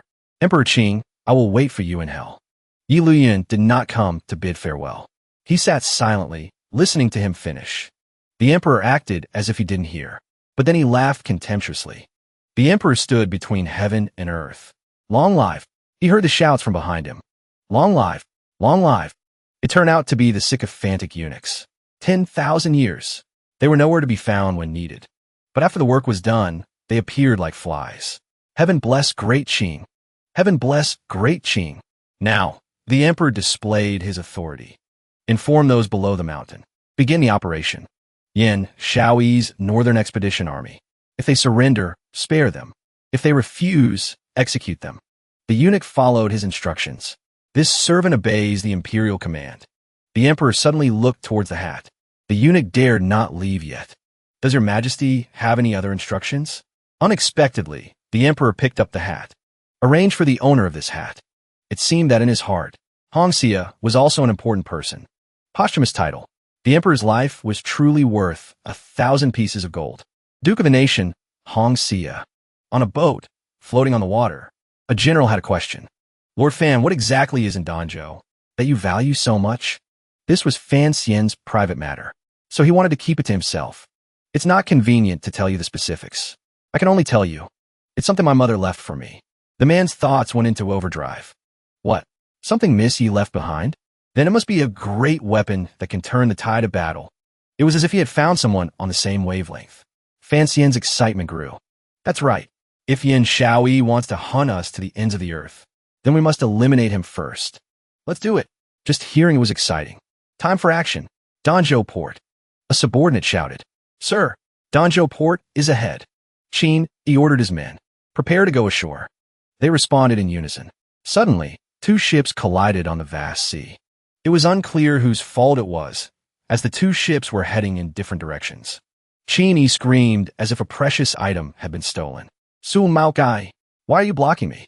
He waved his hands and quickly explained. A mistake. A mistake. A scheduling error. Qin, he took the opportunity to press his advantage. His demeanor was like that of a pirate. I never thought General Su would make such a mistake. You've really gotten rusty. If he was second in arrogance, no one would be first. Troubled General Su to quickly adjust your ship's course. Fortunately, he met Mao Kai, who couldn't be bothered to argue. General Qin is right. Absolutely right. He didn't want to get involved with this guy and get a headache. Did you hear that? Move it. Qin, he shook his head in exasperation. Truly speechless. Clank, clank. He suddenly felt something was unusual. This sound. For some reason, Mao Kai shouted. Fire. The enemy ship began to frantically fire its cannons at the other ship. It caught the subordinates completely off guard. They were sent flying. Boom! The explosion sent everyone on the ship flying. At that moment, someone screamed in a rage. Su Mao Gai, what are you doing? The scene was utter chaos. A subordinate frantically asked Lord Qin. Could this also be a mistake? Hearing this, Lord Qin was shocked and screamed. Are you a damn idiot? This is rebellion. Prepare for battle. Prepare for battle. At that moment, the bearded man shouted an order. Fire. The explosion was terrifying. It sent people flying everywhere. The cannons from the other ship fired continuously at the enemy vessel. The other ship fired continuously at the subordinates on the opposing vessel, catching them completely off guard. Suddenly, the ship capsized. The people on board clung to the mast, screaming. The enemy ship was now on fire and sinking into the sea. That man, Qin, was now in a panic, thinking to himself. Lord Yin has long suspected that someone was hiding fiancee. He looked into the distance, thinking, Su Mao Kai, so the traitor was you. Right then, Qin jumped out and ordered everyone on the ship. All hands, listen up. Abandon ship immediately. Head for Lord Yan's ship behind us. The other ship had already sailed far away, leaving the burning vessel to sink into the sea. At that moment, on the other ship, a subordinate informed Mao Kai. We've sunk the enemy. Hearing this, he immediately ordered, all hands, proceed to the port at full speed. Then he looked out into the distance and said, the Supervision Council's ship is ahead. Mao Cai's face was terrifying at this moment. His voice was sinister. As long as I get Lord Fan to that place. My mission. Suddenly, an enemy arrow struck him. But luckily, Fan Xian arrived just in time, kicking him out of harm's way and shouting. Donji, he cried out in pain. Ugh, the arrow was so powerful it pierced through the mast. This left the subordinates utterly shocked. He was now gasping for breath in fear, crying out. That arrow pierced right through the mast. Mao Kai looked at the mast, gritted his teeth, and said, It's Yin Shaoyi. Then he broke out in a cold sweat and turned around, trembling. If it weren't for young Master Fan's kick, I'm afraid I would have. At that moment, he shouted loudly. They're about to counterattack. The other ship was gradually approaching, causing the subordinates to shout in alarm. Quick, defend. Right at this moment, thousands of arrows rained down continuously on their ship. At that moment, Fan Xian turned to Mao Kai and said, Proceed with the original plan. Head towards the Supervision Council's ship with all your might. After I get off the ship, don't stop. Continue sailing out to sea. Turn back in 2 months. Hearing this, he became extremely worried and shouted, Sir, do you really intend to face Yin Shaoyi's ship alone? This is a suicide mission. Fan Xian was extremely confident at this moment. Don't worry, I have my ways. Then, he quickly ordered everyone onto the ship. All hands, full speed ahead. The other ship was rapidly closing in on the two vessels. A signal flare was fired from the other ship. At that moment, seeing the signal, a subordinate said, It's the retreat signal. All Supervision Council personnel, get ashore quickly. Right then, Fan Xian's ship was speeding towards the other vessel. The ship charged rapidly towards the other vessel. His face was extremely serious as he thought to himself. Now is the time. Then, he seized the opportunity to jump over to the other ship. The other ship fired a continuous volley of arrows at Fay, but he had already spotted the arrows. He skillfully dodged the arrows and exclaimed. Then, Fay rolled to the ground. He immediately jumped up with a look of utmost determination. Fay saw something glowing. Right then, he slammed his fist on the deck. Then, he quickly grabbed the chest and smashed it into a crate full of money. His face was filled with glee as he thought to himself. As the saying goes, the most dangerous place is the safest place. Who would have thought? That would hide the box with a worthless silver coin? At that moment, he lifted the chest. Suddenly, something made him turn around in surprise. A powerful red blast shot towards Fay, sending him flying. Xiaoyi had just fired an incredibly accurate arrow and said, "A hit." The blow sent Fay flying far away. But luckily, he managed to stay on his feet. Xiaoyi's arrow had hit Fay's chest. He said at that moment, "It can even block an arrow from a 9th rank master. It's truly worthy of being the cheat item my mother left for me." His face was very smug as he smiled sinisterly. "Huh, Lord Yin, the tables are about to turn." The subordinate who witnessed this was utterly shocked and shouted, "Did it hit, Lord Yin?" But Xiaoyi replied with great certainty, "It hit." Fay was now holding the chest with great solemnity. He then said slowly, "But that wasn't the sound of an arrow hitting a human body." Fay gaze towards him was razor sharp. This made Xiaoyi quite startled and surprised. Then he gripped his hand tightly on the chest, and immediately, he jumped and ran with incredible speed. He shot towards a ship like an arrow. Seeing this, Xiaoyi, with a face full of malice, laughed loudly. "Fay, are you provoking me?" His face broke into a wide grin as he shouted, "Very well." Then, he ordered the cannons to be fired. "Fire for me." Fay quickly dodged all the cannonballs. At that moment, Xiaoyi shouted menacingly. The cannons fired continuously at Fay. The explosions were devastating. Seeing this, a subordinate said smugly, "With a cannon barrage of this level, even a grandmaster would be half dead. Lord Yin, Fay is surely dead then." Suddenly, his eyes widened and he shouted, "No!" The massive explosions continued, but Fay was still, skillfully dodging every one of Xiaoyi's attacks. At that moment, he saw Fay. He immediately unleashed his power to open the box. The chest expanded, becoming enormous. He used his power to continue opening it. The pieces of the box assembled themselves. An enormous cannon was now in Fay hands. Seeing this, Xiaoyi shouted, "Fay!" Then, he decisively drew an arrow and shot at him. The arrow flew straight towards Fay. He shouted, "I want you dead." At that moment, the arrow was getting closer and closer to Fay. Right then, he activated the cannon in his hands. His face was filled with determination as he said, "Me too." Then, he fired the cannon's power at him. Fay's power grew stronger and stronger. Then, this power moved closer and closer to the ship. As for Xiaoyi, his face was filled with panic as he stood frozen. A collision occurred. A terrifying explosion érupted. It sent many people flying. A thick cloud of smoke rose violently. Right then, the other ship was blown to pieces. Fay was now clinging to a piece of the ship's wreckage. He lifted his head and gasped for air. Fay looked at the fire in the distance and said, "Yin Xiaoyi, I admit you are very strong, but dying at my hands is not an injustice. This is a weapon that should not exist in this world." Then, he turned his head to look behind him, feeling helpless. "I'm too far from the shore. I don't have the strength to swim back." At that moment, he pulled out the box and said, "If you're going to help, help all the way. Can you turn into a boat?" At that moment, in the Imperial Palace, a guard had come to report to the Empress Dowager. "Fay has committed treason. Your Highness, His Majesty has been assassinated." The atmosphere in the hall fell silent. Suddenly, a court minister looked over with great anxiety and thought to himself, "The Empress Dowager." He saw her hands trembling violently and thought, "The Empress Dowager's hands are shaking." At that moment, the Empress Dowager tried to calm herself and said, "Let the Crown Prince act as regent. Reassure the people." Then, she continued her instructions. "Summon the Minister of Revenue, Fan Jian, and Qin Hong, to the palace tomorrow at the hour of C. Summon Prince Jing and Shun Ping to the palace at the hour of U. The hour of C is 9 in the morning. The hour of U is 6 in the evening. Right then, the Empress Dowager turned to the person beside her and asked, "Where is Chun Pingping? Why hasn't he come to the palace?"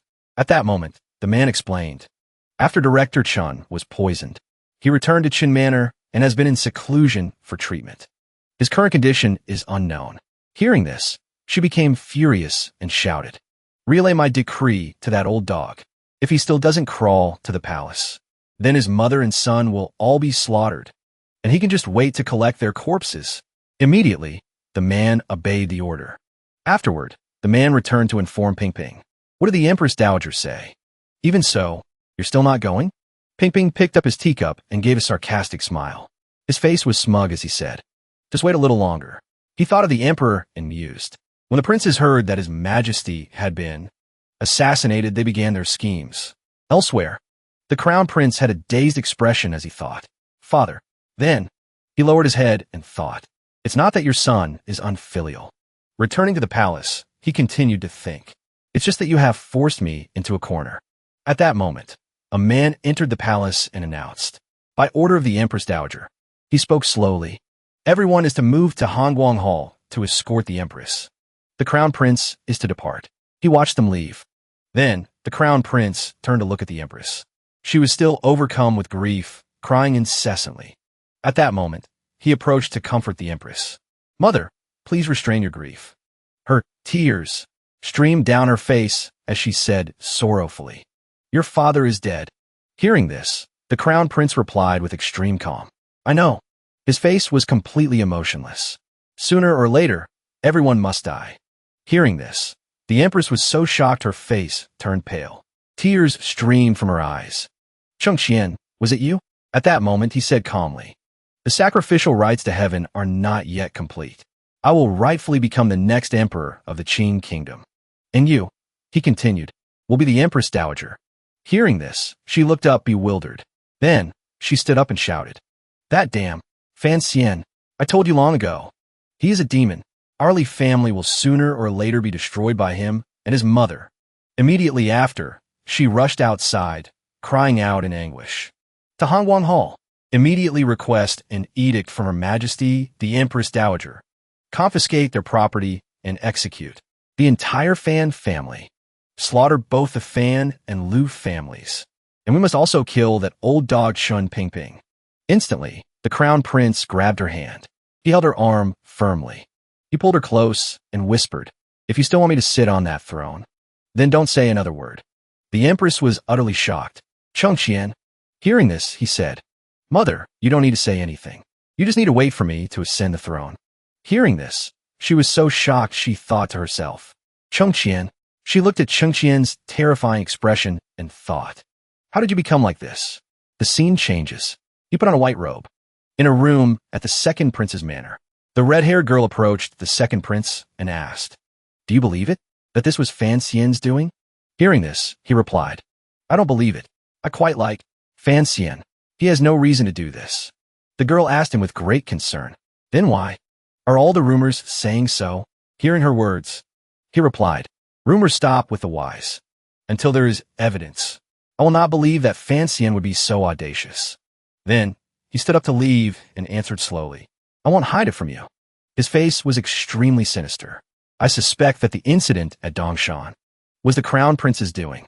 In the palace, Qin Hung reported to the Empress Dowager to mobilize the army so hastily. How will the issue of provisions be resolved? The Empress Dowager's face hardened as she said, "Northern Qi and Dongyi are not deserts. If we want to plunder, what can't we plunder?" Just then, Yunrui arrived to pay her respects to the Empress Dowager. "Mother is wise." Then, she stood before everyone. Her voice was full of authority. "However, it's only a half-month offensive. There's no need to think so much. The limit is 100 li. We don't need any more land." At that moment, she brought her cane down. "In these special times, our great Qing absolutely cannot fall into chaos." Her face was terrifying as she gritted her teeth and continued, "Therefore, we must kill more and plunder more, to make other places fall into chaos." The man immediately began to flatter her. "The Empress Dowager is absolutely right." At that moment, she said, "If there is nothing else, you're all dismissed." Immediately, Qin Hung agreed. Right then, Yunrui moved closer to her and said coquettishly, "Mother, let me stay with you a little longer." The Empress Dowager immediately ignored her and said, "There's no need." This made her extremely flustered. At that moment, she walked forward and said, "Chengqian, you should return as well. The coronation is near. You still have many matters to attend to. Isn't that so?" Hearing this, he was very surprised and exclaimed, "Grandmother." Then, he obeyed and replied, "Yes." The room was now brightly lit. The Empress Dowager was sitting on her bed while a servant massaged her shoulders. At that moment, she was very hesitant and lost in thought. His Majesty was assassinated. The ones who benefit are all my grandchildren. And that restless daughter of mine. They reacted so quickly. How could it not make one suspicious? She recalled the past. She was hugging Yunrui, comforting her while thinking, "Mother, brother was assassinated. Brother is gone." Her face was deep in thought. Every time that girl puts on an act, she always overdoes it. She looked at the girl's weak expression and thought further. Conversely, if she is truly sad, she has never let others see it. Returning to that day, when she left, both Yunrui and Chengqian were still standing there. Then, she continued to think as she saw the expressions on the faces of those two. Moreover, the two of them, Chengqian's expression looked very cunning, and there were many schemes within it. And Yunrui's face beside him was exactly the same. Suddenly, a man entered and reported to the Empress Dowager. Reporting to the Empress Dowager. The Supervision Council requests instructions on the investigation into His Majesty's assassination. Hearing this, her face fell and she said, "Tell them to first focus all their efforts on assisting Chengqian with the coronation. Other matters can be discussed later." Hearing this, the man replied. Then, she left her room. The Empress Dowager walked to the door and thought to herself, "Son, don't blame me." Her face showed a hint of sadness as she continued to think. If you're already dead, then the truth no longer matters. What matters is whether the vast territory of Great Qing can continue to exist. Then, she looked up at the sky and thought further. Right now, the Crown Prince is the most suitable successor. At that moment, the Empress Dowager went to Yunrui's place. At that moment, she smiled cheerfully and said, "Mother, I have come to pay my respects again." She saw her and frowned, thinking to herself, "Am I supervising her, or is she supervising me?" She exclaimed. The Empress Dowager sat down at the table. At that moment, she said calmly, "It's just the two of us now." The girl slowly poured tea. She began to speak. "Try to convince me. The matter of your brother being assassinated." Hearing this, she smiled and said, "Didn't the report already come back? Fiancee committed treason. He plotted to kill the king." At that moment, the Empress Dowager clarified, "Fiancee has no reason to do so." Hearing this, she replied, "Fiancee does have a reason to do so." Hearing her say that, she picked up her teacup and asked, "Why?" At that moment, she looked terrifying. "Because his mother is Yi Qingmei." Then, she continued her presentation. "Moreover, he has never acknowledged himself as a Li." At that moment, she calmly took a sip of tea and said, "Continue." Yunrui's voice was now extremely venomous as she said, "When he was in Jiangnan, he colluded with Northern Qi. He has an ambiguous relationship with Haitang Duo. Recently, he has been in close contact with Doni." The Empress Dowager calmly listened to her ramble on. "The young ninth-rank master who travels with him is likely the last disciple of Si Gujian. He is a citizen of southern Qing, but is so close to people from other countries. It is truly suspicious." At that moment, she put down her teacup and said slowly, "The last disciple of Si Gujian. The person you're talking about is Wang Shizenlang." Hearing this, she also agreed. "That's right. It is indeed Wang Shizenlang." Then, she said calmly, "If he is one of Fanxian's men, then I think that young man is quite good." Hearing this, Yunrui asked in surprise, "What?" At that moment, she looked at her and recounted. A few months ago, Chengqian was exiled to the south. Throughout the journey, it was thanks to Wang Shizenlang's care that he was able to return safely. "What? You didn't know?"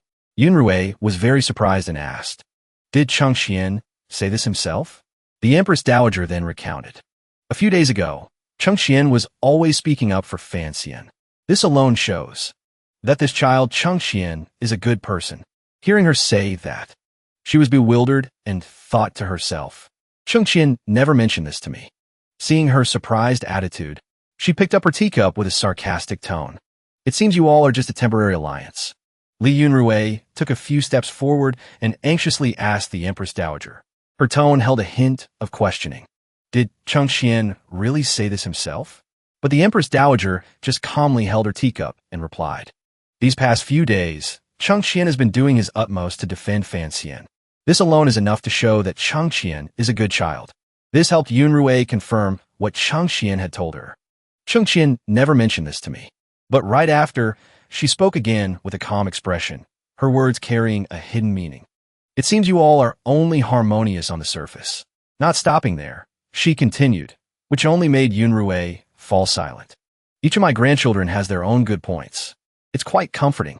After a short silence, the Empress Dowager turned to her with some annoyance and said, And you, will you ever give me some peace of mind? To appease the Empress Dowager, Yunrui just gave a slight, reassuring smile and answered her cautiously. Mother, rest assured. From now on, your daughter will definitely behave herself. The Empress Dowager's face was almost weary, her eyebrows raised in frustration as she said, I have trusted you too many times, only to raise a tiger that has brought harm to my son. As soon as she finished, she replied with a feigned innocence, shifting all the blame to Fan Xian, which made the Empress Dowager let out a soft, bitter laugh. I never harmed brother. It was all Fan Xian's doing. After that, she only hinted at the upcoming actions that her side had planned. You know the truth in your own heart. If not for keeping Southern Qing from chaos, and for Chengxian to be able to succeed the throne. Their conversation at this moment was proof that the truth had been diminished in their eyes. Why would I have to endure you wolves in sheep's clothing? From a high branch of a nearby ancient tree, he had been watching their conversation from beginning to end. His face showed some surprise as he continued to follow their talk. The Empress Dowager has guessed that the eldest princess did it, but she doesn't intend to pursue the matter. He now understood the situation clearly after piecing together the behaviors of Yunrui and the Empress Dowager. The eldest princess is always guarding the Empress Dowager, leaving absolutely no opportunity to get close. Unable to stay long, he quickly leaped away. As he ran through the branches, he thought to himself, even if I wait for an opportunity, the Empress Dowager is on the Crown Prince's side. He maintained a neutral expression and quickly formulated a plan in his head. If that's the case, there is still one way. Old memories quickly surfaced in his mind of the last time he and his father spoke. After I leave, the civil officials will be led by Grand Scholar Shu. He carefully instructed, This is the card I'm leaving for you. Remember, you must only use it at the most critical moment. Hearing his father's words, he didn't understand and quickly asked, When? His face was serious, his tone grave. For example, he paused, then spoke as if with a great hidden meaning. When you ascend the throne. That night, in Shu Wu's private study, as he was sitting and reading, a figure appeared from behind, startling him. He turned his head in panic and asked loudly. He was immediately spun around and his mouth covered, a soft voice saying, Don't shout, it's me. Seeing this, Shu Wu cautiously asked and warned, You dare to return? You are now a major criminal of the court. If you're caught, you will surely die. Hearing this, he just replied indifferently, I received an order from the emperor. I had no choice but to return. Hearing this, his eyes widened in surprise and bewilderment. He asked urgently, The emperor's orders? Is his majesty safe? His eyes drooped slightly, and he answered hesitantly, When I left, he was still safe. Now, then he delivered a shocking piece of news with a face darkened with sadness. He is likely dead. Shu Wu's eyes finally showed a hint of worry and sadness as he lowered his voice and continued to ask, Did his majesty leave any decree? From behind his back, he handed a piece of paper to him, his face serious with a touch of coldness as he said, I have a verbal edict and the emperor's jade, sealed to prove my innocence. Seeing the imperial edict in his hand, he willingly knelt down in respectful salute. Shu Wu, ecchi. Shu Wu carefully opened the verbal edict, examining every detail. This is indeed his majesty's handwriting. He read it carefully, from beginning to end. Then he was stunned. He cried out, How vicious! His expression clearly showed his anger as he gritted his teeth and said, The crown prince is about to ascend the throne. If we want to stop him, time is of the essence. He carefully and seriously patted Shu Wu's shoulder with trust. I need you to help me buy some time, but this will be somewhat dangerous. Hearing the request from him, he respectfully and seriously saluted. Please give your orders, young Lord Fan. Shu Wu will not refuse. Seeing that he had accepted the offer, he was overjoyed and praised him profusely. Prime Minister Lin was not wrong. Grand Scholar Shu possesses a scholarly integrity that few others have. If you step forward, the civil officials will surely follow. Hearing that, he had already figured out some of his plan. Young Lord Fan, do you mean for me too? Seeing that he understood, he seriously and slowly stated the task. That's right. I hope you can. A major incident at the upcoming grand event. Denounce the crown prince's crimes during the coronation ceremony. On the street, a large crowd was buzzing with discussion. His Majesty has passed away? What? How can that be? From the old to the young, their expressions were of sadness and surprise upon reading the notice on the board. How can it be? That godlike majesty is gone? On the wooden board, there was also a wanted poster with a sketch drawn in a few strokes of ink. It was done by Lord Fan? Unbelievable. It's truly hard to fathom. From the blind man whispering to the woman nursing her child, everyone was gossiping. I heard that with His Majesty's passing, the Crown Prince will succeed him. But didn't His Majesty go to Dongshan for the heavenly rights to depose the Crown Prince? The ink on the paper was still firmly stuck there. Don't talk nonsense. Matters like these are not for commoners like us to discuss freely. Speak softly. The person understood. Yes, yes. In another scene, a bright red flame was burning fiercely in a pot. A thin piece of paper was brought close to it. In the Forbidden Palace at night, someone was staring intently at the burning fire. On the steps of the corridor, a court official was bowing to have an audience with the Empress Dowager. Shu Wu bowed carefully and reported, Empress Dowager, please restrain your grief. This subject, the aged Empress Dowager spoke. Her face was withered and lifeless. Grand Scholar Shu, you are a veteran minister of the court, trusted by His Majesty. But her eyes were different. They were sharp and cold. At this time, your top priority is to ensure the stability of the court. Do you understand this principle? Shu Wu still replied respectfully. He stood close behind her. This old subject naturally understands. He lowered his face and presented the scroll in his hands. He reported with a tremor in his voice. But His Majesty's final edict clearly states, this subject dares not disobey. She glanced back to see if that thing still existed. Shu Wu remained in the same position, presenting the scroll with both hands. She decisively snatched the scroll from his hands. She looked at it with disgust. Her words were not kind. The man is gone. His words in life no longer matter. Everything is for the future of Southern Qing. Shu Wu remained silent, listening to her words. He clasped his hands, not daring to do anything improper. I believe you also wish for Southern Qing to continue, don't you? His integrity was pure. He still wanted to maintain it. Empress Dowager, this subject is but a scholar with a lifetime of integrity. Shu Wu was resolute. I dare not defy the late emperor's decree. As a subject of His Majesty, I must naturally obey his final edict. I only know that the truth is the truth. Sincerity is sincerity. Empress Dowager, you need not waste your words. She decisively threw the scroll into the burning fire before them. This startled Shu Wu, who couldn't react in time. Her expression became sinister and cruel. But in this world, there is no longer any such edict. The blazing fire consumed the scroll that was thrown into it. Shu Wu, I promise you, when the storm passes, I will thoroughly investigate the matter. Her eyes narrowed. Her malice and words are like a command. But for now, you must know what is important. Shu Wu bowed at a 90-degree angle. This subject understands. She no longer looked at him, turning away coldly. Furthermore, if you have a chance to see Fan Xian again, tell him to return without worry. I will give him a chance to clear his name. The day of the late emperor's funeral arrived. White cloth hung throughout the court. The officials knelt in white robes before the king's coffin. There was a master dressed in pure white. He performed the ritual dance with a whisk. He chanted a few incantations. The people below sobbed in sorrow, bowing their heads in respect. The Empress Dowager also remained silent and somber. The man turned to look at the Empress Dowager, who stood quietly in sorrow. She slowly opened her eyes, calm and somber. The master stood beside the king's coffin. He announced loudly, the grand sacrificial rite is complete. Standing before the crowd below, the man performed his duty for the next king. Invite the new emperor to ascend the throne. A person stood up, nodding. wearily rising from a kneeling position.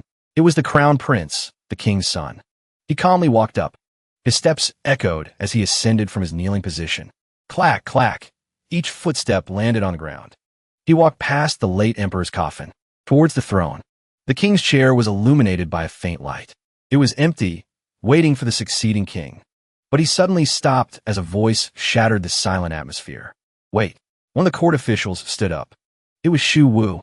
He spoke loudly and respectfully. When His Majesty passed away, he left a final edict. The crown prince is not to ascend the throne. The Empress Dowager flinched. Her expression was one of anger and displeasure at his actions. Shu Wu, you still dare? An official also turned back in surprise. Grand Scholar Shu. The eyes of everyone in the court now focused on Shu Wu. They began to whisper. What? His Majesty left a final edict? Then why is it only being mentioned now? Grand Scholar Shu, are your words true? A faint smile crept onto Fan Xian's lips. As he knelt below, witnessing the event, hearing him speak, the Empress Dowager quickly refuted him to avoid trouble. Grand Scholar Shu, to speak falsely of His Majesty's decree is an act of treason. But as a high-ranking minister, he was not afraid to argue against the Empress Dowager's words. Today, Great Qing has no monarch. How can this be called treason? Seeing Shu Wu still arguing, she grew anxious and scolded him loudly. His Majesty passed away on Dadong Mountain. It was because the Supervision Council's Fan Xian colluded with Dongyi to assassinate him. The event happened so suddenly. How could he have left a final edict? But in her heart, she was flustered. I clearly burned that edict. How dare Shu Wu act so recklessly? She asked him loudly, but he maintained a serious expression, his eyes slightly closed. He bowed his head. If there is a final edict, where is it now? Then, he spoke seriously and clearly, without hesitation. The final edict is currently in the hands of young Lord Fan. Fan Xian. His words now caused all the court officials around to be alarmed. The final edict is really in young Lord Fan's hands? At this moment, all the officials became very confused and started discussing amongst themselves. Could there be some other hidden story to this? What exactly? Finally, the Empress Dowager realized she had been tricked by her own haste. Could the edict he gave me before have been a fake? Her face turned angry as she cursed him in her heart. Well played, Shu Wu, a man of integrity and righteousness, yet you dare to deceive me. Looking at Shu Wu's unchangingly serious face, she became even more furious. I have truly underestimated you. Her hand rested on her wooden cane, her voice as sharp as steel. Her tone silenced any further discussion. Fan Xian is a traitorous criminal. The court has been secretly hunting him for days. I didn't know he had returned to the capital. Then she angrily slammed her wooden cane on the ground. Grand Scholar Shu. According to her words, from behind, two tall figures slowly approached him. It seems you are very clear on Fan Xian's whereabouts. A powerful guard stepped forward and placed a hand on his shoulder and spoke. Grand Scholar Shu, please follow us to the rear hall to rest. But right after, he clasped his hands in salute, knelt heavily on the ground, and spoke loudly in remorse. His Majesty was assassinated on Dadong Mountain, and the world mourns. His voice now echoed throughout the funeral, revealing the truth behind His Majesty's death. However, in less than half a month, the military forces everywhere have confirmed that it was Fan Xian who did it. This old subject knows what kind of person young Lord Fan is. He would absolutely not do such an evil thing. There must be something suspicious about this. He immediately raised 3 fingers to the sky as he spoke. This old subject has seen the final edict with his own eyes. This matter is absolutely true. He spoke loudly, full of confidence and certainty. This old subject is willing to stake his lifetime of integrity and swear that I am absolutely not lying. Hearing Shu Wu's oath, the Empress Dowager was completely silenced, unable to refute him, her face filled with worry. The Crown Prince looked at the Empress Dowager's trembling hands, clutching her wooden cane, and fell into deep thought. His expression began to turn worried as he stared at the Empress Dowager. The noble Empress Dowager could have just found an excuse to shut this down. Why did she have to argue the details with that old minister?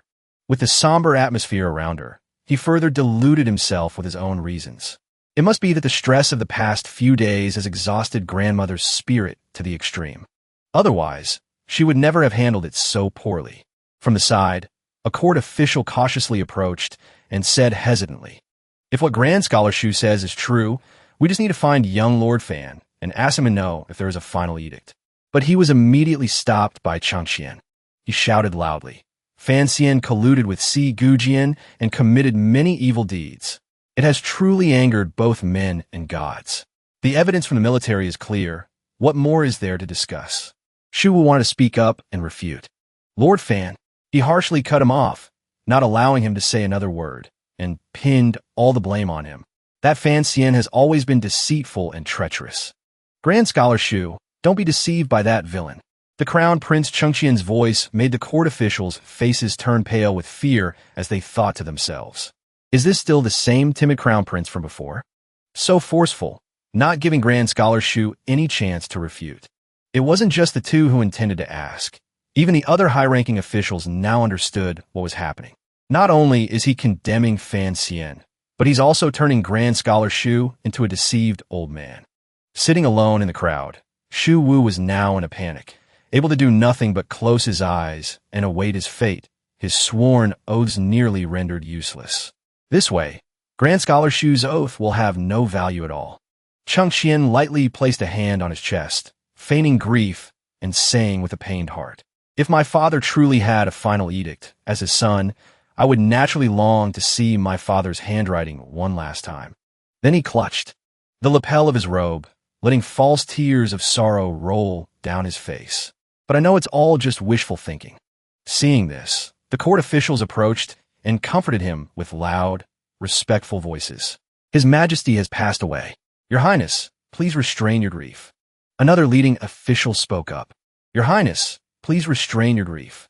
Grand Scholar Shu was also deceived by a villain and spoke nonsense. Following him, the other court officials also began to flatter him, leaving Shu Wu alone behind them. "Your Highness, do not let anger harm your health." Seeing that the tide had turned back in our favor, the Empress Dowager turned to look in surprise. With just a few short sentences, he turned defeat into victory. Her face clearly showed her surprise. "I'm no longer trembling. I'm truly surprised at how quickly the boy has matured." Changqian, with a false expression, slowly walked towards Teacher Shu with a long-winded speech, blaming Fan Xian. "I have always respected Grand Scholar Shu, but what I have heard today truly disappoints me. Not only do you harbor a criminal of the court, but you also show no remorse." His gaze slowly turned cold, looking down and using the late emperor's name to pressure him. Teacher Shu Wu. Thinking back, my father held the old scholar in high regard. Today, for the scholar to be so deluded, I wonder if you will have the face to see my father again in the afterlife. However, he was an upright and courageous man, unyielding, and still responded forcefully. "The one who will have no face to see. His Majesty is probably your Highness." Seeing that he still had the guts to argue, he became even more determined to condemn Teacher Shu Wu for trial. Grand Scholar Shu Wu, colluding with a court criminal, forging the late emperor's decree. Men drag him out of the hall. In consideration of his old age, imprison him and await trial. Immediately, he was mercilessly dragged away by two servants from behind. This made him shout loudly in frustration. "I have fulfilled my duty. If the high officials in this hall still fear the power of the Empress Dowager and the eldest princess and choose to remain silent, then what does it matter if this old subject produces the real edict?" Even as he was being dragged away, he struggled and shouted his protests and curses. "The Empress Dowager says the edict is fake. Who dare say it's real? What a disgrace to the spirit of the late emperor. What a waste of years studying the sacred texts." Looking at the scene before them, not a single court official dared to stand up on his side. A light shone through the clouds, dispelling the darkness to welcome a fresh brightness. A master at the funeral ceremony now stood up and spoke respectfully. "This subject begs your Highness the Crown Prince to retract the decree." He was a grand scholar named Hushur. His face was clear, hoping for the matter to be clarified. The life and death of His Majesty is a great matter for the nation. To this day, we have not seen the imperial body. This is a critical point. Only after a joint trial by the three judicial departments can Fan Xian be convicted. The Crown Prince frowned, surprised by the recent petition. Hushur was bold and capable, wanting to investigate everything properly. "We have not heard from the Imperial Guard or the Supervision Council. How can we make a hasty decision based solely on intelligence from the military camps? This subject believes the urgent matter is to find out the truth of Dongshan. It was only Lord Danbo. The crown prince was no longer gentle. He shouted angrily, "If Fan Xian is innocent, why hasn't he shown himself yet?" He remained resolute. His expression was calm, but he was not afraid and spoke loudly. Whether the edict is real or fake needs to be verified. Even if Lord Danbo is guilty, he should be captured and interrogated before being sentenced to death by 1,000 cuts. Therefore, this subject believes the most important thing is to capture Lord Danbo for trial. I respectfully ask the Empress Dowager to investigate clearly. The Empress Dowager stood silently, just watching. Her face clearly showed her annoyance and predicament. The others followed the trend and stood up. Another person added his words. Previously, Her Majesty the Empress Dowager issued a decree stripping Fan Xian of his title and ordering the confiscation of the Fan family's property. For the Grand Scholar to still call him Lord Danbo is truly inappropriate. Fan Xian is a traitor. Today, the two Grand Scholars are wholeheartedly defending him, while Shu was being held by 2 guards. And Hu Sure was still listening. I wonder if there's something shady going on behind the scenes. That person did not want things to be fair and transparent. He prayed with all his heart. As a subject of Southern Qing, a subject of His Majesty, I must handle state affairs for His Majesty. If His Majesty has a final edict, I must see it. What is there to hide? The Crown Prince was so angry he didn't want to look. He gritted his teeth. It's come to this. The Crown Prince also confronted him. As a subject, yet you forge a final edict. Grand Scholar Hu, you should take a look at yourself. Immediately, someone came to restrain the speaker. But that person was not afraid and refused to yield. He continuously shouted, using his reputation as a premise. If the name is not right, the words will not be proper. If the words are not proper, the matter will not succeed. If the matter does not succeed, rites and music will not flourish. In this grand hall, is there anyone who submits?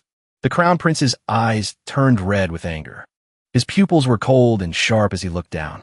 He frowned in annoyance at the troublesome situation unfolding. The footsteps, one retreated. One followed, faster and faster.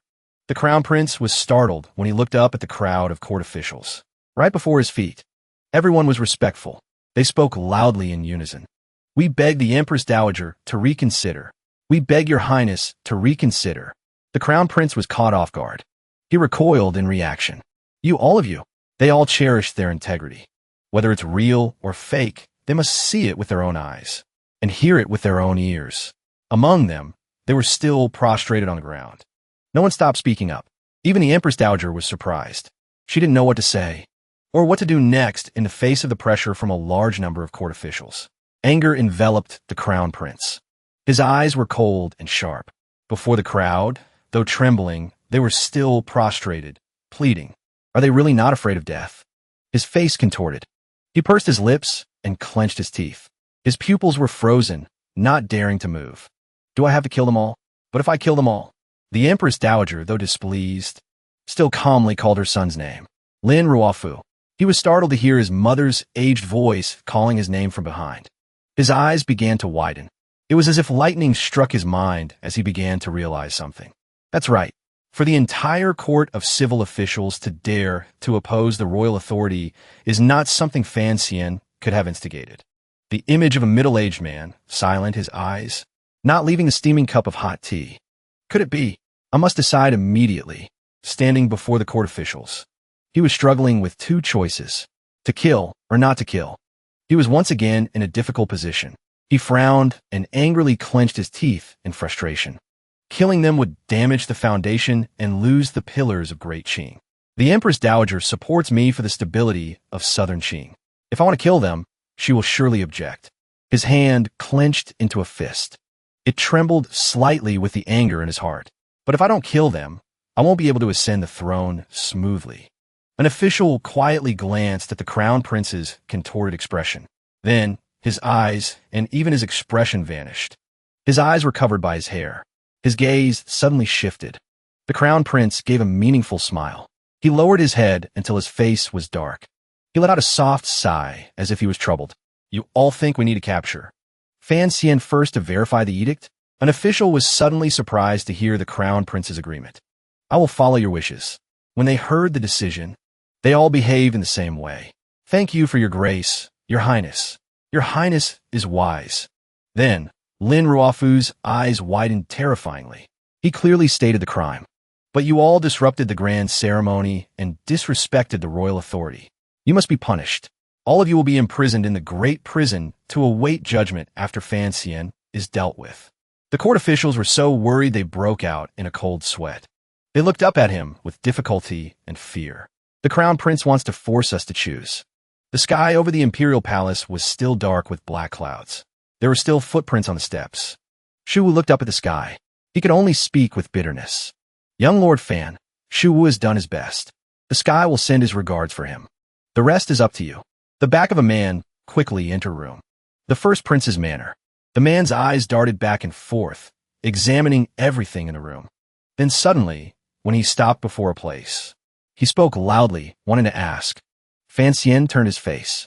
He was already seated at one end of the table. Don't be afraid. It's me. It's been a long time. That person was the deputy commander. He was straightforward. Tell me quickly, is it true that father left a final edict? Fan Xian seriously presented before his eyes a thin piece of paper. The assassination was the crown prince's doing. I have this letter as proof. After the deputy commander took the paper from his hand, he stared intently at the contents. Fan Xian reinforced his point. It's your own father's handwriting. Don't you recognize it? Well, he understood the details. He shouted in anger. It's true that hearing is not as good as seeing. How dare the crown prince do such a heartless thing? I will definitely not let him go. Fan Xian smiled with amusement. He smiled while leisurely pouring tea into a cup. I wasn't wrong about you. If I can get your help, my chances of victory will increase. Is the Imperial Guard still under your control? He seemed to freeze. Even the stream of tea was interrupted as it fell into his hands upon hearing what the deputy commander said about the situation. I was dismissed by the Empress Dowager yesterday. Currently, the Imperial Guard is commanded by Qin Heng. Fan Xian was about to stand up. He seemed to have lost interest. Then what use are you? He also became serious. His eyes sharpened. I am the deputy commander. Moreover, the main force of the Imperial Guard now are the Western expedition troops who returned to the capital with me. They only listened to my orders. Fan Xian was once again stunned. For a few seconds. Immediately, he changed his attitude as quickly as flipping a pancake. He welcomed him warmly and spoke cheerfully. Today in the Grand Hall was truly heart-pounding. You must have been scared too. Sit down and have some water.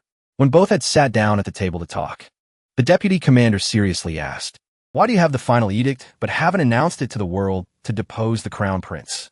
Fan Xian sat very comfortably. I can't bear the consequences of revealing the final edict. The deputy commander became even more curious. He looked at his dejected face but still pressed on with his question. Can't bear it? What can't you bear? Are you going to wait until the crown prince ascends the throne and all power is lost before you act? Fan Xian closed his eyes and answered with weariness and frustration. My father, wife, and maid are still in the palace. The deputy commander began to see everything as a serious problem. You mean if you lose the final edict, you also lose the trump card to protect them? Fan Xian also answered straightforwardly. Your mother, noble consort Ning, is also in the palace. If they use your mother to threaten you. Fan Xian's expression suddenly changed. Will you help me or protect your mother? His calm and innocent demeanor shattered the serious atmosphere. I haven't thought about that yet. Fan Xian gave a helpless, wry smile. You truly are straightforward. He gently covered his mouth. The deputy commander turned to speak. Haven't you already made arrangements for your family? When the soldiers entered the Fan Manor to confiscate property, Fan Xian was astonished. Well, he heard what he had just said. Rewind to the time when the house was deserted. When someone came in to investigate and arrest people on orders, it was empty, according to his account. Minister Fan is not in the manor. They had asked each other, where are the people? Even across the tea table, a tense conversation was still taking place. That day, 3 horsemen entered the capital. After the minister left the palace, he did not return to his manor, but was directly received by Prince Jing into his residence. Fan Xian slowly recalled the old images. Confused. Prince Jing? So my father has been to Prince's manor all these days? Why is there no news outside? He raised his hand and spoke seriously, clarifying everything. The Fan Manor has been sealed. Naturally, no news can get out. After all, Prince Jing is the Empress Dowager's biological son. With his majesty gone, the old woman must show some respect to her only son. Fan Xian felt a helpless smile creep onto his face as he clearly pictured his father having cheerfully planned everything out.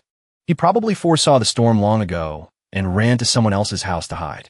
Fan Xian still had something to worry about. What about my wife and my maid Cece? The deputy commander probably knew the ins and outs of every event. More than 10 days ago, Princess Chun and Miss Cece went for a stroll at the Fan Manor's estate. He raised his head high and frowned as he revealed their whereabouts. That day, the Empress Dowager issued a decree summoning your family to the palace.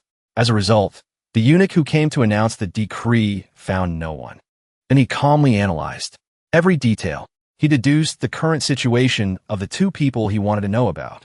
So Princess Chun and Miss Cece have been missing for over 10 days. So I don't understand. Sir, you have made such arrangements in advance. What are you worried about now? Fan Xian narrowed his eyes and lowered his brows. Sweat trickled slowly down his cheek. It wasn't me. I also don't know who took Wanner and Cece, nor do I know where they went. The deputy commander lowered his face. He was both worried and puzzled, and his face was thoughtful. Then who would have made these arrangements so many days in advance for you, leading to the same conclusion? He also frowned. His hand covered his slightly open mouth. Who could be? Then they both realized in unison. They said two different names, but it was the same person. Director Chun, that old cripple. Meanwhile, in a dark place, a sliver of daylight shone through a crack in the door. The person's subordinate spoke up. Everything is as you predicted. The person let out a soft sigh. It really is him. He sat on the chair and smiled smugly. He really makes one uneasy. Fan Xian looked down with a sad and somber face. His eyes were half closed. But yesterday, I went to the Supervision Council and found it in unimaginable chaos. There were only a few new faces I'd never seen before. Through the small crack in the door, the subordinate stood respectfully, reporting.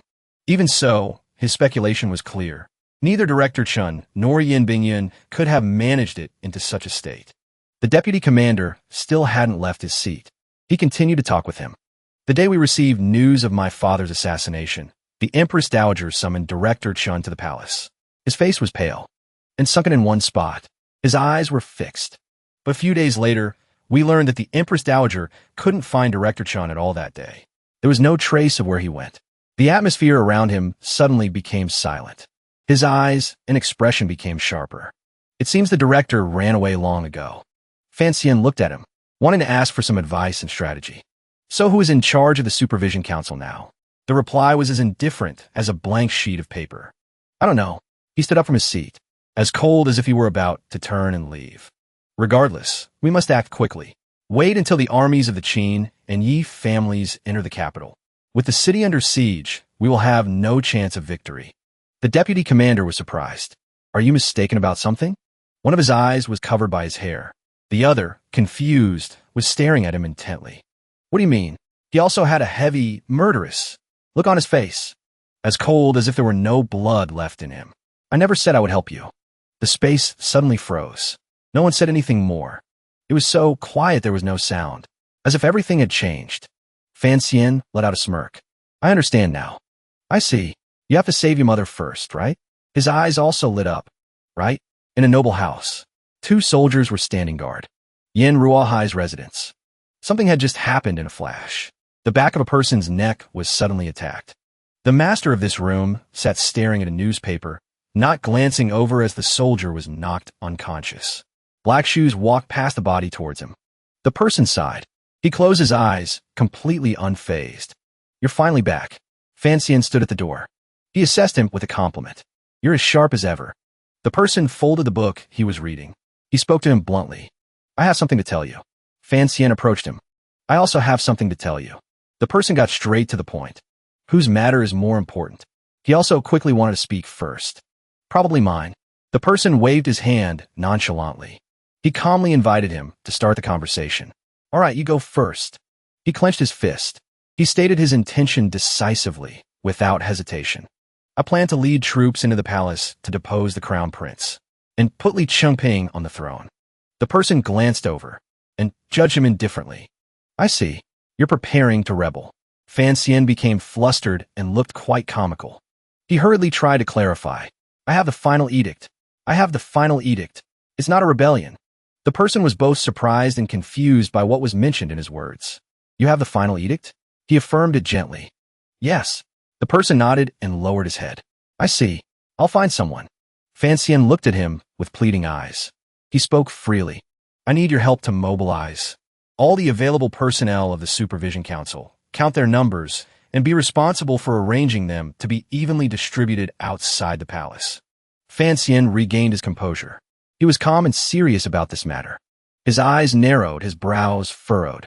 Once we act, it must be as fast as lightning. We cannot give them any chance to resist. He was suddenly startled by the 3 short, blunt words the person uttered. I can't. He looked up at Fan Xian. A month ago, all my authority in the council was revoked by Director Chun. This is also what I wanted to tell you. He guessed that the person who did it was that Chun Pingping. His eyes became as sharp as knives. The killing intent he exuded was also heavy. Extremely. I suspect that Director Chun knew about the assassination of His Majesty in advance. I even suspect. It was like a clap of thunder. Fan Xian was startled by every word spoken. That he secretly cooperated with the eldest princess's actions. The person's eyes glanced somewhere else. The truth of the matter was clear and difficult. The 2 people at the door. What he had looked at were the 2 unconscious bodies lying outside the door. It was my father, afraid I would ruin the director's plan. He had to send someone to monitor and confine me. Fan Xian rubbed his chin. He was worried and hesitant.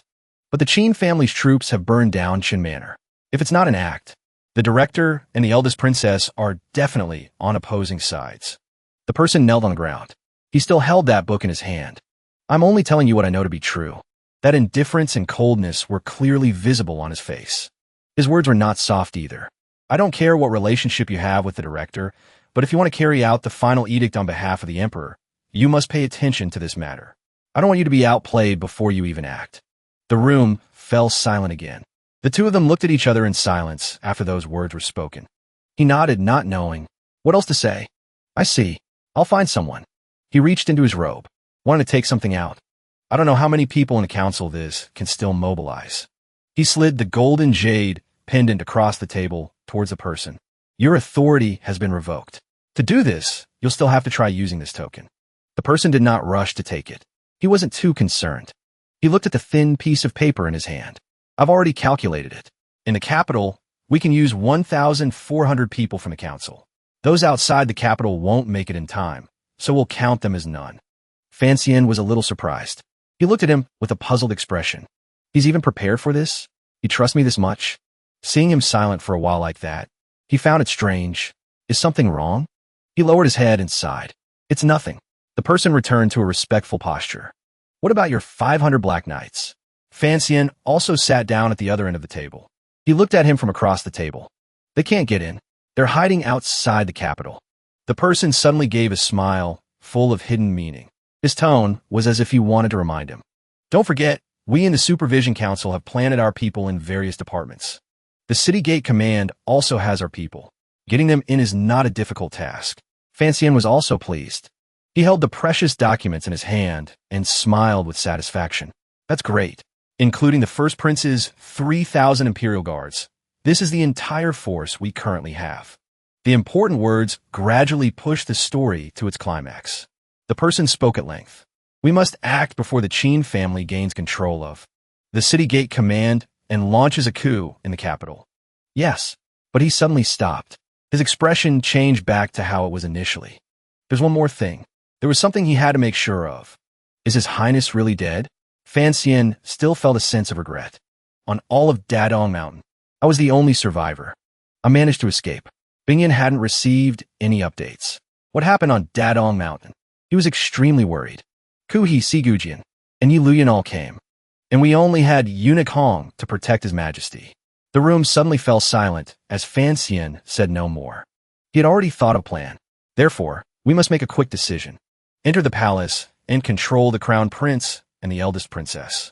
Seeing this, he wanted to help. I will go to the Supervision Council to make arrangements. But Fan Xian stopped him. Wait, he needed to confirm. Has Deng Ziyue returned? Bingyun was silent. He didn't know how to answer. Finally, he explained. I've been away from the council for a month. I'm not sure about this. For a moment, he couldn't think of a proper way. Is that so? Bingyan was a bit hesitant. Fancian, but he was resolute. Let's go. Fancian's determination was evident in his actions. We must finish the business in the capital first. He had no choice but to obey. He didn't know what else to say. A fierce fire blazed in front of an army. Chun Manor. Chun Lai, are you trying to burn this whole place down? The old master said that if we are to attack Chun Manor, we must kill Chun Ping Ping before we can withdraw our troops. Lord Yen, do you know where Director Chun is hiding? The Qin family's second-in-command, a senior general. Yen Ruohai reminded him first. Since the director has left, the general must be mentally prepared. In the short term, don't expect to catch him. He was trying to probe for information. Sir, you were planted by the Qin family beside Chun Ping Ping for decades. Do you know his hiding place? He skillfully refused the request. Of course I know. I can take you there now. But the chances of catching him are not high. What I can think of, he can surely think of as well. Ruohai was still a little worried. Don't forget, he is Chun Ping Ping. Weizhou Estate. It was unclear what they were discussing. The former head of the 7th Bureau, one of the 2 wings of the Supervision Council, Song Jie. The pursuing troops are almost here. Director, please make a plan. Ping Ping firmly asserted. Don't worry, they won't come. Moreover, they will soon withdraw their troops. There's no rush for this matter. Van E felt uneasy. Uncle Chun, the capital is so dangerous. I'm a little worried about my husband. I want to go back and find him. See if I can help in any way. He had always trusted Fancian. Silly girl, by staying here, you are helping him. Besides, even if he fails, with his abilities, he can still survive. As long as he survives, everything will be fine. How could she possibly remain calm? I understand the logic, but my mind won't stop worrying. I keep thinking, what if something happens? Cece immediately came to her side to comfort her. Nothing will happen. Uncle Chun is always helping the young master. And Uncle Fan and Prince Jing haven't made their move yet. The young master will definitely get through this safely. Ping Ping analyzed. Those 2 probably can't help much. Prince Jing and Old Qin only know how to cause trouble. As for Fan Jian, he wins through forbearance. But he also loses because of forbearance. The elite guards he carefully trained were all taken to Dadong Mountain. I reckon none of them will return alive. She managed a reluctant compliment. Director, you really know how to comfort people. He suddenly had a relapse of his old illness. Bonner was visibly alarmed. Uncle Chun, what's wrong with your body? The attending eunuch suggested. Should we call Fay Jia back? Otherwise, what about the poison in your body? She couldn't help but be bewildered. The director is poisoned? Ping Ping knew his own body well. Don't worry, I won't die. There was only one thought in his mind. I need to ask about the situation on Dadong Mountain. His close eunuch cried out. Director, why have you tied me up? I still have to report the situation on Dadong Mountain to Lord Fan. He had his reasons for doing so. Now is not the time for you to deliver the news. If those princes knew His Majesty was still alive, would they dare to rebel? It seemed Ping Ping had accurately predicted the future. The situation in the capital, the more chaotic the better. This play, I have waited many years for it. What if Lord Fan is in danger? He was as calm as a cucumber. Don't worry, His Majesty has already made arrangements. Unexpectedly, Fancian's close servant was so intelligent. I understand. After deposing the crown prince, His Majesty is also planning to choose a successor. Ping Ping had to praise him. This rebellion is a test for Lord Fan, to see if he is capable of taking on the throne. The one who follows Fancian has become much smarter. You've guessed half of it right. This play was indeed directed by His Majesty. However, he also has his own agenda. It just won't play out as he wishes. Ping was talking to a eunuch. It was unclear what caught his attention. The boy, this is... Ping recognized the jade pendant. This is the apprenticeship gift I gave to my teacher. The boy was easily trusting. Did my teacher send you to find me? The man took advantage of the situation. That's right. Lord Fan sent us to pick you up. Ping was eager to see him. Where's my teacher? But he didn't know he was being deceived by the eunuch. He is waiting for you in the main hall. The boy's steps quickened. Ping walked through the entire corridor, but didn't see anyone. Where's my teacher? At that moment, the eunuch naturally reached into his sleeve. He had already prepared a knife. The eunuch suddenly turned hostile. He held the knife, intending to stab Ping. The boy was startled when he saw the light reflecting off the knife. Luckily, Qingping managed to fall to the ground in time to dodge the attack. The clever boy realized his intention. You want to kill me? Qingping threatened him to save himself. Do you know that if you kill me, you will also be exterminated? The eunuch had long since forged an iron will. Since I started following him, I have no longer cared about life or death. Qingping couldn't help but be curious about his master. Him? The eunuch had no intention of stopping his wrongful act. A scream echoed, causing a flock of crows to flee their roost. He was on top of Qingping, but it seems the eunuch did not achieve his goal. The boy held a bloody knife, his hand trembling. The eunuch had now logged out of this world. Qingping finally breathed a sigh of relief. Luckily, I had the self-defense dagger my teacher gave me. The boy quickly put it away. Teacher said it was coated with poison. Qingping was even more certain when he saw the man foaming at the mouth. It really is poisoned. The clever boy reminded himself. Father is dead. Teacher is also gone. I must protect myself. But Qingping hadn't had time to get any information from him. Him? Who could it be? As expected, the boy was the son of the emperor. His thoughts were different from ordinary people. But no matter who it is, don't even dream of killing me. A eunuch was suddenly pushed to the ground. He repeatedly denied it in front of Changqian. It has nothing to do with me. It has nothing to do with me. It was unclear why he was so angry. Because someone who only thinks of his own interests. Like Changqian, why would he care about others? Nothing to do with you? In this palace, all the eunuchs are under your management. If you didn't make a move, how could he have gone to assassinate Qingping? Since when did he become so kind? Even though the third brother is Fan Xian's disciple, he is still just a child. The eunuch could only kowtow to the ground. Your Highness, please calm your anger. Your Highness, please calm your anger. He didn't know how to prove his innocence. But this matter truly has nothing to do with this servant. The eldest princess never mentioned harming the third prince. Crown Prince Changqian suddenly fell in a deep thought. He thought for a long time, but still couldn't understand. If the third brother dies, it will escalate the conflict in the capital. It would even force the two Fan families into a corner. Aunt wouldn't do this to harm me. It wouldn't benefit her either. For a moment, Changqian began to worry.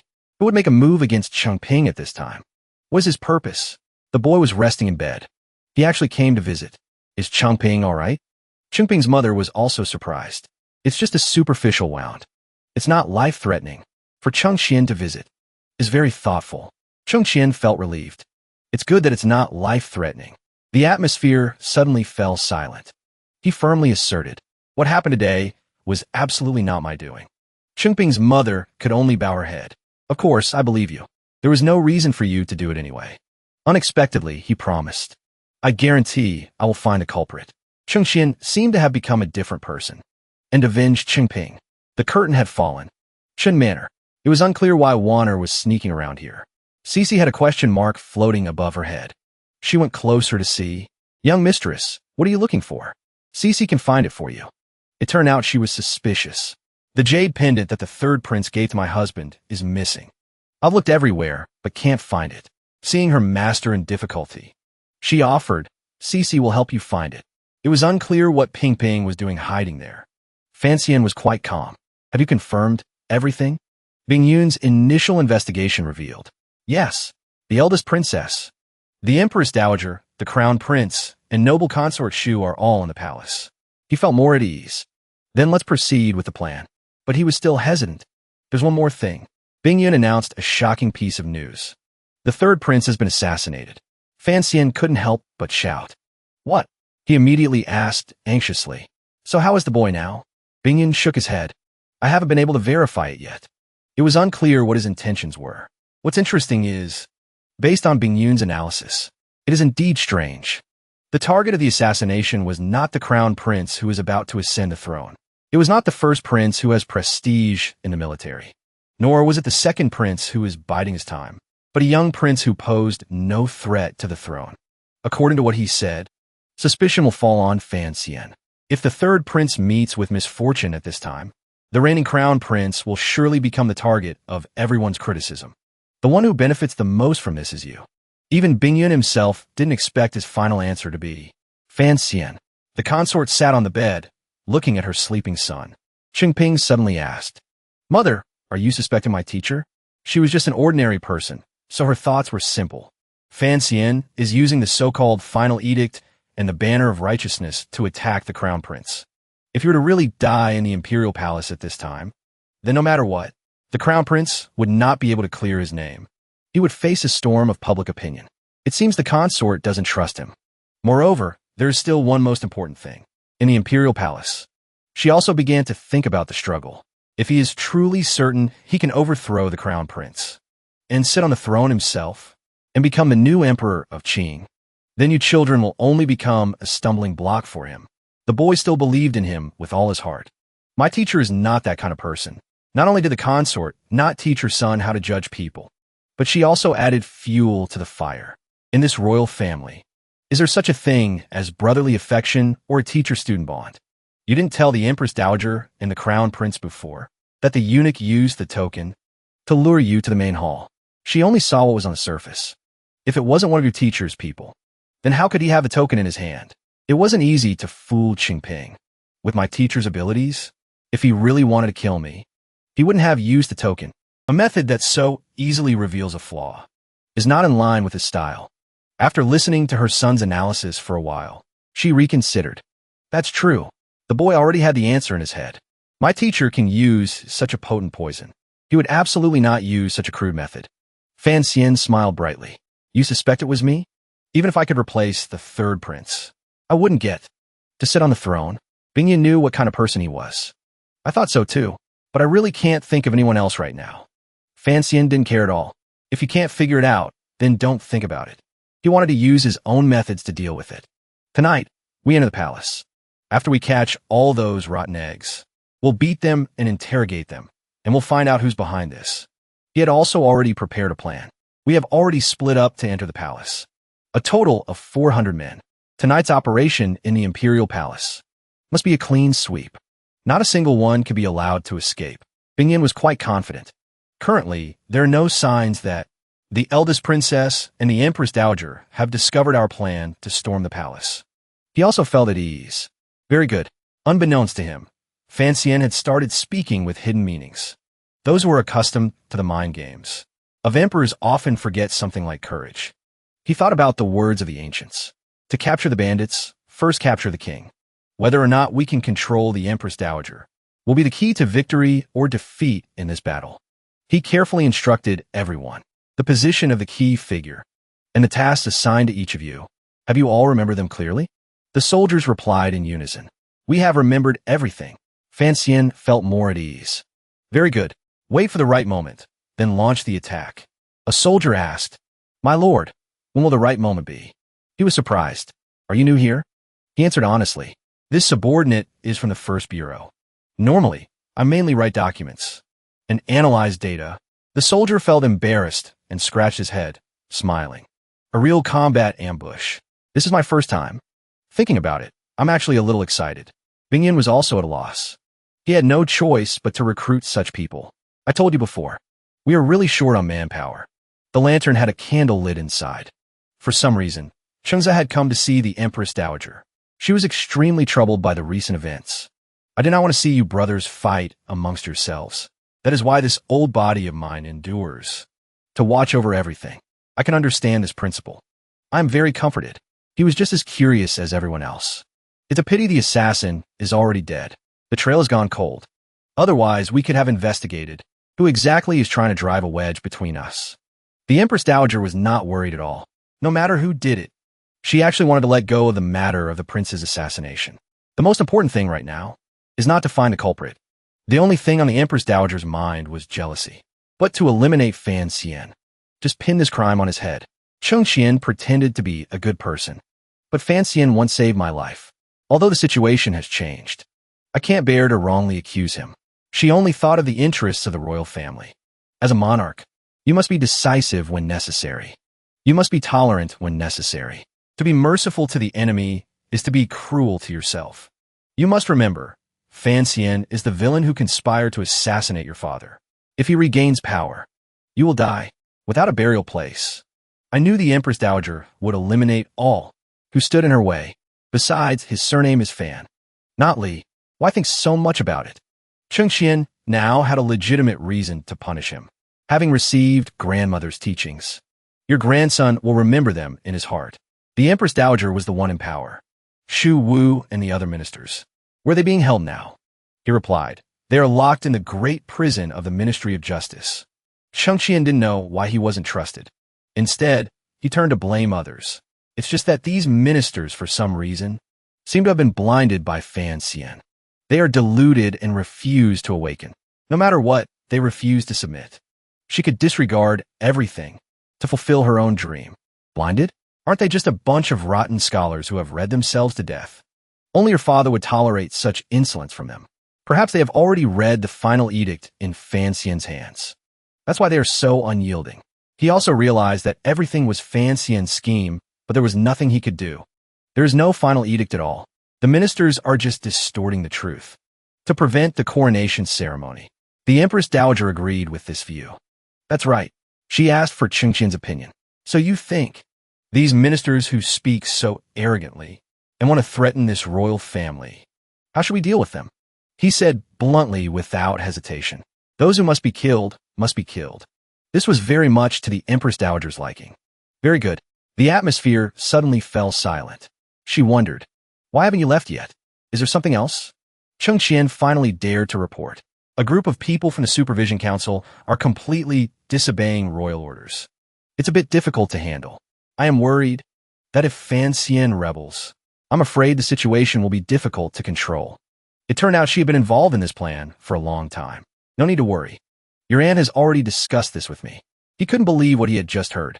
Aunt, Fanxian was also at his wit's end with this stubborn case. To deal with me, you people would even disregard the ancestral teachings. He carefully thought it over again. Moreover, you're even letting the Yi family's army in. Aren't they afraid that the Yi family will help the second prince rebel? Bingyan immediately felt hesitant. Once they're stationed, we will no longer have a chance to turn the tables. Tonight is our last chance. Fanxian suddenly shouted a slogan. Take the Empress Dowager and the eldest princess hostage. Crush the rebel army. Crush the rebel army. The morale of the entire army was boosted. After his seemingly hasty words, capture the princess. Capture the Empress Dowager. He froze stiff. It sounds like we're the rebel army. Chengqian had also mentally prepared himself. According to the laws of the court, the military is strictly forbidden from interfering in politics. Once this precedent is set, I fear the consequences will be endless. Of course, the Empress Dowager couldn't keep up with his pace. I never let the Qin family into the capital. Out of this concern, Fanxian's actions are too insane. Having a large army protect your coronation is the safest option. He couldn't help but worry. I know I'm not like my father. I don't have supreme authority in the military. After asking for help, I will surely be constrained in the future. The Empress Dowager had a different idea. Letting both the Qin and Yi families into the capital can also make them restrain each other. She was trying to use the fight fire with fire tactic. The Qin family has been loyal for generations. No need to worry. Let the Qin family lead the offense, and the Yi family lead the defense. Separate the front and rear formations. The Empress Dowager is truly brilliant. This way, even if the Yi family has rebellious intentions, the Qin army will have enough time to react. Seeing the way she worked, Chengqian began to feel afraid. The Empress Dowager has arranged everything so carefully. He had no choice but to obey. I will definitely not disappoint your expectations. Guangxin Palace. Yunrui was anxious to hear news about him. Why haven't you caught him yet? Fanxian, the eunuch, knelt at her feet. This servant truly does not know where that thief is hiding. Please give this servant a little more time. Yunrui almost lost control of herself. This Yan Shaoyi couldn't even kill. Fanxian, truly useless. Fanxian, oh Fanxian. She was about to. Gomel, how long must I wait before I can see your head? The soldiers standing guard in front of the city gate had indeed been reinforced. One of them was suddenly startled. It was unclear who saw what. Another team of soldiers was approaching the city gate. It seemed they were Fanxian's men. The general was suspicious and wanted to check. Halt! You look unfamiliar. Which unit are you from? Unexpectedly, he was also wearing armor. He had blended into the formation. The Grand Marshal on the city wall has given permission. This is the new reinforcement team. Let them in. He wouldn't dare to stop them. Grand Marshal, the general shouted, and the city gate opened from the inside. Pass through. He saw a subordinate coming to report. He looked anxious. Grand Marshal, what should we do next? The Grand Marshal looked as if he had already secured victory. Act according to the plan. He immediately gave an order. Gather the generals. Conduct an emergency pre-battle meeting. The subordinate obeyed. His eyes glinted with cunning. Tonight, the scene of the imperial palace at night was truly quiet. Is destined for bloodshed. He read the edict to the generals. It was unclear what the Grand Marshal was planning to do. Generals, have you heard my words clearly? One of them had a question. This general does not quite understand. Chanyi, and as a result, he got angry. Do I need to read the final edict again? The Grand Marshal didn't explain. He just shouted at his subordinate. The Crown Prince colluded with assassins from the north. He assassinated the late emperor at Dadong Mountain. He plotted to usurp the throne. Then he framed young Lord Fan. I have received the late emperor's final edict. Those who deserve to be executed must be executed. He still didn't believe it. But this final edict, who knows if it's real or fake? He was also at his wit's end with this situation. You don't believe it? It seemed the Grand Marshal was at a disadvantage, but then he took out the Jade Seal. You recognize this, don't you? The generals now hurriedly knelt down. We pay our respects to His Majesty's Jade Seal. The Grand Marshal held the advantage. Young Lord Fan is acting on orders to eliminate the traitors. He has ordered me to assist. Who wants to follow me to save the nation from peril? They were also willing to follow. We all obey the Grand Marshal's command. A general returned to report. He whispered into his ear. By order of the Grand Marshal, we have captured everyone in the Imperial Guard connected to Yan Shaoyi. They are currently resting in the barracks. We can strike at any time. The Grand Marshal was thrilled just hearing it. To die in one's sleep is not so bad. A soldier acting as a spy was anxious. I must quickly report this news to the eldest princess. The one named Yi Jiang, who shouted the loudest, was now scared and wanted to run. I have to find a way to escape quickly. The Grand Marshal gave instructions again. In the Imperial Guard, there are still old generals who were promoted by Yan Shaoyi back in the day. Therefore, before we act, unexpectedly, he quickly discovered the two cowards to eliminate the threat from the start. You really can't mess with the Grand Marshal. We must eliminate the spies first. His face darkened. His voice was stern. In the Imperial Guard, there are still old generals who were promoted by Yan Shaoyi back in the day. Therefore, before we act, right at this moment, someone suddenly attacked the other soldiers, catching them off guard. His face was very serious at this moment. We must eliminate the spies first. A soldier was stabbed and killed by someone. It made the man scream in agony. Right at this moment, in the barracks, someone had killed all the men inside. Blood splattered everywhere. If we change to a different space, a different location, we will fight together. Kill the Hu barbarians, fight the northern foes. Drink wine from our swords. The scene here was incredibly brutal. He continued his story. Wipe the shining blade and charge into the enemy camp. Block arrows and protect each other. He looked at the soldiers he had killed and thought further. But tonight, we are destined to be opponents. At that moment, his face was deep in thought as he mused. Life and death opponents. Night fell. The soldiers were already standing ready outside the palace gate. A soldier spoke up. Lord Fan, we have reached the rear palace. He looked at the gate and asked further. Should we charge in? The Lord hesitated for a moment, then answered. No. He looked at the gate and said firmly. There's no need to do anything. Suddenly, the gate opened. A subordinate slowly poked his head out and called out nervously. Lord Fan, seeing the gate open, the group of soldiers quickly rushed inside. Once inside, Fan Xian took off his helmet. And then, the man heard this and replied, Lord Fan, you are too kind. The man who opened the gate then told Fan Xian, the guards of the rear palace have recently been reassigned by me. Sir, you can proceed directly to Hongguang Hall. Recently, the Empress Dowager has significantly increased the number of guards in the rear palace. Lord Fan must be careful. Hearing this, Fan Xian ordered him. I know. Go find a corner and play dead. The man looked as if he had struck gold. He replied joyfully. The moon gradually revealed itself. Then, he adjusted his clothes and said, Jingku, lead your team and charge straight into Guangxin Palace. One fatal blow. Leave no one alive. Immediately, he obeyed the order. At that moment, he remembered her smug expression and said, If I don't kill that woman, I will always feel like a venomous snake is watching me. I can't rest easy. At that moment, he instructed the remaining people.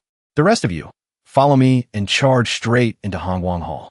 Eliminate all the guards around the main hall, leaving no loose ends. He announced loudly. Tonight, we must rescue Noble Consort Ning, Noble Consort Yi, and the third prince from the Empress Dowager's watch. Hearing this, the group replied, Understood. At that moment, Fan Xian pulled the scarf over his face and said, My elder brother dared to rebel with us.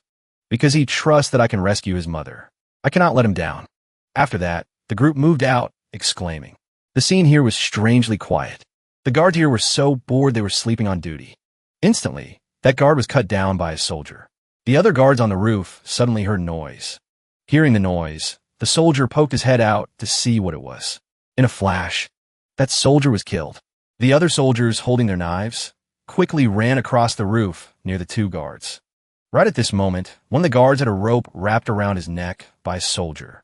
In a flash, that soldier had killed the guard. Their actions took the remaining guard by complete surprise. Before he could escape, the guard had something thrown at his face by the soldier. The scene changes to the front of the main hall. Two guards were standing watch. They were very seriously carrying out their duty. Instantly, Fan Xian's soldiers acted, startling the guards. Fan Xian was as fast as lightning. With two knives, he decapitated the two guards.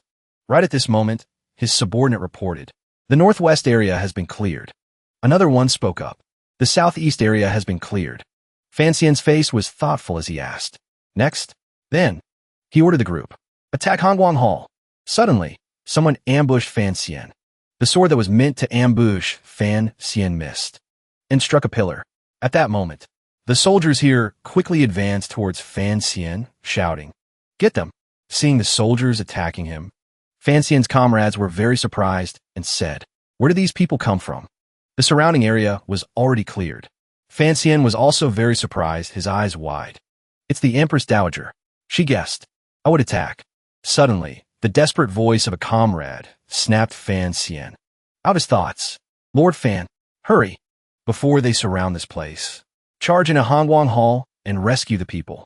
We'll hold them off, he said helplessly at that moment. It's the only way. Immediately after, he ran back and shouted, Take care. At that moment, golden light enveloped his legs. His entire body radiated that golden power. Right at this moment, Fan Xian gathered his strength. Then he leaped up. Fan Xian was now as fast as lightning, jumping from roof to roof. His hand emitted a terrifying light. He clenched his fist. He used all his strength to jump up high. Then, he shot down like an arrow onto the roof, causing it to shatter into pieces. The impact made the palace made inside scream in alarm. From within the smoke, Fan Xian's figure gradually emerged. Seeing the situation before her, the palace maid screamed in terror. Someone, there's an assassin. Before she could finish her sentence, Fan Xian struck her on the neck. Instantly, she fainted. He caught her and said, Pardon me, there can be no mistakes tonight. Suddenly, from a distance, a voice called out, Master. It turned out to be Qingping. He ran over excitedly. You're here. Seeing everyone, he immediately pushed the maid away, looking bewildered. I didn't expect you all to be in the same place. This really saves me a lot of trouble. The boy happily went to Fan Xian and said, Master, your disciple missed you so much. Seeing this scene, Noble consort ning spoke sarcastically. Qingping was attacked by an assassin during the day. To prevent any accidents, I came here to protect them. Right at this moment, a group of soldiers rushed in, shouting, Who dares to trespass? Into the inner palace? Seeing them, Fan Xian frowned and shouted, Reinforcements! Instantly, but very quickly, he drew his sword and slashed repeatedly. He acted in an instant. He slashed continuously at the soldiers. Then, he landed coolly after finishing off the soldiers. Right at this moment, Fan Xian pulled up his face scarf and said, You stay here and protect them. I have to go first. But she immediately and harshly protested loudly. You want to go alone to control the Empress Dowager? Do you know how many people are by her side? Fan Xian's face was very determined at this moment. Tonight's success or failure depends on whether we can capture the Empress Dowager. Otherwise, with the current situation, we cannot retreat safely. At that moment, outside, the two sides were fighting fiercely. At that time, the leader here ordered everyone, Kill anyone who dares to approach Hongguang Hall. By time for Lord Fan. The group immediately obeyed. On another side, Fan Xian ran up the stairs quickly. Instantly, the group saw him and jumped towards him, shouting, "How audacious! Daring to break into the Empress Dowager's palace." The man swung his sword at Fan Xian, but luckily he dodged it. Then, he quickly dispatched the group in an instant. The man didn't give up and intended to swing his sword to kill him. Right at this moment, his face was furious as he raised his fist. Then, he struck them, sending dust flying everywhere. At this moment, he slowly walked up the stairs. His face was now cold and very dangerous. Before him was a group of soldiers holding ready knives and swords. Instantly, Fan Xian, holding 2 knives, charged towards them. Seeing this, the group of soldiers shouted and rushed towards Fan Xian. Right at this moment, in that dark room, the Empress Dowager was sitting silently, motionless. Her face was filled with killing intent at that moment. From outside, the sound of footsteps grew clearer. The sound of footsteps became even clearer. At this moment, a bloody hand slowly pulled open the door to the room. Fan Xian's face was filled with killing intent as he opened the door. He then slowly walked towards the Empress Dowager. Seeing him, she gave a faint smile and said, "Oh, you've arrived?" Suddenly, a magical hand reached out and tried to grab Fan Xian, but as fast as lightning, he dodged the blow. The person's 2 hands clapped together as he dodged the blow. It turned out the 2 who had just attacked were from the Qin and Yi armies. Seeing them, his face filled with hatred as he said, "There are still masters here." Witnessing the entire scene, the Empress Dowager sat inside and said, "Although the Qin and Yi armies have not yet entered the city, do you think I am completely unprepared? As long as these 2 join forces, even a peak 9th rank master can be defeated." Suddenly, her subordinate shouted. Instantly, thousands of hands appeared. They performed a magical art. Thousand-Hand Guanyin then shouted loudly. Seeing this, her face became stern. "You've come at the right time." Fan Xian was now ready to fight. She looked at him and said, "Fan Xian." The other men immediately clapped their hands together and performed a magic art. Right at this moment, many magical hands appeared and advanced towards Fan Xian. Seeing the situation, he gave a sarcastic smile. Perhaps you don't know who I've been beaten by since I was a child." Then, as fast as lightning, his eyes lit up and he charged forward like a flash towards the 2 men. Right at this moment, the soldier shouted, "If you dare to charge straight into this Thousand-Hand Guanyin." He quickly charged into the mass of magical hands. The fat man shouted, "Then I will crush you to dust." The mass of hands closed in on Fan Xian's position. Then, instantly, they caught him. The thin soldier's eyes lit up, and the face of the fat man was also waiting for the result. The 2 magical hands were now moving continuously, extremely powerful. Suddenly, a bolt of golden lightning appeared. In just a flash, Fan Xian escaped from the magical hands. He then weaved through each hand. Then, he quickly charged towards the 2 soldiers. Seeing this, the group of men shouted in alarm. Suddenly, the vase on the table fell over. The vase was stained with a lot of blood. Then, he wiped the blood-stained dagger and held it close to the Empress Dowager's face, making her panic. Fan Xian was now resolutely pressing it against her face. Drops of blood dripped from the dagger. It dripped on the floor. Instantly, the official's head was severed from his body in front of her. The pearls fell to the ground. The Empress Dowager was now trembling with anger. "You dare?" Her face was pale as she said, "You dare to threaten me?" Her face was contorted with rage as she shouted at Fan Xian, who was holding a dagger to her. "No matter what, I'm still your grandmother. You treacherous beast." Hearing her say that, his face was calm, yet pained. "Technically, you are indeed my grandmother." At this moment, the old woman's face was sinister. "Do you dare to kill me?" Fan Xian's face was terrifying. He gritted his teeth. "You think I don't dare?" Suddenly, the eunuch gave a very sinister laugh. Hearing the laugh, he immediately turned his head. The eunuch was strangling Qingping, whose face was contorted in pain. He then said sinisterly, "Is that not so?" At that moment, he looked at Fan Xian very sinisterly. "Everything can be negotiated, right?" He looked at him with a razor-sharp gaze and said, "You've hidden yourself well." Eunuch Ho, hearing this, he said sarcastically, "You flatter me, sir. At this point, why don't we each take a step back?"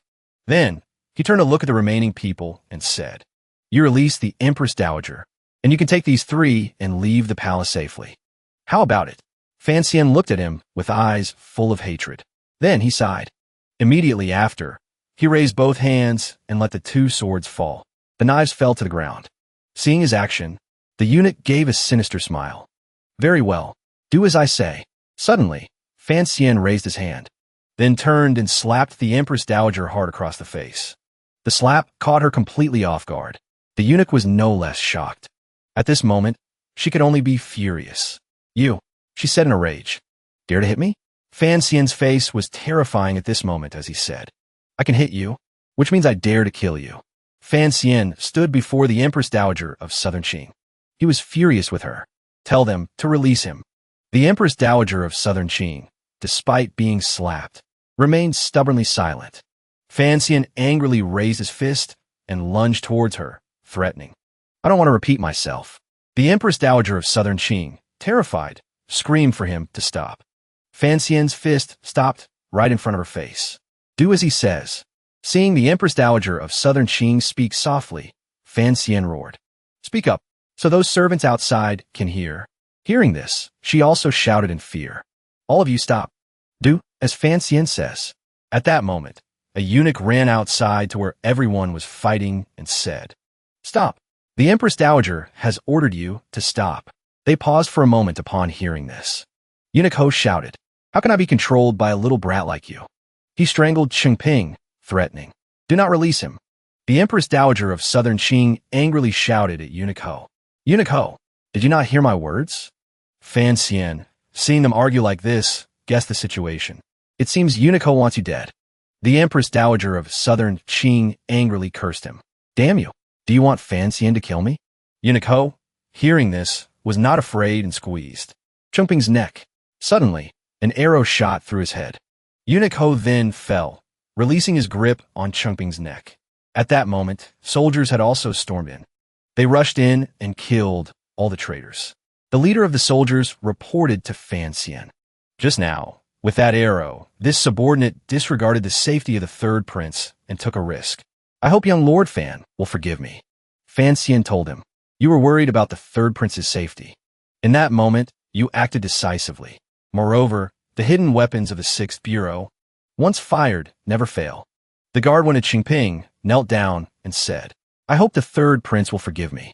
Qingping felt a little uncomfortable, but said it was no problem. Master is right. You are innocent. Fiancee told him, Thank you for saving me.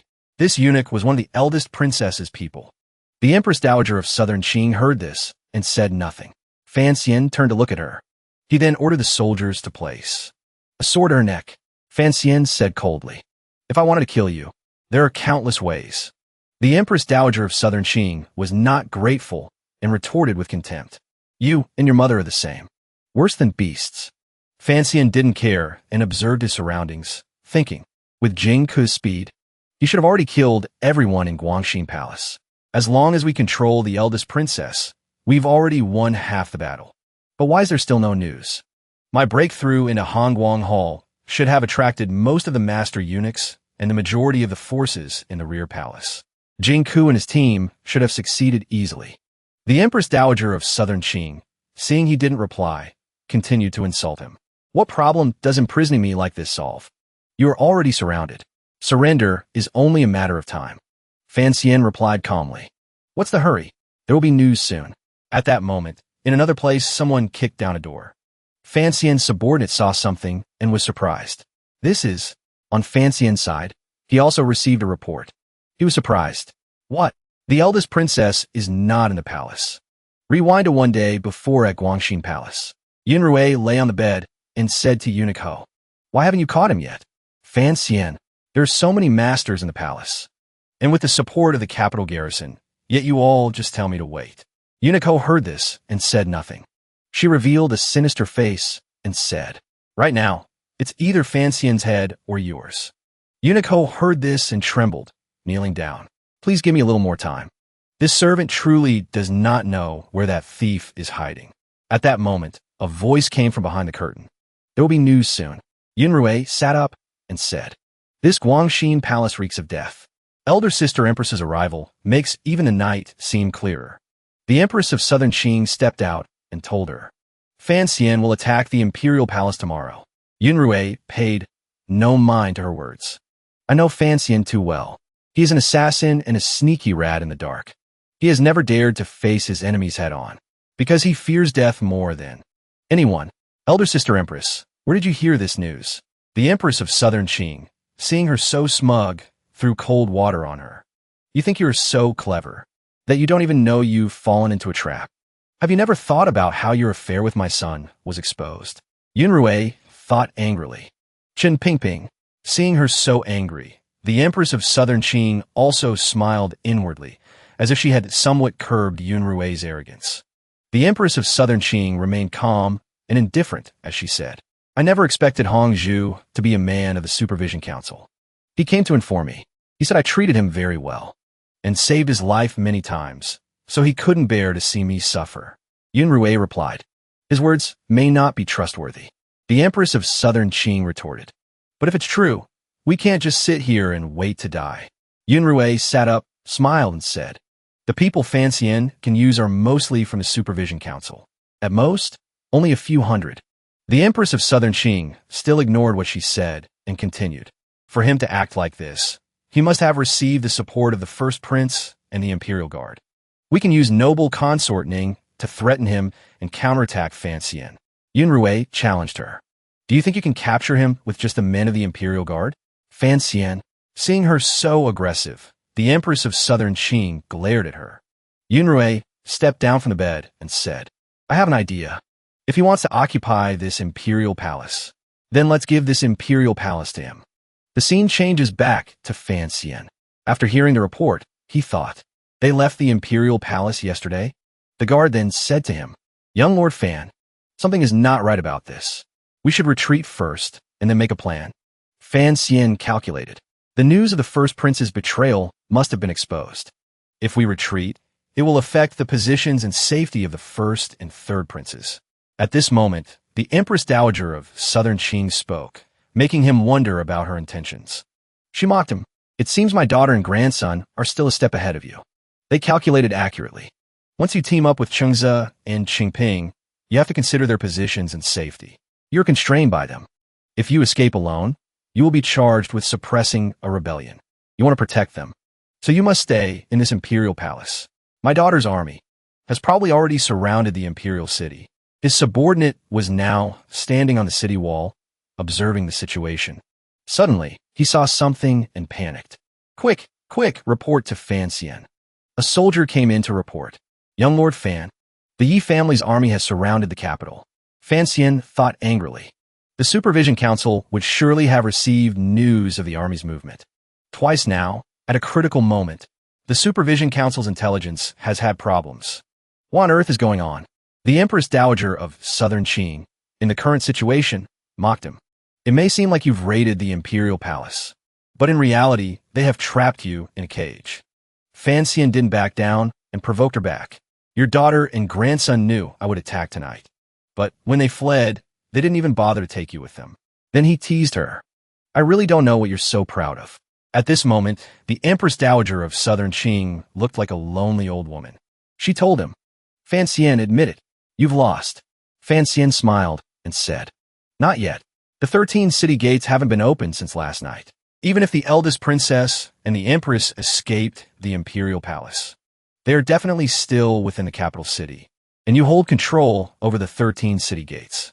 As long as you don't open the city gates, the eldest princess and the crown prince's mother won't be able to get out. If they can't get out, the Qin army won't dare to act rashly. The Empress Dowager of Southern Qing didn't understand his intentions and asked, you want me to help you? What reason do you have? Fancian calmly told her, it's very simple. You're in my hands. If you don't help me, then he placed the sword on the Empress Dowager of Southern Qing's neck and continued, I will kill you. The Empress Dowager of Southern Qing was not afraid and even smirked. She said, then you'd better think of another way. Hearing this, Fancian said no more. At this moment, he had gone outside to hear his subordinate's report. Young Lord Fan, you must make the Empress Dowager immediately issue an edict to seal the 13 city gates. Fancian said, don't I know that? This old woman is really difficult to deal with. The guard, seeing him like this, was also worried. Young Lord Fan seems to be deep in thought. He asked, so what should we do now? Fan Xian looked up at the sky and sighed. Yin Bingyun, it's your turn. The scene changes to the outer city gate of the capital. Bingyun walked up to the city gate. The soldiers, seeing him, challenged him despite knowing his martial arts were superior. Lord Yin, you are currently a major criminal wanted by the court. Yet you still dare to show your face. You have no fear. Bingyun ignored their words. At a time when Great Qing is in peril, a general who has been loyal for generations, following the late emperor's final edict, seal the city gates to prevent any mishaps. He held it up and said, the late emperor's final edict. I wonder if Commander Zhang is willing to accept it? The commander of the city gate, Zhang Dacheng, saw this, smiled sinisterly, and replied, if it is a final edict, it should be handed over to the Empress Dowager for judgment. Bingyun refused to back down and retorted, the Empress Dowager has already seen it. She is allied with Fan Xian. Hearing this, Dacheng's face turned dark and pale. His voice trembled in disbelief as he asked, the Empress Dowager has reached an agreement with Fan Xian? Seeing that he seemed to have fallen for the ruse, Bingyun continued, that's right. The edict appoints Little Fan to assist the Empress Dowager in eliminating the rebels. It has already begun. Dacheng, still half-doubting, asked again, then the thing you brought must be the Empress Dowager's decree, right? Bingyun saw his reaction and grew anxious, worrying his lie would be exposed. This man is no fool. Seeing Bingyun lose his advantage and fail to answer, Dacheng seized the chance to threaten him. If this is a fake edict, and I open the city gate, I will be beheaded. Having said that, he turned back and announced, it is time. Open the city gates. At this moment, the soldiers began to open the gates. Bingyun saw his chance, drew his sword, and charged at them. I may only be a 7th-rank martial artist, but trading my life for yours is more than enough. Dacheng, that coward, panicked and urged his soldiers, quick, protect me. Suddenly, a figure in black, face covered except for the eyes, appeared right in front of Bingyun's blade. The two faced off for a moment before Bingyun was knocked back. He lost his momentum, but managed to use his sword to regain his balance. Wait, it wasn't just one person. It was an entire squad. Just then, a carriage approached from behind Bingyun. He looked up at the carriage. It turned out to be Li Yunrui sitting inside. She smirked and said to him, you say you are a 7th-rank martial artist, but facing 8 8th-rank experts from the Junshan Lake. How long can you hold out? Hearing this, Bingyun knew he was outmatched and remained silent. Seeing that she held the winning hand, Li Yunrui continued, Lord Zhang, thank you. Dacheng, hearing the praise, couldn't stop smiling. This lowly official dares not accept such praise. Princess Royal, Bingyun saw his treachery and reminded him, you were originally loyal to the late emperor. Dacheng just laughed and said one thing, I will naturally stand on the side with the higher chance of winning. The vast Qin army is just outside the capital. That is the winning opportunity. Sitting in the carriage, Li Yunrui heard this and praised him. Lord Zhang is truly intelligent. Guarding the city gate is truly a waste of your talents. Dacheng feigned humility and told her, I dare not. For the Princess Royal, I will be loyal until death. He then turned back and urged the soldiers, open the gates. The 8th-rank experts also stood around to protect Li Yunrui. Bingyun still refused to give up and charged at them. I cannot let her leave. His attack was blocked by the experts. The two sides clashed. It was fierce. Bingyun was then slashed. The wound left him unable to resist any longer. By now, they had already started entering the city. Bingyun watched anxiously, thinking, at the very least, I must get the information to Fan Xian. Unexpectedly, before he could fully stand up, someone kicked him squarely in the body. Bingyun was sent flying and slammed into the wall. He sat slumped in the corner, thinking to himself, is this the end? An 8th-rank expert rushed towards Bingyun, raising his sword to finish him off. Bingyun was exhausted, sitting still, offering no resistance. Suddenly, a red string wrapped around the attacker's neck. The man was instantly killed, his head falling off. Someone was standing behind him, controlling the string. In his weakened state, Bingyun opened his eyes to observe. The Overwatch Council has such strength? It turned out that expert was Shadow. There is only one way. The other 8th-rank experts, seeing his immense strength, rushed forward all at once. Shadow, seeing their numbers, knew he couldn't hold out for long, so he grabbed Bingyun and fled. The two of them leaped across the rooftops and vanished. It was now daylight. Two people were standing on the city wall, observing. Fan Xian felt restless and anxious. Still no news from Yin Bingyun. We must prepare for the worst-case scenario. Great Prince of Southern Qing. The Imperial Palace is easy to defend and hard to attack. If you and I combine our forces, we have a total of 5,000 men. I am confident we can hold off the 50,000 Qin troops for 10 days. Fan Xian voiced his worry about his own troops' disadvantage. My people are not good at direct combat. If they aren't operating in the shadows, their strength will be greatly reduced. Furthermore, the second prince surely left the city the moment he heard the news. His wife is Yi Ling. Behind Yi Linger is the Yi family army. They will definitely stand on their side. Hearing this, the great prince said nothing, and both fell into deep thought. He then said, although it seems like a deadlock, I believe you will find a way. Fan Xian walked away, speaking as he went. Today, you will hold the Grand Court Assembly and read the edict. Depose the crown prince. Then summon the imprisoned civil officials. Let them return to their posts. When the Grand Army attacks the palace, you must try your best to hold the line. The great prince asked, what about you? Fan Xian said recklessly, to break this current deadlock, there's a more direct way. Scene change. At the Qin army camp outside the city, someone asked, ultimately, when will we attack the city? Li Yunrui sat with her legs crossed, playing with a dagger in her hand as she ordered. I don't have that much patience. A soldier entered to report. Everything is ready. We are only waiting for the new emperor's command. Hearing this, she angrily threw the dagger, grazing the soldier's head. Li Yunrui Shota. Right now, immediately. I am impatient to see Fan Xian's head. Seeing her fury, the second prince walked over to comfort her. Auntie, don't be impatient. We will attack the city as soon as it gets dark. Li Yunrui, lacking all propriety, wrapped her legs around the second prince's waist. How many times have I said it? You can call me by my name directly. He shamelessly called out. Auntie. At this moment, the queen of Southern Qing interrupted them. There are other people here. She looked at Li Yunrui with disgust. Are you intentionally trying to make me sick? The shameless woman, still sitting on the second prince's lap, challenged her. Sister Queen, you must be joking. Didn't you and Brother Emperor do the same every day? Making me sick for decades. The two of them stared each other down, neither willing to yield. The second prince then had to go and soothe the queen. Mother, please calm down. Mother, calm down. Back on Fan Xian's side. He was in his room when a figure appeared outside, accompanied by a voice announcing, Little Fan, I have important news I must report to you personally. Fan Xian recognized the familiar voice. Yuan Hongdao. The man then entered the room. Fan Xian observed him, then said, the first time I met you, you were a guest advisor to my father-in-law, Lin Ruofu. The second time I met you, I learned you were the princess royal spy.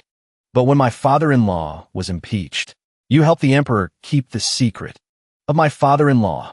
Fan Xian then said smugly, I guess you're the emperor's man, right? Yuan Hongdao simply answered honestly, actually, I am Director Chen's man. Fan Xian froze. Hearing him say that, Fan Xian clasped his hands over his chest, his face utterly shocked. Turns out you're a triple agent. The man sheepishly held up 4 fingers and said, not 3, actually 4.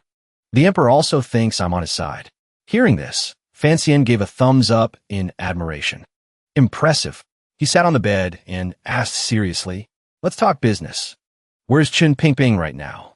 What news do you bring? Yuan Hongdao broke out in a cold sweat. He answered anxiously, actually, I haven't been able to contact Director Chen for a long time either. Fan Xian's eyes went wide with shock. The man recalled and said, according to the emperor's plan, it shouldn't have become this chaotic. That emperor once said, fishing requires at least a little wind and waves. The other side confidently assumed, but with Chen Pingping here, the capital wouldn't fall into chaos. At that moment, Yuan Hongdao bowed his head and spoke worriedly. Under Chen Pingping's usual management, the crown prince and the princess royal wouldn't dare to act rashly. I never expected him to go missing now. Hearing this, Fan Xian scratched his head and said, recently, the Overwatch Council's intelligence has indeed had many problems. He asked himself, Chen Pingping, what on earth are you thinking? He tried to stay calm and asked hopefully, but the emperor has such deep calculations. Surely he left you some instructions? Yuan Hongdao immediately poured cold water on him, saying, the emperor was very confident back then. He said failure was impossible. Hearing this, Fanxian buried his face in his hands helplessly. He lamented, I don't know where he got that confidence, but right now, it looks like we're dead meat. The man coughed a few times, then continued to inform him. Also, the Yi family has truly allied with the Qin family to attack the city. Fanxian's jaw dropped in horror as he scolded. Such important news. You should have said that the moment you walked in. While the two were arguing, suddenly, someone walked in. Shadow was carrying a person on his shoulder and said, he is injured. He laid him down on the bed, then turned to inform Fanxian. Zhang Daqing betrayed us. The princess royal has left the city. Hearing this, Fanxian fell in a deep thought. Looking at the severely injured man, he frowned and said seriously, when soldiers come, the general blocks them. When water rises, we use earth to dam it. He grabbed something from the table and walked out aggressively. Var. At this time, the sunset was gradually fading. On the city walls, the soldiers were extremely vigilant. They had their bows and arrows ready, aiming down below. The sun was an eerie blood red. The faces of the soldiers were grim. Everyone looked fierce and terrifying. Fanxian stood on the high wall with the general. The other man asked curiously, it seems you are already prepared. Fanxian replied softly. The person beside him spoke slowly. The rebel army is thrusting straight into the capital from the Yuantai Grand Camp. The nearest city gate is the Xingyang Gate, guarded by Zhang Daqing. The enemy's main force will definitely attack from this gate. We can deploy forces at the other 3 gates to slow their advance. He paused here, speculating gloomily. But to win, it will be very difficult. Fanxian stomped his foot hard on the ground. With a look of determination, he replied, if you're ready to fight, I will fight alongside you to the end. Wasting no more words, the general quickly got to work. He put on his helmet and shouted, soldiers of the Qin kingdom, sacrifice yourselves without fear. He raised his voice to command. Protect the imperial capital. Be ready to die for righteousness. And finally, with a ferocious face, he declared, fight. The soldiers beat the drums thunderously. The crowd raised their weapons and shouted in unison, fight. Everyone was filled with fervor. Fight, fight. The army's flag fluttered high in the wind. Horses galloped thunderously. The entire cavalry charged forward en masse. His voice boomed. Tonight, follow me, Qin Hung. Smash through this Zhengyang gate. The troops marched in majestically like a swarm of ants. Up above, a general calmly held a piece of paper and said, our grand army has arrived beneath the walls. Yin Xiaoyi was furious. He gritted his teeth and warned, the eldest prince is skilled in warfare. He cannot be underestimated. Fanxian is cunning. He also cannot be underestimated. The old man smiled confidently and said, no need to worry. 100,000 troops of the Qin family are pressing on the city. Taking their heads is only a matter of time. A young man in the shadows, looking to reap the benefits, spoke up, let the Qin family lead the charge. He had a smug look on his face. We just need to station our troops in the rear. Wait for both sides to suffer heavy losses. Meanwhile, in a desolate and remote place, someone asked curiously, Director, the capital is in chaos. Do we really not need to speed up our journey? The man replied indifferently, didn't I tell Fanxian to return? What's the rush? He smiled with confident thoughts. I trust him. In another location, a sinister plot was unfolding. Unlucky pigeons were all being shot down. Someone reported, these are the carrier pigeons announcing that the emperor is safe. Per your orders, all have been shot down. The subordinate knelt and added, there were pigeons from the crown prince, from the princess royal, from Fanxian, and even pigeons from our own Overwatch Council. Qin Pingping heard this, his face unrippled. He looked outside with amusement. Everything is ready. The subordinate's face turned sinister. He smirked cunningly and said, the play has begun. Flashback. Fanxian walked into the vast palace hall. On both sides were countless officials attending the banquet. He stood in the center of the great hall and spoke up. I am Fanxian. Appropriate banquet. Why has it turned into a Hongmen feast? An old man with white hair pointed at a poem and said, Fancian, the evidence of you copying my master's poem is right here. What else do you have to say? Fancian calmly approached and analyzed. The ink on this poem hasn't even dried yet. How could it be written by your master? The old man trembled with rage upon hearing this. Do you think I would use a fake poem to deceive you? Fancian showed no respect. He made his fingers into the shape of a gun and pointed it straight at the old man's head. You say this poem is real? The old man stammered. Are you trying to cause trouble? Before the old man could react, Fancian had swiftly snatched the paper he was holding. The old man's jaw dropped in shock. What are you doing? Fancian's face remained impassive. His hands moved quickly, tearing it to shreds. The old man's face turned black as he gaped and screamed. I'll fight you to the death. Fancian showed no mercy and casually shoved the old man aside. He leaned in and said, Not convinced? Then compete with me. Right now, with so many witnesses present, the old man fell to the ground. His mouth remained stubborn and scornful. A brat still smelling of mother's milk. You brought this on yourself. Fancian pointed at himself and replied confidently. Then let me show you. Thunderstruck. A blinding light illuminated his entire body. Have you not seen? He turned his back to them, slowly chanting. The yellow river's waters move out of heaven. He took out a pair of cool black sunglasses.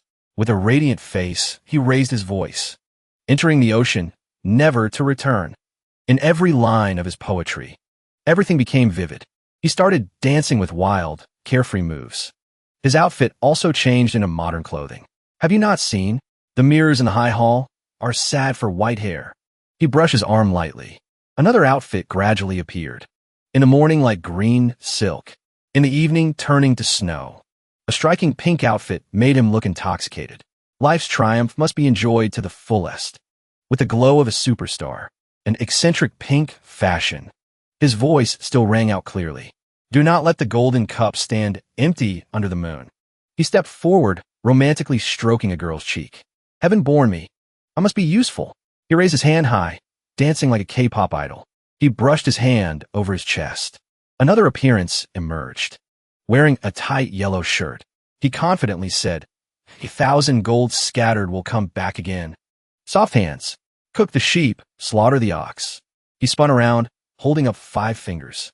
A handsome face appeared through the gaps between his fingers. He threw flowers and changed into a red shirt. He excitedly made a heart shape with his hands. Spring fills the green by the city walls. The young ladies and officials. Caught in his gaze, they shyly covered their faces. He ended the poem with a wave of his hand and the closing line. I asked the one rolling up the curtains, but she says the begonia is still the same. Fancian pointed at the old man, inviting him. It's your turn. The old man, already near death's door, could not bear the weight of these verses in his heart. He clutched his chest and said, I admit defeat. The old man collapsed at his feet. Terrified, he asked, Who exactly are you? Fancian's eyes glowed red. He declared, I am the poetry sage. Then, cool as a cucumber, he waved his hand forward, just like a true magician. At this moment, flocks of pigeons also appeared in droves.